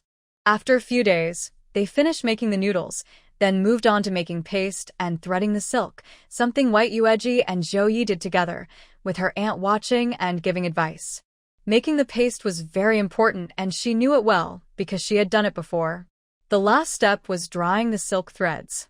Once the sweet potato noodles were dried, they could be stored away. When she finished weighing the noodles, there was a bit less than she expected. She used about 300 jin of sweet potatoes and made around 40 jin of noodles. She wondered if she could make 50 jin, but it was normal because the amount of noodles depends on how much starch the sweet potatoes yield. There's no fixed standard. After finishing the noodles, White Yueji was pulled by Zhao Ye to go for a walk in the mountains. They didn't find any ginseng or lingji, just a few monkey head mushrooms. Why are there monkey head mushrooms here too? Zhao Ye asked as he picked one. Of course there are. Ginseng and lingji are here, so why not monkey head mushrooms? Zhao Ye said. He had picked some before. They're great for stir-fry with meat. White Yueji told him to put them away. Is it about time to go back? Not yet. Zhao Ye smiled and continued walking deeper into the mountain with his wife. White Yueji had never gone deep into the mountains before. She quickly lost her sense of direction and didn't know where they were. When they got tired, they rested on a big rock and ate some of the bread they brought. Sweetheart, you're so beautiful. Zhao Ye looked at her panting and thought about how lucky he was. White Yueji was speechless. She was exhausted, and he was acting like nothing was wrong, still talking nonsense. Zhao Ye looked around sneakily, then hugged his wife and said, "Look at these mountains, the water, and the scenery, so beautiful." White Yueji, what are you planning to do? Leaving our footprints here would be a wonderful thing, wouldn't it? The bold and wild man was eager and restless. White Yueji pinched him hard on the thigh, making Zhao Ye grimace in pain. Wife, you're trying to kill your husband. The couple took a short break before continuing their walk. Soon, they reached their destination. There were 2 chestnut trees. Zhao Ye had brought her here to pick chestnuts. Honestly, this place didn't disappoint White Yueji. She really liked eating chestnuts. Whether used to stew wild chicken, make chestnut cake, or stir-fry them directly, they were all very tasty. The couple filled a sack with chestnuts. Isn't that a bit too much? White Yueji asked. Will it be heavy to carry back? Darling, you're underestimating me, Zhao Ye said with a smile. I can carry all these dozens of pounds of chestnuts easily. White Yueji smiled back. Zhao Ye wrapped his arm around her waist. Wife, it's rare for us to come into the mountains. There's no one else here. White Yueji hit him lightly, annoyed by his shamelessness. But she surprisingly felt a little excited. What's wrong with her? No. She couldn't let this guy influence her. Hey, do you think that might be a ginseng plant? White Yueji's eyes lit up. Zhao, you didn't even look. Wife, come on, just one time. It's really a ginseng plant, I'm not joking. Look. White Yueji tried to push him away but couldn't, so she pushed his face to get a better look. Zhao Ye was still thinking how cute his wife was, tricking him with such a clumsy lie. But when he turned his head, he saw it, a real ginseng plant growing among the dense, withered grass. Really? Zhao Ye was surprised, but quickly calmed down. With his wife's incredible luck, finding ginseng in the mountains was an easy task for her. It was no big deal. Wife, let's keep going. Compared to this big discovery, the ginseng could be ignored. It wasn't going anywhere. This was the first time White Yueji had seen ginseng, and she was very excited. She had no more patience. Get out of my way.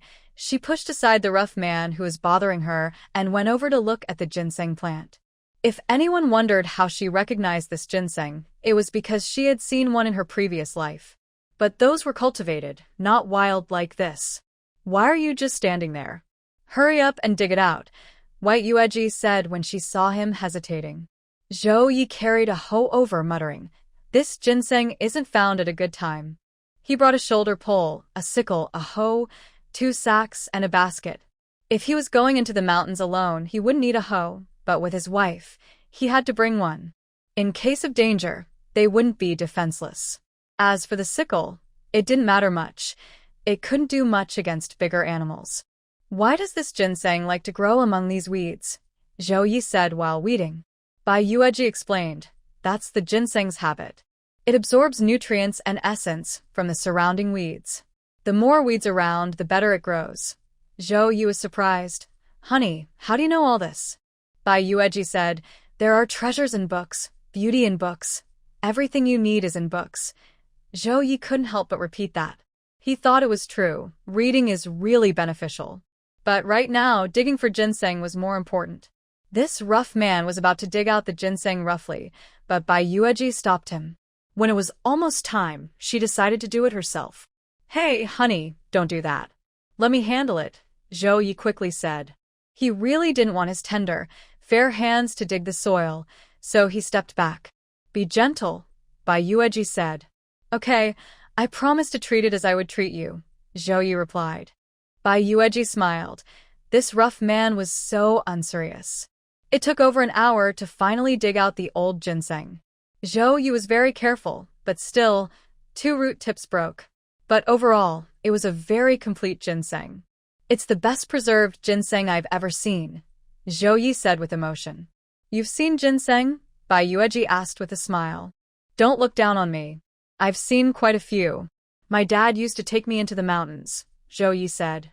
In the years I went with him, he found 3 ginsengs. When his dad took him into the mountains, he taught him many things, where ginseng liked to grow, where lingji mushrooms grew best, and habits of wild chickens and rabbits.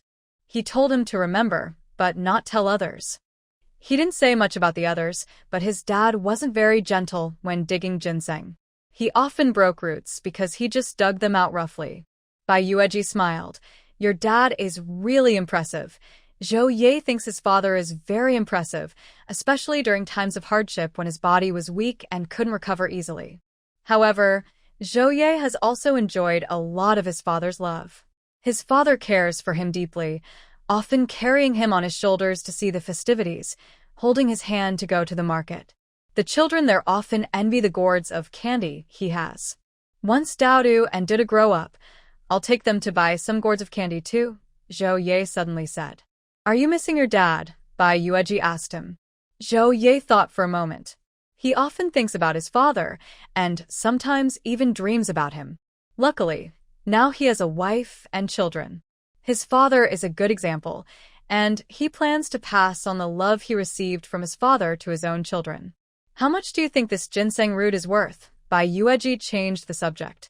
Zhao Ye smiled. A root like this could sell for about 200 yuan. But I think we shouldn't sell it. We should keep it for ourselves. If we need it, we can use it. Bai Yueji shook her head. Let's sell it. We don't have the right storage conditions, and it's easy for it to spoil if we're not careful. If they had the proper conditions, they would be reluctant to sell this wild ginseng. It's rare and valuable. But their home doesn't have the right storage, and it would spoil easily. So, better to sell it and get some money. Zhao Ye hesitated a little but nodded. All right, I'll take it to town tomorrow to sell. The couple then headed down the mountain. Zhao Ye picked some chestnuts, while Bai Yueji carried a basket with a ginseng wrapped in medicinal herbs for boiling water. If anyone saw it, they'd think it was for making herbal tea to clear heat.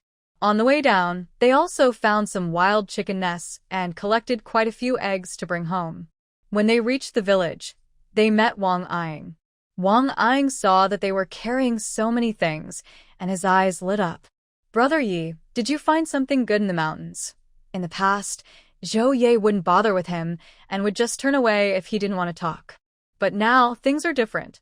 He has a wife and children, so he can't act the same way as before. He has to think about his family first. That's also a sign of a mature man.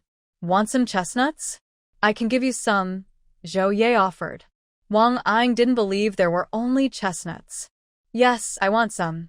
Following him home, I didn't expect that the cloth bag he brought back only contained chestnuts, along with wild chicken eggs from the white rose basket and a bundle of medicinal herbs used to boil water and reduce fire.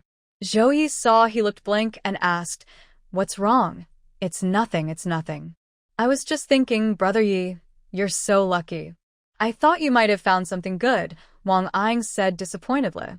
Zhao Ye replied, Last time you went into the mountains with us, and we didn't get anything either. Honestly, it seems there aren't many game animals in our mountains now. Wang Ying also felt the same. He hadn't even seen a wild chicken during his mountain trip.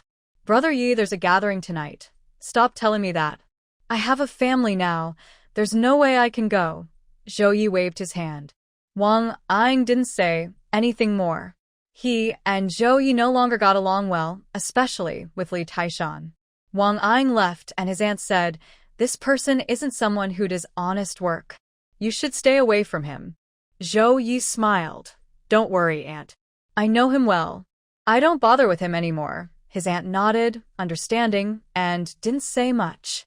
Zhao Ye went to close the courtyard gate, then smiled and asked, "Aunt, guess what we brought back? Aren't they all right here?" She looked at the ground, where a half-basket of wild chicken eggs, a bundle of herbs for reducing fire, and some chestnuts lay. Zhao Ye gave his wife a meaningful look. Bai Yueji smiled and didn't hide anything from her aunt. She untied the bundle of herbs, revealing a well-dug wild ginseng.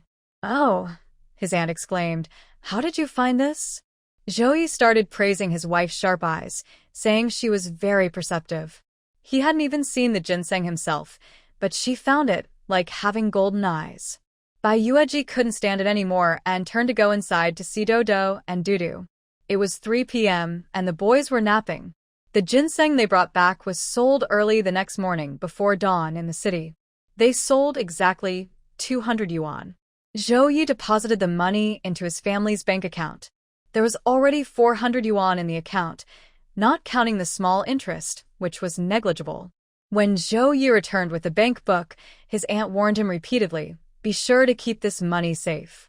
Don't buy a bicycle or anything unnecessary. Now that you have a wife and children, you should also think about renovating the house. In the future, Daodu and Dudu will grow up and each have their own room, right?" The reason I didn't tell White Rose about this is because my niece's wife is too spoiled with men, which is useless. It's better to directly remind my nephew. Okay, Auntie, you can rest assured. I won't buy it." Zhao Ye nodded. Only then did Annie feel relieved and took the sweet potato noodles given by her nephew home. She also prepared some wild chicken eggs, but the old folks didn't want hers, so she kept them for herself. But just a few days after returning home, Zhao Ye rode his big golden deer over with more sweet potato noodles and some wild chicken eggs. He asked Annie to bring back more sweet potato noodles, giving her 10 jin. But she didn't want them, so he only brought back a few jin to occasionally change Gu Lao Jiu's taste. Today, he rode the golden deer ahead of Zhao Dazue, who was going back to his parents' house to boast. He brought sweet potato noodles and a few jin of wild chicken eggs. But Annie wasn't happy at all. She was almost furious. She grabbed her nephew's ear and said, "Do you think I'm your auntie for nothing? I told you to save that money, and you think my words are just wind. Hit me hard," Gu Laojiu said. Zhao Ye cried out in pain and said, "Ouch, ouch, ouch." "Annie, don't get so excited. Listen to me. I didn't buy this. Someone else's." Auntie was surprised and loosened her grip. Zhao Ye jumped out, rubbed his ears, and smiled. "It's mine, for sure." Annie started looking for a broom, and Gu Laojiu directly handed her one. "No need to pay," he said. "Don't worry, it's not what you think. I got lucky with this golden deer. I met someone in urgent need of money and bought it at a low price," he explained, hiding the fact that he was secretly hiring a master craftsman for some side work. He had also told Li Taishan to keep this a secret. He couldn't just sell the master craftsman out. Auntie still gave him 2 brooms. "Is it free?" she asked. Zhao Ye was hit twice but chuckled. "Annie, having a bicycle is convenient. In the future, I want to bring my wife, Daodu, and Dudu over. I can just ride there. And Brother Guangqiu, if he comes back, he can just ride over. So convenient, right? Your legs are made of gold. Don't even walk, just ride a bike," Gu Laojiu said. "Exactly, kid. You've got so much money, you don't know what to do with it," Auntie also said. But no matter what they said, Zhao Ye's golden deer was bought and brought home.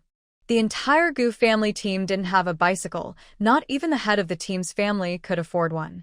When Zhao Ye arrived in his big golden deer, it caused quite a stir. Even Uncle Gu and second uncle couldn't help but come over after hearing about it. When they arrived, their nephew was bragging. "Yes, I bought it. It's pretty old, but it was good luck." A city person wanted to get married and bought a new one, so I just took this one. I didn't even need a ticket to buy it. Bought it but no use? How could it be useless? Later I can visit my uncle and auntie easily. It's so convenient, just a quick ride. It costs quite a bit, but my wife works hard. She saved her writing money to buy it for me. Will my wife be mad that I spent so much? No, she wouldn't. They kept chatting and bragging. Zhao Ye saw his uncle and second uncle, but they didn't say hello. Everyone was busy doing their own thing, so no one paid much attention. After talking for a while, Zhao Ye smiled and said to his uncle and auntie, "It's getting late. I'll go now. I'll bring some meat to you next time.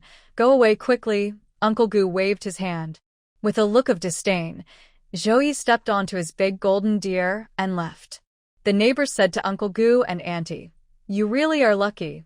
Your nephew is so filial. If it were your own son, he might be just as good." "What son?"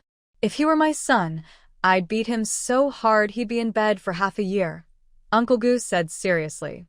Auntie quickly added, "Exactly. If he were my son, I'd beat him too. You don't know how angry I am. I've never seen anyone so bad at managing life. When I went over a few days ago, the mailman brought his wife's writing fee. I was worried he'd waste it. I warned him many times before I left, don't spend money recklessly. But as soon as I got home, that little rascal spent it all. You were too gentle just now," Uncle Gu said with a dark face. "I was just being gentle. You're the real uncle here. Why didn't you hit him?" The two old people started arguing about this, arguing convincingly. The neighbors understood and tried to calm them down. Young people just don't know how to manage life. As elders, you really need to watch them. That's right. My sister-in-law and the others left early, and no one taught him. I'll go tomorrow and tell him to sell his bicycle, Auntie said on purpose. Sell it? Dream on. If he wanted to sell it, he would have already. Uncle Gu understood his wife and played along. If I say it's useless, then you go and say it. You're his real uncle, and even if he doesn't listen to me, he has to listen to you. Outside, Uncle and Auntie are gossiping with neighbors, while inside, Mrs. Guangxia looks stiff and tense. Guangxia notices her and kindly comforts her, saying, "Zhou Yi doesn't know how to manage money. He probably hasn't saved anything. He's spent it all.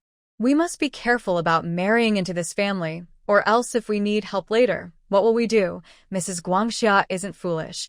She can tell her husband is criticizing her. She glares at him sharply. Guangxia just sighs and ignores her. She thinks Zhou Yi doesn't need to rely on her small savings in emergencies. He already rides a bicycle now. Relying on her little money is just a joke. Even Mrs. Guangxia, at this moment, feels a bit overwhelmed. Could she have been harmed by Zhu Yumei? Looking at Zhou Yi and his wife, they seem full of life and not at all discouraged.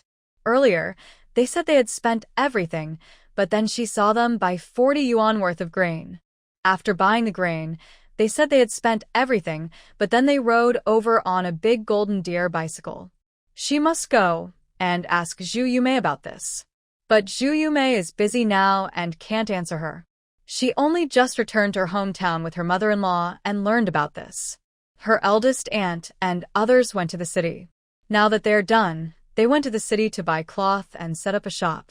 So, they missed today's excitement.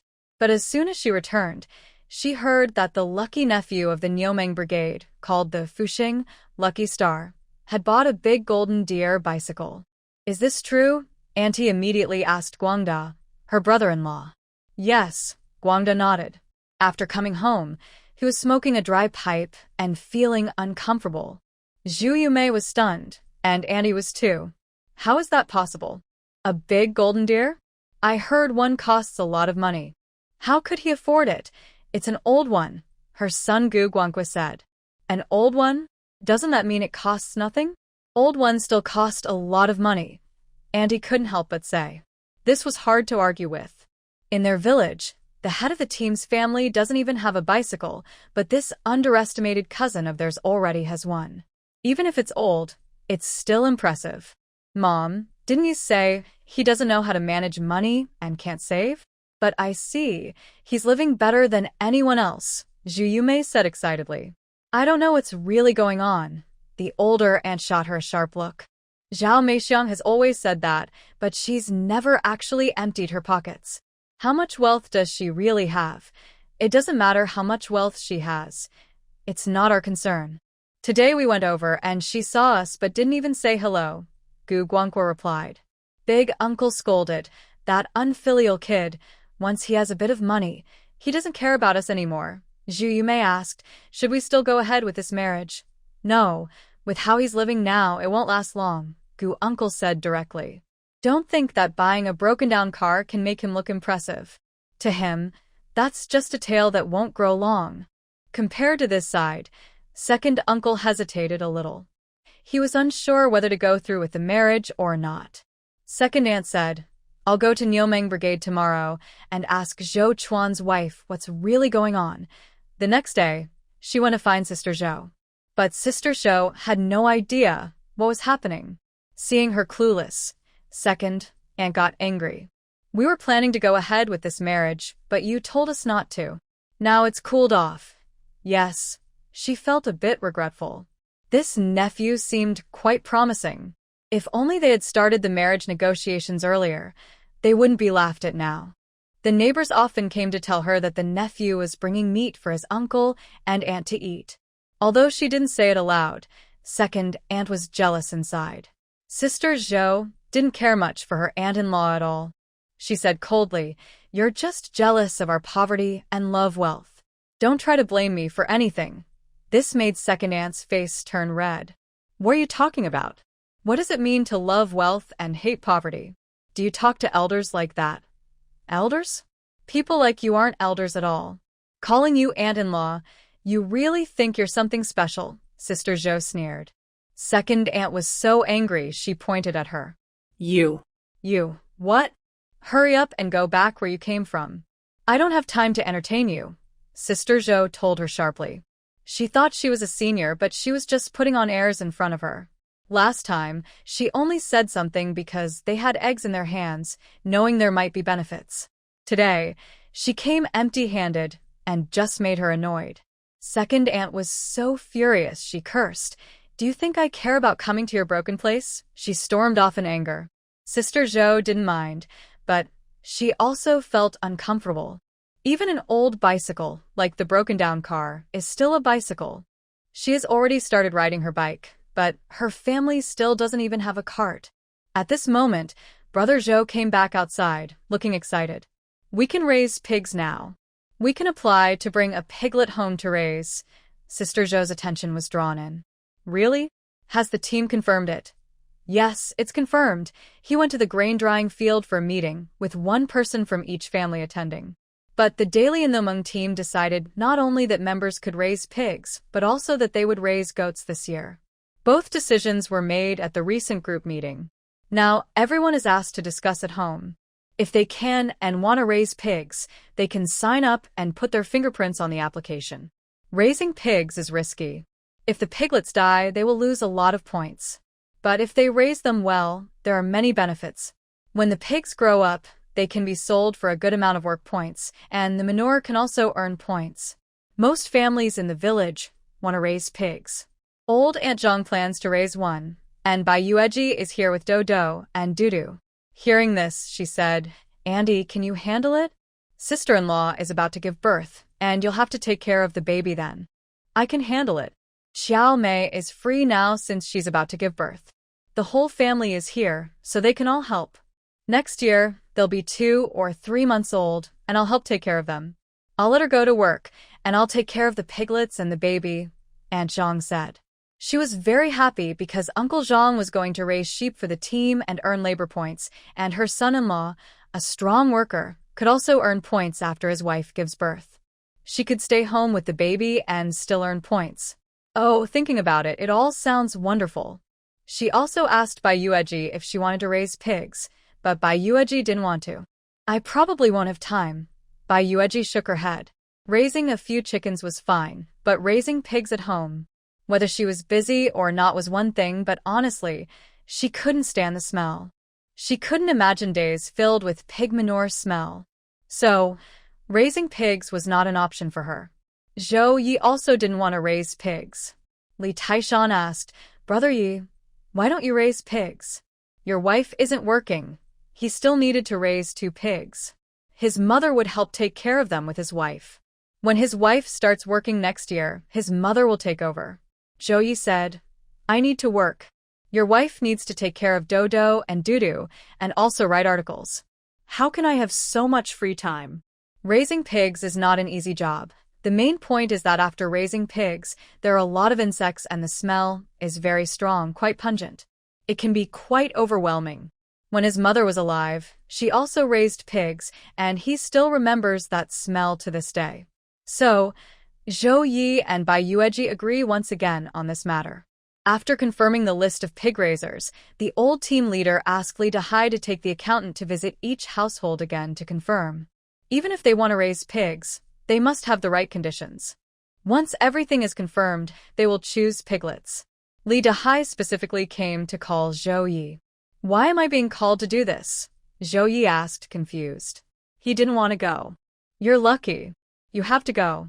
With you there, we can definitely pick the strongest piglets, Li Dahai said. Zhou Ye hesitated. I'll give you 10 work points. Li Dahai knew this was a straightforward deal, so he just said it. It's better to be direct. Zhou Yi firmly replied, helping the team is what I should do. But since you said so, I'll accept these 10 work points. Li Dahai chuckled. When you go, you better work hard.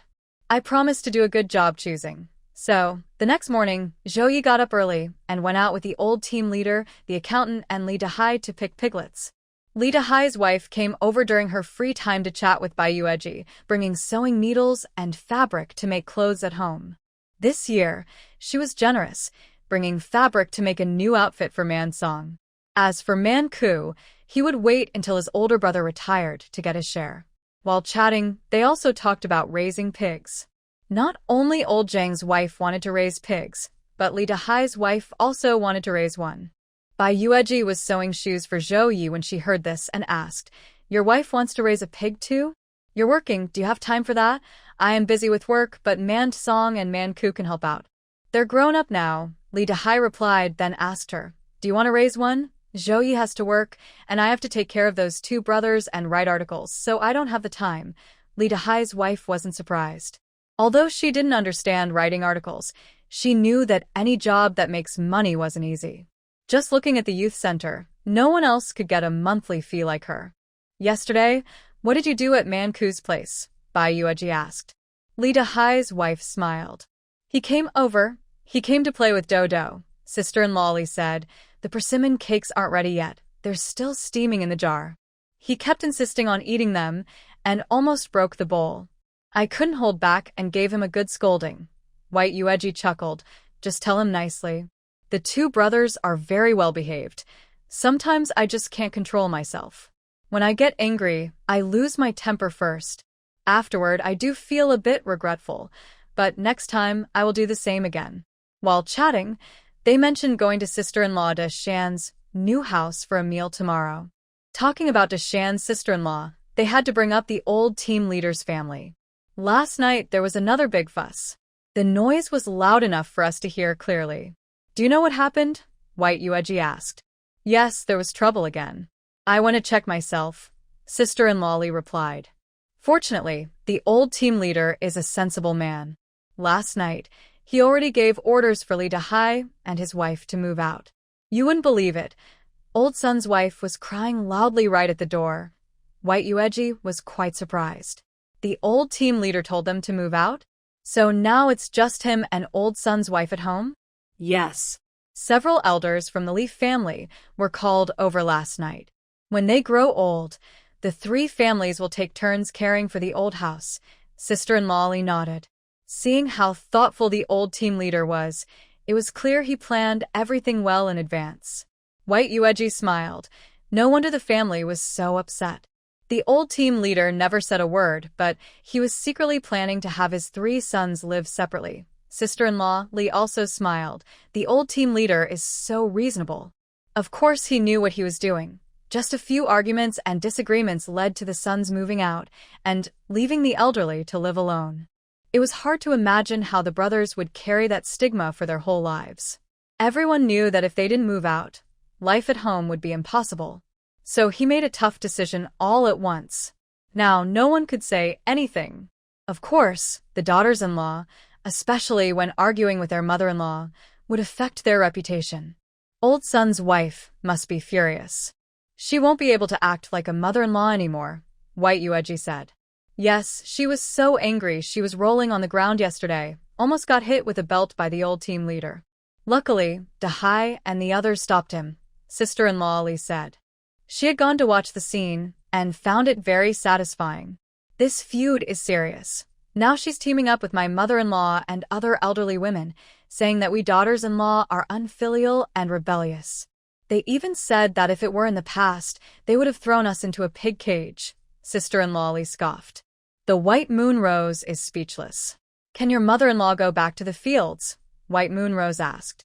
Sister-in-law Li gritted her teeth as she spoke. She can go back, but she still insists on going to harvest. Yesterday, she came back with a slap mark on her face. She was the one who hit her. White Moon Rose frowned. Why was that? It's nothing much, just because she doesn't like her son, sister-in-law Li said, clearly annoyed. White Moon Rose shook her head. I really can't understand what these older women are thinking. Compared to them, she thought her aunt-in-law was very open-minded. It's rare to see such a relaxed older person. White Moon Rose felt completely at ease around her. After finishing her story, sister-in-law Li advised, anyway, you really shouldn't spoil Zhao Ye so much. Why buy a big golden deer? We villagers don't need that. It's better to save the money.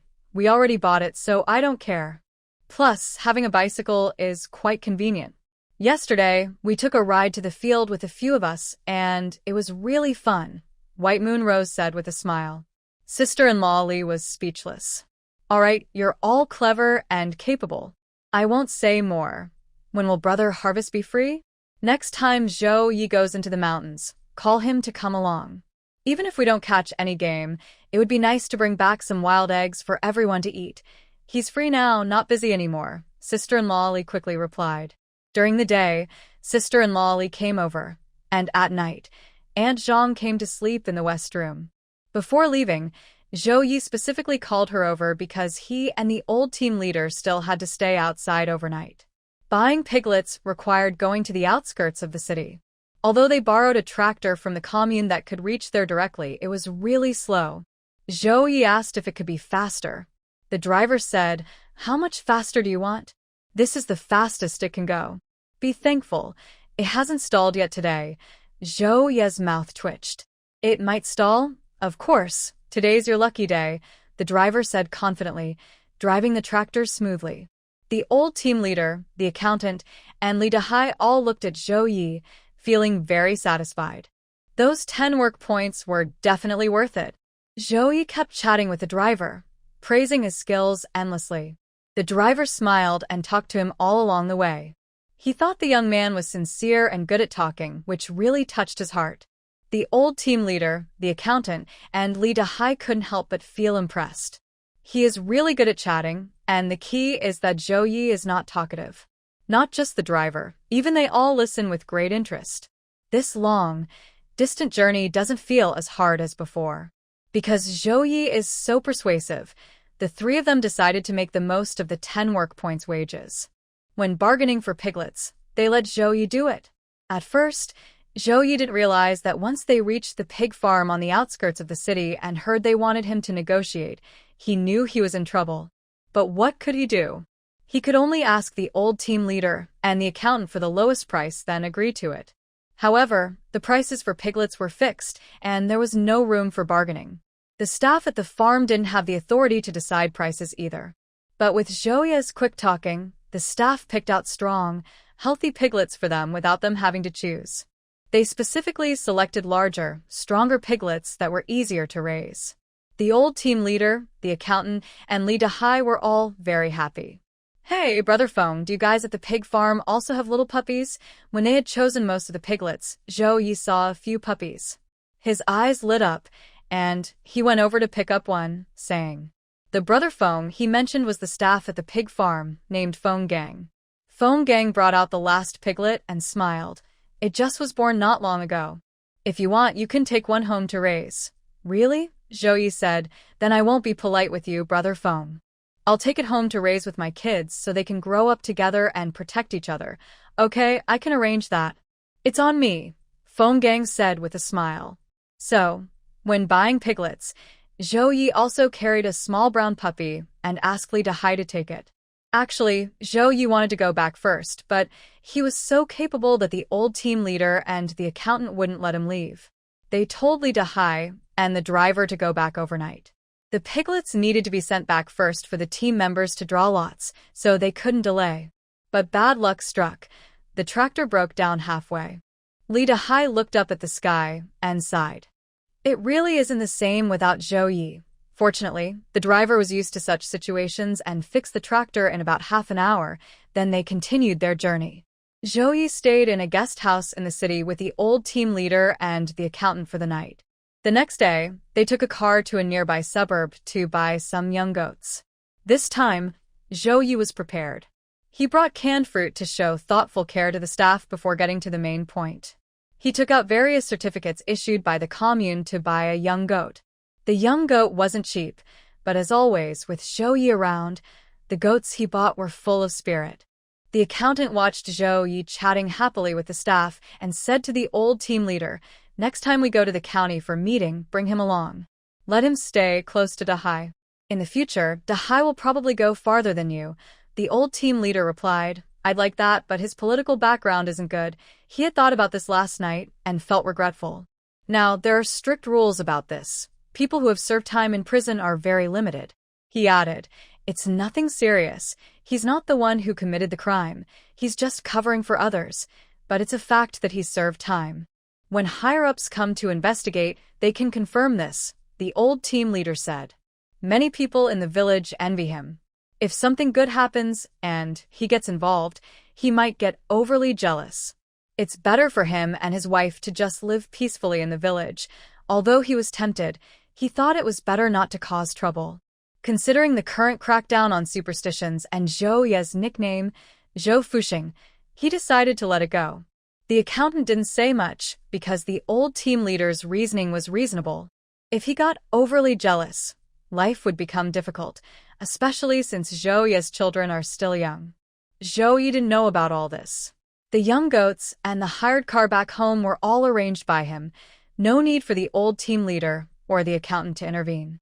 They all rode the tractor back with 15 young goats from the team. By the time they reached Nyoming Brigade, it was already afternoon. It was too late to go home, so the old team leader warmly invited the driver to stay overnight at his house. Li Dashan and Li Day had already moved out, so there was plenty of space for the driver. The driver was very polite and even gave some meal tickets and money. After settling the driver, the old team leader finally asked how things went with the piglets. There was no problem. Everything was done according to the original plan. The members who wanted to raise pigs drew lots, including his mother, Sun Laoshan. The first to draw was number 1, then number 2, and so on until the last piglet. Sun Laoshan even pointed at him and scolded him about this. She was proud at first, thinking she could pick first, but unexpectedly, her son wouldn't let her. However, Zhao Ye no longer cared about these things. After getting off the tractor and greeting the old team leader and others, he couldn't wait to go home. He hadn't been away from his wife and children for long, and he missed them very much. On his way back, he met Aunt Zhang. She was carrying 2 buckets and some soaked beans, heading to grind beans to make tofu. "Aunt, did you sleep at home yesterday?" "Yes, I did." "Don't worry." Aunt Zhang looked at him with admiration for his caring and family-oriented nature. Such a man is truly good. He was glad that his son-in-law was like that too. "That's good," Zhao Ye said with a smile. "Aunt, have you chosen a good piglet?" "Yes, I picked number 4, the 4th one," Aunt Zhang said with a smile. After chatting with Aunt Zhang for a while, Zhao Ye couldn't wait to go home. Bai Yueji was playing with Dodo and Dudu, teasing the little puppy. This morning, the puppy was brought over, looking very pitiful because it hadn't eaten yet and was very hungry. Bai Yueji gave it some milk to drink. The puppy drank a big bowl of milk completely, and its belly was round and full. Probably because it was full and well-fed, it felt cared for by its owner, so it adapted quickly. Also, maybe because it smelled the milk on Dodo and Dudu, it became very friendly with them. Dodo and Dudu, the brothers, were very brave. Usually, young children this age might be a bit afraid of unfamiliar small animals, but not them. When they saw the puppy, they approached it kindly to make friends. During their nap, they even let the puppy sleep with them. Bai Yueji checked the puppy and saw it was very clean with no fleas or other pests, so there was no need for extra cleaning. Since the puppy was so small, it wasn't suitable to be cleaned too much, as it could get sick. Wife. Zhao Ye called as soon as he entered the door. Inside the house, when Zhao Ye came in, he saw his wife, children, and the little puppy all sitting on the Kong, heated bed. Are you hungry? Go to the kitchen and make something to eat, Bai Yueji said to him. First, the hunger could wait. The most important thing was to hold his wife in his arms. Last night, she wasn't by his side, and he almost couldn't sleep. After holding her for a while, he asked, Wife, did you miss me last night? No, Bai Yueji replied with a faint smile, denying it. Zhao Ye felt satisfied. If his wife said she missed him very much, it meant she didn't miss him at all. If she said she didn't miss him, it actually meant she missed him very much. Don't ask him how he knows. He understands that his wife sometimes says one thing but means another.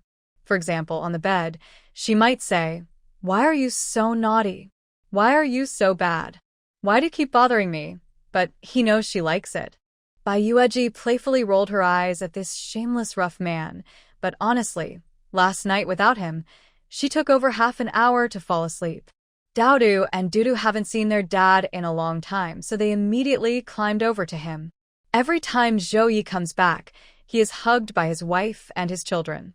He feels his life is truly complete. While he plays with his sons, Bai Yueji goes to prepare a bowl of noodles for him. The noodles are pre-cut. She cracks 2 eggs into it, adds some cabbage and a pinch of salt, and that makes a very tasty egg noodle dish. When Zhao Ye eats, Daodu and Dudu also want some. The brothers aren't really hungry, but they enjoy the atmosphere.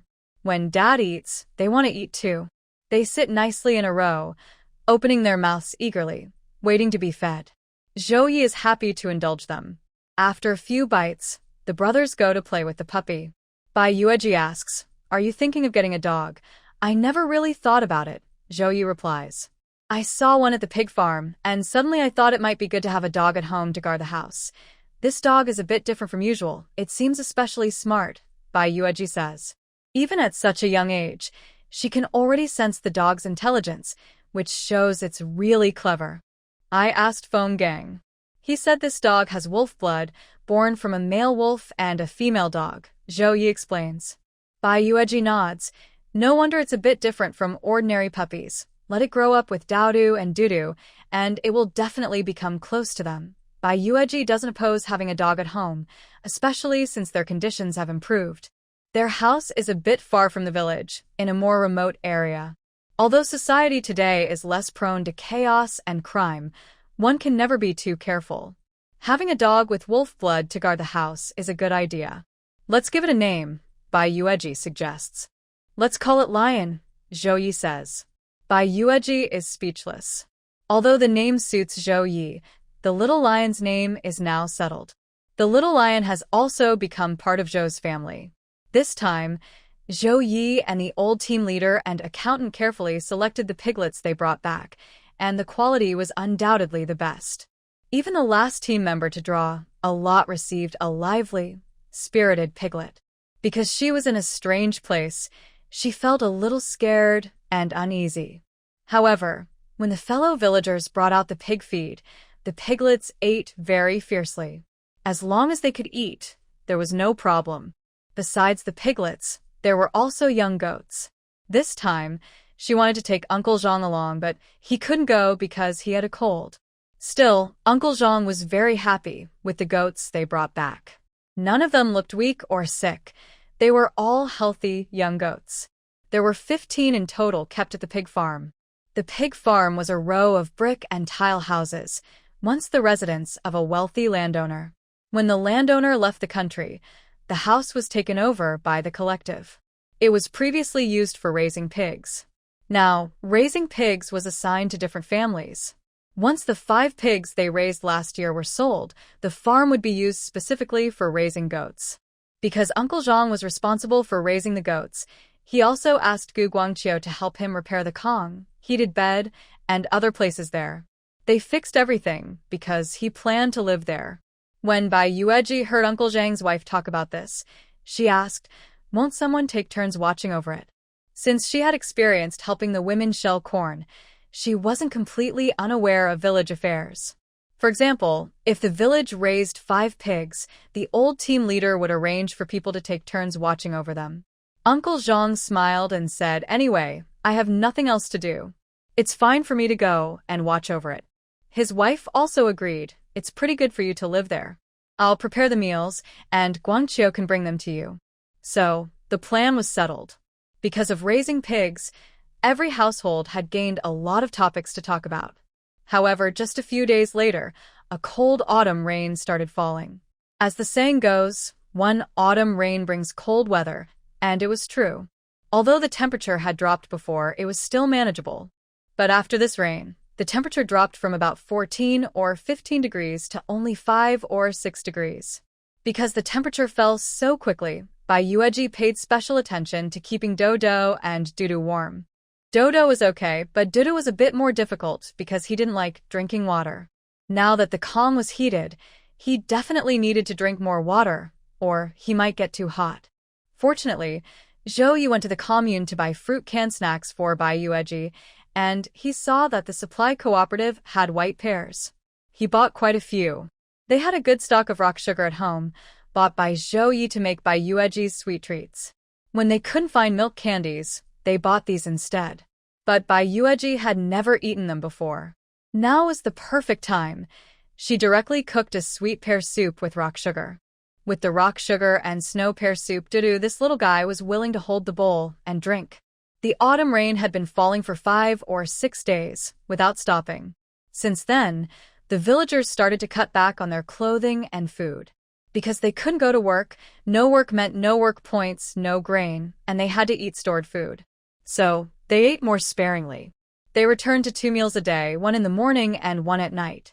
They tried to stay inactive as much as possible to reduce energy use and avoid feeling hungry too quickly.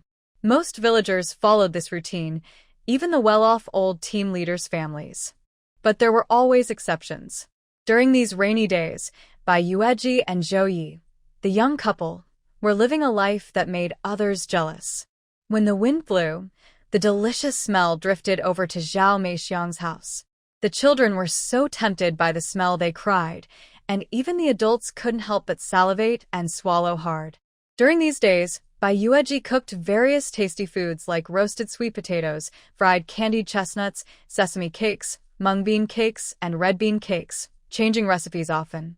They had enough firewood, grain, and other essential supplies like matches, oil, salt, and sugar.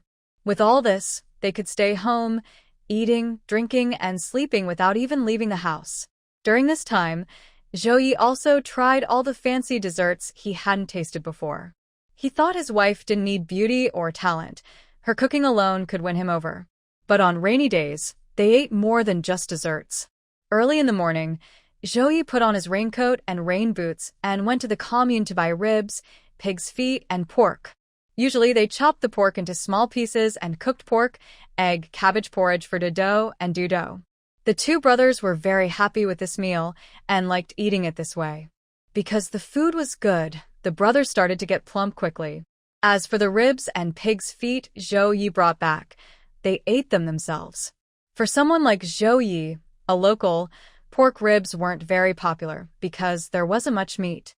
But Bai Yueji specifically asked for them, so Zhao Ye bought a few ribs. That day, Bai Yueji made sweet and sour ribs for him in the morning and braised ribs for lunch. Zhao Ye almost couldn't help but swallow his tongue from how delicious it was. "My wife, I regret not bringing back some ribs earlier. I didn't realize ribs could be so delicious. How many good meals have I missed?" he said with lingering satisfaction. "In the future, if there's any, just bring some back, and I'll cook them for you," Bai Yueji smiled. Next time I go there to trade, I'll bring back more ribs if I find any. Zhou Ye nodded. If there are extra, I can marinate them and make salt and pepper ribs. When it snows, we can have a hot pot with salt and pepper ribs. That would be a perfect winter dish. Even before eating, just hearing his wife's description made Zhou Ye look forward to it. As for the pig's trotters Zhou Ye brought home, they don't need much preparation since Bai Yueji eats them. Usually, I just stew them with soybeans and peanuts. The smell is very tempting, and Bai Yueji always eats half a bowl of soybeans or peanuts. They're especially tasty. The delicious smell from their home these days is so tempting that Zhao Meixiang is very annoyed. She even braved the rain to visit Zhou Desau's house to chat and complain. Nowadays, which family isn't tightening their belts? Yet, their house always smells so good, and my son cries every day. I've even scolded him 3 times today. Zhou Desau listened with a sour feeling inside. Why are you hitting the kid? It's nothing to do with him. Honestly, it's just bad luck that we didn't marry a capable man. The kid can only be greedy because of us. Zhou Dege turned over and kept sleeping, pretending not to hear the bitter words from the next room. But women aren't the only ones who complain. Men do too. Zhao Meixiang's husband, Zhang Da, also had strong opinions about Zhou Ye. At gatherings with other men, he would sneer and say, "It's just because our village has good manners." Otherwise, with how they're living, calling him a rich farmer isn't too much. Wang Ering and Li Taishan were there too. Wang Ering didn't say anything, but Li Taishan couldn't hold back and retorted, "Oh, Zhang Da, your jealousy is really strong. Don't forget, your dog's leftover once sneaked into the river and almost drowned. It was Ye Ge who saw and pulled him out.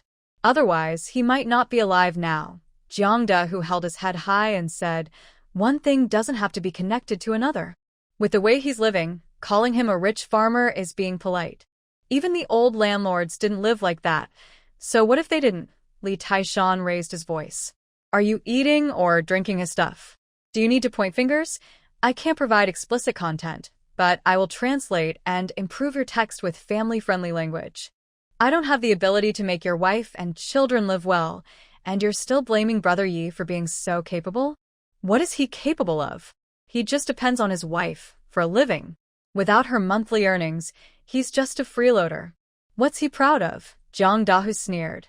"How dare you say Brother Yi is a freeloader?" Li Taishan suddenly slammed the card table and pointed at Zhang Da's nose. "Are you trying to fight?" Wang Ying and others quickly stepped in to stop them. "Just say a few less words," a man told Zhang Da. "I'm talking about Zhou Ye. What kind of wind are you blowing?" Zhang Da also got angry. "You're saying Brother Yi is me?" Li Taishan pointed at him. "Today, I'm telling you straight.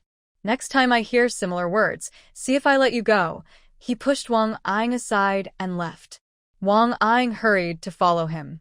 The others said to Zhang Da, "You don't know that Li Taishan and Zhou Ye are so close they're like brothers. Why say those things in front of him? Isn't what I said the truth? If he hadn't married a capable young woman, would he be living such a good life now? All he does is complain about the smell of cooking every day." Zhang Da replied. Actually, the others understood Zhang Da. No one has a life like Zhou Ye's. It's better from afar, can't see or hear the troubles. But up close, it's really exhausting. Others eat meat and soup, but their family eats coarse grains and vegetables. Who can stand that? And then there's Li Taishan and Wang Ying. Don't ask me to hang out with people like that again. It's bad luck, Li Taishan said unhappily. Wang Ying told him, "Come on, do you really need to get so angry? If a fight breaks out, you'll be the one losing." Most importantly, Zhang Da was telling the truth. He's also envious, jealous, and hates Zhou Ye's life now. He's heard from the older generation about how the landlords used to live. But it's not the same now. He didn't dare to say that aloud. Li Taishan said, "If he talks like that about Brother Yi, I just can't stand it." He didn't pay much attention to Wang Ying and turned around to find his brother Yi. Li Taishan came over and repeated Zhang Da's words, then cursed. That guy is a real scoundrel. His son was struggling in the water, and if Brother Yi hadn't pulled him out, he'd have drowned. We didn't thank him properly back then, and now he's just talking behind his back. Zhao Ye remained calm. Although the words are a bit harsh, he's right. I do depend on my wife's support. Li Taishan said, Brother Yi, you've earned a lot of work points today, and you're not just eating soft rice. Brother Yi not only earns work points by working in the fields but also goes hunting for extra money. If that counts as eating soft rice, then what would be hard work? Zhao Ye, however, really wanted to have the title of eating soft rice. A few days ago, I went to the hospital. The doctor said my appetite isn't good, so I guess I'm suited for eating soft rice. Li Taishan was speechless. His brother Yi is so strong he could eat a whole cow, yet he has no appetite. But, you see, not everyone can eat soft rice. Like Jiang Dahu, he can't do it. He's so jealous his eyes turn red.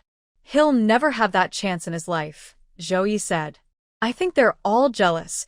Their eyes are red, Li Taishan said disdainfully. They dare compare themselves to you, Brother Yi. They really don't look in the mirror. Exactly, Zhou Yi agreed confidently. They look like that, ugly and sloppy. They go home and still act like big shots. Look at me doing all the chores at home and outside. They're uglier than me, less capable, and have worse tempers. They're even more jealous and want to take my place? Dream on. Li Taishan admired his brother Yi very much. What is a real man? This is it. Even when someone accused him of eating soft rice by marrying a wife, he didn't care at all and kept saying he was just eating soft rice. That's true tolerance, bigger than the sea. He should learn from that. Don't be mad at Jiang Dahu. If you get into a fight, you'll definitely get hurt, Zhou Yi said seriously. Li Taishan scoffed. He dares to fight me? My family in the countryside isn't made of paper. I have several brothers. Try fighting me, he probably wouldn't dare to hit back. If I hit him, he might not even dare to fight back. Zhou Yi smiled. Get ready. When the rain stops, we'll go into the mountains. Okay, I'll prepare right away, Li Taishan said immediately. Then he asked, Brother Yi, should we take fewer people with us? Take them. The neighbors and relatives, we only go once or twice a year anyway. Zhou Yi shook his head. All right, Li Taishan thought sadly, he'd be divided into groups again, but his brother Yi said to bring everyone.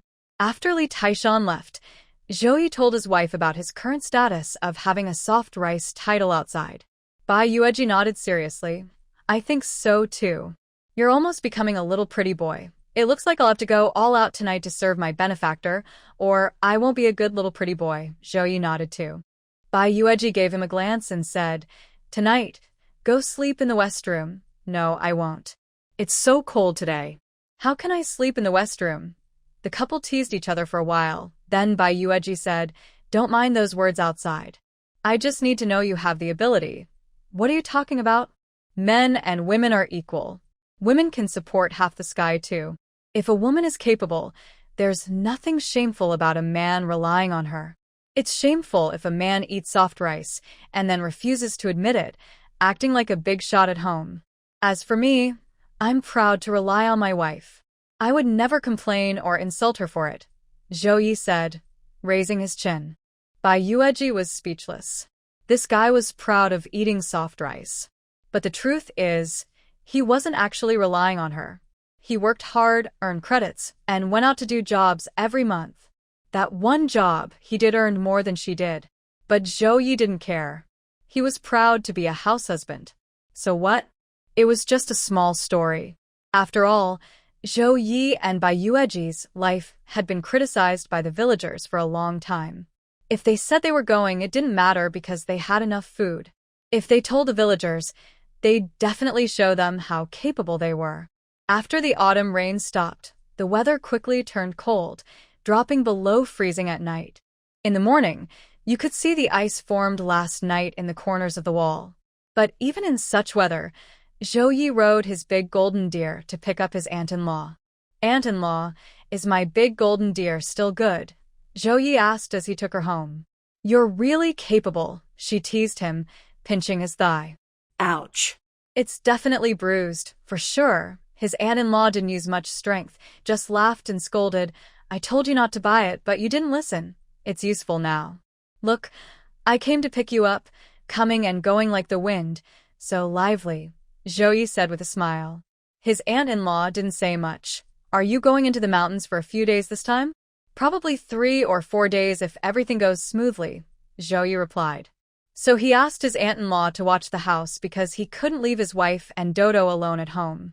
Be careful, though. Our mountain doesn't have big wild beasts, but wild boars and such are dangerous, she warned. Yes, I know. Don't worry, aunt-in-law, Zhao Ye nodded. The next morning, Li Taishan, Guo Guangqiu, Li Finshou, and Li Dashan went into the mountains. They went into the mountains and only returned home 4 days later, late at night. The villagers guessed they had hunted a big game to sell. When asked, Li Dashan said their group went deep into the mountains and came back late because they didn't catch anything. But who really believes they caught nothing after so many days? So, someone else asked Li Fingshou, who also shook his head and said luck wasn't on their side. Gu Guangqiu didn't need to be asked, nor did Zhao Ye. The only promising lead was Li Taishan. Early the next morning, Wang Ying came to ask Li Taishan. Li Taishan was still in bed, annoyed. There's no big catch, just that we went a bit far and the mountain roads after the rain are tough, so we came back late.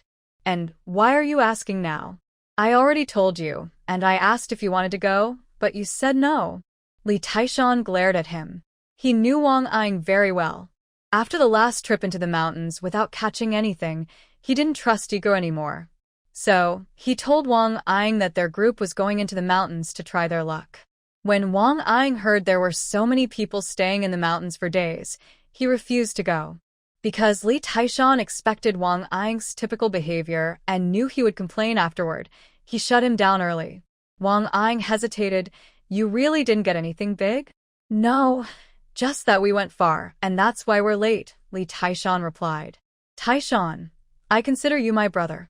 Wang Ying still didn't quite believe him. If I didn't see you as my brother, I wouldn't call you along. You said you wouldn't go, and now you're saying I'm not enough of a brother? Is that how you treat our brotherhood? Li Taishan said angrily. Wang Ying couldn't argue and left.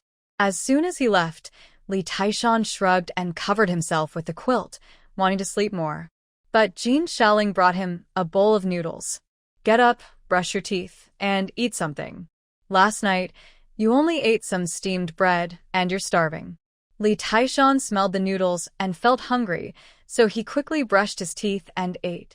Tell me, I promise I won't tell anyone, Jin Shaoling whispered. Last night, after returning late, he gave some money to his mother-in-law, then gave her another sum when he got home. 10 yuan for her, and another 10 yuan for his mother. That made 20 yuan in total. He didn't say anything else, just ate a steamed bread, drank 2 bowls of water, and went to bed. Jin Shaoling didn't understand how he brought back so much money. Li Taishan looked at her and asked, Are you really going to tell me? Jin Shaoling nodded softly. Li Taishan whispered, You must keep this a secret. Even if you're my mother-in-law, you can't tell anyone. Don't worry, I won't say a word. Jin Shaoling nodded again. Then Li Taishan started eating and began telling her about their experiences over the past few days. As he spoke, he was still very excited. This time, when they went into the mountains, they encountered a group of roe deer. Roe deer have always been around here, but they are very rare and hard to find. Usually they see 1 or 2, but a whole group is very uncommon. Under the trap set by Yi Ge, they caught 7 roe deer. 2 young ones, 3 older ones, and 2 adult roe deer. But Yi Ge, being kind-hearted, released the 2 young ones, so they only kept the 5 adult deer. Each deer was quite large, weighing about 50 to 60 jin, around 25 to 30 kilograms. They sold the whole deer. Normally, the buyers would offer very low prices, maybe only 2 mao, 0.2 yuan, per jin or even less. But this time, Yi Ge personally negotiated with the buyers, and they sold the meat at 4 mao per jin, doubling the usual price. Yes, Yi Ge was so impressive, and everyone admired him greatly. Because Yi Ge negotiated a high price, they earned 120 yuan for all 5 deer. Divided equally among the 5, each person got exactly 24 yuan. But Li Taishan and Gu Guangqiu each took 20 yuan, and the remaining 4 yuan went to Zhao Ye. Li Fingshou and Li Dashan also shared 4 yuan each. So, Each of them got 20 yuan, but Zhao Ye got double, receiving 40 yuan. However, Li Fengshou and Li Dashan didn't mind. After all, those deer were caught thanks to Zhou Ye's plan, and they were the ones who almost messed up the job. Zhou Ye didn't say anything. At that time, Li Taishan was furious. Later, Zhou Ye personally negotiated the higher price of 4 mao per jean. It could be said that they only carried the goods and did little else, yet they still earned 20 yuan. How could they not be satisfied? If Li Taishan were to say, those 20 yuan each were just a token, they felt they deserved more. Xiaoling, the pig feed is ready. Please take it over and feed the pigs, Taishan's mother called from outside. Jean Xiaoling responded with a nod. Honey, can you keep this a secret? Including my mom, Li Taishan said. Jean Xiaoling nodded. I'll listen to you. If anyone asks, I'll shake my head and say you didn't tell me. Li Taishan was satisfied. His daughter-in-law came out to feed the piglets, and Taishan's mother naturally came in to ask her son about it. However, I won't say anything about his mother, Li Taishan. Although I know her mouth is also tight-lipped, this matter should only be known by close family members. Too many people knowing wouldn't help. Little rascal, weren't you just hiding in the room talking to your wife? And you're still keeping it a secret from your mom? Taishan's mom pinched him. No, Xiaoling asked me, and I didn't say anything. Mom, just stop asking. You just focus on collecting the money, Li Taishan said, and pulled the blanket over himself. He wanted to keep sleeping. These days in the mountains have really tired him out. He drinks mountain water, eats dry food, and sleeps in a cave at night. Luckily, he has meat to eat with Brother Yi, so the hardship is worth it. Taishan's mom then came out to ask her daughter-in-law. Jean Xiaoling said, I also asked him. He said women chatter too much, so I didn't dare ask more. Taishan's mom scolded, that little brat really keeps things secret. How much secret money has he hidden from you? This made Jean Xiaoling a bit nervous. Mom, Taishan's mom smiled. How could I not understand Taishan? He probably hid some from you last time too. But I don't interfere with you too. I keep the main money, and you can take some for yourselves. Since they are married and starting a life, she can't just have no money at all. So, she closed one eye on this matter. Jean Xiaoling felt very touched. She thought her mother-in-law was really kind. Since marrying in, she hasn't had any trouble, and her husband is capable. She really made a good choice. Taishan's mom turned to soak some beans. Once the beans are ready, we'll make tofu. When the time comes, you can take some to Zhou Ye's wife. Okay? Jean Xiaoling nodded. Come over and sit there when you have time, Taishan's mom added. Jean Xiaoling felt a bit awkward. Her husband also told her that she wanted to get along well with Bai Yueji because their men are good friends. But she couldn't really talk to Bai Yueji. That kind of cultured young woman, who looks so beautiful and keeps her home very tidy, makes her feel a bit uncomfortable just sitting there, not knowing what to say. Mom, if you go, I'll go with you, she thought for a moment and said. Going together with her mother-in-law would make it less awkward. That's fine. Taishan's mom nodded. While busy, Sun Laoshan came to ask her about the matter. Taishan's mom said, What are you talking about? I came back empty-handed, didn't get anything. How could you go out with Zhou Ye and not get anything? I don't believe it, Sun Laoshan said. Taishan's mom thought, You don't believe it? Believe what you want. She doesn't even think of Sun Laoshan as important. But she said, If I had it, would I need to hide it? It's not something shameful. If you don't believe me, go ask Dashan. That brat won't tell me anything. Otherwise, I wouldn't need to ask you, said old Aunt Sunday. No matter how she asked, Mother Taishan just kept silent and said there was nothing to say. She truly didn't know what kind of game they played or how much they had caught, and even if she did, she wouldn't tell. It's not right to talk about earning money, and she knew better than to reveal anything about it. Old Aunt Sun was clearly unhappy after asking Mother Taishan but getting no answer. Recently, her daughter wanted to eat some good things like fruit cans, and she wanted to squeeze some money from her son, especially from Li Dashan, the second son who wanted to move out. She was furious about it. She thought she would never get to see her son again in her life. Since she had earned a little money recently, she decided to take some for herself. But in the end, she didn't get anything and had no money. Once she found out the truth, She planned to teach her son and his wife a lesson. So she came back to ask Mother Fingshou about it, but Mother Fingshou also didn't know. I heard from the second daughter-in-law early this morning that they probably earned quite a bit of money, said Mother Fingshou. Old Aunt Sun was sure of it. Absolutely. Why don't you call him over and ask? Without hesitation, Mother Fingshou asked Li Fengmao to go call him, and Li Fengmao quickly came. But Li Fengshou pretended he didn't hear anything. When he got tired of being called, he finally said, "What are you calling me for? Does Mom have something to say? Even if she does, are you deaf?" Lately, Li Fengshou had been taking care of everything. Not long ago, his mother even slapped him. She did it without reason, just because she was in a bad mood and found an excuse to slap him. But Li Fengshou still took care of her, because she had given birth to him. Besides that, he didn't want to hear anything else. And he wasn't stupid. He knew what his mother was calling him for at this time. What's the matter? Isn't he coming? Seeing Li Fengmao come back on his own, before Mother Fingshou could speak, Old Aunt Sun couldn't help but say, "He's not coming." Li Fengmao was also very curious. How much money did his older brother really earn this time? He went out with Zhao Ye and stayed away for so many days. It must be a lot. Look at this. Does she even consider you her son? She called him over but just ignored him, Old Aunt Sun immediately said. Mother Fingshou also felt she had lost face in front of Old Aunt Sun. Her legs and feet were much better now, and she could walk on her own.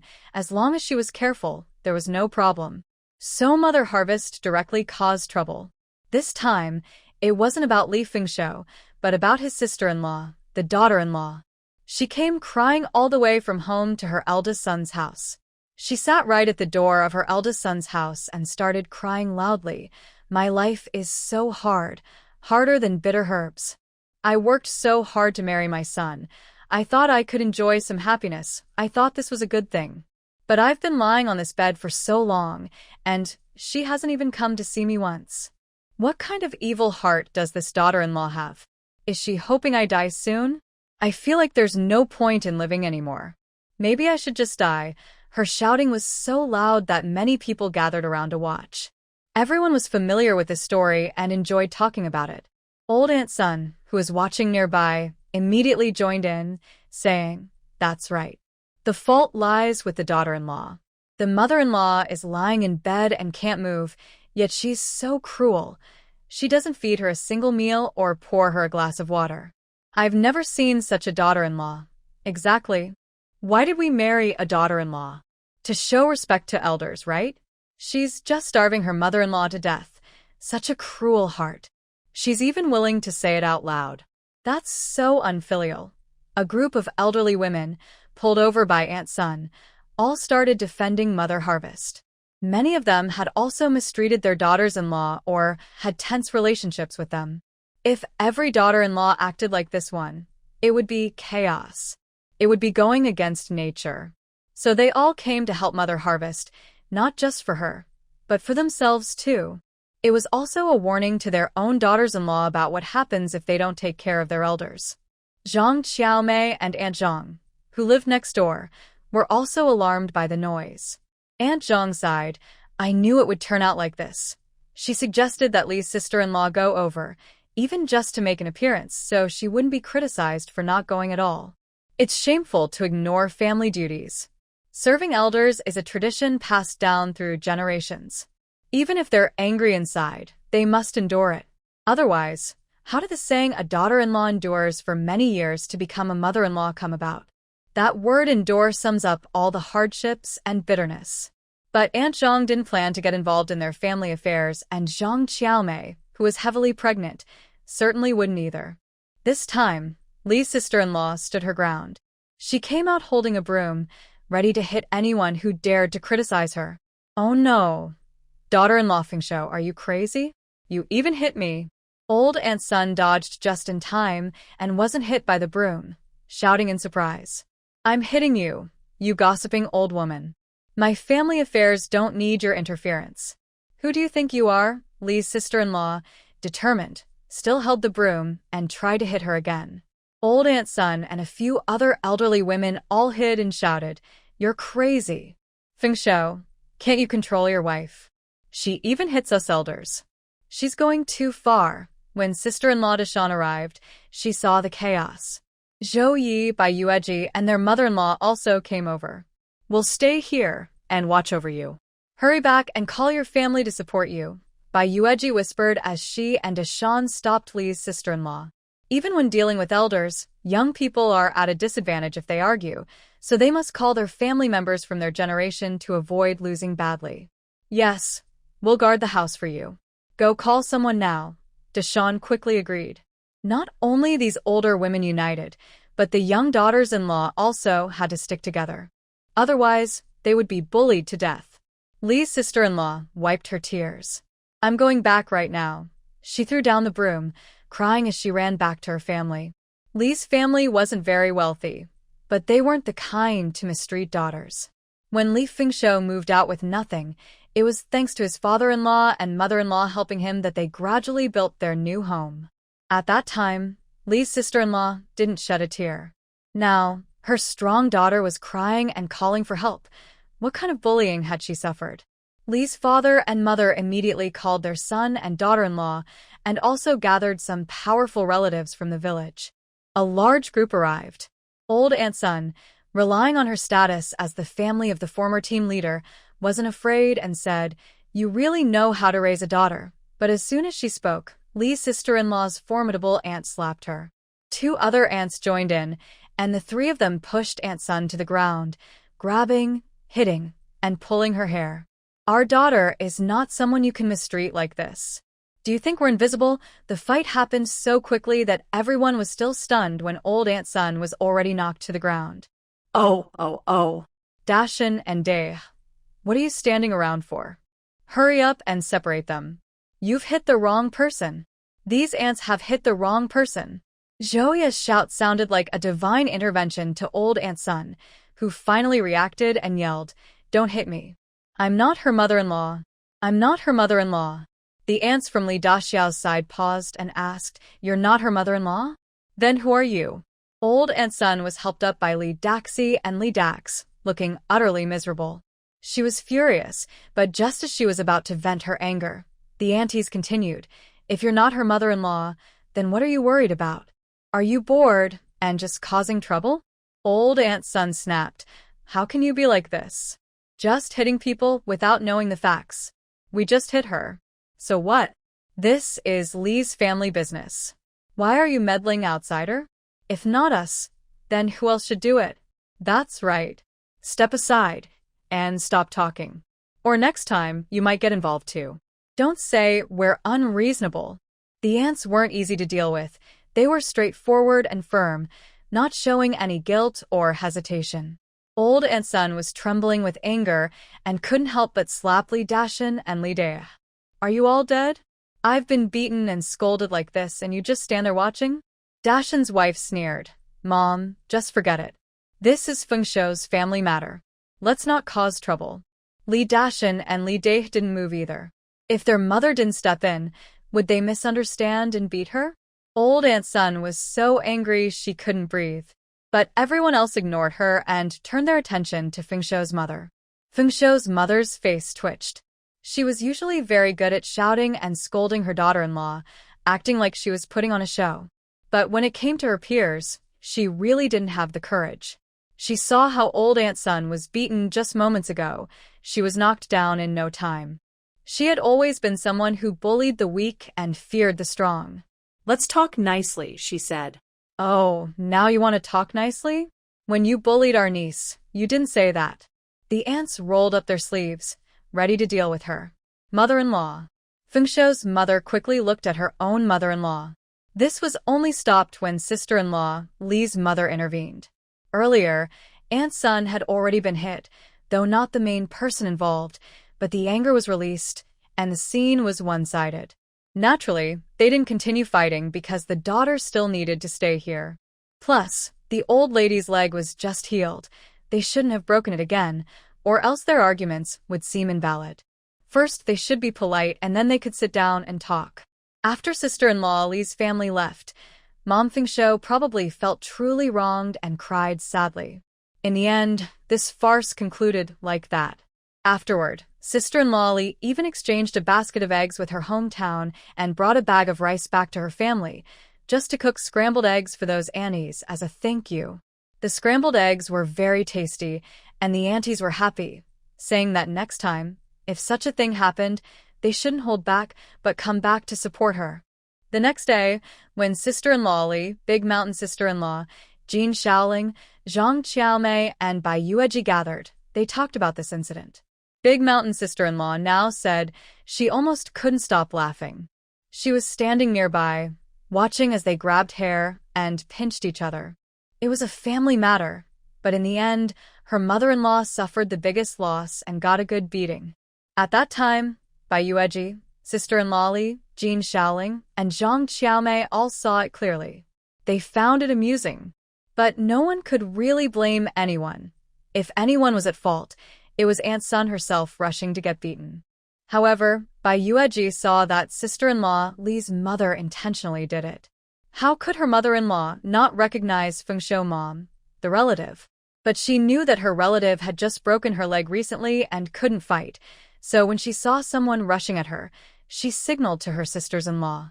That's how Aunt Sun ended up getting hit, and Feng Shou mom was caught in a trap. From now on, things should calm down for a while, sister-in-law Li finally said. Although the fight was ugly this time, it was effective. There was no need to argue anymore. Because of this incident, sister-in-law Li's reputation among the older women in the village was quite bad, but she didn't care. Among those old women, not only her but also Big Sea daughter-in-law, Big Mountain sister-in-law, and Big River daughter-in-law had poor reputations. And Bai Yueji also had a bad reputation. Being considered wasteful was hard to escape. Zhang Qiaomei also has one because she envies how well she is living. Last year, she was still an old girl who couldn't get married, but now she is about to have a baby. Her mute husband treats her like the apple of his eye. He works in the fields and goes hunting in the mountains to earn money. He often goes to the river to fish for her to eat. So, she often complains about old Zhang's family, saying their son-in-law is mute and comes from outside the village. Yes, she deliberately calls Gu Guangqiu an outsider's son-in-law to tease him. Because of this, old Zhang's wife has argued with others more than once. So, as long as their own life is good, there will always be gossip. The village is like that. You can never satisfy everyone. The only thing to do is be happy with yourself. Live the way you want. If you're unhappy, just speak up and tell them off. Don't hold back your anger. Old Auntie, who hasn't gone back yet, has also seen a lot of excitement. But after watching the fuss, she stayed for several days. Now she plans to go back. She didn't bring much, just 2 jars of pomelo honey for old uncle. Yesterday, Zhou Ye bought some pomelos from the supply station. Bai Yueji made them into honey and packed a few jars of fruit preserves. Just keep it for yourself to eat, old auntie said.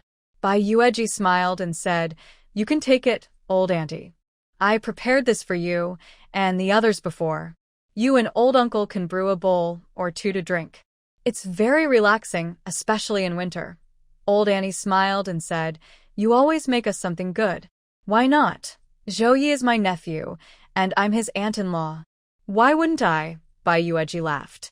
On the way back with the big golden deer, Zhou Ye smiled and asked, "Old auntie, how is my wife? Is she obedient?" Old auntie smiled and said, "You don't need me to say that. Your wife is perfect. Having the big golden deer makes things easier." It didn't take long to get home after taking old auntie back. Zhou Ye saw that Gu Guangxia and his wife were at home. He greeted Gu Guangxia and then rode his bike away. Guangxia's wife wanted to say hello and try to get along better, but Zhou Ye didn't pay much attention and just left. Old auntie looked at her and asked, "What are you doing? Why did my cousin leave so suddenly?" "I didn't even get a chance to say goodbye," Guangxia's wife said stiffly. This morning, she heard Zhao Meixiang say that Zhou Ye and a few others went hunting and seemed to have caught something big. They probably sold a lot of money from it. Hunting and selling game bring in money. His educated wife also receives a monthly stipend. They really don't seem to lack money. She thinks she can still maintain her relationship with such relatives. Her husband's aunt sighed. "Let's forget it. Zhao Ye has many relatives, and you are just one among many. Guangxia's wife looked at Gu Guangxia, hoping he would say something for her. But Gu Guangxia felt she was too embarrassing and didn't want to speak. Relatives shouldn't judge each other by outward appearances. If they get along well, they can stay close. If not, it's okay to keep some distance. However, with his wife, wealthy relatives can visit more often, while poor relatives who have no money should stay away so they don't catch their poverty. The main point is, they aren't rich either, always worried about others asking for small loans. Now, seeing that others bought bikes and sold big game for a lot of money, she wants to get involved again. But she also needs to see if they are happy about it. She really thinks she's the center of everything. Guangxia's wife looked very upset, her eyes red, and she went straight back to her room. Her husband's aunt didn't bother to pay attention to her. She asked where her son Gu Laojie was. Hearing he was sitting at someone else's house outside, she didn't care and told her grandchildren to go back to their rooms, giving them a bowl of grapefruit honey to drink.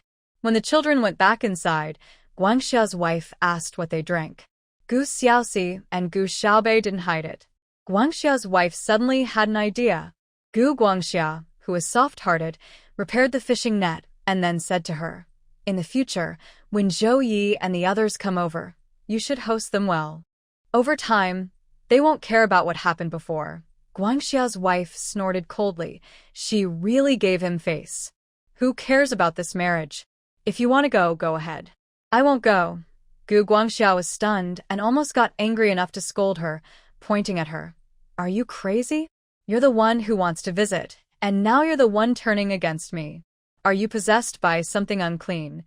You're the one possessed by something unclean." "I just won't go," Guangxia's wife snorted.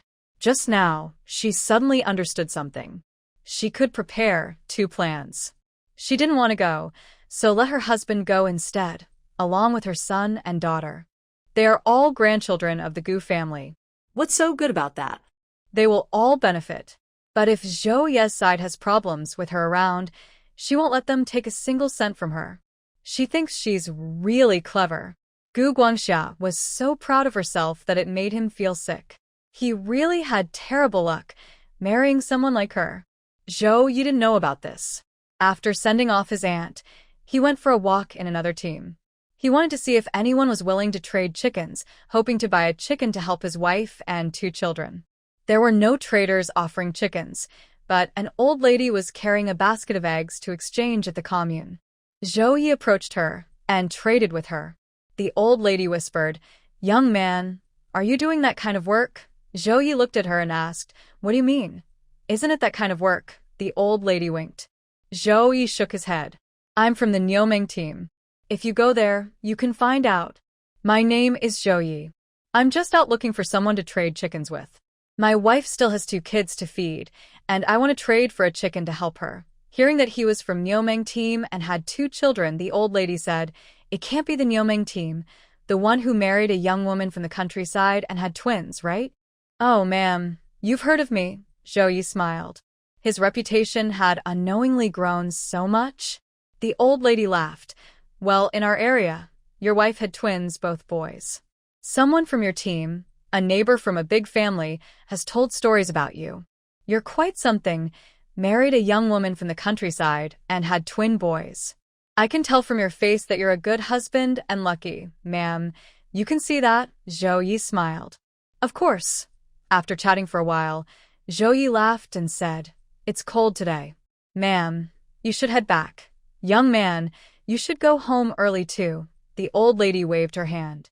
Today, she had exchanged eggs for the twins' father, so she had something to talk about at home. Zhou Ye rode his big golden deer and carried a basket of eggs back home. You might wonder why she even gave him a bamboo basket. Such baskets aren't worth much in the countryside. Most people weave their own baskets and bamboo containers. The basket Zhou Ye carried probably held about 3 or 4 jin of eggs. His family still had quite a few eggs because he had brought back many wild eggs earlier, so they were eating wild eggs now. But it was getting colder, and hens weren't laying much. Buying more eggs to stock up wasn't a bad idea. After all, they used eggs quickly at home. Every day, Xiaodou and Dudu shared a bowl of egg custard that Mama Yueji made for them in the morning. Zhao Ye and his wife also ate some daily. They needed to consume eggs regularly. So, for this basket of eggs, Bai Yueji also put them into the chicken coop. Last time Zhao Ye went to the trading post was on November 7th. This month, on the evening of December 7th, Zhao Ye planned to leave. He waited until around 11 p.m., then quietly pushed his bicycle in a circle and left the village without making a sound. His big golden deer bike was definitely worth the money he spent. Using the bicycle to deliver goods, he could do in one trip what used to take him 2 trips back and forth. Tonight, he made 2 trips on his golden deer bike. Because the trading post supplies a lot of meat, especially at this time of year, the meat supply is very good. Since it's cold, meat doesn't spoil easily. There are also other supplies like rice, flour, oil, and salt. He took some of these too, trying to keep the supplies diverse, making it easier for his team to sell. Zhao Ye is a middleman, and his offline business is a third-party trader. He doesn't care how the third-party traders sell, but Zhao Ye, as a second-party trader, makes quite a bit of money. After finishing these tasks, he returned home with half a pig, a basket of eggs, rice, flour, and other supplies.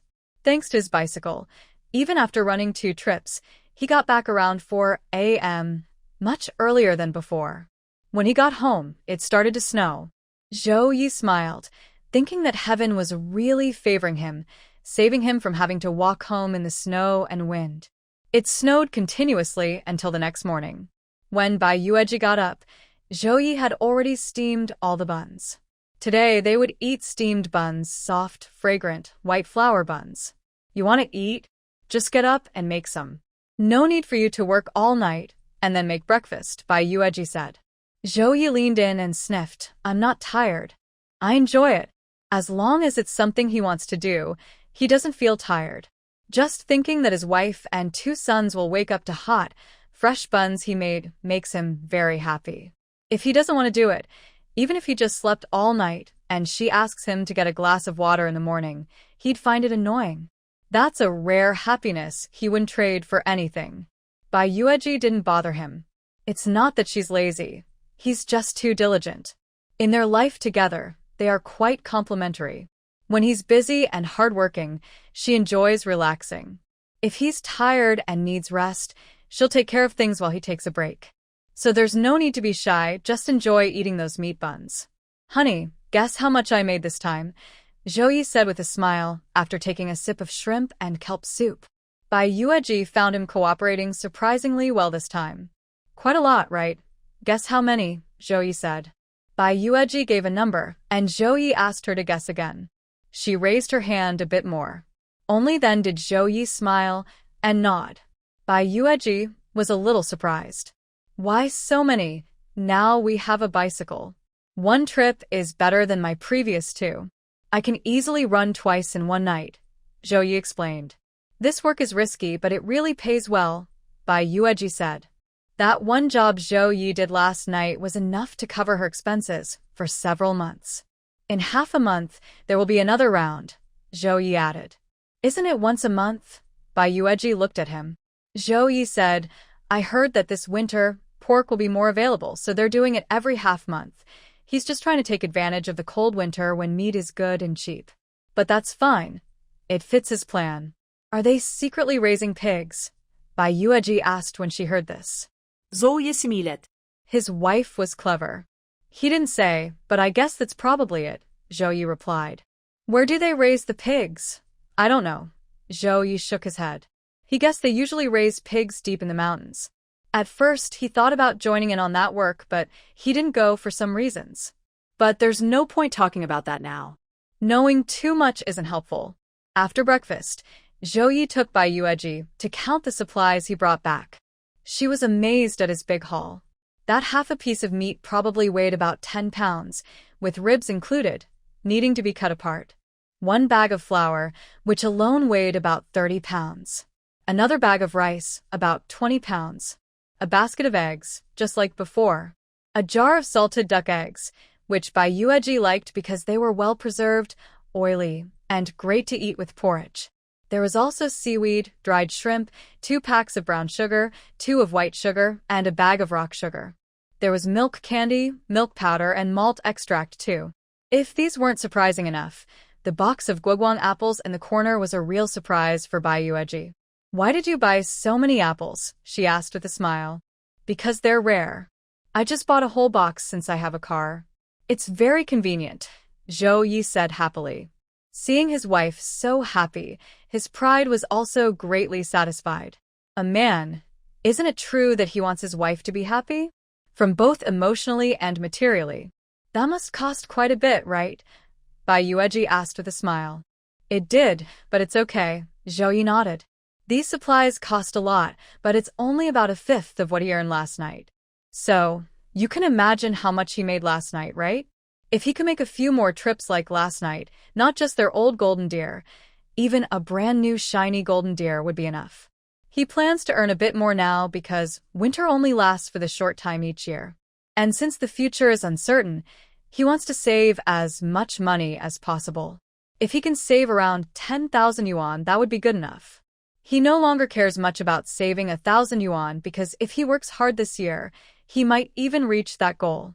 Considering what he earned from hunting earlier and last night, he could add another 200 yuan to his savings. And that doesn't include the money kept at home for emergencies or business. Bai Yueji doesn't realize how much her rough man has already grown financially. It's only been 7 or 3 years, but he's already thinking about becoming a millionaire. She gathers all the items he brought back.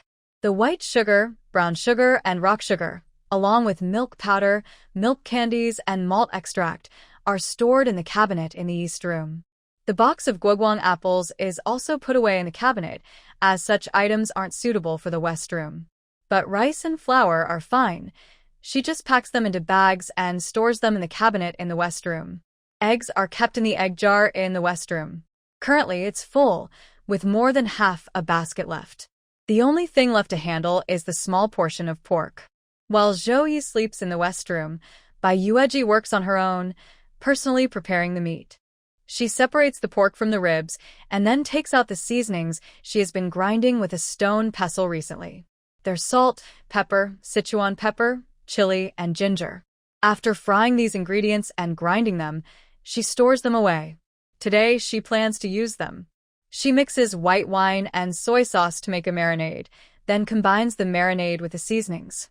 This mixture is then used to season the ribs. After adding the seasoning, she could have let it sit and aroma it further, but she decides not to bother. Instead, she plans to marinate for 2 days and then hang it in the backyard to dry naturally. As for the remaining 7 or 8 jin of pork belly, Bai Yueji doesn't plan to do much with it. Because at home, there are 2 little ones who love meat and are not vegetarians. This is very much like Zhao Ye. When the brothers are eating meat, their little feet shake happily, showing they are in a good mood and enjoying their food. So, there's no need to make things complicated, just chop the meat into small pieces and cook it into porridge for them. The 2 brothers slept until after 8 a.m. before waking up. Bai Yueji dressed them and then began feeding them with buns and seaweed shrimp soup. Today's breakfast with buns was very tasty, and the brothers ate happily. They were also eating with a little lion who was under the bed eating his porridge and was very content. As for giving the little lion plain bread buns, considering the current environment and family conditions, that's impossible. The snow in 1973 came a bit late, but once it started, it snowed for 5 continuous days. During those 5 days, the entire Nyuming Brigade was covered in a thick layer of snow. Since there was no need to go out or work, Zhao Ye stayed at home taking care of the children. Daodu and Dudu were very attached to him. For Bai Yueji, this was a real blessing, as she finally had time to write articles. During these snowy days, she wrote several short pieces. Today, Gu Guangqiu came over to visit Zhao Ye at his home, and Daodu and Dudu were just asleep, so Bai Yueji kindly let him relax. At Lao Zheng's place, Li Fingshou, Zhang Dagan, Li Dai, Li Dahai, and Tao Weipian all came. When Zhao Ye heard that Li Taishan hadn't come yet, he went to call him over. This group of men talked about the harvests of their brigade and others.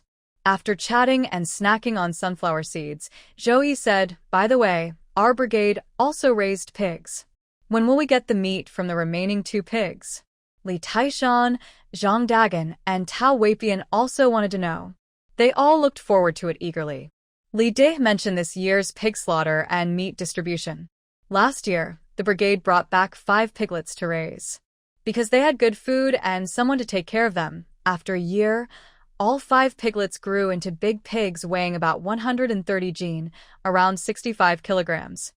But pigs nowadays aren't comparable to those in later years.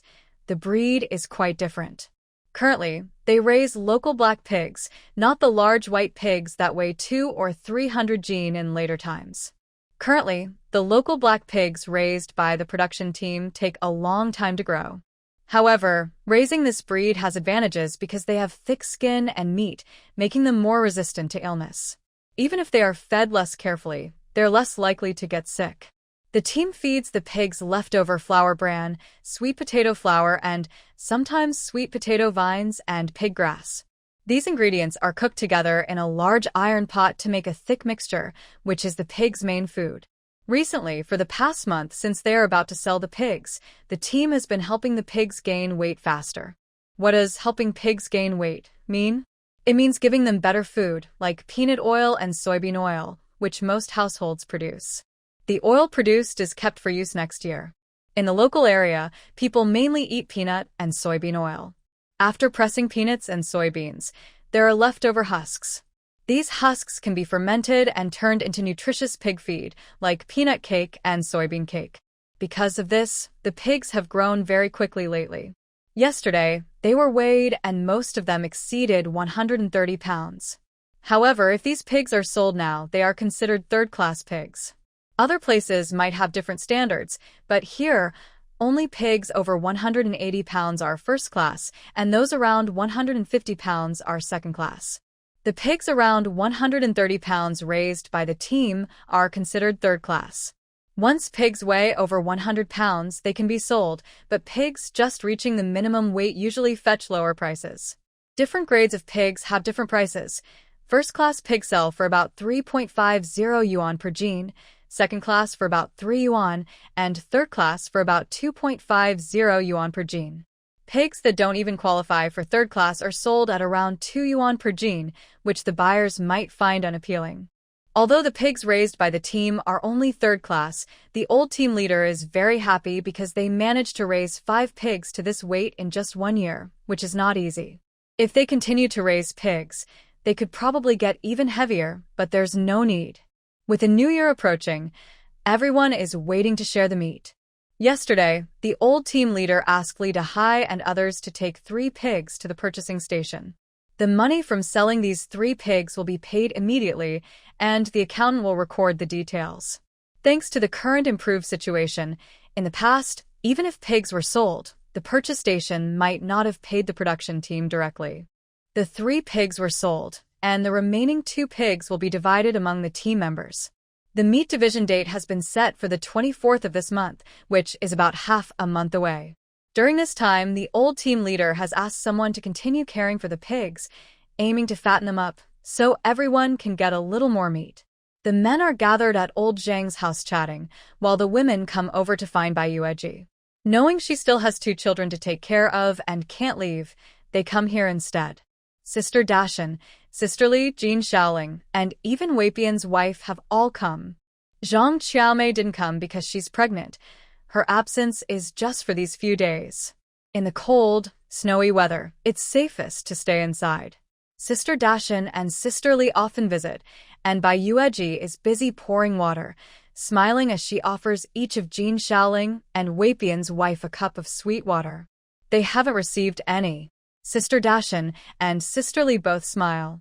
Wei Bian's wife says, "You're close friends with them, but we're still strangers. Sorry for the mix-up with the sweet water." Li's sister scolds with a smile. Sister Dashan laughs. "Yes, we also want some sweet water." Jin Shaoling laughs and says, "Look inside the bowls." Li's sister and Sister Dashan see that Bai Yueji has also put sugar in their bowls. Sister Dashan says to Bai Yueji, "You've put so much sugar, there's no room left." Exactly, Li's sister agrees. "There's just too much sugar. Help me eat some." Bai Yueji smiles and brings out some snacks: red dates from Mama Taishan, persimmon cakes from Li's sister, salted water peanuts, and fried soybeans for entertaining guests.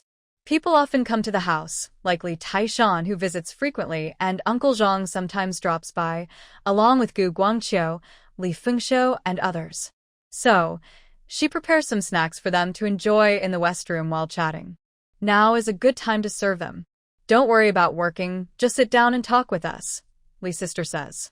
Every time you come, you bring something to treat us. You shouldn't have to, Sister Dashan also says, but she takes a fried soybean and says, "Wow, this smells so good. You should try some." "Of course it's delicious. It's fried," Li's sister replies, also taking a bite. Wei Bian's wife and Jean Shaoling smile, and try some too, all saying it's tasty. Bai Yueji sits down to chat, and Sister Dashan and Sister Li talk about the upcoming pig slaughter and meat division. They also discuss each family's small pigs. Pig farming is quite popular. At least, everyone present except Bai Yueji is involved in raising pigs. Big Mountain sister-in-law asked Bai Yueji, "Why don't you raise one? You don't have to do much, just feed it." Raising pigs isn't just about earning work points from pig manure, which is valuable, but also about making extra points. It's perfect for someone like you who stays at home with the kids. Pig manure is very valuable. One pig's manure can add about 30 to 40 work points to the family each month. If you feed the pig more, it will produce more manure, and you can earn even more points. The benefits of raising pigs are obvious. Anyone who can raise pigs usually does so. Li Saozi said, "She has to take care of her kids and write articles, so she doesn't have the time." Tao's wife chuckled, "Lack of time is one thing, but maybe you just can't stand the smell?" Bai Yueji smiled. "Actually, it's normal not to like the smell. I find it quite strong and it attracts mosquitoes," Li Saozi said. "Raising pigs is just something we have to do. But Yang Jiqing, who lives at my house, couldn't accept the idea of raising pigs and moved out," Tao's wife said regretfully. "She moved out? When did that happen?" "Just yesterday evening," Tao's wife replied. "She tried to persuade her to stay because they still send her some help money every month. But Yang Ruoqing didn't want to stay." Bai Yueji knew that Yang Ruoqing would move out because she couldn't stand the smell, and also because her relationship with Deng Xiangjie had developed to a certain level. This time, during a campaign to promote hygiene, Yang Ruoqing achieved quite a bit. Although being ostracized by women was her fate as the female lead, men really liked listening to her promote hygiene. She and Deng Xiangjie were quite different. She was a friend to women, and he was like a motivational speaker for men. When they went to various teams to promote hygiene, they had a kind of magic that made everyone line up and listen carefully. Because of their efforts, people paid much more attention to personal hygiene, and the results were quite noticeable. However, during the hygiene campaign, Yang Ruoqing's charm attracted many admirers. She received many love letters daily, and some young men blushed while confessing their feelings. Because of this, women sometimes misunderstood and insulted her. At this time, Deng Xiangjie stepped in to explain and protect her. He never blamed Yang Ruoqing for attracting attention, because she was just standing there and was already very likable. Thanks to his understanding and kindness, their relationship quickly grew closer during this publicity event, and their feelings deepened. They are now interested in being together. Moving back to the village was partly due to Deng Xiangjie's request, since their homes are just next door, separated by a wall. Bai Yueji feels that Ma Wan is probably very jealous, which makes people feel dizzy and confused, and soon Yang Ruoqing will prove her wrong. However, these characters in the story have nothing to do with her. She won't interfere. Everyone should just stay happy on their own. The topic quickly shifted away, and there was no more talk about Yang Ruoqing and Deng Xiangjie. Recently, there was some excitement in the village, caused by the old Duan family. Jean Shaoling, who recently married into the village, doesn't know much about local affairs and curiously asked Deshan's wife, sister-in-law, "What's going on with your family? It's like a big show this morning." Hearing this, Deshan's wife said, "Old Duan wants to acknowledge his 3 sons now. Her new mudbrick house is right next to Duan Wen's, so she knows very well what's happening." Li's wife also seems to know the details and said mockingly, "He sees that Duan Wen and his brothers can support the family now, and they're all strong workers, so he wants to take them back." Deshan's wife scoffed, "He's dreaming. If he doesn't want them, he shouldn't take them." Just because he wants to, doesn't mean it's easy to do. The tile wife also came to see what was happening and said, I think it's the widow's idea. Absolutely, it's her plan. Old Duan is a troublemaker, and whatever she says goes. If she doesn't agree, Duanwen and his brothers wouldn't let him take their sons. But now that they're grown up, they dare to fight him. They don't see him as important. Deshan's wife said. Jean Shaoling asked, is it the widow encouraging old Duan to do this? Why doesn't she speak up herself? She wouldn't dare, Li's wife replied. She used to treat Duanwen and his brothers badly. They all managed to get through it, thanks to their mother's protection. Deshan's wife added, that's right. If she dared to interfere, they'd tear her apart. When Duanwen was starving and thin, I couldn't stand it, so I gave him 2 buns. He's grateful and still remembers. Last time Deshan was building a mud wall, he called his younger brother to help. Yes, my mother-in-law also couldn't stand it. She gave Duanwu some sweet potatoes. After spring, the brothers brought us a lot of wild vegetables. When they saw my son being beaten by someone from the neighboring village, they even helped, the tile wife added. Last time, Guangqiu gave Duanshan a fish. Duanshan said Guangqiu treats him better than his own father and wants to adopt Guangqiu as his godfather, said sister-in-law Li.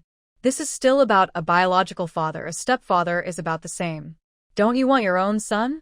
You'll regret it later. Now, aren't you regretting it? But it's no use. When the child died, the wet nurse came, but it was useless. They really despised the old leader Duan's actions. First, he forced his parents to death, which also caused his wife to die. Later, he married a fierce, mean widow who mistreated his late wife's 3 sons, and the villagers couldn't stand it, so they helped support them. Don't blame the villagers. Everyone had a hard time those years. But now, things are better. Duanwen and his brothers have grown up. This year, they earned a lot of grain, paid back what they owed to the team, and even saved some money. The 3 brothers can now live good lives. Seeing how grown up they are, the widow finally realized the situation. Although she disliked her stepchildren, she knew she would have to rely on them for support in the future. So, she asked Duan Lauda to officially recognize the 3 sons. But Duanwen and his brothers have already cut ties with Duan Lauda and set up their own households. They will still give him some grain for support, but there's no emotional bond anymore. If anything, it's just hatred. Bai Yueji and Jean Shaoling listened to their conversation. The village isn't big, but there are many similar petty disputes in every household, conflicts between mother-in-law and daughter-in-law, sisters-in-law, father and son, brothers, and even some scandalous dirty affairs. After the snow stopped, Li Taishan, Guoguangqiu, and others came to find Zhao Ye to go up the mountain. Zhao Ye didn't really want to go because his family wasn't short of food and they still had plenty of supplies from before. But Bai Yueji asked him to go. Bring back some wild game. Tomorrow, I'll invite Su Yachu, Shuang, Dong Jian, and others to eat at our house, Bai Yueji said. Suya and Chu Shuang came twice after they shared the grain, once bringing pickled, tangy radishes, and once making small pillows for Dodo and Dudu.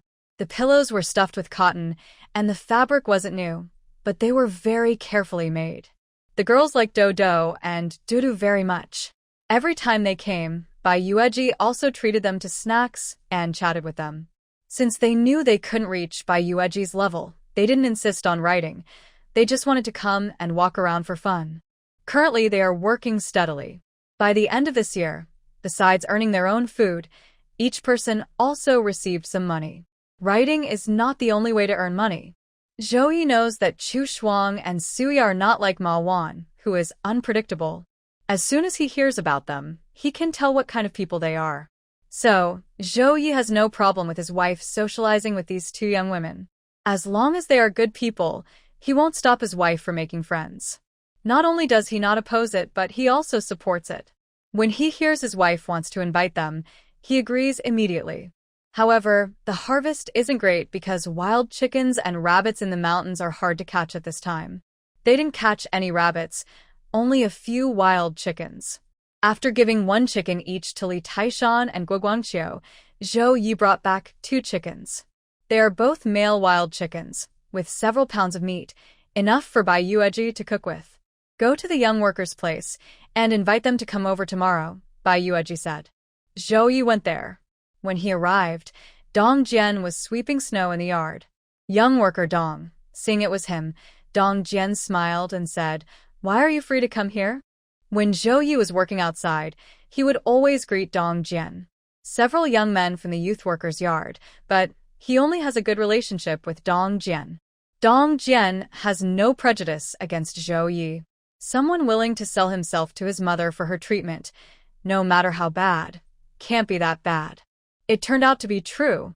After Bai Jiqing married him and settled down happily, life was good.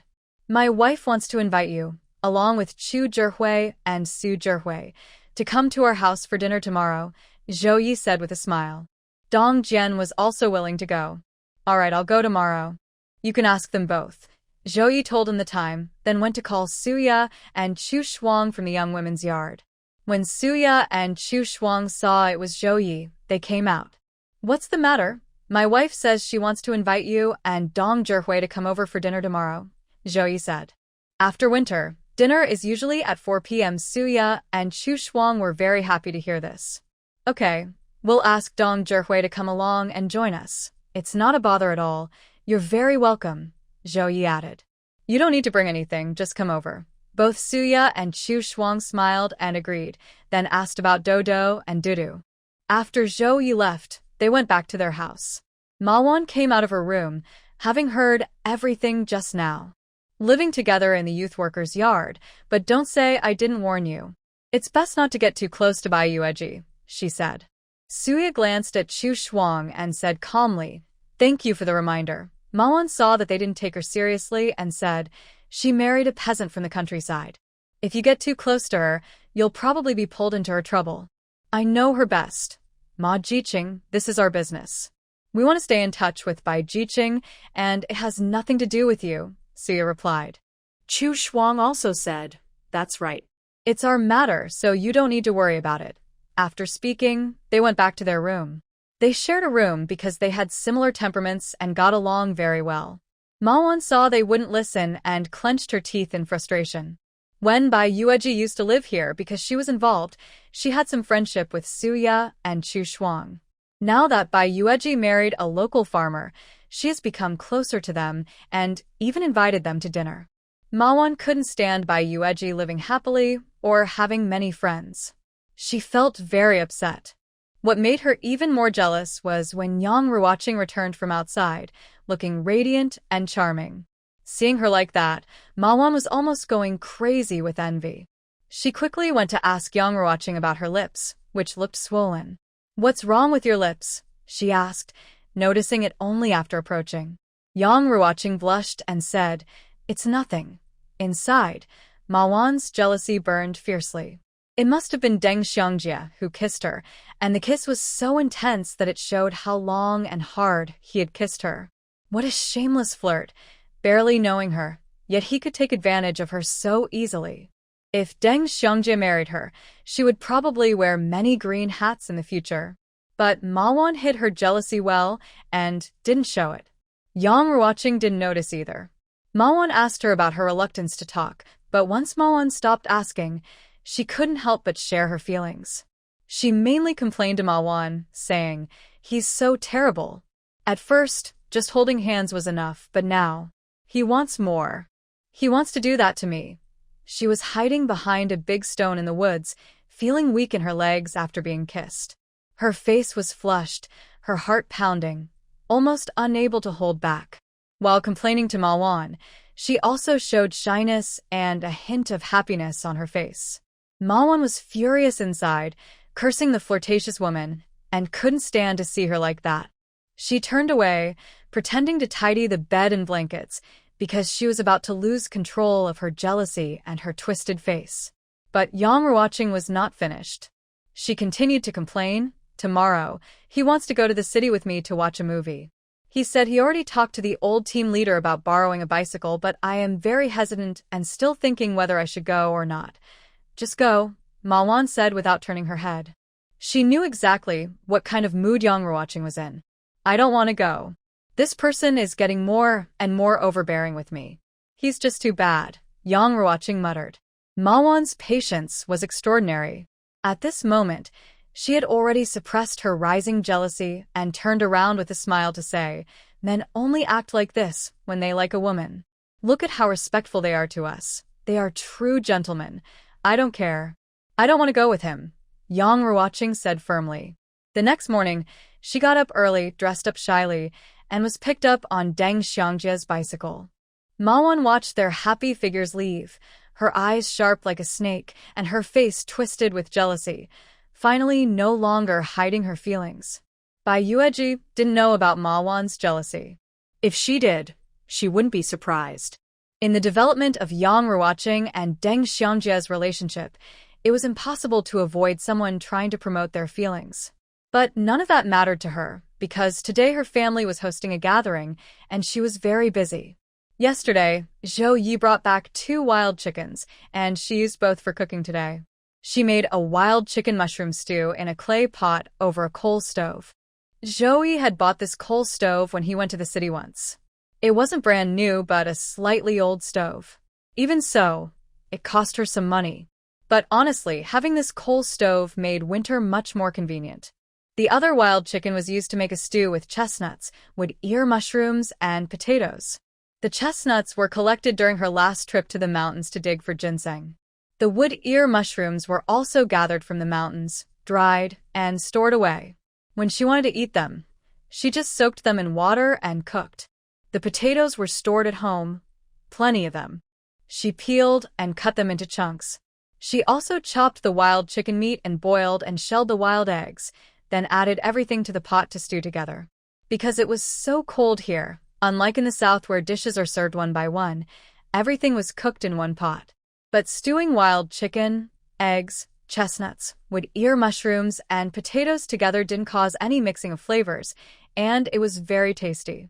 As for the staple food, they ate corn buns, made with some white flour.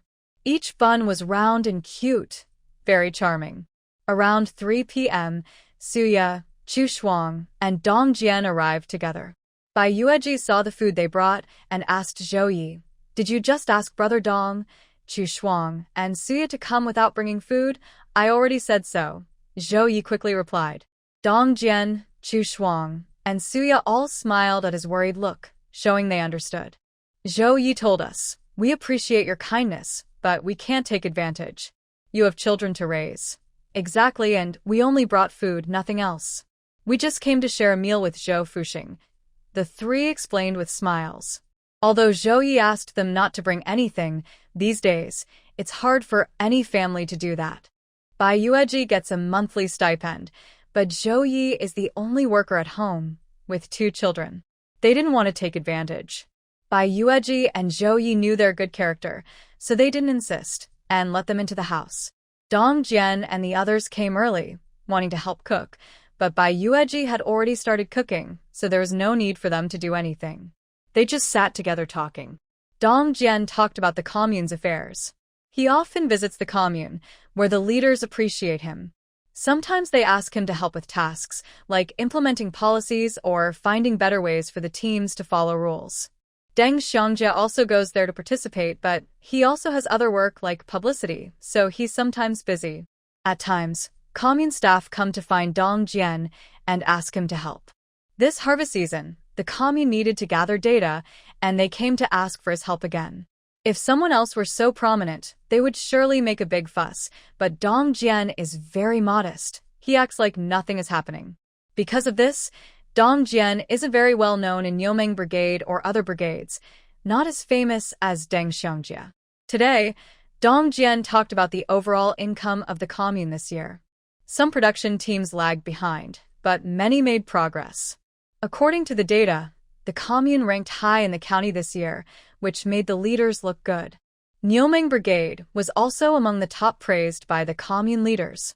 The old team leader was called to a meeting and praised for the progress made this year.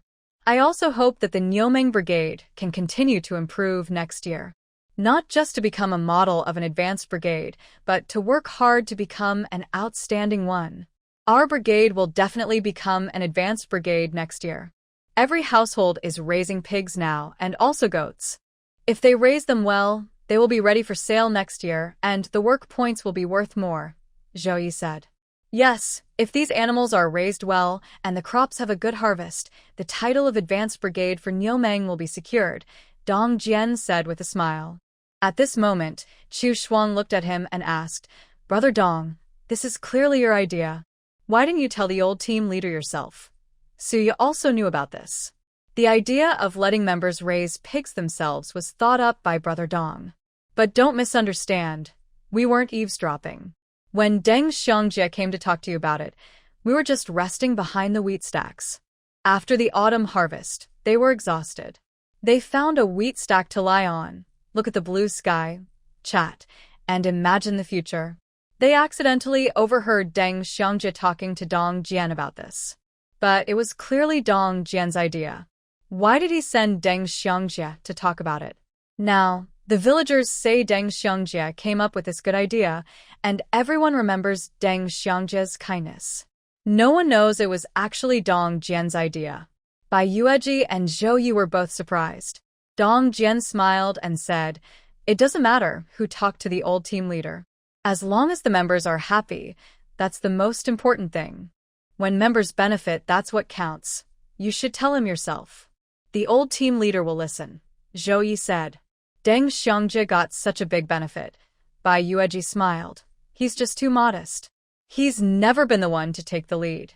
If he has to step forward, he'll do it only when he has no choice and can suppress it. Dong Jian laughed. I won't talk about myself. Let's talk about you too. What's there to say? Zhou Yi smiled. Isn't there? Dong Jian looked at them. Your reputation is quite big. Not long ago, the leaders of the commune asked me if there was a young man in Niumeng Brigade who married a girl from the countryside and had a pair of twins. I said yes. They asked, is it true that his family eats white noodles and rice every day? That they stew chicken and eat eggs? Hearing this, Zhou Ye's face darkened. So, what did you say? Suya and Chu Shuang also looked tense. Bai Yueji remained calm. After all, someone had reported her family's lifestyle. Dong Jiandao said, I call this country boy Zhou Yi. He married a smart and educated young woman who was a rural youth, and they had a pair of twin sons.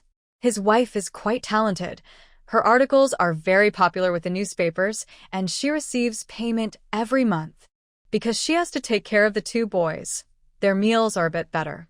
Instead of eating plain flour or rice every day, they often have chicken, eggs, and meat. It's not like they're starving.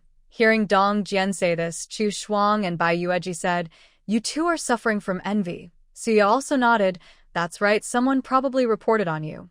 Bai Yueji smiled, Let them report all they want. Zhou Yi and I are honest people. We don't worry about what others say. We can take care of our children and eat well. My family has always been honest farmers and workers. We can handle any investigation. Zhou Yi also said, Exactly, wife, don't worry. Things were fine before, and they'll be fine now.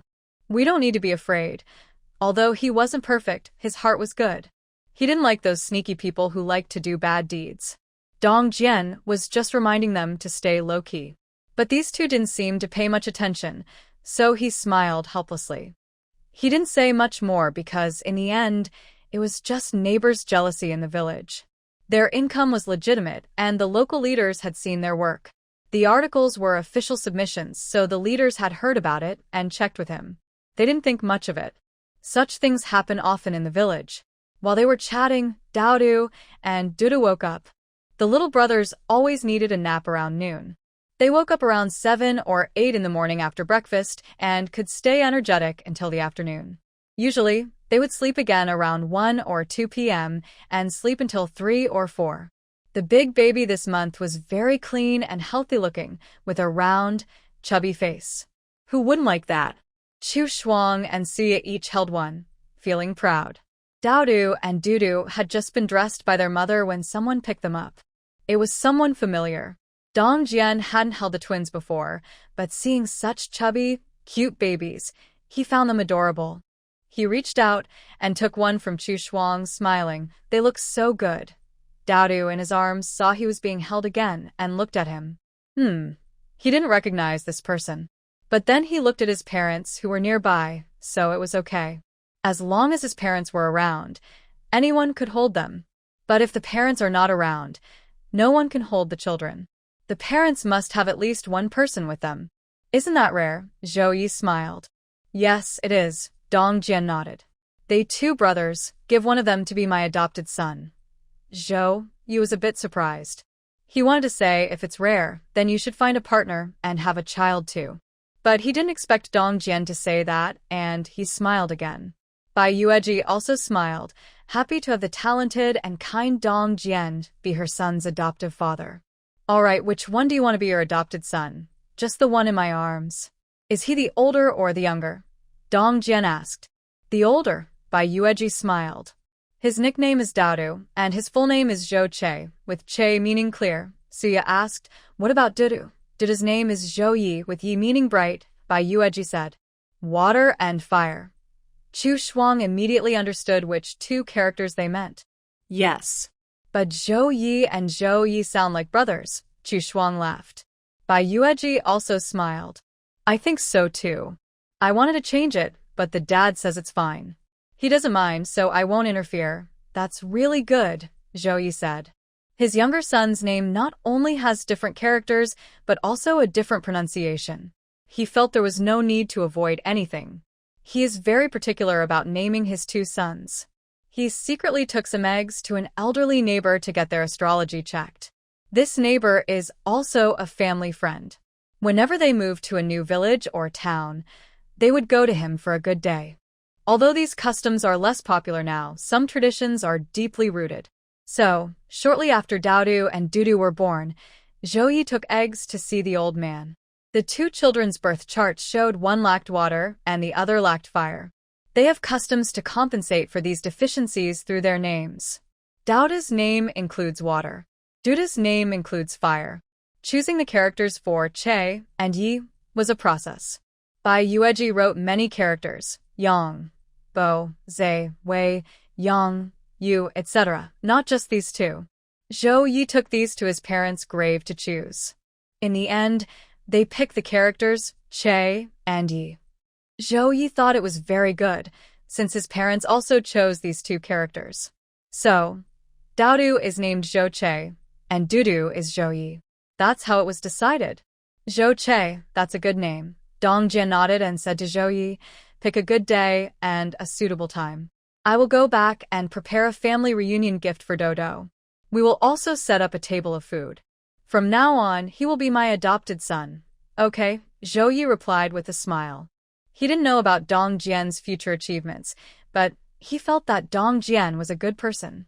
Giving his eldest son as an adopted son wouldn't be a bad idea. When it was time to eat, they served wild chicken stew with mushrooms and a delicious big mixed stew. Dong Jian and the others kept giving Bai Yueji thumbs up for the good food. However, when they were leaving, Dong Jian warned Zhou Yi to be careful of some neighbors on both sides. Although Dong Jian didn't ask the leaders about it, the fact that the matter reached the commune leaders meant that nearby neighbors probably reported it. This narrowed down the suspects. Do you understand what's going on? Dong Jian asked. Yes, Zhou Yi nodded. Just let this go now. Be more careful in the future, Dong Jian, who is much older than Zhou Yi and about to become Dodo's adoptive father, said casually. Zhou Yi nodded. I know. Dong Jian felt relieved and went back home. When Zhou Yi returned, Bai Yueji asked, was it old Zhang's family who reported us? How do you know that, wife? Zhou Yi was surprised. Without Dong Jian's warning, he had some suspicion. After the warning, he was almost certain it was old Zhang's family. There are only a few families around him. Li Fengshuo's family, Lao Jing's family, old Zhang's family, and an elderly family. Including his own. That makes 5 households. Li Fengshuo's family and Lao Jing's family didn't need to be said. The elderly family was well off, with several strong sons and a young son in the army who sent home a monthly allowance. Their life was better than the old team leader's family, but they kept a low profile. They had no conflicts with Zhou Yi. When Zhou Yi was naming Dodo, he even went to the old man to ask for help. Also, the Yao family had a young son who sent money back, so they wouldn't be jealous of him. Only old Zhang's family, especially Zhang De, who was jealous of Zhou Ye's family to the point of anger. It's not certain that old Zhang's family did it, but there's an 80 to 90% chance that Jiang De, who is involved. However, Bai Yueji, who didn't get involved in village disputes, immediately thought of old Zhang's family, which surprised Zhao Ye. Why was Bai Yueji so sure it was old Zhang's family? Jiang Er's wife, named Li Xiaolian, had been acting strangely outside recently, saying, "You sold out the old team leader in front of him, and the old team leader spoke well of you at the commune. Otherwise, you might have been punished by now." This was said by Sister Deshawn a few days ago after she overheard it outside. She warned her to be careful, thinking she might have bad intentions. Today, Dong Jian mentioned this matter, which just happened to match Sister Deshan's warning. If it weren't for the involvement of the Jiang family, she wouldn't believe it. Hearing his wife say this, Zhao Ye clenched his teeth and said, "The Jiang family is really capable. I hope I don't find any evidence against them, or I'll deal with them myself." A few years ago, he truly saved Jiang De, whose eldest son, Jiang Gosheng, when he was struggling in the water with cramps. Of course, he wasn't the only one there. Other children were nearby, but they thought he was just playing and didn't help. Zhou Yi saw Jiang Gosheng struggling and decided to jump into the water and save him. It was just a chance encounter, and Zhou Yi didn't think much of it, nor did he ask for anything in return. But now, the Jiang family has reported him. This feels like a betrayal. Their life is getting better, and they think they can just ignore him? If Zhou Yi finds any evidence, he won't let the Jiang family get away easily. But he doesn't even need to look. Bai Yueji has the evidence already. She suddenly said, "Jiang Er's son is Jiang Dehu's." What? Zhou Yi was stunned, unable to react immediately. Bai Yueji was not someone to be bullied. She wouldn't tolerate this without fighting back. Find a good chance and expose Jiang Dehu's affair with his sister-in-law. Zhou Yi was shocked and took a moment to process. Wife. Jiang Dehu and Jiang Er's wife. When did that happen? How do you know? Don't ask me how I know. Li Xiaolian had 4 daughters in a row, and only the last one was a son. She borrowed him from Jiang Dehu, but Jiang Er doesn't know about it, and Zhao Meixiang doesn't know either. Bai Yueji said calmly. In a story set in that era, it's natural to include some dramatic rural love affairs. Under her clever plan, Jiang Er's wife, Li Xiaolian, had 3 daughters in a row. Her 3 daughters, Zhao Meixiang, had 3 sons at once, Go Sheng, Go Dan, and Go Hua. Li Xiaolian, who has 3 daughters, is in a difficult situation. She is not as brave as Zhao Meixiang and cannot hold her head up in front of Grandma Jiang. Living under the same roof as Zhao Meixiang, who is loud and fierce, is already hard enough, and her pregnancy keeps failing. She has been openly and secretly teased by Zhao Meixiang. Li Xiaolian is desperately trying to have a son to improve her status. Unfortunately, she keeps having daughters. This is very frustrating. If her family weren't from Niumeng Brigade and related to the big family there, Grandma Jiang would have been very harsh with her. Still, Grandma Jiang often complains to her friends about her being a mother hen that can't lay eggs. Li Xiaolian feels helpless. Her husband also blames her for not having a son, and he is ashamed outside. She is furious. People talk about her, even her husband, but she doesn't blame him for not being able to give her a son. She compares him to her older brother and others, arguing constantly over this issue. One night, Li Xiaolian couldn't sleep and went outside.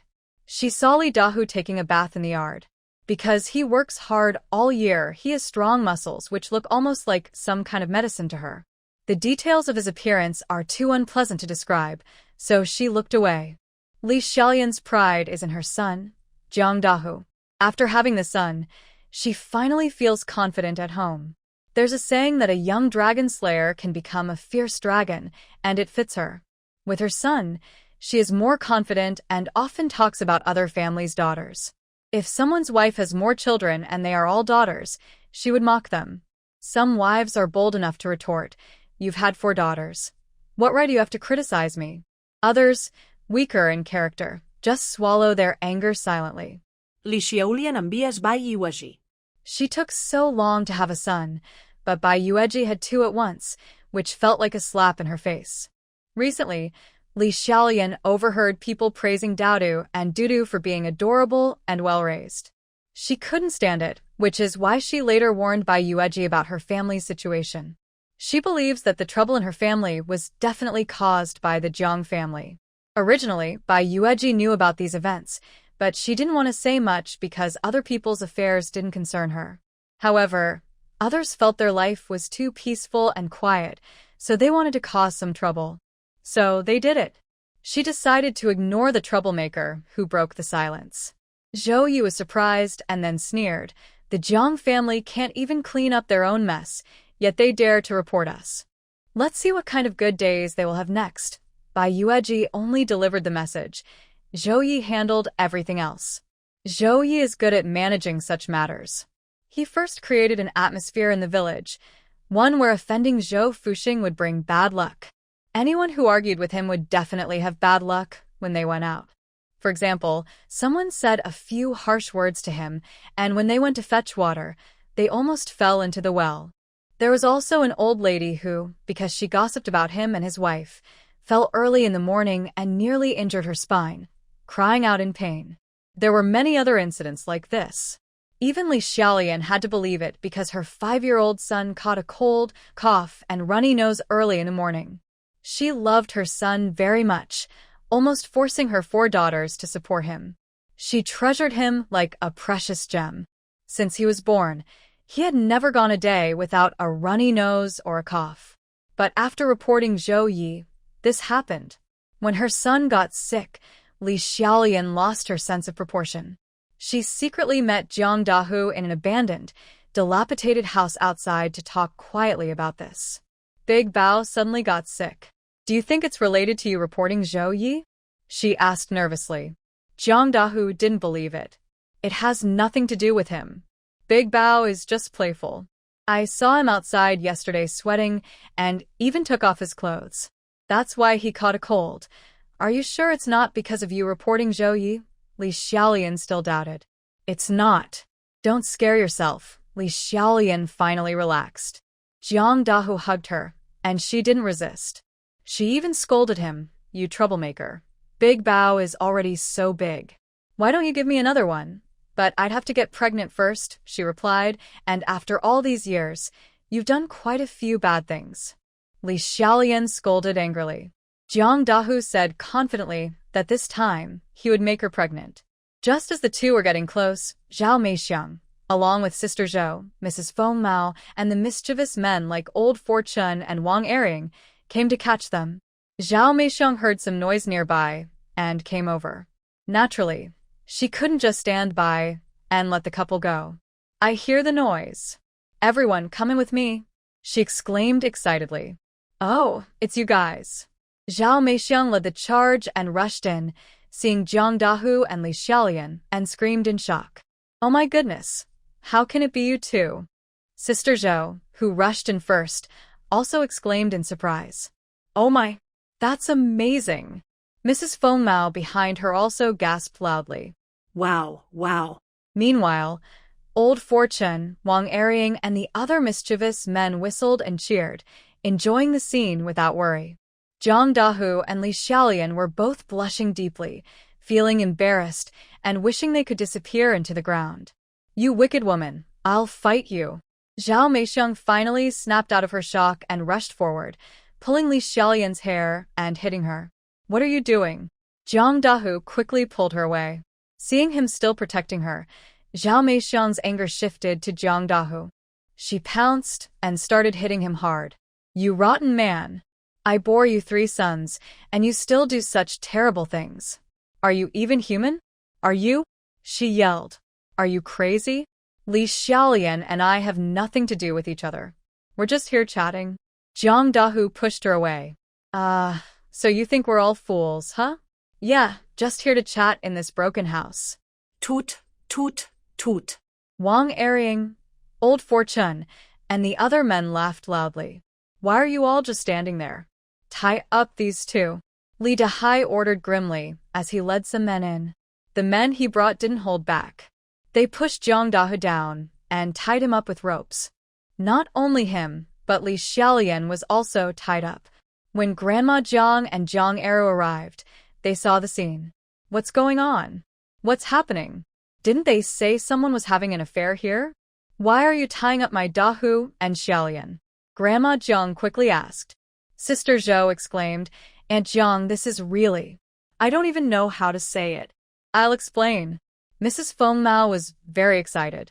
She said, when we rushed in just now, Dahu and Xiaolian weren't even wearing pants. Hearing the commotion, Aunt Deshawn, Mrs. Dahai, and others came over just in time to hear this, and they exclaimed, Wow, really?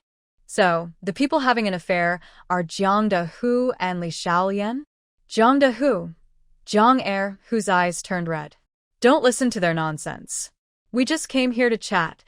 Jiang Da, who is still trying to defend himself. Old Mrs. Jiang nearly fainted. This little old lady has spent her life watching others gossip, stirring up trouble, and enjoying others' affairs. She never thought she would end up hearing about her own son and daughter-in-law. She almost couldn't handle it. But when she heard her eldest son's words, she quickly said, Yes, that's right. Ask them to wait here for me. I had something to tell them. It's not what you think. We have many eyes watching, and we're not blind, said old Fourth Chun and Wang Ering, not convinced. Enough talk, take them away, Li Dahai said sternly, waving his hand. Dahai, we're all from the same village. I raised you and you grew up with Dahu. Please let him go this time. Just this once, Jiang old lady begged, pulling Li Dahai aside. Li Dai was unyielding. These kinds of things are strictly punished in our team. They must be severely dealt with. If not, others will follow and it will become chaos, just like other teams. What about Widow Yang? She's still running her business. Why don't you go arrest her? Is it because you've also visited her shop? Jiang old lady angrily asked. Li Dahai shouted, Auntie, watch your words. Mrs. Dahai immediately said, Stop talking. Ask around the village. Who hasn't gone to see her? There are always rumors around her house. The men present quickly agreed. Yes, don't spread false rumors. Old Fourth Chun and Wang Ering had been there before, and Wang Ering was a frequent customer when she had money. But who dared admit it? Anyone who did would be in trouble. Such matters should involve two people, or it's hard to prove anything. Today, Jiang Dahu and Li Xiaolian are clearly caught, and it's impossible to explain. Old Mrs. Jiang's crying and shouting didn't help. Jiang Dahu and Li Xiaolian were immediately tied up and taken away. When Li Xiaolian's family learned about this, they felt very ashamed. But even if they felt ashamed, they still tried to plead for mercy. They went to see the old team leader. The old team leader wouldn't condone such actions. He was also about to be very angry. It was hard-earned progress for the team, and they were about to become an advanced team, but then such an incident happened. This is a serious stain. There's no room for mercy in this matter. Whatever the authorities decide, that's how it will be. So Jiang Dahu and Li Xiaolian were sent to the commune. Recently, the commune has been cracking down on similar issues because, during the winter, there are many such cases in the countryside. As a result, Jiang Dahu and Li Xiaolian's outcomes are predictable. In a short time, they were so battered that they almost lost their humanity. But old lady Jiang had a way. She went to the commune crying, making a fuss, and even threatening to hang herself. She insisted that it was her idea because her second daughter-in-law couldn't have children, and she was worried her second son might be the last. That's why she came up with this plan. After all, it's all Jiang family's own bloodline. It's like keeping the good water for ourselves, so it's not considered so clear-cut.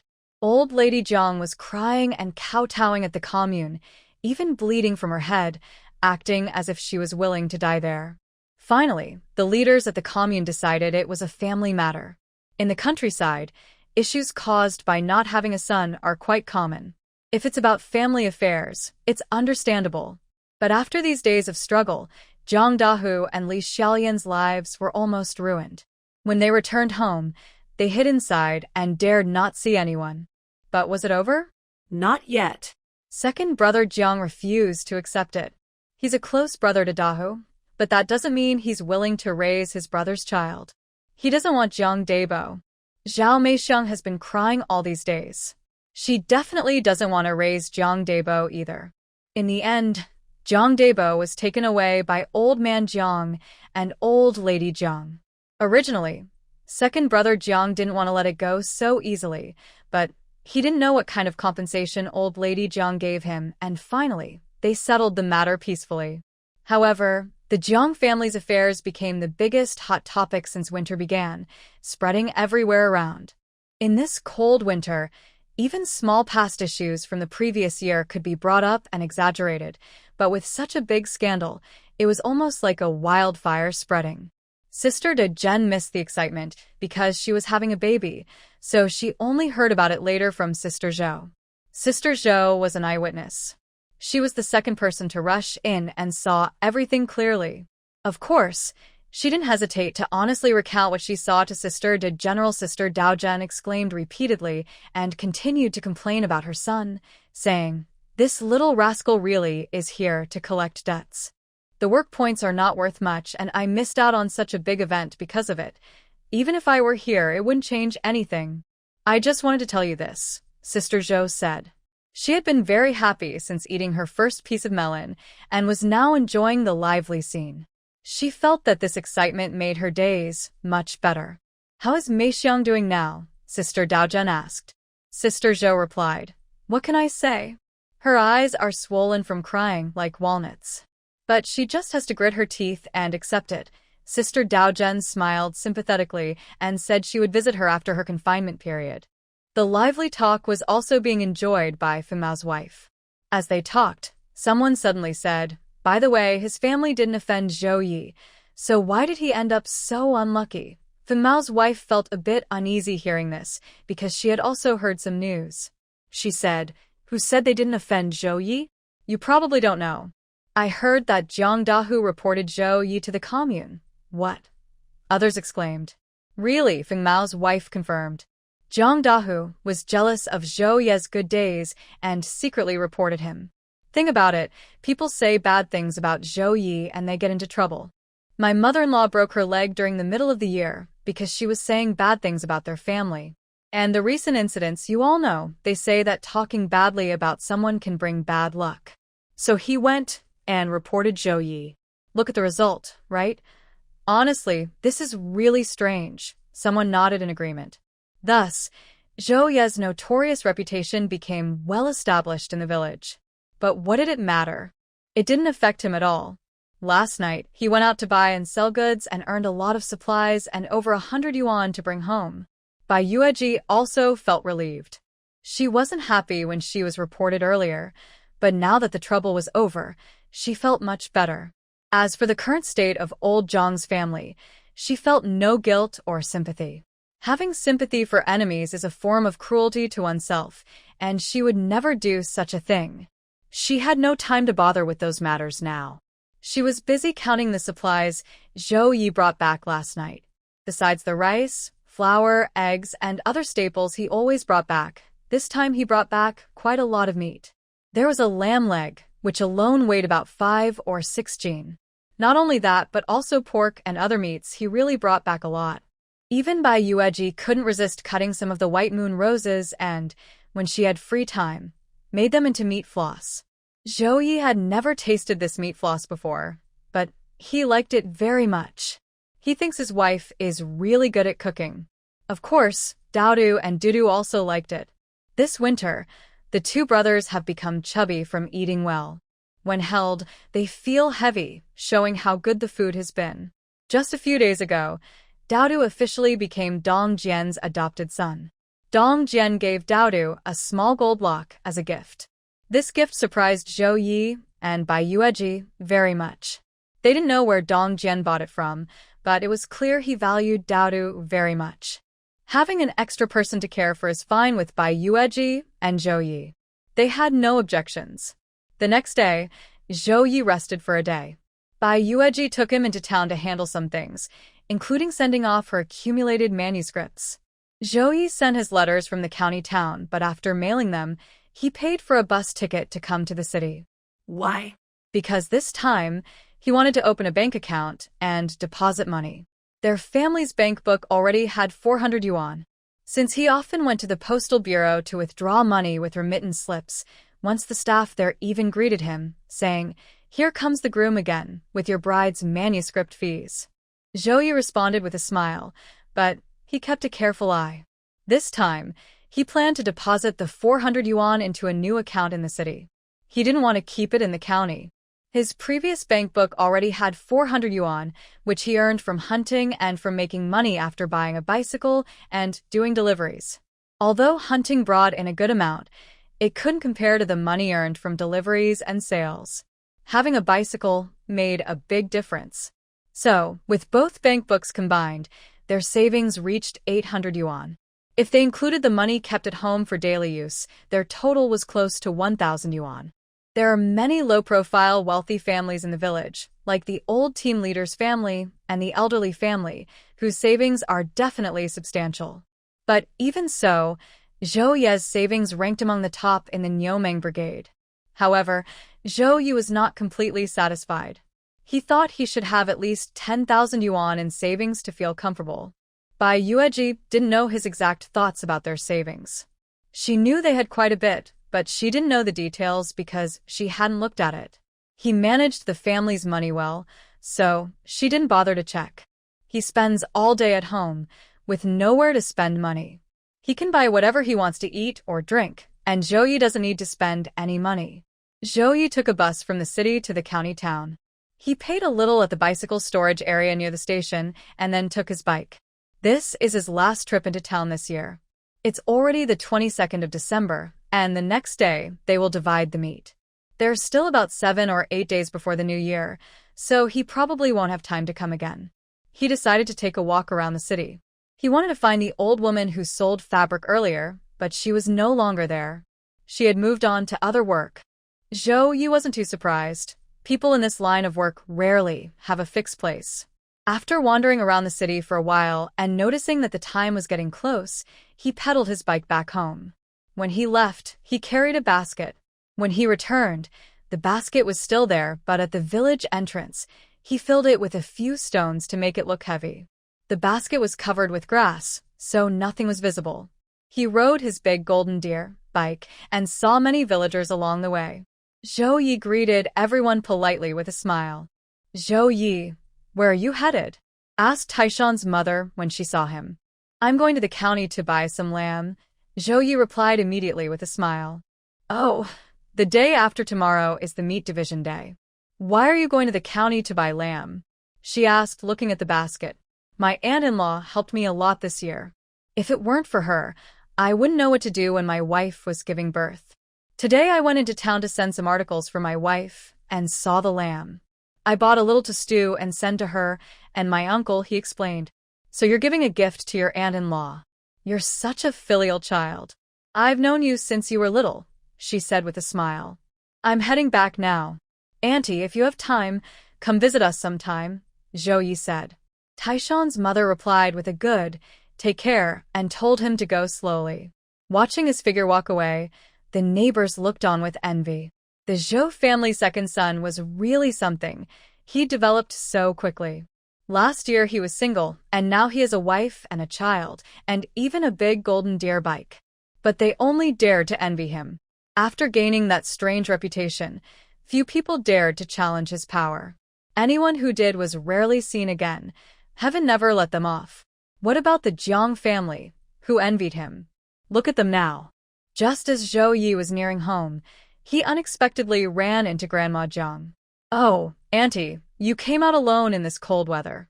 Be careful, the ice is very slippery." Zhao Ye smiled immediately. Old Lady Jiang, carrying a basket, saw it was him and couldn't help but shiver. She went to ask the Chinese deity for help, hoping to find out if Zhao Ye was responsible for her family's troubles this time. She spent 5 cents and 4 eggs to invite the deity to possess her and answer her questions, a real big expense. The deity, pleased with her offering, possessed the old lady. With a sharp voice, she told her that this matter had nothing to do with Zhao Ye and advised her not to provoke him. Because he was protected by divine spirits, anyone who dared to offend him would have bad luck.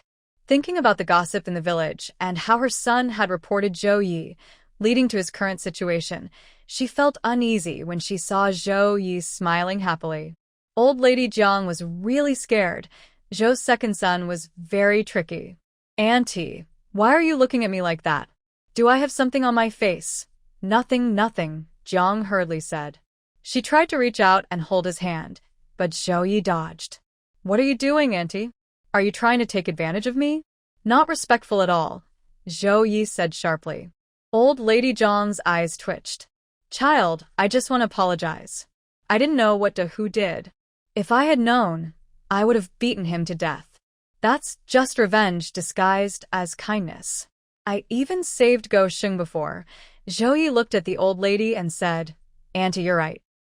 Who reporting me was revenge, so he deserved to be caught by his wife and others. That's his just punishment. What do you think? Old Lady Jiang was anxious. I know who was wrong, but he's like this now. Can you please stop arguing with him? People protected by divine spirits are often jealous. Could her son have a good future? Recently, her son hadn't even left the house. He looked so scared, as if he had lost all courage. Old Lady Jiang felt she had to ask Zhou Yi for forgiveness. If he forgave her, everything would be fine. Zhou Yi chuckled. Annie, why are you talking to me? You should go talk to Hu and see what he's thinking. The problem is with him, not me. He then ignored her and pushed his bicycle home. Old Lady Jiang called out twice, but saw him close the door. She wanted to curse, but she held back her words. Just as she was about to reach home, she nearly slipped and fell. That almost scared her half to death. She was walking steadily, but because she was angry at Zhou Yi, she almost fell. She quickly said to the air, I didn't scold him. Mom, what are you saying? Jiang Gosheng asked. Grandma Jiang ignored him. After bowing to Zhou Ye's house, she hurried to find her eldest son. Are you truly sorry? Grandma Jiang asked him. Do you understand you need to sincerely regret it? Jiang De, whose hair was shaved so badly, it looked like a dog's mess. He said nothing. Grandma Jiang continued, You must not have any bad thoughts about Zhou Yi again. This whole thing was caused by your wife hearing some rumors and taking people to catch him. It has nothing to do with Zhou Yi. This is what the fortune teller told me directly. Jiang De, who pursed his lips. Mom, did you ask the fortune teller? Yes, Grandma Jiang nodded. It cost me 50 cents and 4 eggs. The fortune teller said your bad luck is because you reported Zhou Yi. He said Zhou Yi is protected by gods above his head and no one can harm him.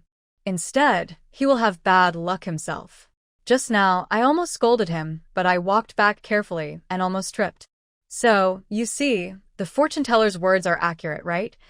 Jiang De, who trusted the fortune teller a lot because once he asked, and the fortune teller said he had 4 sons. Later, Zhao Meixiang gave birth to 3 children, and then no more. Jiang De, who thought all that was nonsense and wanted to get rid of it all.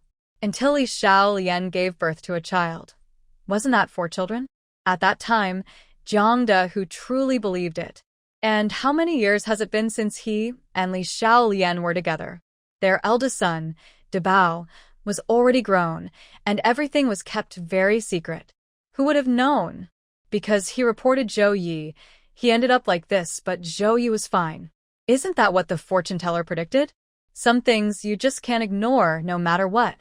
Zhou Yi didn't know what Grandma Jiang had said when she went back. After making the lamb dish public in the village, he started cooking it. It was made by Bai Ji. Lamb and goji berry soup is good for warming the body. Tomorrow you should take some to your uncle and aunt, Bai Ji said while cooking the lamb soup. So ye similet. He hadn't even told his wife about this yet, and she had already thought of it first. How could he not love such a wife? Last night, Zhou Yi had a good rest, which made Bai Yueji feel secretly troubled. He really shouldn't let him eat lamb. It's hard enough normally, but eating lamb makes it even harder to sleep. After a filling meal, Zhou Yi came over the next day, riding the big golden deer to bring lamb soup to Uncle Gu and Auntie Gu. In this cold winter, lamb soup is especially nourishing.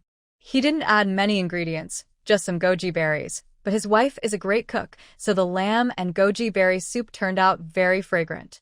He ate quite a lot this morning. As his family's situation improved, Zhao Ye allowed himself to indulge a little in his meals, eating a bit more. He couldn't help it. He used a lot of energy during the night, so he was naturally quite hungry. Zhao Ye was in a very good mood riding the big golden deer. Uncle Gu and Auntie Gu were at home now, and neighbors had come over to chat.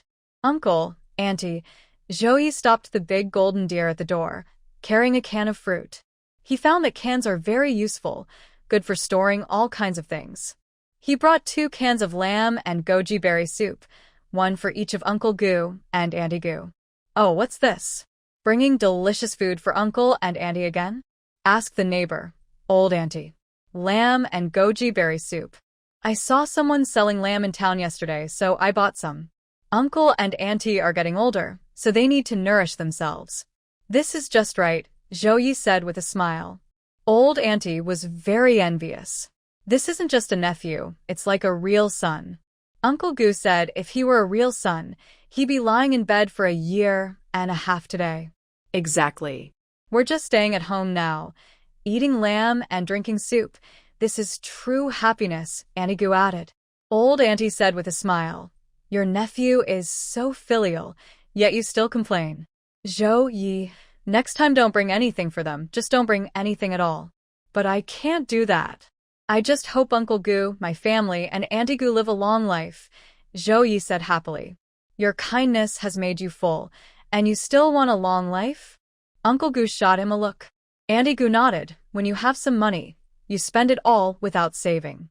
But with 2 sons, I worry for you all. Old Auntie smiled and then asked Zhao Ye about the lively news from the Nyoming Brigade. Zhao Ye said, well, it's a bit embarrassing to talk about. I won't say much. When Zhao Dazue comes back, if you want to know more, just ask her. She's the one who knows best. The neighbor lady smiled and thought to herself, you're really a little lacking in virtue. Hitting someone without hitting their face, exposing someone's faults without revealing their shortcoming, asking Zhao Meixiang about this, is just adding salt to the wound. Although she was far away, news about the Nyoming Brigade had already spread here. Nowadays, marriages are close, and most villages have relatives nearby or farther away. Whenever there's a bit of excitement, it's hard to hide. Everyone was watching the drama. The Zhao family was especially embarrassed. Having such a thing happen to their son-in-law was not something to be proud of. The neighbor lady stayed for a while, and then left. Once she was gone, Zhao Ye went to get a bowl, opened the hot lamb and goji berry soup he brought, and poured it out, still steaming hot. Uncle, Auntie, you should drink it while it's hot, Zhao Ye said with a smile. Auntie said, your brigade is going to divide the meat tomorrow, and you still bought this lamb. Since I had the chance, I bought it, Zhao Ye replied. Auntie sighed. No wonder people are jealous of you. Old Uncle Gu also silently smoked his pipe. The old couple didn't feel happy about their nephew's lamb and soup. Instead, they looked worried. Although the Nyoming Brigade had made a joke, it also carried a message. Someone involved in the joke had reported that their nephew ate only rice and plain flour every day. Lately, the old uncle and aunt couldn't sleep well at night. But seeing their nephew like this, it was clear he hadn't yet understood or learned his lesson from the incident. How could they be happy? Uncle, Auntie, I know you're worried about me, so I came to see you today to explain, Zhao Ye said. The old couple looked at him, waiting for his explanation. Zhao Ye continued, from this incident, I realized that our small life has made people jealous. But there's nothing I can do about it. If people aren't jealous, they're just ordinary. My wife is very capable. She can earn 30 yuan a month now. He lowered his voice. What? Not 20 yuan. Uncle Gu was surprised and also spoke softly. Auntie was the same. Before, it was 20, but now she's written something else. I don't understand it, but if you add it up each month, she can earn 30 yuan, not counting the tickets, Zhao Ye explained. But even if your wife can earn money, you guys should be careful, Uncle Gu warned. Zhao Ye raised his hand and said, Old uncle, you are really putting us in a tough spot. My wife is still reluctant to wean Dodo and Dudu. She's still feeding them and plans to wait until they turn 1. If they don't eat well, will there be enough for them? Your 2 grandnephews are chubby and round. When the new year comes, I'll see if old Tao's donkey cart is available. If it is, I'll borrow it to bring them over to see you. Just bring them over when it's convenient. Old uncle nodded, then remembered and glared at his nephew. Don't talk about such distant things. Just focus on this matter. You two elders can rest assured. I will be careful from now on. Drink it while it's hot, or it won't taste good later. Zhao Ye smiled and winked at his aunt. Old Aunt ignored him, as if she didn't see. Zhao Ye then said, Old Aunt, don't you know us two already? We don't need to worry. I used to think we didn't need to worry, but now I think I was too trusting, Old Aunt said with a scowl. What should we do then? Zhao Ye sighed helplessly. You know my wife's temper, Old Aunt. If she wants a simple life, that's fine. But if Dodo and Duda stay with us and live like everyone else, she won't want to give up or agree. Why does she work? To give Dodo and Dudu a better life. Old Aunt understood too. It's not about living like the villagers. It's about controlling yourselves a little. You've caused quite a stir this year. Not just in daily life, but with buying grain and the big Jinlu cart. These are big matters. Buying grain is one thing, but the Jinlu cart? Old uncle and old aunt really think there's no need for it. It's too eye-catching. The fuss is big, but there's nothing we can do. If our life is good, people will be jealous. But now that someone reported us and got punished, others will think twice before envying us again. He didn't plan to save money on their life. Even if they tried, there wouldn't be much to save. If someone is jealous, they will still be jealous. Old uncle and old aunt stayed silent. You two don't need to worry about us. We know how to live our lives, Zhao Ye said confidently. The elders looked at him skeptically. You think you know how to live? Even after being reported, you still say that. Let those outside be jealous. There will be even more things to make them jealous in the future. My wife is now teaching Dodo and Dudu to read. Later, we want to send them to college, Zhao Ye said. They're so young now, and you're already teaching them to read? Old Uncle Gu was surprised. My wife said that learning should start from when they're little. We began teaching now, and we'll keep at it. With my wife guiding them, in the future, they'll all become university students from workers, farmers, and soldiers. Wouldn't that make others jealous? I want those who envy us to be jealous forever. Old Uncle Gu rolled his eyes at him. Old Aunt Gu also said, Can't you just relax a bit? I can't relax, he's too talented, I can't hold him back. The other two elders said nothing. Zhao Ye said, Hurry up and drink the mutton soup. It's best hot. My wife cooked it and asked me to bring it over. Don't waste her effort. Old Uncle Gu and Old Aunt Gu each took a bowl, which still had several pieces of mutton inside. Zhao Ye watched them happily eating, and then left. After his nephew left, Aunt Gu sighed. Look at this. He doesn't take it seriously at all. He's so careless. What should we do? Old Uncle Gu said. What can we do? Just let him be. They tried to stop him, but it was no use. The old couple worried about their nephew, while next door, Aunt Guangxia was furious. When Gu Guangxia came back from fishing, she couldn't help but complain to him. Zhao Ye brought 2 jars of mutton soup, but the old couple didn't leave a single drop for their grandchildren. They ate it all. She had smelled the fragrant aroma of the mutton soup earlier. It was so tempting her mouth almost watered. She even told her daughter that if she went over to eat, she should bring her a bite. But in the end, nothing was left. Gu Guangxia didn't even want to talk to her. He sent a fish to his mother and kept the other one to stew himself. They only caught 2 fish in total. Gu Guangxia sighed. His fishing skills weren't very good. When Guangxia was around, the family could stew a fish every other day during winter. Guangxia was indeed good at fishing. After it snowed, besides going hunting in the mountains, he went fishing every day. Recently, the Zhang family's table has hardly gone a day without stewed fish, and in the backyard, there's already a half-full jar of frozen fish. Not only here, but Bai Yueji's family also stored quite a few frozen fish, all brought over by Gu Guangqiu. I don't know if Zhou Yi is going over today. If not, I should ask him to bring some frozen fish. We've stocked up quite a bit, Aunt Zhang said as she came to see Dodo and Dudu, talking to Bai Yueji. Bai Yueji replied, My sister-in-law is about to give birth, so she needs to rest and focus on her confinement. Aunt Zhang smiled. When the new year comes, Guangqiu can bring some then. My son-in-law is just visiting old Zhang's house. He is not a son-in-law who lives there permanently. His parents will surely take good care of him. As he said this, Zhao Ye returned. Auntie, you're here, Zhao Ye said with a smile. Old Zhang's wife smiled and said, I just found out you went to see your uncle. Otherwise, I would have asked you to bring some frozen fish. Zhao Ye smiled and said, save it for my wife to sit the month. When I went, Guangxia was still out fishing, so there's no need to worry. Old Zhang's wife said, Guangxia is Guangxia and Guangqiu is Guangqiu.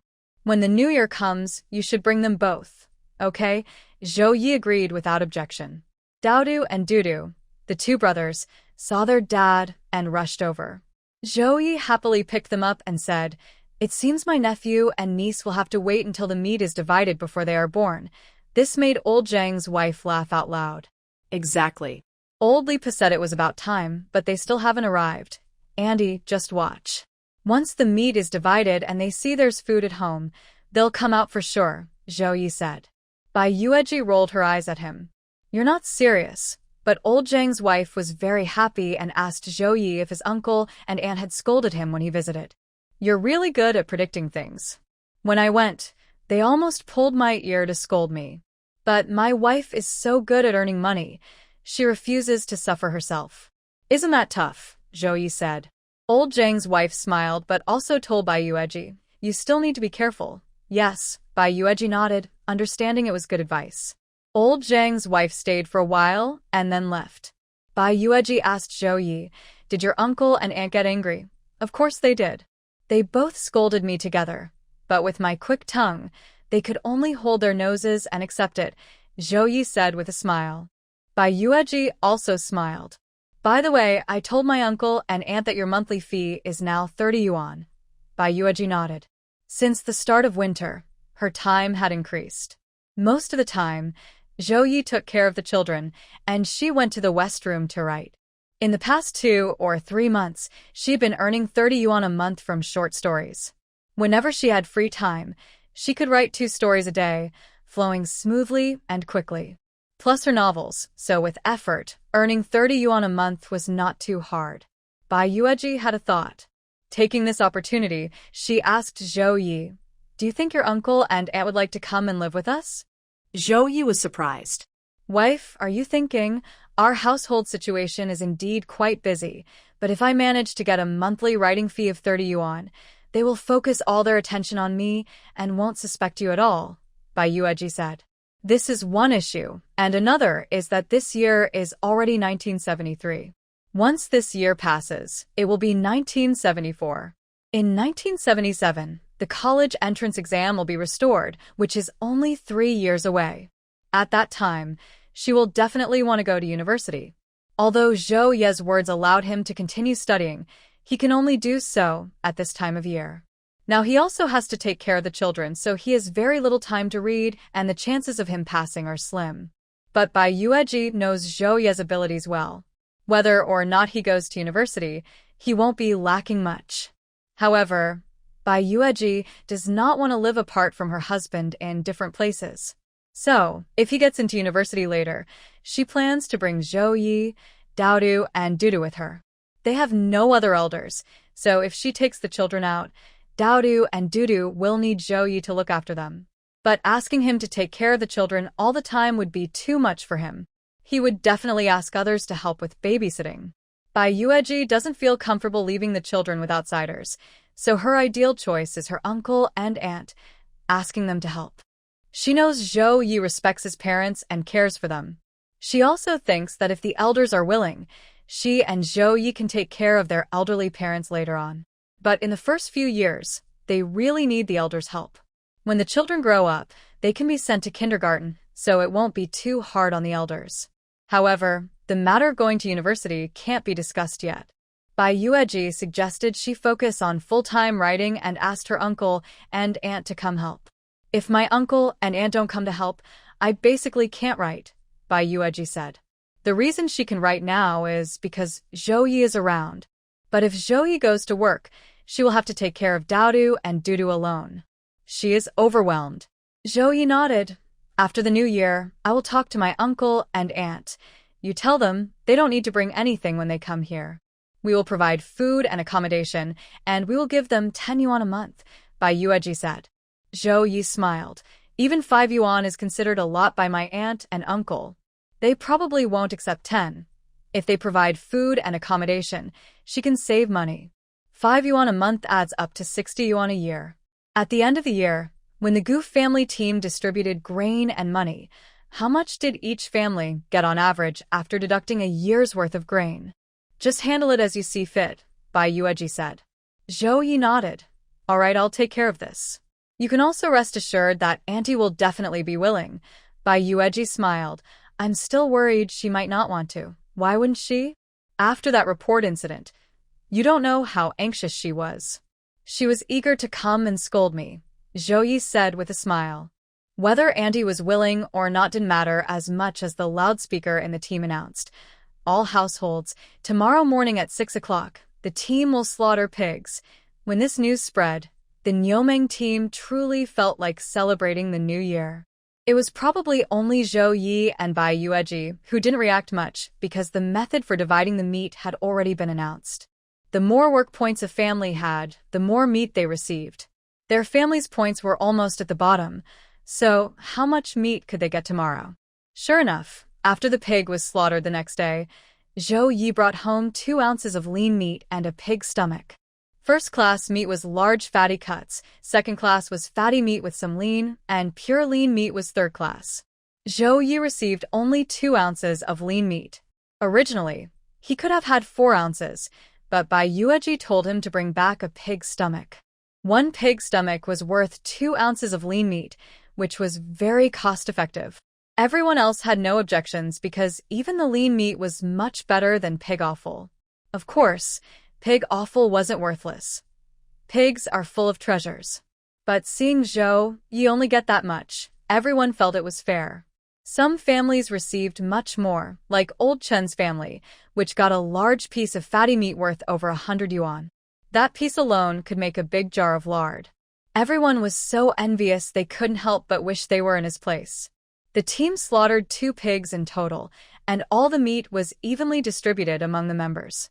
After the distribution, the entire Nyomeng team was filled with the aroma of pork fat and stewed meat. Old Zhang's family received quite a bit. Besides meat, Auntie Zhang also asked for a pig's large intestine. She knew how to prepare it, cleaning it thoroughly and stir-frying it with pickled vegetables, such a delicious smell. Gu Guangqiu ate very happily, and Auntie Zhang loved her son-in-law like her own son, so she kept giving him more to eat, encouraging him to eat more. Zhang Xiaomei started to get excited while eating pickled vegetables and stir-fried pig intestines. Although she was worried, Aunt Zhang and Uncle Zhang, along with Gu Guangqiu, were happy. After helping Zhang Xiaomei home, they quickly went to invite Grandma Li. When Grandma Li arrived, she smiled and said, "This child is lucky. Today we are sharing meat and she was born." Aunt Zhang laughed. Zhao Ye also said that, told me not to worry. Once the meat is divided, she will definitely be born. See, it's just as expected. Grandma Li smiled and began checking Zhang Xiaomei. During her pregnancy, she was active enough. She only stayed inside during the snow, but before that, she was out pulling pig grass, husking corn, or taking walks after winter hibernation. She kept moving. So, Zhang Xiaomei's labor was quite quick. It started at noon. After Aunt Zhang checked her, she told her to walk around, rest when in pain, and keep moving when not. She didn't stay at Aunt Zhang's house all the time because she needed to open her labor, which takes time.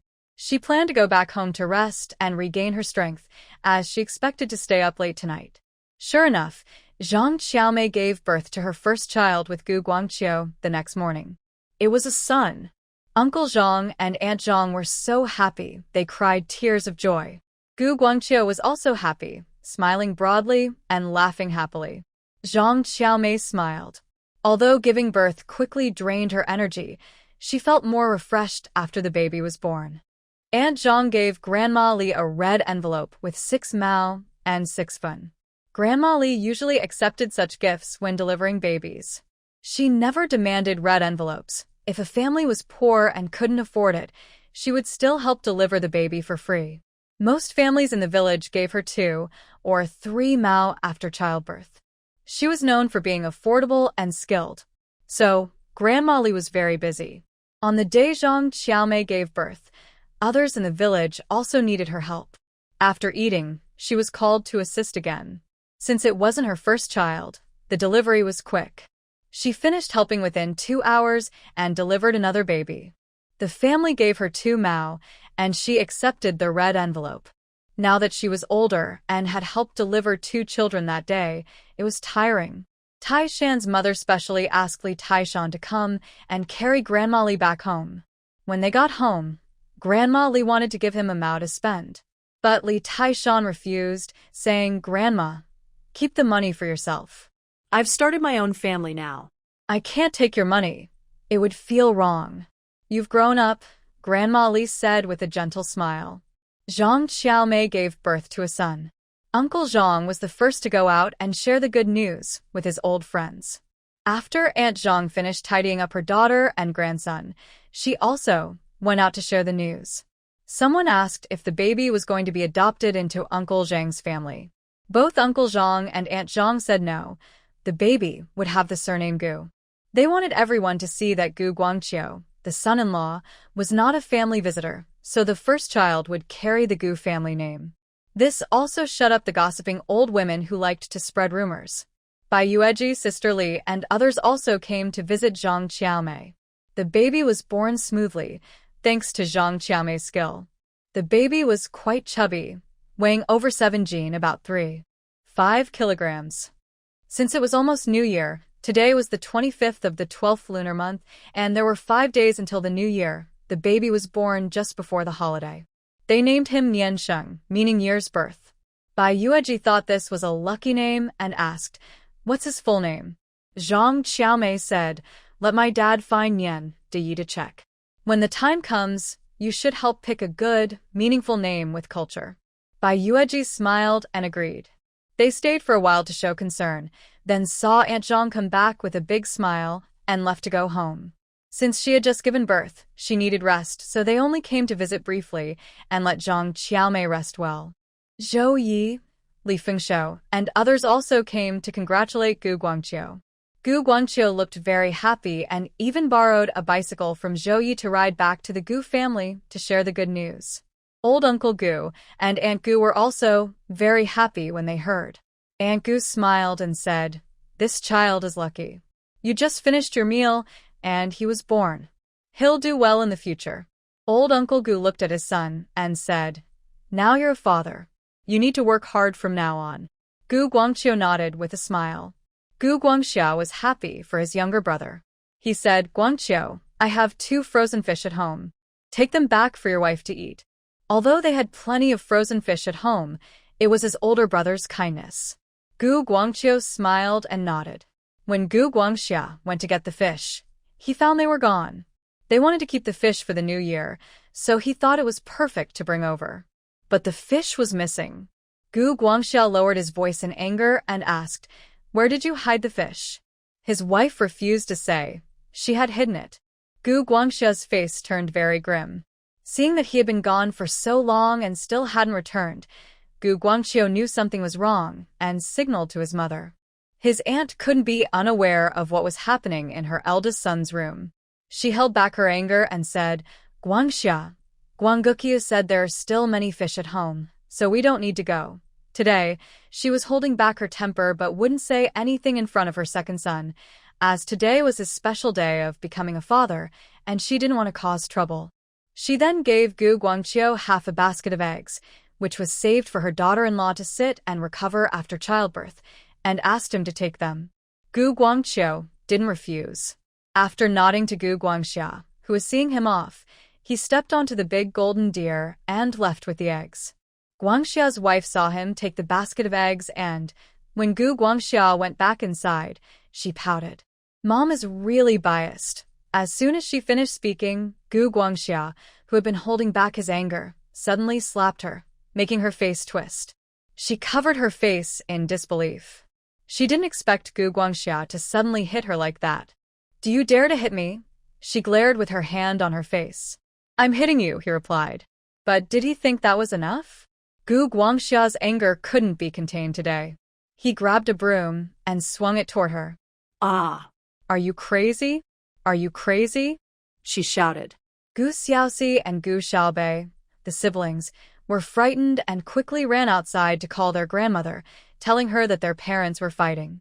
Stay here and don't move, their aunt said calmly, pouring them each a bowl of honey water to drink. Inside the house, Gu Guangxia was furious. He kept hitting his wife with all his strength. He simply couldn't hold back anymore. Was this how Gu Guangqiu used to treat his sister-in-law? Since she was pregnant, he went fishing every day. When Xiaoxi was born, it was snowing heavily, but Gu Guangqiu still went ice fishing and brought back plenty of fish for her to recover after childbirth. When Xiaobei was born, it was mid-year during the rainy season, and Gu Guangqiu braved the rain to go fishing again. The family didn't have fishing nets before. Gu Guangqiu helped others for several days, bought a broken net, and repaired it himself. He never asked for anything in return for all these efforts. It's not just about the sister-in-law remembering her little brother's kindness, but at least he was trying to be a good person. When Gu Guangqiu got married, she turned her face away. When he and his wife returned, she also turned her face away. Now Guangqiu has become a father. He knows Guangqiu is very hardworking, so their family isn't short of fish. He will definitely go to buy some for his wife, and out of respect for his older brother, Guangqiu also didn't refuse. Because besides fish, he really has nothing else good to give. But what happened? She managed to hide those 2 fish and refused to give them. When she was postpartum before, her mother also fed her chicken and eggs, but now she dares to have opinions about her mother. So, unable to bear it anymore, Gu Guangxia slapped her. His anger was fully ignited, and this was no longer just a slap. Guangxia's wife shrank in the corner, crying until her throat was hoarse. She kept saying, "Stop hitting me, stop, I won't do it anymore," but it was useless. In this beating, Gu Guangxia even broke the broom. His wife was beaten so badly that she was covered in injuries. She cried and went back to her parents' home. The neighbors saw her in such a terrible state. When they found out Gu Guangxia was the one who hit her, they were stunned. They even went to ask her husband's aunt, but she didn't say anything. She didn't like to spread family troubles outside. Guangxia's wife cried and returned to her parents' home. Her family came to support her. Guangxia held a hoe at the door, waiting for them to come. Seeing him like that, her family was shocked. Not only that, Gu Guangxia threw out a piece of paper. "This is a divorce paper. These are your belongings. From now on, you and I have nothing to do with each other." They didn't have a marriage certificate when they married. Most people don't these days. So, Gu Guangxia personally wrote the divorce paper. He wanted a divorce. God damn it. How dare you want to divorce me? I won't divorce you.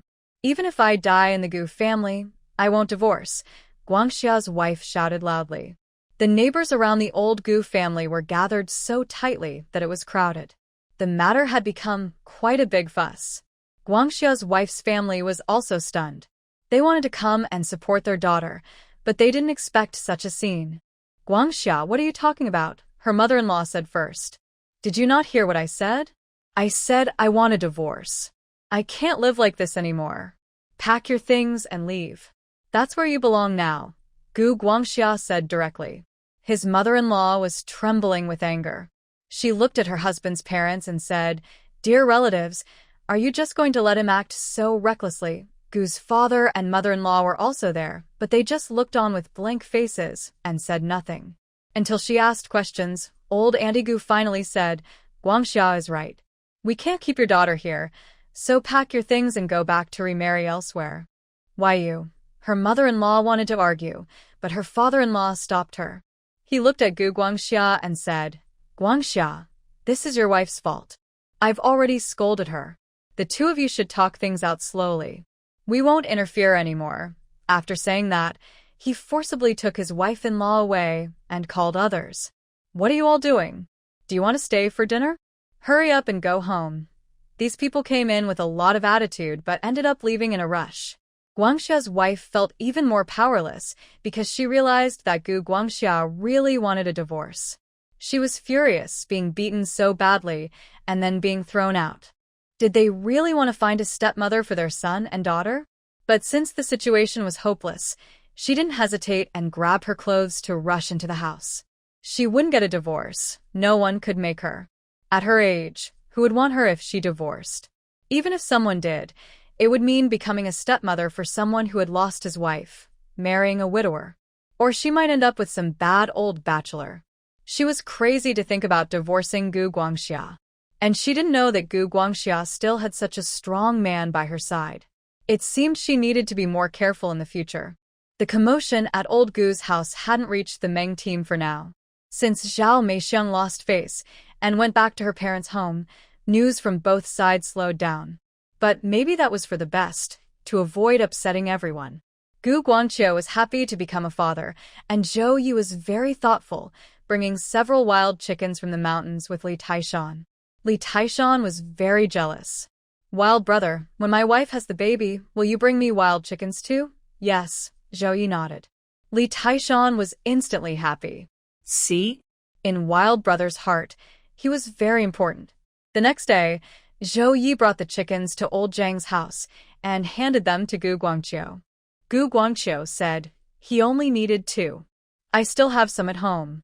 Keep these for your wife to help her regain strength," Zhou Yi said. When Bai Yueji took Dodo and Dudu to visit Zhang Qiaomei, and Zhang also mentioned this. "You still want to raise Dodo and Dudu? Why did Zhou Yi bring so many wild chickens? There are more at home," Bai Yueji smiled.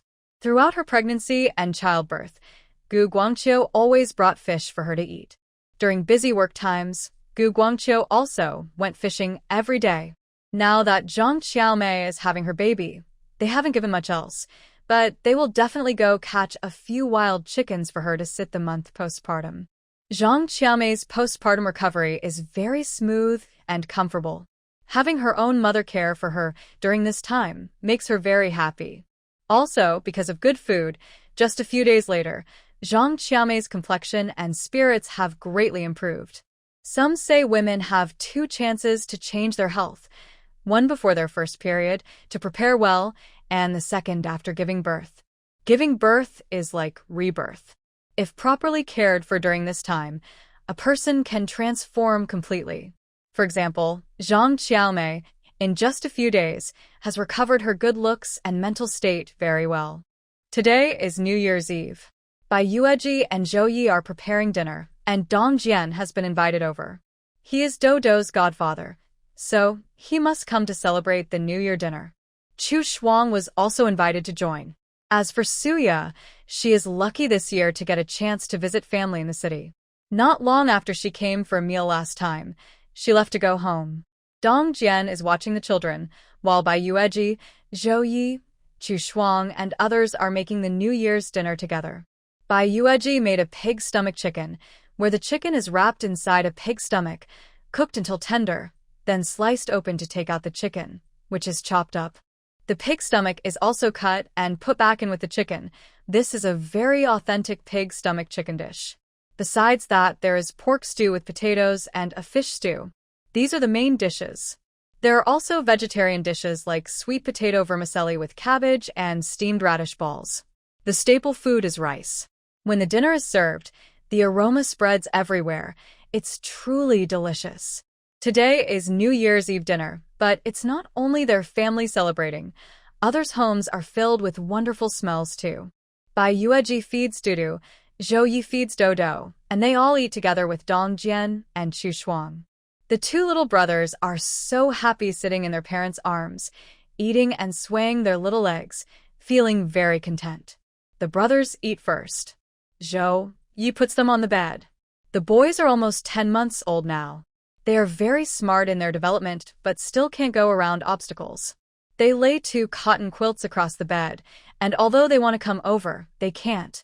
If it were just the 2 of them, they wouldn't accept it, but with the little lion cubs too, they are happy to play on the bed now. So Zhou Yi also brought up a bottle of wine. Bai Yueji still needed to nurse her baby and couldn't drink alcohol, so the 3 of them shared a small drink. "I'll have a little," Chu Shuang said, feeling it was a rare chance and wanting to try a sip, smiling. Zhou Yi happily poured her some, of course not wanting to embarrass the lady, so he poured only a little. But he and Dong Jian planned to have a proper drink later. However, Chu Shuang tends to blush easily when drinking, so after just a small sip, her face looked as red as cooked shrimp.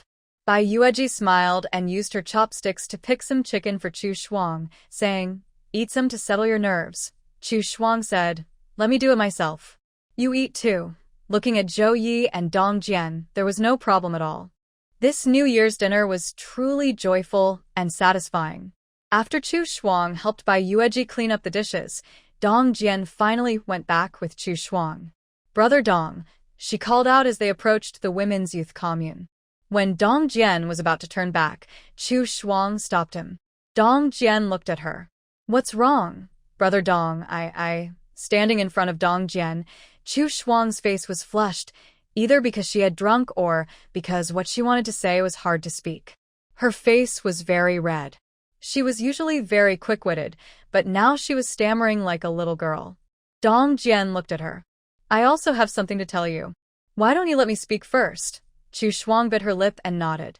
Dong Jian said, "I've always believed that we will have a day to return. I don't know how, but this place won't be our final stop." Chu Shuang looked at him. "I know, Brother Dong. You always have your own dreams and goals." Dong Jian gazed at the distant sky with snow and fog. "We haven't been abandoned. We're not pawns. I've always believed this." "Do you believe it too?" Tears welled up in Chu Shuang's eyes. "I believe. That's why she had always persisted and never wanted to marry, because she firmly believed in this." "I believe too. I've always believed," Dong Jian said. "Earlier, Aunt Sun wanted to introduce someone for me, but I can't give the other person anything now, no promises, no happiness. So I politely declined Aunt Sunday." Chu Shuang was stunned. "Things we believe in must be kept faith in, just as Yueji said. Who knows what the future holds? Opportunities are for those prepared. Maybe soon, we'll see the light." Dong Jian smiled. "Then, perhaps, we'll be qualified to talk about these things. You're right." Chu Shuang wiped away her tears, smiled softly, and nodded. Dong Jian saw she was not upset and asked, "What did you want to tell me just now?" "Nothing." "All right, go home early and rest." "Yes, Big Brother Dong, you too." After watching him leave, Chu Shuang turned and headed toward the women's youth village. At Lao Zhou's house, Bai Yueji and Zhou Ye were preparing red envelopes. The New Year's Eve dinner was over, and of course, they planned to go outside for a walk. "Do you think Chu Shuang might be tipsy and say something to Dong Jian?" Zhou Ye suddenly asked, curious. Bai Yueji raised an eyebrow and looked at him. "What are you saying?" "Come on, wife, you've probably noticed too. No need to hide it. We share a bed, after all." Zhou Ye chuckled. Bai Yueji smiled. She had noticed that Chu Shuang liked Dong Jian. Dong Jian isn't particularly handsome, but he's the kind of person who's easy to look at and pleasant to be around. He is modest in how he handles things, always has his own principles and bottom line, and has a strong personal charm. So, it's understandable that Chu Shuang might like him. But Bai Yueji didn't plan to say much. She told Zhou Ye, "Mind your own business. I'm not planning to interfere, just concerned about Dodo's godfather's future." "I think Chu Shuang is a good person," Zhou Ye honestly said. Bai Yueji also knew Chu Shuang was a good person, both in character and personality. But from what she knew about Dong Jian, he wasn't interested in that right now. If Chu Shuang ever spoke up, she might be disappointed. Still, she probably wouldn't be too upset, because based on Dong Jian's nature, he would likely see that Chu Shuang should think about her future. People who have been through things understand that loving someone doesn't always mean being together. Growing together and moving toward a better future, even if they don't end up together, leaves a beautiful memory, right? But as always, that's Dong Jian and Chu Shuang's business. Bai Yueji never meddles in others' affairs. Unless they ask her directly, she won't interfere but might offer advice if she's asked. After packing the red envelopes with Zhou Ye, she carefully wrapped Dodo and Dudu in warm clothes, leaving only their little faces exposed, which she had also applied some snow cream on. Bai Yueji and Zhou Ye also applied some, and the whole family happily went out to pay New Year's greetings. Last year, their red envelopes were only given out. This year, they not only gave but also received some back. We went to old Zhang's house and gave Xiao Niansheng a red envelope. Daodu and Dudu, the two brothers, were very curious about Xiao Niansheng. Every time they came, they had to look at him for a while to be satisfied. After all, they are already so small, but they didn't expect there to be someone even smaller. Of course, they had to look more. Daodu and Dudu will play with their little brother in the future. Uncle Zhang smiled. It seemed Daodu understood, and made a little sound like Dudu, smiling happily, held tightly onto his red envelope. The color was really nice, and he liked it a lot, so he kept a firm grip. This winter, the two brothers have gained quite a bit of weight, looking very sturdy and adorable. They not only sat here, but also sat at the old team leader's house. Li Dahai and his wife have moved out. When they found out they could move out, Dahai's wife didn't hesitate and ran back to her parents' house to call her brothers to help dig the foundation and build the brick house. Li Dashan, Li Dahai, and other men quickly built the brick house. Then, without hesitation, they moved out. Now only the old team leader and Grandma's son are at home. When others come over, Grandma's son might not be very welcoming. This year was the most boring year since her mother-in-law passed away. Her sons and daughters-in-law have moved out. The lively family used to be, but now it's very quiet. Her grandchildren don't come here either. They are all ungrateful. Under these circumstances, can Grandma's son enjoy this new year? So, she's not very interested when anyone visits. But Zhou Ye and Bai Yueji are different. Bai Yueji once gave her some honey, which was really good, very sweet and delicious. And Zhou Ye made Grandma's son very happy. Once, when she was mistakenly beaten by her sister-in-law's family, Zhou Ye told her to stop, saying she was mistaken and shouldn't be beaten. That moment was like a surprise attack for Grandma's son, but she remembered clearly that Zhou Ye was the one who called out. So when she saw them come over, Grandma's son was quite warm and welcoming. "You're here. Come in and sit." "Oh, what a chubby little boy." Zhou Ye and Bai Yueji naturally greeted her happily and then went inside to chat with the old team leader. The old team leader also hugged Daodu and Dudu. Older people love such chubby little kids. It makes them feel happy. But they didn't stay long. After about 10 minutes, they left. On the way home, I saw Zhou Daya, Zhou Area, and Zhou Sonda waiting at the door. The three siblings quickly greeted, "Little uncle, little aunt, Happy New Year." "Happy New Year." Zhou Yi smiled and handed each of them a red envelope. "Take it and buy some candy." They probably couldn't buy candy with the red envelopes. Zhou Sonda's red envelope was used immediately to buy firecrackers for the celebration. Zhou Daya and Zhou Area's envelopes were taken by their sister-in-law. Zhou Daya asked, "Mom, are you going to give red envelopes to Daodu and Dudu?" Their sister-in-law scolded, "You're always meddling." "I was going to remind you," Zhou Daya quickly said. "I was just thinking Daodu and Dudu are only 2 kids, but we have 3. If you don't give red envelopes, little uncle might not give us any in the future." Hearing this, the sister-in-law thought it made sense.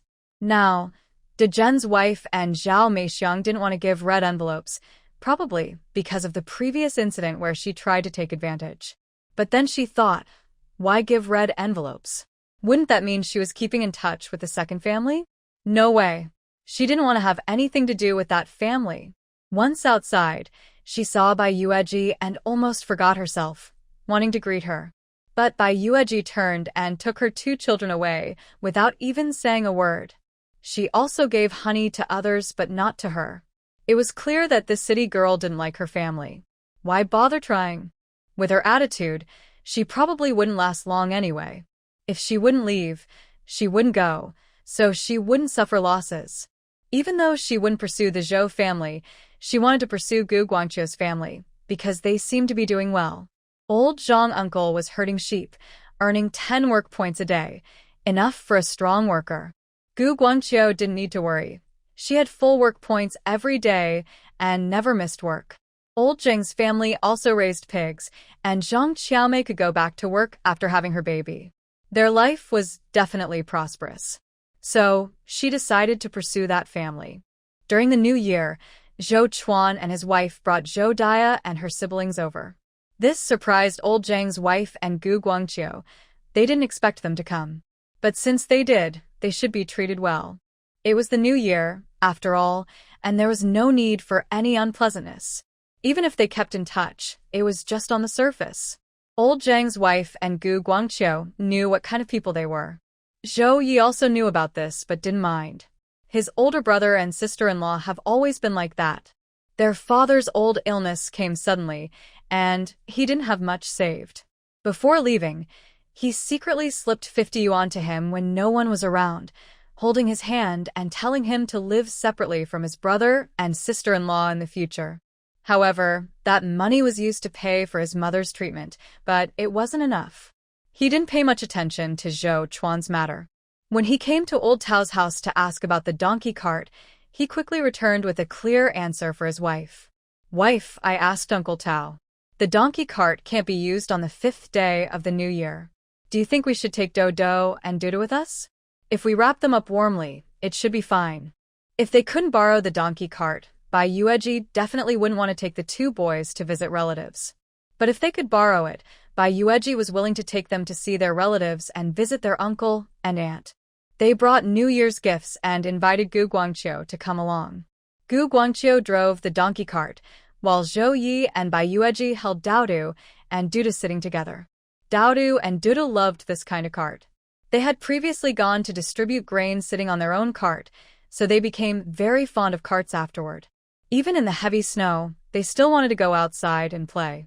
Zhou Ye simply let them play with their bicycles, holding them and riding around. The brothers grinned happily. Now sitting in the donkey cart, the brothers were very well behaved. Their faces were mostly covered by scarves Bai Yueji made, leaving only their eyes visible as they looked curiously at the new world.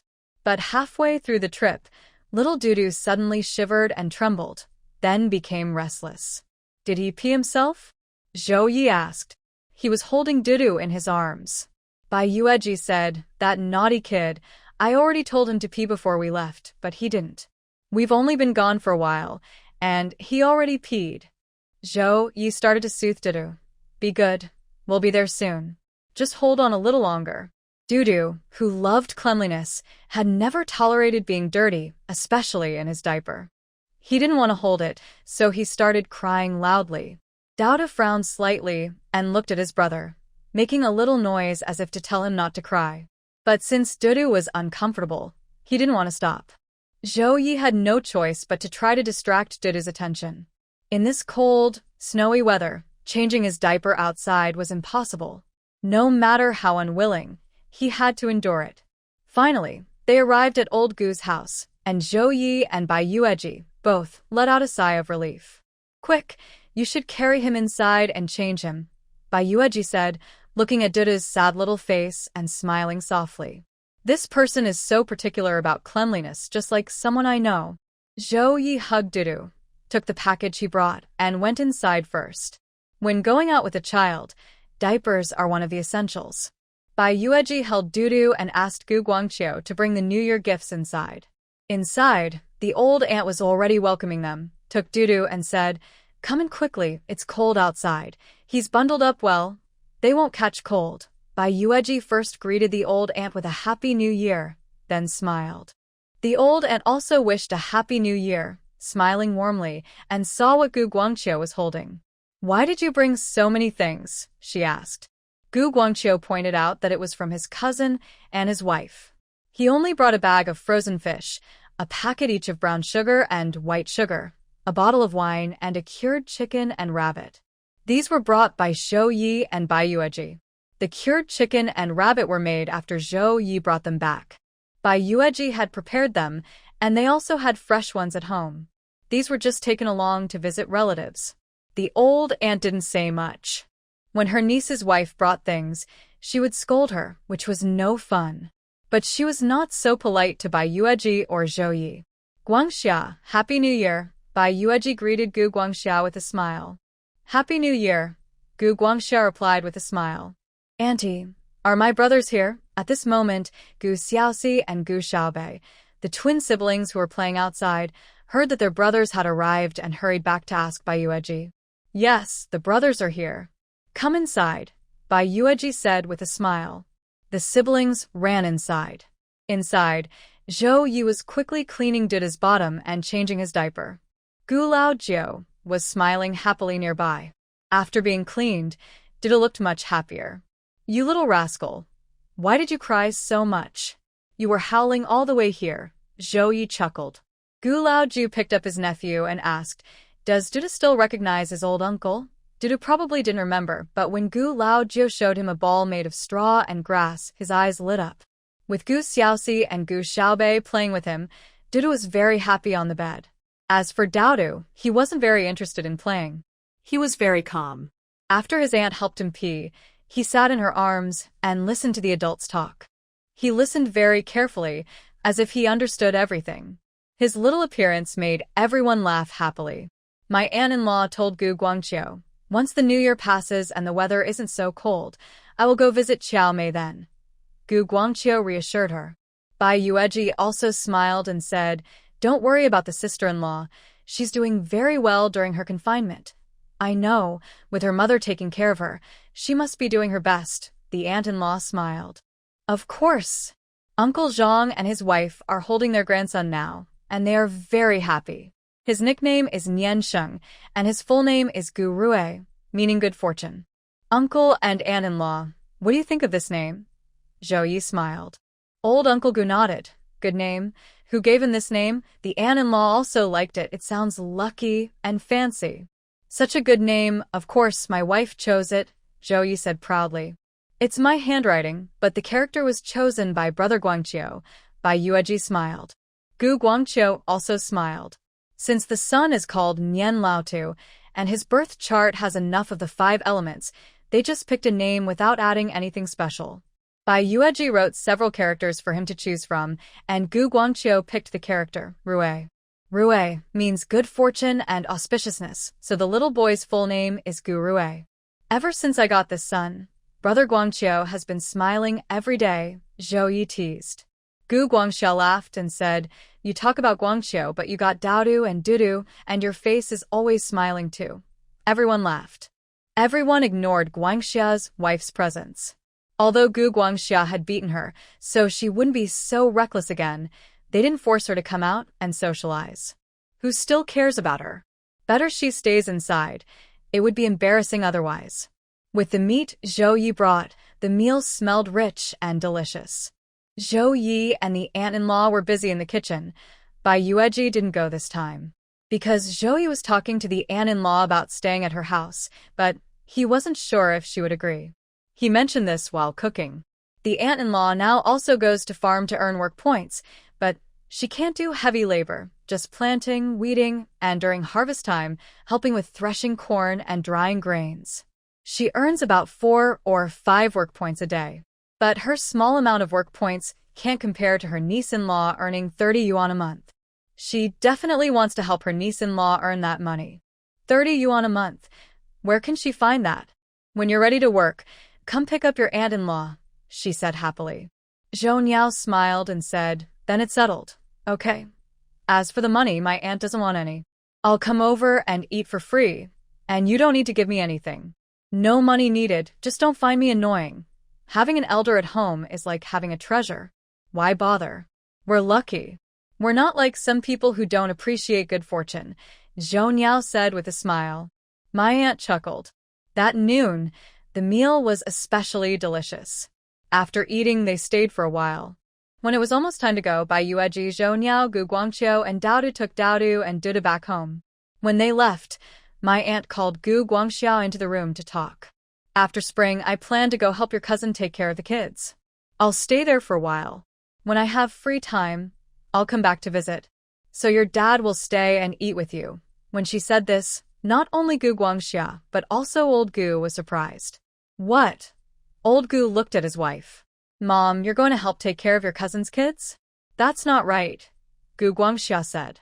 My aunt snorted and said, You know, Xiao Ye and Yueji are really willing to take care of us in old age. If you can't rely on yourselves in the future, with Xiao Ye around, your dad and I won't have to worry, Gu Guangxiu quickly said. Of course not, Mom. You can rest assured. Old Gu looked at his wife. Wait, what are you saying? You're going to see Daodu and Dudu? Did Zhao Ye tell you that? My aunt nodded. Our niece's wife wants to write articles. If she has time, she can earn 30 yuan a month. But if she has to take care of Daodu and Dudu, she won't have that free time. I can't just sit around and do nothing, so I have to go, without hesitation. Didn't she say 20 yuan? How did it become 30? Gu Guangxia looked confused. Yueji has written some other articles recently, and they're really good, so they're worth a lot, my aunt said, though she didn't fully understand, but that was the gist. Old Gu asked, so you're just going there to eat for free? It's not just free eating. Zhao Ye still wants to give me money, but I refused, my aunt replied. With a family's good food, she'd be enjoying herself there. What more money would she need? And I can watch over things while I'm there. This young couple is quite eye-catching in how they live. Old man, what do you think? She asked. That's a good idea. Old Gu nodded. Guangxia, your dad will stay and eat with you guys in the future, right? My aunt asked her eldest son. Guangxia quickly said, no problem at all, Mom. You can rest assured. My aunt was satisfied and told him to go back to the room and talk with Guangxia's wife. After the wife of Guangxia was scolded, she became much more obedient because she saw that Gu Guangxia was serious about punishing her, so she didn't dare to say anything.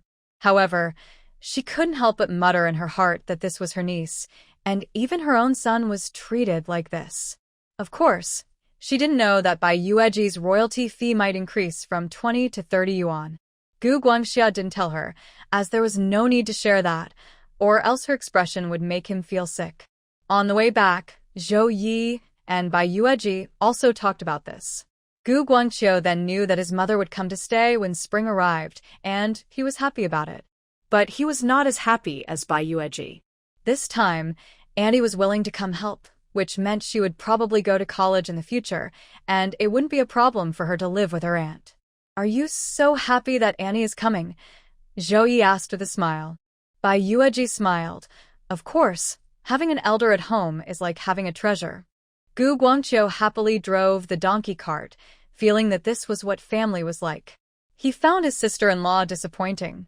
No one had wronged her, nor was anyone plotting against her, but she always wanted to plot against others and thought everyone was against her. Although he couldn't speak, he had eyes and a heart, and he understood everything. After visiting relatives on the 5th day of the Lunar New Year, things became pretty relaxed. Mostly, they stayed at home, and even if they wanted to go out, they couldn't. Why? Because it was snowing. The snow had been falling continuously from the evening of the 5th day until the Lantern Festival on the 15th, without stopping. If the family hadn't had enough stored food and firewood, it would have been very hard to get through. That night, on Lantern Festival, Zhao Ye once again quietly left with the big golden deer in the snowstorm. He only returned the next morning with a cart full of supplies, because there were frozen buns, dumplings, and even steamed buns at home, so he didn't need to do much. It was around 4 o'clock when he got home, so he went to bed. Even if Bai Yueji was asleep, she would wake up from the noise. No one knew why, but early in the morning, Bai Yueji suddenly felt very fond of him. Zhao Ye was surprised and, of course, didn't hold back. He cherished his wife like a treasure. In the warm bed, the two of them loved each other deeply. Later, Bai Yueji fell into a deep sleep again, and Zhao Ye, feeling relaxed and happy, cuddled with his wife. They slept until Daodu and Dudu woke up, then got up, dressed, and had breakfast. After breakfast, Zhao Ye went back to sleep. He returned early in the morning at 4, went to bed, and finished with his wife around 5. Now it was 8 o'clock, and he had only slept for a little over 2 hours. Actually, he felt quite energetic, but he planned to rest his mind and wanted to work in the fields again tonight. Bai Yueji didn't know his thoughts. She brought Dodo, Dudu, and the little lion to the west room. The west room isn't as warm as the east room, but it's warm enough to prevent freezing, so they played on the wooden bed. Bai Yueji started organizing the supplies Zhao Ye had brought back. Seeing white pears and apples, Bai Yueji couldn't help but smile. This time, she also brought back a jar of lard. The lard was frozen like ice cream, filling a whole jar, ready to be used for cooking later. It would make the food smell very delicious. She sorted everything carefully, then fed apple puree to Dodo and Dudu. This morning, the brothers had eaten egg custard and dumplings. Having apple puree at 10:30 was just right, and they liked it very much. Zhao Ye slept until noon, feeling very full. When he woke up, he was hungry. Bai Yueji kept an eye on the time. She watched Dodo and Dudu, then went out to cook dumplings. Like them, Dodo and Dudu also ate dumplings. The brothers had good teeth, and they happily ate with their little mouths pouting. After eating, they imitated their dad and took a sip of soup. Then, satisfied, they made a little smacking sound. Seeing their parents smile, the brothers also smiled. Such silly kids, Zhao Ye said with a smile. The family played and joked for a while. Bai Yueji suddenly remembered and said, Taishan came by while you were sleeping. I told him I'd let you know when you woke up, so you could go see him, Zhao Ye responded lazily. After Bai Yueji, Dodo, and Duda took a nap at noon, Zhao Ye finally went out to find Li Taishan. It wasn't a big deal. He mainly thought that since it wasn't snowing today, maybe he should go up the mountain for a walk. Jean Shaoling was pregnant. She got pregnant about a month after coming in. Otherwise, Bai Yueji said people get pregnant really quickly nowadays, and it wouldn't be long before she was expecting. After Jean Shaoling got pregnant, the family only focused on taking care of her, and Li Taishan didn't even want to eat much. He loved his wife very much, just like Zhao Ye, and because of that, Jean Shaoling was very touched. She felt she had married the right person. But even if they saved money, there wasn't much good stuff at home. The meat they divided before the new year was already eaten, and they went up the mountain again afterward. But because Zhang Xiaomei was postpartum, they gave the wild chickens they caught back to her. Because it was very cold in winter, the hens didn't lay many eggs, so it hasn't snowed recently. Li Taishan wanted to go hunting with his wild brother. Zhao Ye nodded. Okay, if it doesn't snow tomorrow, we'll go together. The next day, it didn't snow, and they called Gu Guangqiu to join them. They went into the mountains to hunt wild chickens. They didn't go too deep, but they did catch some wild chickens. They also saw rabbits, but Li Taishan accidentally scared the rabbits away, so they didn't catch any. Still, catching wild chickens was good enough. After dividing the game with Gu Guangqiu, Zhao Ye also brought a big golden deer to his uncle and aunt, cleaned and prepared it for cooking. They just needed to wash it and cook it. This was how they usually spent the days in January, but something happened during this time. Because it snowed heavily, Duan Laoda's firewood ran out. They went to ask Duan Wen and the others for some, and they kindly gave some. But it seemed like it never ended. Every day they borrowed this and that. Eventually, Duan Wen and his brothers realized what they were trying to do. They wanted to get closer. Fine. Unless their mother came back from the dead. So, the brothers got angry and refused. Old Duan's family, including Duan Wen, Duan Wu, and Duan Shan, even went to try to persuade their nephews to recognize their father. After all, he was their real dad. But these brothers didn't want their own father, and they certainly didn't want their grandparents. Their mother's death was caused by these grandparents. They wouldn't have died if they hadn't been exploited so much. And after their mother died, did these so-called grandparents care about them as grandchildren? No, they just watched as their stepmother mistreated them. The villagers sometimes gave them food out of pity, and they would say something about the stepmother. But their real grandparents never showed any warmth. Now, they suddenly appeared as elders in front of them. The old Duan family caused trouble for a few days, but then everything quieted down. As long as Duan Wen and his brothers didn't agree, the old family couldn't boss them around. Besides this, nothing else happened. January simply passed. But in February, Zhao Ye rode his big golden deer to pick up his aunt early. Why are you coming to pick her up so soon? It's not work time yet, said Uncle Gu. We're going into the mountains. Zhao Ye smiled. We'll be staying there for a few days, so Annie has to go with us. This time, she'll stay there instead of coming back, so we don't have to make the trip back and forth. Old Uncle Gu had no objections, so he asked Auntie Gu to bring the grain. She didn't need him to tell her. She already went to get a sack to carry the grain. Why bring more grain? We have enough at home, Zhao Ye said, holding the bag to stop her. There's some here too, but if we keep it, it might go bad or get bugs, Auntie Gu said, opening his hand. Let your aunt bring it over. Old Uncle Gu nodded. So, when they brought Auntie Gu over, they also brought quite a bit of grain. Auntie Gu, my wife will be mad at me. I brought you here and asked you to bring grain. She'll definitely get angry, Zhao Ye said. Auntie Gu reassured him, don't worry, I'll talk to your wife. When they got home, Bai Yueji was about to scold Zhao Ye. Auntie Gu smiled and explained to her niece-in-law, he didn't want to bring extra, but we need to eat the grain we have. You and your husband can't finish it all, and if we keep it, it might go bad or get bugs. Bai Yueji said, then let Uncle eat more, don't let him hold back. But he's not really holding back. Since before the new year, we divided some grain, and Guangqiu took 50 jin, about 25 kilograms. Guangxia also brought a bag. It's just the two of us, and we can't finish it all. Bai Yueji deliberately said, you're just being distant from us, refusing to eat our grain. Why not? After staying here, when we go back, everyone will say I've gained some weight, Auntie Gu said with a smile. Bai Yueji felt helpless. Because Auntie Gu came, the next day Zhao Ye took Gu Guangqiu, Li Taishan, Li Fushou, Li Dashan, and this time a Tao. They went deep into the mountains again. They stayed for 5 or 6 days this time. It was a bit longer than before, but their harvest was slightly less because they only caught 2 wild boars. The heavier wild boar probably weighed around 130 to 140 jin, about 65 to 70 kilograms. Even the lighter one was at least 120 jin, about 60 kilograms. Zhao Ye negotiated the price again. Compared to last year, when wild boar meat sold for 0.2 yuan per jin, this year Zhao Ye raised the price to 0.4 yuan. He planned that if the other side didn't agree, he would sell the wild boars himself to Li Taishan and others, pretending to retail, but really wanting to keep the 2 boars for himself. The other party saw that Zhao Ye wasn't just an honest countryman. They had bought his roe deer meat before, and it sold well. Although the profit was lower, there was plenty of meat and money.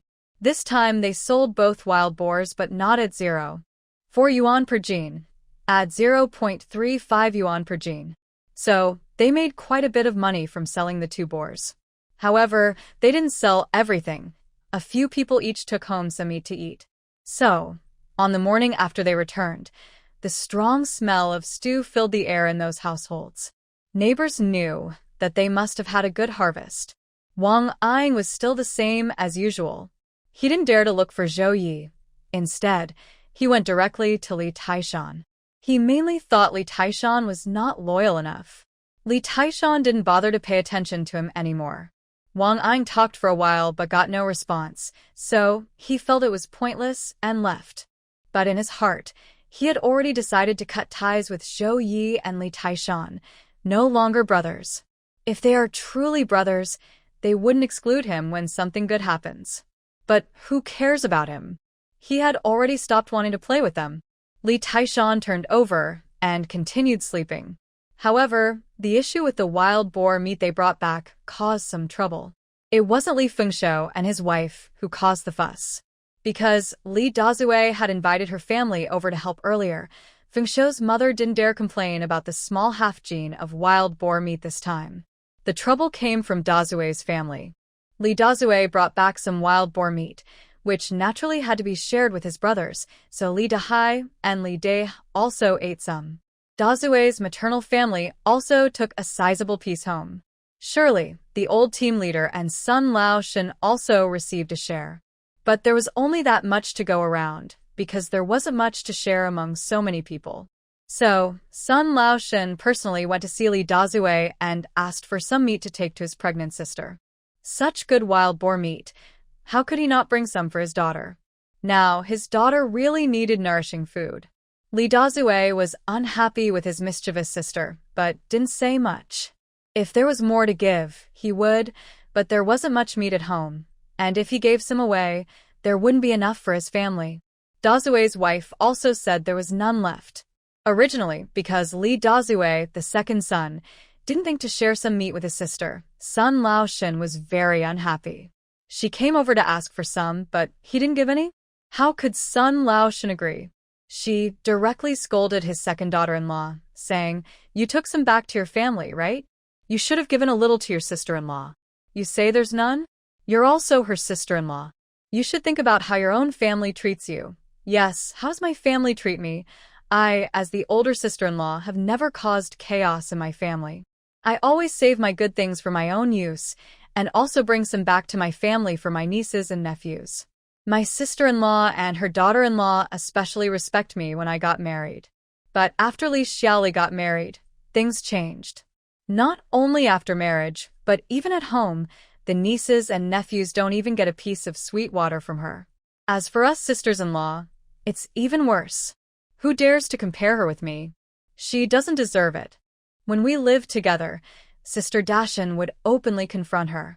Now that we've moved out, she no longer pampers her mother-in-law. Moving out means acting like it, showing her that now, who is in charge of the family. She can give the meat to whoever she wants, and no one has the right to criticize. I, Sister Dashan, have many opinions about this mother-in-law. She has tarnished the reputation of her sisters-in-law outside. She never speaks a good word about them. She always says they are troublemakers who disturb the peace of the family. But who really caused the chaos at home? Old Aunt Sun has long disliked this second daughter-in-law, so she slapped her without hesitation. Sister Dasha nimbly dodged it. Old Aunt Sun, furious, tried to grab her face, shouting, "You worthless troublemaker, who runs back to your mother's house with your stuff, I'll beat you to death." Before she could hit, Li Dasha stepped in to stop her. Old Aunt Sun slapped her several times, turning her face red. Sister Dasha was so angry she wanted to fight her mother-in-law. Meanwhile, the old team leader, who was chatting at the sheep farm, heard the commotion and came back with a stern face to take old Aunt Sun away. After she was taken back and reprimanded, the trouble calmed down, but she felt very wronged. She came over crying to Mom Fingshou, saying, "I am still the mother-in-law, but none of these daughters-in-law respect me. I feel like I'm worth less than a stick." She was crying with tears and snot. Mom Fingshou also felt sad and said, "Old sisters, our luck is really bad. We married our sons to such daughters-in-law. When they get something good, they think of their family. We've really been unlucky for 8 generations. That's right." I heard Sister Jiang herself say that her second son took a big piece of meat back to her family, and when I went to ask for a piece for Xiaoli, who is now pregnant, she refused. Sister Jiang is old Madam Jiang. My family also has similar issues. When giving money to my relatives, I only get half back. I also give my parents a small amount of meat to show respect, but it's not enough for a single meal. When they talked about this, both of them hugged each other and cried loudly. This was a big event in the village. At the time, Uncle and Aunt took Daodu and Dudu to see what was happening, and then they told Bai Yueji about it. The biological mother really went too far. I saw that Li Dashan was hit several times by her. It's not that she didn't get meat, but because she didn't leave a piece for her sister, she used such harsh methods. Bai Yueji also felt helpless. Last time, she hit a roe deer, and there was a big fuss at Li Da's house. This time, she hit a wild pig, and old Captain's family caused another commotion. But Aunt didn't seem surprised. Such lively events often happen in the village. Because there are many children, it's natural that some are more loved than others, especially when people aren't thinking clearly. It's normal for disagreements to happen. However, with old Captain around, Aunt's son couldn't cause much trouble. This matter quickly passed. In the blink of an eye, it was March. It was still a bit cold, but everyone was ready to start working. Zhao Ye took another trip out before work began. He was going to buy things to bring home to eat, not for anything else. Anne didn't say much and specially left the door open, warning him to be very careful. Zhao Ye worked all night and only returned in the morning. Although having the big golden deer made things easier, Zhao Ye was still very cautious and careful. He never relaxed on this point, and on the second day after finishing this job, the work horn sounded. Zhao Ye, who had rested all winter, was in good spirits. He finished breakfast early and, while Aunt wasn't paying attention, gave Bai Yueji a quick kiss. His wife glared at him, but then he smiled and carried his hoe to join Li Taishan, Guo Guangqiu, and others to work. Because he hadn't worked for a long time, he started off well, but after a day of work, Zhao Ye felt exhausted. Today, the postman delivered 30 yuan in royalties and some tickets to Bai Yueji. Old Lady Jiang happened to pass by and heard the postman say Bai Yueji's earnings were 30 yuan, and she exclaimed, "What? Isn't it 20 yuan? Why is it 30 now?" The young postman looked at the kind old lady who didn't praise him for being handsome and said, "It's not impossible. If the white youth writes more articles and gets noticed by the newspaper, the pay will definitely increase. Can it really be an extra 10 yuan?" the elderly woman asked. "Of course it can." After the young postman left, Grandma Jiang ran to the big tree in the village to share the news. Everyone gathered under the big tree, people who all knew what was happening. So, the news that Bai Yueji's pay had increased from 20 to 30 yuan spread quickly. These elderly women were more excited than Bai Yueji herself. 30 yuan a month and so many tickets? Is that true? I saw it with my own eyes very clearly.